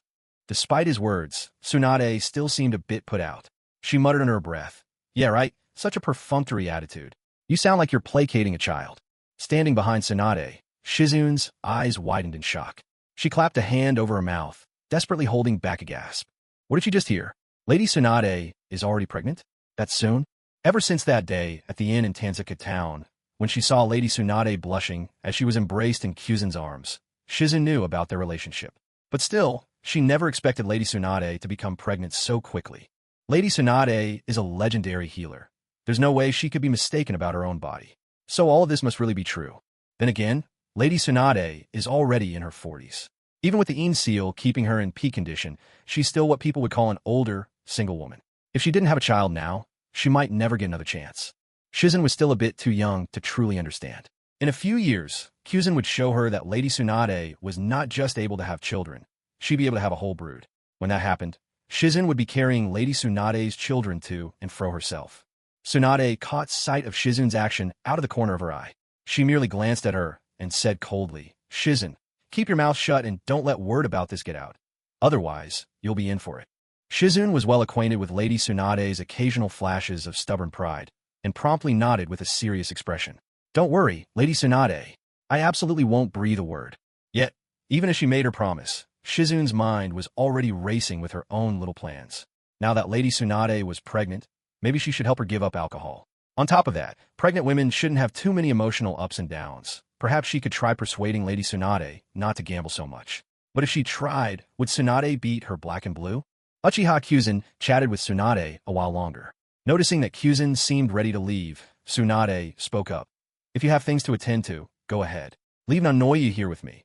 I could use an extra pair of hands, and I can give her some guidance in medical ninjutsu. Kyuzen nodded in agreement, then said his farewells to Tsunade and Shizun before leaving. He was eager to take a look for himself. If the Tsuchikage scroll had been hidden this well, surely something valuable was inside. Although he'd already copied Inoki's dust release technique when he'd snuck into a Wagakure at night, he'd only managed to capture one of the moves. Dust release, detachment of the primitive world technique. But as for the most advanced technique, dust release, boundary annihilation technique, Inoki hadn't used it, so Kyuzen hadn't had a chance to copy it. He wondered if there was a record of it in the Tsuchikage scroll. Besides, Kyuzen was quite envious of the second Tsuchikage Mu's invisible stealth technique. It would be something to learn, if possible. He didn't know why Inoki hadn't managed to master it, and wondered if it had some hidden limitations. The Senju clan residence wasn't far from the Hokage Tower. In fact, for Kyuzen it was just a short walk away. As he arrived at the Hokage's office, he happened to run into Kakashi, who'd come to pick up a new mission. The two men nodded at each other in greeting, a silent acknowledgement. Ever since Kyuzen had confided to Kakashi the secret of his Sharingan, he wasn't sure how much progress Kakashi had made in unlocking its potential. He wondered whether Obito ever received any of the gifts Kakashi might send his way with Kamui, such as rocks, dirt, or even a kunai or two. It was just unfortunate that Kakashi's Chidori wasn't a technique you could throw at someone. Unlike Naruto, Uzumaki's later developed wind release, Raisin Shuriken. If Kakashi could toss a few of those into the mix from time to time, Obito would probably be thrilled. The third Hokage was already aware of Kyuzen's purpose in coming here. After Kakashi took his leave, Hiruzen slipped into the hidden room behind him and took out the familiar, mud-yellow scroll, handing it to Kyuzen. Uchiha Choshan didn't stand on ceremony. Lately, he developed a collecting habit, a desire to gather unique and extraordinary treasures for his personal space. Even if he'd already mastered some techniques, stocking up on them still brought a certain satisfaction. With a casual motion, Uchiha Choshan unfurled the scroll and began to read, while the third Hokage stood by his side, explaining the contents. These pages are filled with the secret arts of a Wagakure, techniques jealously guarded and passed down through generations. Here you'll find all sorts of Earth-style jutsu, each classified at A rank or higher and unique to their village. The Great Stone technique, practiced only by Inoki, is detailed here along with its whole branch of related ninjutsu. There's also the second Tsuchikage Mu's signature arts, his traceless invisibility and the fearsome art of division. The third Hokage took a drag from his pipe and gave a weary sigh. It's a pity that the secret techniques left behind by the second Tsuchikage require such harsh conditions to master. That's exactly why they've faded into obscurity. As for their Kekiai Toda, dust release, we have the sequence of hand seals, but the crucial technique is missing, the method of merging its three elemental natures. Without that, what a loss, truly a shame. As Uchiha Choshan listened to the Hokage humbling himself, he quietly activated his Sharingan, copying the entire contents of the scroll onto his memory. Once he'd finished, he couldn't help but chuckle and asked, "So, tell me, does this scroll hold any real benefit for our Konoha?" At this, the third Hokage was so delighted he nearly forgot his pipe, his face lighting up with joy. With the information in this scroll, the techniques, and all these secrets, Konoha will easily suppress Iwagakure's ninjas for at least another 10 years. And even after that, Iwagakure won't shake us off so easily. Their precious Earth-style jutsu are too great an advantage for them to just abandon in a hurry. Huh, Inoki will be so furious. I can already picture him coughing up blood. Choshan nodded, his eyes skimming the page until he settled on Mu's invisible art. He asked, "Lord Third, this traceless invisibility technique is quite impressive. Any leads on how to use it?" The third Hokage returned to his pipe, shaking his head in regret. "I've studied it in depth myself, but sadly, it relies on qualities unique to the second Tsuchikage. Perhaps some rare trait or physical constitution of his, though not a hereditary Kekiai Genkai. The technique is further enhanced by the distinctive bandages Mu wrapped himself in. Together, these elements allow him alone to perform these two impossible jutsu, traceless invisibility and division." Choshan nodded, understanding. This was the very reason the third Tsuchikage had mastered dust release, but not Mu's personal arts. These techniques were created with Mu's own circumstances in mind, so exclusive that only he possessed the prerequisites to wield them. Still, for Uchiha Choshan, learning the remaining moves of dust release and acquiring those formidable Earth-style jutsu was more than enough. He was perfectly content with what he'd gained. Uchiha Choshan closed the scroll with satisfaction and casually tossed it into his spatial storage, a sight that left the third Hokage rather envious. After all, mastering space-time ninjutsu required extraordinary talent. Without this innate gift, even someone like the third Hokage, lauded as the professor of all ninja, could scarcely dabble in the art. Now that Choshan had gotten what he came for, he was ready to take his leave. Unexpectedly, the third Hokage called out to stop him. Seeing Choshan look back with a puzzled expression, the third's face grew solemn. "Choshan, in about 2 months, Jiraiya is likely to return. You'd better be cautious when that happens. Don't be fooled by his laid-back attitude. Sometimes his instincts are razor-sharp. So, for your own safety, try to avoid meeting him if you can." Choshan had always carried a certain curiosity about Jiraiya. Now that the third Hokage had brought him up, Choshan seized the chance to ask, "Lord Third, isn't Jiraiya, like Tsunade, one of your students? Why isn't he staying in the village, but wandering about outside all the time?" The third Hokage shook his head regretfully and said, "Everything comes at a price. Back when Jiraiya was starting out, he had no bloodline limit, no summoning contract, and his temperament was wild. In fact, he was the least gifted among the three of them. Later, Orochimaru somehow gained the favor of Ryuchi Cave and forged a contract with them, while Tsunade inherited her family's Shikatsu Forest Pact. When Jiraiya found out he was the only one without a summoning beast, he recklessly tried a summoning technique. That backfired. He was reverse summoned to Mount Myaboku, where the toads acknowledged him. But as Jiraiya grew stronger, he started to disregard the village's wishes and spent nearly all his time roaming the world, claiming he was carrying out missions entrusted to him by the toad sages of Mount Myaboku. Eventually, as you know, Tsunade developed hemophobia and left the village entirely. Orochimaru, meanwhile, broke the village's laws, using humans for his experiments. When I found out, he defected. Jiraiya, who was quite close to him, chose to go his own way, constantly searching for Orochimaru while also carrying out tasks assigned by Mount Myaboku. Still, even though Jiraiya is always away, he often sends me intelligence and drops in on the village from time to time. Just a few days ago, I received another report from him, along with news of something he'd written. He said he'd be back in 2 months. And as for Tsunade, Jiraiya has always been hopelessly infatuated with her. If he finds out, when he returns, that you and Tsunade are together, I'm afraid he might not be able to accept it, and he'll probably make trouble for you. Uchiha Chiosan couldn't care less about Jiraiya. In the past, he was wary of the 3 great summoning holy lands because he wasn't strong enough yet. Back then, Mount Myaboku had an old toad sage who'd lived for over 1,000 years and could even foretell the future. If that sage ever had a whim and prophesied that Chiosan would one day threaten the ninja world, that would truly put him at a disadvantage. But things are different now. With the strength he has today, Uchiha Chiosan isn't even bothered by Mount Myaboku anymore. Even if the 10 Tails were to be resurrected, he'd have the confidence to face it head-on. Besides, thanks to his wife Tsunade, he's already made a contract with Shikatsu Forest. So at this point, Jiraiya just doesn't register as a concern for Uchiha Chiosan. What does intrigue him, though, is the kind of work Jiraiya has gifted to the 3rd Hokage. He wonders if it's what he suspects. After the 3rd Hokage finished speaking, Uchiha Chiosan, brimming with curiosity, asked, "Lord 3rd, what sort of work did Jiraiya give you? May I have a look?" The 3rd Hokage froze at Chiosan's question. He hadn't expected Uchiha Chiosan, even at a moment like this, not to focus on the urgent matters at hand, but instead to show interest in something so trivial. Seeing the 3rd Hokage pretending not to hear him, Uchiha Chiosan's curiosity about Jiraiya's book only intensified. He pressed again, "Lord 3rd, can I take a look at Jiraiya's work?" Realizing he couldn't feign ignorance any longer, the 3rd Hokage coughed awkwardly, his old face turning slightly red. Jiraiya's work isn't exactly fit for proper company. "You'd best not look," he said. But with those words, Uchiha Chiosan only became more intrigued, egging him on. "Don't worry, I'm no stranger to such things. In fact, I quite enjoy reading them myself." Knowing there was no way to avoid it now, the 3rd Hokage, though somewhat reluctant, reached into his robes and produced a book, handing it over to Uchiha Chiosan. Uchiha Chiosan hadn't expected the 3rd Hokage to actually keep the book tucked away in his clothes. Apparently, he valued this book even more than the Scroll of Seals, which he never carried on his person. Taking the book, Uchiha Chiosan glanced at the cover. There, a scantily clad lady was drawn next to the title, Make Out Paradise, Volume 1. He couldn't help but chuckle. As expected, this legendary book indeed. It seemed Jiraiya had truly inherited the 3rd Hokage's passion, and in fact, among those in the Hokage's line, quite a few had taken after this particular trait. Take Kakashi, for instance. He's always got one of those little romance novels in his hand. And Naruto Uzumaki? He's a genius who came up with the infamous harem technique.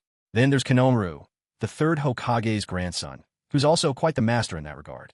Truth be told, Uchiha Chiosan was more than a little curious about this Make-Out Paradise. What exactly did it contain that made both the 3rd Hokage and Kakashi so obsessed? However, it didn't seem appropriate to flip through the pages right in front of the 3rd Hokage, so he casually slipped the book into his ninja tools pouch, deciding to save it for a more suitable moment. Witnessing such rough treatment of his beloved book, the 3rd Hokage couldn't help but wince, the corners of his mouth twitching with pain. With the Hokage's distress lingering in the room, Uchiha Chiosan tossed aside the signed copy of Make Out Paradise Jiraiya had given him, stashing it in his pouch without a second thought. Having settled his business, Uchiha Chiosan exchanged brief farewells with the 3rd Hokage and left the office. The old man half raised his hand, clearly hoping to reclaim his treasured book, but before he could utter a word, Chiosan had already slipped out, leaving the Hokage staring after him in silent regret. Once outside the Hokage building, Chiosan didn't rush off. Instead, he took out Make Out Paradise and began perusing it as he strolled along the street. Jiraiya truly deserved his reputation. Even though the stories were a bit conventional, in a world as culturally barren as that of the ninjas, this book could be considered a rare gem. Moreover, the copy Jiraiya had given the 3rd Hokage was a first edition, signed by the author himself, adding a certain collector's value. Chiosan decided not to visit Tsunade that day. The two of them saw each other every evening anyway, so he could tell her about Jiraiya another time.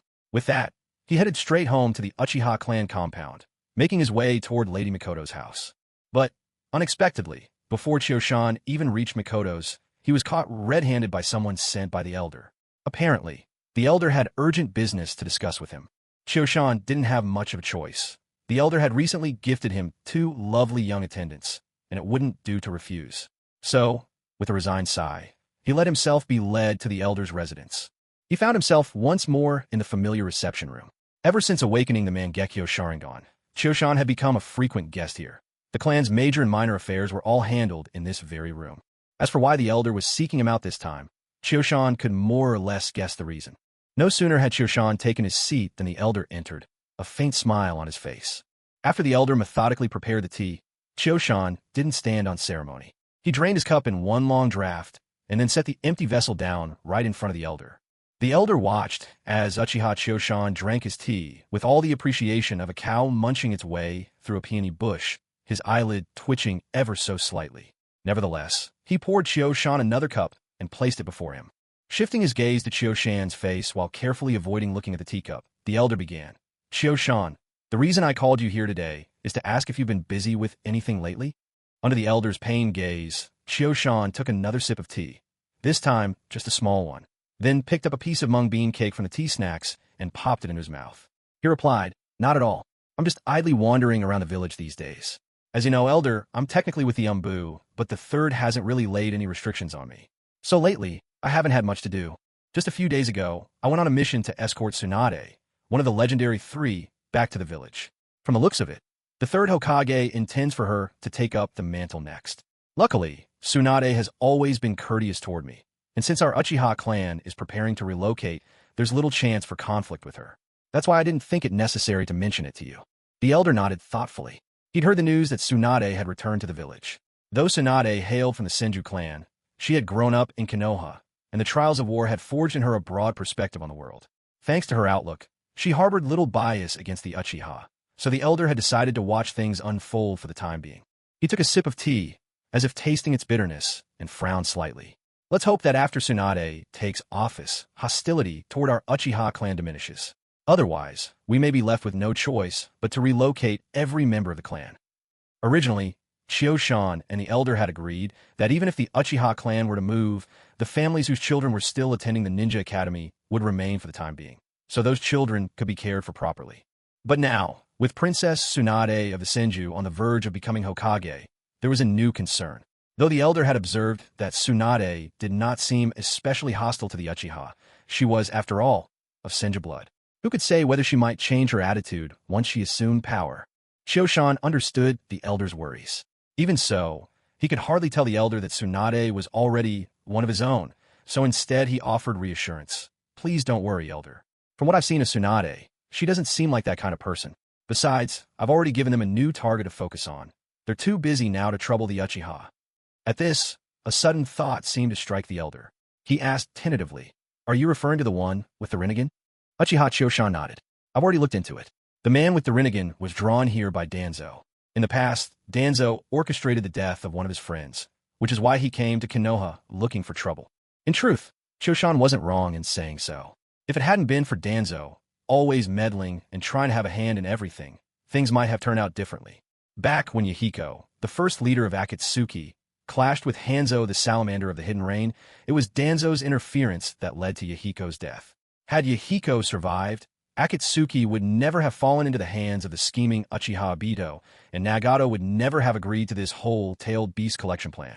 So, when you trace everything back, it's clear that Konoha's destruction under Pain's almighty Shinra Tensei was a feat that owes much to Danzo's handiwork. The elder hadn't expected that the man with the Rinnegan who attacked Konoha had come because of Danzo. Remembering all the times Danzo schemed against the Uchiha clan, he couldn't help but blurt out, Danzo really deserves what's coming to him. Chioshan shrugged and spread his hands. That's why, even if Tsunade takes over as Hokage, she'll have her hands full and no time to trouble us. So you can rest easy. The elder visibly relaxed and nodded. After a moment's hesitation, he asked, Chioshan, do you think we should help Konoha? Even though our Uchiha clan has broken away from the village, our generation still grew up in Konoha. If we just stand by and watch Konoha get destroyed, it would be a shame. Hearing this, Chioshan set down the teacup he had just lifted for a sip, regarding the elder with a peculiar look, but saying nothing. The elder felt awkward under Chioshan's gaze and quickly tried to brush it off, letting out a forced laugh. If Konoha falls, so be it. What's it got to do with us, the Uchiha? We were almost wiped out, it's none of our business anymore. Chioshan turned away, took a small, slightly bitter sip of tea, and said quietly, I didn't expect the elder to have such a sentimental side. The elder flushed, a little embarrassed, and tried to defend himself. I only think that our forebears worked hard to establish Konoha, and our clan poured our hearts into it too. That's why I wondered if we should help. But if it had put the Uchiha at risk, you can be sure I wouldn't agree to it. Chioshan, seeing the elder still struggling to save face, didn't call him out. Instead, he suddenly asked, Elder, do you know what I sent Uchiha Sure and Uchiha Itachi to do? The Grand Elder shook his head. I have no idea. Now that you are the deputy leader of the Uchiha clan, and, in truth, you've become our leading figure, it's only natural you have your reasons for sending those two youngsters out. An old man like me shouldn't meddle in your affairs. Uchiha Chioshan fixed the Grand Elder with a meaningful look and spoke in a slow, measured tone. Grand Elder, have you ever considered what kind of matter would require 2 sets of Mangekyo Sharingan to handle? What could possibly demand such strength? Hearing Chioshan's words, the Grand Elder was so startled that he actually spilled some of the hot tea in his hand. His gaze snapped to Chioshan in surprise. What exactly have you sent Sure and Itachi to do? Chioshan glanced at the Grand Elder, a hint of a smile tugging at his lips, neither quite amused nor mocking. Just as our venerable Grand Elder is suspecting, I have already tracked down the organization where the person with the Rinnegan hides. That's why I sent brother Sure and Itachi to investigate, to probe their depths and see whether we can uproot any threat before it can ever grow. Of course, Chioshan went on, I gave Sure and Itachi a little insurance, something to guarantee their safety. As he finished speaking, Chioshan slapped his forehead in sudden realization, a flash of regret flickering across his face. Ah, that's right. I haven't provided you with any insurance yet, Grand Elder. Then, turning to the Grand Elder, Chioshan said, Grand Elder, don't resist. I have something good for you. Without waiting for any objection, Chioshan activated his eternal Mangekyo Sharingan, his eyes spinning with that otherworldly energy, and, using his ocular powers, placed a spatial mark from Kamui right on the Grand Elder's forehead. After imprinting the mark, Chioshan slowly let his Sharingan fade, then took a moment to explain to the Grand Elder how the spatial marker worked. With that done, Chioshan smiled warmly. Both Sure and Itachi have also received this mark. Should they ever encounter an overwhelming foe, they can use it to return to Kimui's dimension and escape with their lives. The Grand Elder nodded, visibly reassured. With this, the conversation drew to a natural close. Once Chioshan had finished explaining his own business, the Grand Elder turned at last to the reason he had summoned Chioshan here. Chioshan, I've been in touch with clan leader Fugaku. The new clan estate on Whirlpool Island is nearly finished. In the next few days, do you have time to use your ocular powers to help transport our clansmen there? Chioshan had already guessed the Grand Elder's purpose when he was summoned, so he nodded without hesitation. No problem. I'm free these next few days and can arrange for our people to be sent over. We'll have to go in batches, of course. I can't transport everyone all at once.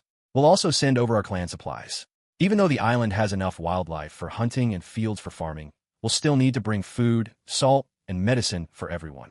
The Great Elder nodded. I've prepared everything you mentioned. We have enough supplies for our people to last 5 years. If within 5 years, we're still unable to become self-sufficient on Whirlpool Island, then there's no use talking about growing stronger. Afterward, the Great Elder personally helped Uchiha Kiyama gather all the clan's inherited records from his house, packing them away. He planned to return them to Kiyama once he had moved onto Whirlpool Island. Next, the Great Elder led Kiyama to the storehouses where the Uchiha clan kept their stockpiled goods. 3 vast warehouses in total, stacked high like small mountains. Thanks to the clan's wealth, they'd managed to gather several years' worth of resources, ensuring that life on Whirlpool Island wouldn't be too harsh for the Uchiha. As Kiyama stored all the supplies away into his space, the Great Elder couldn't hide a hint of worry in his eyes. Only when every last bit was safely sealed did he speak, his voice tinged with concern. Kiyama, don't go overusing the Mangekyo Sharingan's techniques. Even your eyes have their limits. The ancient texts of the Uchiha spoke of the Mangekyo Sharingan's ocular powers, each more formidable or mysterious than the last. But these techniques burned through energy at a frightening pace. Even though the Uchiha's chakra reserves far surpassed those of ordinary ninja, not even they could withstand such constant drain. Even the genius ninja, Kakashi, struggled to maintain a single Sharingan, so the Elder grew anxious, seeing Kiyama wield his ocular powers so often. In the Elder's mind, Kiyama carried the future of the Uchiha on his shoulders. Nothing could be allowed to happen to him. If anything went wrong, neither the indecisive Fugaku nor Sure so deeply influenced by the will of fire, nor the troubled Itachi, could take up the clan's mantle. What the Great Elder did not know, however, was that ever since Kyuma inherited the bloodline of the Uzumaki clan, he had never worried about chakra again. And later, after gaining the sage's body, he could wield both chakra and the Sharingan without a care. By now, Kyuma could confidently claim to have the greatest endurance in the ninja world. Of course, Kyuma couldn't explain all this to the Great Elder. He could only reassure him.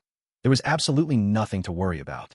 Seeing that Kyuma wasn't merely putting on a brave face, the Great Elder finally set aside his worry for the moment. Still, he made up his mind that, when arranging for the clan's migration to Whirlpool Island, they would travel in several batches and over an extended time, just to make sure Kyuma was never pushed beyond his limits. In the days that followed, Uchiha Kyuzen remained within the clan's compound.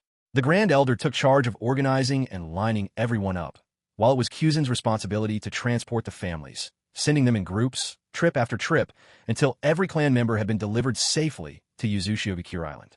Over on Uzushiogakure Island, it was Uchiha Fugaku who oversaw receiving the clan members, making arrangements and coordinating everything, ensuring every newly arrived family was settled properly. The entire migration of the clan took 3 days to complete. Although Kyuzen assured everyone that he could manage faster and was capable of speeding things up, the Grand Elder stood firm in extending both the timeline and the number of trips. In the end, it was decided 3 days would be taken and no less. After those 3 days, only a handful of Uchiha families remained in Konoha, barely more than a dozen, in fact. With the Ninja Academy covering just 6 academic years, only about a dozen children were still attending classes. P.S. Wishing everyone a joyful Mid-Autumn Festival. Wishing you happiness, over and over. In truth, even those Uchiha students who were still a year or two from graduation, finding little left to learn at school, applied to graduate early and move to the new settlement with their families. After 3 days of migration, more than 90% of the Uchiha clan had resettled on Uzushiogakure Island and made themselves at home in their new houses. On the very night the entire Uchiha clan arrived, the clan's new settlement was bustling with excitement. At the heart of the new compound, inside a grand ceremonial hall constructed by Kyuzen with his wood release, a lively gathering was underway. The event, organized by Grand Elder Uchiha Rei and clan leader Uchiha Fugaku, brought the clan together in a vibrant celebration. Now that they had officially separated from Konoha, leaving behind a place where they once felt stifled and rejected, and where their every move was watched and warned against, they were free. The spirits of the Uchiha were soaring. Smiles brightened every face as friends and family chatted freely, savoring their newfound freedom. Once almost everyone had arrived, clan leader Fugaku, Grand Elder Rei, and deputy clan leader Kyuzen ascended the high platform they had built. The three of them stood silently, gazing down at the clansmen below.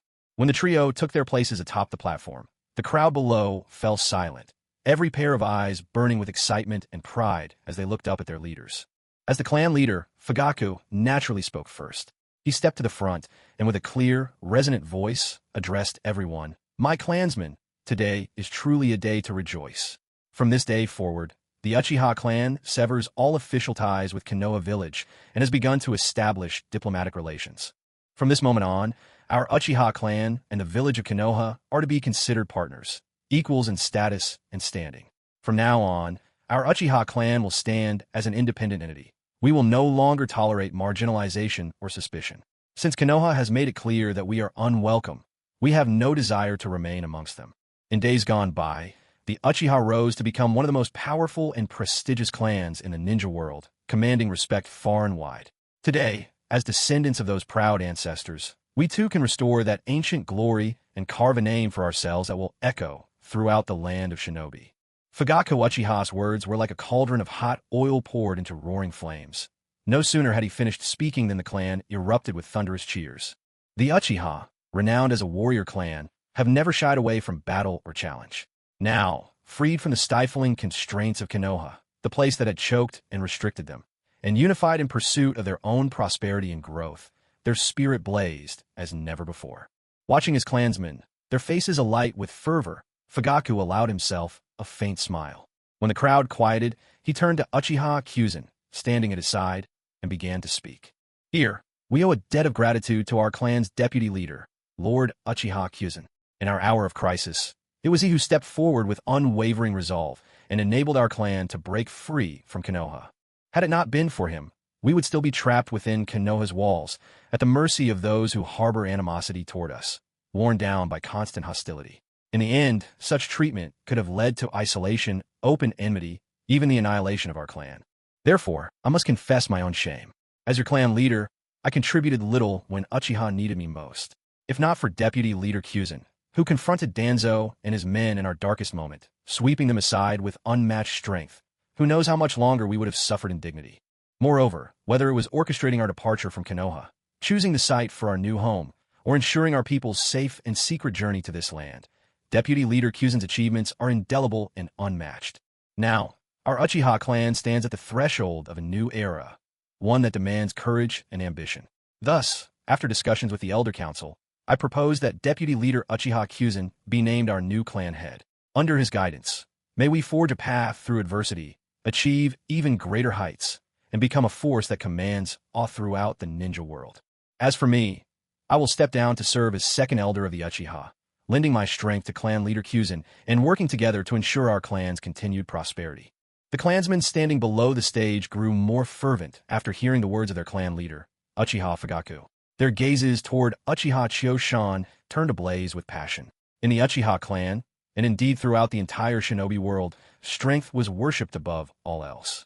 As the clan's greatest warrior, Uchiha Chiyoshan had always been the focus of their admiration and reverence.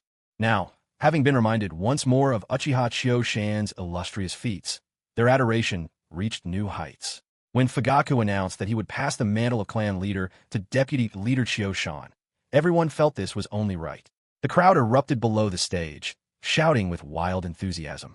Clan Leader Chiyoshan! Clan Leader Chiyoshan! Clan Leader Chiyoshan! Uchiha Chiyoshan had never imagined that Fugaku would choose this occasion to surrender the title of clan leader to him. Until now, he had taken this as nothing more than a rally to boost morale, never expecting such a momentous announcement. He glanced down at the passionate sea of his clansmen, then up at the elder whose gentle smile and nod signified approval, and finally at Fugaku himself, who beckoned him to step forward. It was clear to Chiyoshan they had worked all this out beforehand, presenting him with a choice he could hardly refuse. Drawing a deep breath, Uchiha Chiyoshan summoned his eternal Mangekyo Sharingan, the distinctive pattern of his eyes shining. In a flash, the spectral armor of Susanoo enveloped him, its blackened purple radiance casting an awe-inspiring aura over Chiyoshan, making him look every inch the mighty warrior. With easy steps, Chiyoshan strode to the very front, facing the dense and expectant mass of his clansmen. He spoke out, "My kin, I am Uchiha Chiyoshan, your new clan leader." Though his voice wasn't loud, each word carried effortlessly to every ear in the hall. He paused for a moment, then continued, "My dear clansmen, here and now I swear, I, Uchiha Chiyoshan, will lead our clan to greatness. I will spread the prestige of the Uchiha name to every corner of the shinobi world. Let us unite as one, dedicating ourselves to the prosperity of the Uchiha clan, so that the very thought of our name strikes awe into all of shinobi society." With his speech concluded, Uchiha Chiyoshan invoked Susanoo once more, towering above, clad in ethereal armor, his figure a colossus that brushed against the rooftop. He offered a salute to his people. Below him, the clan members erupted into even greater fervor, their cheers surging like a tidal wave, making the entire ancestral hall feel as if it were shaking with excitement. It wasn't until deep into the night that the clansmen gradually dispersed in small groups, reluctant to let the excitement fade. Inside the reception room of the elder's new home, Uchiha Chiyoshan, Uchiha Fugaku, and the elder Uchiha Ling gathered together, the air between them filled with the weight of the evening's momentous events. "Chief Fugaku, elder, why did you both push me out as the new clan leader without even discussing it with me?" Uchiha Kyuzen was the first to speak. The elder, having just settled into his seat, took a sip of tea before replying, "That was actually Chief Fugaku's idea at first, and I agreed with it. The reason we didn't let you know ahead of time was because we knew you'd turn it down if given the chance. I know you well enough. If it wasn't in front of everyone like this, with your temperament, you'd never let yourself be put on the spot to take up such a responsibility." With that, the elder, feeling somewhat satisfied with himself, took another dignified sip of tea. Uchiha Fugaku spoke next. "Kyuzen, the elder and I truly believe you're the right person to lead the Uchiha clan. We are a clan of shinobi, where strength speaks for everything. By now, your strength surpasses both mine and the elder's. You're still young, and your future holds boundless possibilities.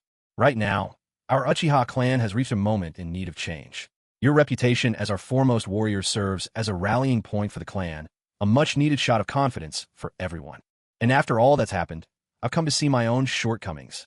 I'm simply not fit to serve as clan leader. That's why the elder and I discussed it and decided to put you forward. We believe you can lead our people to a new age of glory for the Uchiha.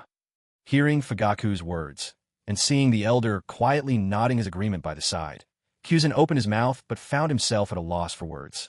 Facing such trust, and with the decision already made and set in motion, nothing he said would change the outcome. Then, Fugaku solemnly passed Kyuzen the clan leader's seal and a few heirloom jade ornaments.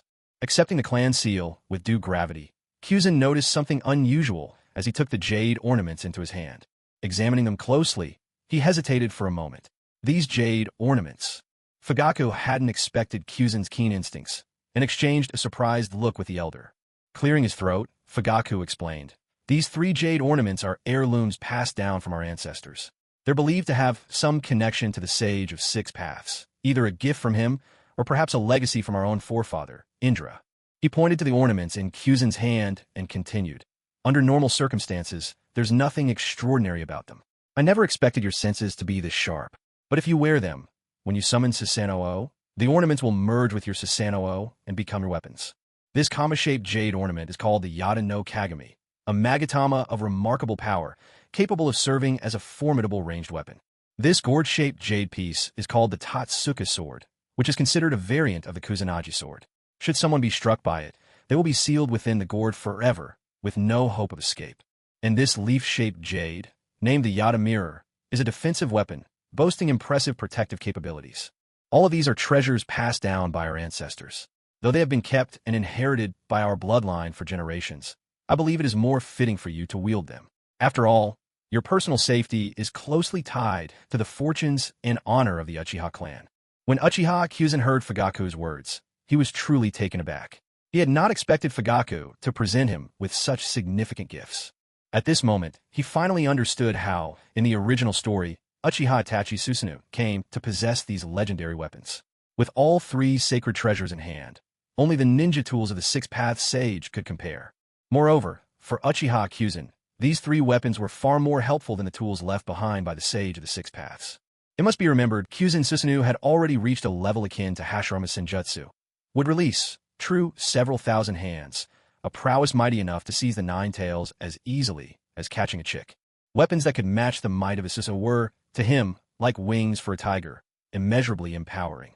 At this, the venerable elder, sipping tea beside them, spoke. "Even I did not expect Fugaku to hand over this entire set of ancestral weapons to you. You should know, in the past, even Uchiha Madara, not being of Fugaku's direct line, was never given this set. Of course, with Lord Madara's pride, perhaps he felt he didn't need them at all. And now, instead of saving them for his own son, Fugaku has chosen to entrust them to you. Uchiha Kyuzen, do not let Fugaku's expectations down." Kyuzen looked at the 3 jade ornaments in his hands, then at Fugaku's calm expression. At last, he nodded solemnly and said to Fugaku, "Clan leader Fugaku, rest assured, I will not fail your expectations." Fugaku said nothing in response.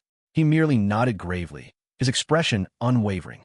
After that, Fugaku and the elder took their time explaining the clan leader's duties to Uchiha Kyuzen once more, going over every detail.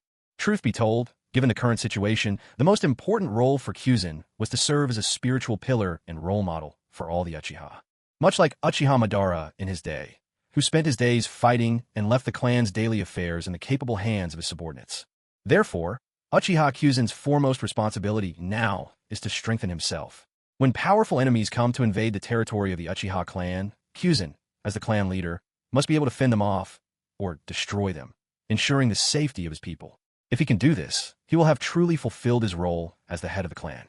What Uchiha Fugaku and the Great Elder could never have anticipated was that Uchiha Kyuzen's combat strength has already reached the pinnacle of the ninja world. Even if the legendary Ten Tails were to be resurrected, Kyuzen would be able to confront it head-on in battle.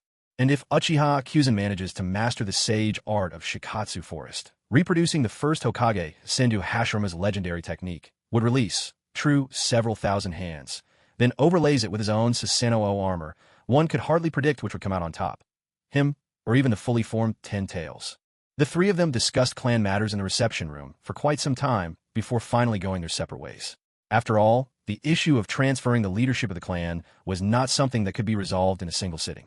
It was just as Uchiha Fugaku and Kyuzen bid farewell to the Great Elder and were about to part ways that Fugaku suddenly called out to Kyuzen. "Clan leader Kyuzen, do you have a moment? There's one more thing I'd like to ask of you," Fugaku said as Kyuzen was about to leave.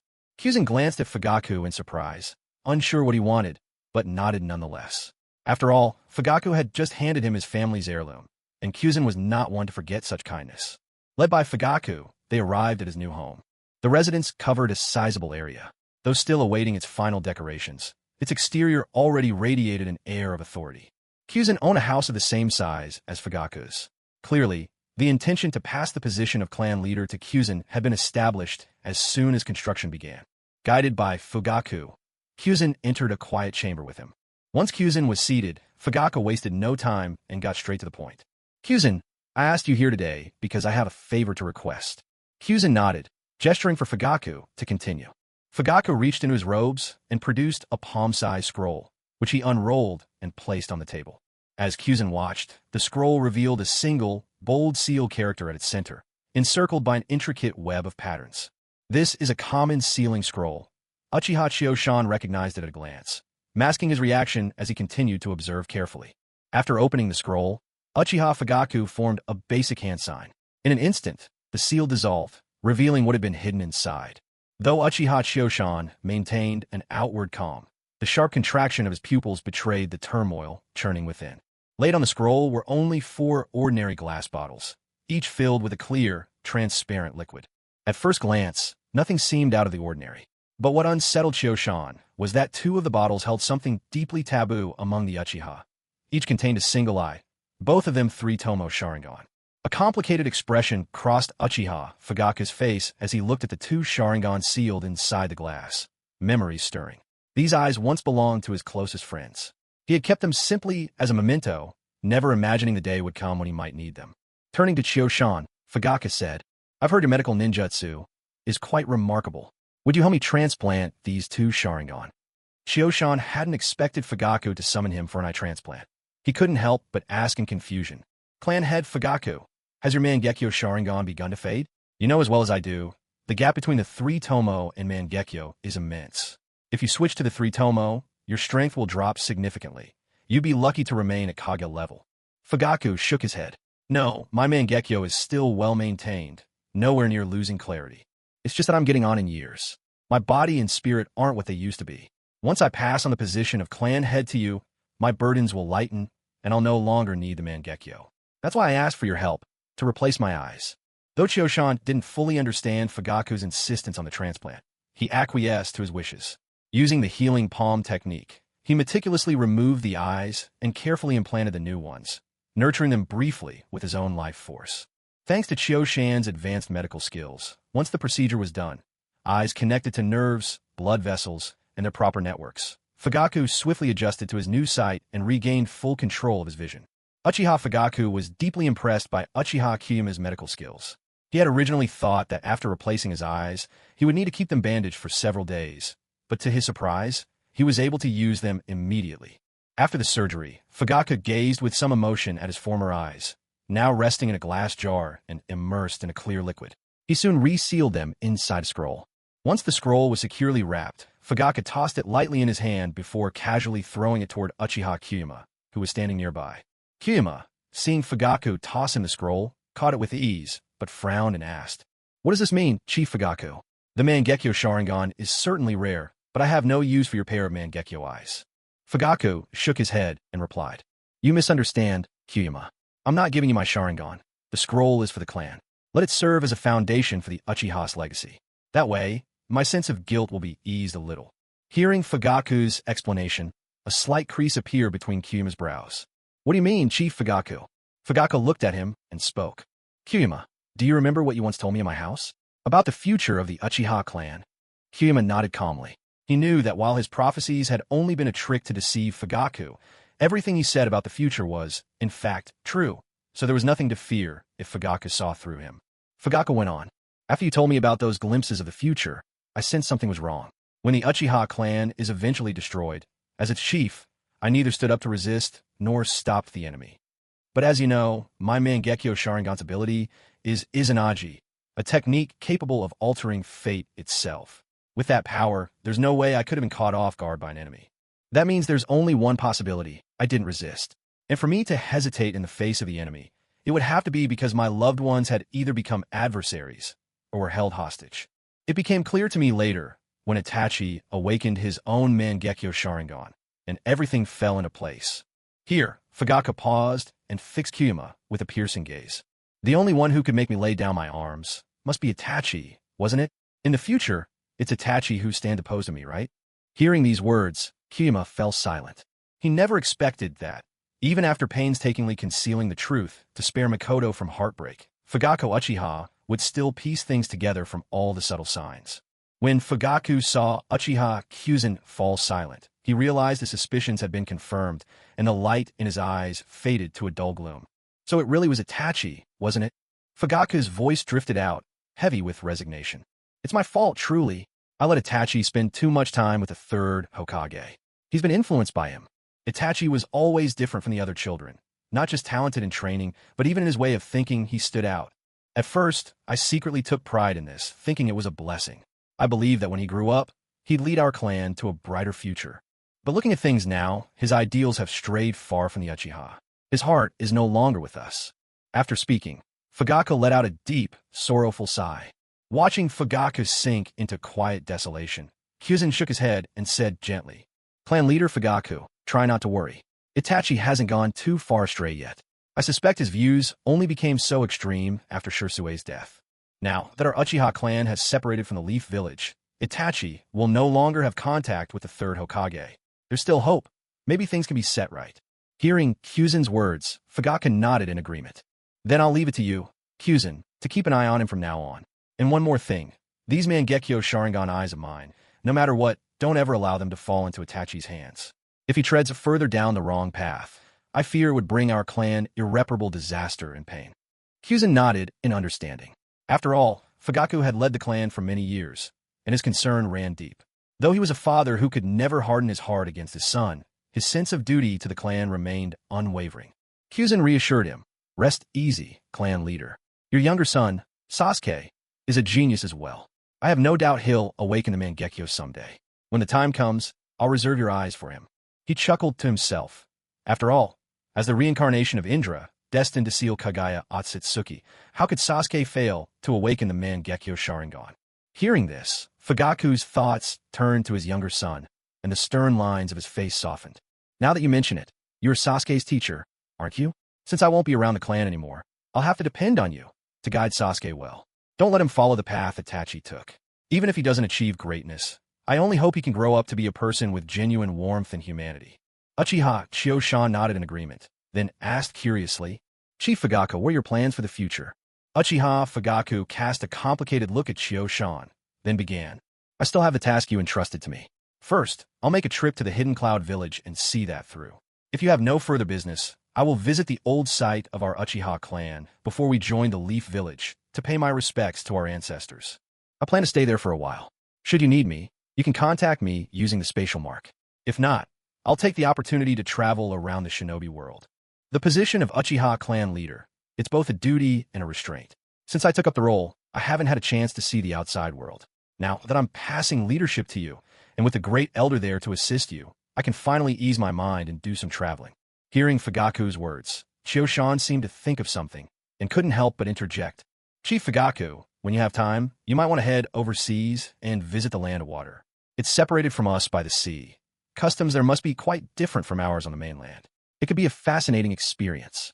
Fugaku, momentarily taken aback by this, gave Chioshan a deep look before responding. "After the Cloud Village in the Land of Lightning, it's the Mist Village in the Land of Water, isn't it? That works well. The Land of Lightning is closest to the Land of Water, so I'll head there next." Chioshan, feeling a bit embarrassed under Fugaku's gaze, awkwardly scratched his head and looked away. "You've just changed your eyes, Chief Fugaku. Get some rest early. If there's nothing else, I'll take my leave. Let me know when you plan to depart, Chief, so I can see you off." After a moment's thought, Fugaku replied, 3 days from now. Once clan matters are settled, I'll set out for the Land of Lightning."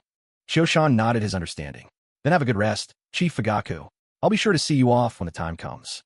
As he watched Chioshan prepare to leave, Fugaku pursed his lips, then, unable to resist, added, "Chio-shan, please take good care of Sasuke for me in the future. Don't let him stray down the wrong path. And also, be good to Makoto."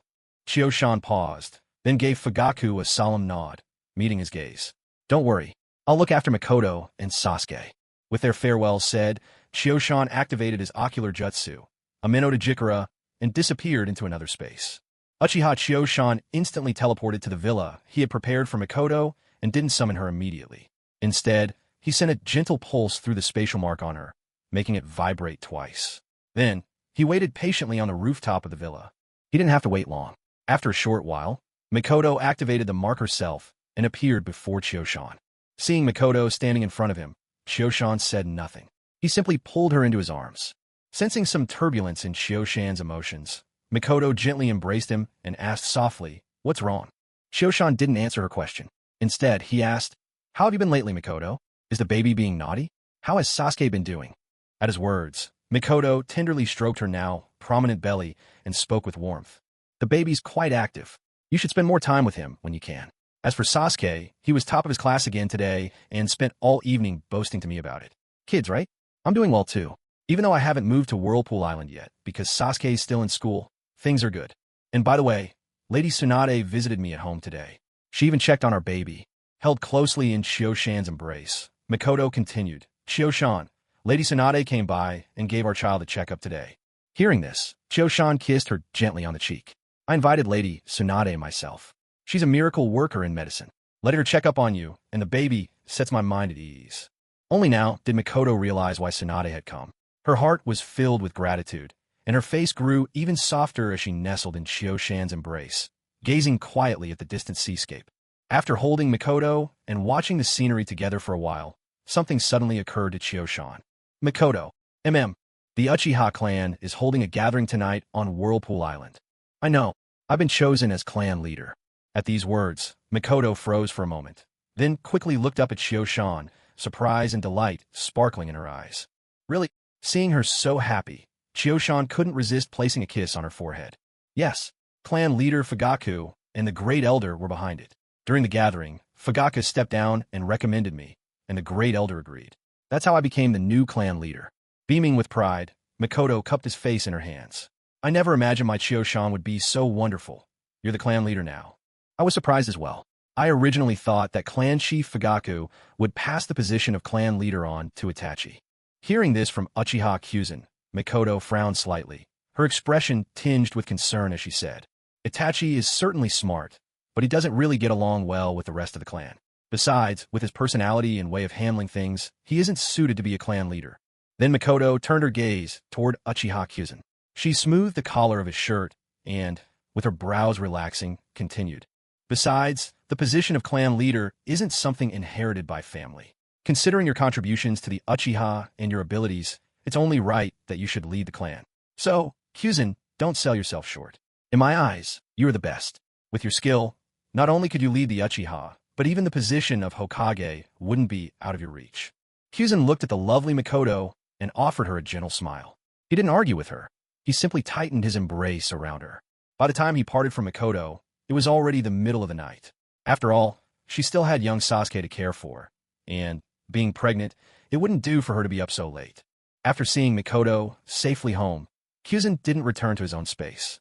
Instead, he bade her farewell and made his way to his house in the Hidden Leaf Village. Of course, house might be putting it generously, since Kyuzen hadn't lived there for quite some time. When Kyuzen entered his home, he swept his gaze across the tidy, immaculate rooms, immediately realizing that Makoto must have instructed the maids to keep everything in order. He looked around at the familiar furnishings and reminisced about the 3 years he'd once spent living here. Breathing out a quiet sigh, he set his mind to the tasks at hand. Kyuzen moved to the spacious area in his room and, following the reverse sequence of hand signs for summoning jutsu, performed the seals. With a faint pop, he vanished from a room in a wisp of distortion. Shikatsu Forest, one of the 3 great holy sites of the ninja world for summoning creatures, and by far the most mysterious. The slugs of Shikatsu Forest are all manifestations of the great slug sage herself. This in itself attests to her might, for by her own power alone, she made Shikatsu Forest one of the 3 sacred lands of summoning beasts. What Kyuzen had used was the reverse summoning jutsu, bringing him to Shikatsu Forest to study the unique sage arts found there. When he opened his eyes, he found himself in an unfamiliar place. It was an uncanny spot. Towering trees soared up so high that their tops disappeared into the clouds, their age impossible to guess. The air of this forest was thick and humid, as though he stood in some vast, damp cavern.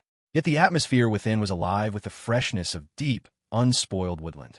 In Uchiha Choshan's perception, the air inside this Shikatsu forest seemed to be filled with a certain energy, an energy he could barely sense, or perhaps find utterly absent in the world outside. But here it permeated everything, growing dense and thick. Uchiha Choshan drew a deep breath and instantly felt a surge of comfort and vitality wash through his body. Just then, as if sensing his arrival, a number of slugs of various sizes began crawling toward him from within the trees. One larger slug reached Uchiha Choshan's side and, speaking in a voice as sweet as a young girl's, said, "Lord Uchiha Choshan, you've finally arrived." Looking at the creature before him, Uchiha Choshan replied, "I apologize. I've been caught up in many matters lately, and only now found the time to come. I'm sorry to have kept the sage of slugs waiting." The slug gently shook its head. "For me, such a wait means little. But ever since I heard you'd come to Shikatsu Forest to study sage arts, I have been quietly looking forward to your arrival. As you might know, I'm the only one here in Shikatsu Forest. Whenever someone comes to visit, it always fills me with joy." Hearing these words, Uchiha Choshan understood. As they spoke, he followed the slug deeper toward the heart of Shikatsu Forest under its guidance. For the slug sage's true form resided at the very center of the forest. If Uchiha Choshan wished to learn sage arts, he'd need the acidic mucus produced by the slug's original body. Besides, the center of Shikatsu Forest was where natural energy was most concentrated, making it the perfect place for his training. When Uchiha Choshan reached this destination, he was utterly speechless by the sheer size of what stood before him, a giant slug of unimaginable proportions. How should this be described? Even a tailed beast seemed small by comparison, like nothing more than a particularly large insect. And as for 10 tails, well, before this enormous presence, it's almost like a child. The colossal slug before Uchiha Choshan could rival 10 tails put together. Its head alone appeared to pierce through the clouds. As he stood, wide-eyed and astonished at this vast creature before him, the slug sage's resonant voice echoed across the space. "Lord Uchiha Choshan, this is our first meeting. I hope we may work well together in days to come." Uchiha Choshan returned to himself, gazing up at the mighty being. "There's no need for such courtesy, slug sage. You are my elder. Those words should come from me. I look forward to learning from you as well." At that moment, the smaller slug at Uchiha Choshan's side interjected, "It's really too inconvenient to speak with you in my true form. I'll speak to you through this avatar instead." Uchiha Choshan shifted his gaze from the giant form down to the smaller slug. "No need to be so formal, slug sage. Before you, we are all but juniors." The slug listened to Uchiha Choshan's words and, sounding like a little girl, said gently, "It's all right. I address everyone who forms a contract with me as Lord. Lord Chosan, you could just call me Slug." Hearing this from the slug sage, Uchiha Chosan understood and readily agreed. "All right, Slug, I'll be counting on you from here." Slug shook her head and replied with cheerful enthusiasm, "I really hope you'll master my sage mode. Over the ages, there have been many who signed a contract with me, but only a handful succeeded in learning my sage mode. Compared with Ryuchi Cave and Mount Mayaboku, very few have truly mastered my sage arts. It's not that I mind, but I can't help feeling a little uneasy about it." Uchiha Chosan nodded in agreement as he listened. There was nothing to be done about it, after all. The conditions for mastering the sage arts of Shikatsu Forest were harsh, and very few were able to see it through to the end. Next, guided by Slug, Uchiha Chosan arrived beneath the massive head of Slug's true form. This area pulsed with intense natural energy, and it conveniently allowed Slug's main body to secrete that unique mucus essential to the training. Once Uchiha Chosan settled in place, the strange mucus began to trickle down from above, much like a gentle rain shower. It steadily coated his bare upper body, and, as it touched his skin, sharp sizzling noises filled the air, like flesh being doused with concentrated acid. As the first drops hit him, an intense burning pain shot through Uchiha Chosan's body, growing fiercer with every passing moment. He could feel, as clearly as if he were watching it happen, the mucus quickly stripping away his skin and beginning to eat into his muscle tissue. Alarmed, Uchiha Chosan immediately summoned his chakra and life force, working desperately to repair the damage. But just then, Slug spoke up from the side. "Lord Chosan, at this moment you must steady your mind. Focus on sensing and absorbing the natural energy and maintain the right balance between it and your chakra." Only that way will you succeed in learning sage arts. Uchiha Chosan heard Slug's instructions and, despite the searing pain, furrowed his brow in concentration. He forced himself to let his body heal naturally.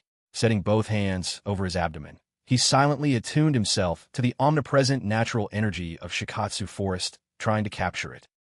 Early the next morning, when Tsunade arrived at the Takamagara villa, she discovered Uchiha Chosan, still pale as a ghost. At that moment, Chosan had just returned from Shikatsu Forest, pulling off what remained of his barely intact, corroded trousers. Tsunade gazed at Uchiha Chosan, whose face had gone deathly pale and who had lost his eyebrows and hair, yet bore no visible wounds. Having herself once attempted to master sage jutsu, Tsunade recognized all too well the signs before her, and a suspicion flickered in her mind. "Did you go to the Shikatsu Forest last night?" Chosan managed a feeble nod. The corrosive power of the slug sage's secretions was notorious. After all, even someone as famed for survivability as Orochimaru was loath to face it directly, not to mention soaking in it through an entire night. The slug sage's secretions are truly terrifying. "Tsunade, I heard from Katsuyu that you've had a taste of it yourself." Tsunade's pale blonde eyebrows arched slightly. As her hands deftly channeled healing chakra to treat Chosan, she replied, "Yes, the corrosive power of Katsuyu's secretions is overwhelming. I only tried a handful of times before giving up. Otherwise, I wouldn't have survived to master sage jutsu. My body would have been destroyed long before." As her medical ninjutsu soothed Chosan's battered body, he relaxed and closed his eyes, a contented sigh slipping from his lips. "I spent the entire night submerged in that stuff. Even my chakra reserves are almost completely depleted. Looks like I'll need a few days of rest." Hearing his words, Tsunade's hand, pressed to his body, trembled faintly. She vividly recalled that agonizing sensation, its intensity growing by the minute until it felt as if her very bones and organs would melt together. Even with her iron will, she hadn't lasted half an hour. Surviving a whole night in there was unimaginable. Looking at Chosan's pale face and closed eyes, Tsunade's glance softened with tenderness. Unable to hold back, she bent down and pressed a gentle kiss to his cheek. Before she could retreat, Chosan, swift as a flash, pulled Tsunade into his arms. As he gazed at her beautiful face and felt the warmth of her body pressed against his chest, he didn't wait for her to object. His lips found hers in a passionate kiss.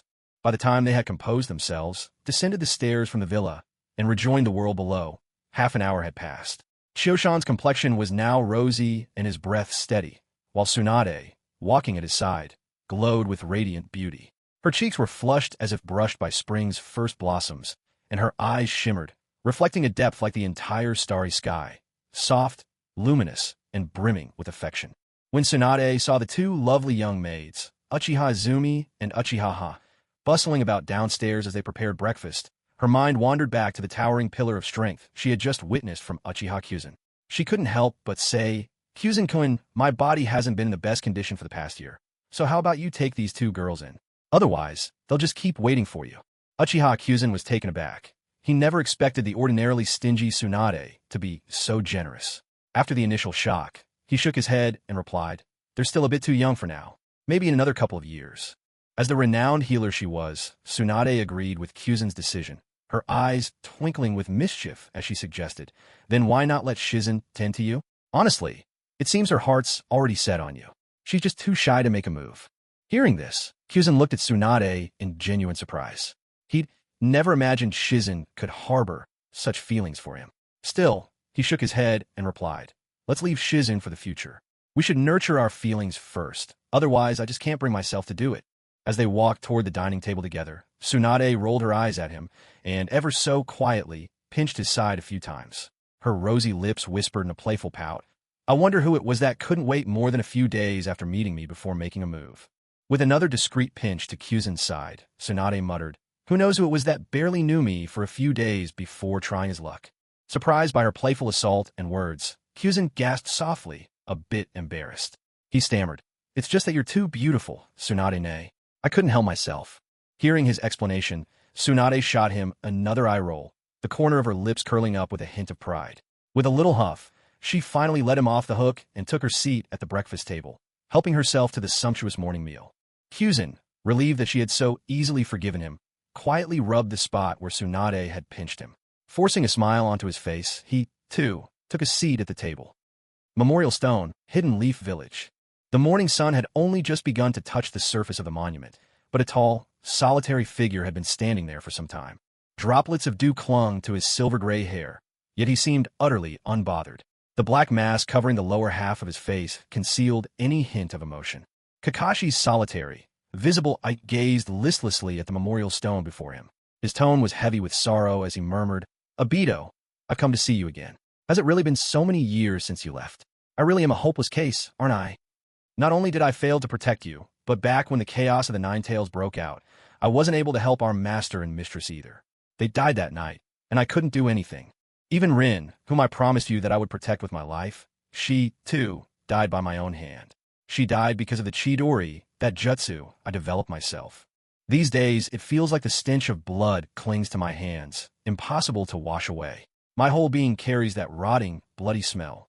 Obito, you must be so disappointed in me. The third Hokage is disappointed in me, too. I haven't made any real progress in years. Even though people call me the copy ninja Kakashi, that reputation is only thanks to the Sharingan you gave me. Speaking of copy ninja, there's someone from your clan, an Uchiha known as Uchiha Chioshan. He carries a similar title to mine and possesses the copy wheel eye. He's only grown stronger. Now, even Danzo, who always had his sights set on your Uchiha clan, dares not provoke him. These days, in the Hidden Leaf Village, there's less and less sign of you or your people. In fact, your entire clan has moved away from the village, though no one seems to know where they went. If you were still here, I bet you'd be happy. After all, being free of the cage that is Konoha, you'd finally live as you wished. As Kakashi lingered before the memorial stone, speaking quietly, Uchiha Obito stood behind him, in a place beyond sight and sensing, his face full of mixed emotions as he watched Kakashi's lonely figure. In Obito's eyes, waves of nostalgia flickered, giving way to flashes of resentment. His pale, expressionless face still bore the marks of an injury he had suffered at the hands of Uchiha Chioshan, an injury not yet healed. When Obito overheard Kakashi mention Uchiha Chioshan, fear and hatred momentarily twisted his blank expression. His teeth clenched tightly. Anyone watching could tell he was struggling to keep his fury in check.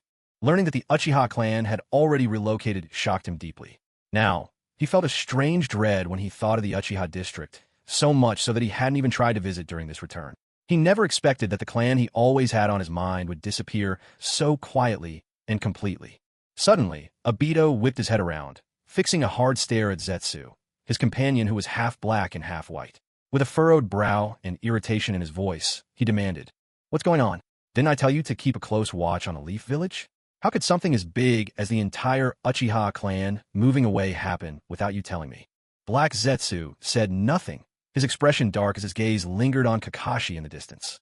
The more talkative white Zetsu, on the other hand, floundered to offer an explanation, clearly flustered. "How could that be possible?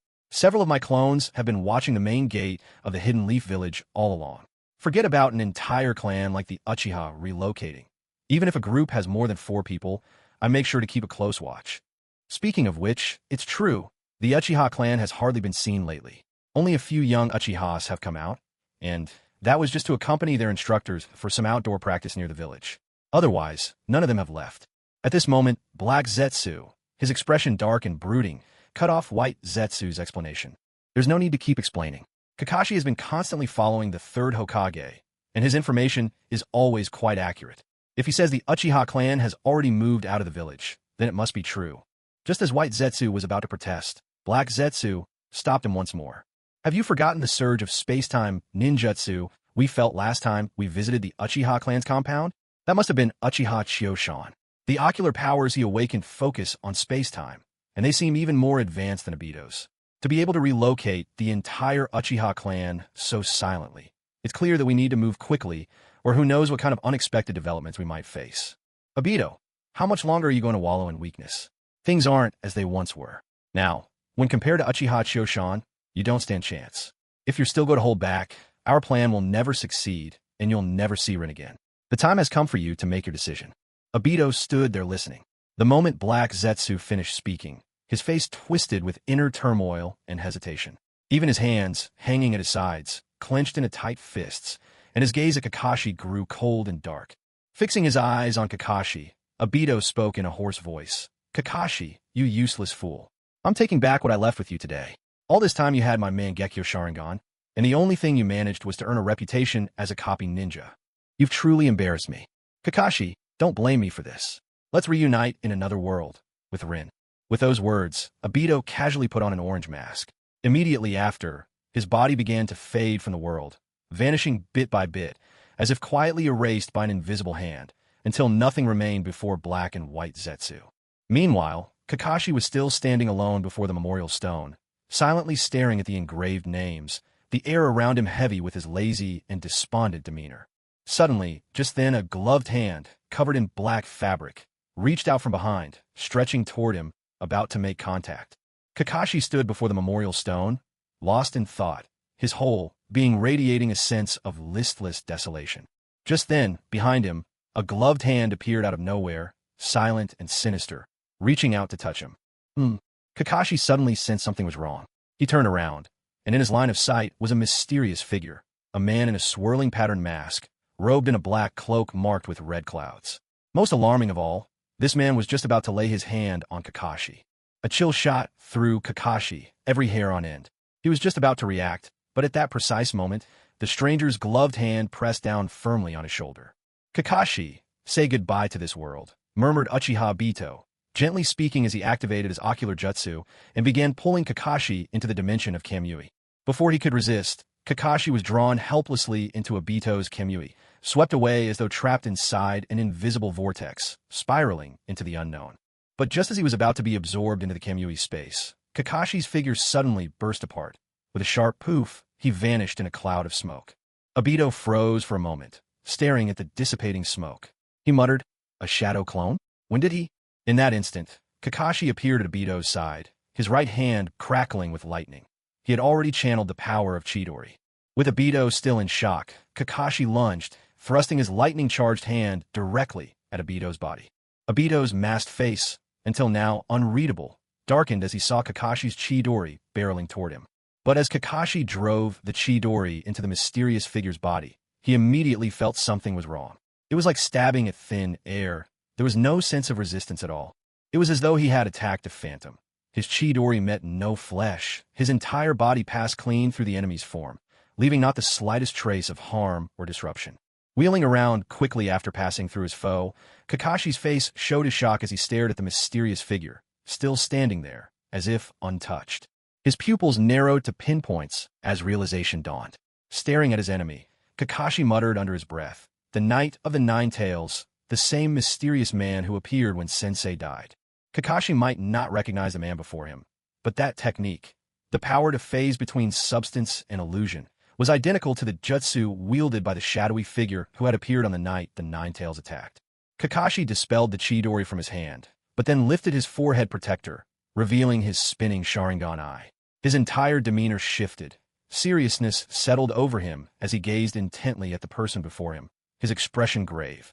Uchiha Obito remained motionless, watching Kakashi stand there.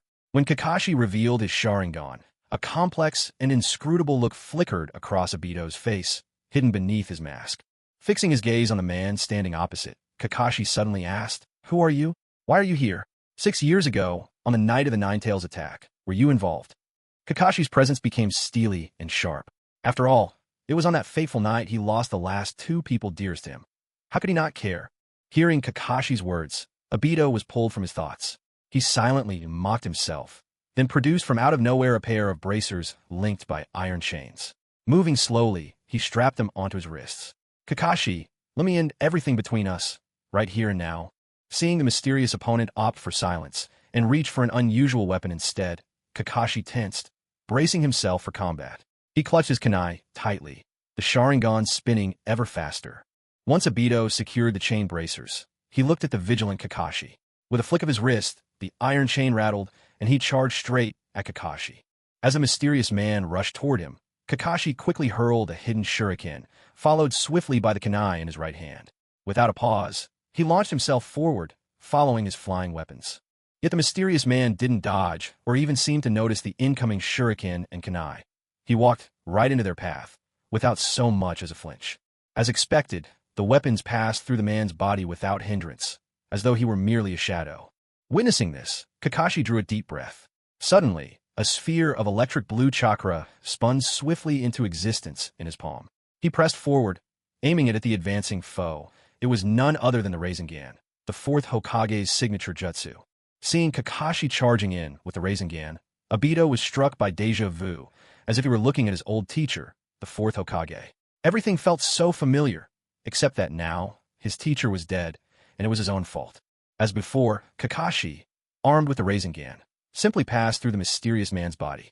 But this time, what met Kakashi head-on was an iron chain, rattling with a metallic ring. When Kakashi passed through him, Obito shifted from intangible to corporeal, and the chain behind him solidified, blocking Kakashi's path. "Got you," Obito murmured to himself, his back turned to Kakashi. With a loud clatter, Kakashi was instantly bound by the iron chains before him, which wrapped tightly around his body. He began to struggle with all his might. Obito Uchiha turned around, his eyes fixed on Kakashi, ensnared by the chains. Gripping the links even tighter in his hands, a faint, chilling smile crept across his lips. Just as Obito fastened the chain even more securely, preparing to send Kakashi into the Kamui dimension. Suddenly, with a muffled pop, the bound Kakashi dissolved into a cloud of white smoke. Obito stared in surprise at yet another vanishing Kakashi. He hadn't expected that it was a shadow clone all along, and couldn't tell when Kakashi had managed to create it. Obito flexed his hand and loosened the chain, a casual gesture. After all, with the power of his ocular jutsu, Kamui, he knew he occupied an invincible position. Sooner or later, Kakashi would fall into his grasp. Sweeping his gaze across the surroundings, Obito's eyes landed on the grove of trees beside the memorial stone. Just as he suspected, the next moment, Kakashi emerged from within the woods. Seeing this, Obito addressed him in a hoarse, mocking voice. "Kakashi, you useless fool. How much longer do you think you can keep running? Why not just give up and surrender?" Hearing these words, Kakashi's pupils tightened sharply. Something in the stranger's voice struck deep. He realized that this person must be someone he knew, perhaps even someone intimately familiar. The words echoed again, and Kakashi's heart pounded with certainty. The mysterious figure before him was definitely someone from his past, someone he had once known well. Raising his right hand, kunai gripped in a reversed hold, Kakashi positioned it before him defensively. His gaze locked intensely on the masked man as he demanded, in a voice laced with both sternness and pain. "Who are you, really? Why have you come to the Hidden Leaf Village? What is your purpose?" While it was true that Kakashi's strength had plateaued in recent years, his intelligence and experience had grown considerably. Even in this brief exchange, Kakashi could clearly sense that the man before him was a familiar face. Having grown up in the leaf himself, Kakashi knew that only someone from Konoha, or once of Konoha, could understand him so well. And these people, they had all once been his comrades. This realization filled Kakashi with a pang of sorrow. Still, his seasoned instincts quickly drove out such distractions. At this moment, his only focus was finding a way to escape and scathe from this mysterious assailant's hands, for the stranger's abilities were nothing short of formidable. Obito, hearing Kakashi's questioning, couldn't help but retort with biting sarcasm. "Kakashi, you useless fool. How dare you question me?" As he spoke, he extended his right hand and made a mock grasping gesture in Kakashi's direction, saying, "Let me send you, this worthless fool, out of this world. After all, you're good for nothing." Hearing Uchiha Obito's words, Kakashi knew there was no chance for reconciliation. Swiftly, he formed hand seals in front of Obito. Fire style, majestic fire dragon jutsu. As Kakashi finished the sequence, a massive fire dragon, composed of roaring flames, surged toward Uchiha Obito with a thunderous cry. Obito, watching Kakashi's actions, didn't move at all. Instead, he looked at Kakashi with a mocking expression, as if watching a clown perform. Kakashi, a bit anxious, fixed his eyes on the fire dragon he had conjured. The fiery beast roared as it passed right through Obito's body, leaving him completely unharmed. Of course, Kakashi's purpose in using the majestic fire dragon was not just to harm this mysterious enemy. He was also sending a signal. After all, they were in the heart of the Hidden Leaf Village, his own stronghold. As long as the village's ninja saw his jutsu, they would come to investigate and back him up. At that very moment, a furious voice suddenly sounded in Obito's ear. It was Black Zetsu, exclaiming, "Obito, you idiot! Hurry up and do something. Kakashi's already made such a commotion. The other ninja of the leaf will definitely come to check this out." The instant Obito heard Black Zetsu's warning, he snapped to attention. He clenched his fist, eyes locked on Kakashi in the distance, not daring to waste another moment. If the leaf's reinforcements arrived, his plan would be foiled. Without hesitation, Obito used his Kamui eye technique, sending a massive mechanical shuriken hurtling toward Kakashi. Without pausing to see Kakashi's reaction, Obito dashed after it, chains trailing behind him. With the power of Kimui, close combat was his forte. His enemies could never touch him, while he could strike anywhere at will. The sudden appearance of the gigantic shuriken startled Kakashi, but thanks to the acute dynamic vision of his Sharingan, he just barely dodged in time. But now, faced with this mysterious assailant's relentless charge, Kakashi couldn't help but feel a headache coming on. It was well known. Even the fourth Hokage, Minato Namikaze, a master of combat, found Obito's bizarre abilities a true challenge. Only with his brilliant tactical mind and the space-time jutsu, Flying Thunder God, had he managed to force Obito to retreat. As Kakashi carefully evaded Obito's attacks, he racked his brains for a way to counter this dangerous foe. Just as his gaze swept over the massive shuriken that Obito Uchiha had just hurled, an instant of clarity flashed through his mind. He suddenly understood, piecing together a possibility. Kakashi could no longer worry about whether he had enough chakra left. In haste, he managed to summon 2 shadow clones to tangle with Obito, while he himself leapt out of the fray. Watching as Obito effortlessly dispelled one of the clones, Kakashi took a deep breath, closing his ordinary right eye. He fixed his left Sharingan on Obito, who was still locked in battle. Then, summoning every ounce of chakra he had, he channeled it directly to his left eye. With such a surge of chakra, the 3-tomo Sharingan spun faster and faster, swirling into a blur. Then something began to shift.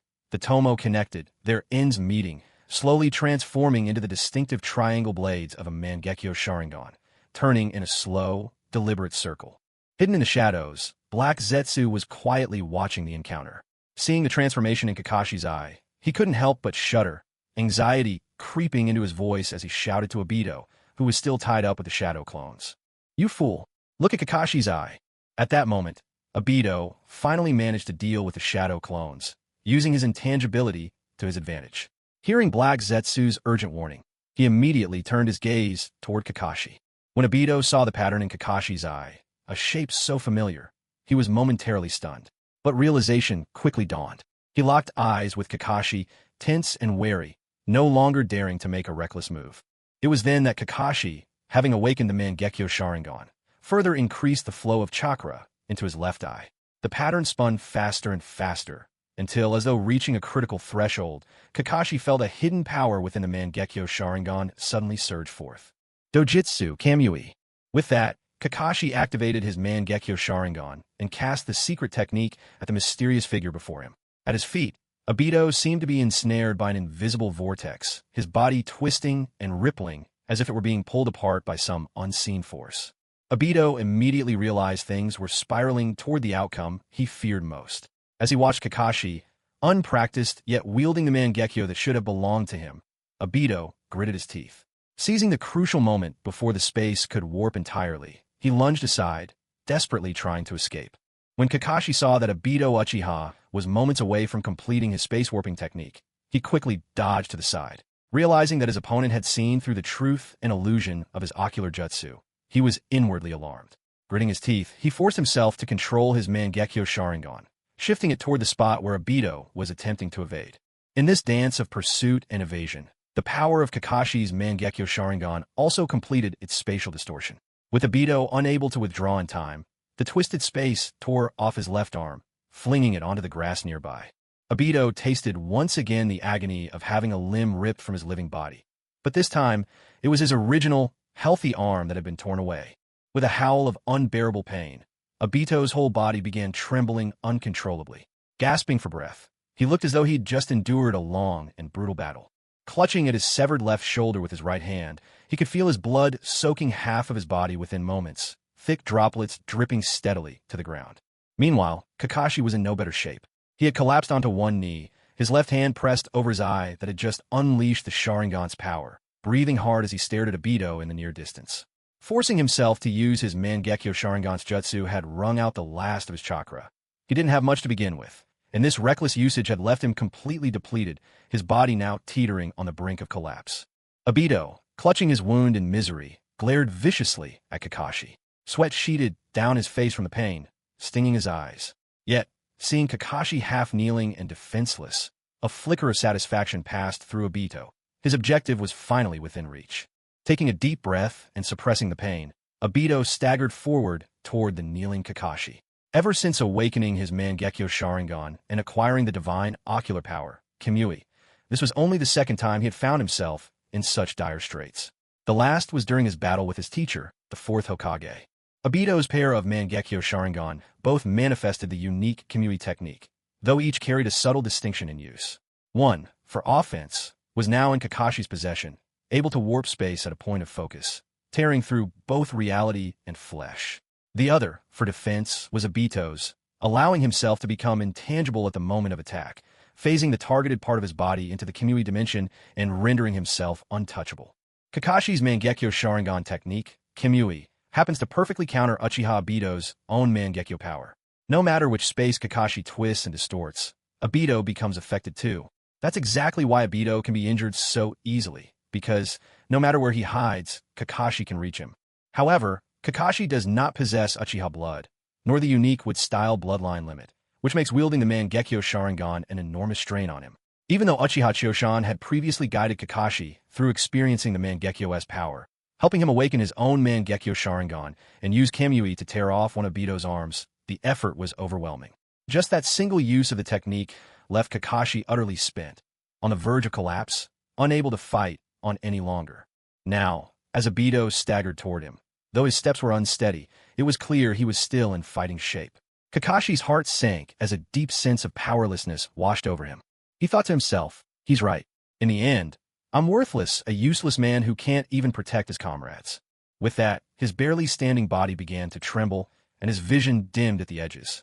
Obito finally stood before him. Looking down at his former comrade and recalling Rin's death, anger welled up in Obito's chest. He spoke from above, voice cold and resolute. Kakashi, you're nothing but a failure. You don't deserve to live in this world. Let me end it for you. Let me put you out of your misery. With that, Obito wasted no more words. He reached toward Kakashi's head with his only uninjured, blood-stained right hand. Not wishing to drag things out and risk any unexpected trouble, Obito decided to send the utterly defenseless Kakashi into the Kamui dimension. Whether Kakashi would live or die afterward would depend entirely on Obito's whims. As Obito smiled with satisfaction and Kakashi, spirit crushed, waited silently to accept his fate. Suddenly, a green blur burst from the woods. A clean and powerful whirlwind kick swept toward Obito. Leaf Hurricane. Though battered, Obito reacted swiftly as the green figure charged toward him. He understood he could not afford another injury. If his wound reopened and bled again, he was at serious risk of losing his life here. Uchiha Obito reluctantly withdrew his right hand, which was just about to grab Kakashi. He glared fiercely at this uninvited guest, and, just as Guy was about to land a kick on him, he used his intangibility technique to evade the attack. Might Guy, realizing he hadn't hit his target, immediately adjusted his response. After unleashing the Leaf Hurricane, he twisted his body to catch Kakashi, who was on the verge of fainting, and leapt away to a safer distance from Uchiha Obito, watching him cautiously. Once in Guy's grip, Kakashi jolted awake. He barely managed to make out his rescuer and said weakly, Guy, don't let him get close. He can evade attacks. I'm certain he uses some kind of space-time jutsu. He becomes tangible only when he goes on the offensive. Kakashi knew that only by explaining the enemy's abilities in the briefest time possible could he put Guy on high alert, giving them a fighting chance to survive this dangerous encounter. Obito's expression darkened as he eyed Might Guy beside Kakashi. How would he not know this man? During their Chunin exams, he'd been given quite a thrashing by Guy. He hadn't expected to cross paths again so soon. Before he could even settle old scores, Guy had come to ruin his plans. Guy, eyeing Obito warily from safe distance, kept his tone gentle as he asked, Kakashi, are you all right? Can you hold on? Kakashi forced his eyes open, though they threatened to close at any moment. His voice was faint as he replied, Don't worry, I'll live. But be careful, Guy. This man could very well be the mysterious figure who appeared on the night of the Nine Tails attack 6 years ago. His abilities are bizarre. Whatever you do, don't let him touch you. Guy, reassured that Kakashi was stable for now, called out in a clear, resolute voice, I understand. All I have to do is keep him from laying a hand on me. That's simple enough. As he spoke, Guy gently set Kakashi down on the ground. With a swift motion, he removed all the weights from his body, letting them fall heavily to the earth. Instantly, a green aura shimmered to life, enveloping his form. If you're a foe troublesome even for Kakashi, then this is the moment for the blue beast of the leaf to take the stage. The 8 gates formation, gate of opening, gate of rest, gate of life, open. Immediately, an overwhelming force radiated from Guy, lifting even the tiniest pebbles on the ground into the air. Hidden Lotus. At this moment, Might Guy seemed to have unlocked a hidden switch. Both his speed and power soared to new heights. His fists, glowing with emerald energy, and his legs as hard as steel, struck Obito's body in a relentless flurry. Even now, with one arm severed and losing blood rapidly, Uchiha Obito found himself in a dire situation. But even if he were in perfect condition, he wouldn't dare turn off his intangibility now. With Might Guy's current strength and speed, just one careless move, just one kick, could leave him with countless broken bones, even if he somehow managed to survive. Obito kept his body intangible, his right hand tightly clutching his severed left arm. Sweat poured from his face, twisted with pain and hatred as he glared at the energetic Might Guy and the barely conscious Kakashi. For a moment, Obito found himself completely trapped. Had he not been inside Konoha, Obito could have simply waited out Might Guy's 8 Gates formation. Thanks to Madara's guidance, Obito knew that all these states of extraordinary power came with side effects and time limits. As long as he kept himself intangible, he was sure he'd last until Guy's power faded. The problem was, no one knew how long Guy could maintain this state. Obito himself was in a weakened condition, barely able to rely on his Kamui just to hold on. If things dragged out any longer, it wouldn't just be Konoha's reinforcements he had to worry about. His own body was nearly at its limit. He was still wavering between fight and flight when a faint whisper reached his ear. It was White Zetsu, speaking so softly that only Obito could hear. "Obito, let's get out of here. Konoha's ninja will arrive any moment. They're coming in force. We have to move now." Black Zetsu, for once, remained silent, which was as good as granting his tacit approval. Upon hearing White Zetsu's words, Obito couldn't help but breathe a small sigh of relief. With a reluctant glance at the fading Kakashi and the fiercely determined Might Guy, he erased his form from sight and slipped away, merging with Black and White Zetsu in the forest. Seeing Obito suddenly vanish made Might Guy jump. He dashed to Kakashi's side, eyes darting warily in every direction, ready to defend his comrade against any sudden attack. Obito, watching through the gaps in the trees, clenched his teeth in frustration.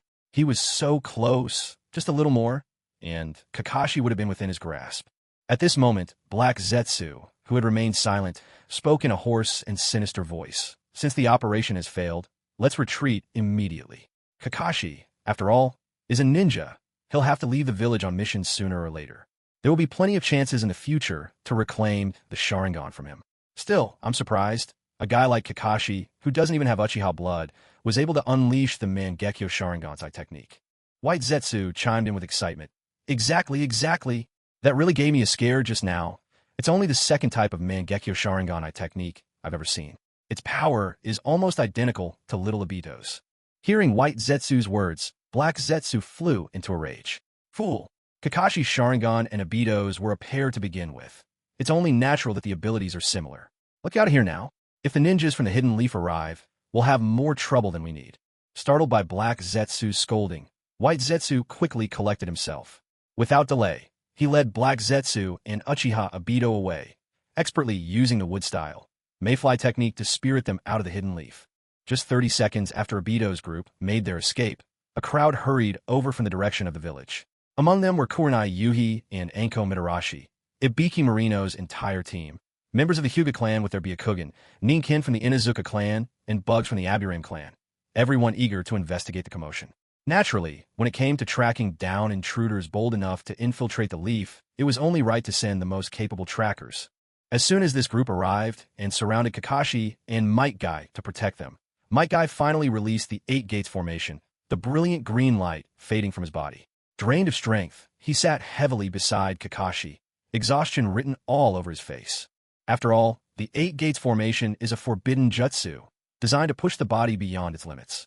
Even though Guy had only opened the 3rd gate, he had kept it active for quite some time. While it hadn't done any lasting damage, the toll on his stamina was considerable. Still fighting to stay conscious, Kakashi saw Ibiki Marino and his team arrive. Relieved at last, he realized he could hold out no longer and promptly collapsed to the ground. As the head of the interrogation division, Ibiki took command at once, especially since Kakashi had already passed out. He turned to the still gasping Might Guy and asked, "Guy, what happened here?" With what little energy he had left, Guy waved a hand weakly. "I'm not entirely sure myself. I was running laps around the village, and when I passed by this area, I noticed flames over here and rushed in. When I got here, Kakashi was about to collapse on one knee, and the intruders were just about to make their move on him. However, The intruder seems to be after Kakashi, so you all need to be extra cautious. According to Kakashi, this intruder could very well be the mastermind behind the Nine Tails attack 6 years ago. And what's more, he's a master of space-time ninjutsu. Might Guy, still catching his breath, added, "Be careful of this intruder. He's the true culprit from the night of the Nine Tails rampage 6 years ago, and he's skilled in space-time ninjutsu. He can shift between tangible and intangible forms. Every attack I landed just passed right through him like he was made of air." When Marino Ibiki heard Guy's explanation, he grasped the magnitude of their adversary. Pressing his lips together to moisten them, he said gravely, "Hyuga Hyman, I'm counting on you." Hyman, standing by, responded crisply and quickly activated his Byakugan, directing his gaze toward the wooded area nearby. Ibiki then turned to the Inuzuka and Aburame clans Shinobi. "You two help track the enemy as well, but watch each other's backs. Don't let yourselves fall into his traps." The Shinobi from the Inuzuka and Aburame clans exchanged a quick glance, nodded in understanding, and promptly released their clan animals, dogs and insects, into the search. Afterward, Ibiki addressed his own team, standing behind him. "Gather every trace of blood or evidence the enemy left behind. Don't miss a single clue." His subordinates, well-versed in these procedures, immediately began to scour and inspect the site. Finally, Ibiki's gaze settled on Kurenai Yuhi, who stood to the side watching him. He frowned slightly and spoke. "Kurenai, stay here and guard Guy and Kakashi. Be on high alert for a sudden attack. Since the intruder wields space-time ninjutsu, he could appear anywhere, anytime. Stay vigilant." Ibiki knew Kurenai well. He understood that while she was adept at jinjutsu, an intruder of this caliber would be far beyond her illusions. Concerned for her safety, he intentionally kept her close, seeing this as both a precaution and a gesture of camaraderie. Seeing that everyone else had been tasked with something while she was told to stay put, Kurenai realized she was being underestimated. Still, she couldn't blame Ibiki. After all, her strength had indeed been lacking before, so his caution was understandable. Yet, with her newfound powers, Kurenai longed to contribute herself. Instead of accepting Ibiki's arrangement, she simply watched him quietly, focusing her mental energy. Blending subtle jinjutsu techniques into her intent, she sent a delicate trace of it toward Ibiki through her gaze. After Kurenai Yuhi revealed her true strength, the freed Marino Ibiki felt as if the entire world was slowly revolving around her. It was as though he had fallen into a whirlpool made of glue, trapped, turning with it, unable to break free. Yet Kurenai merely brushed the surface of her abilities, releasing only a faint trace before withdrawing and sparing Ibiki. She stood there quietly, watching him with the calmness of a tranquil sea. Marino Ibiki was a hardened man, someone who had withstood severe torture. When Kurenai withdrew her spiritual energy, he involuntarily shuddered and shot her a startled glance. But immediately, that fear in his eyes was replaced by elation. To Ibiki, Kurenai was now a formidable force, more than capable of overpowering him, and importantly, a master of illusions. She was the perfect candidate to counteract space-time ninjutsu. He also understood perfectly well that Kurenai's earlier display wasn't issued in hostility. It was her way of communicating her strength, so their collaboration could be arranged more effectively. With that, he switched tactics and addressed her. "Kurenai, be ready. The moment the enemy appears, step forward and engage. Even if you can't capture them, do your best to entangle them until reinforcements from the village arrive." Kurenai nodded in acknowledgement at Ibiki's instructions.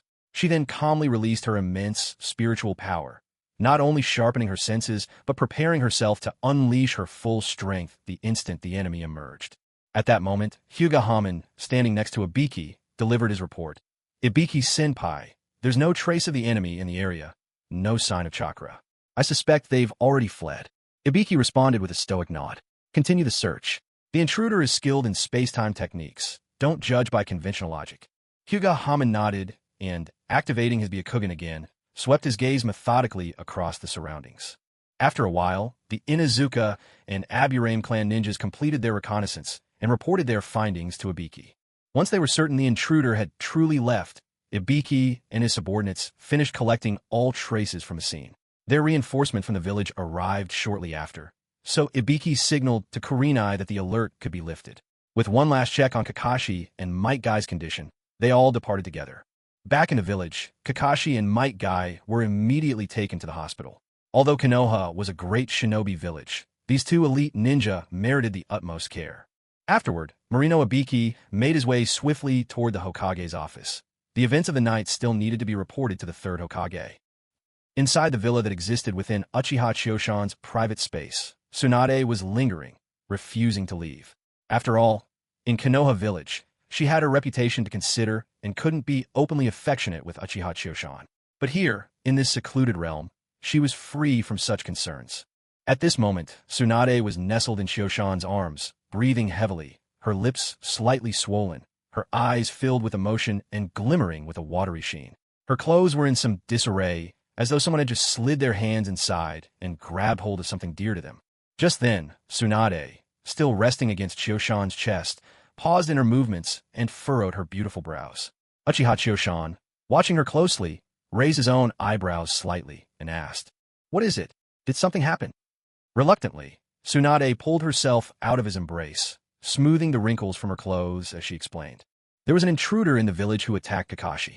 Although they managed to drive the assailant back, Kakashi overused his chakra and has fallen into a coma. To gather intel on the intruder as soon as possible, the old man sent someone to find me and asked me to go to the hospital. Uchiha Choshan hadn't expected that Kakashi would be attacked right inside the village. He tapped his finger on the table thoughtfully and mused. Although Kakashi isn't quite at Kaga level yet, he's still among the elite Jonin. Certainly no easy target for someone to attack him. The intruder must be rather formidable and skilled in infiltration and escape as well.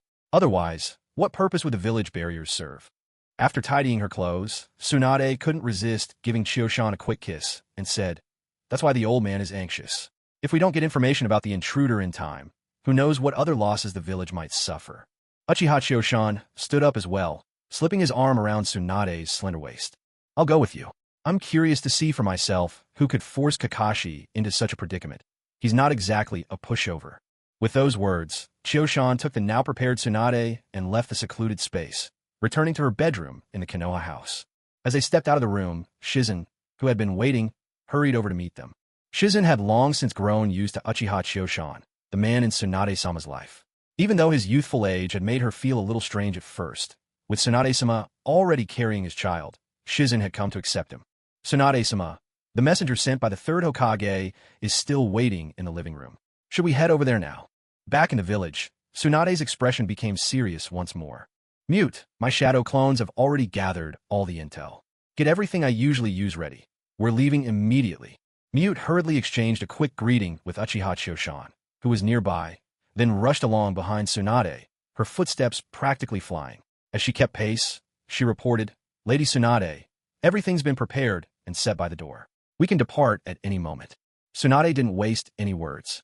With her faithful assistant in tow, she made straight for the hospital to rendezvous with the team sent by the third Hokage. Uchiha Choshan, with no other matters to attend to, decided to join Tsunade as well, intending to check on things at the hospital. When the Umbu squad assigned by the third Hokage spotted Uchiha Choshan, they all saluted him with respect. After all, he still retained his title as an Umbu squad captain.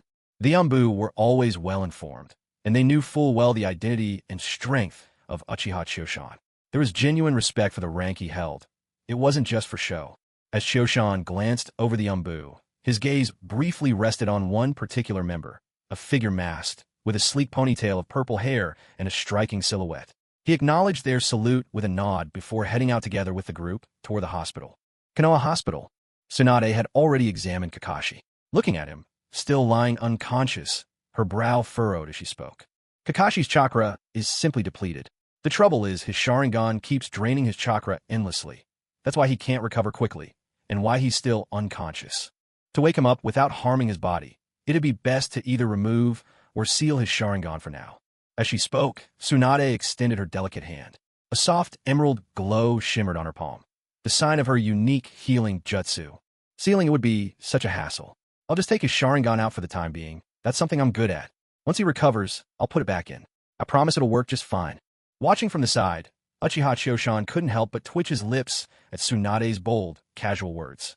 He was well aware that with Tsunade's medical prowess, removing and reinstalling Kakashi's Sharingan was probably as easy to her as changing a light bulb. Still, something about the idea felt a little off, so he reached out to gently stop her as she readied herself to go to work. "I'm actually rather good with sealing jutsu. Why don't I handle it?" Tsunade shot a glance at Choshan, then stepped back, relinquishing the task. Choshan was indeed well-versed in sealing techniques. Ever since he'd learned the Uzumaki clan's secret arts from the third Hokage, he'd put in considerable effort. Sealing Kakashi's Sharingan was hardly a challenge for him. Child's play, really. Uchiha Shan activated his Sharingan and examined Kakashi's condition. Raising his right hand, with a mere thought, 5 different colors of chakra appeared, one on each of his fingers. Gently curling his fingers, he softly placed his hand over the area around Kakashi's left eye socket. Sealing technique, 5 elements seal. As Uchiha Shan performed the sealing technique, the Sharingan in Kakashi's eye drew chakra at an ever slower pace. Eventually, the eye seemed to fall into a deep slumber, completely ceasing its absorption of chakra. The 3 tomo in Kakashi's Sharingan, nestled under his closed eyelid, gradually faded from view until the eye became an ordinary black one. With the sealing successful, Kakashi's breathing, as he lay on the sickbed, also became calmer and steadier. Standing by, Tsunade couldn't help but nod in approval. As a renowned medic, she understood the complexity that this particular sealing demanded. While the technique didn't consume much chakra in terms of quantity, it required an extraordinary level of chakra control. After all, sealing a small, I call for precise micromanagement that would exceed the abilities of many ninjas skilled in Fuinjutsu. With Uchiha Shan's part complete, it was now time for Tsunade to act. With her medical prowess, she could easily use medical ninjutsu to wake Kakashi from his coma. Having played his part, Uchiha Shan quietly slipped toward the door, approaching the masked ANBU with a high, purple ponytail. Yugao, is it your shift today? Uchiha Shan asked softly. Yuzuki Yugao glanced around, making sure no one else was nearby. She then gently removed her mask, revealing a delicate and lovely face that gazed at him with affection. She nodded lightly. Our team is on standby with Lord Hokage today. Since Lady Tsunade was needed, we were sent over. Uchiha Shan checked the surroundings. As was customary for ANBU operatives in standby, most would hide in inconspicuous corners. Now, he and Yugao stood together in a spot where they wouldn't be seen. Confirming they were alone, Uchiha Shan reached out, slipped his arm around Yugao's waist, drawing her close, and looked into her eyes as he asked, "Did you miss me?" After he embraced her, Yugao offered a token resistance, but then, as if accepting her fate, let him hold her. When she heard his question, she hesitated, but then gave a soft nod. You know as well as I do, our Uchiha clan has been busy relocating lately. As the clan leader, I've been even more preoccupied than usual, so I haven't had a chance to come see you. When Yuzuki Yugao heard Uchiha Kyuzen's words, she nodded obediently. Because of her lover, she had always paid close attention to the Uchiha clan. So how could she not know about the recent major events happening within the clan? But in the next moment, realization dawned on her. She suddenly lifted her head, her eyes alight with surprise and delight as she looked at Kyuzen. You become the clan leader? Seeing her joy, Uchiha Kyuzen felt a warmth rise within him, and he nodded with a gentle, smiling expression. After receiving confirmation, Yugao's already large eyes widened even more with excitement.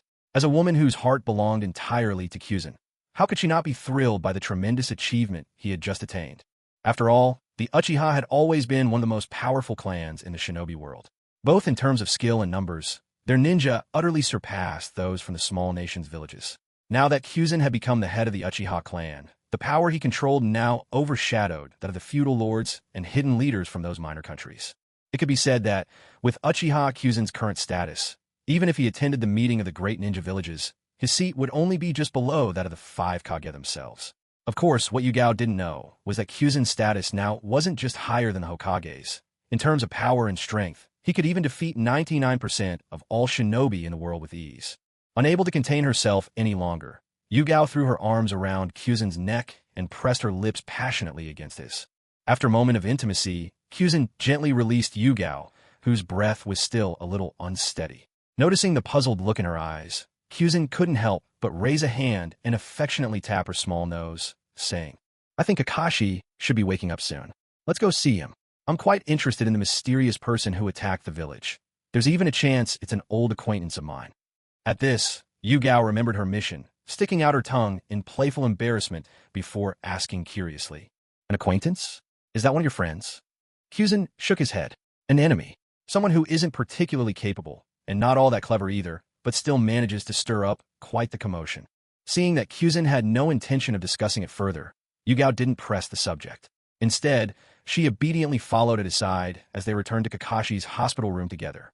Inside the room, Tsunade, who had finished treating Kakashi and was waiting for him to wake up, gave Kyuzan a sharp sideways glance the moment she saw him and the woman ninja closely following at his heels. As someone about to become Hokage, with numerous past comrades, Tsunade was well aware of the relationship between Yugao Yuzuki and Kyuyama Uchiha. After all, not long ago, the two of them had strolled together through nearly every street, big and small, in the Leaf Village. Since she herself was a latecomer, Tsunade felt a bit embarrassed and lacked the standing to reproach Yugao Yuzuki. So after giving Kyuyama Uchiha a discreet glare, she decided to let the matter rest. Soon after Kyuyama Uchiha returned, Kakashi awoke from his coma. When Kakashi regained consciousness, he anxiously scanned the faces around him. Upon spotting Lady Tsunade, Kyuyama Uchiha, and the others, he quietly breathed a sigh of relief. Then, somewhat nervously, he turned to Tsunade and asked, "Lady Tsunade, how is Guy? He used the 8 Gates formation to save me." Tsunade appreciated Kakashi's concern for his dear friend. Smiling, she replied, "Don't worry, Mike Guy is just exhausted. After giving us all the information he had, he went to rest." Hearing her words, Kakashi let out another quiet breath. After all, Guy had used the forbidden 8 Gates technique for his rescue. If Kakashi had been saved only for Guy to suffer irreparable injuries or worse, he truly wouldn't have known how to face him in the future. Seeing that Kakashi had nothing more to ask, Tsunade's expression grew serious as she questioned him. "Kakashi, who did you encounter? How did things end up like this?" Kyuyama Uchiha stood nearby, just as curious, waiting for Kakashi's reply. When he heard Tsunade's question, Kakashi recalled the embarrassing ordeal he'd just been through, subconsciously touching his left eye. "Lady Tsunade, I'm not entirely sure of the intruder's identity. However, his abilities were exactly the same as those of the one who invaded the Leaf and attacked the 4th Hokage and his wife 6 years ago. I suspect they are the same person." Standing by the hospital bed with her arms crossed, Tsunade's right index finger tapped thoughtfully. The events of the Nine Tails night back then had led to the deaths of both the Hokage and the Jinchuriki, delivering a devastating blow to the Leaf Village. Tsunade, ever vigilant about the fate of the village, could hardly forget. With a frown, she asked, "Kakashi, describe everything you remember about the intruder in as much detail as you can." Far from the Leaf Village, in a secluded mountain cave beside the Valley of the End, the site of Madara Uchiha and Hashirama Senju's final legendary battle, Obito Uchiha was sitting there, struggling for breath, his face slick with cold sweat from the pain. Beside him, White Zetsu was tending his wounds. After bandaging his wound, Uchiha Obito finally felt much better. He couldn't help but curse, "Damn that Kakashi. He's good for nothing, always ruining more than he ever accomplishes." Never in his wildest imagination did Obito think Kakashi would be able to use the Mangekyo Sharingan he himself possessed. What's more, Kakashi's first target turned out to be Obito himself, twisting his only good left arm and nearly shattering it. Had Kakashi been more adept at using the eye, and had Obito not dodged just in time, he might have become the first victim of his own Mangekyo Sharingan. At this moment, Black Zetsu stepped forward. "Obito," Black Zetsu intoned, "Kakashi cannot be allowed to live. I didn't expect him to master the Mangekyo's ocular powers, and he poses a grave threat to you. You must also retrieve the Mangekyo you entrusted to him, or it may very well become a hidden danger in your future." Obito seethed as he listened to Black Zetsu's words. "It's all that damn Might Guy's fault. If it weren't for him, I'd have already captured Kakashi, helpless as he was, and locked him away in the Kamui dimension." At this point, White Zetsu bounced up and chimed in, Exactly. That bowl-cut, thick-browed guy is terrifying. Every move he makes is packed with raw power, and he's incredibly fast. Plus, there's this wild green aura radiating from him. You can't blame little Obito for retreating.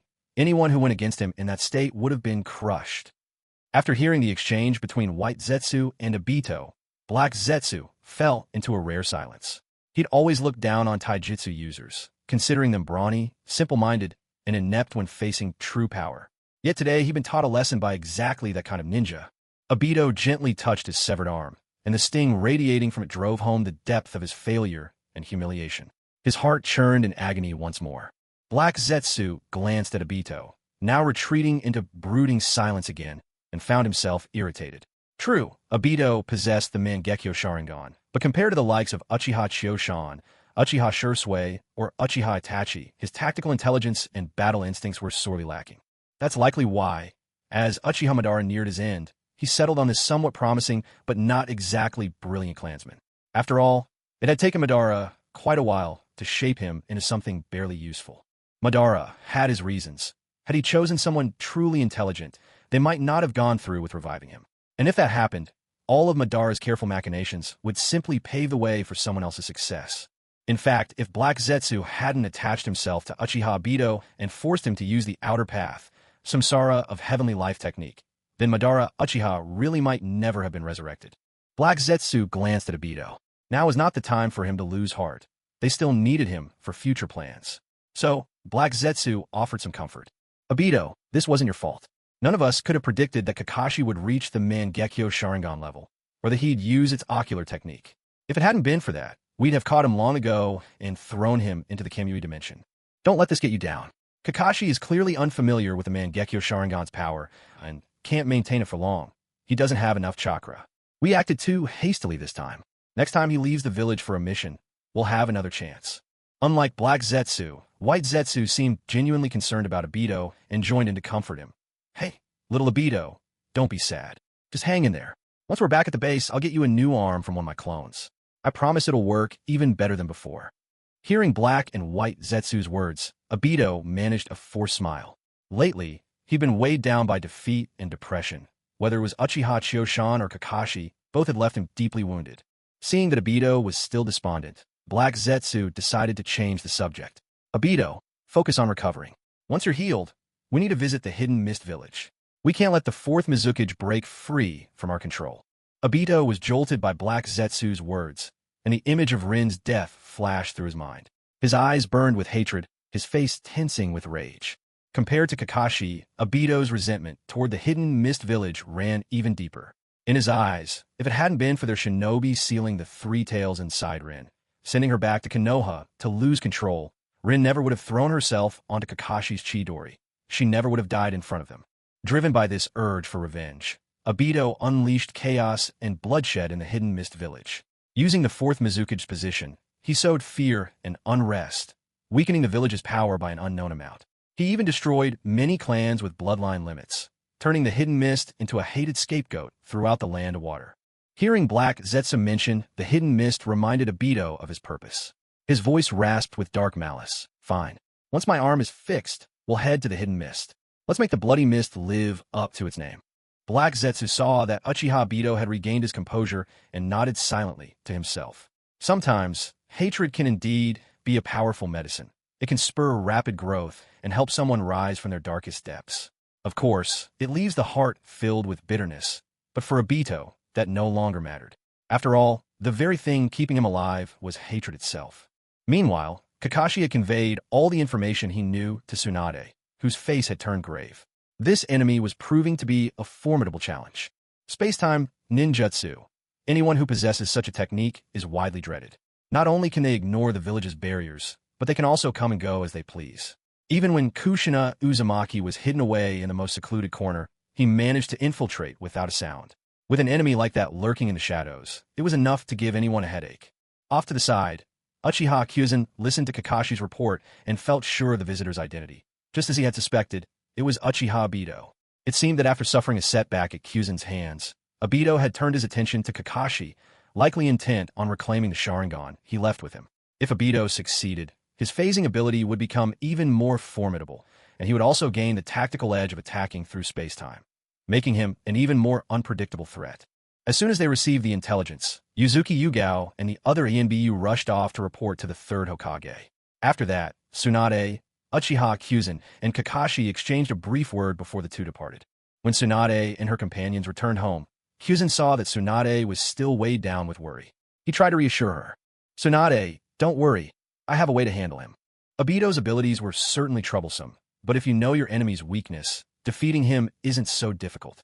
His words made both Tsunade and Shizen look up at him, and even the little pig, Taunton, glanced his way, giving a slight snort.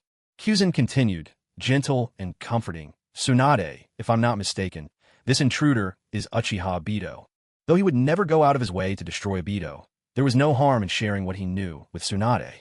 After all, she was his wife. There was no question for Kyuzen whose side he was on.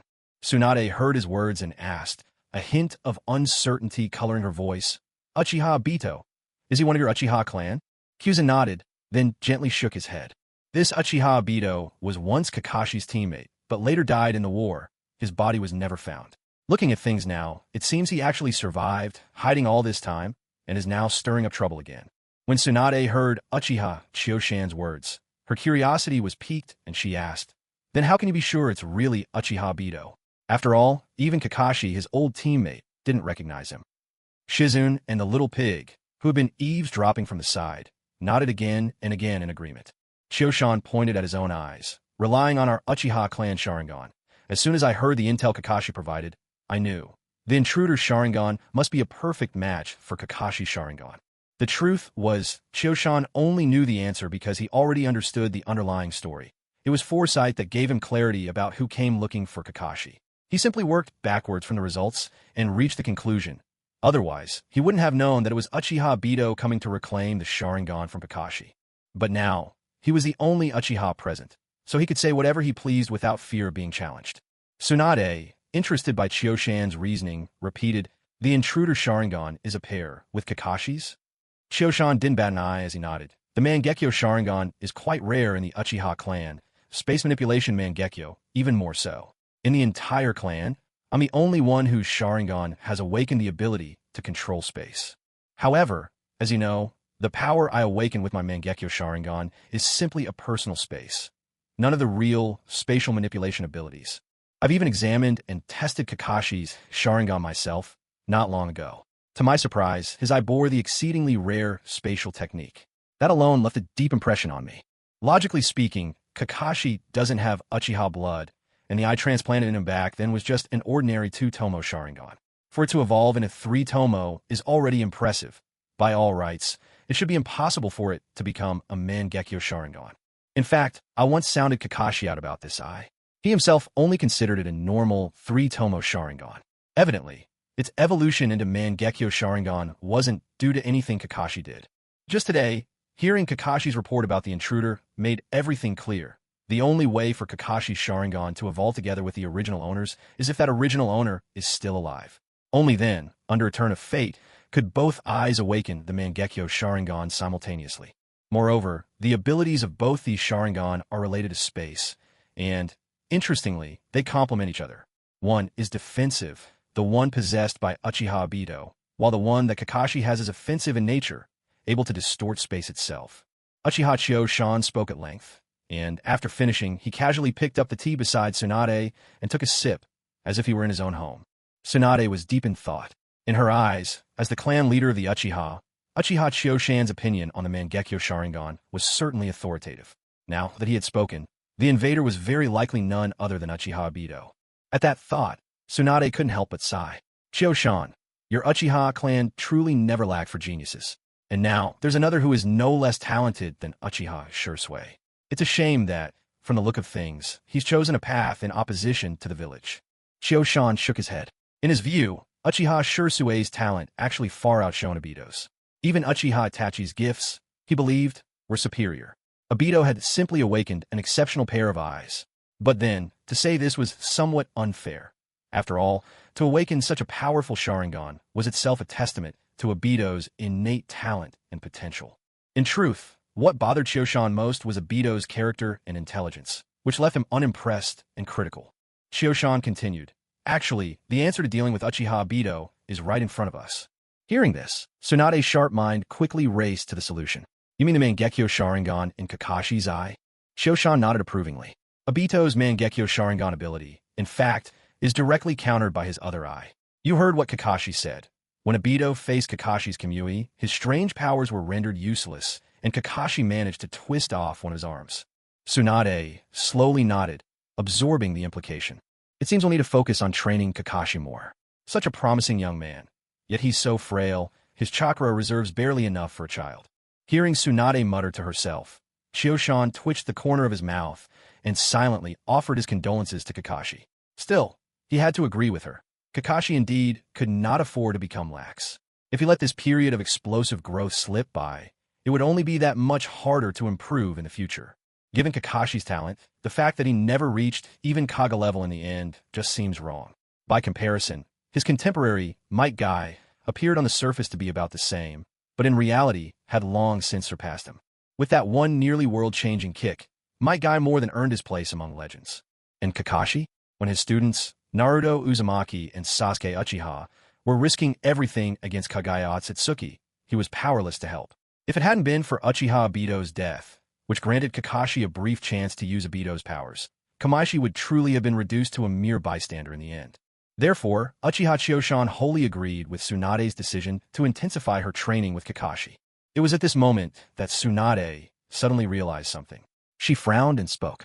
If that's the case, then it's clear what Obito's come here for. He wants to reclaim his Sharingan. Uchiha Chiyoshan nodded in agreement. I've read in the old text too, Mangekyo Sharingan only unleashes its full power when both eyes are together. In fact, the ultimate divine technique, Susanoo, can only be awakened and used when both Mangekyo are in their rightful place. When Obito invaded Konoha this time, his first target was Kakashi.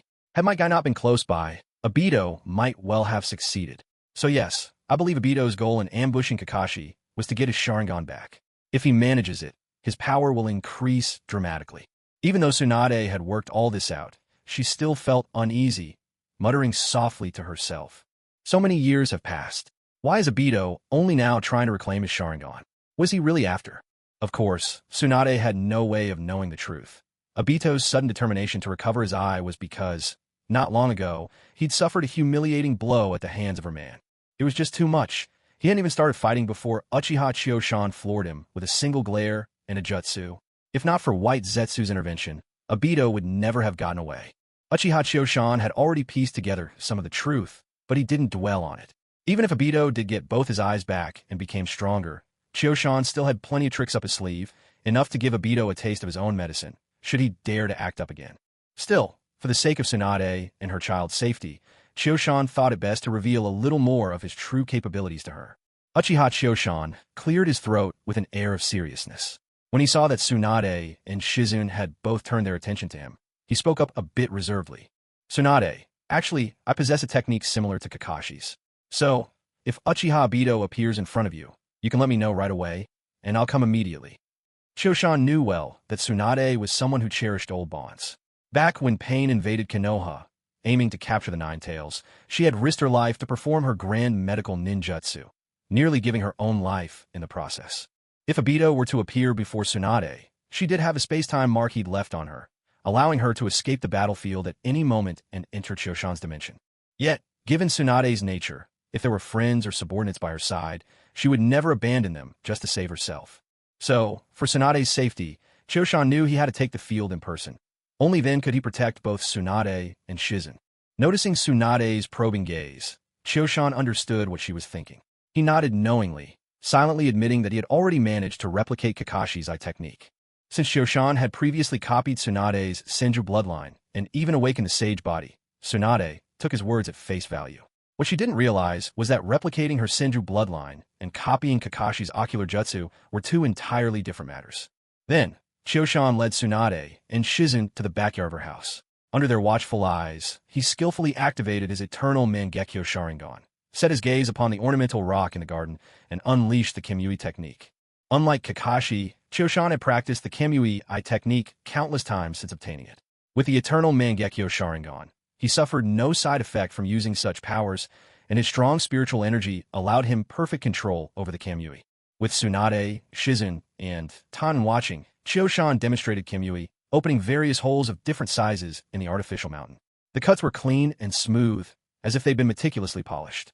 Neither Tsunade, Shizune, nor Taunton had ever witnessed such incredible space-time ninjutsu before. All of them were captivated by the spectacle of Chiyoshan's ocular powers. After his performance, Uchiha Chiyoshan noticed that both Lady Tsunade and Shizune were still lost in astonishment. A thought struck him, and he quietly approached Shizune, his gaze as calm and deep as a still lake, fixing his eyes gently upon her. Shizune, having grown up as Tsunade's loyal companion, was practically the closest person to Tsunade besides Tsunade herself, and her most devoted follower. She always treated Chiyoshan with the utmost respect. Because of this, and to prevent anything unfortunate from happening to Shizune, which would surely break Tsunade's heart, Uchiha Chiyoshan decided to leave Shizune a small precaution to ensure her safety. The moment Shizune realized Chiyoshan was standing right in front of her, watching her so intently, she snapped out of her daze, and her cheeks immediately flushed crimson. Oh no, what should I do? Lord Chiyoshan is looking at me like that. Does this mean he's interested in me? Shall I accept? But Lady Tsunade is right here. What if she finds out and gets angry? She might even punch me on the spot. This is so embarrassing. Should I agree or not? Then again, with Lady Tsunade pregnant and unable to move freely as her close attendant, am I supposed to serve Lord Chioshan too? Seeing the rosy hue blooming on Shizun's cheeks, Chioshan could only guess at the stories she was weaving in her mind. With a gentle smile, he said, Shizun, I have a gift for you. If you ever find yourself in danger, this will help keep you safe. Without waiting for her response, Chioshan raised his hand and softly tapped the center of Shizun's forehead. There, he left behind a tiny point of glowing blue light. It shimmered a few times, then gradually dimmed, disappearing into her skin. Tsunade watched Chioshan's actions and, understanding his intent, recognized who all of this was truly for. She didn't say anything aloud, but when she looked at Chioshan, her gaze grew even gentler. Deep down, she once again felt grateful that Chioshan had used Koto Tsukumi to bind her to him. Even though he held sway over her, all the kindness Chioshan showed her was something she had always longed for, yet never imagined she could genuinely have. Not only had he cured her hemophobia, but he had also given her the home she had dreamed of and treated her and those she cherished with such care. The truth was, Tsunade had long since become captivated by Chioshan's tenderness. Even if Chioshan were to now release her from the effects of Koto Tsukumi, she doubted she could ever agree to it herself. After all, Tsunade had already given her whole heart to Chioshan. If he were to lift the technique and then drift away from her, she couldn't begin to imagine the pain she would feel. After Uchiha Chioshan and Shizun finished explaining the purpose of the space marker he left on her, Tsunade came back to her senses. With a serious expression, she turned to Shizun and said, Shizun, Chioshan only leaves this space marker on the people closest to him. You must never betray his trust. Otherwise, I won't forgive you either. Shizun, still reeling from the shock of receiving such an incredible jutsu from Uchiha Chioshan, flushed a bright red when she heard Tsunade's words.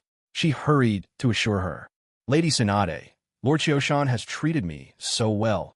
How could I ever betray your trust?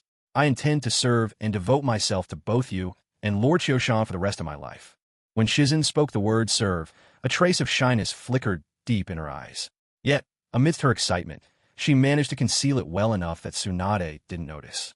Tsunade paid no mind to Shizun's subtle feelings. After finishing her advice, she and Uchiha Chioshan returned indoors together. The autumn wind was particularly brisk today. Though it felt refreshing against the skin, Tsunade was careful. Being pregnant, she didn't want to risk catching a cold, which would be bad for both her and the baby. Besides, there were still a few matters that Tsunade had learned just a few days ago that she wanted to settle with Uchiha Chioshan. While she wasn't truly angry with him, she still needed to make her feelings a little clearer. By now, it was already noon, so Uchiha Chioshan decided not to go out again and stay to have lunch at Tsunade's place. Whether in the past or now, Tsunade had never cooked a meal herself. With her noble status, it simply wasn't her role. As usual, lunch was prepared by Shizun, who directed the household maids. This time, however, Shizun was especially attentive in serving Uchiha Chioshan his meal.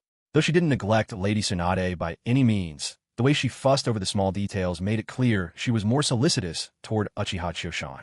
Tsunade, watching from the side, felt a twinge of jealousy, but she understood Shizun's feelings and chose not to make an issue of it.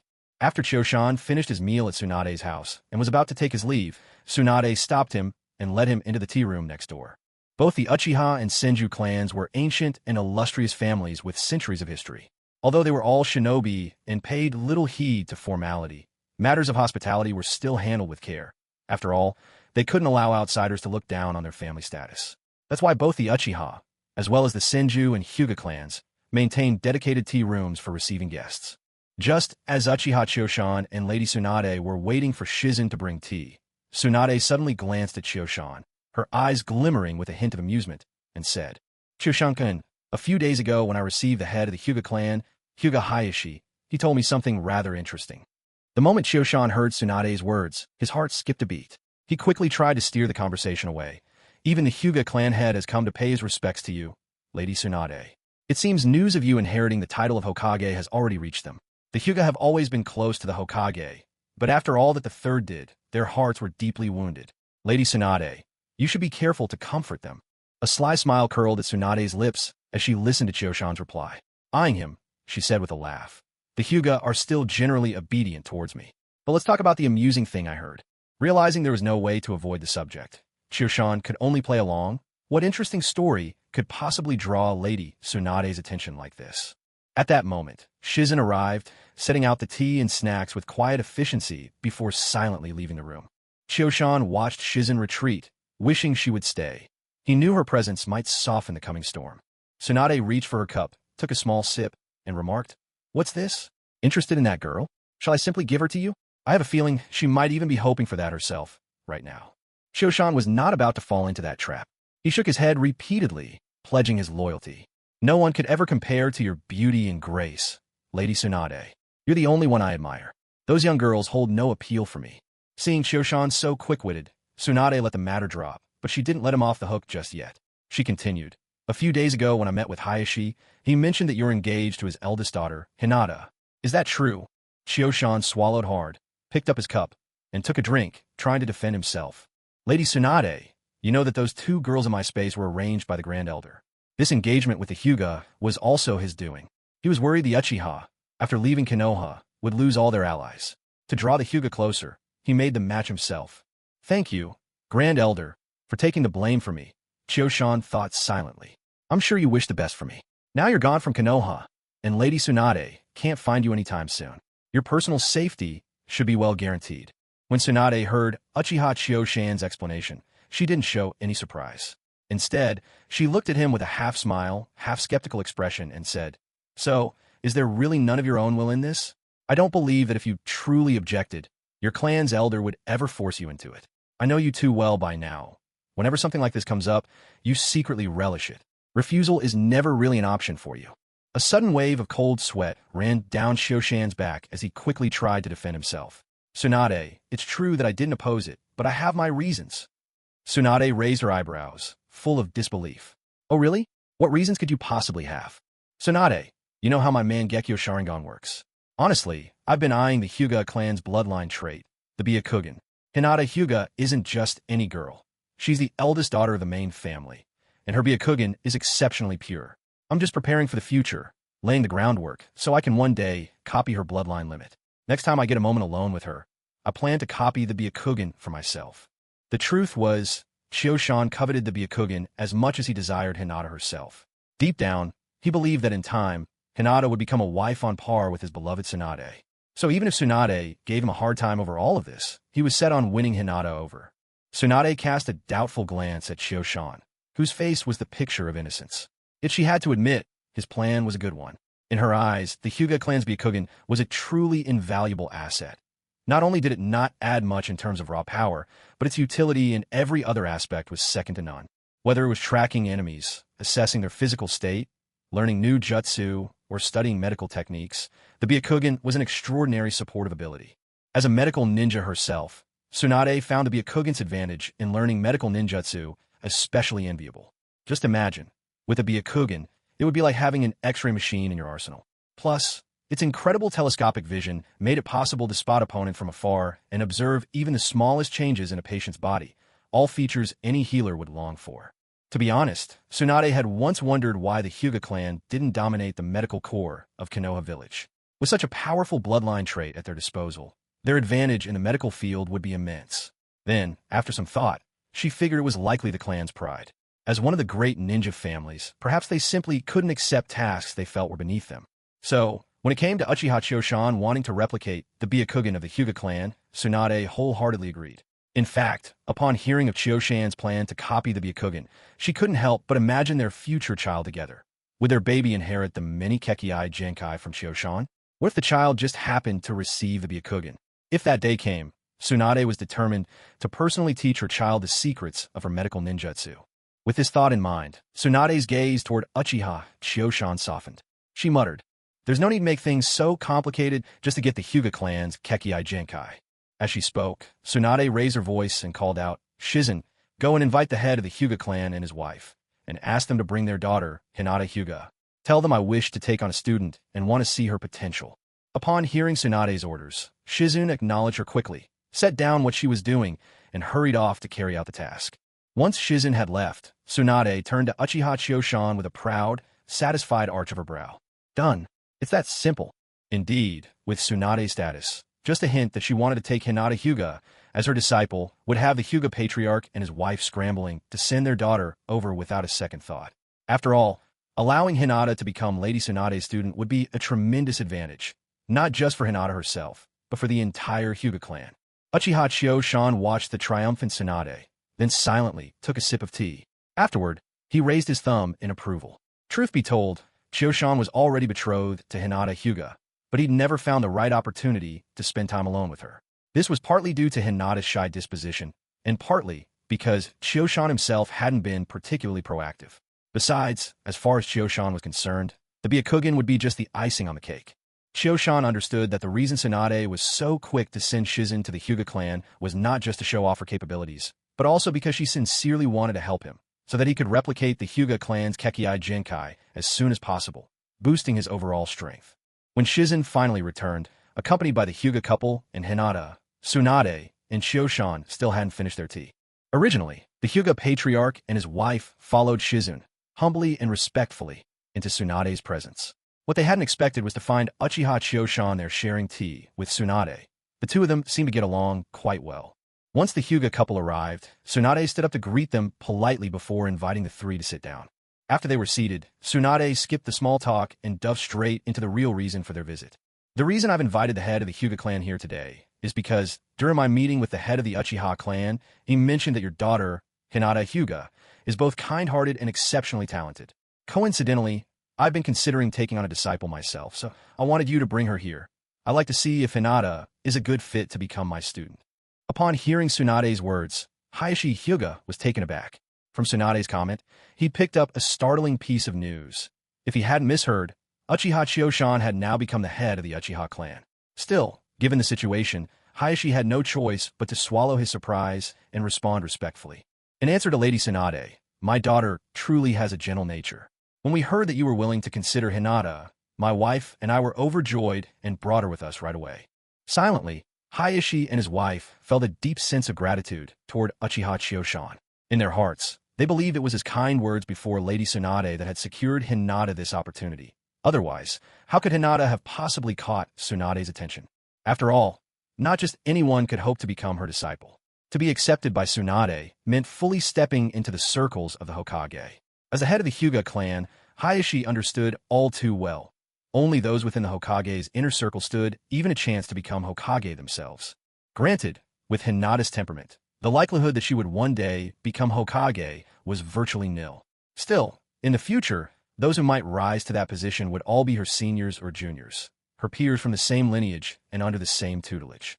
This would not only benefit the Hyuga clan, but also solidify their foundation and status in the village. The Hyuga, along with the Inoshikacho trio, followed the Hokage for a reason. In the Hidden Leaf, it was the Hokage's faction that held unquestioned authority. As for the Uchiha clan, after the decline of the Senju, they had become the most powerful family in the village. Yet even they had suffered isolation and hardship, ultimately leading to their break from the Leaf. Hayashi knew his own clan's situation well. The Hyuga, for all their 1,000-year heritage, still lacked the depth and sheer number of elite shinobi the Uchiha boasted. They had never produced a prodigy as extraordinary as Uchiha Chio-shan. For the Hyuga, the surest way forward was to maintain a good relationship with the Hokage, building alliances with other clans for mutual support. That was why, upon learning Lady Tsunade, the future Hokage herself, wished to take Hinata as a disciple, Hayashi hadn't hesitated to rush over. Now, Hayashi gently nudged young Hinata, who had been quietly following behind them, urging her forward to stand before Tsunade and pay her respects. Raised with the education befitting a noble, Hinata was quite adept at the formal etiquette. Her bows and greetings were refined and proper. Yet when it came to speaking, she still stuttered a little, her timid nature peeking through. Lady Tsunade, I am Hinata Hyuga of the Hyuga clan. Greetings to you, she managed, her voice soft and uncertain. Though young Hinata did not understand why her father wanted her to take Lady Tsunade as her master, she had always obeyed her father's wishes without question, and so she did as she was told. Tsunade looked at the petite Hinata, so small and shy as she bowed in front of her, and couldn't help but shoot Uchiha Kyuzen, standing nearby, a glance that said, "How could you?" Kyuzen, well aware of how Tsunade liked to look at her in such moments, quickly averted her gaze as soon as Tsunade's eyes landed on her, determined not to meet her gaze. After sparing Kyuzen a glance, Tsunade turned her attention back to Hinata, observing her more closely. Though she wanted to help Kyuzen obtain the Byakugan from the Hyuga clan as soon as possible, Tsunade was still cautious when it came to accepting a disciple. She began by studying Hinata's features. Even as a child, Hinata was strikingly pretty. Her loveliness was obvious from a young age. Tsunade couldn't help but offer a sincere compliment. "What a beauty in the making," she mused. "Hinata, you're sure to grow into a stunning young woman." After saying this, Tsunade glanced at the elegant woman by Hayashi Hyuga's side, Hinata's mother. With a mother so graceful, how could the daughter turn out otherwise? Already bashful by nature, Hinata flushed a deep rose at Tsunade's praise. Her gaze dropped even further, long lashes trembling slightly, making her inner turbulence all the more apparent. Tsunade's kind words brought delighted smiles to the faces of Hinata's parents. In their eyes, if even Lady Tsunade offered such praise, then Hinata's chances of being accepted as her disciple looked more than promising. Once she had finished appraising Hinata, Tsunade stepped forward, smiled warmly, and reassured her, "Hinata, in a little while, I'll need to examine your health. It's just a regular checkup. Nothing to be scared of, and it won't hurt at all. There's no need to worry." Hinata lifted her eyes, meeting Tsunade's gentle smile. Realizing there was no ill intent, she offered a tiny nod, her reply barely more than a whisper, "Thank you for your trouble, Lady Tsunade." Tsunade took an immediate liking to the petite, delicate girl before her. In that instant, she made up her mind. As long as Hinata's aptitude wasn't overly lacking, she would take her on as a disciple. The odds of Hinata being untalented were slim. After all, she hailed from the main branch of the Hyuga clan. If the head family of the Hyugas truly produced one without talent, then even the caged bird seal wouldn't be enough to hold the branch family at bay for so many generations. Raising her hand, Tsunade gently tousled Hinata's soft hair. Then, a gentle wash of green light appeared in her palm as she carefully placed her hand upon Hinata's forehead. For Hayashi Hyuga and his wife, this was the most crucial moment. If Hinata could pass this test of talent, and with the Hyuga clan's long-standing loyalty to the Hokage's line, it was almost certain she would become Lady Tsunade's disciple. The couple scarcely dared to breathe, watching Tsunade's expression with anxious anticipation. At first, as Tsunade began to examine Hinata's condition, her face remained perfectly calm. However, as the assessment deepened, her expression subtly changed. Tsunade's gaze toward Hinata grew steadily more radiant, as if she had discovered an uncut gem of exceptional quality, and a satisfied smile blossomed on her face. Seeing this look of satisfaction, Hayashi and his wife finally allowed themselves a thread of relief. They exchanged glances, a tacit, knowing smile passing between them. Everything, it seemed, was going to be just fine. But then, to their astonishment, Tsunade's expression shifted again, as though she'd uncovered something utterly inconceivable. Her beautiful brows drew together in a frown, and the green glow in her hand intensified, growing so bright it was almost blinding. As moments ticked by, Tsunade's smile faded. Her features hardened, her brow knitting in increasing distress, until finally anger overtook her face, her eyes alight with fury. The sight set Hayashi and his wife on edge. They could sense something had gone terribly wrong, though they didn't know what. Once Tsunade had finished her examination, she didn't spare a thought for little Hinata still by her side. She sprang to her feet, eyes blazing as if she were about to set the room aflame, and fixed Hayashi and his wife with a furious glare. "Clan head Hyuga, are you playing games with me? Or is your clan truly so destitute you can't provide for a little girl?" Caught in the blast of Tsunade's anger, Hayashi was left utterly bewildered. He stammered out his question. "Lady Tsunade, what's wrong? Is Hinata's talent seriously lacking?" Tsunade's anger only deepened at his words, threatening to erupt at any moment. Her reply was sharp and uncompromising. "Hayashi Hyuga, do you know what the most important thing is for us, as a family of shinobi?" Hayashi, still puzzled, could only look at Tsunade and ask, with lingering confusion, "I'm not sure what you mean by that, Lady Tsunade." Tsunade waved her hand irritably, answering on his behalf. "Of course I mean strength. As a ninja clan, the most important thing for us is strength. Only if we're strong can our family's legacy continue. Don't you agree?" Hayashi Hyuga found Tsunade's train of thought difficult to follow, but her words resonated with him, and he nodded in agreement. "Lady Tsunade is absolutely right. Only with strength can our clan truly ensure its future and legacy." Some of the anger in Tsunade's expression faded at Hayashi's reply, and she continued. "Clan leader Hyuga, I know your family observe a lot of rules, but you can't lose sight of what's truly important, can you?" Hayashi looked a bit confused, uncertain as he replied, "I'm not sure what Lady Tsunade means by that." Gazing at the bewildered Hayashi and his wife, Tsunade took a deep breath to calm herself. She gently pulled the downcast Hinata forward, placing her before Hayashi, and said, "Hinata is exceptionally talented, even more so than you. Did you know that?" Hearing Tsunade's words, Hayashi felt a surge of happiness, but he still asked with some confusion, "That sounds like wonderful news. Why then, is Lady Tsunade upset?" Tsunade rested her hand on little Hinata's head and looked deeply at Hayashi as she explained. "But when I examined this child, I discovered that her body has always been frail. Most of her cells are dormant, too. Do you understand what that means? It means that Hinata's body is constantly in a state of hunger. She's never had enough to eat in the Hyuga clan, which kept her talents dormant. Without enough energy, they can't be awakened." Stunned by Tsunade's words, Hayashi could only mutter to himself, "How could this happen? Hinata never mentioned it to us." Tsunade rolled her eyes with exasperation. "Isn't it obvious? Your clan has too many rules. Hinata is timid by nature, and when she sees you with that stern face, of course she's too afraid to say she's still hungry." Realization dawned, and Hayashi's gaze softened with remorse as he looked at the silent, downcast Hinata. Speaking gently, he asked, "Hinata, is what Lady Tsunade said true? Have you never had your fill?" Hinata hesitated at her father's words, but after a moment's pause, she gave a small, hesitant nod. Hayashi Hyuga watched his daughter nodding, opened his mouth as if to say something, but no words came out. Beside him, Mrs. Hyuga covered her mouth, gazing at her eldest daughter as tears of sorrow welled up in her eyes. To her, it was painfully clear now that she hadn't cared enough for Hinata. Over the past 2 years, her attention had been consumed by giving birth to Hanabi, and she neglected Hinata, even failing to notice that the child often hadn't eaten her fill. Seeing the reactions of the Hyuga couple, Tsunade felt her anger subside considerably.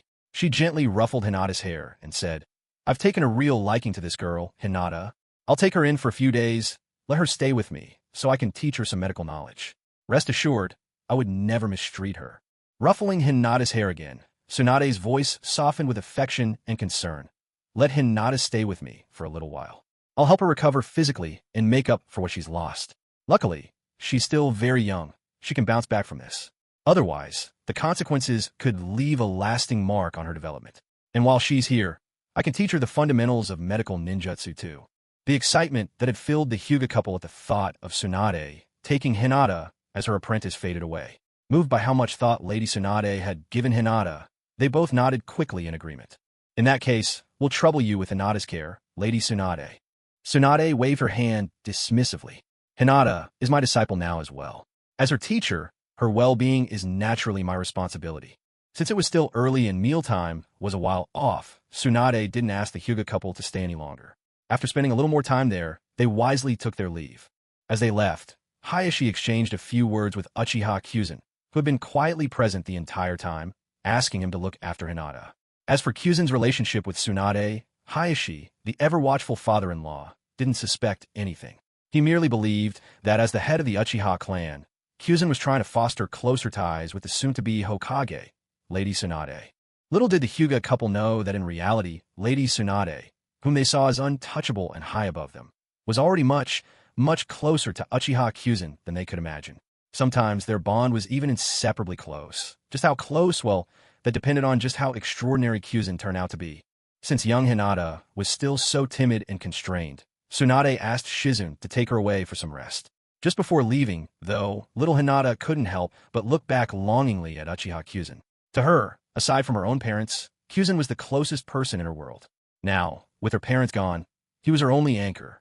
Noticing her gaze, Kyuzen smiled reassuringly and gently encouraged her to go and rest. After watching little Hinata's figure disappear from view, Tsunade shook her head with a mix of resignation and amusement. The Hyuga clan really has so many rules, more than even the Senju or the Uchiha. They almost crushed that exceptionally gifted child.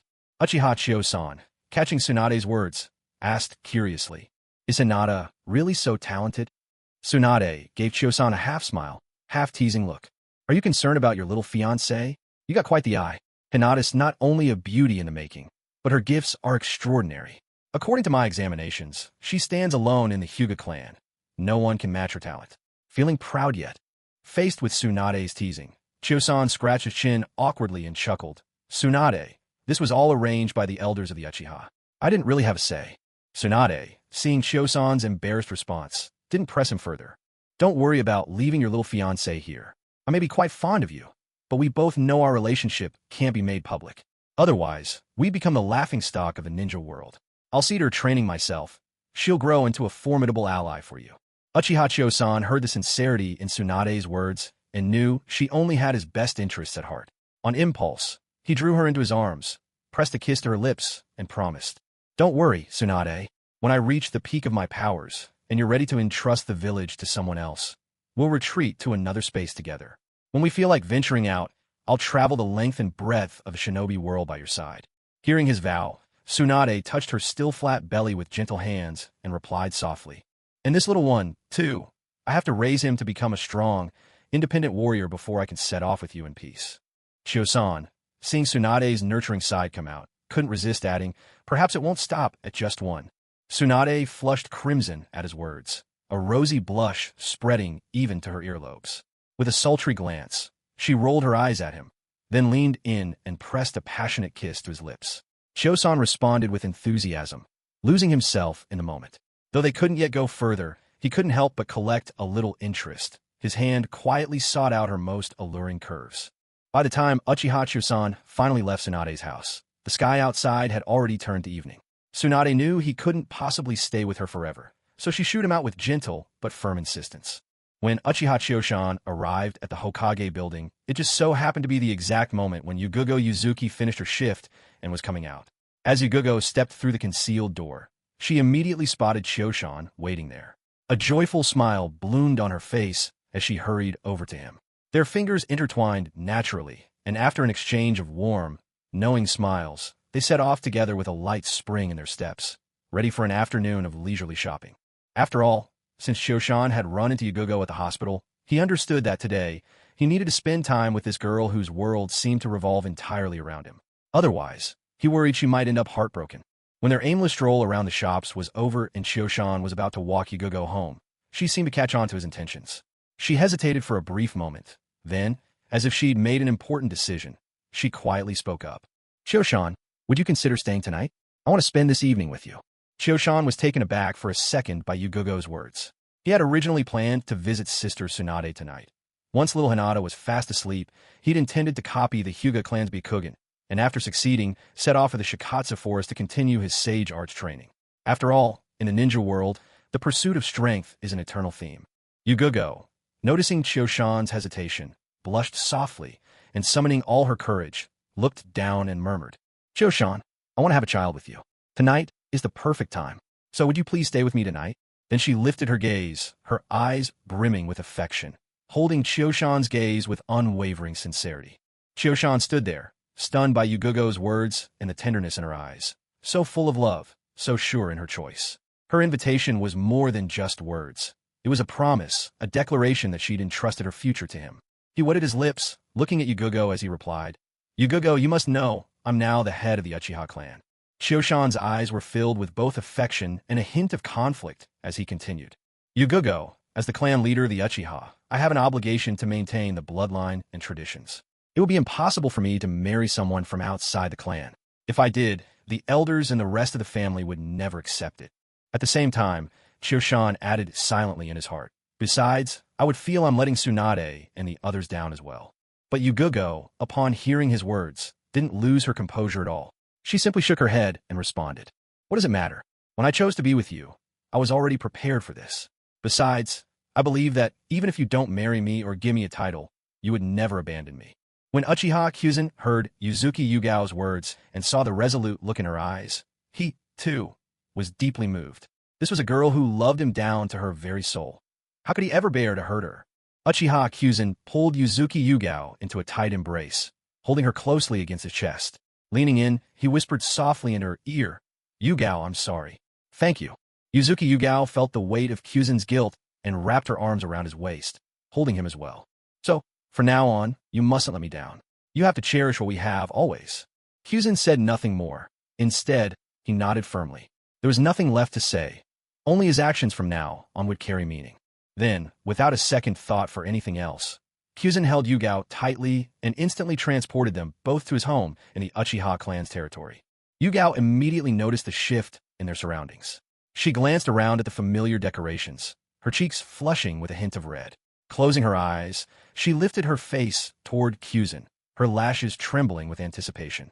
Seeing Yugao offering herself to him so openly, Kyuzin could no longer contain the surging emotions in his heart.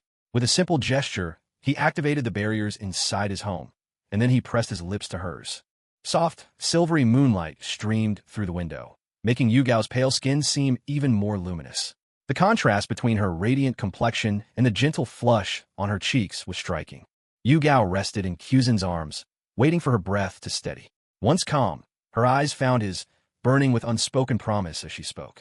Kyuzin, I have made my decision. I want to devote myself to you for the rest of my life. Everything of yours will be mine as well. And so, I am willing to accept your secret technique. I want to be with you forever and bear your children. For details, see Chapter 103. Kyuzin was stunned by Yugao's declaration. After all, the so-called secret technique was just a ruse. What he truly referred to was his ocular jutsu, Kodoamatsukami. In Kyuzin's mind, only those controlled by his Kodoamatsukami could truly be trusted. And it was only after using this power on someone that he felt secure enough to mark them with the spatial seal of his own Kamui dimension, Takamagara. Before this, despite his deep intimacy with Yugao, he had only marked her with the Kamui spatial imprint, the same kind of seal he had just placed on Shizen. He had originally thought that Yu still hadn't made up her mind. After all, as soon as she accepted Uchiha Kiyuma's so-called secret technique, her life would be bound to his, and she'd never again have full autonomy over herself. Uchiha Kiyuma gently stroked Shien's beautiful purple hair and asked tenderly, "Are you certain about this decision?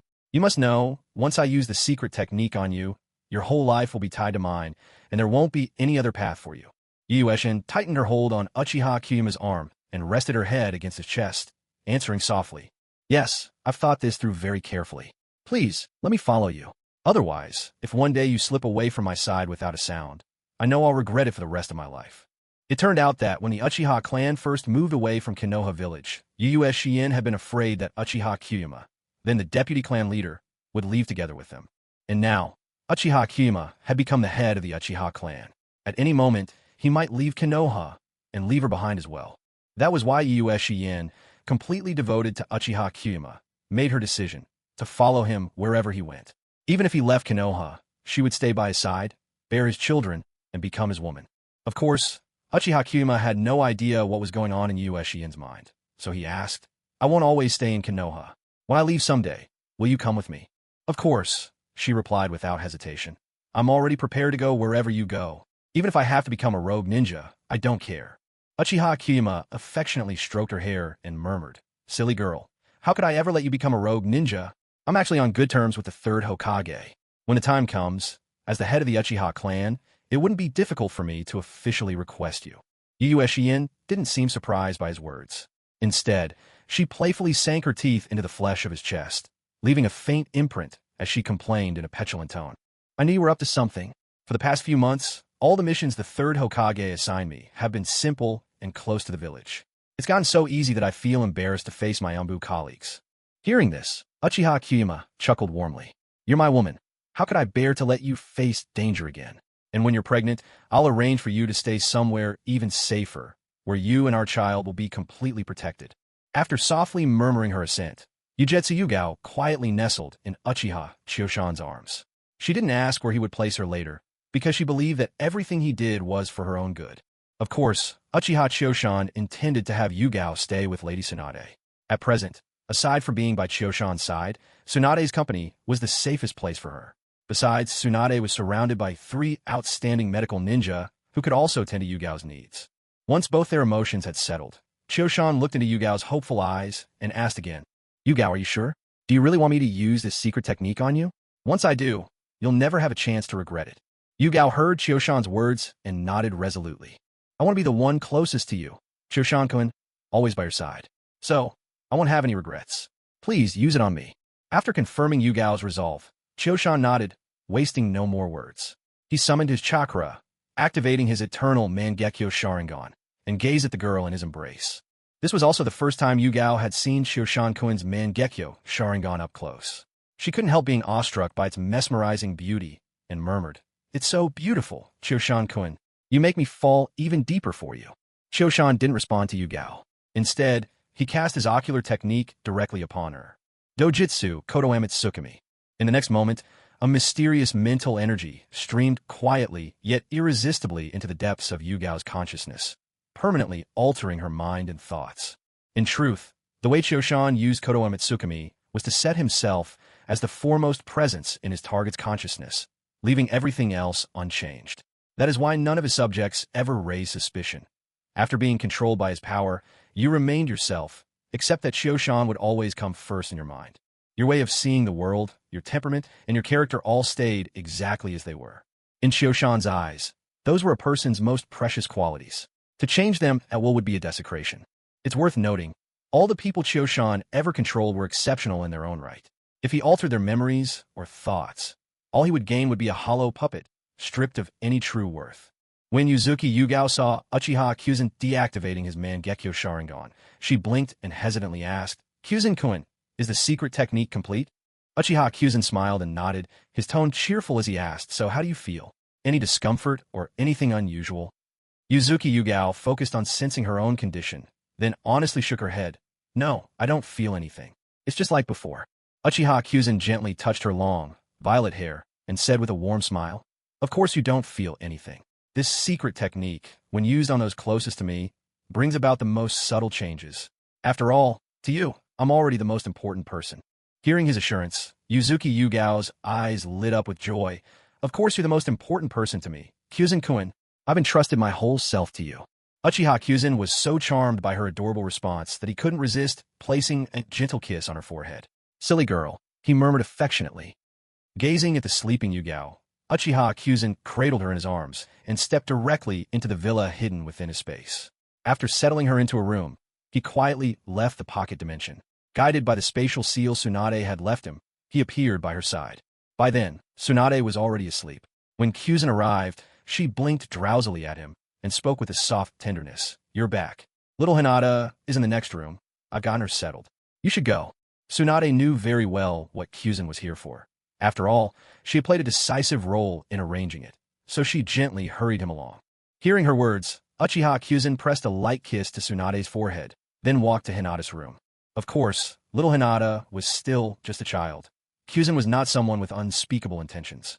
This time, his reason for coming was purely to copy the Byakugan bloodline she bore. Stepping softly into the room, Uchiha Kyuzen watched the sleeping Hinata. A faint smile appeared on his lips. Wasting no time, he activated his eternal Mangekyo Sharingan. As the tomo spun faster and faster, he focused directly on Hinata. Dojutsu, Eye of Replication. Kyuzen's replication eye allowed him to sense and copy the difficulty of bloodline limits, giving him a keen sense of the Byakugan's complexity. Originally, Kyuzen had assumed that the difficulty of copying the Byakugan bloodline would be, at most, similar to that of the Uzumaki clan. But to his surprise, it far surpassed his expectations, nearly on par with the arduousness of Tsunade's Senju bloodline. He couldn't tell if this was true for all of the Hyuga's bloodline limits, or if it was because the bloodline running through Hinata was exceptionally pure. After Uchiha Choshan finished copying the bloodline limit from Hinata, he quietly slipped out of her room and made his way to Tsunade's bedroom. At this time, Tsunade had already woken up. She was fully dressed and waiting for him in her room. Of course, Choshan understood what Tsunade meant by this. Back when he was merging the Senju bloodline in his inner world, if it hadn't been for Tsunade's timely help, he might have perished right then and there. That's why, as he was about to fuse the Hyuga bloodline this time, Tsunade was still uneasy and chose to wait for him early. From Choshan's perspective, the Byakugan and Sharingan are actually eyes that come from entirely different origins, and it's still quite challenging to merge them. The Byakugan originates from Kagaya Otsutsuki, who possessed the bloodline of the Otsutsuki clan. Later, her second son, Hamura Otsutsuki, inherited this power and continued its legacy. As for Sharingan, on the surface, it too seems to come from Kagaya Otsutsuki. She passed it on to her elder son, Hagoromo Otsutsuki, the Sage of Six Paths, which eventually became the power of the Uchiha clan. But if you look closely, you'll realize that whether it's Kagaya's Rinnegan or the Sage's Rinnegan, they both actually stem from the fruit of the God Tree, formed much later into the Ten Tails. Kagaya herself awakened the Tomo Rinnegan only after consuming the God Tree's fruit. That fruit formed because the God Tree absorbed the essence of the entire planet in its own mysterious way. So, in a sense, the Uchiha clan Sharingan can be seen as a product of this world, or even as something chosen by fate itself. The Byakugan, on the other hand, is the power granted by the bloodline of the Otsutsuki, these beings from beyond the stars. For Chioshan, this meant that fusing these two powers together was not without its risks. However, upon seeing Tsunade's figure before him, Chioshan felt all his worries melt away. After all, the Byakugan, despite its power, was still a step below the body of a sage. And now that Chioshan possessed the sage's body himself, he was much more resilient than before. As Chioshan walked into Tsunade's bedroom, Tsunade rose from the bed and came toward him. Facing Tsunade's worried gaze, Chioshan pulled her gently into his arms, kissed her softly on the lips, and smiled, offering comfort. "Tsunade, don't worry. It won't be a big problem." Yet even after hearing Chioshan's words, Tsunade couldn't quite set her mind at ease. After all, when Chioshan was merging with the sage's body last time, Tsunade had witnessed just how much he had suffered. In the end, Kaioyama Uchiha couldn't refuse Tsunade's insistence and accompanied her into the inner space, where he quietly used his would-release techniques to build a house in a peaceful corner. Even though Tsunade had already seen Kaioyama wield would-release many times before, every time she watched him perform it, there was still a sense of wistfulness in her heart, as if she had traveled back to her childhood, watching her doting granduncle Hashirama Senju. Kaioyama understood the sorrow lingering in Tsunade's heart.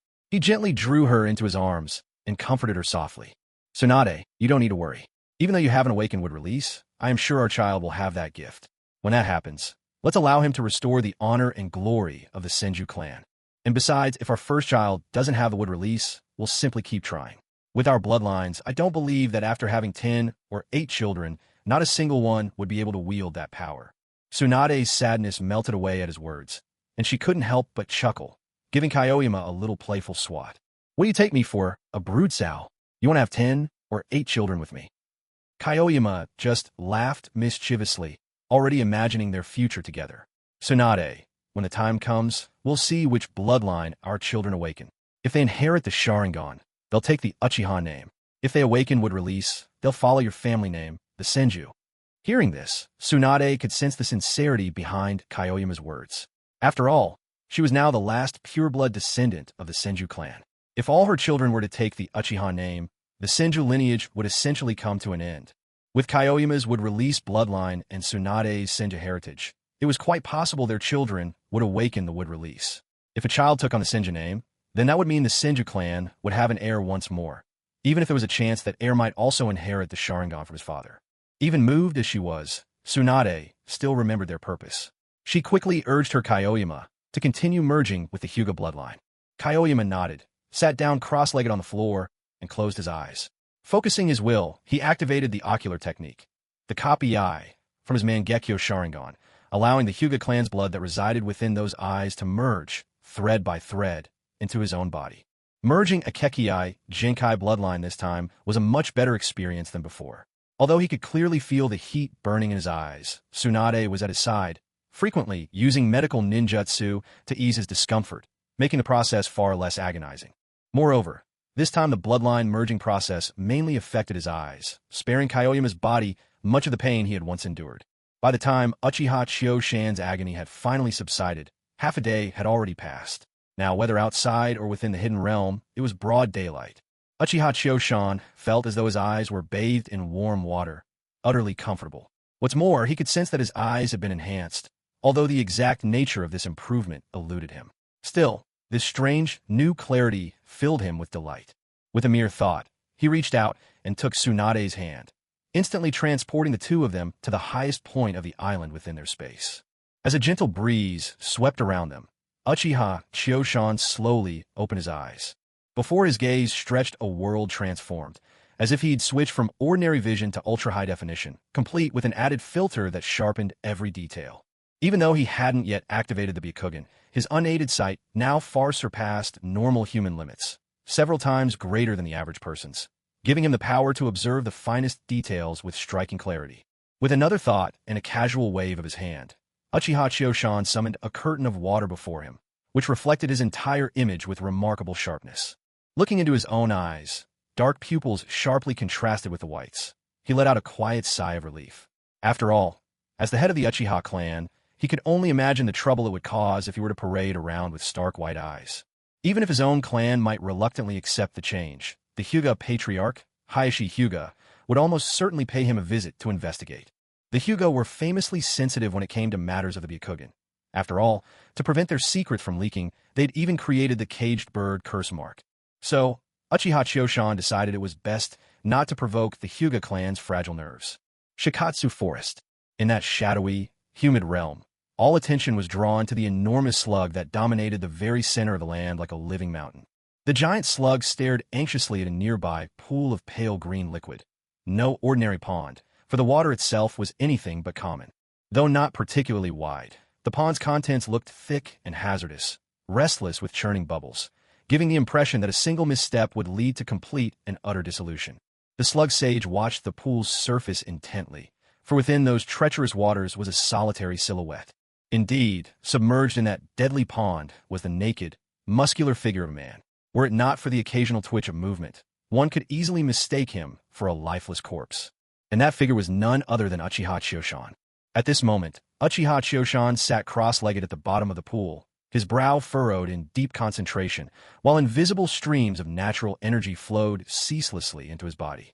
Chiyoshan's body resembled a bottomless pit, greedily absorbing every bit of that natural energy without limit.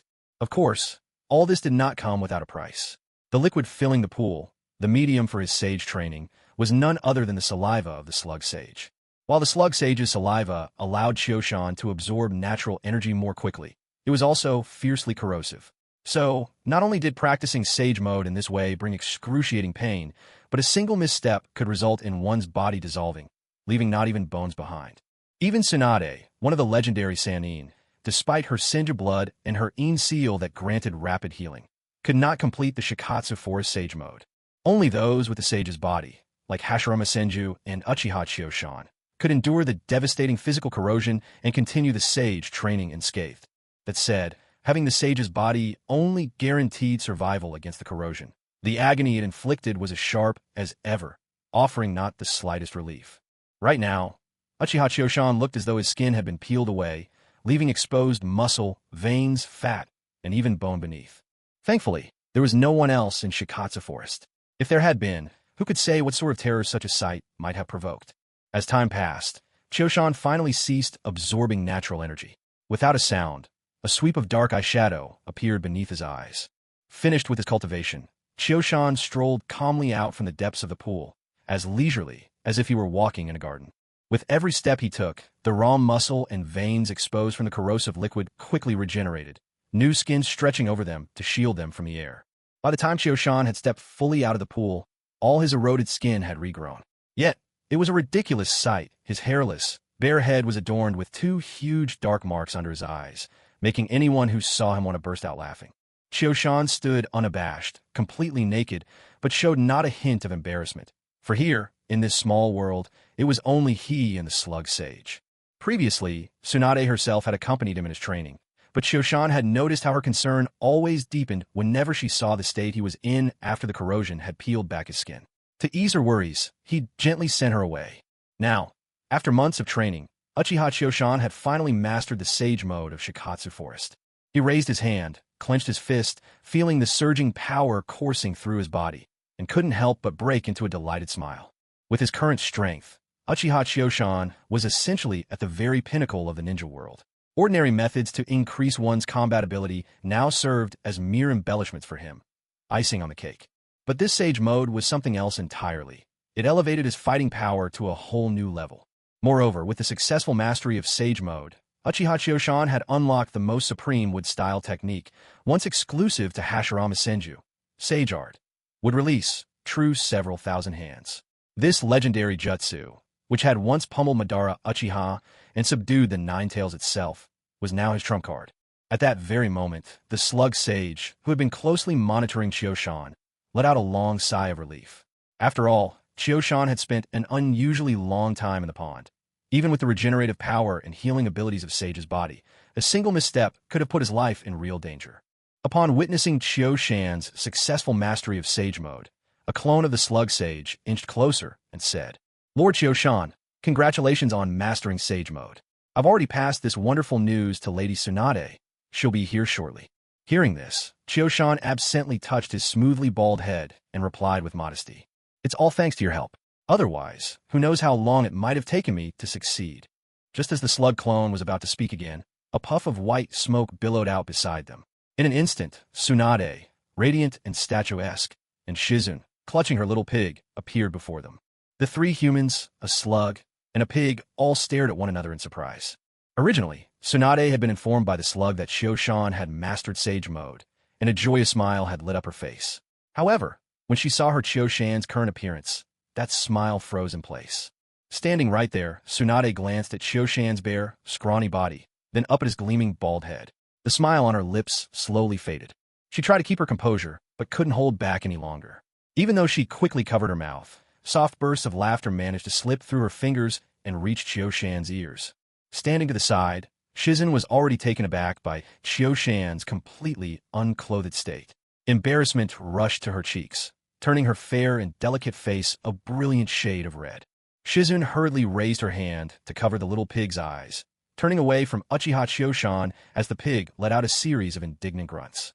Uchiha Chioshan looked on helplessly at Tsunade, who was still laughing so hard she nearly doubled over, and rubbed his now bald head before casually summoning a shimmering curtain of water before him. Staring at his own ridiculous appearance reflected in the water, Chioshan immediately understood why his dear sister Tsunade was laughing herself to tears. With a resigned sigh, Chioshan gazed at his reflection in the watery mirror. Then he closed his eyes, focusing his energy to spur the rapid regrowth of his hair and eyebrows. When Chioshan opened his eyes again, his eyebrows had reappeared, and his hair had grown into a proper buzz cut, short, but enough to cover his scalp. He arched an eyebrow at his reflection, then slipped on the clothes he had left by the edge of the pond, casting an exasperated glance at Tsunade, who was still shaking with laughter. Realizing she might have gone a little overboard, and now thoroughly amused, Tsunade finally managed to regain her composure as she saw Chioshan looking at her. Suppressing her giggles, she walked over to stand before him. Hearing Tsunade's footsteps, Shizun quickly turned to follow her, her cheeks still flushed pink as she lowered her head, trailing quietly behind her mentor. By the time Tsunade stood before Chioshan, she had restored her calm. Yet when she caught sight of that distinctive black marking, a sign of him entering Sage Mode, she couldn't help but reach out and gently trace the mark on his face. Tsunade had seen Jiraiya enter Sage Mode before, but in her opinion, his form left much to be desired. Not only did it require a long preparation time, and only lasted for a short while, there were a host of other limitations. Most irritating of all, Jiraiya would sprout unseemly toad-like features during the transformation, a truly dreadful sight. It wasn't that Tsunade was overly critical. After all, her great-uncle was Hashirama Senju, and in the entire ninja world, there were few men who could compare to him. In contrast, the Sage Mode markings on Uchiha Chioshan were remarkably similar to those of Hashirama, and Chioshan's mastery of Sage Mode was far superior to Jiraiya's. Shorter charging time, prolonged duration, and the ability to maintain a steady output of power. There was no worry of his strength faltering at a critical moment. If it really doesn't work out, there's always Uzumaki Naruto's method to fall back on, leaving a few shadow clones in the Shikatsu forest to absorb natural energy. That way, he could truly achieve both endurance and power. Besides, as things stand in the ninja world, it's still uncertain whether anyone could push Uchiha Chioshan to such extremes. Moreover, after months of settling down, Uchiha Chioshan had taken advantage of the cool-down period of his eye technique, Kodo Tsukumi, to gain control over his two little attendants. This meant he no longer needed to keep them locked away in his spatial dimension all the time. He could bring them out occasionally, allowing them to visit home now and then. Of course, Chioshan didn't neglect these attendants. After all, both of them were budding geniuses, especially Uchiha Izumi, whose talent was nearly on par with Uchiha Itachi. So, during his breaks from Sage Mode training, he would offer them some pointers. Naturally, they had an even more impressive teacher, Lady Tsunade herself, who would frequently drop by his space for a meal. Tsunade, knowing full well her own position as a guest, often gave them guidance while she rested and tended to her pregnancy in the spatial dimension, even teaching them some basic medical ninjutsu. One benefit of keeping these attendants under control was that Chioshan could now invite the still shy Makoto into his space as well, without worrying about how the girls might look at them. Chioshan's accomplishments over the past few months went far beyond that. Just last month, he finished the second stage of his lightning release armor training. With this milestone, his defensive prowess had grown so formidable that, even without activating Susanoo, he could withstand some A-rank area of effect ninjutsu head-on. This, in turn, allowed him to endure the corrosive effects during Sage Mode practice, enabling him to master it successfully within just a month. However, since Tsunade was still pregnant, she couldn't undergo the strenuous lightning release armor training. Otherwise, there was a risk it could lead to a miscarriage. Tsunade cared even more about this child than Chioshan did. After all, the baby represented the hope of the entire Senju clan.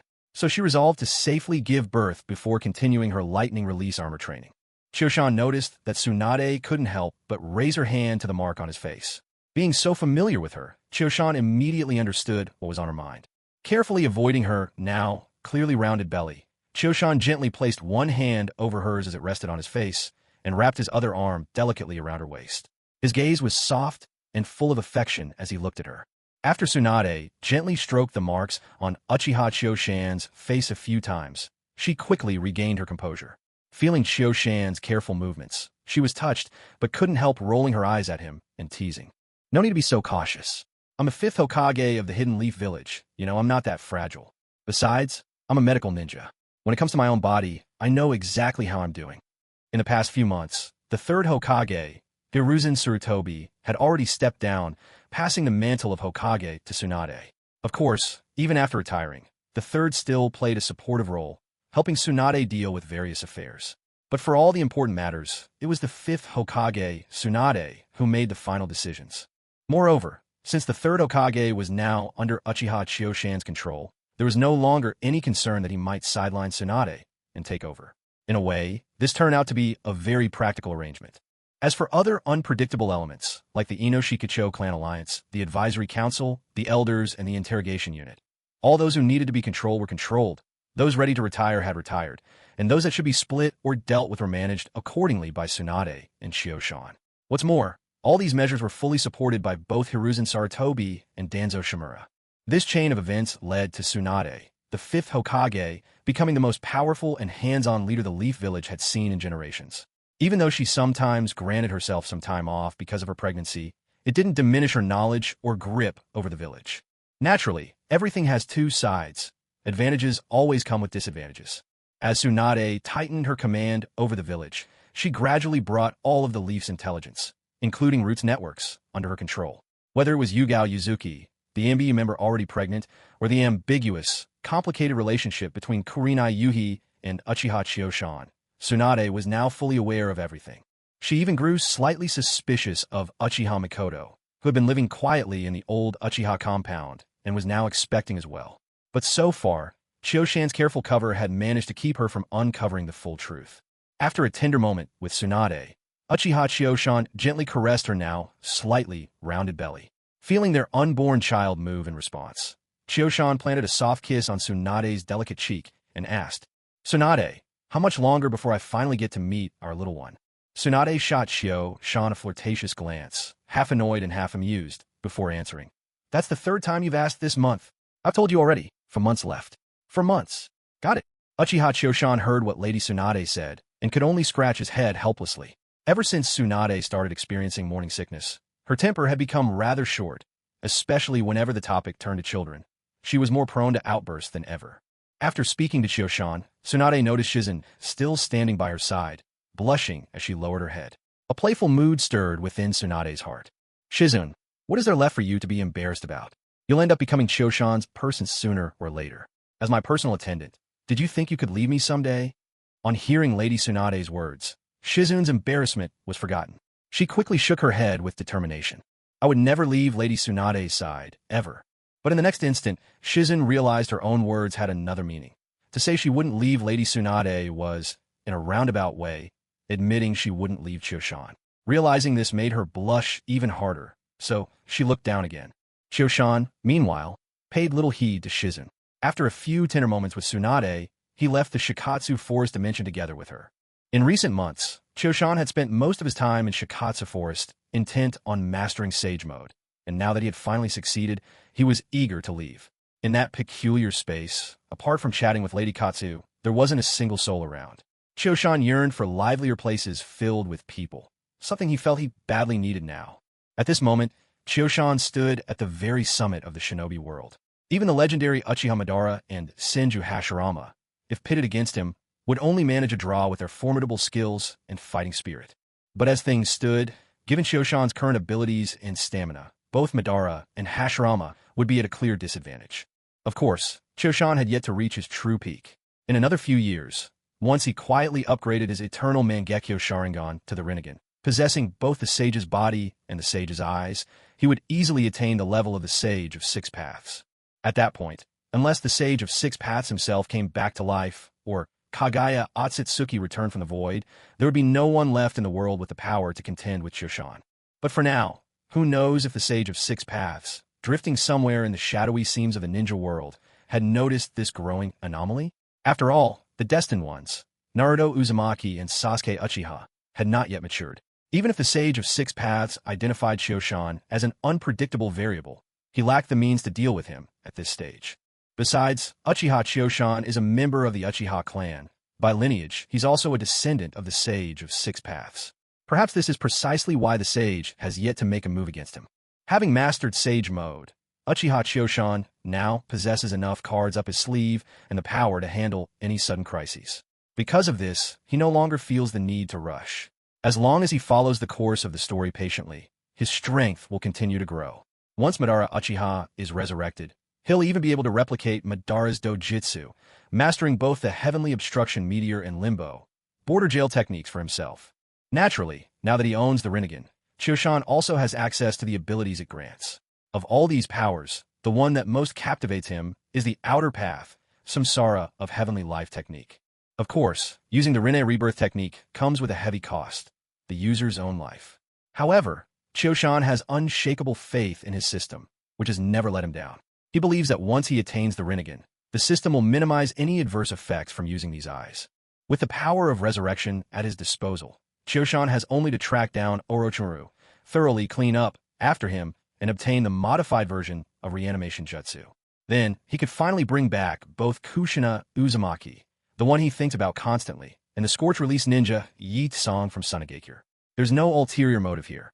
He simply feels that their deaths were far too tragic and undeserved. Admittedly, the passing of Minato Namikaze, the fourth Hokage, was also regrettable. Yet, his soul now resides within the belly of the Shinigami. Even if Choshan wished to revive him, it would be far beyond his reach.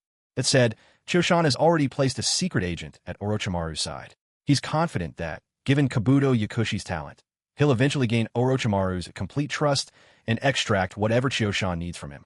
It's just that, right now, Orochimaru has yet to perfect his improvements to the Edo Tensei.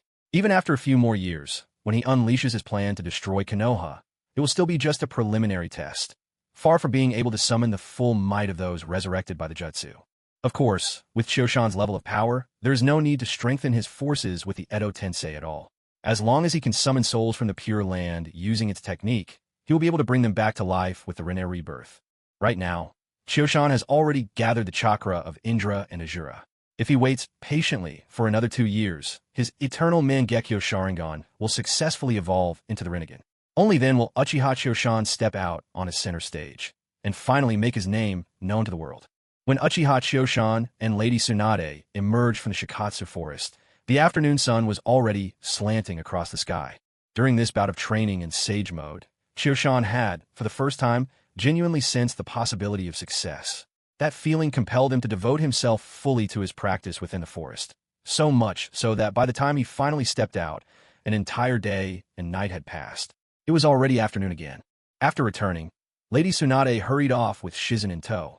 Though she had handed off most of her miscellaneous duties to the third Hokage and Nara Shikaku, as the fifth Hokage, she carried a genuine love for the village. A love that was at the heart of her willingness to bear the Hokage's burdens. For that reason, Tsunade remained deeply responsible and involved. Finding himself alone again, Choshan wasn't the least bit surprised. His steps automatically carried him towards the night market. It was still early, but after such a long, grueling stretch of training, he was positively famished, his stomach practically glued to his backbone with hunger. But just as Choshan was about to reach his destination, a gentle, feminine voice floated over from behind him. He was only a few steps away from the famous Konoha food street, ready to indulge in a feast, when that warm, tender voice called out unexpectedly from behind. Choshan-kun, it's been so long. As soon as Choshan heard that voice, he turned around at once. There, not far behind him, stood a graceful figure whose beauty seemed to rival the peach blossoms, her posture demure, her eyes brimming with emotion and a trace of grievance as she looked at him. Even before turning, Choshan had already recognized the owner of that voice. It was Yuhi Kurenai, whose mature charm always seemed to cloak her in an air of elegance. However, due to his recent obsession with training in sage mode, He hadn't visited her for quite some time. To Choshan's surprise, Kurenai appeared noticeably thinner than before. Her delicate face, usually full of confident allure, now carried a forlorn, almost fragile grace. The sudden meeting lifted Choshan's spirits, though he couldn't quite place why she seemed so downcast. Nevertheless, he strode over to her with barely contained enthusiasm. Stopping right in front of Kurenai, Choshan looked in her radiant face and said, "Kurenai, you were just in time. I was about to grab a bite. Would you like to join me?" Kurenai hadn't expected this to be Choshan's very first comment to her. She froze for a heartbeat before answering softly, a single word slipping past her lips. "All right." Hearing her response, Choshan didn't hesitate any further. Without another word, he gently took Kurenai's hand and led her toward his favorite barbecue place. Having gone without a proper meal for nearly a day and a night, Choshan's craving for food had reached its peak. He was ready to savor some grilled meat for starters, and then rampage his way through the entire food street, sampling every delicacy in sight. After having her hand taken by Uchiha Kyuzen, Kurenai Yuhi was briefly stunned. She had intended to question Kyuzen about why he hadn't contacted her for such a long time, wondering if he'd already forgotten about her. But unexpectedly, Kyuzen broke from convention and, without any explanation, simply took her by the hand and led her off to dinner. Since it was still early and not quite evening, there weren't many customers in the barbecue restaurant. Kyuzen led Kurenai straight to a private room he frequented. He didn't even wait to settle in before diving enthusiastically into ordering. "Waiter, let's start with 50 plates of meat and 20 of vegetables." The restaurant was run by the Akimichi clan, so the large order didn't faze them in the slightest. After confirming the dishes, the food swiftly began to arrive. As soon as the plates were set down, Kyuzen showed off his speed. Before the waiter or Kurenai could react, he had already arranged all the meat across the grill with a flurry of chopsticks, moving so quickly his hand left after images. Watching Kyuzen's performance, and then seeing the eager look in his eyes as he eyed the sizzling barbecue, Kurenai finally understood his single-minded focus on food at the moment. Somehow, the frustration she'd been holding inside dissolved quietly, and she picked up her chopsticks to help turn over the grilling meat.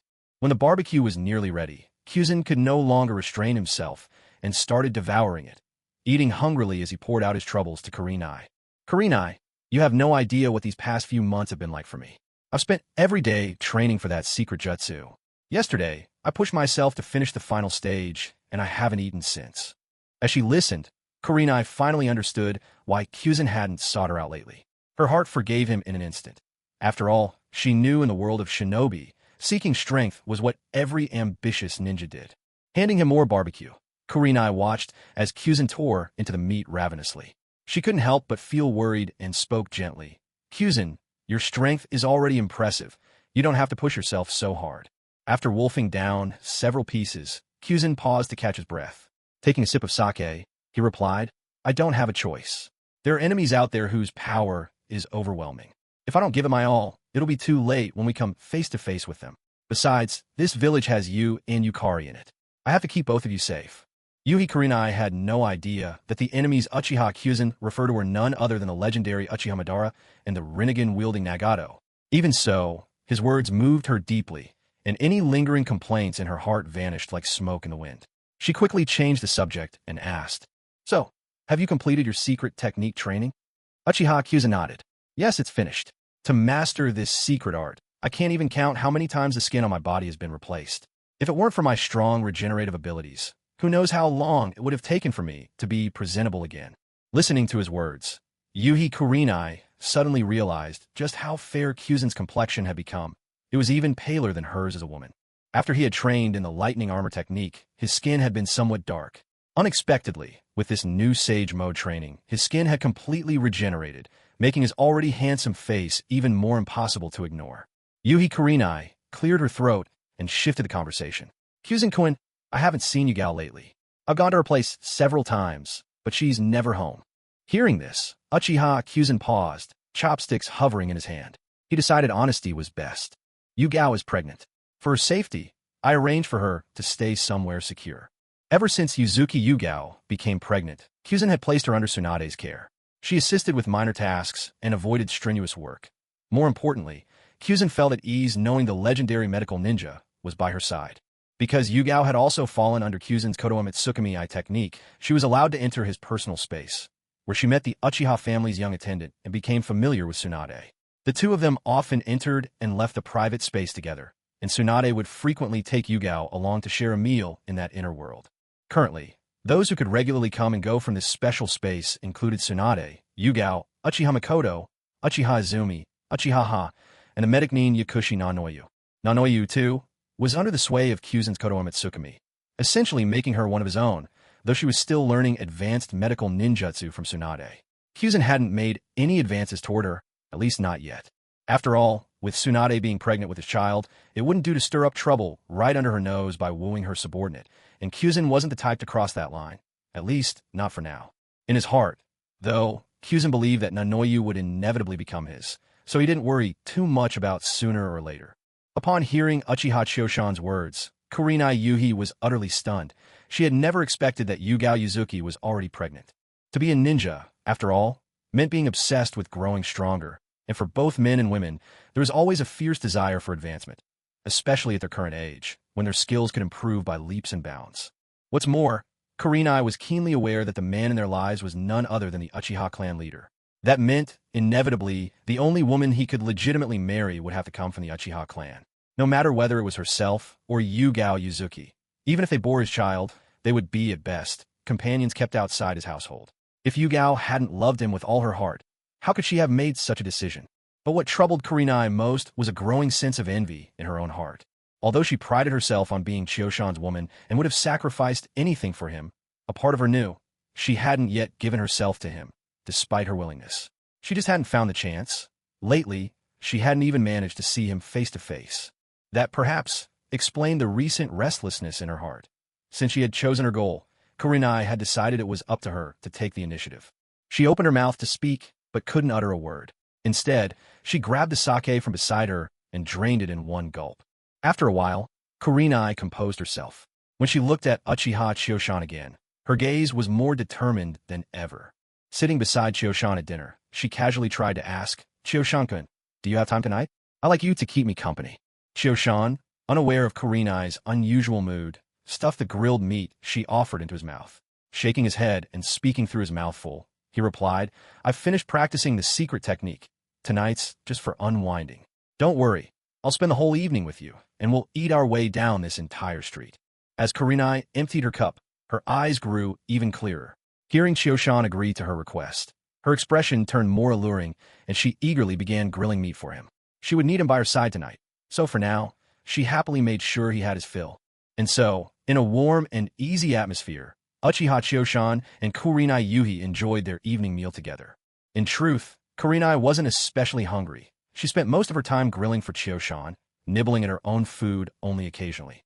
On the other hand, Choshan was unreserved, accepting everything she offered, be it grilled meat or sake. He sampled it all with gusto. After the two of them had finished everything they ordered, they moved on to other places, sampling both street snacks and feasts, sushi, grilled fish, eel rice, octopus balls, and so on. With Uchiha Kyuzen's current appetite, he was like a bottomless bag from another dimension. No matter how much food there was, he could put it all away. By the time Uchiha Kyuzen and Kurenai Yuhi left the very last restaurant on the food street, it was already midnight. By then, they were essentially the last customers in the area. At this point, guided and encouraged by Kurenai, Kyuzen had not only eaten a great deal, he'd also drunk quite a bit of alcohol. Even with his constitution, he was feeling pleasantly tipsy. As for Kurenai, though she only sipped occasionally as Kyuzen drank, her tolerance was far lower than his. As a consequence, she was more inebriated than he was. Her already stunning features were tinged with a rosy flush, making her even more alluring, almost ethereal. Kyuzen steadied himself, took in the softly glowing lights of the street around him, and looked at the beautiful woman standing by his side, fully aware of how late it had gotten. He was full and content. Glancing at Kurenai, who had accompanied him all evening, he was once again struck by her beauty, already exquisite, but now her eyes danced with a heady intoxication, making them look like deep pools he could drown in. Suddenly, Kyuzen felt the air grow restless, and he tugged at his collar a little before cautiously asking, "Kurenai, it's getting late. Why don't we call it a night? Let me walk you home." Kurenai had just been enjoying the quiet intimacy with Kyuzen, but as soon as she heard his words, her mind cleared. The dreamy haze in her eyes disappeared, replaced by a look of resolve. Kyuzen was still waiting for her reply, when, instead of answering, Kurenai reached out and clung tightly to his right arm. Before Kyuzen could say anything, Kurenai lowered her head and stammered, "Kyuzen, I don't want to go home tonight." Kyuzin could clearly see the blush spreading across Kurenai's face, her hands gripping his arm with determination, her intention and resolve shining through. He had, in fact, planned on being bold with her tonight, but only if she agreed. He would never force her. To his surprise, before he could even voice his thoughts about asking her to stay, Kurenai herself stepped forward, somehow finding the courage and determination to make her feelings clear. Uchiha Chio-shan gazed at Yuhi Kurenai, who had her head lowered and was hugging herself tightly. His heart was already overflowing with tenderness. Without waiting for Kurenai to make another move, he reached out his other hand and pulled this adorable girl firmly into his embrace. Lowering his head slightly, Chio-shan pressed a gentle kiss to Kurenai's forehead and spoke softly. "Silly girl, this was supposed to be my line. What am I going to do with you?" The moment he held her, Kurenai understood where Chio-shan stood. Instantly, she was surrounded by a warm wave of happiness. After hearing what her Chio-shan-kun said, Kurenai gave a small shake of her head, her tone earnest yet endearing. "I just like you so much, Chio-shan-kun. As long as you accept me, I'll do anything. Nothing else matters to me." Moved by her words, Chio-shan lovingly stroked her soft hair. "Kurenai, you know I'm not a man with just one woman. Are you truly willing?" Kurenai had understood and come to terms with this a long time ago. Without hesitation, she made her feelings clear. "As long as there's a place for me in your heart, as long as you can spend time with me now and then, I'm already content. Nothing else matters. You are my pillar, the one I want to entrust everything to. I've been wanting to tell you this for so long. If I don't say it now, I'm afraid I'll never have another chance." Chio-shan, hearing Kurenai's heartfelt confession, realized just how deeply she loved him. Unable to help himself, he hugged her tighter, kissing her fragrant, silky hair once more. "Silly girl, I like you too. You hold a very important place in my heart, you know." Hearing his response, Kurenai said no more. Instead, she nestled closer into Chio-shan's arms. For her, knowing that she held a special place in his heart was more than enough. The two remained in each other's arms for a long while. When the last shop on the street finally closed and its lights went out, Chio-shan, holding Kurenai, her figure both graceful and alluring, brushed a tender kiss against her earlobe and whispered, "Kurenai, come home with me tonight. I promise I'll always treat you well." A soft, ticklish warmth crept into Kurenai's ears from his breath. Hearing these words, she didn't reply aloud. Instead, cheeks flushed red, she simply nodded quietly in his arms. Once Chio-shan had her consent, he hesitated no longer. Cradling his beloved close, he activated his Kodoame Tsukumi, instantly teleporting them home to Konoha Village. Because the two of them had gotten intimate in a shadowy corner of the street, and with it being the middle of the night when all the shops had closed and the streets were deserted, Uchiha Chio-shan had no fear of his space-time jutsu being exposed. Besides, even if word did get out, it would have no effect on Uchiha Chio-shan as he was now, so the question of secrecy simply no longer concerned him. In Uchiha Chio-shan's arms, Kurenai Yuhi suddenly felt her feet leave the ground, then land on a solid surface again. At the same time, the light and air temperature around her changed drastically, as if she had been suddenly transported indoors from the outside world. This sudden shift made Kurenai lift her head from Chio-shan's embrace, her mind still a little dazed as she tried to take in her surroundings. After she got a good look at the room, her already foggy mind grew even more muddled. Staring at the unfamiliar setting around her, Kurenai quickly turned her gaze to Uchiha Chio-shan, her voice stumbling with confusion. "Chio-shan-kun, what just happened? Where are we?" Uchiha Chio-shan looked down at the dazed girl in his arms with a gentle laugh and said softly, "Kurenai, welcome to my home." Kurenai heard him, but still couldn't quite process it. "Your home? I..." With a smile at her befuddled expression, Uchiha Chio-shan said nothing more. Instead, he whisked her straight from the living room on the first floor to the bedroom upstairs in a blink. This time, Kurenai saw it clearly. Chio-shan had used a space-time technique to move them both directly from the first floor to the second. Even someone slow on the uptake could put the pieces together, and Kurenai was once a distinguished jonin herself. After all, she might not have had direct experience with space-time ninjutsu, but she had certainly heard of it. Kurenai stared blankly at Uchiha Chio-shan. "Chio-shan-kun, you know space-time ninjutsu? The same kind as the fourth Hokage." Chio-shan smiled, nodding his head and then shaking it slightly before he explained. "I do know space-time ninjutsu, but my technique is a bit different from the fourth Hokage's." Kurenai nodded in a haze. She recognized space-time ninjutsu by name, but couldn't tell the differences between various techniques. Still, if Chio-shan said it was different, she believed him. Watching her look every bit like a bewildered kitten, and with so much affection having built up between them, Chio-shan could no longer hold himself back. He cupped her delicate face and gently brought his lips to hers. The moment Chio-shan kissed her, Kurenai's wide eyes grew even larger. Then, gradually, she closed her eyes, responding to Chioshan's kiss, softly and shyly. Next, their kiss slowly deepened, turning into a passionate embrace. Their breaths grew rapid and heavy, every exhale hot and urgent. In the midst of this fervent, almost feverish atmosphere, Uchiha Chioshan found a moment to form a hand sign with one hand and quietly activated the barrier he'd set up at home. Truth be told, with Uchiha Chioshan's current abilities, such caution was unnecessary. The real reason he raised the barrier was for its soundproofing, an indispensable feature. After all, while most of the Uchiha clan had already moved out of Konoha village, Sister Makoto and a few others hadn't yet left. Those who remained, in fact, had chosen to settle near Uchiha Chioshan's place. Not for any special reason, but simply for peace of mind, even though their clan leader was often away from home. As ninjas, sharp senses were second nature to them. If Chioshan truly let himself go, there was no telling how far Yuhi Kurenai's voice might carry. So, to save himself, the clan head, from embarrassment, and to spare Kurenai the urge to die of shame when she came to her senses, Chioshan, ever so considerate, promptly and expertly activated his household barrier. Once the barrier was up, Chioshan let himself be fully swept away in the intimacy with Kurenai. As the passion intensified, Chioshan could restrain himself no longer. He gathered Kurenai in his arms and tumbled with her onto the bed. The sound of their increasingly fervent breathing filled the room. One by one, Chioshan slipped Kurenai's clothes from her, tossing each piece carelessly to the floor in scattered disarray. Chioshan's own clothing gradually joined hers, left haphazardly under the bed, mingling together indiscriminately. After all, this was a matter for the two of them alone. If he pushed too far and left one of them unable to get up the next day, Chioshan would feel rather awkward. He still hoped to give the woman who had chosen him a genuinely enjoyable experience.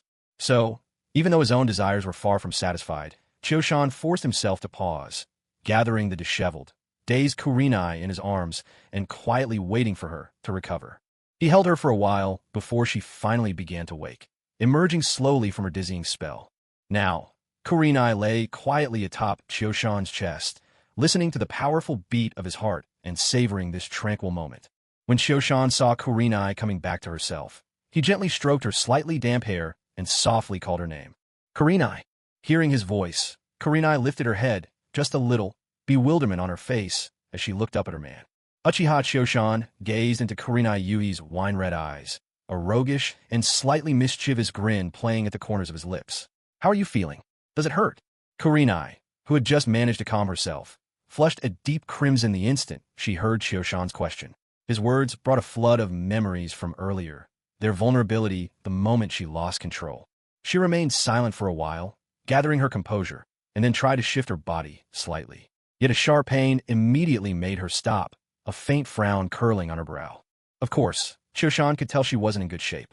He reached out to soothe her, his hand gentle and reassuring. It's all right. It's always like this the first time. Let me heal you. I'll take care of it right away. As he spoke, Chioshan raised his right hand, and soon the distinctive emerald glow of medical ninjutsu shimmered on his palm. To his surprise, though, Kurenai shook her head softly in his embrace, a subtle refusal to accept his healing. Perplexed, Chioshan was about to ask when Kurenai, her cheeks still burning with embarrassment, whispered almost inaudibly, I want to remember this pain, to feel it fully. It's a sign that I've entrusted myself to you. If you heal me, it'll feel like we're erasing something important, like this memory wouldn't be complete. Chioshan scattered the chakra from his hand and couldn't help but laugh under his breath. He didn't quite understand her, but he respected her wishes. After all, men and women are different, he thought. Some girls are just adorably quirky. So long as she wasn't the self-righteous, sanctimonious type, Chioshan found himself able to accept these little eccentricities. He stroked Kurenai's hair tenderly. You know that means you'll be sore for the next couple of days. Are you sure you don't mind? Kurenai closed her eyes and nestled closer into Chioshan's arms, gently shaking her head. With a soft smile, she answered, I'm willing to bear it. This is proof that we belong to each other now. I want to carry this reminder with me. Chioshan could also see she was exhausted. Since she didn't want his medical help, the only thing he could do was hold her and let her rest. And because she was still hurting, he was determined to control himself. There would be no more repeating what had happened. Chioshan had spent the last few months focused on perfecting Sage Mode, and only recently had he finally mastered the technique. The battle with Kurenai had left him physically and emotionally relaxed for the first time in a while, and the exhaustion now crept over him as well. Holding the equally weary Kurenai close, he drifted into a deep and restful sleep. By the time Chioshan awoke with Kurenai still in his arms, it was already noon the next day. Sunlight streamed through the window and the protective barrier, warming Chioshan's face. Only then did he slowly awaken from his deep slumber. What appeared before his eyes was a slender figure, with graceful curves in all the right places. And the owner of that figure was still clinging to him, fast asleep in his arms. Uchiha Kyuzen blinked a few times, and after admiring the sight for a moment, decided it was getting late. He raised his hand to gently stroke the soft, flowing hair of Yuhi Kurenai and called to her softly. Kurenai, wake up. It's time for us to get up. The truth was, since Kurenai still bore a few injuries, Kyuzen didn't want her hurt any further. Otherwise, he might have been tempted to pin her down for some energetic morning exercise. At the sound of his voice, Kurenai trembled slightly, her lids fluttering, then slowly opened her eyes. Her wine-red gaze was still hazy with sleep, but the moment she took in the situation before her, she immediately gave a startled cry. She snatched up the thin blanket beside her, wrapping herself tightly from head to toe. Kyuzen hadn't expected this kind of reaction.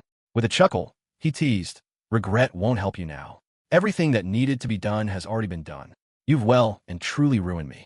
At that, Kurenai recollected the events of the previous night, her face flushing scarlet from embarrassment.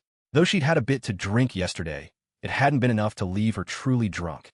Still, that little bit of alcohol had lent her far more courage than usual.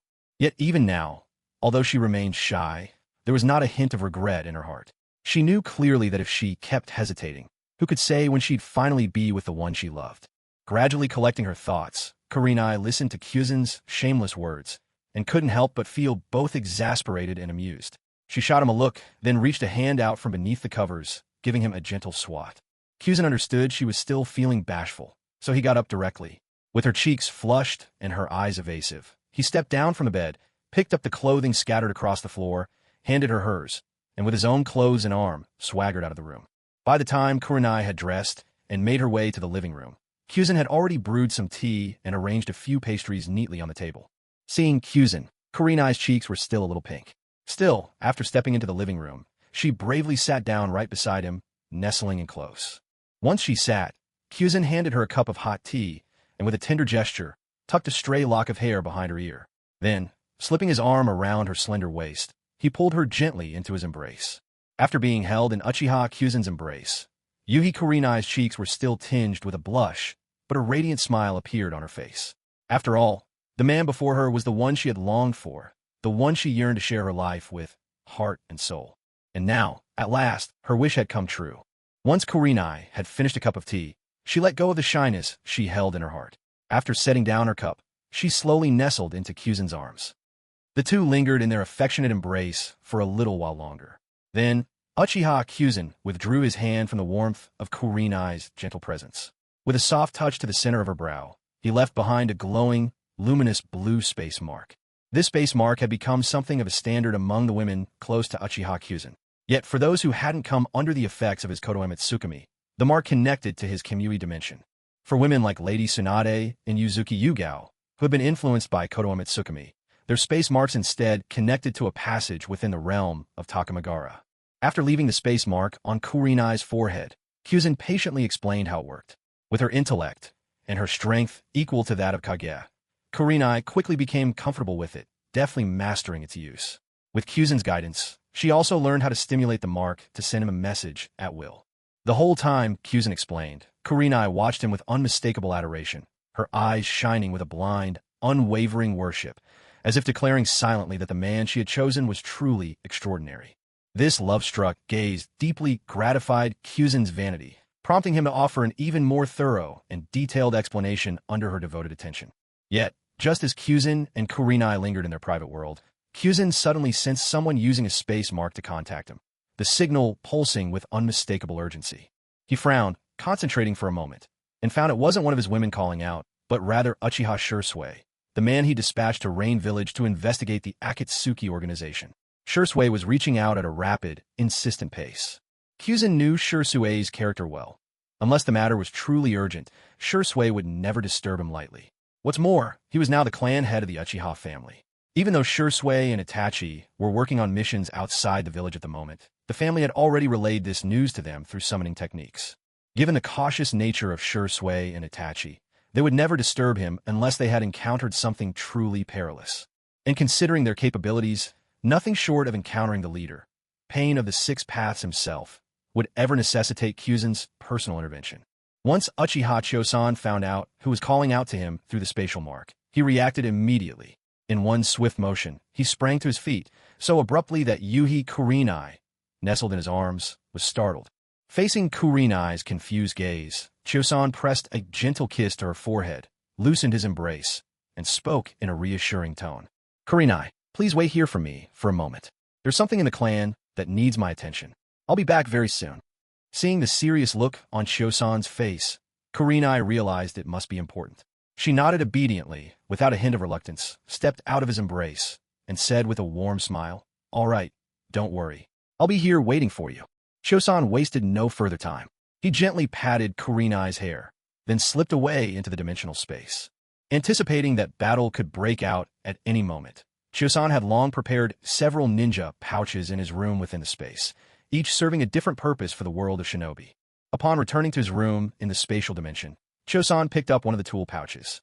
He paused, touched the necklace around his neck, then closed his eyes, carefully sensing Uchiha Shirsue's location. Suddenly, Chosan's eyes snapped open, his face sharp with determination. "Found him," he declared. And with that, Chosan vanished from the room in an instant. In the eternally rain-soaked Hidden Rain village, a lopsided battle was in full swing. Against the backdrop of a torrential downpour, 7 figures clad in flame-patterned cloaks fanned out along the perimeter, keeping a wary watch on their foes in the center. Those beset in the middle of this circle were none other than Uchiha Shirsue and Uchiha Itachi, both looking worse for wear. Shirsue, at least, was still holding up. Though battered, he had not yet lost his fighting spirit. Tightening his grip on his sword, he stayed alert, eyes darting between the surrounding adversaries. Beside him, Itachi was faring far worse. Though still on his feet, he was trembling all over, his face drained of all color. Clearly, he was forcing himself to stay up, and the relentless rain robbing him of what little strength he had left threatened to send him collapsing at any moment. Shirsue couldn't spare a hand to steady him, so he gripped his sword with both hands and let Itachi lean against his back for what support he could offer. Otherwise, Itachi might collapse to the ground the very next second. Shirsue didn't dare even wipe the rain from his face. As he watched the intimidating figures encircling them, he spoke softly to comfort his companion. "Itachi, just hang on a little longer. I've already sent word to the clan leader. He'll be here soon, and when he arrives, we'll have hope." Upon hearing Shirsue's words, Itachi Uchiha managed a faint, strained smile. He forced his eyes open, fighting against their heaviness, and murmured, "It seems I've troubled Chief Chio Shan once again." At this moment, the 7 figures who had them surrounded stood unmoving, their faces devoid of emotion, letting the pouring rain wash over them. Though these 7 varied in height, build, and demeanor, 6 of them shared a striking characteristic. Much like rebellious youths, they all had those distinctive black rods piercing various parts of their bodies. But what left the deepest impression were undoubtedly their eyes. Their eyes bore an uncanny resemblance to the legendary Rinnegan. Yet, a baffling question lingered, for even the Sage of 6 Paths, as the tales go, possessed but a single pair of these eyes, and not even his eldest son Indra inherited them.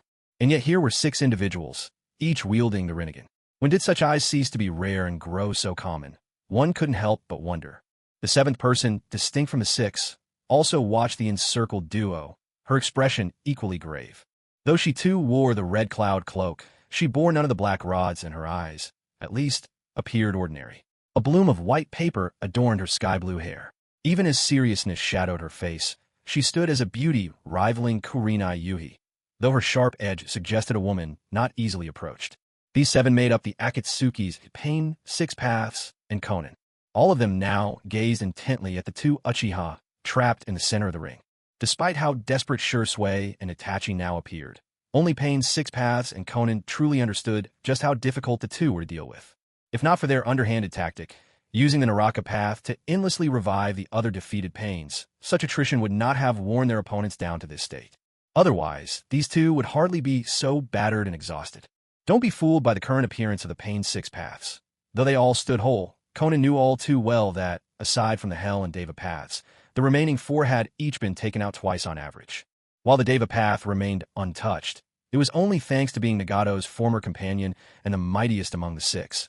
thus still managing to retain some dignity. Now, the six paths of pain were operating at full strength. All six moved into high alert, each one tense. Save for the Hell Path, the other five stood at the vanguard. The Azura Path bristled with weaponry, every mechanism armed and ready to fire. The monstrous, three-headed hellhound of the Animal Path growled nearby, and high overhead, the massive Garuda circled, while only the rain's relentless downpour revealed the faintest outline of the camouflaged, lurking chameleon.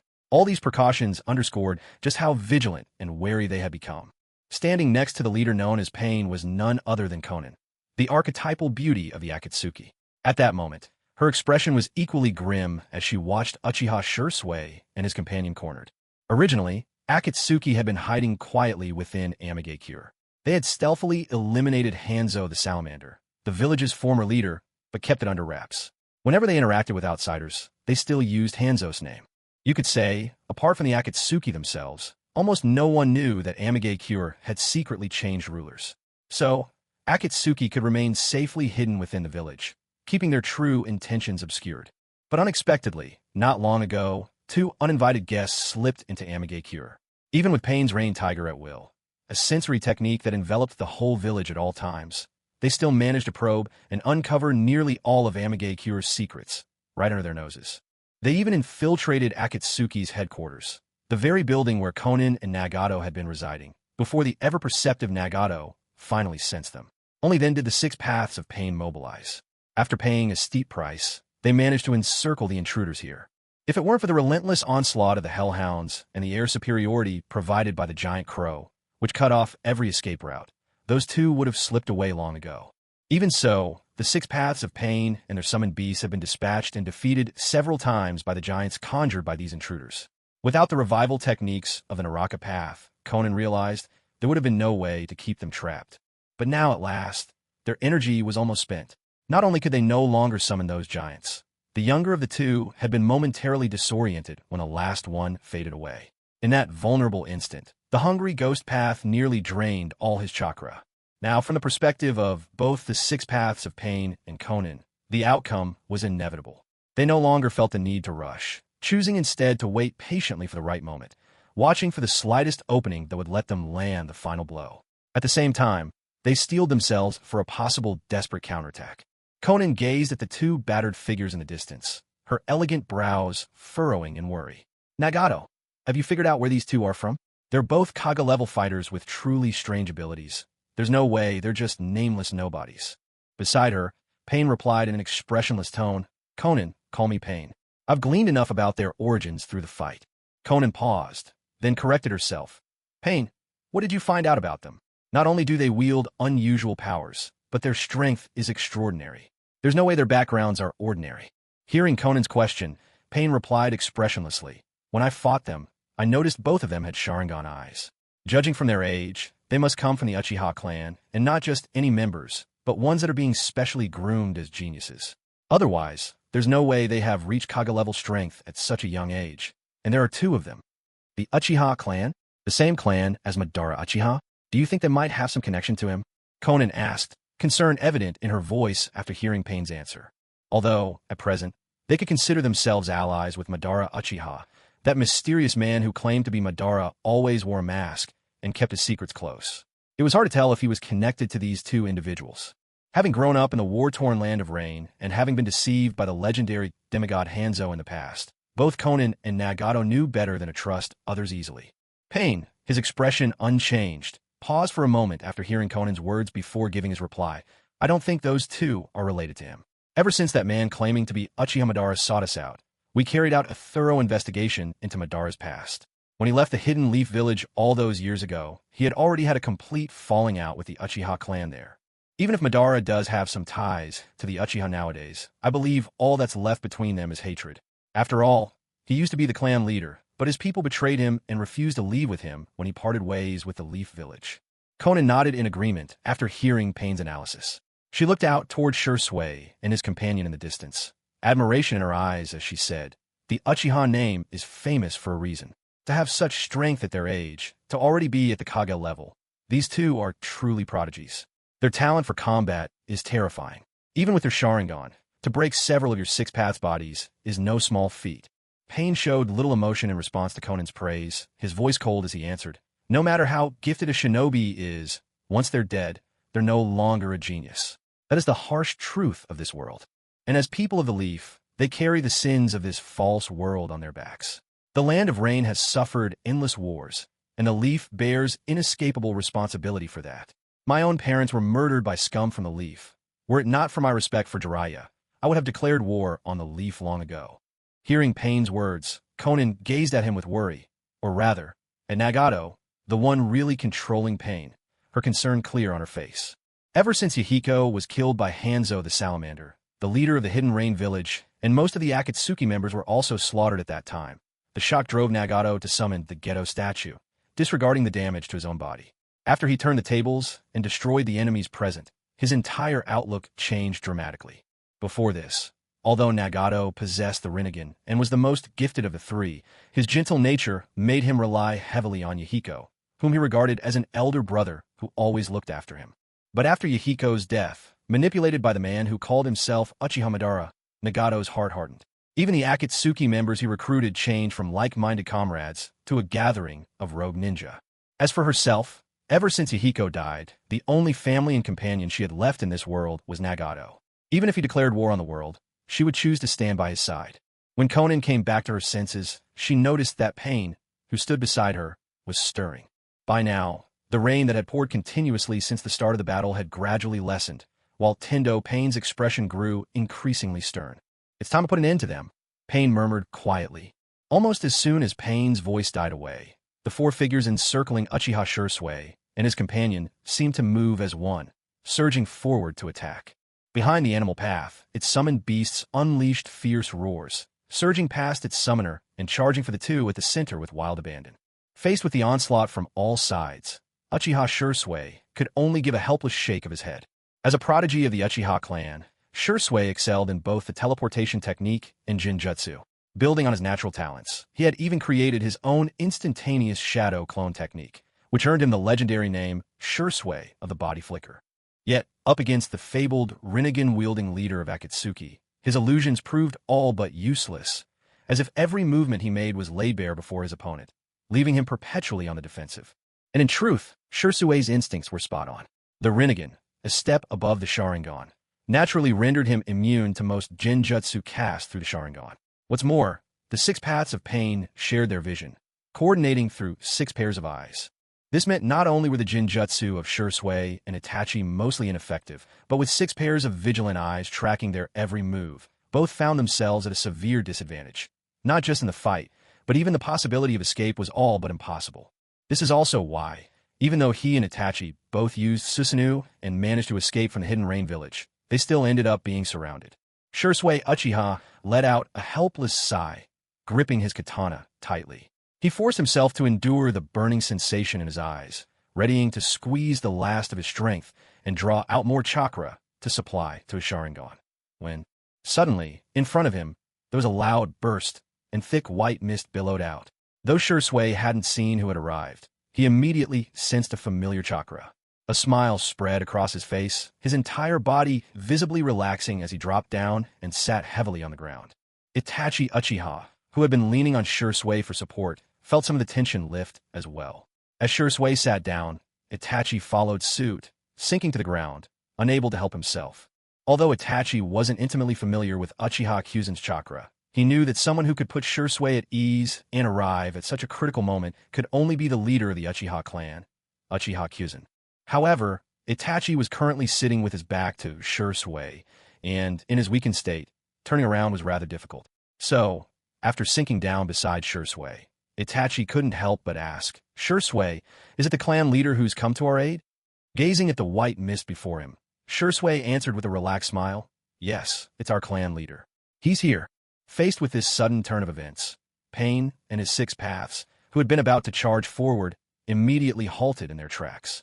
After all, victory was already within their grasp. There was no need to take unnecessary risks.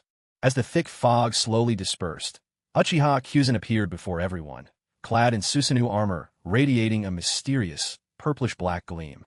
Though he stood there seemingly at ease, the usually impassive face of Tendo Pain became intensely serious as he regarded this unexpected arrival. He could instantly sense the overwhelming and terrifying aura emanating from this man, an oppressive force he had felt only once before from Master Jiraiya. And even then, Jiraiya's aura paled in comparison to that of the man standing before him now. Conan, standing behind Pain, couldn't help but step forward, her expression shifting slightly as she asked, "Who is this man?" Sensing Conan's movement, Pain immediately stretched out his hand to block her, cautioning, "This person is no ordinary opponent. Stay back." Upon hearing Pain's words, Conan's eyes flew open in shock. In her memory, ever since Nagato had taken control of the Six Paths of Pain, he had never shown such a cautious expression. Now, surprise filled her own gaze as she looked at this unexpected intruder. Though it seemed as if Pain was surrounded by many allies, in truth, apart from Conan, all of them were merely being controlled by Nagato alone. Because of his heightened vigilance, an uncanny and tense silence descended on the scene. Uchiha Kyuma, clad in armor transformed by Susanoo, arrived on the battlefield by using the spatial mark on Uchiha Shursui. The moment he appeared, he immediately spotted the long-rumored Six Paths of Pain standing encircling him, loosely hemming him in. The sight sparked a flicker of keen interest in Kyuma's eyes. Still, he did not forget their urgent situation. Fixing his gaze on the Six Paths with Devapath Pain at the fore, he asked, "Shursui, how are things? Can you and Itachi hold out?" Shursui's voice held a note of shame as he replied, "Clan head, I'm fine. The problem is Itachi. He let his guard down and was beset by one of them. He nearly had all his chakra drained, which left him unable to use his chakra to activate the spatial mark. That's why we had to trouble you to come to our aid, clan head." At this, Itachi also lowered his head, his voice subdued. "I apologize, clan head. It was careless of me. Thank you for coming." Hearing Shursui's explanation, Kyuma understood the cause of their predicament. With a wave of his hand, he reassured them, "It's all right. As the head of the Uchiha, it's my duty to protect my clan." Looking around at their surroundings, he remarked, "It seems you've drawn out the leader of the Akatsuki. No wonder you struggled. Don't worry, leave it to me. I'll handle him." In truth, Kyuma had been eager to challenge the Six Paths of Pain for a long time. In the original story, Nagato had used Pain to destroy the immense Hidden Leaf Village, and if it hadn't been for Naruto's miraculous words, no one knew how many lives would have been lost. Now, with the fight taking place outside the village, no matter how much chaos erupted, it would not affect Konoha. That meant Kyuma could finally let loose and go all out. Just as Kyuma prepared to make his move, Devapath Pain, standing in front of him, spoke in a low and resonant voice, "Who are you?" With mounting interest, Kyuma regarded Pain before him. His eyes burned with excitement, an intensity that made Pain, even as he faced him head-on, feel a surge of impending danger. Uchiha Choshan struggled to contain his excitement, his words tinged with both arrogance and anticipation as he spoke.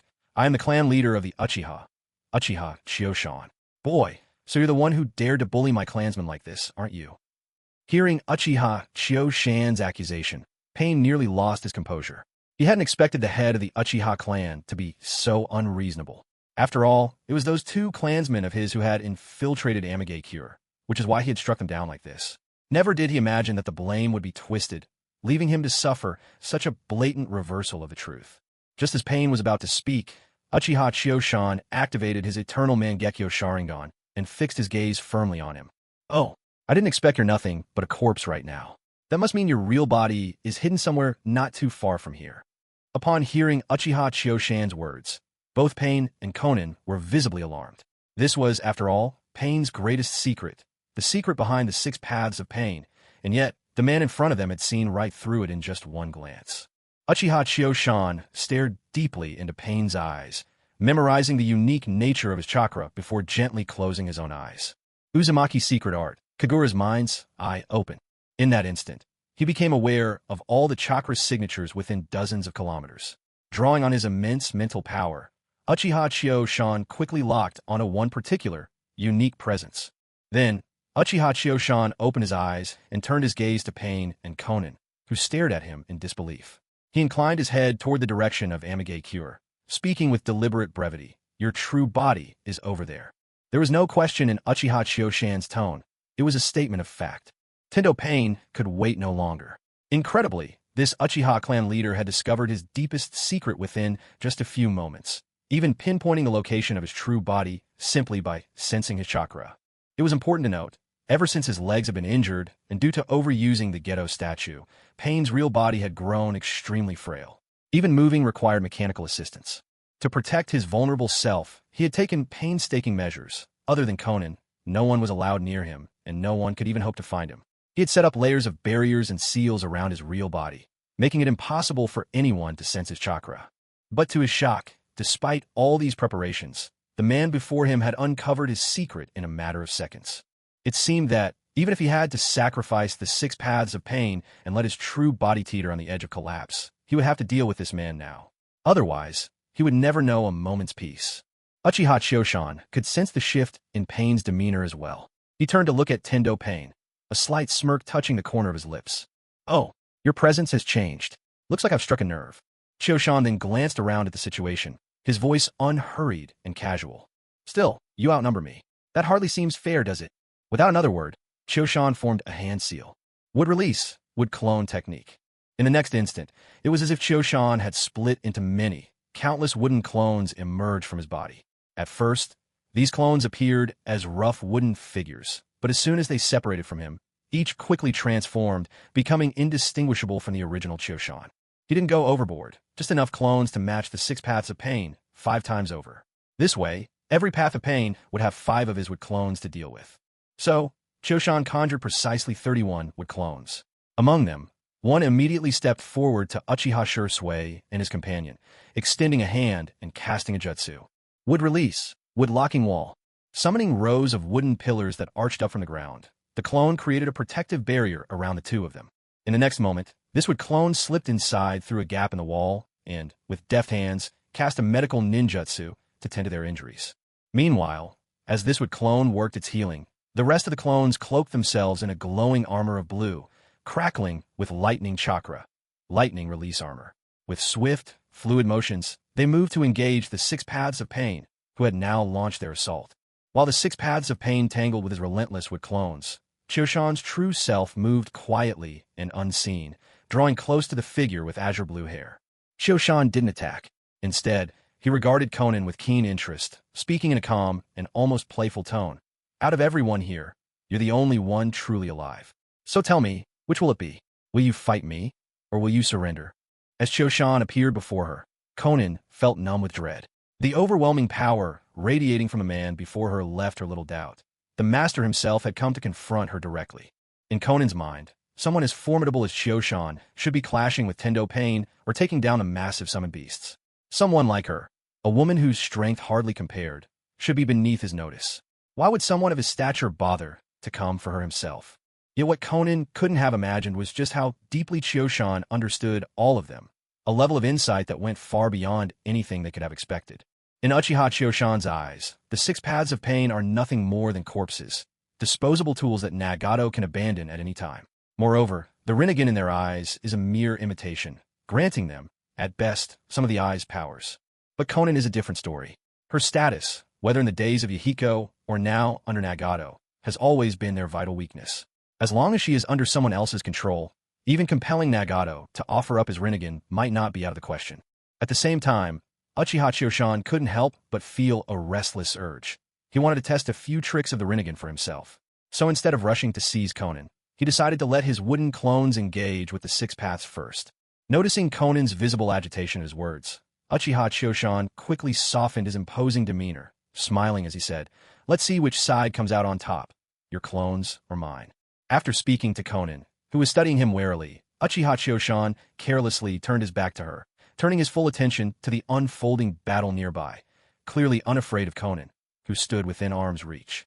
Standing beside him, Conan, observing his casual posture, felt a fleeting sense of relief mixed with lingering frustration. She squeezed and unclenched her fists several times as her expression shifted.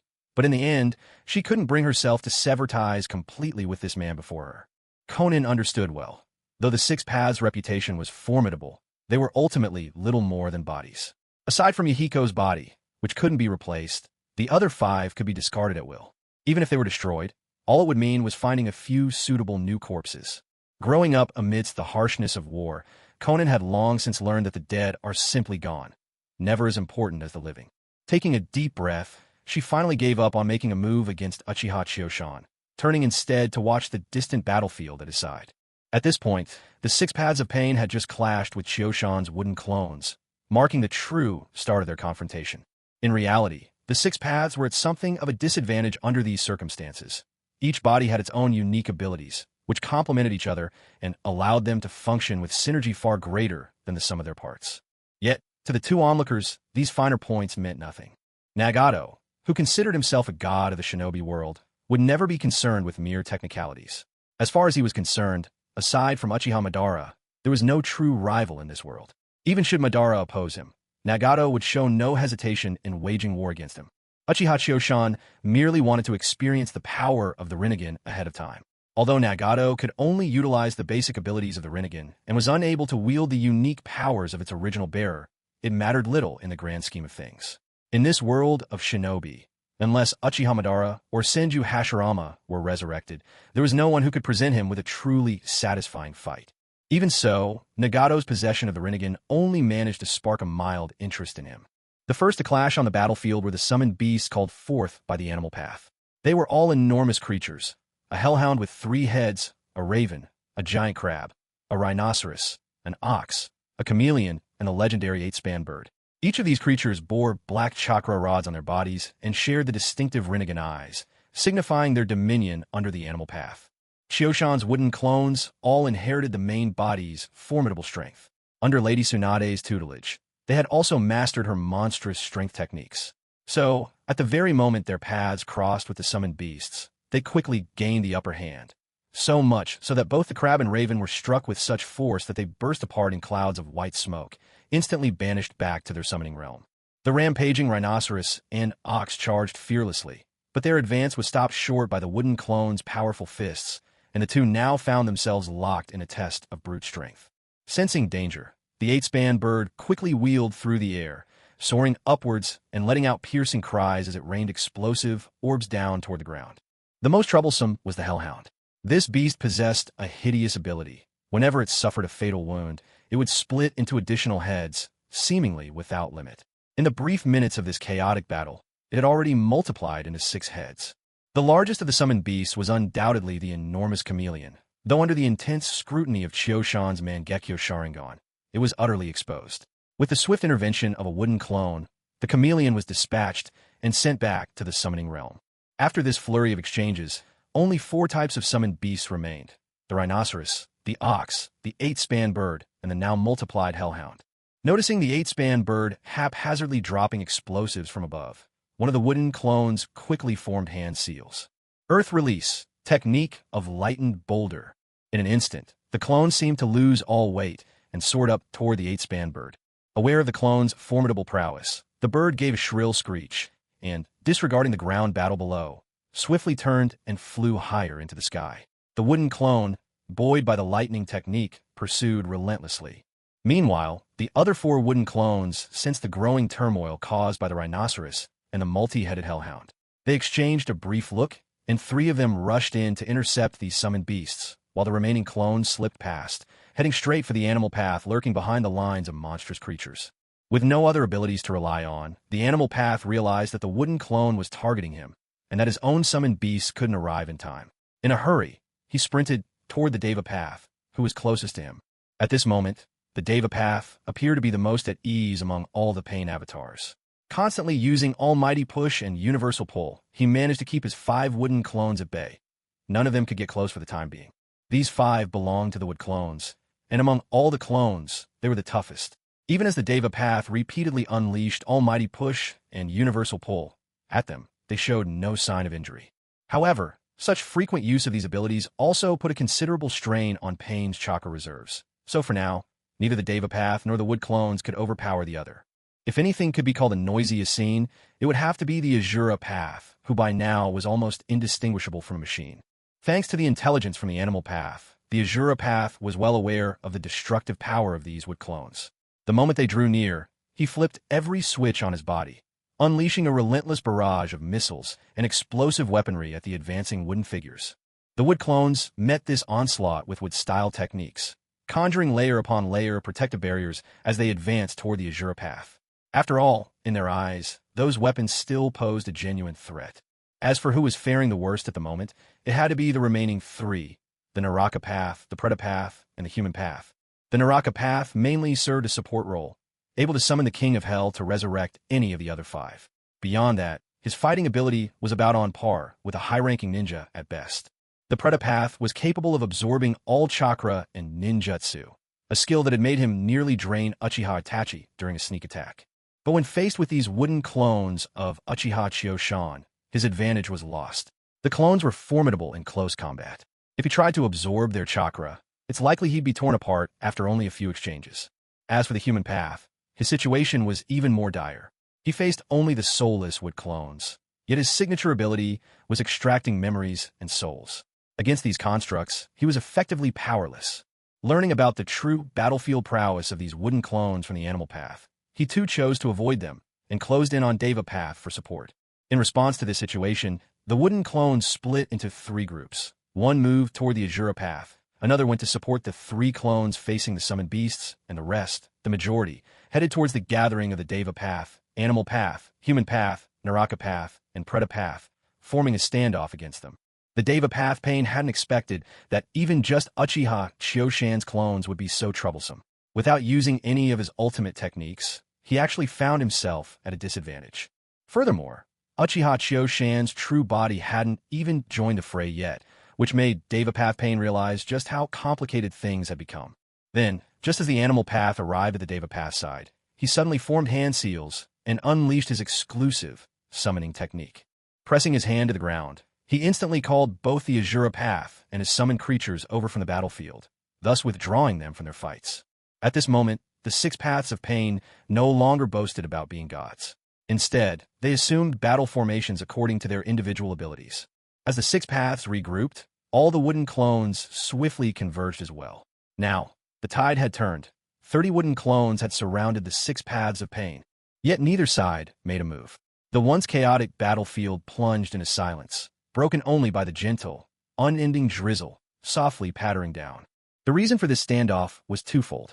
First, the 6 Paths of Pain no longer felt confident in defeating the foes before them, let alone capturing any of them. Second, from Uchiha Chioshan's perspective, the 6 Paths of Pain still had a role to play. Eventually, he would need them to collect the tailed beasts and help resurrect Uchiha Madara. Considering Uchiha Chioshan's threat, he believed Madara's resurrection would come sooner than previously intended. Uchiha Chioshan's true goal was to bring Madara down, then copy Madara's unique powers, Heavenly Obstruction Meteor and Limbo, Border Jail, exclusive to his Rinnegan. As the two sides squared off in silence, suddenly the Naraka Path and Preda Path grabbed the Animal Path standing beside them. Without hesitation, they swung him around and hurled him toward the direction of the Hidden Rain Village. As though still uneasy, the ever-cold and silent Deva Path Pain, just as the Animal Path took flight, raised his hand and reinforced the throw with a powerful Shinra Tensei, sending the Animal Path hurtling away like a human cannonball. Uchiha Chioshan was intimately familiar with all the abilities of the 6 Paths of Pain, including the specific techniques possessed by the Animal Path. Upon witnessing the actions of Tendo Pain, Uchiha Kyuyama immediately caught on and remarked with keen interest, "Oh, planning to make a run for it, are we?" Then, as if reminded of something, Uchiha Kyuyama promptly turned his gaze to the beautiful Konan standing nearby. Now that the leader himself, Pain of the 6 Paths, was preparing to flee, it was likely that Konan would follow close behind. At that moment, Konan still hadn't grasped what was happening. She simply watched in surprise as the battle on the field raged between the 6 Paths of Pain and the many-wood clones of Uchiha Kyuyama. Their contacts so far had been brief, but remarkably, these wood clones were able to fight on equal footing with Pain's 6 Paths, and at a glance, even seemed to be gaining the upper hand. Of course, Konan, well acquainted with the 6 Paths, knew they weren't yet fighting at full power. Tendo Pain, as the strongest among them, hadn't even resorted to his signature techniques yet, like Chibaku Tensei or the almighty Shinra Tensei. What's more, the true strength of Pain's 6 Paths only manifested when they cooperated, each path's unique abilities complementing one another.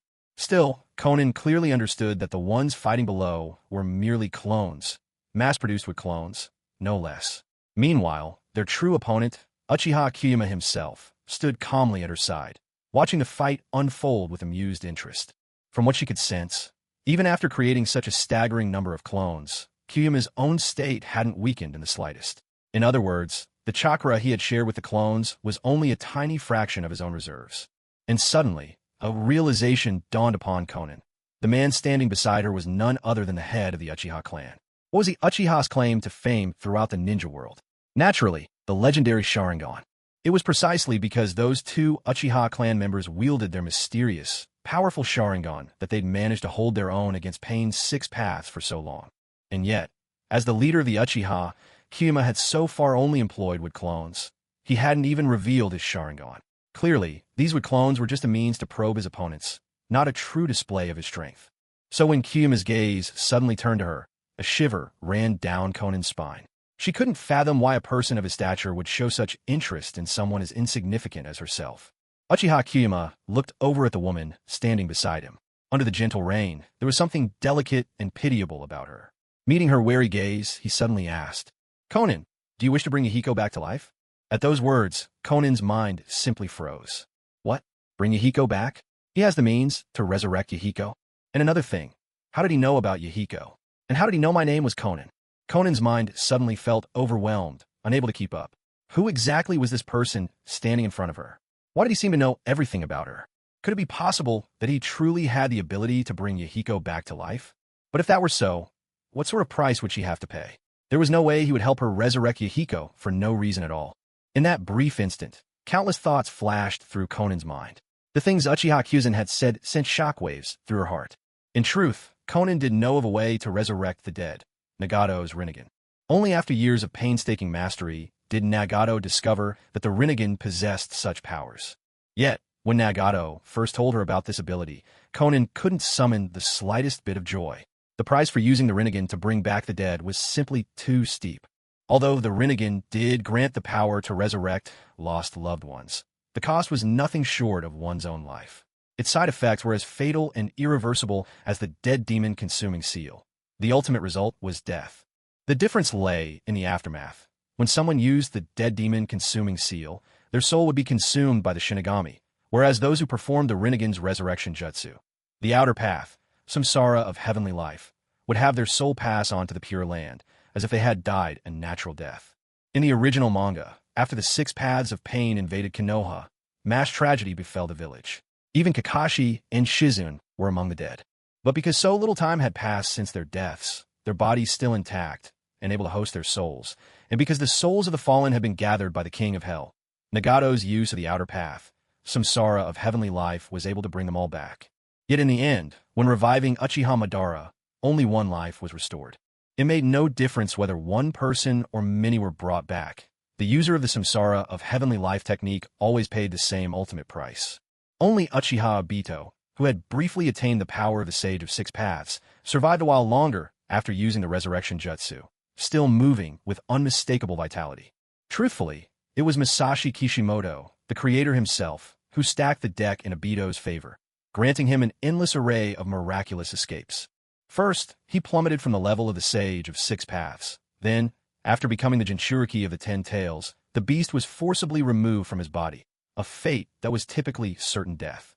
At that point, Black Zetsu made use of what remained, attaching itself to Obito, exploiting his body to complete the samsara of heavenly life technique and resurrect Uchiha Madara. Another casualty was claimed. At last, he fought alongside Kakashi, Naruto, Sasuke, and Sakura for a final battle against the greatest foe, the formidable Kagaya Otsutsuki. In the end, he met his death at Kagaya's hands. In other words, Obito Uchiha was almost like a hidden trump card, sacrificing his own life to accomplish three impossible feats, saving Kakashi's life in the process, and finally departing, content, to the Pure Land with Rin. Come to think of it, that 1,000-year recluse Kagaya Otsutsuki was rather pitiful too. First, she was sealed away for a millennium by her two dutiful sons. After finally breaking free, she fell right into the Six Paths Sage's calculated trap and was sealed once more. What's more, in all the time she had after her resurrection, she managed to kill only a single person, and that was none other than Obito Uchiha, who was already marked for death. But now, back to the topic of resurrection. Because the price of resurrection is so steep, it's really a life in exchange for a life. There's no way Conan would ever trade Nagato's life, her closest friend and only family, just to bring Yahiko back. Besides, after Yahiko's death, Nagato, crushed by grief, turned to darkness. In his eyes, only by making the entire world feel his pain could he make everyone yearn for peace. So afterward, whether it was hunting the tailed beasts or attacking the hidden leaf, his actions were always driven by this belief. But In the end, under the power of Naruto Uzumaki's unwavering conviction, he abandoned his wish for vengeance, gave up his own life, brought back all those who had died in Konoha, and placed his hopes for a peaceful world upon Naruto's shoulders. As for Konan herself, she didn't harbor such grand ambitions. All she wished for was to quietly stay by Yahiko and Nagato's side, simply to be with them. And after Yahiko died for her sake, Nagato was the only friend and family she had left. Now, startlingly, Konan learned of the possibility of resurrection from a complete stranger, Uchiha Kyuzen. Though she was reluctant to believe it, this was the head of the Uchiha clan speaking. Even the impossible, when uttered by him, was enough to set her thoughts racing, especially when it concerned the resurrection of Yahiko. If the price of bringing Yahiko back didn't mean sacrificing Nagato, Konan would be willing to try anything. That's why, after hearing Kyuzen Uchiha's words, her reaction was so intense. In truth, deep in her heart, she too had fantasized if the price for resurrecting Yahiko wasn't Nagato's life, then even if it meant she could never be a ninja again or lost her sight or hearing, she would pay it without hesitation.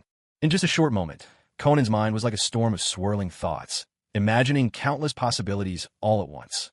Uchiha Kyuzen, who had been quietly observing Konan all this time, saw the shifting, unpredictable emotions flickering across her face.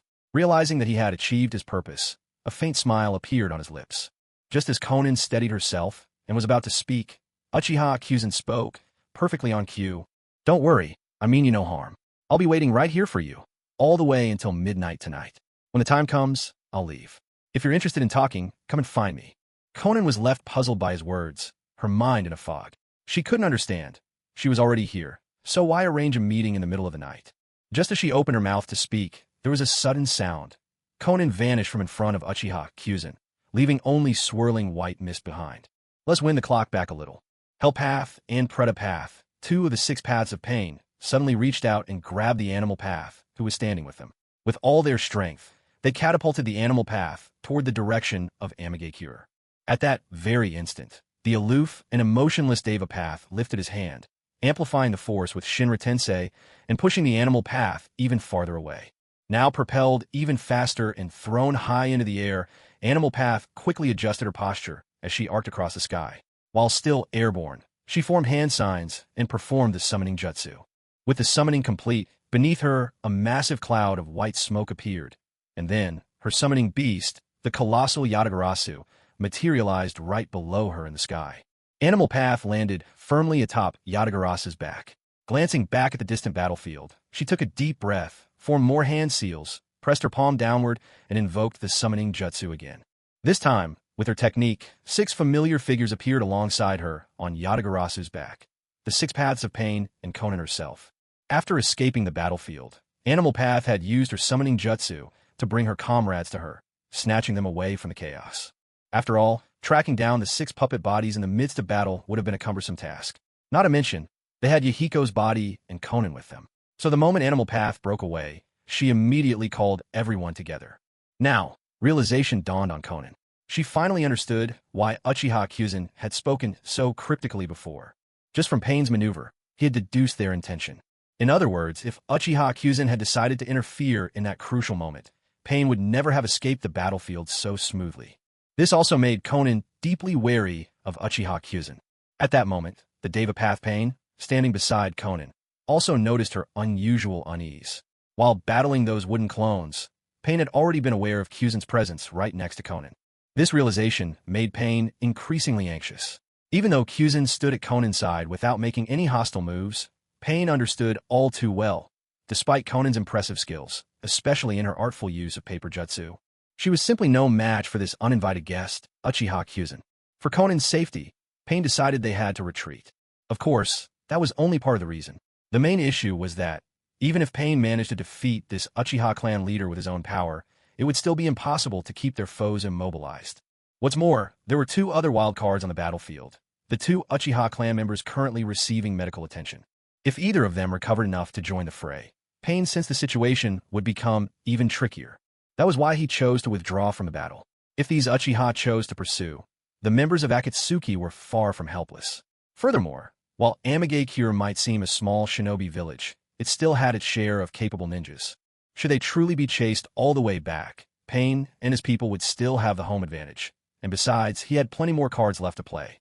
So now, astride his great bird, Pain immediately noticed Conan's distress and asked with genuine concern. Conan, are you alright? Did that Uchiha Kyuzen hurt you? Conan was still mulling over Kyuzen's words, uncertain how much she could trust him.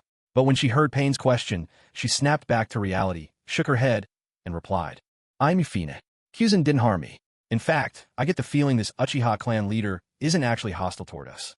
On hearing Conan's thoughts, Pain recalled Kyuzen's actions just moments earlier and found himself agreeing with her assessment. Pain had some self-awareness. Despite Kyuzen's fervent protection of his kin, when it came to clashing with Pain, he had pulled his punches. He had relied only on wooden clones, not even bothering to activate the Uchiha's famous Sharingan.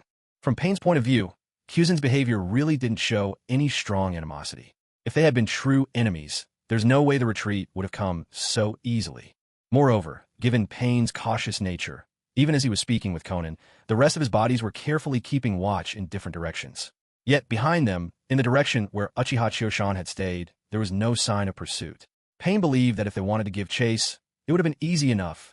After all, Uchiha Chioshan also possessed jutsu that allowed him to fly. Pain was already prepared. If Uchiha Chioshan did come after them, he would have the strongest of his bodies, Deva Path Pain, stand in his way. Not only was the Deva Path the mightiest of his avatars, but it also had the ability to fly. But as it happened, Uchiha Chioshan did not choose to pursue. Pain paused for a moment and agreed. Indeed, he doesn't seem to harbor any great hostility for now. Still, we must remain cautious. Who knows what Uchiha Chioshan might be scheming? Besides, the Uchiha clan is based in a leaf village. When the time comes for us to collect the tailed beasts, our path will inevitably cross with Konoha, the home of the Nine Tails. So no matter what, this Uchiha clan leader will ultimately stand against us. Hearing Pain's words, Conan suddenly remembered a piece of information that Kakuzu had brought back from the black market a few days earlier. She glanced at Pain, then spoke in a gentle, measured voice. A few days ago, I received some news about the Uchiha clan from Kaku. The name Uchiha still put Pain on edge. Upon hearing Conan, he turned to her, quietly waiting for her to continue. Kakuzu's news from the black market was that the Uchiha clan actually left Konoha a few months ago. They even relocated their entire compound out of the village. This means that when we start our hunt for the tailed beasts, we may not necessarily face off against the Uchiha clan. Pain fell silent for a moment after hearing this, then replied, though this Uchiha Chioshan may not be hostile to us for the time being, 2 members of the Uchiha clan managed to sneak into our base undetected. That's something we can't ignore. And the only person able to command 2 fighters of Kaga-level strength, that must be Uchiha Chioshan himself. Hearing Pain's response, Conan also fell quiet. After listening to Pain, she realized her own thoughts had been too naive. Even if Uchiha Chioshan bore them no ill will, it was clear he was far from being an ally. For a while, silence settled atop the Yatagarasu. Only the sound of its great wings beating and the rush of the wind filled their ears. While Conan and Pain exchanged silent gazes, Uchiha Chioshan had already begun cleaning up the battlefield. Strictly speaking, it wasn't really about cleaning up the battlefield. After all, once the remaining paths of Pain and Conan had been summoned away to the animal realm, what was left behind was nothing but a scene of chaos, littered with the many wooden clones of Uchiha Chioshan. Uchiha Chioshan was hardly an environmentalist, and since it had been raining continuously, the fires on the battlefield had long since died out. There was no risk of starting a forest fire or anything like that. Chioshan was in no rush. So, moving a leisurely pace, he reclaimed the chakra from his wooden clones, then made his way to the field, heading to the spot where he'd earlier used wood release to shield Shursui and the others. In fact, Shursui's injuries weren't particularly severe. The main issue was his Sharingan. Because he'd pushed its power too far in such a short time, his eyes now burned with an intense heat. The wooden clone could only do so much to heal him. The rest would depend on Shursui's own slow recovery. Itachi, however, was in a much worse state. He was young to begin with, and awakening the Mangekyo Sharingan at such a tender age was already placing a massive strain on his not yet fully developed body. During the recent battle, he'd once again pushed his Mangekyo far beyond his limits, forcing his body beyond endurance, and then had his chakra drained by the hungry ghost path. Although Shursui managed to rescue him in time, the loss of so much chakra only worsened the burden on Itachi's body. As a result, his condition remained grave, so much so that even now Chioshan's clone had yet to stabilize his injuries. After driving off the paths of Pain and Conan, Chioshan came over to join Shursui and the others. With a casual wave, he dissolved the small wooden shelter he'd constructed with wood release, unveiling Shursui, Itachi, and his wooden clone within. Seeing that Itachi's wounds still hadn't stabilized, Choshan looked up at the rain still falling from the sky. With a series of hand signs, he unleashed Yamado's signature technique. Wood release, 4-pillar house. As the wood release jutsu took shape, a complex wooden house sprouted directly from the earth. Paying little heed to Shirsue's astonishment, Choshan's wooden clone simply lifted the unconscious Itachi and carried him inside the new home. Shirsue soon snapped out of his daze and followed them into the house. Given how serious Itachi's injuries were, Choshan and his clone had to work together to finally stabilize his condition. From here, though, it was up to Lady Tsunade and Itachi himself. When Choshan had finally seen to Itachi's wounds, Shirsue couldn't help but ask, his voice tinged with worry. "Chief Choshan, how is Itachi? Will he be all right?" For Uchiha Shirsue, he would always rather take the injury himself than see it fall upon Uchiha Itachi. To him, Itachi was no different than his own real younger brother. On this mission, he had barely suffered any wounds, but his brother had nearly lost his life. Shirsue was consumed by guilt, blaming himself for not protecting Itachi better. Uchiha Choshan quickly picked up on Shirsue's worries. He patted him comfortingly on the shoulder and said, "Don't worry, Shirsue. I've already stabilized his injuries. Soon, I'll bring you both back to the village, and we'll have the current 5th Hokage, Lady Tsunade, take a look at him. She's a master healer. Itachi is sure to recover under her care." Shirsue had been away from the village for some time and didn't know that the Hokage had changed. Only when he heard Choshan's words did it dawn on him that a new Hokage sat at the helm. The name of Tsunade wasn't unfamiliar to Shirsue. Still, while he recognized her skill, a trace of doubt lingered as he voiced his concerns. There's no doubt Lady Tsunade's medical ninjutsu is unrivaled in the shinobi world. But she is of the Senju clan and a disciple of the 3rd Hokage. Even though she succeeded the position and become the 5th Hokage, would she really heal someone from the Uchiha clan? What's more, the Uchiha have now left the village. She surely has no obligation to help us anymore. Choshan laughed and patted his shoulder again, speaking with full confidence. "Relax. I was the one who brought Lady Tsunade back to the village myself. The relationship between us is much better than you'd expect. In fact, it could be said that Lady Tsunade is practically family to me now. Our bond couldn't be closer. Still, it's best to keep the specifics of their relationship under wraps for now. Otherwise, things could get complicated, and it might not be good for Tsunade's reputation. After all, she's the newly appointed 5th Hokage of the Leaf Village." When Shirsue heard Choshan call her merely Tsunade, without the honorifics due to a Hokage, it was clear there was something special between them. Finally, the anxious weight in his heart was set aside. With Lady Tsunade herself involved, he believed Itachi would be saved. After soothing Shirsue, Choshan dismissed the last of his wood clones and didn't waste another moment. He activated Takamagura, taking Shirsue and Itachi back to the village in the blink of an eye. Because Itachi's condition was still precarious, Choshan didn't hesitate. He took them straight to the nearest hospital in the Leaf Village and quickly checked them in to receive treatment. Having already received Choshan's message, Lady Tsunade arrived shortly after. After Uchiha Choshan entrusted Itachi and Shirsue to Lady Tsunade, he left. After all, there was someone else waiting for him back at his own home. As for Konan, she wouldn't be coming so early. Besides, Choshan had left a wood clone at his place, ready to greet her when she arrived. When Choshan used a space-time mark to return to his home in Konoha, he was greeted by a lovely sight. A graceful figure sat at the desk in his bedroom, her right hand propping up her head as she leaned over the table, gazing at a vase before her. Inside were fresh daffodils she had just picked. Sunlight from outside streamed over the blooms, making the dewdrops on their petals sparkle. Choshan stood quietly, drinking in this beautiful scene before him.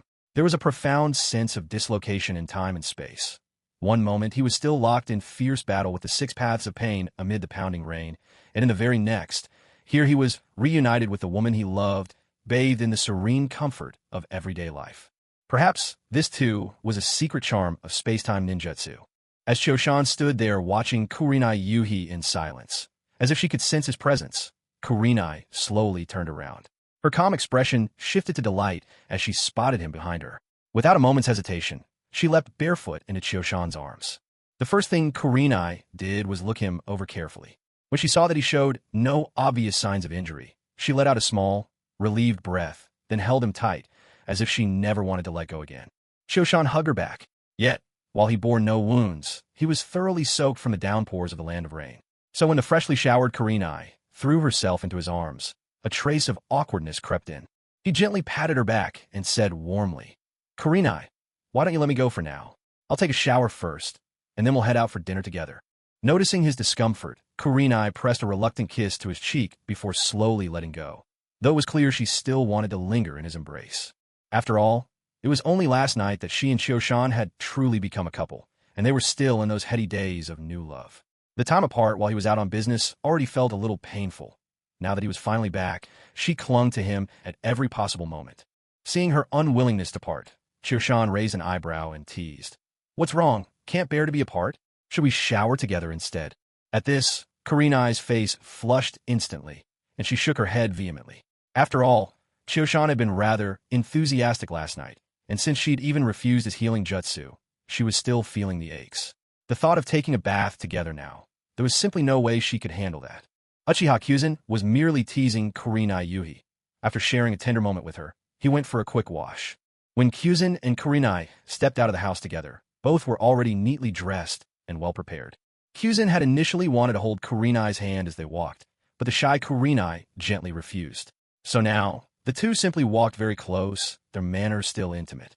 After being led outside by Kyuzen, Kurenai couldn't help but ask with curiosity, "Kyuzen-kun, where are you taking me?" Kyuzen turned his head, flashing a mischievous smile. "To meet the family."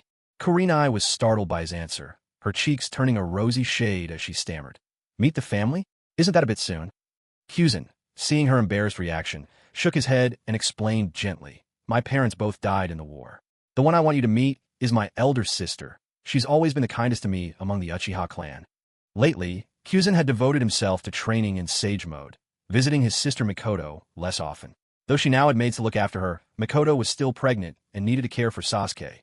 Kyuzen worried about her. Seizing this opportunity, he decided to check in on her. In the now sparsely populated Uchiha district, the homes of Kyuzen and Mikoto were not far apart. So, not long after Kyuzen finished his introduction, the two arrived at Mikoto's spacious house. Kyuzen's visit was an unexpected delight for Mikoto, and even little Sasuke was excited to see him. After Kyuzen introduced Kurenai to Mikoto, she warmly welcomed them and had them take a seat.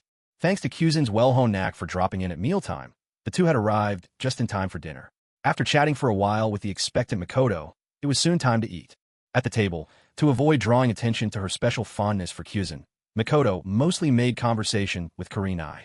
As for Kyuzen, he used his mealtime to catch up with little Sasuke on how he'd been lately. On this topic, Sasuke became even more animated.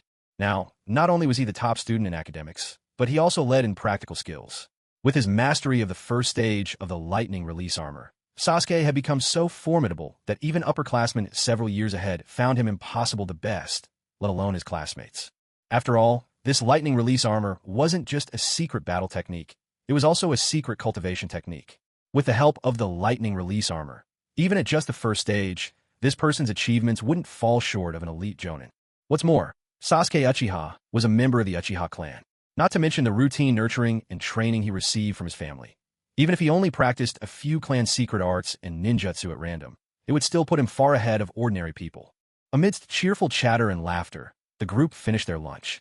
When Uchiha Chioshan was about to leave, he thought it over and decided not to tell Mikoto about Itachi's situation just yet. After all, Mikoto was still pregnant. If her emotions fluctuated too much, it wouldn't be good for her or the baby. Since Itachi had already been rescued, it would be best to wait until his condition improved before bringing it up. Before leaving, Uchiha Chioshan used his dojutsu on little Sasuke once again. Illusory realm, a fleeting moment in time. Within this illusion, Uchiha Chioshan once more guided Sasuke's practice with meticulous care. Last time, he had Sasuke study the lightning release armor. This time, he reviewed Sasuke's taijutsu, ninjutsu, and genjutsu, solidifying his foundations and paving the way for Sasuke's growth and strength down the line. It's important to remember, in the final battle where Sasuke and Naruto faced Kagaya Otsutsuki, Sasuke was only 16. That means they were just about 10 years before that moment from now. That's precisely why Uchiha Chioshan put so much effort into guiding Sasuke. When the time came, Sasuke and Naruto could take the lead on the battlefield, while he himself and the Uchiha clan could stay in support roles and avoid the worst of the fight. Right now, though, Sasuke was still too young. Even swinging a samurai sword properly was out of reach for him. So Chioshan decided to hold off on teaching any swordsmanship for the time being. In fact, once Sasuke awakened the third Tomo Sharingan, he'd be able to copy all sorts of sword techniques directly anyway. The illusory realm, a fleeting moment in time, eye technique proved remarkably useful, especially for Uchiha Chioshan. Apart from consuming a bit of chakra, it had almost no side effects. Not only could he train himself within it, but he could also help others hone their skills. It was even handy for wooing women or enjoying 3D movies. Other than its limited attack power, it was truly a practical dojutsu. When Uchiha Chioshan emerged from the illusion, he reached out to ruffle Sasuke's hair, reminding him to get some rest. After all, a month of intense training in the illusion was still mentally exhausting. With a parting word, he took his leave. As for why Uchiha Chioshan brought Kurenai Yuhi to Mikoto's house for lunch this time, one reason was to comfort Kurenai. She was already someone close to him, so naturally he wanted to introduce her to the important people in his life. Secondly, this gave him a chance to visit Sister Mikoto. Lately, because he'd been focused on his own training, he hadn't come around to her house as often. Even though he'd explained it to Mikoto in private, and the ever-considerate Mikoto had completely understood, Uchiha Chioshan still couldn't help but feel a bit guilty. Besides, there weren't many people left in Mikoto's house these days. Uchiha Fugaku had already gone to the Hidden Cloud Village, and Itachi was frequently away on missions. Although, as clan leader now, he could look after Mikoto better, he still felt he ought to drop by more often. The third reason was to spend some time tutoring Sasuke to lay a solid foundation for him. Even though, later on, things got quite outlandish, with everyone basically cheating, and even after Uchiha Obito's death, he could somehow lend his Mangekyo Sharingan to Kakashi, it all seemed a bit much. Still, before all the cheats kicked in, a strong foundation could help Sasuke better handle his rapidly growing power. After Chioshan left Mikoto's house with Kurenai Yuhi, he escorted her back to her own place. Even though Kurenai could now be considered Kaga level in terms of strength, her expertise was really just in Jinjutsu. Her physical endurance and chakra reserves were fairly average. On top of that, Kurenai didn't possess any bloodline limit, which would inevitably cap her future growth. But for Chioshan, that didn't really matter. He was determined and able to protect her. For Kurenai herself, becoming a Kaga-level ninja by a twist of fate was already enough to make her quietly rejoice. She wasn't particularly hungry for more power anyway. From now on, living a peaceful life as a wife and mother was all she really wanted. As Chioshan watched Kurenai walk into her home, a man with a full beard suddenly popped into his mind. No matter how old this guy got, he seemed perpetually stuck in his rebellious phase. Back then, a clash with his father, the third Hokage, had prompted him to leave Konoha altogether and take up a post as one of the 12 guardian ninja for the daimyo. Instead of inheriting the role of Konoha's prince, he went off to be someone else's bodyguard and lackey. Clearly, he wasn't the brightest. In the end, though, he must have finally seen things clearly and came back, tail between his legs. He managed to work his way up to Jonin in Konoha, but his abilities never quite caught up, and he ultimately died a tragic death.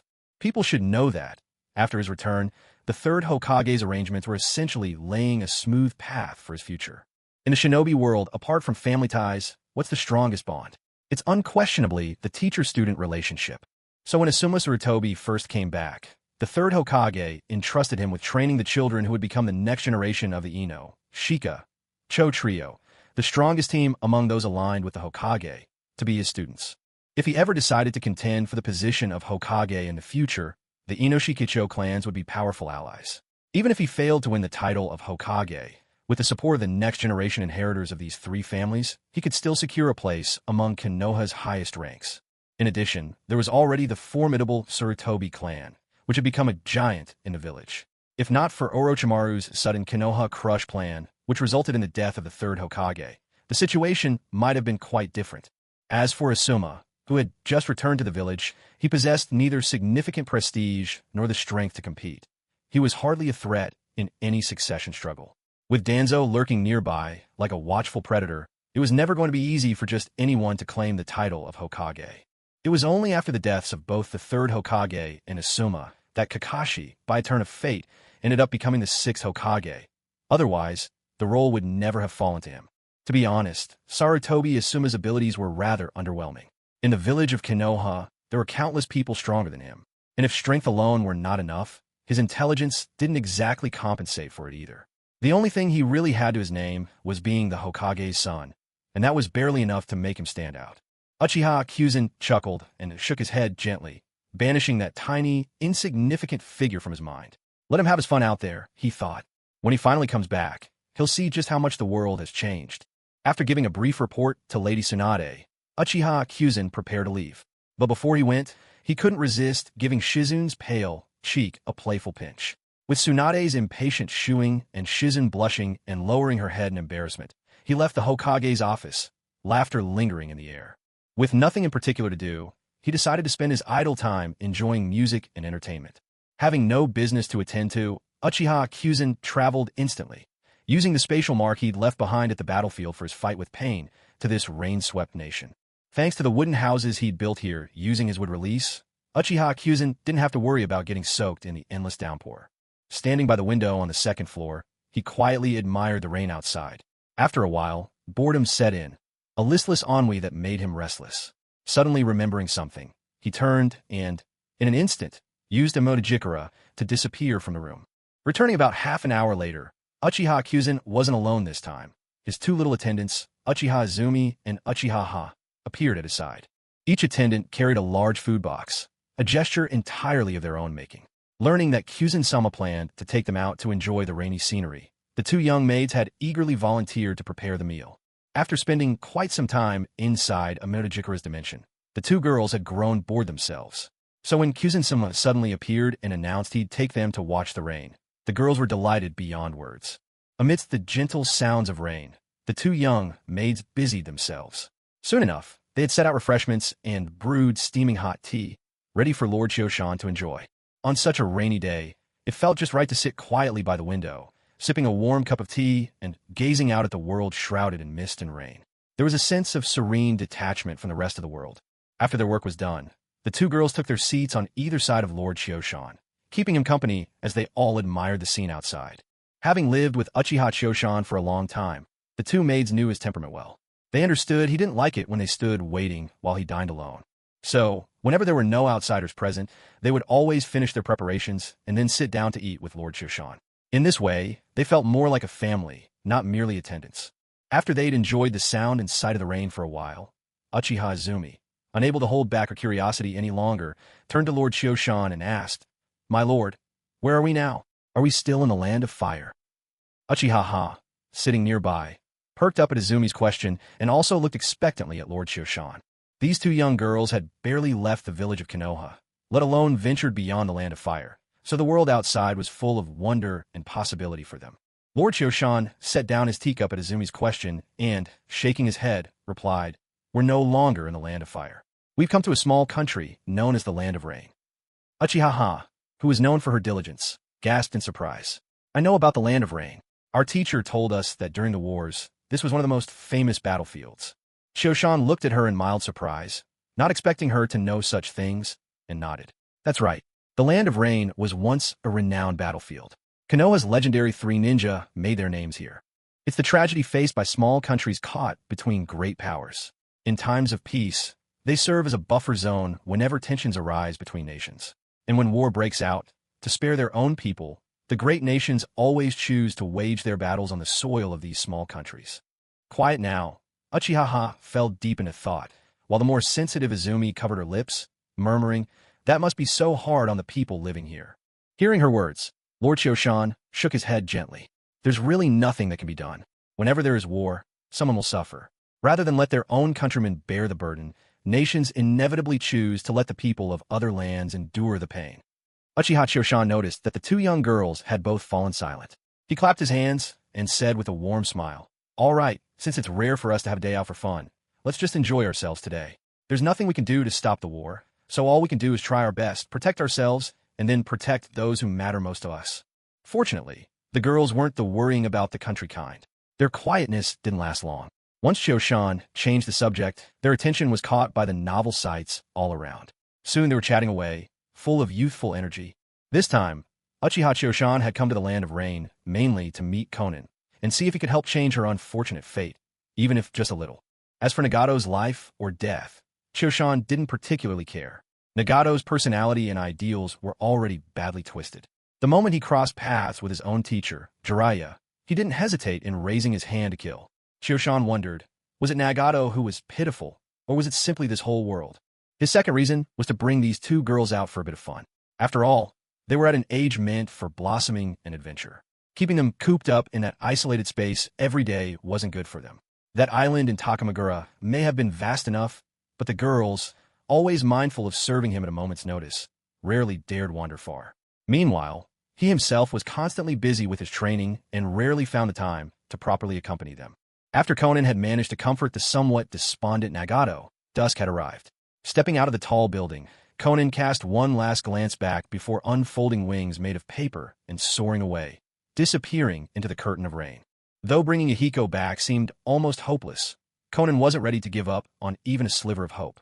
After all, this newly emerged Uchiha clan leader was shrouded in secrecy, much too mysterious. Despite seeming quite young, he seemed to know everything about their situation. After Yahiko's death, she and Nagato had rebuilt the Akatsuki.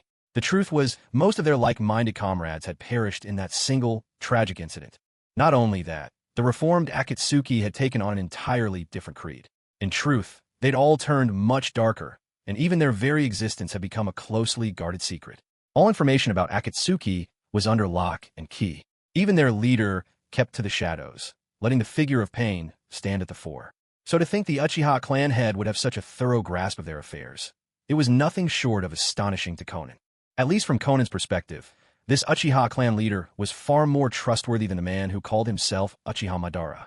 That one always seemed to have some sort of scheme, as if they were merely pawns in his larger plan. As Conan braved the rain, wings unfurled, and flew back to the battlefield where it all began, the sky had completely darkened, night falling on everything. Conan circled the area once, and finally, at the edge of the battlefield, she found a house emitting a faint glow. She remembered this house very clearly. There was absolutely no such building here during the day. But then, only something this out of the ordinary could be associated with the head of the Uchiha clan. Conan hesitated for a moment. She didn't use a paper clone this time, but simply approached the house herself.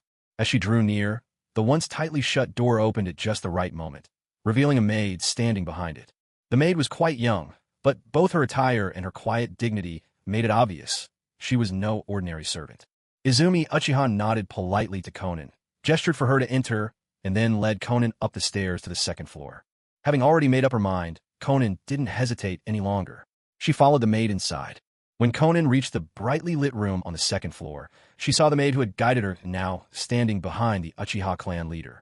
Beside her stood another maid, dressed in the same manner and radiating the same calm poise. For a moment, the sight left Conan a little taken aback. Her eyes moved to the man seated in the center of the room. At this moment, Kyuzen Uchiha spoke up. "Miss Conan, you've arrived. Please have a seat." As he spoke, he made a gentle gesture inviting her to sit. Conan hesitated slightly, still a bit ill at ease, but eventually sat down. Uchiha Hana, who had been standing behind Kyuzen, now stepped forward and poured Conan a cup of tea. Murmuring a reserved thank you, Conan took a sip of the hot tea. The warmth drove away much of the lingering chill from her body. She didn't dwell on these pleasantries, though, and went straight to the point. "Clan leader Uchiha, thank you for waiting for me this long. I only want to know if what you told me earlier today was true." Kyuzen Uchiha heard the urgency in Conan's voice and understood her feelings. Taking a sip of his own tea, he met her steady gaze and nodded, saying, "I haven't lied to you about this. But as you know, what you ask is nothing short of a miracle. Even if I truly have the power, and even if I help you succeed, are you certain you're prepared to pay the price it demands?" Hearing his reply, Conan frowned in thought. She understood his meaning. To bring someone back from the dead, someone who had been gone for years, was no small matter. The price would surely be immense, perhaps more than she could bear. However, Conan was not the kind of person who would believe everything she was told. Instead, she furrowed her brow and retorted, "And why should I believe that you can bring Yahiko back to life?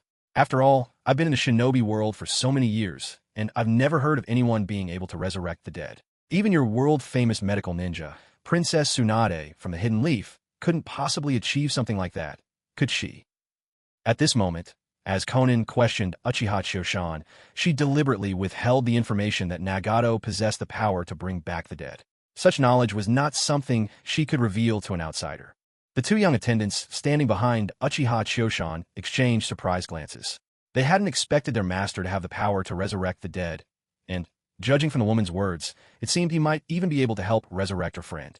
Uchiha Choshan listened to Conan's words and smiled with deep meaning.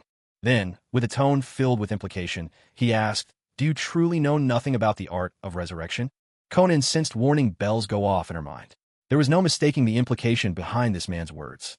She certainly knew who held the power to resurrect the dead, but what startled her most was How did this Uchiha clan leader know about it?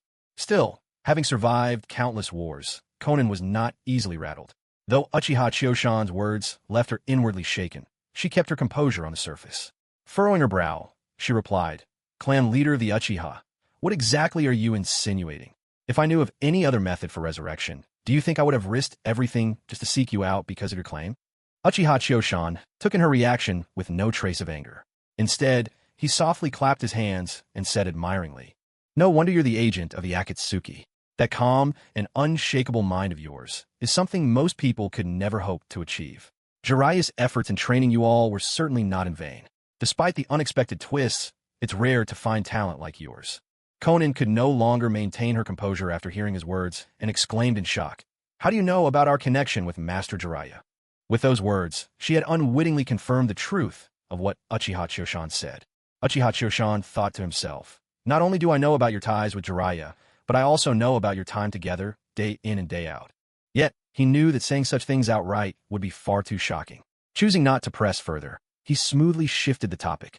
"If you want to know whether I can resurrect Yahiko, it's not difficult. For I'm aware of a way to bring someone back that you can trust, but the price for this resurrection is much steeper." After Konan said that line about Master Jiraiya, she felt a twinge of regret. But when she saw Uchiha Chiyoshan wasn't looking to press the issue, she let out a silent sigh of relief. After all, she was not the same as Nagato. Her feelings toward Master Jiraiya ran deep. If their history with him ever came to light, it would surely cause Master Jiraiya some trouble, one way or another. When Konan heard Uchiha Chiyoshan speak, she didn't think much of it and simply asked, "What method?" Uchiha Chiyoshan glanced at her. Taking a sip of tea, he didn't bother to explain. Instead, he reached into his robe and pulled out an ancient-looking scroll, tossing it casually to Uchiha Izumi, who was standing beside him. He said offhandedly, "Open it. Read it for Miss Konan." After catching the scroll and noticing the markings on its surface, Uchiha Izumi hesitated somewhat and said, "Master, isn't this a top-secret record of the Uchiha clan?" Uchiha Chiyoshan waved her concerns away with a casual gesture. "Don't worry. Miss Konan is hardly an outsider. Besides, she already knows a thing or two about what's written inside." Hearing this reassurance, Izumi nodded obediently. She then undid the seal on the scroll and began to unroll it slowly. As all this happened, it dawned on Konan what Chiyoshan intended, sending a tremor of anxiety through her. Watching the young attendant reveal the scroll inch by inch, she nervously swallowed. Izumi opened the scroll. After skimming its contents and then glancing up at Konan, she lowered her gaze and began to recite, her voice steady and clear. "The Sage of Six Paths, also known as the Rinnegan, possesses countless supernatural abilities. It peers into the underworld, commands the spirits, lets its wielders soar without wings, discerns truth from falsehood, detects lies, and even calls back souls from the world of the dead." The words Izumi read were a blend of the archaic and the modern, but Konan, already familiar with the Rinnegan's powers, understood them perfectly. As Izumi finished, Konan said nothing and made no argument. She simply sat there, plunged into silence. Seeing Konan fall quiet, Chiyoshan set his cup aside, shifted his posture to a more relaxed one, and spoke with languid ease. "Miss Konan, if I'm not mistaken, the man who fought me today, his eyes were the Rinnegan, weren't they? His name is Nagato, if I'm correct." With that, Chiyoshan took the scroll from Izumi and turned it so that she could see the illustration of the Rinnegan depicted on its surface. When Konan saw the drawing, an exact match to Nagato's eyes, she realized all her secrets were understood. She nodded, admitting the truth. Indeed, Nagato truly possesses the Rinnegan, and it is true that the Rinnegan holds the power to bring the dead back to life. Konan paused for a moment, then continued with a note of sorrow in her voice. "But to use this resurrection ability requires paying a tremendous price. It demands an enormous amount of chakra, but more than that, the necessary condition is that the user must sacrifice their own life. Nagato once intended to use this power to resurrect Yahiko, but I couldn't agree to it. After all, Nagato and Yahiko are both my closest friends. I could never accept sacrificing one friend's life to bring the other back. I believe that if Yahiko knew about this, he wouldn't agree either." Upon hearing Konan's words, Uchiha Chiyoshan raised an eyebrow, a look of amusement flickering across his face. He hadn't expected that Nagato would ever consider sacrificing himself to bring Yahiko back. It seemed that Yahiko was truly the one dearest to his heart. With a decisive snap, Uchiha Chiyoshan closed the scroll and tossed it to the flustered Uchiha Izumi, standing nearby. Ignoring the look of grievance on her face, It was, after all, the most secret file of the Uchiha clan, and should be handled with great care, not treated so roughly. Uchiha Choshan fixed his gaze on the now composed Konan and said, "I've shown you my sincerity. Besides, I know of another way to resurrect the dead, one that carries a lesser cost than the Rinnegan technique. Of course, I will bear that cost myself. So, do you believe me?" At his words, Konan nearly bit through her lip. Truthfully, she was deeply tempted by Uchiha Choshan's offer, but she also knew very well there is no such thing as a free lunch. Once she accepted his terms, she would likely be walking right into his trap, and the price to pay might not be limited to dragging Nagato in with her. It could be a price much worse than death itself. Uchiha Choshan noticed Konan's silence and hesitation, and decided it was time to sweeten the deal a little. "Of course, I can also share with you some information that might be disadvantageous to your group." Hearing this, Konan lifted her head and looked at him. Seeing her reaction, Uchiha Choshan knew he'd piqued her interest. Leaning in, he fixed Konan with a steady gaze and said, "I can reveal the true identity of the one who calls himself Uchiha Madara, the one who's been in contact with you." Konan instantly responded, utterly astonished. She hadn't expected that this man before her would not only know so much about their group, but also have information about that mysterious figure who rarely revealed himself and always lingered in the shadows. You have to understand, although that mysterious man had made contact with them before, neither Yahiko, nor Nagato, nor even herself had ever figured out his true identity. He called himself Uchiha Madara, but in this world of shinobi, the very practice of extracting and exerting chakra takes such a toll on a person's cells that most ninjas have relatively short lifespans, and they age rapidly too. By the time you're 50, your body might be no better than that of an ordinary person in their late 70s or 80s.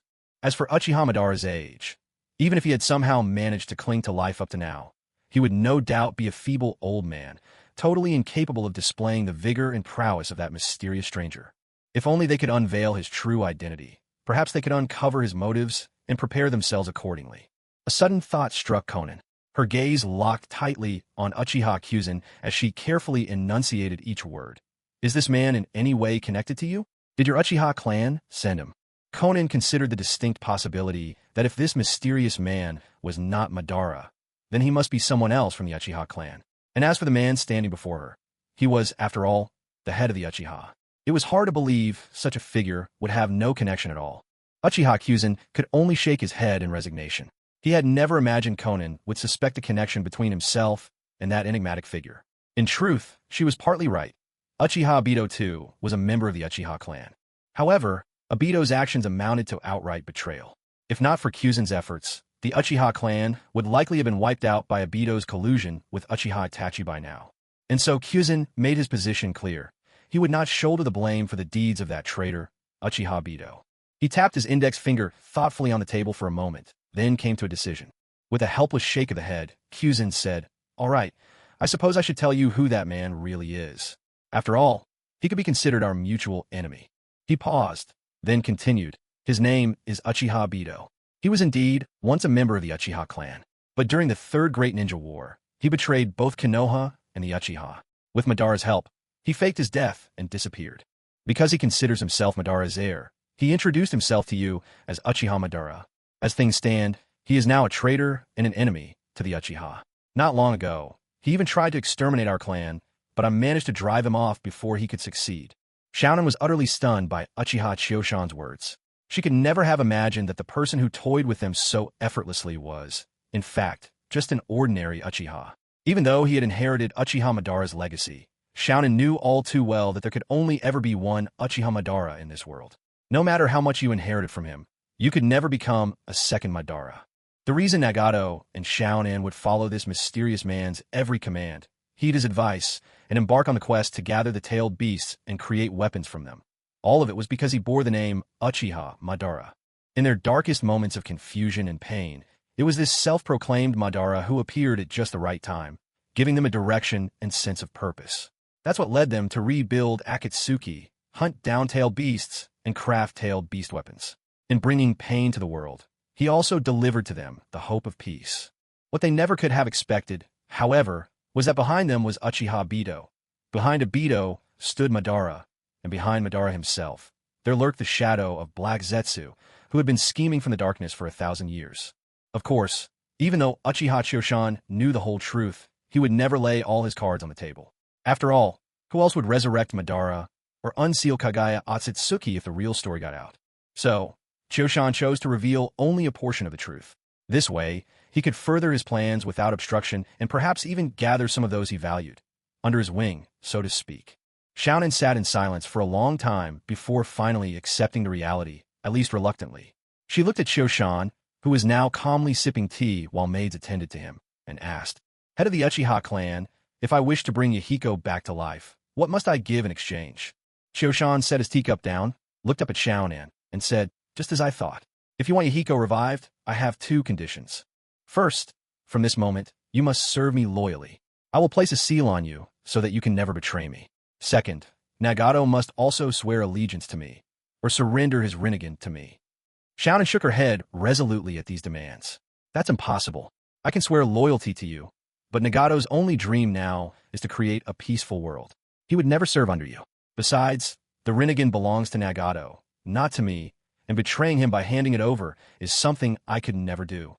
In truth, Uchiha Choshan was not absolutely determined to obtain the Rinnegan, for in the future, it would not only be needed to resurrect Uchiha Madara, but only after Madara's return and the retrieval of his Rinnegan would Choshan be able to copy Madara's ocular techniques. Limbo, Border Jail, as well as that technique combined with Susanoo, the heavenly obstacle-crushing star.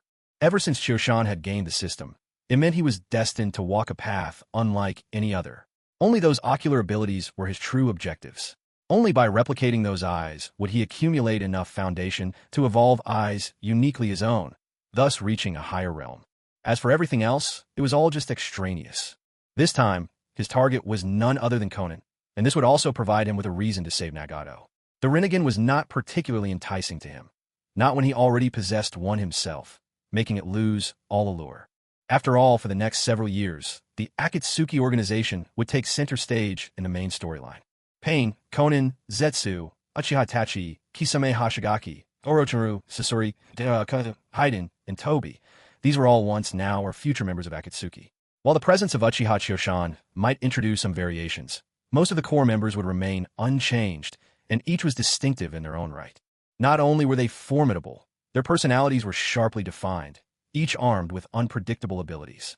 For Nagato to gather such individuals must have cost him considerable time and effort. What Uchiha Choshan had in mind was to add one more pair of eyes to these ranks, and naturally, Conan was the best candidate. For among them all, Nagato trusted Conan the most. In many moments, she was all but acting as his deputy. In this regard, only Conan was suited for his purpose. The other members, though powerful, had no access to the most sensitive secrets at the heart of the organization. After hearing Conan's refusal, Uchiha Choshan paused and looked at her, asking, "Then, what value do you think you have that would make me help you resurrect Yahiko?" Conan bit her lip, lowered her gaze, and said softly, "I am willing to submit to your control and serve you for life. Even if I can't grant you Nagato's Rinnegan, I can help you keep watch on Uchiha Obito and inform you of his every move." Upon hearing this, Uchiha Choshan shook his head. "That's not enough. If I remember correctly, our village's rogue ninja, Orochimaru, has now joined your organization, hasn't he?" Conan nodded in response. Yes, Orochimaru was recruited personally by Nagato. He was reluctant at first, but Nagato even dispatched the 6 Paths of Pain to persuade him to join. Upon hearing Conan's words and her attempts at persuasion, Uchiha Choshan couldn't help but chuckle. He said, "How about this? You stay here. However, you must keep me informed of everything happening in your organization in a timely manner. Of course, I promise you as well, I will never do anything to harm Nagato." Conan was troubled by Choshan's demand. If she revealed everything about the Akatsuki to Uchiha Choshan, how would that be any different from betraying Nagato? Choshan noticed her hesitation and smiled as he explained, "The reason I want you to share this information with me is because I suspect Uchiha Obito's intentions." "Uchiha Obito's intentions?" Conan asked. Choshan nodded. "I suspect he set his sights on Nagato's Rinnegan eyes. As you know, he poses as Uchiha Madara, so I believe his true goal in collecting all the tailed beasts is part of Madara's grand plan. Once all the beasts are gathered, the last step will be using Nagato's Rinnegan to resurrect Madara himself. And when that time comes, Nagato will die from the strain of using the Rinnegan." Upon hearing this, Conan's pupils involuntarily narrowed in alarm. She looked at Choshan and asked urgently, "Did you already know Uchiha Obito's plan all along?" Choshan shook his head. "It's just speculation, but I think it's a very likely scenario." Conan mulled over Choshan's words. The more she thought, the more plausible his theories seemed. Yet, she understood that even if she told Nagato all this, he would not take it to heart. Nagato believed too much in the power of his Rinnegan, and with the protection of the 6 paths of pain, he was convinced that no one could possibly pose a threat to him. With this in mind, Conan turned to Chiyo-shan and said, "Fine, I promise you. But if I find that you ever try to harm Nagato, I will take you down with me. Even if I can't hurt you, I'll find a way to tell Master Jiraiya everything. I trust that he will avenge both Nagato and me." Chiyo-shan, however, paid her threat no mind. In his view, once he cast Kotoa Tsukumi, Conan would be firmly on his side, and she would never do anything to undermine him. In truth, the very moment Chiyo-shan confronted Conan, he could have used Kotoa Tsukumi to make her obey his every command without resistance. However, Uchiha Chiyo-shan felt that such an approach would twist Conan's consciousness too much. He still preferred to use Kotoa Tsukumi on her, while preserving her original personality and awareness. Only then would Conan retain that unique charm of hers. When Uchiha Chiyo-shan saw that Conan finally agreed to pledge her loyalty to him after his persuasion, he felt genuinely delighted. In truth, he bore no ill will towards Nagato and Conan. If he could save them, he would do so as a mere favor. Now, having gained Conan's trust, he smiled and said, "Are you sure? You have to know, once I cast this secret technique, there'll be no turning back, even if you regret it afterward. However, there's something I still want to know, Clan Chief Chiyo-shan. When will you be able to resurrect Yahiko? Is it possible to give me a definite time frame?" After hearing this, Uchiha Chiyo-shan did some quick thinking before answering. "It will probably take another 6 to 10 years, though that's not certain. I have a lot to prepare before then."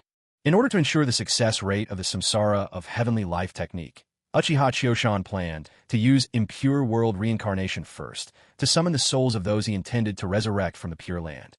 For this, he would need Orochimaru's improved version of the technique.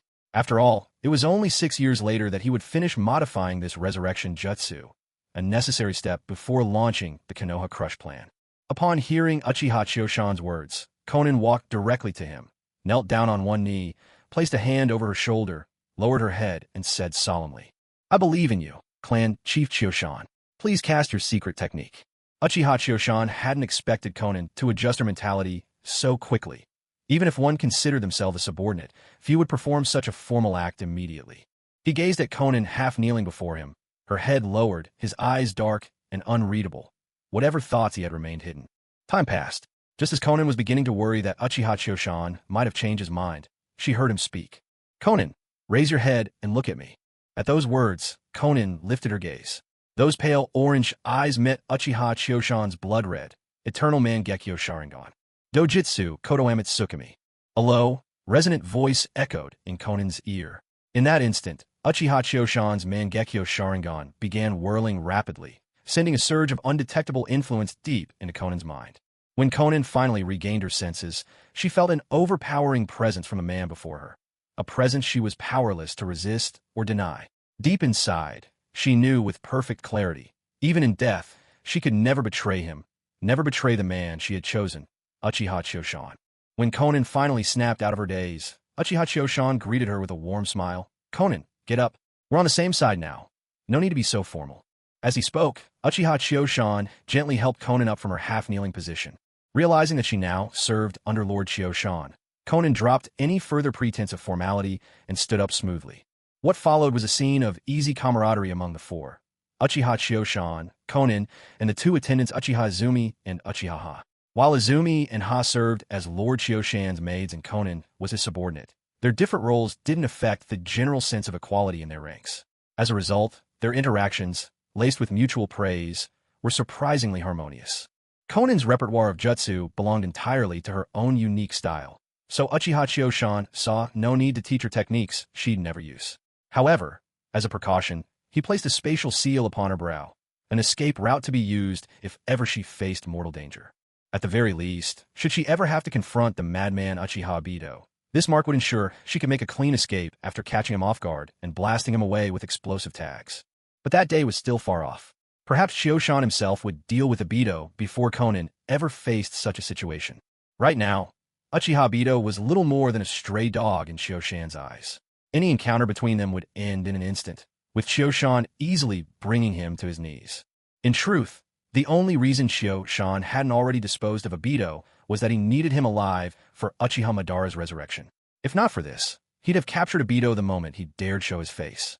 After spending a little time with Chio-shan and the others, Konan took her leave. Though Nagato wouldn't suspect her, it was still wise not to do anything that could arouse his suspicion. Chio-shan understood her reasoning, so he let her go without objection. Once Konan had departed, Uchiha Chio-shan didn't immediately head back to Konoha. Instead, he activated the spatial mark on Makoto's body, and after receiving her response, summoned her to his side. Now, Makoto was less than 2 months from giving birth to the child conceived in her love with Chio-shan. Chio-shan cherished his first child deeply and took every precaution for their well-being. After Chio-shan had used Kotoa Mitsukami on Izumi and Ha, they no longer felt the need to hide the truth about himself and Makoto. The two girls had known for some time, and when Makoto appeared at Chio-shan's summons, they attended to her with heartfelt diligence, partly because Makoto had always been so kind to them in the past. After being called over by Kyuyama, Makoto Uchiha was truly delighted. After all, Kyuyama was now the only one in her heart.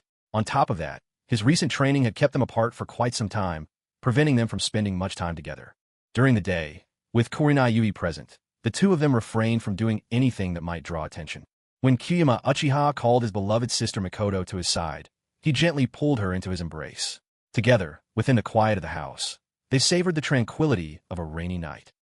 In truth, the reason Kyuyama Uchiha took Konan under his wing was simply because he thought it would be too great a loss for her to be killed by Uchiha Bito, that turncoat.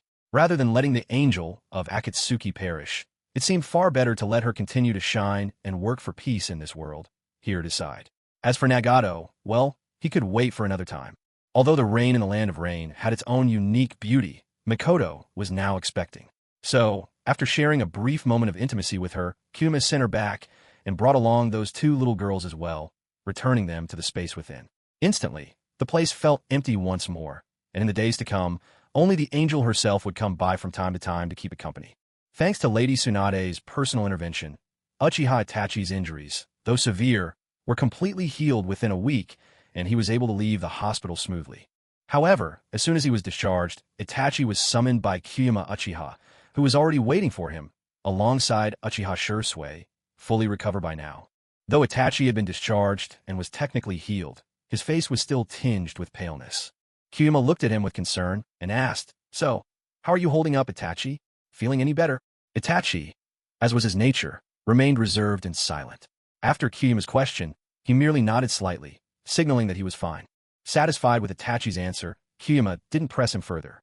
Instead, he shifted the conversation to what had happened previously in the Land of Rain. The real reason why Shursui and Itachi took such a long time to infiltrate Akatsuki headquarters was the organization's heightened vigilance. Mangekyo was naturally wary of outsiders, and with Pain often casting the Rain Tiger will jutsu, their movements became all the more perilous. Had they not been so careful and noticed the faint chakra hidden within the rain, they would have been exposed the moment they tried to slip into the village. When the topic turned to their encounter with the 6 paths of pain, Shursui Uchiha touched his eye and reminded them, "Chief Chio-shan, this Pain is no ordinary opponent. Perhaps it's because of those special eyes of his. I tried using my ocular jutsu, Kotoa Mitsukami, on him, but he simply stood there for a moment before snapping out of it, completely unaffected by my technique." Chio-shan Uchiha listened to Shursui's words and could only think to himself, of course Pain wouldn't be affected. He's nothing but a corpse puppet. After all, he probably just lagged out for a bit before the connection was restored. Even so, Chio-shan nodded and explained to them, "If I'm not mistaken, those eyes Pain possesses are the legendary Rinnegan, the eyes said to belong to the sage of 6 paths himself. It's only natural that your ocular jutsu didn't work on him." Chio-shan knew full well that Kotoa Mitsukami had its limits. It couldn't control those with greater powers or higher forms of energy, like Hashirama with his sage body or Madara and Nagato with the Rinnegan. It seems, he thought, that I can't rely on Kotoa Mitsukami for everything. If it ever fails me at a critical moment, I could end up paying a heavy price for my overconfidence. Hearing Chief Chio-shan's explanation, Shursui felt reassured and nodded in acceptance. So even his unique ocular jutsu wasn't invincible, he realized. Still, it was a shame. He would have to wait more than a decade before he could use that forbidden technique again. Seeing the two of them still looking guilty, Chio-shan tried to comfort them. The enemy you faced this time was far too powerful. Even though you're both now at Kaga level strength, that opponent was still much stronger than either of you. You shouldn't be too hard on yourselves. Few in the entire Shinobi world possess such power. Since he truly has the Rinnegan of the Sage of 6 Paths, it wouldn't matter even if he were only using half of its abilities. You two couldn't have stood a chance. Shui gave a resigned nod, sighing softly. Running into someone like that. I guess we just had terrible luck. I can't begin to imagine where he came from, or how he ended up with the Rinnegan. Chioshan heard Shusui's words, glanced at Itachi, who was standing quietly by the side, and pressed a hand to his forehead, exasperated. You honestly don't know the origins of the Rinnegan? Shui looked back at Chioshan, his eyes innocent and clear. Is that something we really need to know? Chioshan could only wave his hand in resignation. Do you at least know which clan in this world possesses the most powerful eyes? Of course, it's the Uchiha clan. Our Uchiha clan is famous throughout the ninja world because of the Sharingan. Uchiha Shui answered without a moment's hesitation upon hearing Kuzenkuin's question. Kuzen looked at Shui and continued. Then why don't you tell us about the Sharingan of the Uchiha clan? Upon hearing Kuzenkuin's words, Shui responded knowledgeably, as if reciting from memory. Though it's a bit harder for us Uchihas to awaken the Sharingan compared to the Hyuga clan and their Byakugan. Once it's awakened, our abilities far surpass theirs. If we divide the Sharingan by its stages from lowest to highest, you have the single Tomo, the double Tomo, the triple Tomo, and then the Mangekyo Sharingan. As soon as someone awakens the Sharingan, they basically have the skills of Chunin. With the triple Tomo, they're considered elite Jonin, and with enough effort, might even become Kaga level. And if one awakens the Mangekyo Sharingan, then they're undoubtedly Kaga level, among the strongest of Kaga level ninja.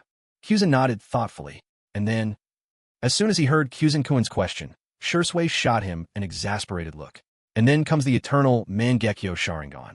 I know you already have the eternal Mangekyo, Kuzen. You don't need to keep rubbing it in. Kuzen nodded.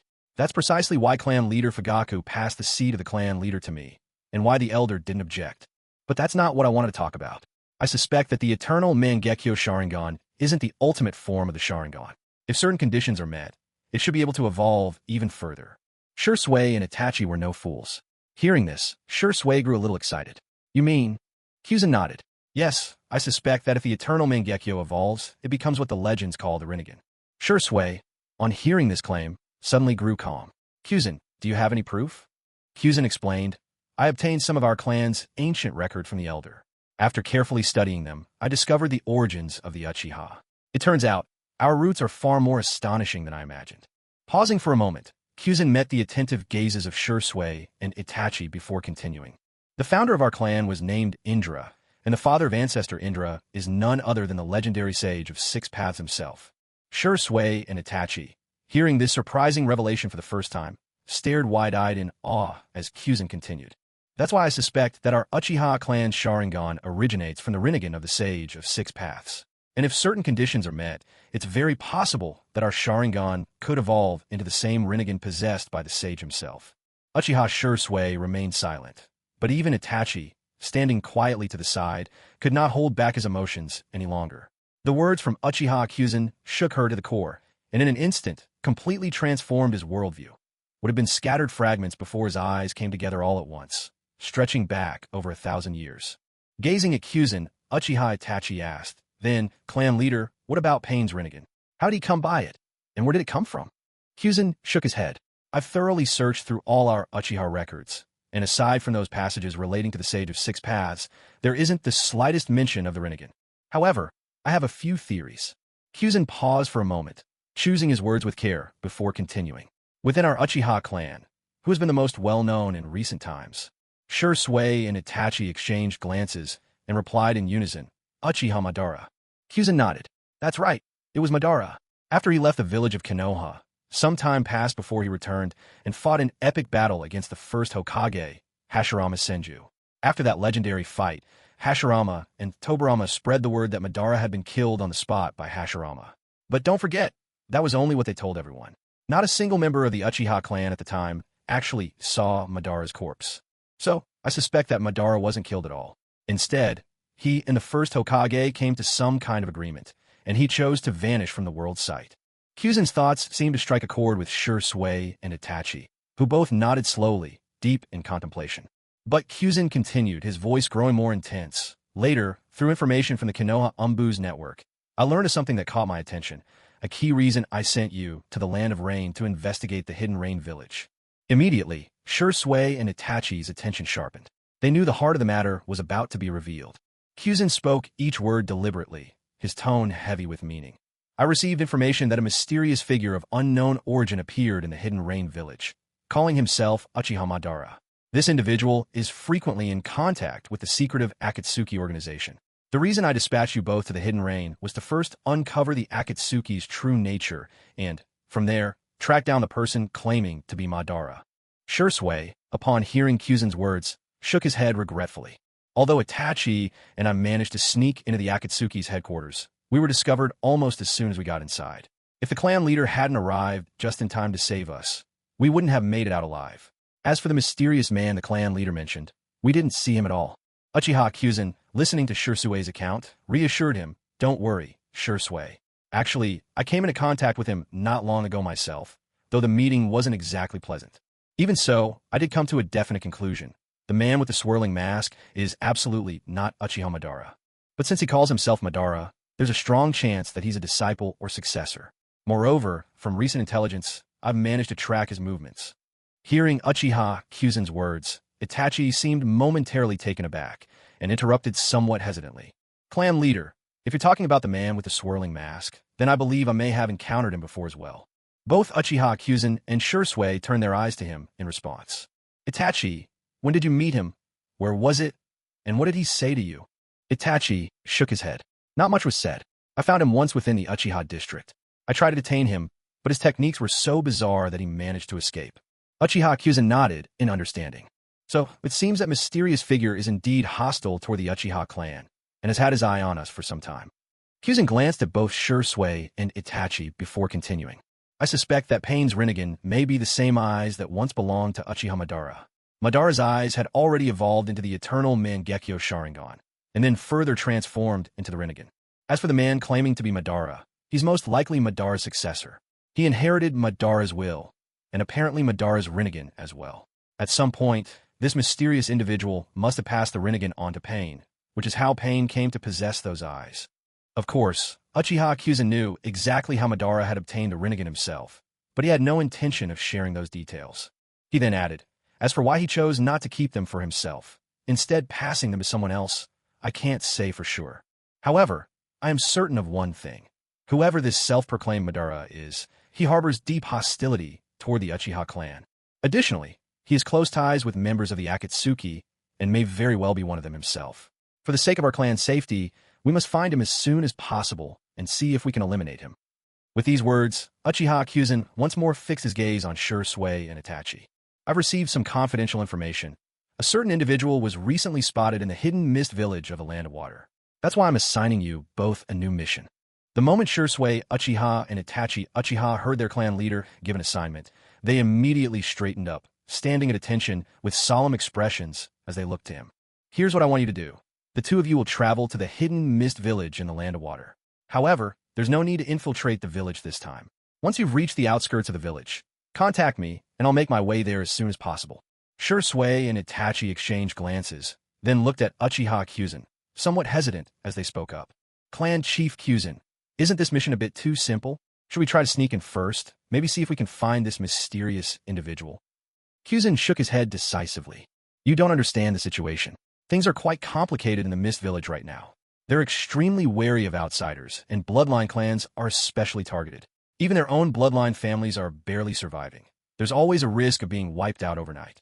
That's precisely why I want both of you to go together.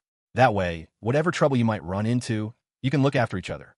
Hearing Kyuzen's explanation, Shursui and Itachi nodded, their doubt replaced by understanding.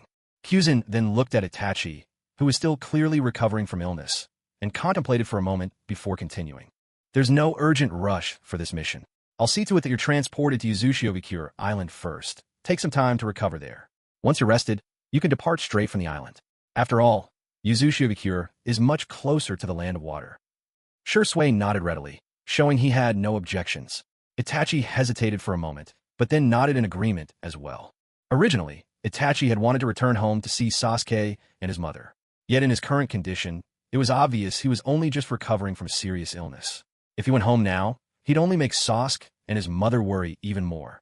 He decided it would be better to wait until he completed his mission in the Land of Water before seeing them. Even so, a note of concern lingered in Itachi's voice as he asked, "Lord Kyuzen, how are my brother and my parents doing?" Kyuzen picked up on the worry behind Itachi's question and responded, Before you leave for Yuzushiobi cure, won't you go home to see them? Little Sasuke has been missing you a great deal. Itachi coughed softly into his hand and shook his head. Although Lady Tsunade's treatment has healed me, it's still obvious I've not completely recovered. Besides, my mother is probably very close to giving birth. I shouldn't trouble her any further. Kyuzen nodded in understanding and offered reassurance. Don't worry, your family is doing well. Little Sasuke remains at the top of his class. Even the older students in the higher grades aren't a match for him. Your mother is doing quite well, and I expect the baby will be born in just over a month. It's just that ever since clan leader Fugako handed the leadership over to me and finished settling everything on Whirlpool Island, he left the Uchiha compound. He said he wanted to travel for a while, so at this point, I don't really know where he is. Itachi Uchiha nodded. Father wrote to me and said he feels at ease in trusting the Uchiha clan to you, so he's decided to travel to some remote places. He also said that when he's tired, he'll come home. Itachi paused, a slight frown appearing between his brows. Still, with mother so close to giving birth and father not yet returned, it does seem rather improper. Hillside Uchiha felt a bit awkward at these words, thinking to himself, the child Mikoto is having isn't even his, and that's why he hasn't come back, just to avoid an uncomfortable situation. Placing a reassuring hand on Itachi's shoulder, Hillside said, All right, I respect your choice. Rest easy and leave everything to do with Sasuke and your mother to me. After Sasuke graduates from the academy and has built up some strength, I'll hand him over to you, so you can personally train him. Hearing the clan leader's words, Itachi hurriedly shook his head. You are the strongest among us, clan leader. With you teaching Sasuke, I have no worries. You'll definitely be a better teacher for him than I could ever be. Hillside watched Itachi's reaction and couldn't help but chuckle softly. Don't worry. Since Sasuke is my apprentice, of course I'll take good care of his training. The reason I'll entrust him to you after he graduates is so he can gain some real-world experience by your side. That way, you two brothers will also get a chance to spend some time together. Besides, Sasuke is a prodigy of our clan. There's no need for him to stay in the Hidden Leaf, taking on the typical missions that civilians post. After hearing the clan leader's words, Itachi found himself looking forward to the future as well. Sasuke is still young for now, but once he graduates, I'll make sure to look after him. Once Hillside Uchiha had set Itachi's mind at ease, he personally escorted both Itachi and Shursui to Whirlpool Island. Since the house that belonged to Itachi's family was unoccupied, Itachi decided to move in with Shursui instead, and the two of them began living together. Having delivered Itachi and Shursui, Hillside Uchiha didn't rush back home. Instead, he took a stroll around the Uchiha compound, then paid a visit to the Great Elder as well. With Hillside recently focused on mastering the sage mode of the Shikatsu Forest, he had little time to attend to clan affairs, large or small. Fortunately, the Great Elder had been there to handle all. It was precisely because Uchiha Chioshan had a close relationship with the Grand Elder, and because the Grand Elder was never motivated by personal gain, that the clan had managed to avoid internal strife. Otherwise, judging by Chioshan's current shortcomings as a leader, the Grand Elder would have long since stripped him of all real power. Every time Chioshan came to visit the Grand Elder, he would always find him either leisurely sipping tea at home or enjoying a drink. This time was no different. When Chioshan arrived at the Grand Elder's house, he found the old man had already brewed fresh tea and was quietly savoring it. Even when Chioshan appeared, the Grand Elder didn't bother to look up. He simply continued to drink his tea, unhurried and undisturbed. Chioshan didn't take offense at this cold reception. He knew full well his own performance as clan leader left much to be desired. So, when the Grand Elder ignored him, he thickened his skin, grinned sheepishly, and sidled his way over. Without a hint of embarrassment, he took a cup from the tray and placed it neatly beside the Grand Elder's tea. Seeing Chioshan's shameless persistence, the Grand Elder let out an exasperated chuckle and, unable to resist, poured a cup for him while grumbling. You're not even half the clan head that Fugaka was. Sure, the man lacked strength and ability, but at least he could handle clan affairs now and then. But you've dumped every responsibility onto me, while you're nowhere to be seen for days on end. Have you forgotten this old man is no longer young? If you keep disappearing from clan matters, how are you going to earn anyone's respect? Chioshan knew the Grand Elder spoke out of concern. He scratched his head and offered an apologetic smile. I understand, Grand Elder. I was preoccupied with my training before, so I haven't been around as much. It won't happen again. The Grand Elder waved his hand to brush off the concern. I get it. This world honors power above all else. Take Uchiha Madara, for example. He might have ignored clan business even more than you, but his strength was unmatched. Thanks to him, our clan's name echoed across the entire ninja world. He then fixed Chioshan with a worried gaze and asked, So, has your training gone well? Chioshan nodded, straightened his posture, and As he did so, the Grand Elder suddenly felt an overwhelming, mighty presence surge from him. Chioshan wasn't even directing his power at the Grand Elder, yet even the aftermath of that force sent a chill down the old man's spine and set his heart racing. Realizing the effect he was having, Chioshan quickly withdrew his aura, smiling as he said, "Grand Elder, I'm confident. At this point, I think I could go toe-to-toe with Uchiha Madara or even the first Hokage, Hashirama Senju." The Grand Elder was about to scold him for being arrogant, but after experiencing that formidable presence, he found himself at a loss for words. After a long pause, the Great Elder nodded with satisfaction. "That's good. That's very good. This way, our Uchiha clan can look forward to another 30 or 40 years of glory. With that assurance, this old man can finally have some peace of mind." Then, the Great Elder's tone changed. "However, you must also pay attention to communicating with the clan. You don't have to be present all the time, but you should at least win over all of the jonin within the family."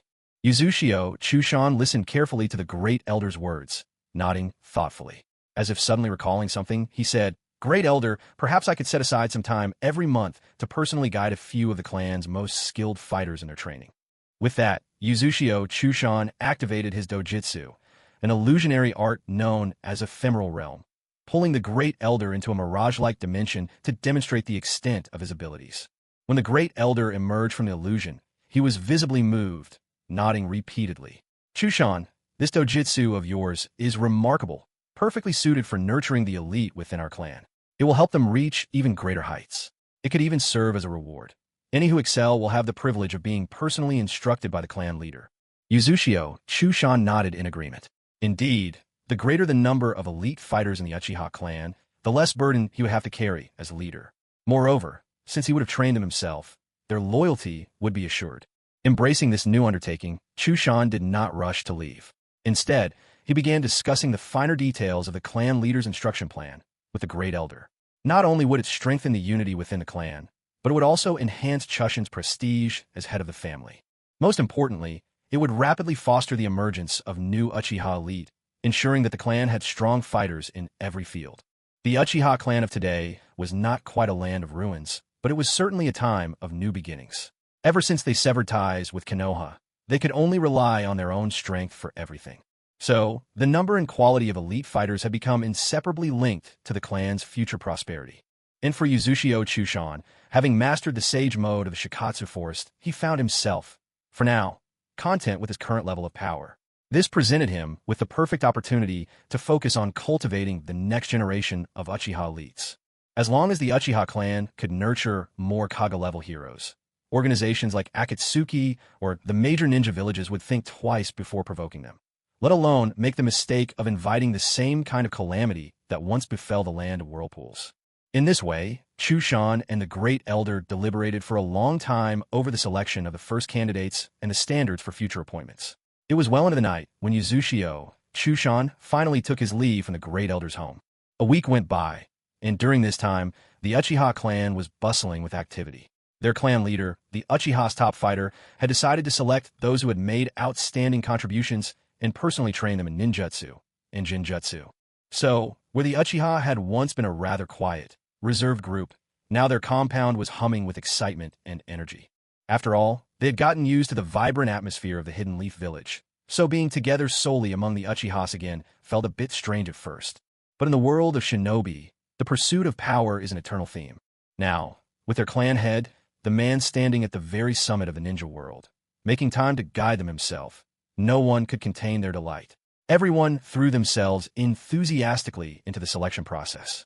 The Uchiha are proud and unyielding by nature, and rightly so. They've always had the strength to back up their pride. Yet, for some reason, in this generation, the most impressive talents happen to be the precocious Itachi Uchiha and the kind-hearted Shursui Uchiha. However, both Itachi and Shursui were soon set aside from the selection. Once a shinobi reaches Kaga-level strength, it's time to walk their own path. For nearly all Uchiha of such a level, their greatest strength comes from the Sharingan. It was no different for Shursui and Itachi. At this point, there was little more the clan leader could offer to further their growth, so after a hint from Uchiha Chioshan, they were quietly removed from the candidates early on. Yet even after excluding them, Chioshan spoke to both, explaining his reasons. Thus, after rounds of selection, based on age, talent, temperament, contributions, and more, 3 young men now stood before Uchiha Chioshan. None were very old, but each had a distinct presence. One, full of defiant pride, was Uchiha Jie. Another, steady and composed, was Uchiha Sure, and the third, with an almost ethereal detachment from the world, was known as Uchiha Sure.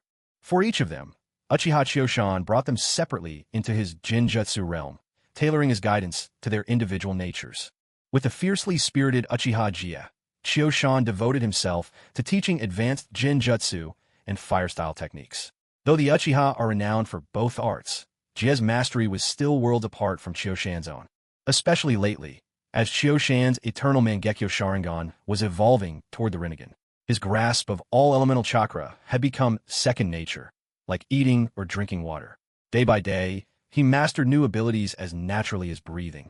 After an immersive month of training and growth within the illusionary realm, Uchiha Jie's strength soared from that of a typical jonin to the level of an elite jonin.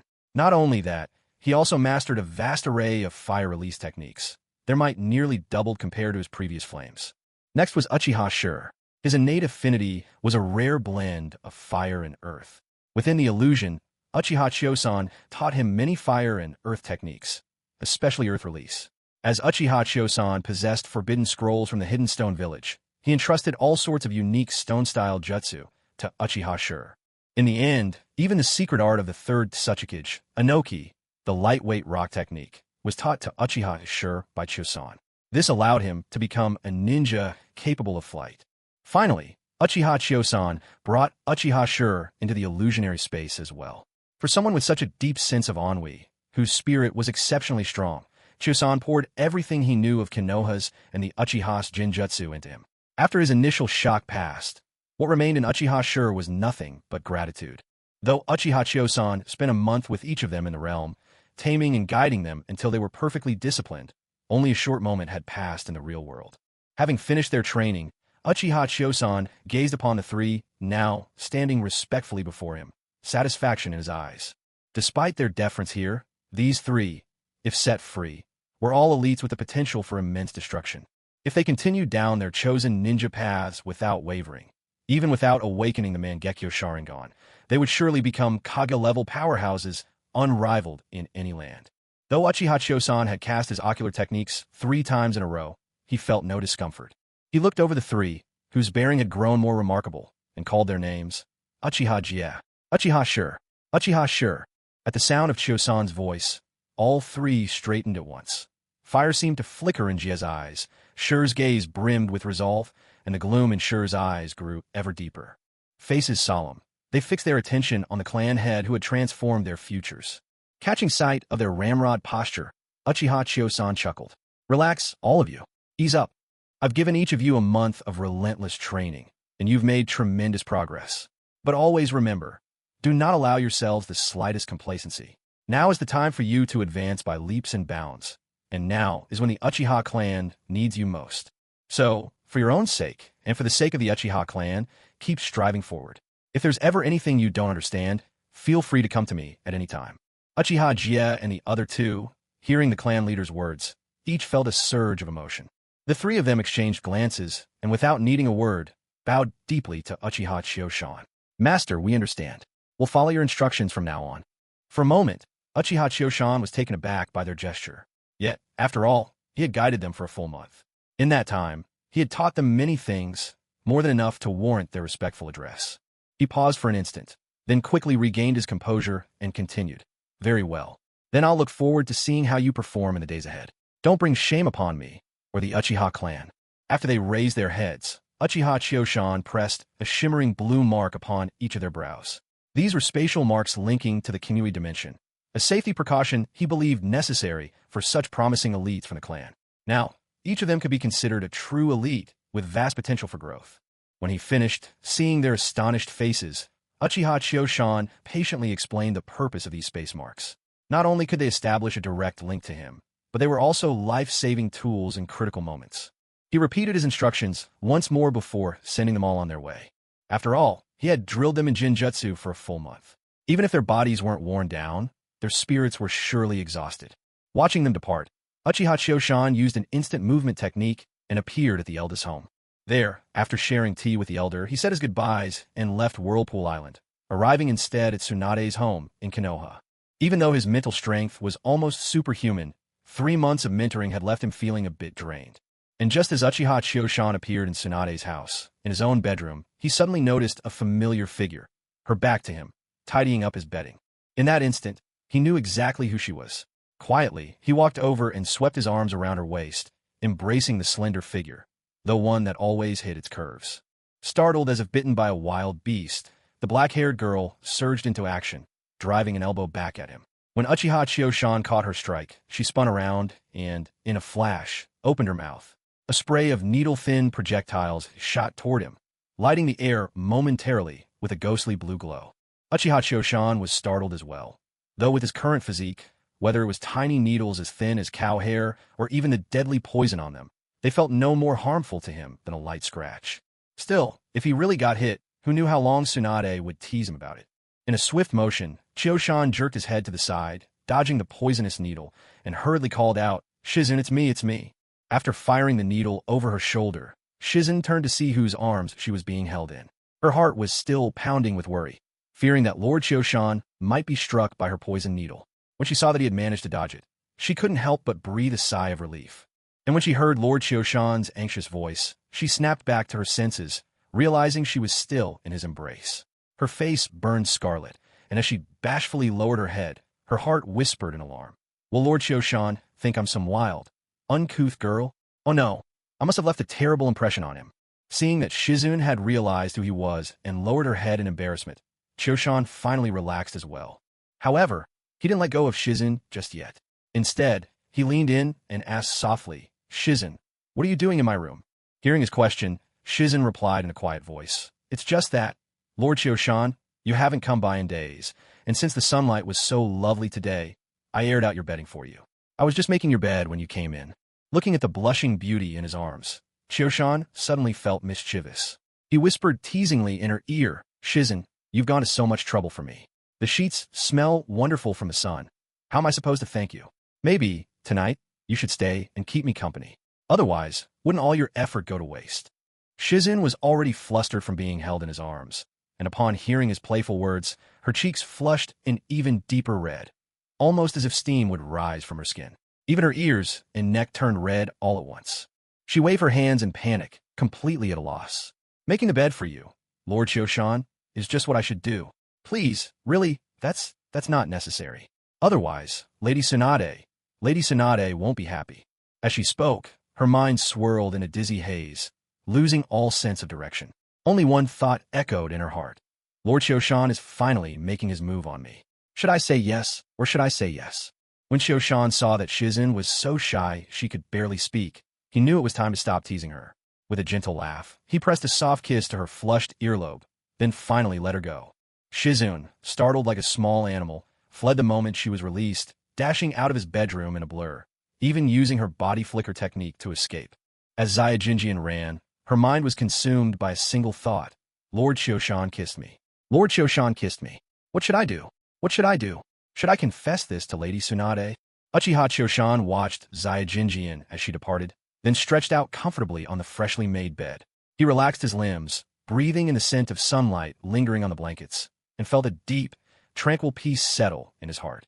After a little while, just as Uchiha Chio-shan had expected, Tsunade entered the room, one hand resting gently on her rounded belly.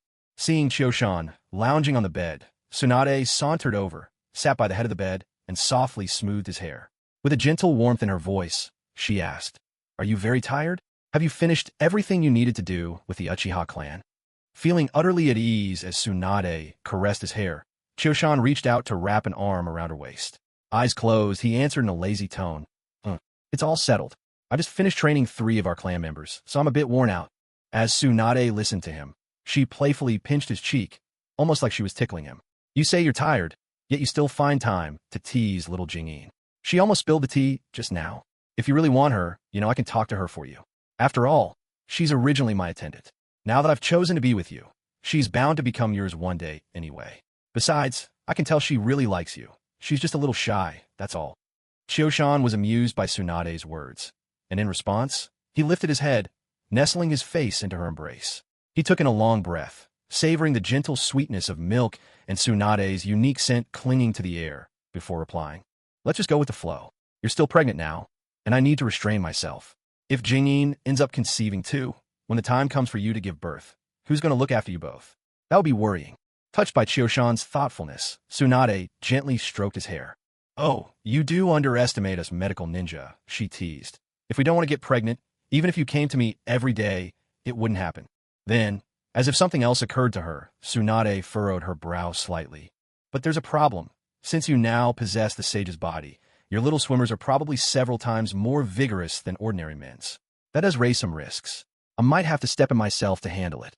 Suddenly, Tsunade's mood brightened, and she sounded as if she'd come up with a fun idea. Chioshan, what do you say you make a little contribution? Let me take your swimmers to the lab. Let's see just how lively they really are, shall we? I want to test if my guess is correct. Her eyes gleamed with playful anticipation. Come on, Chioshan-kun, make a donation. Let me take your swimmers to the lab, and we'll see if they're even more vigorous than those of a normal man. Upon hearing Tsunade's words, Uchiha Chioshan quickly shook his head. I don't want that. What if a sample gets left behind in the lab? With all the different Kekkei Genkai in my genes right now, if someone with ill intentions were to get their hands on it, I can't imagine how many unacknowledged sons I'd end up with. Tsunade was reminded of how her great-uncle's cells were cultivated in the lab in the past, as well as Yamato, the current would-release ninja in the Hidden Leaf Village. She realized she hadn't fully thought through the consequences, and with an embarrassed smile, she stuck out her tongue. Indeed, even the cells of the first Hokage had been fused with others. If someone with bad intentions really did get a hold of Chioshan's billions of little tadpoles, and if that person was even a bit crazier, Chioshan could end up with not just a handful, but tens of thousands of children, a veritable army of Kekkei Genkai wielders. After all, the first Hokage samples were only cells, which were hard to integrate. But Chioshan's tadpoles, as long as someone found the right egg cells, could be nurtured into children who inherited his Uchiha genes. So, the true agent of chaos in this world might very well be Chioshan's tadpoles. When Uchiha Chioshan's tadpoles cross paths with a mad scientist like Orochimaru, the resulting havoc would shake the world to its core. Not wanting to bring up the tadpole topic again, Tsunade playfully stuck out her tongue, and instead simply cradled Chioshan's head, gently smoothing his hair. Realizing Tsunade now understood the importance of his tadpoles, Chioshan relaxed in her massage and joked. Once Tsunade has our child and fully recovers, for the sake of you and the Senju clan's future, I wouldn't mind donating a few more of my tadpoles to your cause. Tsunade, in the midst of massaging him, immediately grasped his meaning. She rolled her eyes, kneaded his head a bit harder, and retorted, Do you really take me for a breeding sow? Chioshan, subjected to her playful punishment, didn't argue back. He just chuckled softly. After spending a tender moment together in the bedroom, the quiet knock of gentle fists sounded at the door. Shizun's voice drifted in, soft as a whisper. Lady Tsunade, Lord Chioshan, the meal is ready. Whenever you're ready, you can come eat. As soon as she finished, Shizun didn't wait for any response from either of them. Like someone trying to avoid a dangerous beast, she slipped away in a hurry, careful and quick. Tsunade noticed Shizun's reaction, tugged at Chioshan's face and grumbled, Just look at what you've done. You've scared Shizun half to death. Even her little thoughts are easy for me to read. Uchiha Chioshan rested his head lazily on Tsunade's lap and said, I just wanted to tease her a little, but it got a bit out of hand. As he finished, Chioshan let out a couple of sheepish laughs, as if mildly embarrassed by his own mischief. Later, after Chioshan and Tsunade had finished their meal, they began talking about possible names for their future child. In that warm, domestic moment, Chioshan suddenly felt a familiar ripple stir in his mind, causing him to pause in surprise.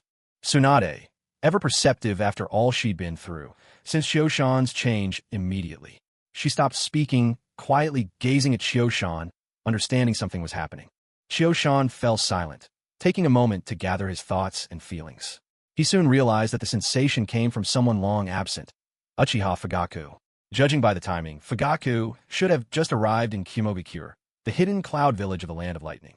Kumogakure was known for its martial spirit. Each generation's Reikage had a reputation as a fierce warrior, and their mastery in battle was among the very best. Take Killer Bee, for example, the village's Jinchuriki of the Eight Tails. His fighting skills were top-notch. Though his wild dance with 7 blades looked dizzying to outsiders, it was more than just bravado. When Sasuke tried to capture him later, Killer Bee taught him a lesson he wouldn't soon forget. Because the people of Kumogakure were so combat-minded, their dealings with other villages were always tough and uncompromising, a source of endless headaches for the soft-spoken third Hokage. This rigidity led to some muddled and even reckless decisions during diplomacy, like the infamous incident where he ordered Hayashi Hyuga to to take his own life and had his twin brother, Hisashi, act as a substitute. These actions soured Chioshan's opinion of them considerably. When Chioshan finally came back to himself, Tsunade asked gently, "Did something happen?" Chioshan pinched the bridge of his nose and answered without hiding anything. "It's just like what happened with the Wagakure. Only this time, it's Kumogakure." Tsunade understood, well, just how powerful Chioshan was, so she didn't worry too much about his safety. Still, she cautioned him, "I've had dealings with the fourth Reikage myself. He's hot-tempered and impulsive. Be careful." Chioshan nodded. "I'm just going to set a space marker for now. I'll pay them a proper visit in the middle of the night. Don't worry." Relieved, Tsunade nodded. "Then I'll wait for you to come back." After saying his farewells to Tsunade, Chioshan turned and slipped away into his own space. Tsunade stared at the empty chair before her, silently lost in thought for a long moment, before calling out in a clear voice, "Shizune, come here." Shizune, who had been quietly waiting at the side, hurried over as soon as she heard her lady, Tsunade's summons. She glanced at Chioshan's now vacant seat, then stood obediently in front of Tsunade. At this moment, Tsunade had no mood to joke about Shizune's name. Her expression was grave as she spoke. "Shizune, hurry over to the Hokage building and gather all the information about the Hidden Cloud Village. Bring everything here, I need it." Seeing Lady Tsunade's serious face, Shizune immediately sensed the gravity of the situation. Suddenly, the image of Kyuma's empty chair flashed through her mind, making her tense up. After voicing her assent, she rushed out in haste towards the Hokage building. Tsunade noticed a shift in Shizune's expression and knew she had realized something. After all, they had already been through a similar experience on Tanzaka Street once before. Watching Shizune leave, Tsunade gazed at the empty chair before her and let out a long, quiet sigh. Meanwhile, after returning to his spatial dimension, Uchiha Kyuma wasted no time. He carefully sensed the spatial mark left on Uchiha Fugaku, then gathered his chakra and activated the mark. With the activation of the spatial seal, Kyuma's figure vanished from the dimension. In the next instant, Kyuma materialized atop a high mountain. Before he even had a chance to survey his surroundings, a biting, icy wind lashed against his face. They say that environment shapes talent, and upon arriving near the Hidden Cloud Village, Kyuma felt the depth of truth in those words. Kyuma narrowed his eyes and quickly adapted to the cutting cold that greeted him. But the person who appeared before Kyuma's eyes was someone he had never expected to see. Though aware of Uchiha Fugaku's constant caution, Kyuma had never imagined he would be quite this meticulous. Kyuma gazed speechlessly at the man before him. Dark skin, graying hair, a scraggly beard, and a hunched posture. If it weren't for the familiar chakra signature, Kyuma would not have recognized the man standing before him as Uchiha Fugaku, whom he hadn't seen in months. After Kyuma's arrival, Fugaku slowly straightened up, revealing a trace of his former dignity. Seeing Kyuma, Fugaku bowed with hands clasped. Uchiha Fugaku greets the Kyuma clan leader. "This disguise is necessary for infiltrating the Hidden Cloud. Please forgive my appearance." Kyuma waved his hand, admiration lacing his tone. "No need for apologies, clan leader Fugaku. I fully understand your precautions. There's nothing odd about it." Relieved by Kyuma's words, Fugaku finally relaxed. After another cautious look around at their surroundings, he led Kyuma to a secluded spot nearby. Next, Uchiha Fugaku began to share with Lord Chioshan all the intelligence he had gathered while he was undercover in the Hidden Cloud Village these past few days. He spoke of maps, defense positions, the locations of key figures, scattered details, but all essential pieces. The spot Uchiha Fugaku had chosen was extremely secluded. Even after half a day here, not a single soul had come by. Of course, given Uchiha Chioshan's sharp senses, should anyone really approach, he would detect them long before they got close. Either the intruder would be quietly dealt with, or Chioshan would simply take Fugaku and leave without a trace. Once Uchiha Fugaku finished his report on the overall situation in the Hidden Cloud Village, Uchiha Chioshan stared thoughtfully at the simple map in front of him for a moment, then gradually turned his attention to the man standing before him. Though Uchiha Chioshan had seized control over him, in a way, he had also saved his life. For this reason, Lord Chioshan did not feel indebted to him. After all, if it weren't for his intervention, not only Fugaku, every member of the Uchiha clan might have perished by now. Putting away the map, Uchiha Chioshan looked at Uchiha Fugaku and said, "Fugaku, your mission is complete. Where do you wish to go? I can help you." Upon hearing these words, Fugaku didn't mention a destination. Instead, he replied, "There's no need for me to rest.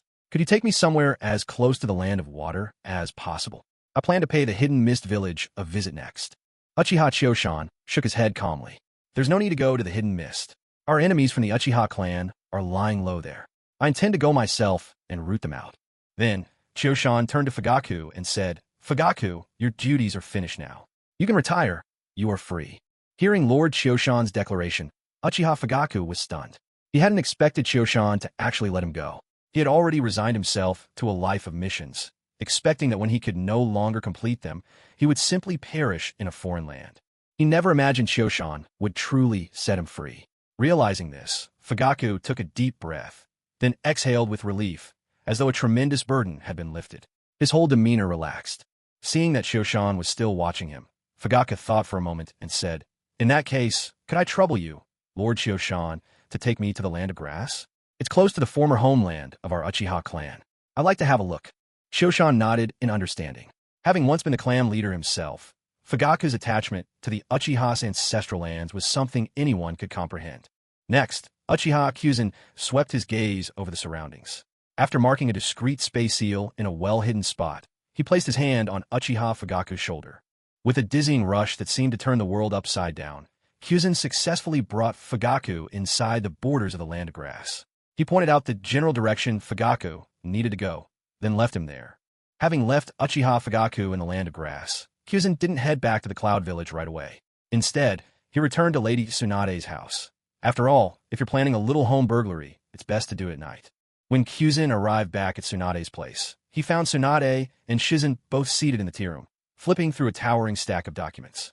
Kyuzen strolled over with a smile on his face, calling out as he walked, Lady Tsunade, didn't I tell you? When you're home, you should take a break from all the village business. Let the third handle those things, just leave them for him. But as Kyuzen drew closer, the smile gradually faded from his face. Although Tsunade promptly closed the file in her hands, he had quite clearly seen the Cloud Village insignia stamped on the cover. Seeing Kyuzen's expression, Tsunade realized she'd been caught. She turned her head away, a bit awkward, and said, I just suddenly wanted to look into the Cloud Village, get a better understanding of them. It's my responsibility as the Hokage of Konoha. Standing off to the side, Shizen couldn't help but quirk her lips. If only someone knew, ever since Kyuzen left, Tsunade hadn't stopped poring over files, barely taking time to eat. Of course, Kyuzen didn't for a second believe Tsunade's excuse. Still, rather than calling her out, he walked up and gently wrapped her in his arms, saying softly, I made you worry. Tsunade instantly flushed, making a token attempt to push him away, though there wasn't much strength in her hands, and she couldn't free herself. I wasn't worried. I just had a sudden whim to read up, that's all. Kyuzen listened to her words, pressed a kiss to her forehead, and nodded repeatedly, saying, Yes, I know. I was just overthinking it. It's nothing to do with you, Lady Tsunade. In the end, Kyuzen stayed with Tsunade, helping her finish the last bits of paperwork. Only after everything was put away did they finally go eat their long-overdue lunch. After the meal, Kyuzen thought he might enjoy some time alone with Tsunade, or perhaps tease Shizen a little. But unexpectedly, Tsunade locked him in the room and left him there with the Cloud Village documents she'd organized earlier. The Hidden Cloud Village is not like the Hidden Stone Village. This village, as a whole, belongs to the militant faction, a place where everyone you meet seems to have a burning desire to fight. That's why Uchiha Chioshan planned to wrap things up quickly. There isn't much in the Hidden Cloud Village worth coveting, aside from the Raikage's lightning release armor, Darui's storm release, and of course, the two-tailed beasts, the 8 tails and the 2 tails. As the night wore on into the early hours, a vague figure suddenly appeared atop a mountain peak some distance from the hidden cloud. No sooner had it shown itself than it melted seamlessly into the surrounding landscape.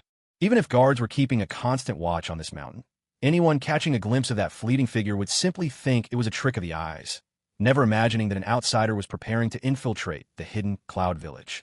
The Hidden Cloud has always boasted formidable strength. Its power structure is determined strictly by might. If you're strong enough, even the seat of the Raikage might someday be yours. This gives the whole village a character different from anywhere else. It's almost like a mafia organization.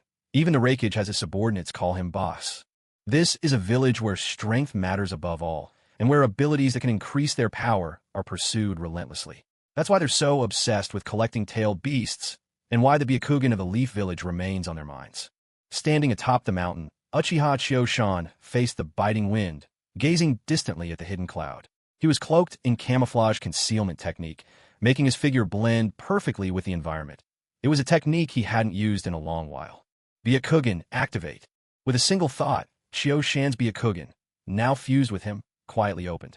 Unlike the Byakugan of the Hyuga clan, Perhaps because the chakra pathways around Chioshan's eyes had grown exceptionally developed, there were no bulging veins on either side of his face when he activated the Byakugan. Moreover, his eyes were not purely white. If one looked closely, they might catch a faint, ghostly blue shimmer upon the milky background. And so, as Uchiha Chioshan's Byakugan bloomed, the entire Hidden Cloud village unfolded in detail before his sight. He could see everyone, villagers slumbering in their beds, shinobi standing guard in rotating shifts, the tempestuous chakra of the fourth Reikage, whose strength radiated like a storm, and Darui, calm on the surface, yet hiding great depth beneath his lazy demeanor. Most striking of all were those two enormous sources of chakra, most likely the two tails Matatabi and the eight tails Gyuki. Between these two-tailed beasts, there was a subtle difference in their chakra. The one with the greater reservoir was closer to the Reikage. It was probably the eight tails. Meanwhile, the two-tailed beast had settled in a rather secluded spot, far away from the village center where the Reikage and eight tails resided, making it plain to see it had no intention of engaging with them. After observing for a while, Uchiha Kyuzen formed a plan in his mind. Unlike other villages, Mangekyo was built nestled among the mountains, relying on the rugged landscape. To inflict the most damage, he would have to take advantage of this unique geography. Earth-style, lightweight, rock technique. Harnessing the lightweight rock technique, Uchiha Kyuzen gently tapped his toes, slowly lifting off the ground. The mountain wind rushed by, tugging at his clothes as if threatening to sweep him away. Thanks to the camouflage effect of his concealment jutsu, he soon vanished into the starlit canvas of the night. Blending into the darkness, Uchiha Kyuzen drifted silently toward Mangekyo. Just as he was about to reach the village, he suddenly halted. He smiled faintly, eyes twinkling with amusement as he extended his hand and tapped lightly at a seemingly empty patch of air. At the exact spot where his finger touched, invisible ripples with a faint reddish glow emanated outward, subtle enough to vanish almost as soon as they appeared.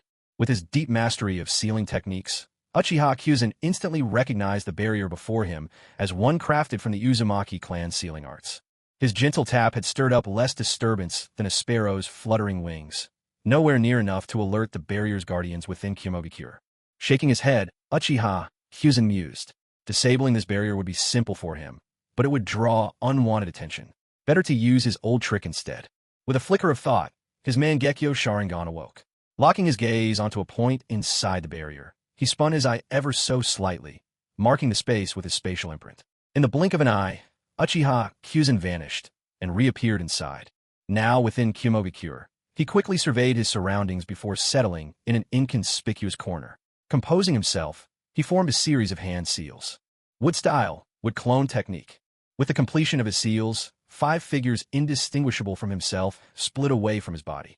Each wood clone radiated an imposing presence, their aura rivaling that of Uchiha Kyuzen himself. Intent on pulling off a grand scheme, he had endowed each of these clones with enough chakra to match a Kage at mid-strength. The 5 wooden clones, having exchanged a quick glance among themselves, nodded toward Uchiha Chusan. Then, without further deliberation, the clones instantly performed the transformation technique, morphing into ninja with distinctive appearances, though all of them were now garbed like the shinobi of a Mangekyo. Afterward, as if on cue, each of them used the camouflage concealment technique, blending seamlessly into their surroundings. With one last conspiratorial wink at the original, they activated the light-heavy rock technique and quietly glided off toward different corners of Mangekyo. Uchiha Chosan stood there motionless, watching his clones execute this series of maneuvers with practiced ease. He couldn't help but twitch the corner of his mouth in exasperation and mutter under his breath. Those sly foxes. Next, Uchiha Chosan once again activated the Byakugan. After confirming the whereabouts of every important figure within a Mangekyo, he quietly melted into the shadows himself. Minute by minute, time crept by, and the night in Mangekyo slipped away in utter silence. It was then that, as if by silent agreement, the wooden clones scattered around Mangekyo pressed their hands to the mountain faces they had each selected. Earth-style, collapse of the rock dwelling. Each wooden clone wielded chakra at a Kage's level, and now they poured their full strength into this Earth-style technique. As a result, though the jutsu itself was only B-ranked, each clone unleashed power beyond S-rank standards.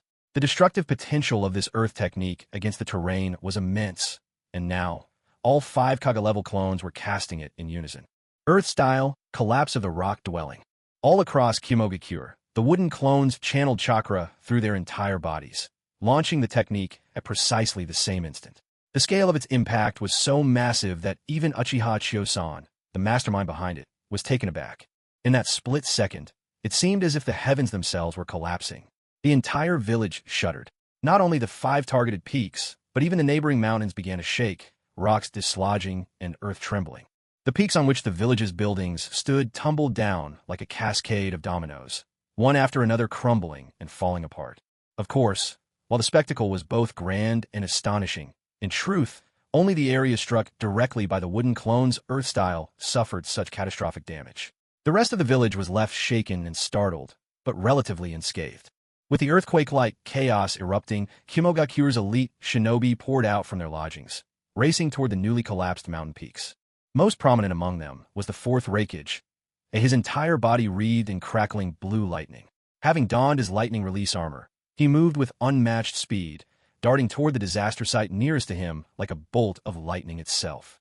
Meanwhile, the wooden clone over there would hardly let him pass so easily.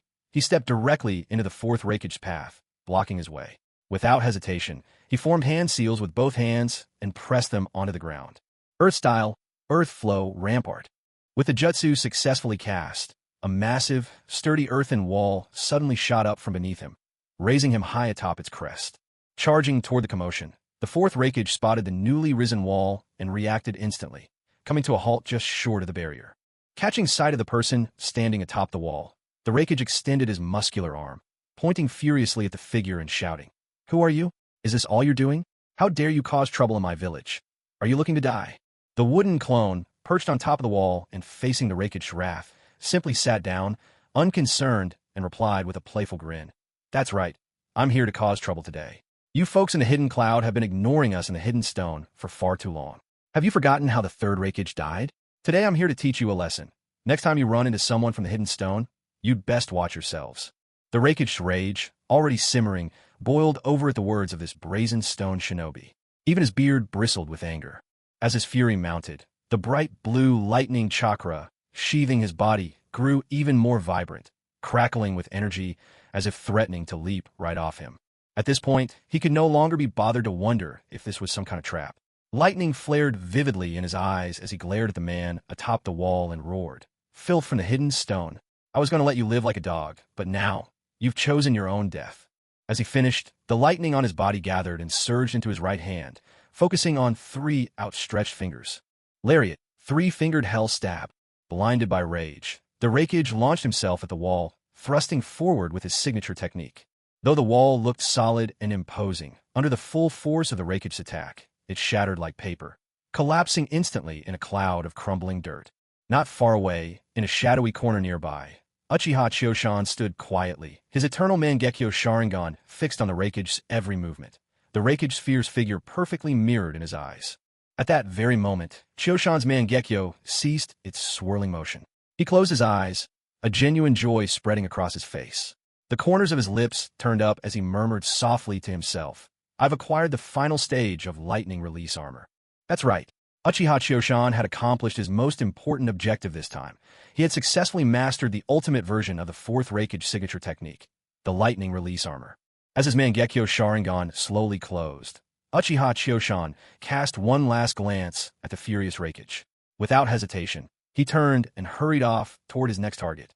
At that moment, the wooden clone that had been dodging the Reikage seemed to sense a signal. It paused briefly, then broke from its usual pattern, unleashing a barrage of earth release techniques as though its chakra were limitless, launching them all toward the 4th Reikage. Earth release, Earth Dragon Bullet. Earth release, Earth Flow Spear. Earth release, Pillar of Stone. The sudden surge from the wooden clone forced the Reikage to halt his charge. Calmly, he countered each earth release technique as it came, meeting them head-on, his body sheathed in the lightning release armor, shattering every bit of ninjutsu launched his way. Although the wooden clone was unable to threaten the Reikage directly, it did manage to slow his pace. Meanwhile, when Uchiha Chiosan's true self arrived before Lazybones' Darui was anything but idle. Faced with these invaders, he immediately went all out, unleashing his deadliest technique. Storm Release, Laser Circus. With Storm Release swirling around him, Darui swiftly turned the tides against Uchiha Chiosan's wooden clone, who suddenly found himself at a disadvantage. It was well known that lightning release techniques were notoriously difficult to control, particularly after being released, making the lightning release armor a grueling skill to master. The raw, uncontrollable nature of lightning was the very reason why the Raikage armor was so formidable. Darui's storm release, however, combined the water and lightning elements, a Kekii Genkai that delivered not only the destructive power of lightning, but also the fine control of water. That's why the wooden clone fell behind. While most ninjutsu lost control once cast, Darui could guide his techniques even after unleashing them, curving their trajectory at will. It was almost unfair. Against Darui's storm release, the beams, like searing lasers, easily pierced the earthen defenses created by the wooden clone. For now, the wooden clone could do little but suffer under relentless assault. Watching Darui's display, Uchiha Choshan quietly activated his Mangekyo Sharingan. Having just copied the Raikage's lightning release armor and 3 books combo, Uchiha Choshan's collector spirit was piqued by this rare Kekii Genkai storm release. He couldn't help but crave the chance to add it to his arsenal. Soon after Choshan activated his Mangekyo, Darui, still under his watchful gaze, once again unleashed his hallmark move, storm release, laser circus. As the technique unfurled before Uchiha Choshan's eyes, the kaleidoscopic Sharingan in his gaze began to spin faster and faster. Through this dizzying perception, the Sharingan analyzed, deconstructed, recombined, optimized, and finally absorbed Darui's storm-style jutsu. In the end, Choshan successfully copied the storm-style technique for himself. Hidden in the shadows, Uchiha Choshan closed his eyes slightly after duplicating Darui's storm-style jutsu. Taking a moment to contemplate and fully absorb the new power, he then extended his fingers. On his fingertips, the very same glow that Darui's storm-style technique radiated began to shimmer. Choshan lifted his hand for a closer look at the light dancing at the tip of his finger. With a quick rub of his fingers, the light vanished in an instant. He glanced over at Darui, still locked in a fierce struggle against the wooden clone, and then surveyed the chaotic battlefield around them. Just as he prepared to disappear from the scene, Lariat. Suddenly, from behind, a ninja cloaked head to toe in a roaring red aura of chakra came barreling toward him, arm raised and ready to strike, aiming straight at Choshan. But before the attack even landed, Choshan had already sensed the approach. He was intrigued.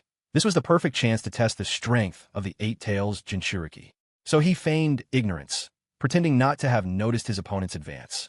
As Killer Bee, fully shrouded in the mantle of the tailed beast's power, closed in, just a split second from landing his technique, Choshan calmly raised his right hand and caught Killer Bee's arm barehanded, breaking the force of the lariat with effortless precision.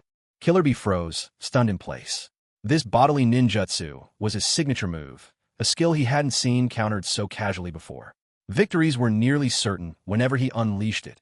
While some had managed to deflect it, never had anyone dismantled it with such ease. But after a brief moment of shock, Killer Bee instantly recovered. Even with his arm trapped, he nimbly pivoted and lashed out with a powerful kick. Just as Killer Bee's kick was about to connect, Choshan let go of his arm and countered with a swift kick of his own, sending him flying through the air. Killer Bee tumbled through the air, only managing to right himself thanks to the protection of the tailed beast's chakra cloak, finally skidding to a halt. Of course, as the host of the Eight Tails, Killer Bee was built to take punishment. He brushed off the attack, got back on his feet, and with hardly a pause called out, "Jo, fool, idiot, bastard. The great Eight Tails is mad now, you jerk."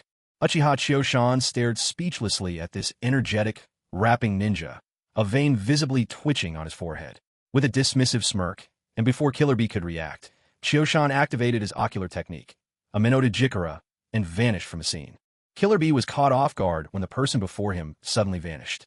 He stood frozen, instantly on high alert, and called out to the Eight Tails within his mind. "Hey, Octopus, Octopus! I just ran into a strange guy. He caught my lightning plow-hot knife like it was nothing, then kicked me clear across the place. Right when I was about to strike back, he just disappeared. Can you sense anything? Did he take off?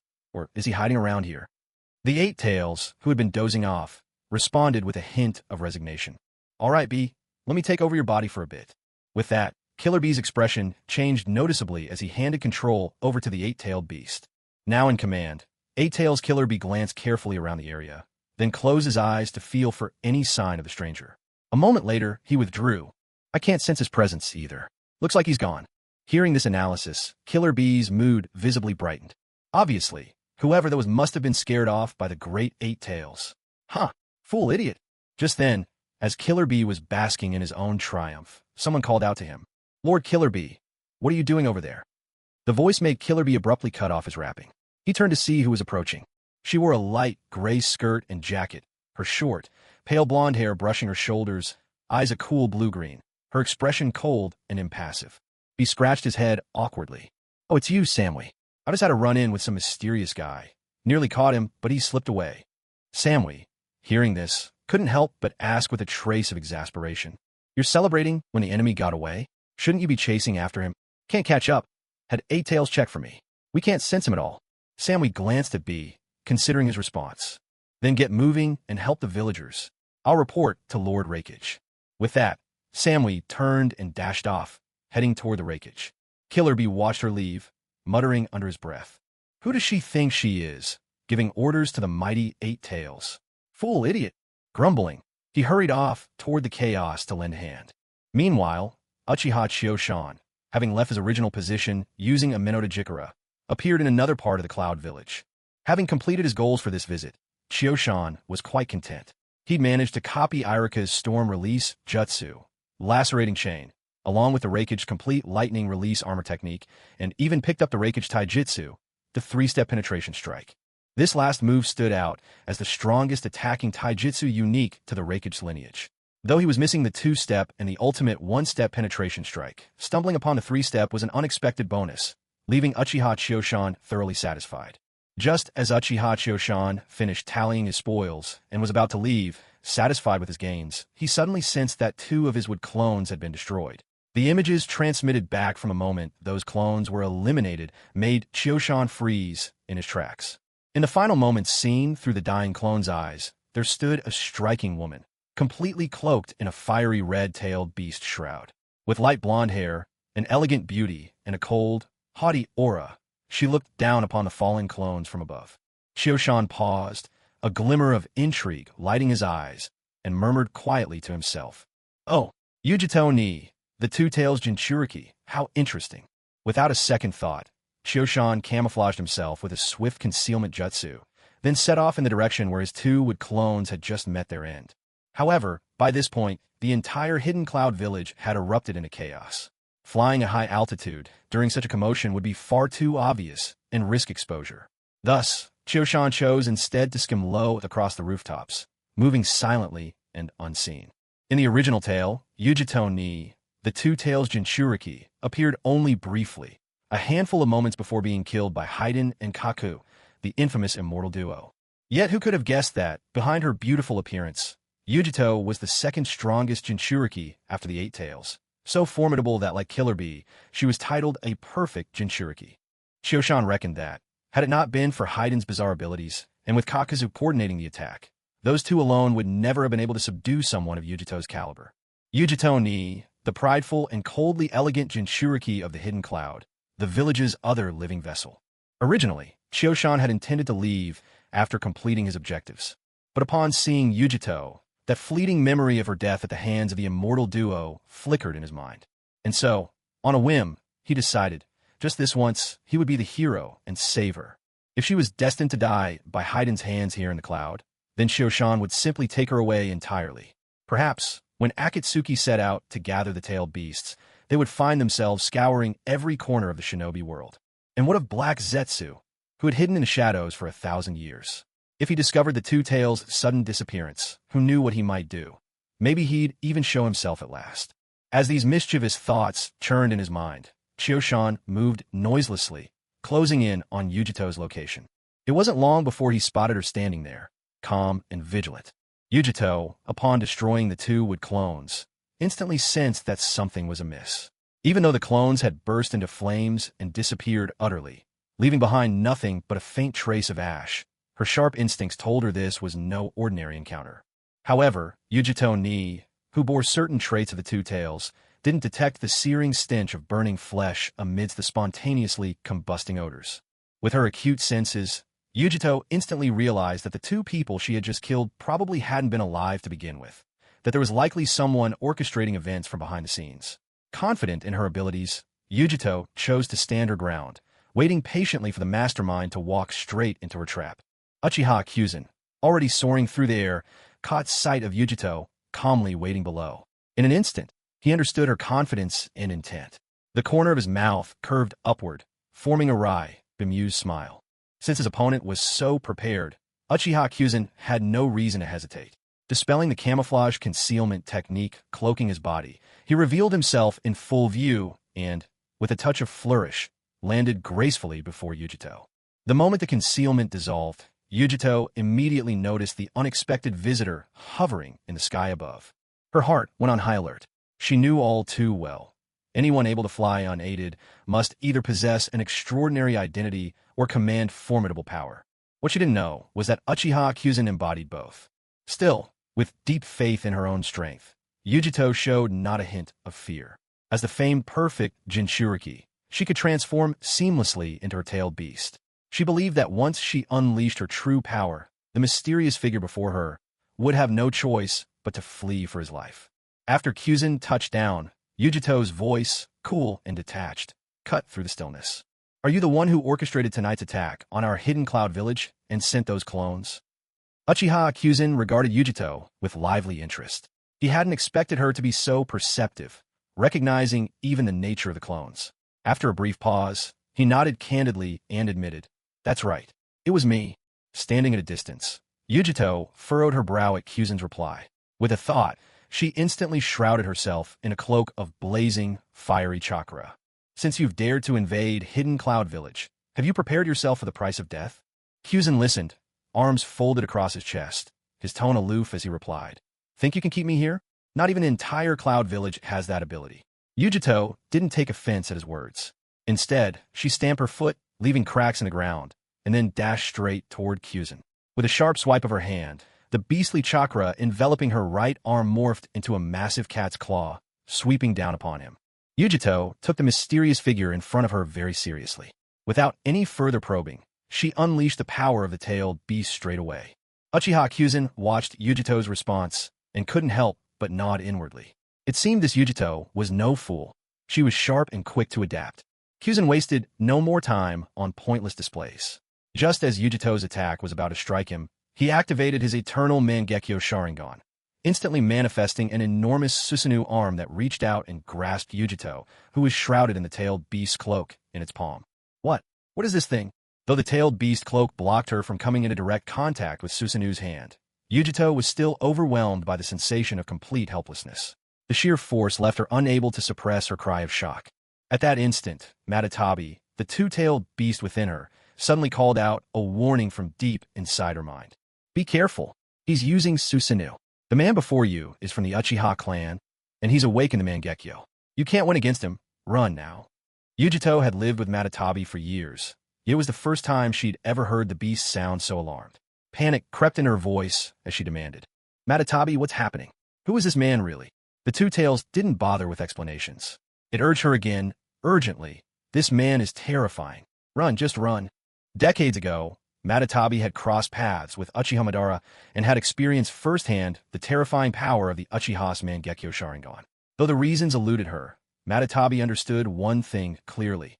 The Mangekyo Sharingan could suppress tailed beasts, no matter how many tails they bore. Facing those eyes, a tailed beast's power would always be diminished. And for a Jinchuriki, their strength stemmed from the tailed beast.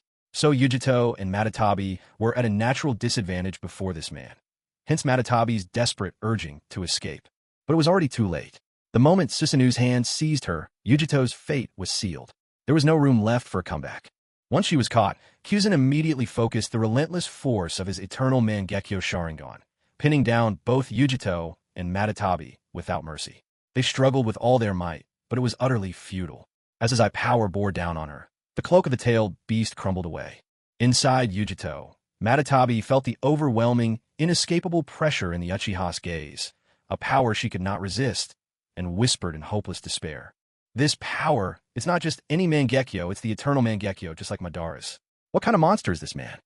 Uchiha Chosan had no idea what the Two Tails was saying inside Yujito ni. After taking control of both the Two Tails and Yujito, he strolled over to her, raising his right hand, his 5 fingers burning with chakra, and pressed it toward her lower abdomen.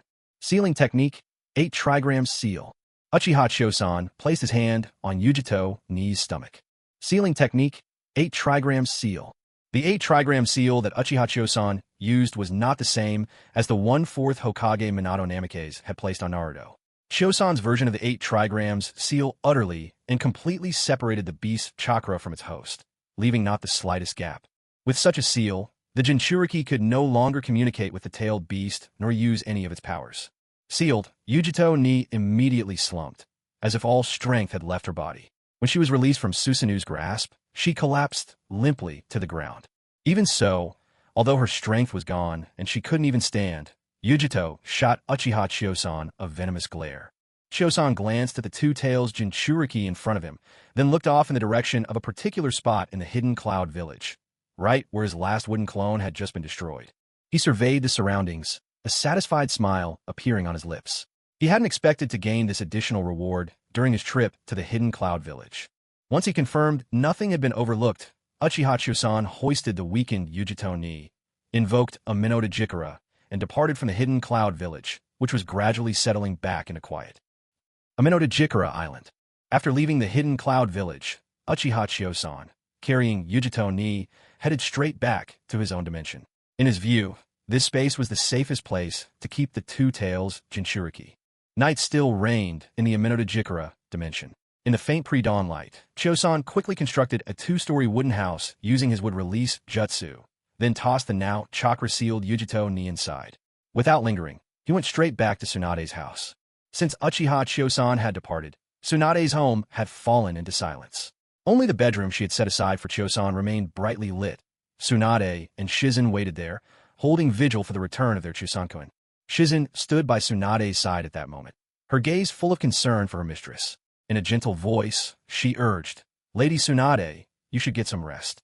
You're carrying a baby. You need your sleep for both of your sakes.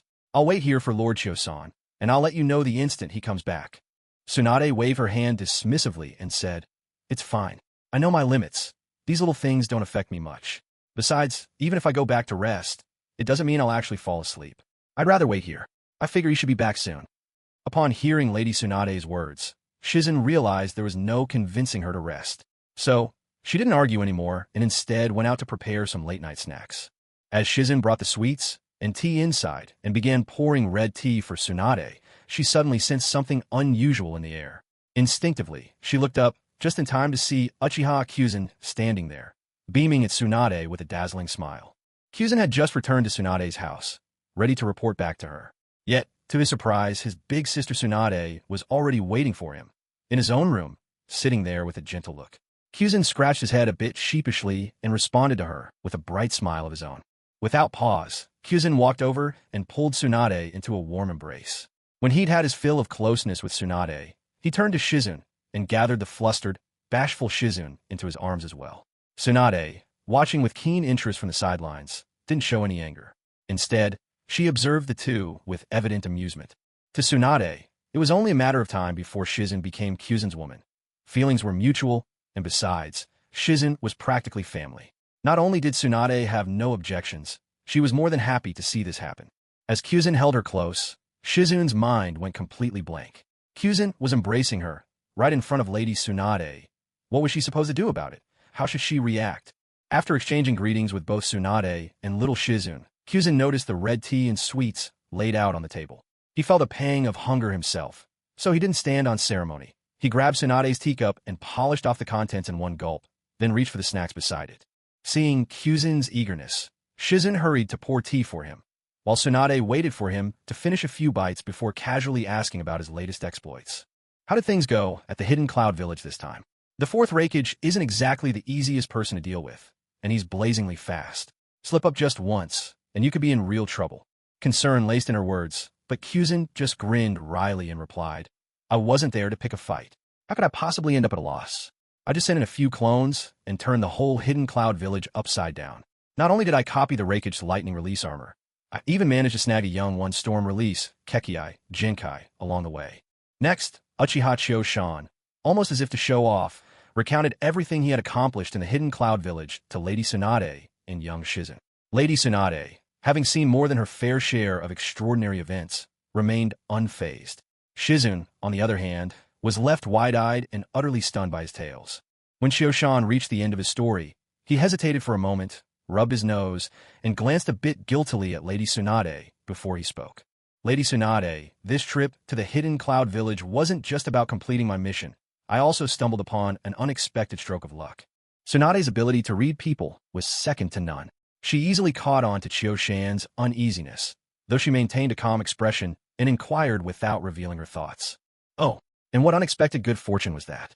Chiyo-shan paused briefly, then came clean without embellishment. "On my way back from the Hidden Cloud Village, I took the opportunity to capture their village's two-tails Jinchuriki. She's already been sealed away and locked in a special space." Upon hearing this, Lady Tsunade, being thoroughly familiar with the Cloud Village's secrets, immediately realized who the two-tails Jinchuriki was. As she listened, the hand holding her teacup tightened involuntarily until, with a sharp crack, the cup shattered in her grasp.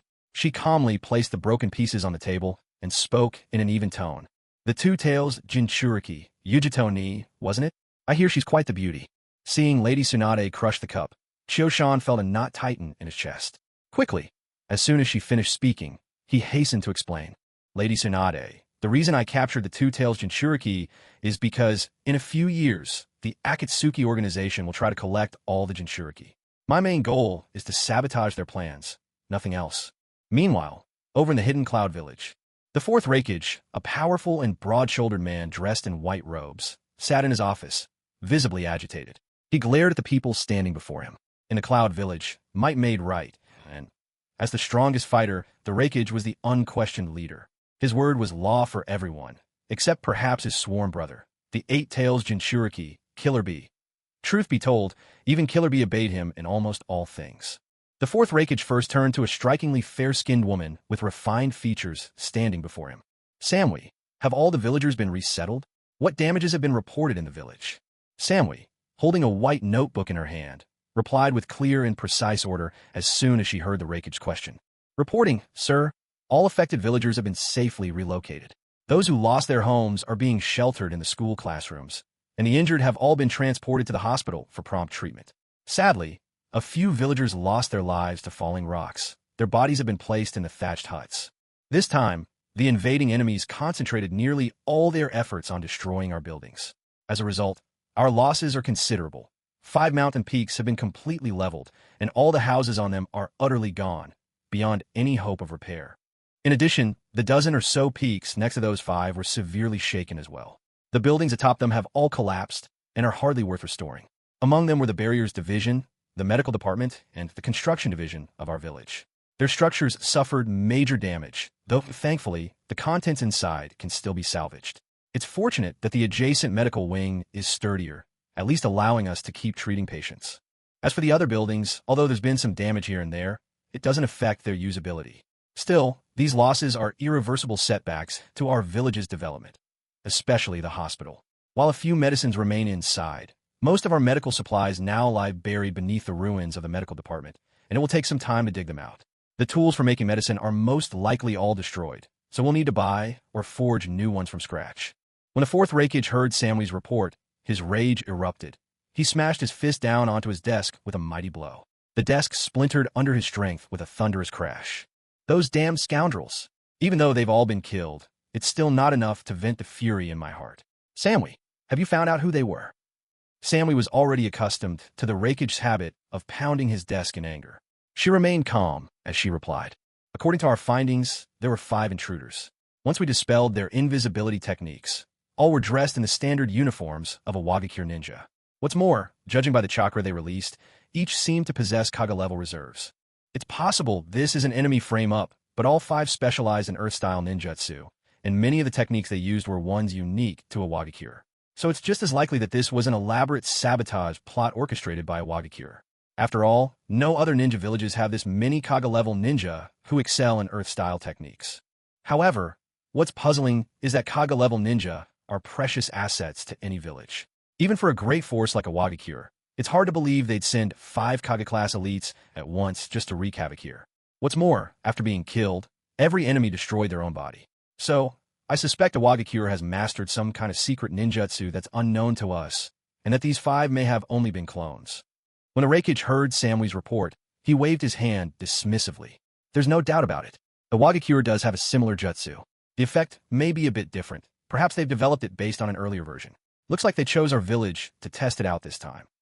As he finished speaking, his whole body became sheathed in a wild blue current, and he roared, "Those damned Iwabikure scoundrels! I swear you will pay for this in blood."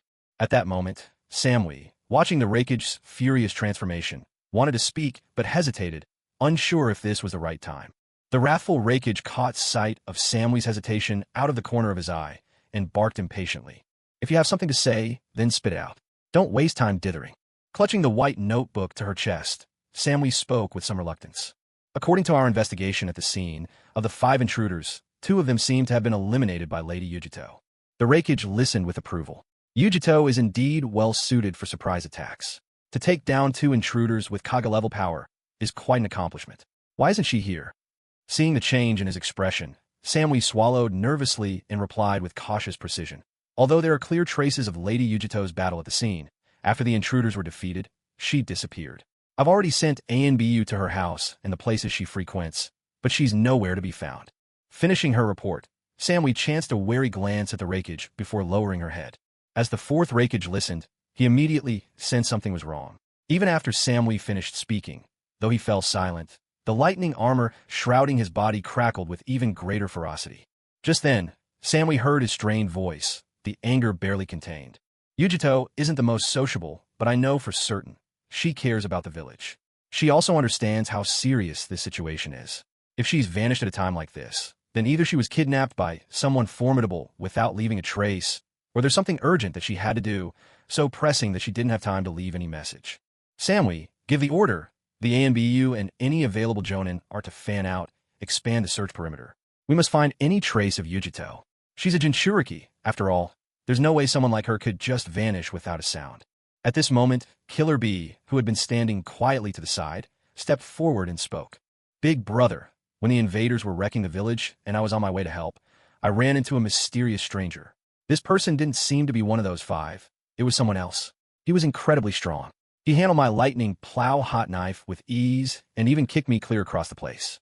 But just as I was getting ready for a fight, he suddenly vanished." The 4th Raikage heard Killer B's report, and an uneasy feeling surged within him. He quickly turned to Samui and ordered, "What are you waiting for? Mobilize every available ninja. Form teams with the Chunin and Genin as well. Send them all out at once." As Raikage gave this command, his presence was fierce and commanding, bristling with urgency. Samui fully grasped the gravity of the situation. After all, it was a Jinchuriki who had disappeared, and a tailed beast was no less than a village's nuclear weapon, a threat to the very security of the entire community. So, as soon as she received Raikage's instructions, Samui hurried out to carry them through. At this moment, Killer B, the 8-Tails Jinchuriki, spoke up. "Big brother, let me go search too. We're both Jinchuriki. It might be easier for me to track her down." The 4th Raikage shook his head. "B, Yujito is already missing. That makes you the only Jinchuriki left in our village. I can't let you risk it. From now on, you're not to set foot outside the village. Understood?" B, always such a lively soul, had been hoping to use this as an excuse for a little adventure outside the village, and maybe even track down the 2-Tails Jinchuriki. But unexpectedly, Raikage had just grounded him completely.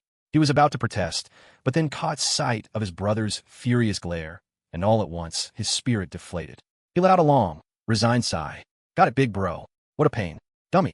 Killer B agreed, but dragged his feet as he shuffled out of the room, all energy gone. Still worried, the 4th Raikage turned to one of his subordinates and instructed, "You, keep an eye on B. Whatever happens, don't let him leave the village. Even if he wants to throw a concert in town, do whatever it takes to keep him here." The subordinate bowed and left to carry out the order.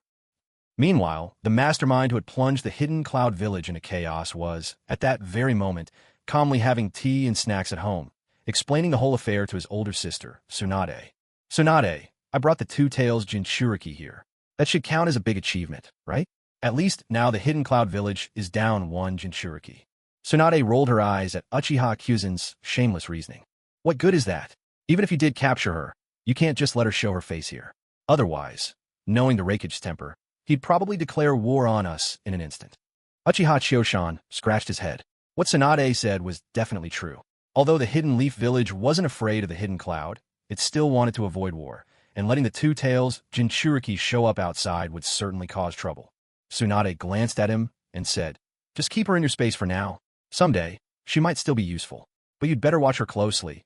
The Jinchuriki is extremely dangerous. Uchiha Izumi and Uchiha Hana are in there too, so don't let anything happen to those two girls.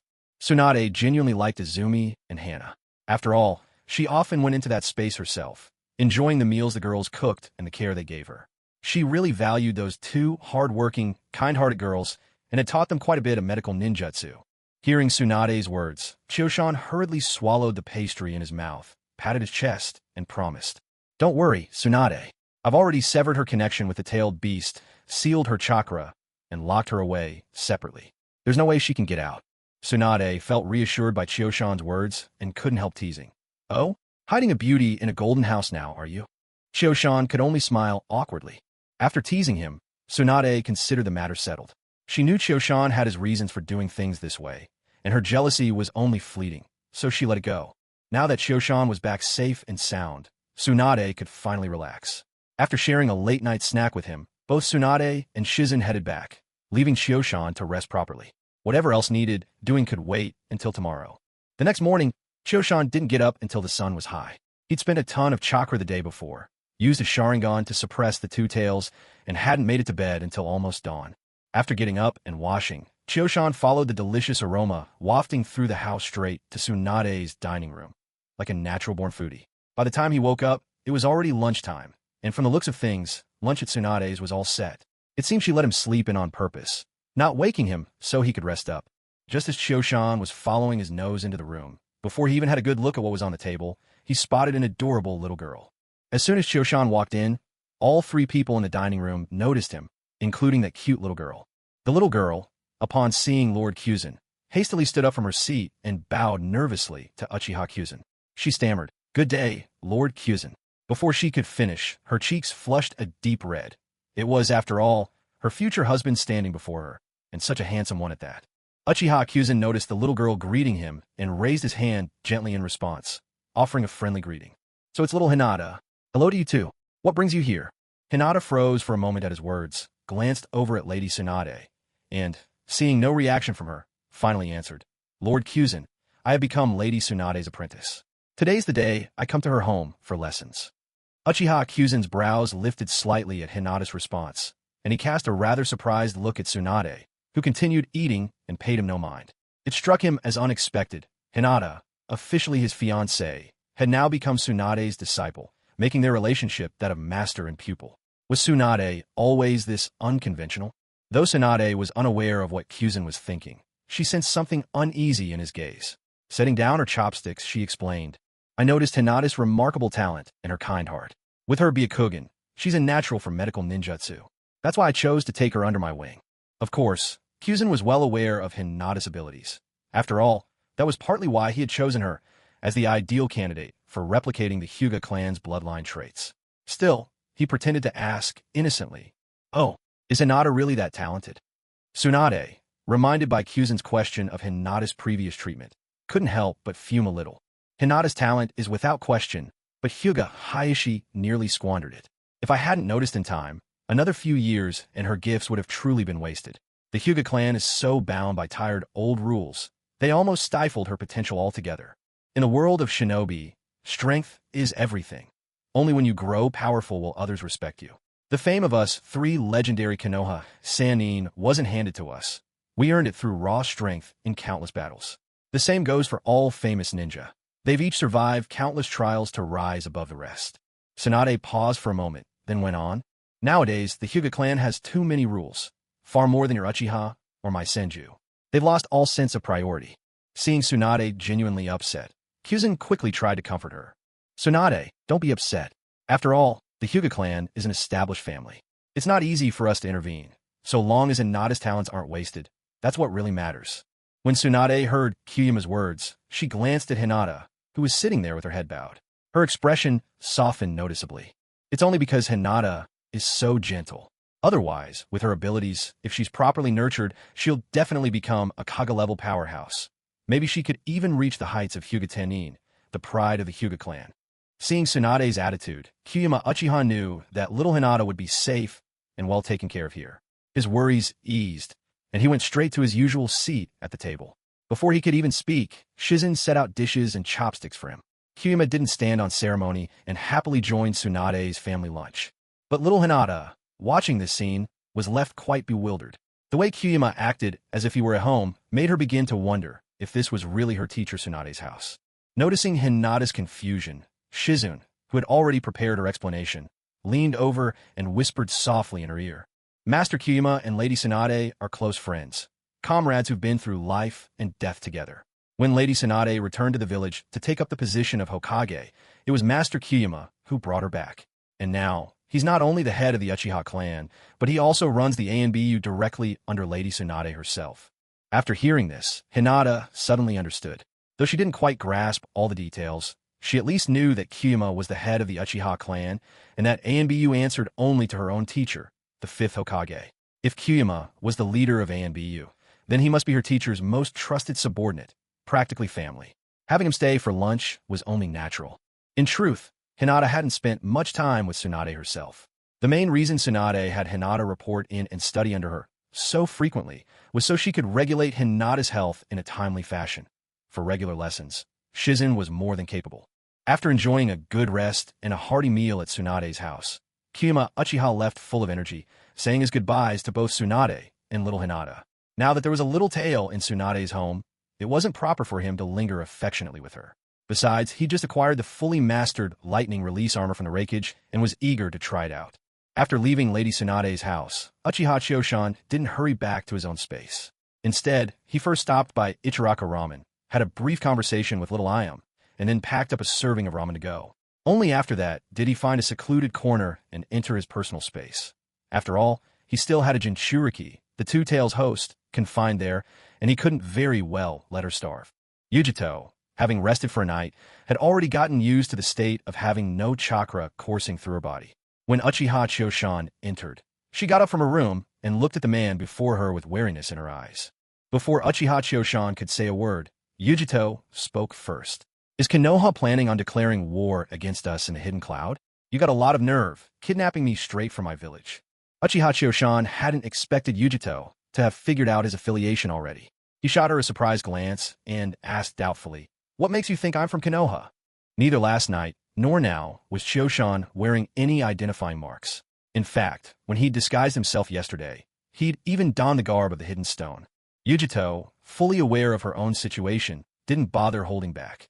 Folding her arms across her chest, she looked at Uchiha Choshan with a mocking smile. Is a Mangekyo Sharingan and a space-time ninjutsu not enough? That's proof enough, isn't it? Everyone in the ninja world knew that the Sharingan belonged to the Uchiha clan, and the Uchiha were, until not long ago, proud members of Konoha. And as for the 4th Hokage, Minato Namikaze, he had earned his legendary reputation on the battlefield with his space-time jutsu, Flying Thunder God. One particular rule was well known. If you encountered the Yellow Flash, Namikaze Minato, while on a mission, you could retreat without punishment. So, it was by putting these two clues together that Yujito had, by sheer chance, correctly deduced Uchiha Choshan's identity. Choshan was momentarily stuck for words by her declaration. As much as he wanted to argue the distinction between his space-time jutsu and the 4th Hokage's Flying Thunder God, there was really no way to explain it to her simply. Seeing the man before her silent, Yujito continued, "My advice to you is to let me go right now. You may be clever, spiriting me away to an island and all, but you underestimate the Raikage's resolve and resourcefulness.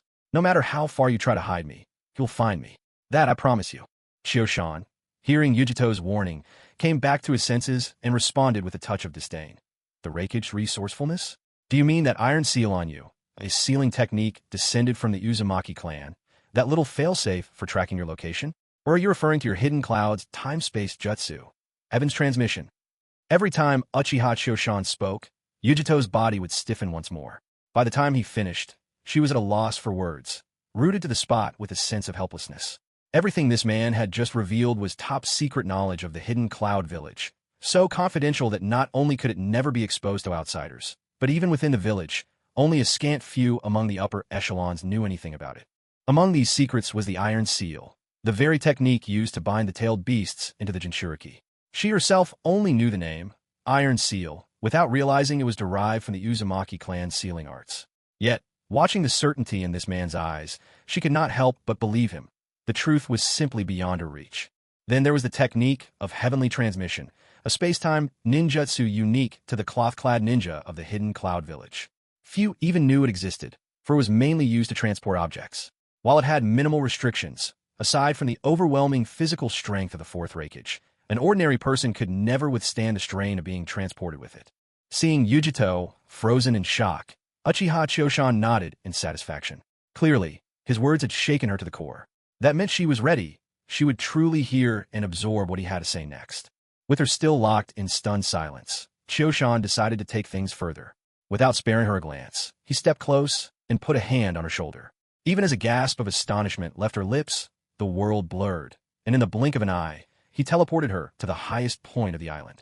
Letting go of her shoulder, Uchiha Choshan spoke in a careless, almost relaxed tone. There's one thing you got wrong. This isn't an island out at sea. It's a space that belongs to me alone. Yujito, welcome to my domain. Until now, Yujito had been racking her brain, wondering why. Why had this man brought her here, and for what purpose? But his words stopped her short. For a heartbeat, she froze in disbelief, then snapped her gaze around, quickly taking in her surroundings. They stood upon a sprawling island, so vast it could have been a small nation in itself. But that was not what drew Yujito's focus. Instead, her attention was stolen by the endless stretch of ocean that encircled them. Within her line of sight, there was nothing but open sea, no trace of any other islands, no hint of a distant continent. That alone seemed weirdly suspicious. Next, Yujito lifted her head to study the sky. It was a brilliant blue, untouched by clouds, almost soothing to the eye. But what made her pupils contract in disbelief was this. There was no sun in the sky. The world was flooded with light, yet the source of that radiance was nowhere to be found. It was as though she had stumbled into an impossible dream. Her gaze flickered from place to place, restlessly searching, and she murmured under her breath. No sun, no other islands, not even a bird in the sky. Just where am I? Uchiha Choshan watched Yujito's reaction and couldn't help but say, Now, do you believe it? This is indeed my domain. Only with my permission can anyone come here. Hearing Choshan's words, Yujito snapped her gaze toward him, as if asking him, or perhaps asking herself, Are you a god? Choshan was taken aback by her question. He looked at her for a moment, uncertain of her thoughts. Then, after a pause, he glanced up at the sky, where the pressure descending from above grew ever more intense. He sighed softly and shook his head. I'm not a god, he said. At best, I'm his successor. Yujito instinctively assumed that he was referring to this vast space, unaware that he meant something else entirely. Taking a moment to steady herself, Yujito gazed out across the distant sea and spoke once more. Who are you? Can you tell me? Choshan arched an eyebrow, realizing that Yujito was ready for a real conversation. He met her eyes and said, Allow me a more formal introduction. My name is Uchiha Choshan. I am the clan chief of the Uchiha, and I also serve as the head of the Konoha Anbu. It's a pleasure to meet you, Miss Yujito. A faint smile played at Yujito's lips. Just as she had suspected, this man's identity was close to what she guessed. Yet she pressed on. Then tell me, Mr. Choshan, why did you bring me here? I believe you must understand the bigger picture. If the raikage of my village learns that you've taken me from the hidden cloud, he'll no doubt declare war on Konoha without hesitation. Choshan frowned, troubled by her question. He hesitated as he tried to find the right words. How can I explain it so you'll truly understand and trust me? I know. With that, Choshan activated his eternal Mangekyo Sharingan and looked upon Yujito, seeing the tension in her eyes. He spoke in a soothing voice. Don't worry. I mean you no harm. I just want to show you something. Then Choshan cast his ocular jutsu upon her. Dojutsu, illusion, momentary realm. Within the illusion, Choshan guided Yujito through the harrowing scenes of her capture by members of the Akatsuki, the extraction of her tailed beast, and her tragic death. Since Choshan himself didn't know every detail of those events, he blended elements from the battles between the Six Paths of Pain and Naruto Uzumaki into the vision. The specifics mattered little. What truly mattered was the outcome. Yujito's brutal end at Haiden's hands, and the two tails forcefully torn from her body. After Uchiha Choshan and Yujito emerged from the illusion, Yujito still stood there in a daze, unable to accept what had happened. She never expected herself to meet such a dreadful end, nor could she believe her companion, the two tails, would be torn away from her and imprisoned within that colossal statue. After a while, Yujito seemed to regain her composure. She shifted her gaze, rolling her eyes as she turned to look at Uchiha Choshan. Is all of this true? Do you really possess the power to see the future? Uchiha Choshan looked at the ashen-faced Yujito and nodded slowly. He replied, This is the ability of my Mangekyo Sharingan. I can catch glimpses of what's to come, but not the entire future, only fragments. Everything I told you is true. That's why I took you away, so you wouldn't end up being killed by members of the Akatsuki. If you don't believe me, you can ask the two tails inside you. Even though I've severed the connection between your chakra, you can still communicate. And it's not just you. The Akatsuki, in the future, plan to collect all of the tailed beasts. Apparently, they aim to revive something and use it to control the world. In the visions I saw, the Akatsuki had already gathered the one tail through the seven tails. As for the fate of the 8 tails and 9 tails, I couldn't see that clearly. Hearing Uchiha Chioshan's words, Yujito hurriedly closed her eyes, eager to verify the truth as she reached out to communicate with the two tails. When Yujito's consciousness entered the mind space, she couldn't wait and called out, You, come out, quickly, I need to talk to you. At her call, a gigantic cat enveloped in blue chakra flames appeared before her. Looking at Yujito, it spoke in slight annoyance. Yujito, I've told you before, my name is Matatabi, not you. Please stop calling me that. But Yujito had no time for such quibbles. Seeing the two tails appear, she rushed out in a fluster. I just spoke with that Uchiha. He told me some things. Can you confirm whether they're true? She then repeated everything she had seen in the illusion to the two tails, in every detail. Matatabi, being over 1,000 years old, remembered even the days when she and the other tailed beasts lived with the Sage of Six Paths, back when she first gained consciousness. She still knew some secrets of the Shinobi world. After listening carefully to Yujito's account, Matatabi realized that what the Uchiha said could very well be true. After pondering for a moment, she said, Yujito, describe that statue to me in detail. Tell me exactly what you saw. Once Yujito described the statue, Matatabi sensed that something was indeed amiss. She instructed, Yujito, tell me exactly what that enormous statue looked like. Be as detailed as you can. Seeing the seriousness on Matatabi's face, Yujito realized just how grave the situation was. She carefully recounted every detail of the giant statue she had seen in the illusion, describing it completely and without omission. As Matatabi listened to Yujito's account, a strange sense of familiarity began to surface in her mind. Bit by bit, the image Yujito painted seemed to overlap with a shadow buried deep in Matatabi's memory. Finally, the recognition struck her, and she couldn't help but cry out in shock. The 10 tails, the 10 tails. That's the vessel of the 10 tails. Yujito was taken aback by Matatabi's exclamation. The 10 tails? She asked, confused. When did something like the 10 tails ever come up? Matatabi herself seemed stunned, and only after a long silence did she respond in a hoarse voice. It seems the words of that Uchiha might all be true. Otherwise, there's no way he could know about something so ancient. The Uchiha clan's Sharingan has always been shrouded in mystery, with so many incredible powers. But who would have thought they truly possessed the ability to see into the future? As Yujito listened, her mind felt as if a restless kitten were clawing at her heart. She frowned, troubled, and asked, Matatabi, just what exactly is the 10 tails? Is a tailed beast that's never appeared in the world before? Upon hearing Yujito's question, Matatabi drifted into memories herself. After a while, she finally spoke. The 10 tails did appear in the world once, but that was so long ago that you wouldn't have heard of it. In fact, even among all the ninja world, the number of people who know of the 10 tails today can be counted on one hand. Yujito grew more curious. Gazing at Matatabi, she asked, so long ago? Just how far back are we talking? Matatabi, looking down graciously from her lofty perch, stretched lazily and flicked her 2 tails. She studied Yujito for a moment and replied, at least 1,000 years, if not more. The words left Yujito stunned. In their era, even 100 years marked the passing of 5 or 6 generations, let alone 1,000 years. A millennium ago, anything from that far back would have long since vanished into the dust of history, never to be passed down. At that thought, Yujito's curiosity got the better of her, and she asked with a grin, back then, wasn't the 2 tails yourself newly born?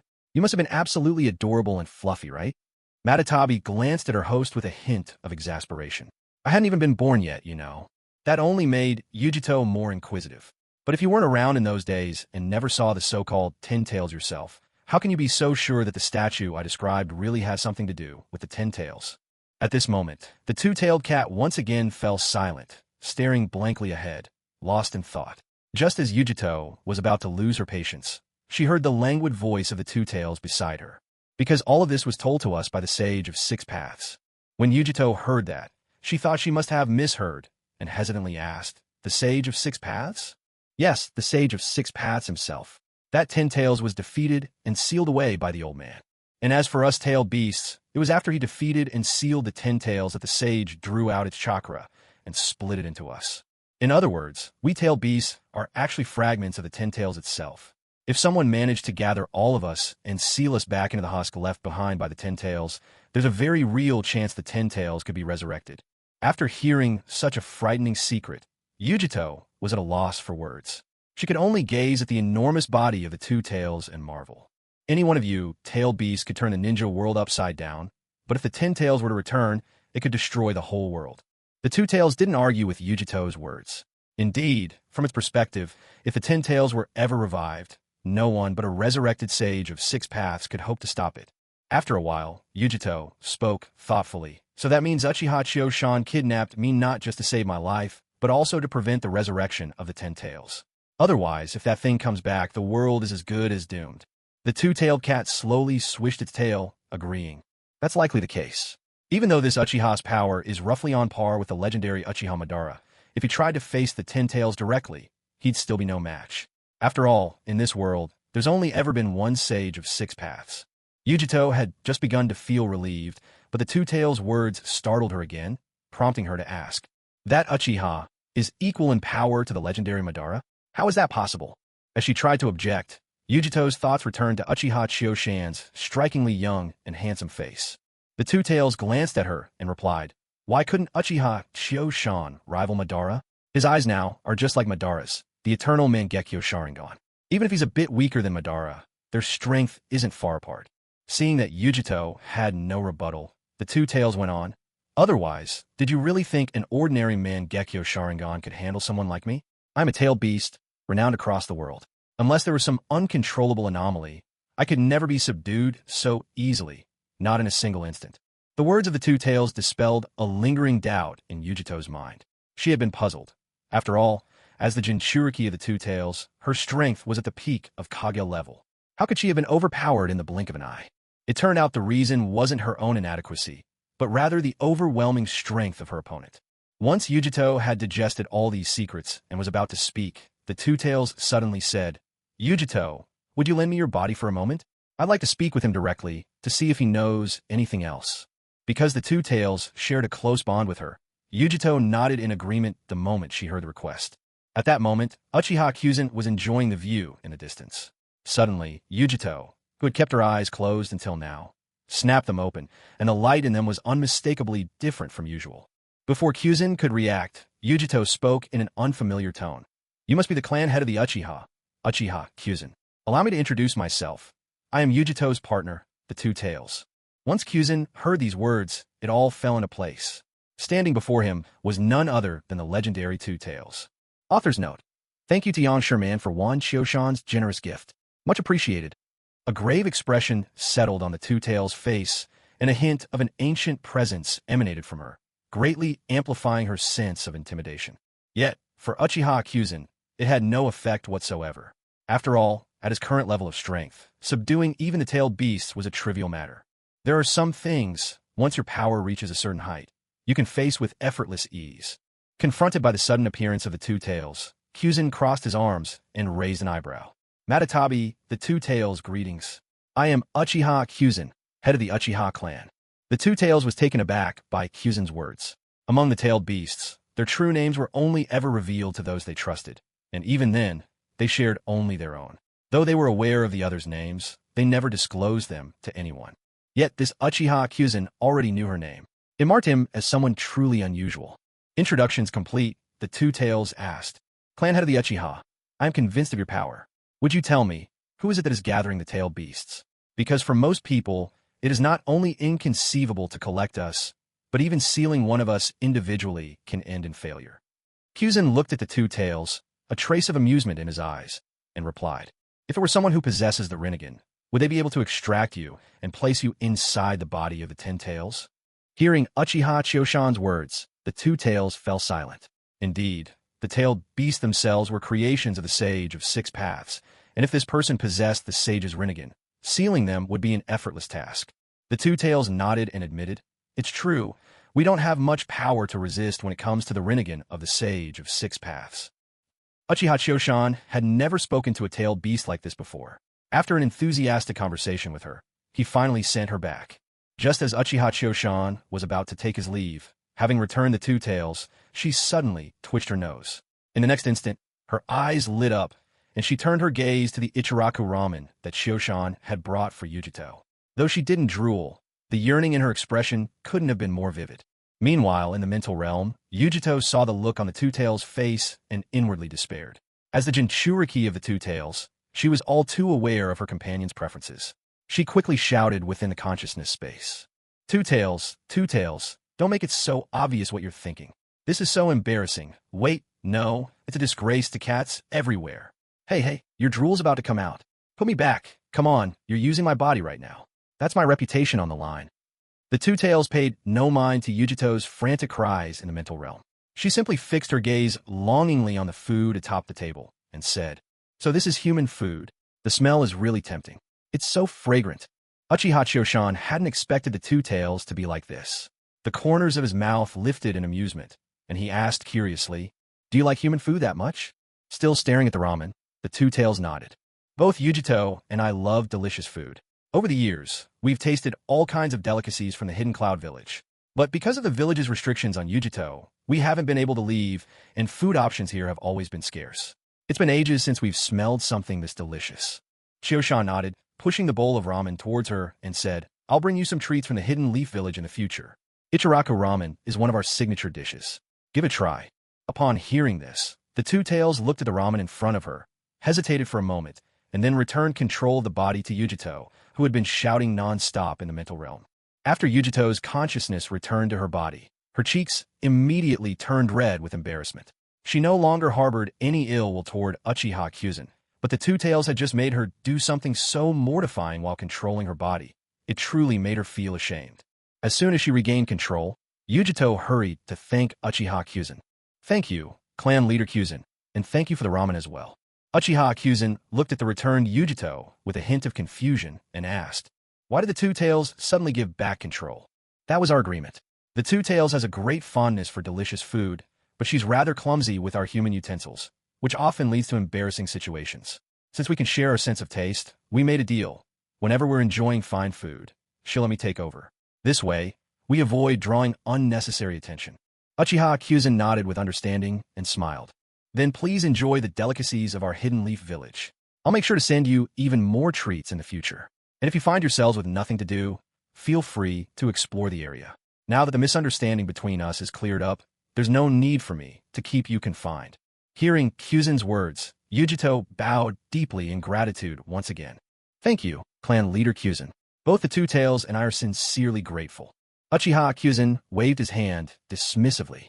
"It's nothing really, just a simple favor for me. Besides, I don't want to see the Ten Tails revived. Who knows how terrible this world would become if that happened." Having said his piece, Uchiha Kyuzen took his leave from Yujito. Now that he was back in his own domain, he naturally wanted to check in on his two young attendants. When he arrived at his villa, he found Uchiha Izumi humming a cheerful tune as she tidied up his room. Compared to Uchiha Hana, Izumi was a little taller. Even though her back was turned to him, Kyuzen could immediately tell her apart. Watching Izumi sweeping and singing, Kyuzen felt a wave of joy in his heart. In the original story, both Izumi and Hana had already vanished from this world by now. Where could he have ever found such lively and delightful girls in those dark days? He lingered for a moment, seeing that Izumi hadn't yet noticed his presence. With a mischievous grin, he silently stepped behind her, reached out, and gently wrapped his arms around her slender waist, pulling her into his embrace. Izumi was happily humming away, not expecting a thing. When she was suddenly pulled into a hug, she froze for a split second. Just as she began to struggle, a familiar voice sounded softly in her ear. Uchiha Izumi, caught in an unexpected embrace, froze for a moment before she realized what was happening. Just as she was about to struggle, a familiar voice reached her ears. "Izumi, what happened? Why are you so happy today?" The moment she heard Uchiha Kyuzen's voice, Izumi stopped struggling completely. She could feel Kyuzen's breath brushing against her ear as he spoke, the intimate closeness sending a wave of weakness through her, dissolving any thought of resistance. Blushing deeply, Izumi stammered in reply. "In answering your question, Lord Kyuzen, it's just that I made a little progress in my training today, so I'm feeling very happy about it." Kyuzen had only meant to tease his young maid, but the unexpected reward in her response piqued his interest. He asked, a playful note in his voice, "For someone as modest as you to admit to progress, It must really be something special. Will you tell me about it? Did you master a new jutsu? If your improvement is as great as you say, I might have a reward in store for you. Nestled in Kyuzen's arms, Izumi felt entirely surrounded by him, her face growing even redder, starlight gleaming in her eyes as she replied. Well, it's just that, today while sparring with Ye, I accidentally awakened the third Tomo in my Sharingan. Hearing Izumi's words, Kyuzen was genuinely delighted. Even though the 3-Tomo Sharingan wasn't anything remarkable by his standards, for Izumi, this advancement meant that once she gained more experience and polish, she'd be strong enough to become a Jonin, just like his sister Mikoto. It had to be said, Izumi's talent was truly exceptional. Ever since she became his attendant, she'd been kept away from danger, spending her days sparring with Uchiha Ye or training under Lady Tsunade's guidance. She had never faced the crucible of dangerous battles or inner turmoil, and yet, her Sharingan had evolved to the 3-Tomo stage all on its own. The great elder had indeed been perceptive. His choice of Izumi was well-founded. Her potential and natural gift were outstanding. If only she were a little older, Kyuzen mused, he might have already considered making her his own. Kyuzen snapped back to himself and said, "Let's find a spacious spot and put your Sharingan to the test." As he spoke, Kyuzen made up his mind and instantly teleported with Izumi to the grand hall on the first floor. Meanwhile, Uchiha Ye, who was cleaning the hall, was quite accustomed to Kyuzen's sudden appearances. He was just about to greet him as usual when, suddenly, he sensed something was off.